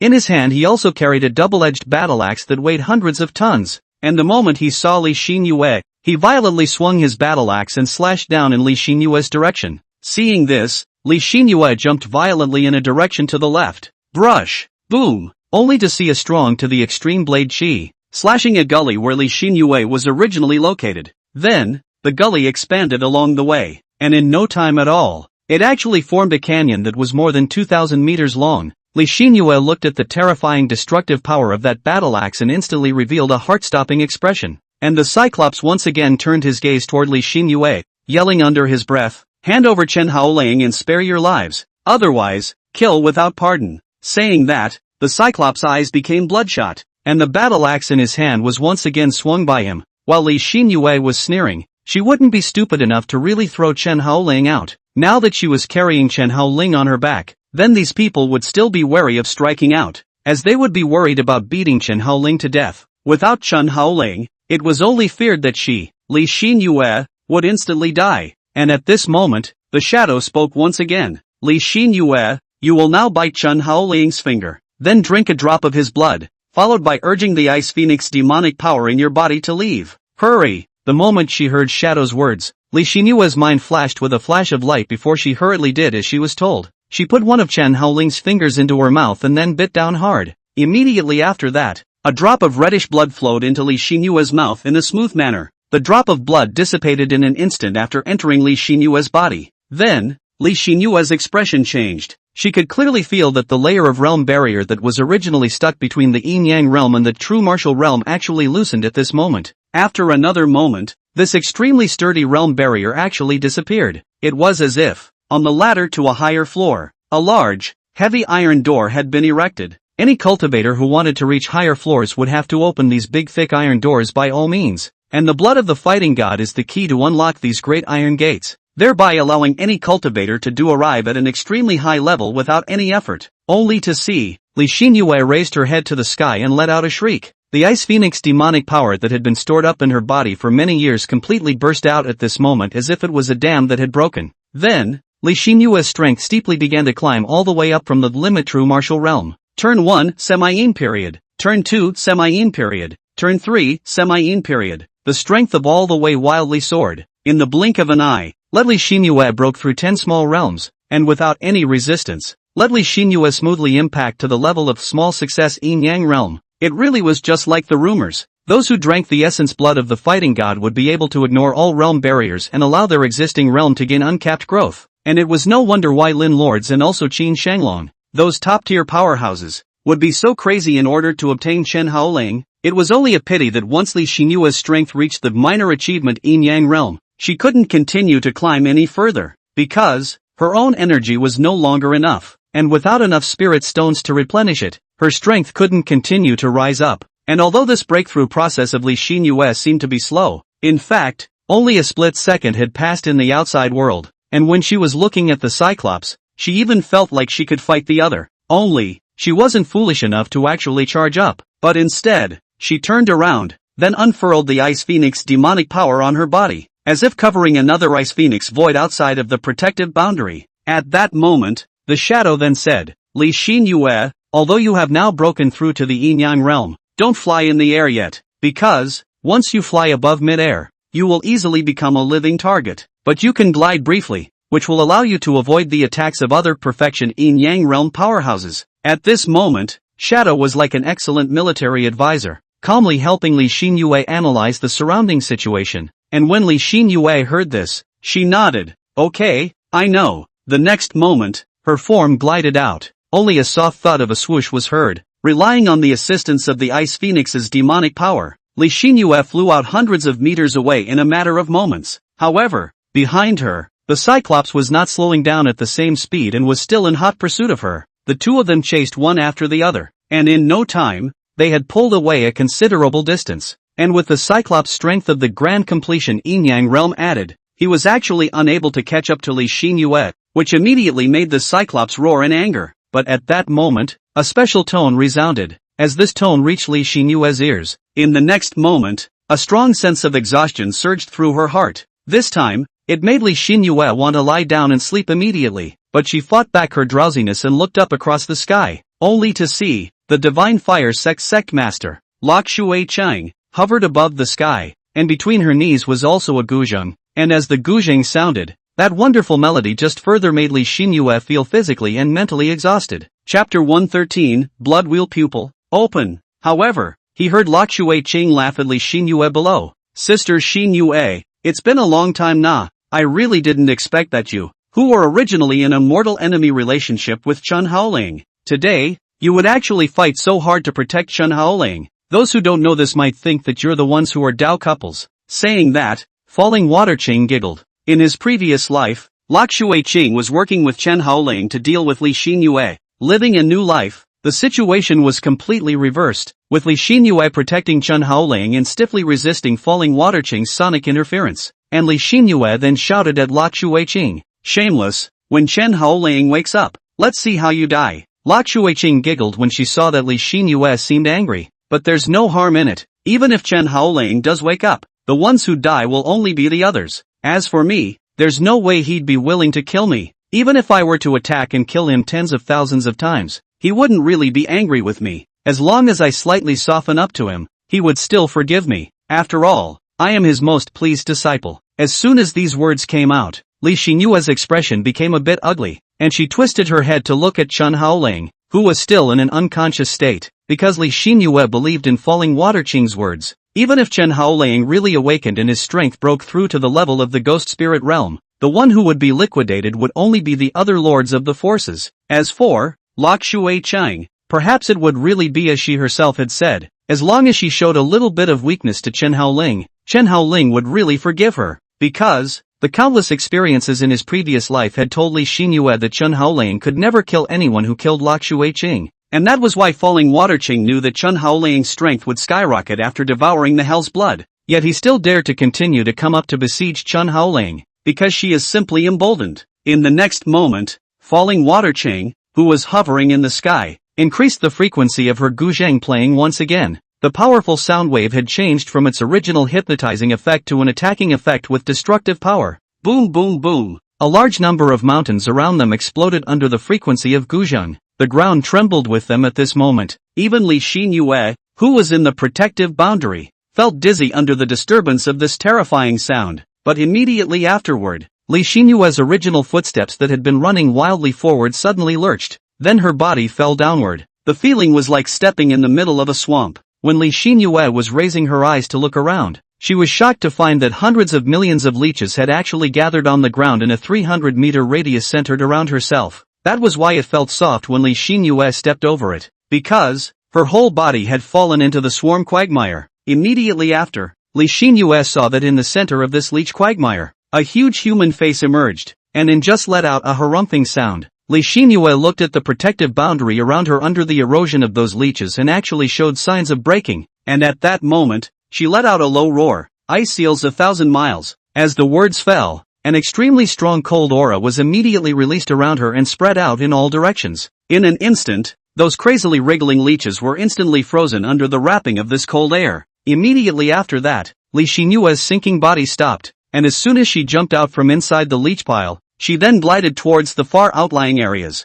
And at that moment, Li Xinyue saw that a crack had appeared in the protective boundary. Not big but very clear. At the rate this momentum was developing, it was expected that the protective boundary would be shattered before too long. Just as Li Xinyue was thinking in this way, a fireball above the sky, as if it was a meteor shower, exploded over in Li Xinyue's direction. Boom boom boom. It was as if a strategic bomber had launched a carpet bombing on this area where Li Xinyue was. The flames that exploded successively all around her instantly caused Li Xinyue's entire body to be blown over, and she fell straight to the ground. Chen Haoling also fell off her body in a smooth manner. In a glance up, he saw that the Haoyue dance sex patriarch, Wu Chanan, with a searing ball of flame held high in his hand, said in a cold voice right at Li Xinyue, "Foolish griffin, pay for your ignorant behavior?" Saying that, the ball of flame expanded from the size of a fist to tens of thousands of times its size, and from afar, it felt as if Wu Chang'an was holding up a sun. Then that sun was thrown at Li Xinyue by him.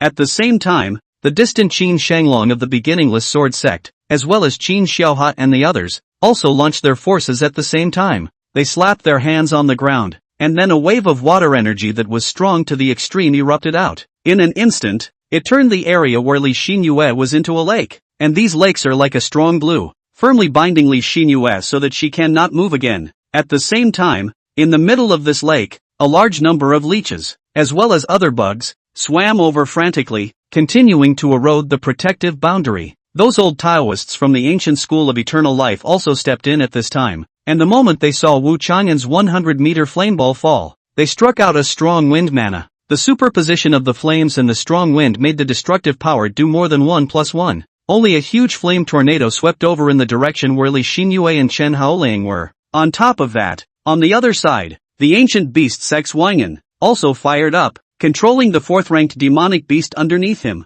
spitting out powerful purple lightning. Then after letting these thunderbolts fill the piece of glue lake where Li Xinyue was, thus further reinforcing the binding of the lake. Immediately after that, Lin Liaoxiong, who had long been unable to hold back, also struck out at this time, as he roared with a fierce face, "This pavilion master will see how much longer you can hold out, you damned turtle shell!" The fourth style of the silent sword Dao, exterminate the Buddha. The fifth style, deicide. The sixth style, break the sky, open. With that said, the blue phallic giant controlled by Lin Lord Xiong danced the super huge Big Dipper giant sword and swung out a biting sword chi, aiming directly at Chen Haoling and Li Xinyue. And at this moment, Li Xinyue, who had collapsed on the ground, her entire body collapsed, and she looked towards Chen Haoling in the distance before she weakly closed her eyes and followed with her mouth. "Chen Haoling, I've done my best." As those words fell, The joint attack of a full 50 or so yin-yang realm powerhouses quietly landed on the protective boundary. Then, a supergiant explosion that resounded through the 4 fields swept along. This space of the martial tomb even trembled for it. The clouds above the sky were instantly emptied of a vacuum of 10,000 miles in circumference. A supergiant sinkhole hundreds of thousands of meters long even appeared on the ground. Watching this scene, the surrounding lords of power suddenly became a little nervous. They were worried that this strike was too heavy. Would it wipe out Chen Haoling directly? Even Lin Lord Xiong was frowning at this time. Just now, in order to vent his anger, he had cast a 3-way sword type in one breath, only to suddenly remember after venting his anger. Could Chen Haoling and the others block it? At that moment, everyone at the scene unanimously drew closer to the location of the center of the explosion. But in the next second, they were suddenly able to see a small ball of light, flying out from the thick smoke. This time, it caused the Lin Lords, Qin Shenglong, and Falling Water Cheng and a host of other lords of power to all stop where they were. When they looked at the small ball of light that floated up in the air, they all revealed a look of disbelief. Lord Lin whispered, "This is still alive?" Qin Shenglong's face changed slightly as a strong ominous sign began to haunt him. The other lords of the forces also looked at each other in disbelief. The next moment it was seen. The light of the small ball of light dispersed and revealed the scene inside, only to see that Chen Haoling was hovering above midair with Li Xinyue in his arms. His eyes slowly opened at this moment and revealed a pair of demonic blood-colored pupil patterns. The oozing pupils of those eyes, in the dimly lit space of the martial tomb, erupted with a faint red halo, as if one glance with Chen Haoling would plunge one into the abyssal hell. Not only that, at this moment, Chen Haoling's strength actually crossed an entire large realm, arriving at the level of the ghost spirit realm. At that moment, Chen Haoling glanced down at Li Xinyue, who he was holding in his arms, and said, "Tough on you." While Li Xinyue snuggled in Chen Haoling's arms, she didn't hold back her laughter and followed with her mouth. "If you were a little bit later, I guess I would have died." Chen Haoling lifted a hand and pointed it between Li Xinyue's eyebrows, and the mana essence that belonged solely to a ghost phenomenon realm powerhouse was injected into Li Xinyue's body, helping her to repair the injuries in her body. And then, Chen Haoling said indifferently, "Next, just leave it to me." Li Xinyue nodded. "Be careful." With that, Li Xinyue transformed into a halo of light and merged into Chen Haoling's palm. After becoming a ghost spirit realm powerhouse, he was able to open up an independent small world within his body, and Chen Haoling was able to let go of the slaughter when he placed Li Xinyue into the small world. Then, Chen Haoling's blood-will pupils steeply looked at Lin Lordsong and the others. At this time, Lin Liaoxiong and the others did not know about Chen Haoling's great increase in strength because after arriving at the ghost spirit realm, the mana energy would not be exposed on the outside and thus could not be perceived. However, the expressions of Lord Lin and the others were extremely ugly, because they could feel that oppressive feeling on Chen Haoling's body. It was so strong that it even gave them a feeling of trembling. However, he heard Chen Haoling at this time laugh carelessly. "Today, all must die." Chapter 114, Crushing. After hearing Chen Haoling's words, Lin Lordsong was first stunned for a few seconds before the corners of his mouth hooked up slightly and he laughed out in a snort. "Ha ha ha ha ha, you're saying that all of us here have to die? Chen kid, are you not awake? Or did you just hit your head on the ground and knocked yourself silly? Or perhaps you're thinking that you're invincible because you've increased your strength a little?" Lin Lord Xiong's expression appeared very grim as he said this, as the number 1 powerhouse under the ghost spirit realm was teased several times by a few ants of the minor Cheng Yin Yang realm. Just ask him how he could possibly not feel annoyed, especially after hearing that Chen Haoling actually threatened to kill all of them. He was even more exasperated and laughed, because Chen Haoling's words were not only a defiance of him, but also a strong provocation. If he didn't know that Chen Haoling couldn't die yet, Lin Liaoxiong would even immediately make a move to wipe out Chen Haoling directly. Chen Haoling heard, but hands behind the back, eyes calmly looked around. Will he be surrounded by the many lords of the forces? In on the feint said, "The number seems to be a few less. Where's Qin Lan? Where did she go?" Qin Shenglong was already building up his mana at the moment, preparing to silently take Chen Haoling down, but on the surface, he would still answer Chen Haoling's question. After all, in case Chen Haoling committed suicide, then for them, that would be a huge loss. Qin Lan was seriously injured and has been arranged to go down to heal. If you want to see her, go with the old man now. How about it? Chen Haoling nodded his head and said under his breath in a careless manner, "It seems that after cleaning up this place, we still have to spend some time in finding out Qin Lan and the others, but it doesn't matter. They can't get away anyway." With that said, Chen Haoling's gaze took the lead in looking at Qin Shenglong, and then smilingly said, Those few times you hit me earlier were quite painful. Then let's start with you. Qin Shanglong, however, directly ignored Chen Haoling's words as he clapped his hands together and put his palms together, roaring lowly under his breath. Drowning dilemma. Hyper dragon nail. Open. As the words fell, under Chen Haoling's body, a huge water dragon violently rushed up, and then right in front of everyone at the scene, a hand swallowed Chen Haoling into his mouth. Then,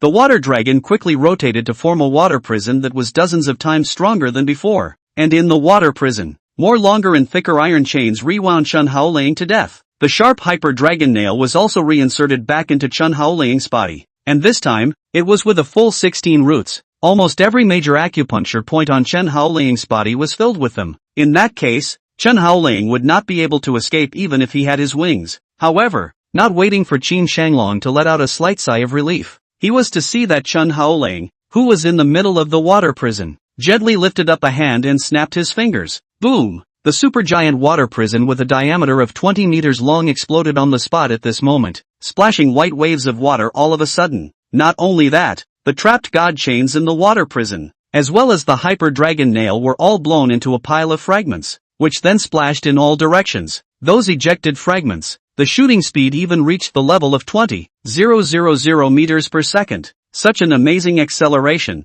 when superimposed with their own super hardness, it was enough to inflict damage on a strong person of the minor achievement Yin Yang realm.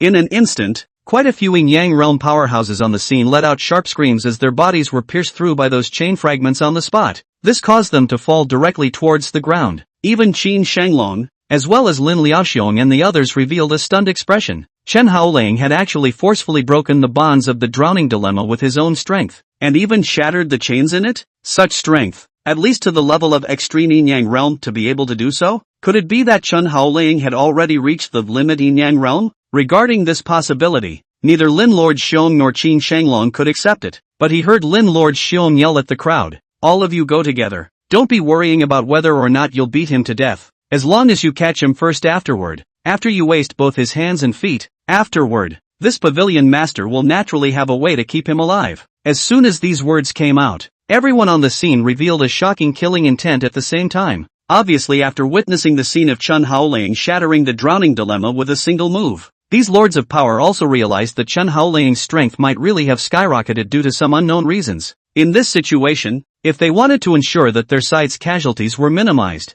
they could only beat Chen Haoling to death first. At that moment, the many lords of power moved at the same time. Perhaps because of the previous siege of Li Xinyue, some kind of tacit understanding was formed, and this time when they were cooperating, they appeared to be in a good position, only to see that the divine fire sect master, falling water clear, once again took out her six-fingered heavenly demon Guzheng, and then began to play frantically. Behind her, several other bishops of the divine fire religion also took out various instruments to play. It soon formed a round of wonderful tones, and then crazily impacted Chen Haoling's ears as well as his brain. The voices, on the other hand, would have no effect on the other lords of power. At that moment, Falling Water Chain laughed sardonically. "Teacher, today, I'll ask you to see the power of the peaceful divine music song that my disciple has acquired after taking back charge of the divine flame sect." Buzz off! When the successive sound bombs rushed towards Chen Haoling, they even really caused Chen Haoling's eyebrows to wrinkle slightly, and at the same time, it also caused him to feel a bit distracted, and he followed with a whisper under his breath, "It's noisy." With that, he tried to raise his hand to turn off the annoying noise, but at that moment, the hundreds of millions of black emperor wasps were like a black mist that enveloped Chen Haoling in a matter of moments. Within these black emperor horse wasp swarms, the lord of the 10,000 poison cave, Ghost Fiend, laughed out loud right at Chen Haoling. "Little brat Chen, feel the power of our 10,000 poison caves untold secret technique, bone eroding poison needle." With that, those swarms of black royal hornets that surrounded Chen Haoling shot out a sharp poisonous needle from their own tails, then stabbed at Chen Haoling's body. While Chen Haoling saw this, he didn't dodge or block, and just let the poisonous needle stab at his body. Ding ding ding! In an instant, the sound of successive metal clashes resounded immediately. It felt as if the poisonous needles were all stuck in the iron. When Ghost Fury saw this, his pupils shrunk slightly, and he roared lowly under his breath. "What?" In the next second, Chen Haoling raised his hand forward a little, and the originally void space seemed to ripple with a wave of ripples gently reverberating in all directions. Then, the swarm of black royal horse bees suddenly stopped in place, as if time was forbidden. With a gust of fresh wind blowing over these swarms of wasps, they all fell towards the ground, and their bodies, at this moment, were also cut into two halves. In addition to that, there were also 3 other 10,000 poison cave yin-yang realm powerhouses that were closer to Chen Haoling, whose bodies were similarly sliced in half. Their expressions didn't even have time to change before they were completely dead. Then, Chen Haoling's gaze looked towards the ghost fiend, and in the next moment, he arrived in front of the ghost fiend, then raised his hand and lightly tapped on the ghost fiend's head. Boom! The ghost fiend likewise didn't have time to show an expression of fear, and his body was turned into a streak of powder on the spot, and he didn't even retain his soul before it completely went up in smoke. But at this time, a hurricane suddenly struck, and this time, it even caused Chen Haoling to be blown up into the sky along with it. At the same time, further above Chen Haoling, a cyclops with a size of 30 meters tall, holding a double-edged battle axe in his hand, chopped straight down right towards Chen Haoling's head. Chen Haoling's eyes narrowed as he raised a finger against his body. Boom! The double-edged battle axe that weighed hundreds of tons was actually blocked by a single finger of Chen Haoling. This scene even shocked the Cyclops. Even though he had exploded all of his body's strength, he was unable to injure a single finger of Chen Haoling. However, at this time, Gui Wu was the one who stepped forward, and he continued to control the fierce strong wind to form sharp strong wind blades, and then crazily cut every part of Chen Haoling's body. At the same time, the Haoyue Dan sect's patriarch, Wu Chanan, as well as the many disciples under his sect, followed suit by spitting out a large amount of flame balls and aiming them in the direction of Chen Haoling. Boom boom boom. In an instant, Chen Haoling felt that the space around him all resounded with rumbling explosions, as if someone had thrown tens of thousands of ballistic missiles at him. Such a dense explosion of flame balls even caused the temperature of the surrounding air to pull up by a large margin. However, the next second, Chen Haoling was backhanding the giant axe that was chopped on his fingers, and then right in front of the crowd at the scene, he lifted that cyclops up with one hand. This scene even caused Ancient Prosperity to reveal a grave expression. Then, Chen Haoling threw the cyclops towards the direction of the Haoyue Dan sect and the others. Chapter 115, Death. This time, the cyclops' huge body formed a meat shield, hardening itself to help Chen Haoling block hundreds of Haoyue Dan sect's fireball spells. As for the people of the Haoyue Dan sect, they all revealed expressions of horror when they saw that huge body smashing towards them. Terrified yells also came out of their mouths. No, don't come over. But in the next second, the Cyclops hard pressed them down. With such a huge weight, even if these alchemists didn't die, they would have to shed layers of skin. Chen Haoling then turned his head to look over at Gui Wu's side again, casually waving his hand in their direction. Phew! A strong wind that was thousands of times bigger than Gui Wei's and there swept over in their direction. Ancient Prosperity's pupils shrunk, and immediately, together with his own disciples, they combined their efforts to cast 300 protective barriers as a means of resisting that overbearing astral wind. But immediately afterward, they saw in despair that the 300 protective barriers that they had gathered together were like papier-mâché in the face of Chen Haoling's astral winds, being broken through layer by layer. There was hardly a hint of resistance. No! Ancient Prosperity looked at the astral wind that had come close, and let out an unwilling roar from his mouth. Then, he and his disciples were all churned into a mess of broken meat by that fierce astral wind. After resolving Gu Prowler, Chen Haoling's gaze once again looked behind him, and Qin Shenglong was next. But when he looked behind him, he saw a large tsunami lifting up nearly 1,000 meters and pressing in his direction. Chen Haoling laughed when he looked at such a large-scale tsunami, and followed with an inquiry under his breath. Qin Shenglong, the same move, do you think it will still be useful to me?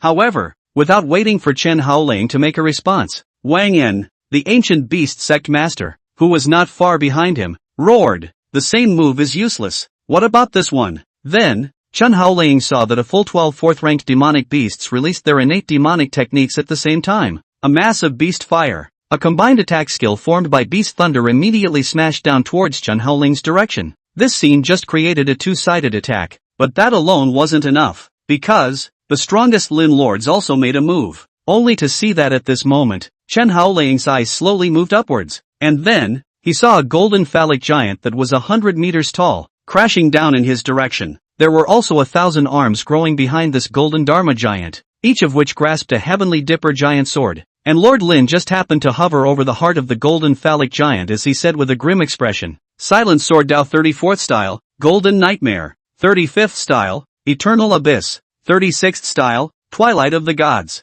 Open. As Lin Lord Song erupted the strongest three styles of the silent sword Dao at the same time. The thousands of giant swords behind that golden phallic giant slashed down in unison towards Chen Haoling's direction. In this way, this creates a triangular pinch. In front of Chen Haoling, there was a large tsunami. Behind him was a beast group combining skills, and above him was a golden phallic giant. Facing such a terrifying siege, even if other extreme yin-yang realm powerhouses came, they would have to fall on the spot. But unfortunately, Chen Haoling was no limit yin-yang realm as he looked at all this expressionlessly before revealing a bored expression and said, "I don't want to play anymore. It all ends here." Saying that, Chen Haoling's eyes first closed, then in one opening. The next moment, the blood will pupil quietly surfaced. Pupil technique void zero boundary. Launched. Only the sound of a drop of clear water falling into the lake could be heard. And then, those three super large-scale spells that were attacking Chen Haoling actually all froze at this moment.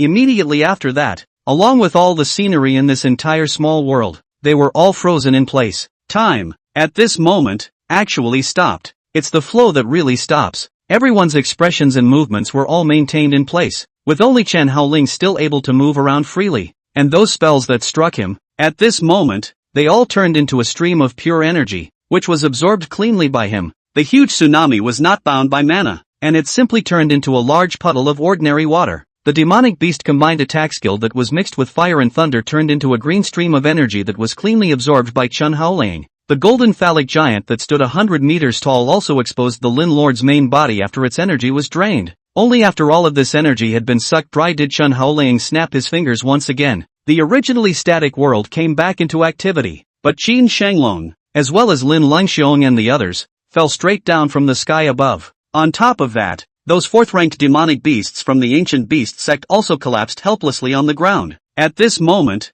they were like ordinary people who hadn't slept or eaten for 7 days and 7 nights, and they collapsed to the ground in an incomparably weak state. Lin Liaoxiong collapsed on the ground, his entire face filled with atrophy as he said, "What's going on? My silent sword Dao, why has it disappeared?" Qin Shanglong fell to the ground with the same ugly face. He couldn't even speak anymore. There was also the ancient beast sect master, Wang En, whose entire body seemed like a dead dog, fainting to death on the demonic beast's back. Aside from a few of them, all the remaining powerhouses on the scene had also exhausted their strength. Chen Haoling's pupil art, Void Zero Boundary, was a supernatural skill that was able to stop time in a localized world, and then suck out the energy of all lifeforms in this area. Therefore, when this spell had been activated, Lord Lin and the others lost all of their strength, and did not even have the ability to stand up and walk. The next moment he saw, Chen Haoling came to Lin Lingxiong's front with a fierce smile on his face, still holding a machete in his hand, and laughed at Lin Lingxiong.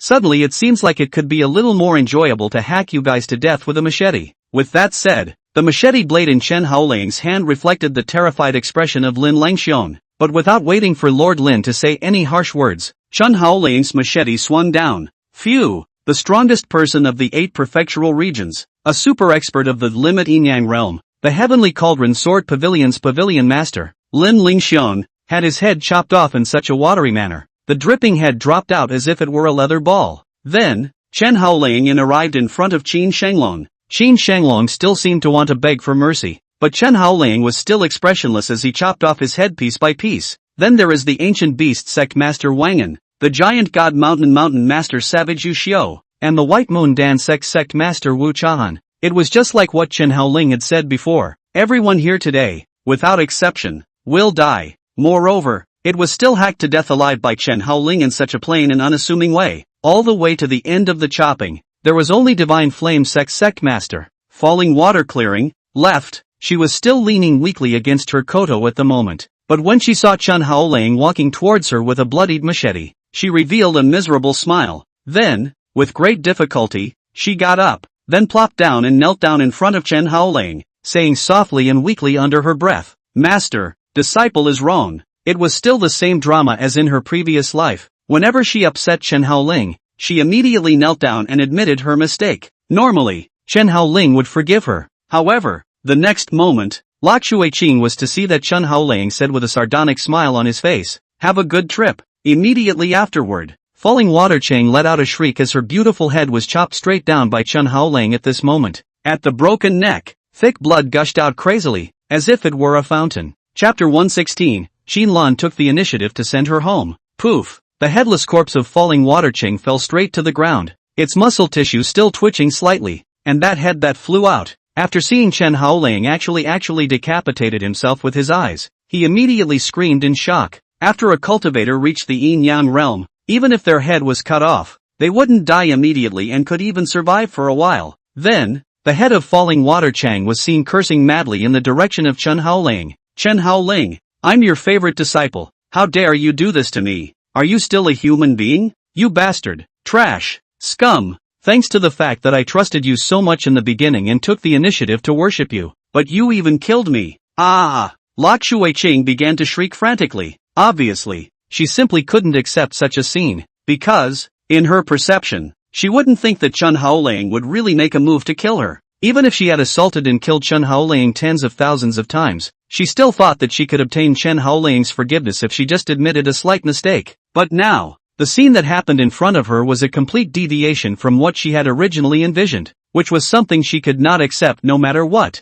Living a new life, she had yet to ascend to the ranks of the strongest on the continent, had yet to unify the entire Tianlan Empire, and had yet to kill all those who had once framed her. So she didn't want to die. Really didn't want to die. However, the head had already been chopped off. This couldn't be saved even if an immortal came, and in a little while, she would be completely dead. Chen Haoling, on the other hand, came to her face expressionlessly, condescendingly looking down on this head of falling water Ching, and said coldly under his breath, "Reincarnated and you still haven't changed a bit, looking at everything around you like an idiot. Of course, I'm also a fool for actually wasting so much essence blood in my last life to help you. A punk, only to mess up in the end, when you guys became stronger, but immediately twisted around to attack and kill me." Chen Haoling couldn't help but laugh. He seemed to be mocking Li Xinyue, and he also seemed to be mocking his former self. However, at this time, Li Xinyue was flustered, and a large amount of tears immediately flowed from her eyes as she cried loudly to Chen Haoling, "Master, disciple doesn't want to die. Disciple really knows it's wrong.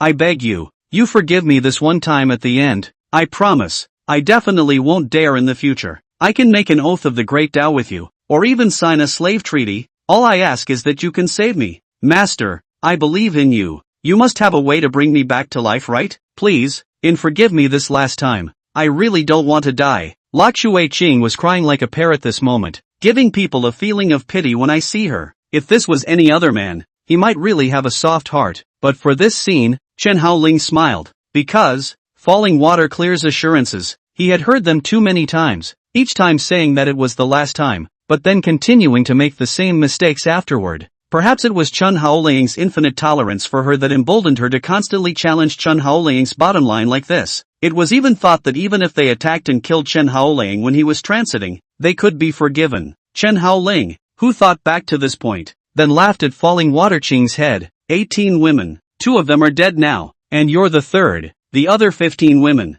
I will find them one by one, and then, send them all to hell. When falling water Ching heard this, his entire face revealed an expression of horror beyond compare. At this moment she was even doubting that the man in front of her was really the gentle and elegant teacher she once was. Such a ruthless, such a brutal image. It was simply not right at all with the Chen Haoling in her impression.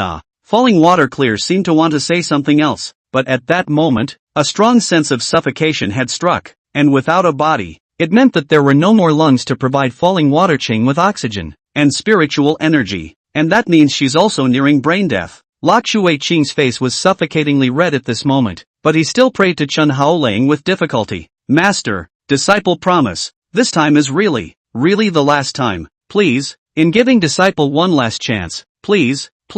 Chen Haoling, however, was not talking nonsense with her as he lifted one of his feet and stomped down on her head. A large amount of brain matter accompanied by blood, as well as various brain tissues splashed out in all directions. Chen Haoling looked at all this indifferently and said slowly under his breath, "Giving you a chance to attack and kill me again? Ridiculous." However, just as Chen Haoling was speaking, a house-sized flower bud suddenly rushed straight toward Chen Haoling's back. That flower bud bloomed violently when it was only less than 2 meters away from Chen Haoling. In the buds, they were actually full of sharp fangs, as if they were cannibalistic flowers, wanting to tear Chen Haoling into pieces of meat. But at this time, Chen Haoling was twisting his head to look at the cannibal flower that was shooting at him. The next moment, a flame rose from the body of the cannibal flower. Then, a sharp, Thin line split the cannibalistic flower from top to bottom. Boom! The cannibalistic flowers that had been chopped in half fell straight to Chen Haoling's left and right sides before being burned up by a white flame. However, it was also the moment when the cannibal flower was split apart. Xin Lan, who was hiding behind the cannibal flower, was holding a black thorn vine in her hand and lashed it in the direction of Chen Haoling. Her eyes were filled with deep hatred and anger. And with that look, it seemed as if she couldn't wait to break Chen Haoling into pieces. But Chen Haoling, however, let out a cold laugh. I was still thinking of going to find you. I didn't expect you to actually send yourself to the door. With that said, Xin Lan's thorny vines that were whipping towards Chen Haoling stopped abruptly in midair. And along with it, Xin Lan also froze in place. This was not a time-framing technique, but a spatial confinement technique, directly confining Xin Lan in a piece of space, unable to move a single bit. At that moment, Chen Haoling swung his machete and took a step towards Xin Lan's direction. For some reason, the current Chen Haoling seemed to have enjoyed this feeling of chopping people with his bare hands, especially that scene when a person's head fell to the ground actually gave him a strong sense of pleasure. Otherwise, with Xin Lan's little bit of strength, there was no need to wait for her to get close. Chen Haoling would be able to wipe her out on the spot with a snap of his fingers. Xin Lan looked at Chen Haoling, who was constantly approaching towards him. In just a face of hideousness, he shouted, "Chen Haoling, you executioner, you killed my grandfather, you killed my uncle, you also killed Liu Ruyan, you also killed Fanner, bastards like you simply don't deserve to live in this world." However, Chen Haoling said laughingly, "Yo, I don't deserve to live in this world. If you guys hadn't appeared in this place to attack and kill me, would I have killed you? That's funny. In your opinion, it's okay for you to attack and kill me, and when I kill you back, you think I'm an executioner and don't deserve to live in this world? There's really something about you guys." Xin Lan, however, said with tears in her eyes, "We didn't intend to really kill you. We just wanted to catch you and imprison you, but you are really laying down a deadly hand." Chapter 117, A Foe's Eye Turns Red When They Meet. Chen Haoling had already arrived in front of Xin Lan and said with bloodshot eyes, "Then how about I leave you alive, and then imprison you inside a dark cave, before sending someone to draw your blood every day, and then keep pumping until you die? How about that?" A hint of panic instinctively appeared in Xin Lan's eyes when she heard these words, but in the next second, she was suddenly laughing. "It's just a pity that you won't have the chance to do so." Chen Haoling was slightly stunned, not knowing what she was laughing at. In the next second, a large black shadow appeared above his head, and it seemed that some very thick object smashed down towards his head. Boom! Only to see a supergiant warhammer that weighed 10,000 tons, smashing straight onto Chen Haoling's head. The power of this blow even smashed a deep pit in the ground. Xin Lan also broke free from Chen Haoling's spatial confinement technique at this moment, and then he quickly fell backward and said to the silhouettes that suddenly appeared around him, "Sisters, together, his strength has returned to 1/1,000,000th of his heyday. That hammer won't kill him at all." As soon as these words came out, a full 10 figures actually appeared silently in the surroundings. Moreover, their divine souls were almost all so powerful that even the slightest touch would be recoiled into powder by the soul power that was so strong that it was at its peak.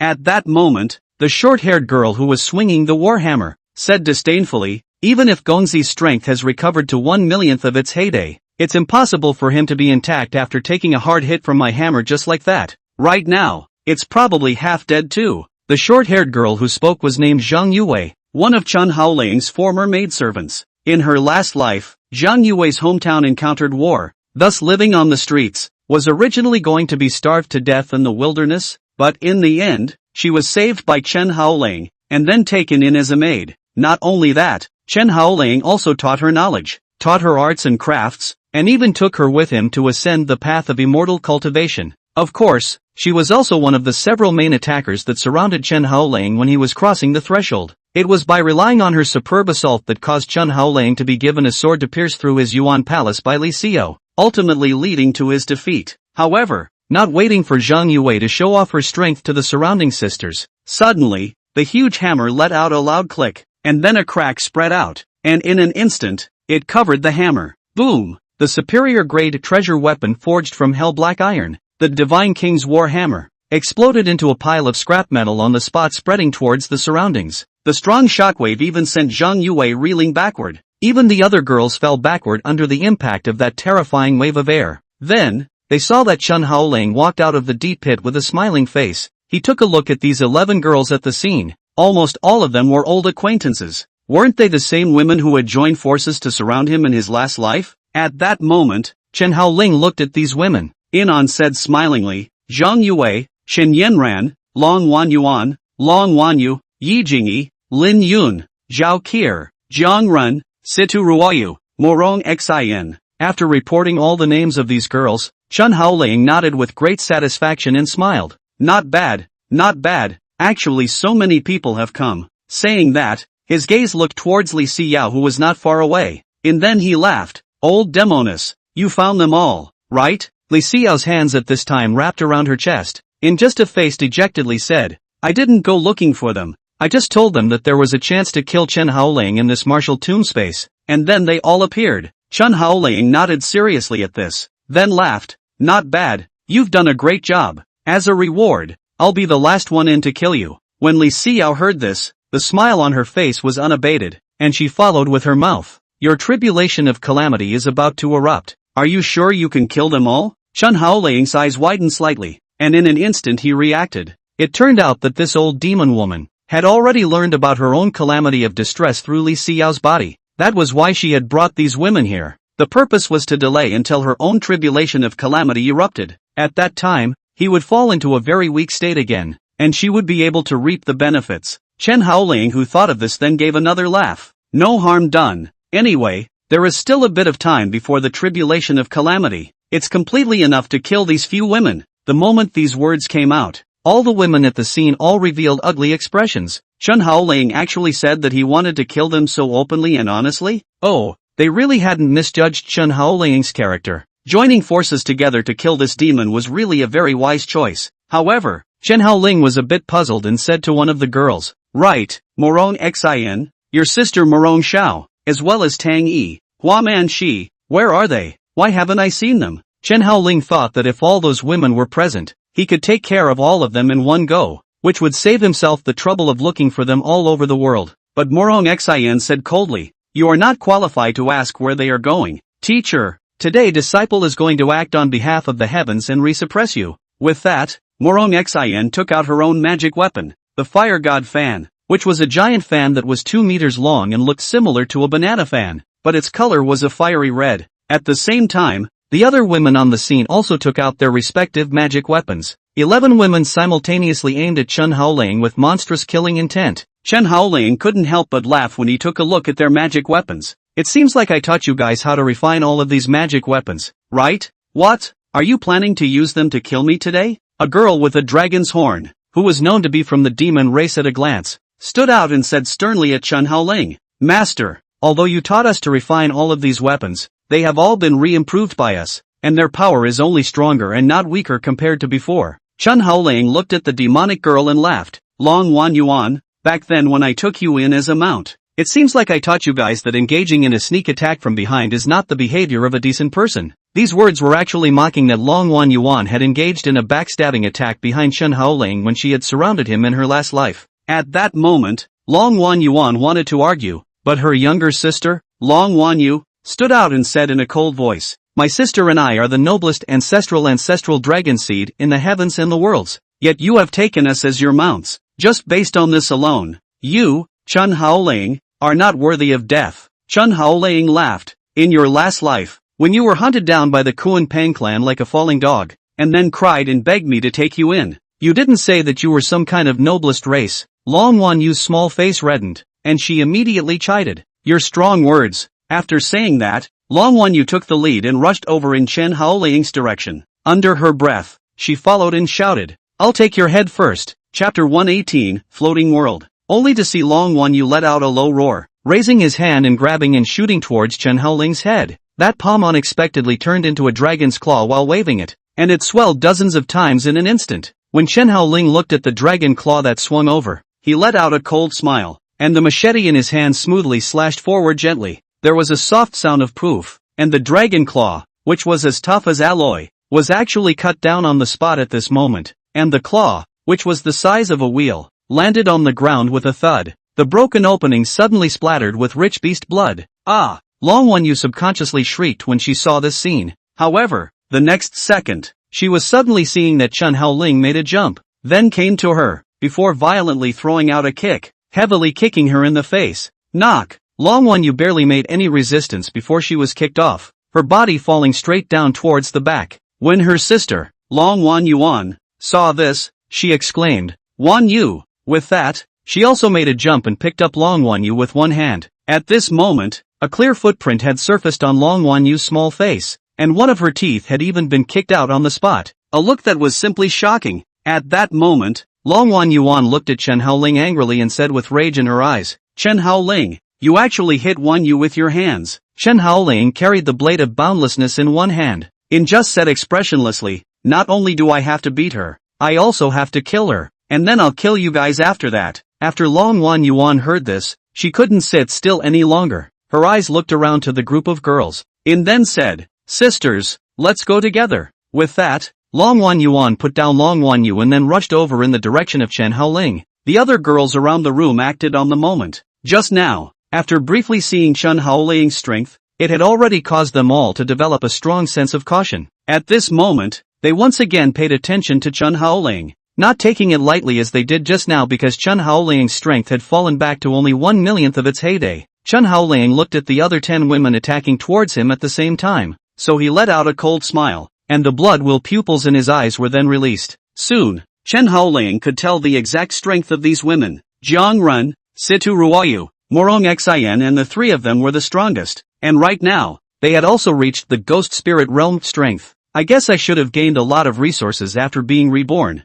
Next were Zhao Kur, Lin Yun, Yi Jingyi, Long Wanyuan, and Long Wanyu, who were a little weaker, but also had the level of the limit Yin-Yang realm. If singled out, any one of them would be a great deal stronger than that Lin Lord. Other than these 8 women, the rest were almost all at the perfection Yin-Yang realm, or great completion Yin-Yang realm level. Among them, that trash Xinyanran had the weakest strength, with only a 10th turn half-yin stage, and she couldn't even fly in the air. After observing all of this, Chen Haoling's boundless blade in his hand was stuck straight into the ground. Divine technique floating world. Unleashed. Then, the women at the scene were shocked backwards by an extremely strong force of recoil when they were less than 3 meters away from Chen Haoling. Immediately afterward, they were horrified to see that the ground around them began to tremble slightly. The scene was as if it was about to be an earthquake. Qin Lan was slightly startled when she saw the scene and exclaimed under her breath, "It's the floating world." Sisters all retreat farther away. However, as soon as she said this, the short-haired girl on the side,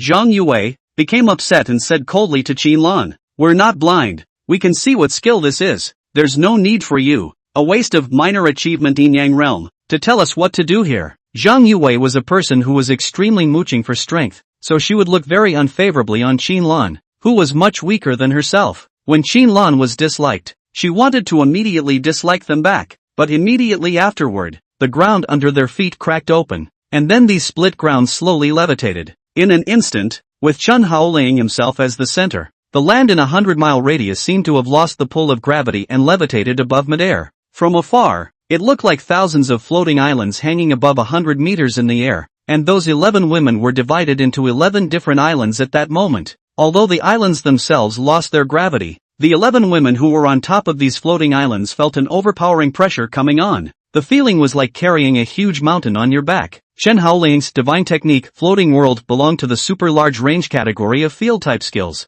By dividing the ground into a small floating island, and then locking the people who were on top of the island on top of the island. Finally, after gathering these islands into an oversized sphere and detonating it, in this way, it would be possible to manage to kill a large number of strong people of the same level at the same time. In his previous life, Chen Haoling had used this skill to decimate 30 strong people of the same level, but afterward, he himself had been lying in bed for 3 days. Right now, Chen Haoling had to face 3 ghost spirit realm cultivators at the same time, and although he was confident that he could completely wipe out these women, he still chose to use this skill in order to make sure that everything was safe. The goal is 1. To end the fight in the shortest possible time. At this time, amongst the women, the strongest of them all, Jiang Run, opened her mouth. She had also stepped into the level of the ghost phenomenon realm just like Chen Haoling, and could be fully described as the eldest sister amongst these women. At that moment, he heard Jiang Run say to the surrounding women, "Everyone use the God execution lock immediately,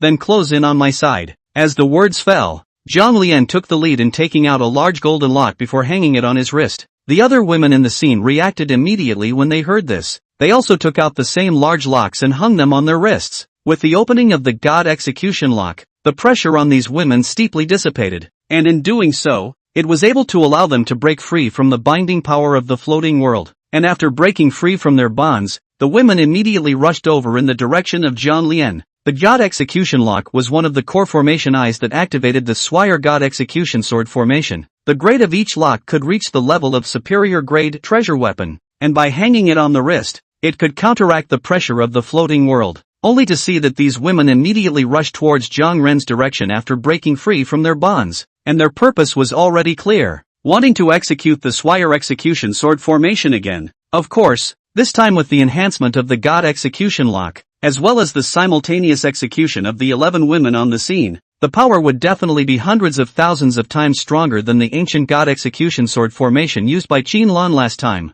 And naturally, Chen Haoling could also see this scene. He let out a cold smile and raised his hand to compare a sword finger, sneering under his breath, trying to use that move again. Do you really think that I am made of clay? As soon as the words left his mouth, Chen Haoling let out a low roar. Explode! In the next moment, it was seen that those islands suspended in midair exploded one after another. Dense flames rose to the sky. Rumbling explosions suddenly resounded through the 4 fields, and scorching heat seemed to envelop this world. As for those who were on the ground, if they were to look up at the sky, they would be horrified to see that the entire sky had been enveloped by a sea of fire, and at the same time, a large amount of debris accompanied by flames, falling madly downwards. The scene was like a meteor shower, and wherever it passed, not an inch of grass grew. Chapter 119, Chen Haoling being suppressed. Right now, only the small island that Chen Haoling was on did not explode, and in his eyes the blood-will pupils appeared once again, then looked around to the surrounding area,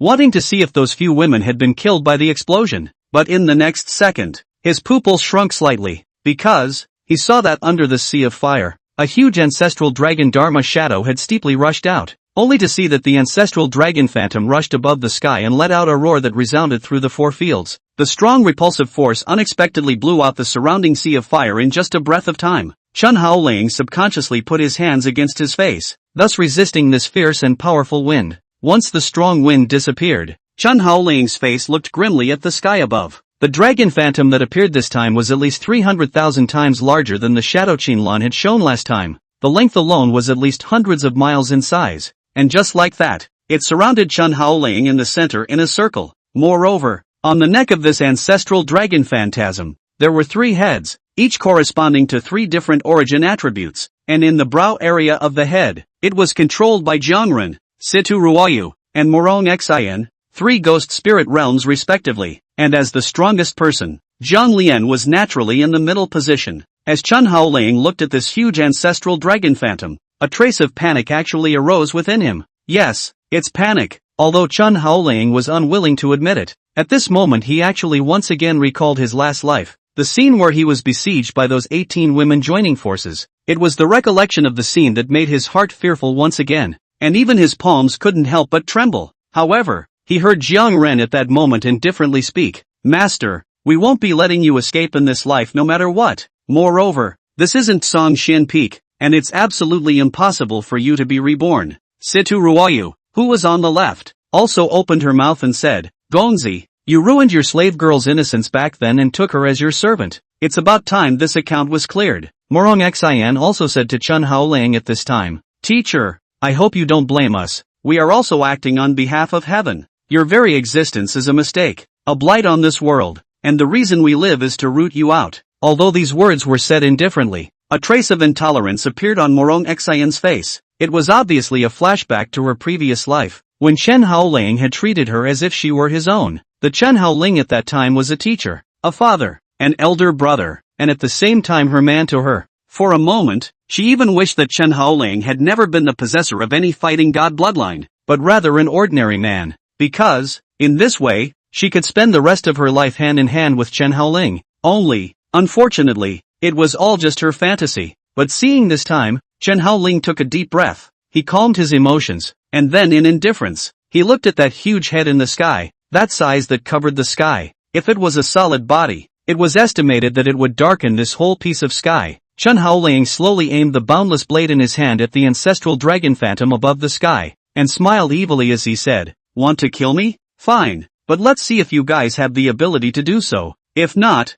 then it is you who will die. As the words fell, the boundless blade in Chen Haoling's hand was gently waved. Blade technique avatar, through the sky and rainbow. Brush. The boundless blade in Chen Haoling's hand was violently thrown above the sky by him. It was like a long rainbow rushing into the clouds. In the next moment, above the clouds, a sharp, supergiant Tang sword swooped down from above the clouds as if it were rain. Those millions of giant blades frantically struck the body of the ancestral dragon phantasm. In an instant, the entire ancestral dragon phantom then trembled violently, and at the same time, Chen Haoling also made a jump and came straight to that head in the middle of the ancestral dragon's shadow. This head was almost the size of a mountain, and Chen Haoling even felt a suffocating sense of oppression when facing this immense and incomparable head. But in the next moment, he grabbed a kilometer-long Tang sword and slashed at the head of the ancestral dragon phantom. However, Situ Ruoyu let out a cold laugh. Unconscionable. With that, she controlled that dragon head of hers, then spat out a large swath of crimson lightning towards Chen Haoling. Before Chen Haoling's 1,000-meter Tang blade had a chance to come into contact with the ancestral dragon Dharma phase, his body was struck by red lightning.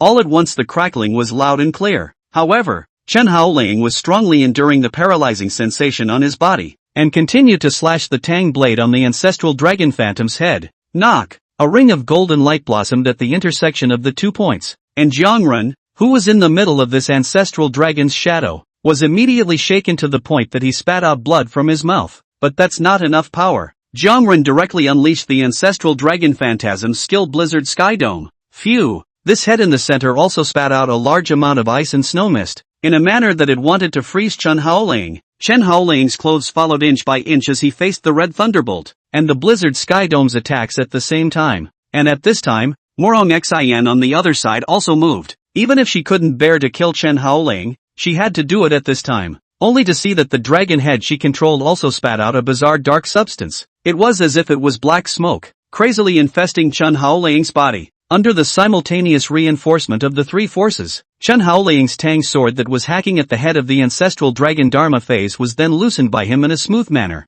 Then, it was as if his entire body was out of control, and he was bounced straight out. Phew! Boom! As it flew out backwards, it also crashed through the floating island he had just created. Then it crashed straight into a huge active volcano. Thud! Boom! As Chen Haoling fell into the volcano, the entire volcano completely erupted, and a dense fire light rose into the sky. The ancestral dragon Dharma phase then took advantage of the situation, and while Chen Haoling had not yet reacted, he flew in the direction of the crater with a rollover. Immediately after that, the 3 dragon heads simultaneously spewed out blizzard, red thunder, and dark matter magic mist. Under the simultaneous application of the 3 forces, it instantly annihilated this entire volcano, and Chen Haoling, who was at the bottom of the volcano, his clothes were even more ruined beyond recognition, and his entire body fell to the ground in a cloak. He subconsciously got up and put his hands against his face when he saw 3 streams of energy coming towards him at the same time.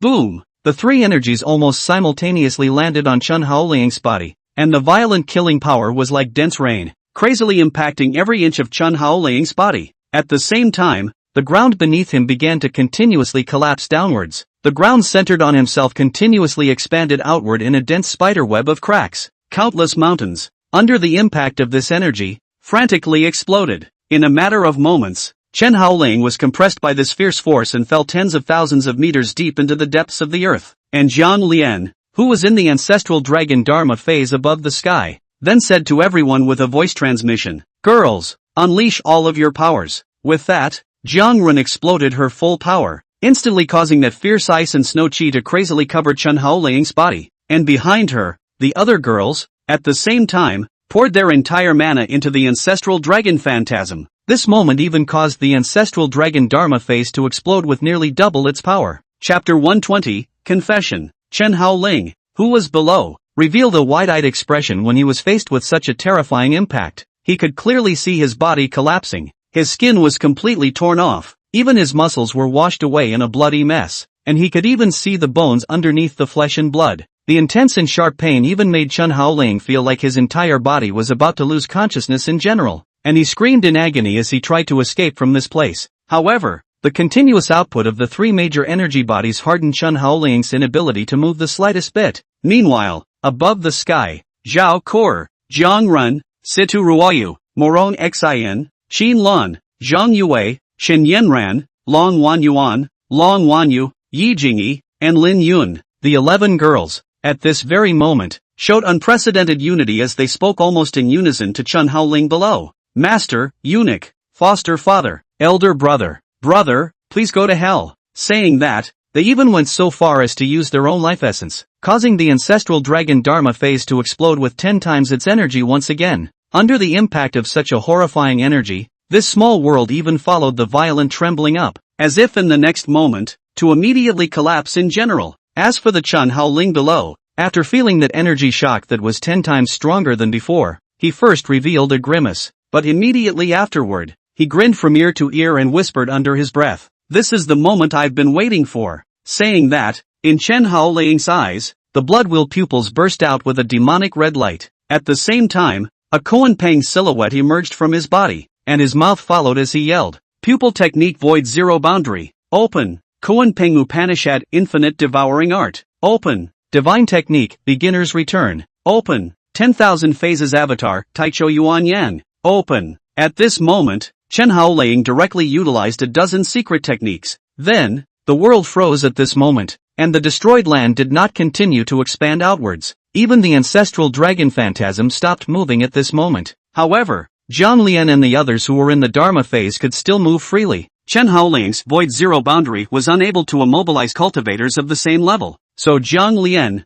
as well as Situ Ruoyu, and Morong Xian were still able to move around normally, but not so much for others. In the next moment, Zhang Run was horrified to see that a huge beam of light suddenly rushed upwards from the same direction where Chen Haoling was. Time began to continue to flow at this moment, and then everyone saw that a Koan-Pang Wanshan body with wings spread out for a full 200 miles floated up into the air, and in the center of the Koan-Pang's brow, Chen Haoling's body, which had originally been in a state of disrepair, was actually madly repairing itself. Not only that, Chen Haoling's strength actually surged crazily at this moment as well. Directly from the minor achievement Ghost Spirit Realm, he advanced to the major achievement Ghost Spirit Realm level. The women who saw this scene were all dumbfounded. Even Jiang Ren reacted. Her mouth exclaimed in shock, "Chen Haoling devoured all of our mana?" And at that moment, Chen Haoling laughed evilly. "You guys have been fighting for so long, it's my turn now, isn't it?" With that said, Chen Haoling controlled this Koan-Pang Wanshan body, which was 200 miles in length, and then charged towards the ancestral dragon Dharma phase. When Jiang Ren saw the scene, a hint of panic instinctively appeared in her eyes, but when she associated it with the people behind her, she let out a low roar once again before also controlling the ancestral dragon Dharma phase to rush over in Chen Haoling's direction. In an instant, a very shocking scene was seen above the sky of this small world. A giant Koan-Pang frantically tangled with a three-headed ancestral dragon. Every clash between the two great ancient divine beasts caused this world to tremble, and even the spatial barriers leading to the outside world. Cracks appeared, and the battle was fought for 3 days and 3 nights. It wasn't until the morning of the third day when the ancestral dragon phantasm collapsed to the ground that the battle officially came to an end. At this moment, the original three-headed ancestral dragon had only one head left, and its entire body had been crippled beyond recognition. As a wisp of clear wind blew by, the ancestral dragon Dharma phase completely dissipated and revealed the 11 figures within. Only, they were almost all in a state of serious and dying injuries, and it was obvious that they could no longer make any waves. And at this time, Chen Haoling also controlled the Koan-Pang 10,000 phase body to land. After 3 days of great battles, his state wasn't really much better, and again, his body was filled with all sorts of injuries. At that moment, Chen Haoling lifted off the Koan-Pang universal phase body, then walked over in the direction of those 11 women. Perhaps due to the fact that he had expended too much physical strength, Chen Haoling even needed to use the boundless blade to support his body, which prevented him from collapsing. However, when Chen Haoling came close to them, Long Wanyuan stood up with great difficulty and plopped down to Chen Haoling, then said with great difficulty, "Master, if you want to kill me, just kill me. I am the culprit of all the events, so I should also be the one to take full responsibility." Chen Haoling suddenly turned his head to look at Long Wanyuan. "You're the culprit?" Long Wanyuan nodded, then said with difficulty, "In your last life, during your tribulation, it was me who secretly installed the gathering heavenly mad god grand formation at the foot of Cangshan Peak, thus increasing the scale of the thunder tribulation's release. It was also the setting up of this grand formation that caused you to consume the vast majority of your mana in order to deal with the lightning tribulation, which led to your defeat when you were surrounded by us at the back." When Chen Haoling heard this, His facial expression could be described as a slight stiffness as he looked straight at Long Yuan. In an instant, many memories from his previous life resurfaced. At that time, he wondered why the scale of his own thunder tribulation was so large, even quite a bit larger than the scale of many ancient gods when they transited. At that time, Chen Haoling wondered if it could be because he was too strong to cause such a result. But when you think about it, you realize that it doesn't seem to be, because, during the ancient era, many of the ancient gods were not this exaggerated in scale when they impacted the thunder tribulation. Chen Haoling didn't dare to arrogantly think that he was even more powerful than those ancient gods. Therefore, Chen Haoling just couldn't figure out what went wrong. Until now, after hearing Long Yuan's words, he sort of understood that it was because of the gathering heavenly mad god grand formation. That thing would deliberately release a stronger signal to the heavenly Tao, thus causing the heavenly Tao to seriously overestimate the strength of the person who had crossed the threshold. And the end result would be that Chen Haoling's undertaking of the thunder tribulation would be much larger than that of any other person who had crossed the threshold throughout the ages. Chen Haoling, who thought of this? His eyes immediately spewed fire as he looked towards Long Yuan, and just said in a cold voice, "Since you want to die so badly, then I will fulfill you." Saying that, Chen Haoling wanted to settle Long Yuan first, but at this time, his younger sister Long Yu also stood out, and she similarly knelt down in front of Chen Haoling and said, "Master, don't listen to my sister. The real culprit should be me. If you want to kill, just kill me. I'll take all the blame." Chen Haoling twisted his head to look at Long Yu. "What did you do again?" Long Yu seemed to be a bit ashamed, but still raised her head high and said calmly right to Chen Haoling, "A month before you crossed the threshold, I secretly placed a curse on you, primal heart demon. A curse that will cause your strength to be further weakened when you experience the 5 failures of the Celestials." After Chen Haoling heard this, his person was dumbfounded. The so-called 5 failures of heavenly beings was the second calamity that a cultivator faced after crossing the thunder tribulation. The cultivator's own strength would be weakened to 1/10 of what it was in its heyday. And this primordial heart demon curse of Long Yu was on top of that, making Chen Haoling's strength weakened again by 1/10. The superposition of the two resulted in the Chen Haoling at that time only having 1% of his original strength. Chapter 121, All Dead. After reacting to this, Chen Haoling then suddenly laughed. He looked at Long Yu and said, "Okay, not bad, well done, worthy of being my adopted mount." Chen Haoling at this moment was clearly exasperated and laughed. But at this time, Zhang Yue also stood out. She also knelt down to Chen Haoling before saying loudly, "Teacher, the one who deserves to die should be me. My life or theirs." Chen Haoling turned his head to look at Zhang Yue again. "What? Did you put a curse on me or poison me as well?" Zhang Yue's mouth pursed before she said seriously, "The Swire execution sword formation was something I found, and at the same time, I was also one of the planners who conspired with Li Xinyue to attack and kill you. Now that Li Xinyue is dead, then I am the real culprit." With that, her gaze then firmly looked at Chen Haoling. "Teacher, kill me." At this moment, all of these women on the scene had obviously realized that they could not possibly be beating Chen Haoling.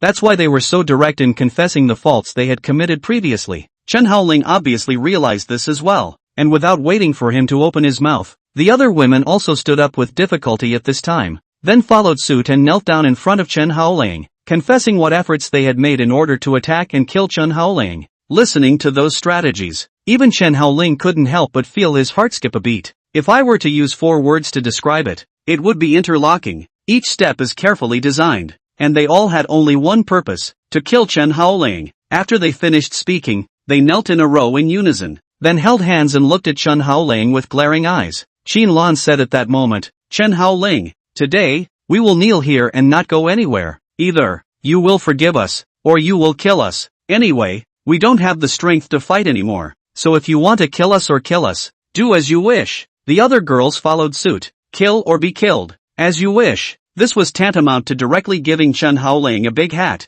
that is, letting Chen Haoling choose between 2 options, either forgive them or kill them. While Chen Haoling heard this, he couldn't hold back his laughter. In all his life, he had never heard such a request. In the next moment, in Chen Haoling's hand, the boundless blade was swung forward violently, and the blade technique Annihilation Ring Blade was unleashed. With a swish sound, in the midst of the stunned gazes of all the women, a blade chi slashed horizontally, and then 11 heads flew straight up and then rolled drippingly to the ground. 11 headless corpses, at this moment, also collapsed on the ground, their severed necks crazily spraying out thick plasma. The 11 women's expressions were all fixed on their faces at this moment, and up until this point, they couldn't believe that Chen Haoling was actually willing to kill them. Perhaps in their perception, as long as they apologized to Chen Haoling together, even if Chen Haoling wouldn't be soft-hearted, at the very least, he wouldn't be ruthless enough to kill them all. It was a pity that they had still underestimated the current Chen Haoling's mind, especially from the moment they spoke out, how they had targeted Chen Haoling in their last life. Chen Haoling had already put the death penalty on them in her heart. After killing them all, Chen Haoling sat down with great difficulty, and then the shadow emerged. Chen Haoling looked at it and said, "Why hasn't the tribulation of calamity appeared?" Originally, 3 days ago, Chen Haoling's body had sensed the signs that the tribulation of calamity was about to break out. However, until now, the tribulation of calamity had not appeared, which made him feel a bit puzzled. Slowly, the shadow replied, "The tribulation has passed." As soon as these words came out, Chen Haoling was slightly stunned and followed with his mouth. "It's already passed?" Shadow nodded. 3 days ago, when you were fighting these women, the tribulation of calamity broke out, and it caused these women's strength to skyrocket by a large margin. Only, at that time, you were already so killed that you didn't even pay attention to that. When Chen Haoling heard this, he remembered that at a certain time 3 days ago, the strength of these women did seem to have skyrocketed, but it didn't last long, just an hour or so, and then it fell back to its original state. He thought that it was these women who had used some secret method to forcibly raise their strength again, and after half a day, it turned out that the tribulation of calamity had already happened at that time.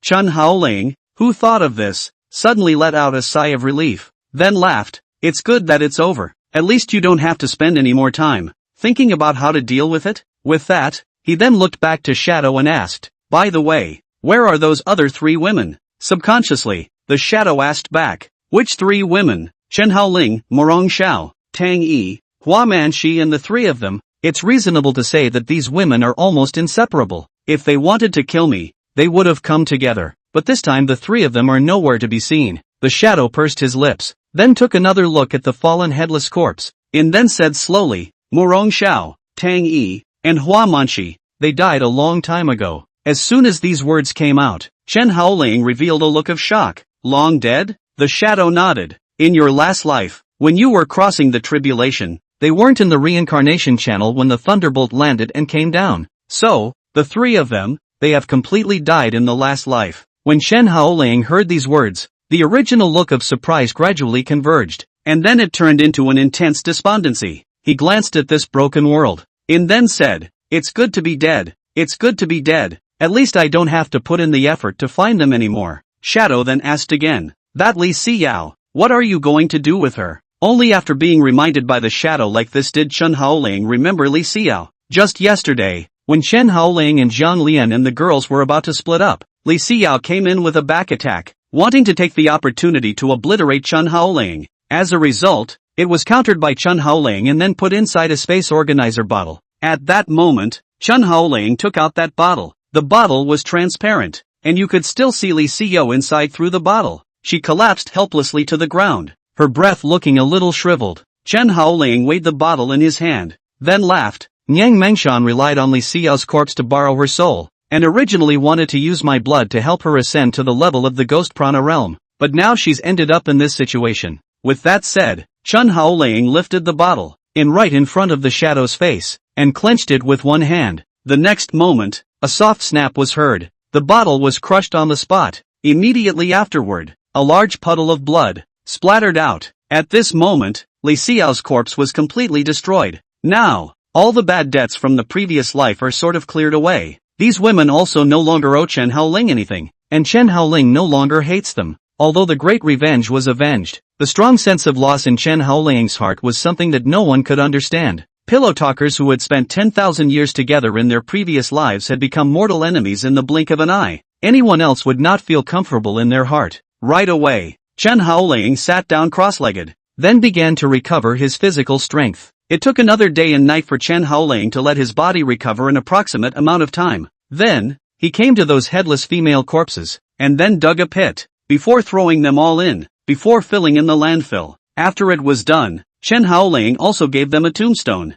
just like Liu Ruyan back then. After doing all of this, Chen Haoling took another bath, changed into a clean outfit, and after cleaning himself up, he flew over in the direction of the exit of the martial tomb space. On his way out, he glanced back at the tombstone. Chapter 122, still going? Not going. Grand finale. In a trance, Chen Haoling seemed to have seen the scenes of his last life, a time when he and Li Xinyue, Xin Lun, and Jiang Ren were playing around together. The past scenes of living together were like a movie playing, echoing in Chen Haoling's eyes. After 10,000 years, Chen Haoling seemed to be able to remember the words that they had once spoken in his ears. Li Xinyue, husband, in the future, if we have a child, what should we call it? If it's a boy, I think it should be called Chen Haoqian. If it's a girl, it should be called Chen Xianlin. What do you think, husband? Yu Ruoxue, senior brother, why are you so stupid? Such a simple set of sword art has been learned for so long but not learned. Come this time I'll teach you hand in hand, but be sure to memorize it. Shen Yanran, elder brother, why do you prefer to be with elder sister and the others every time?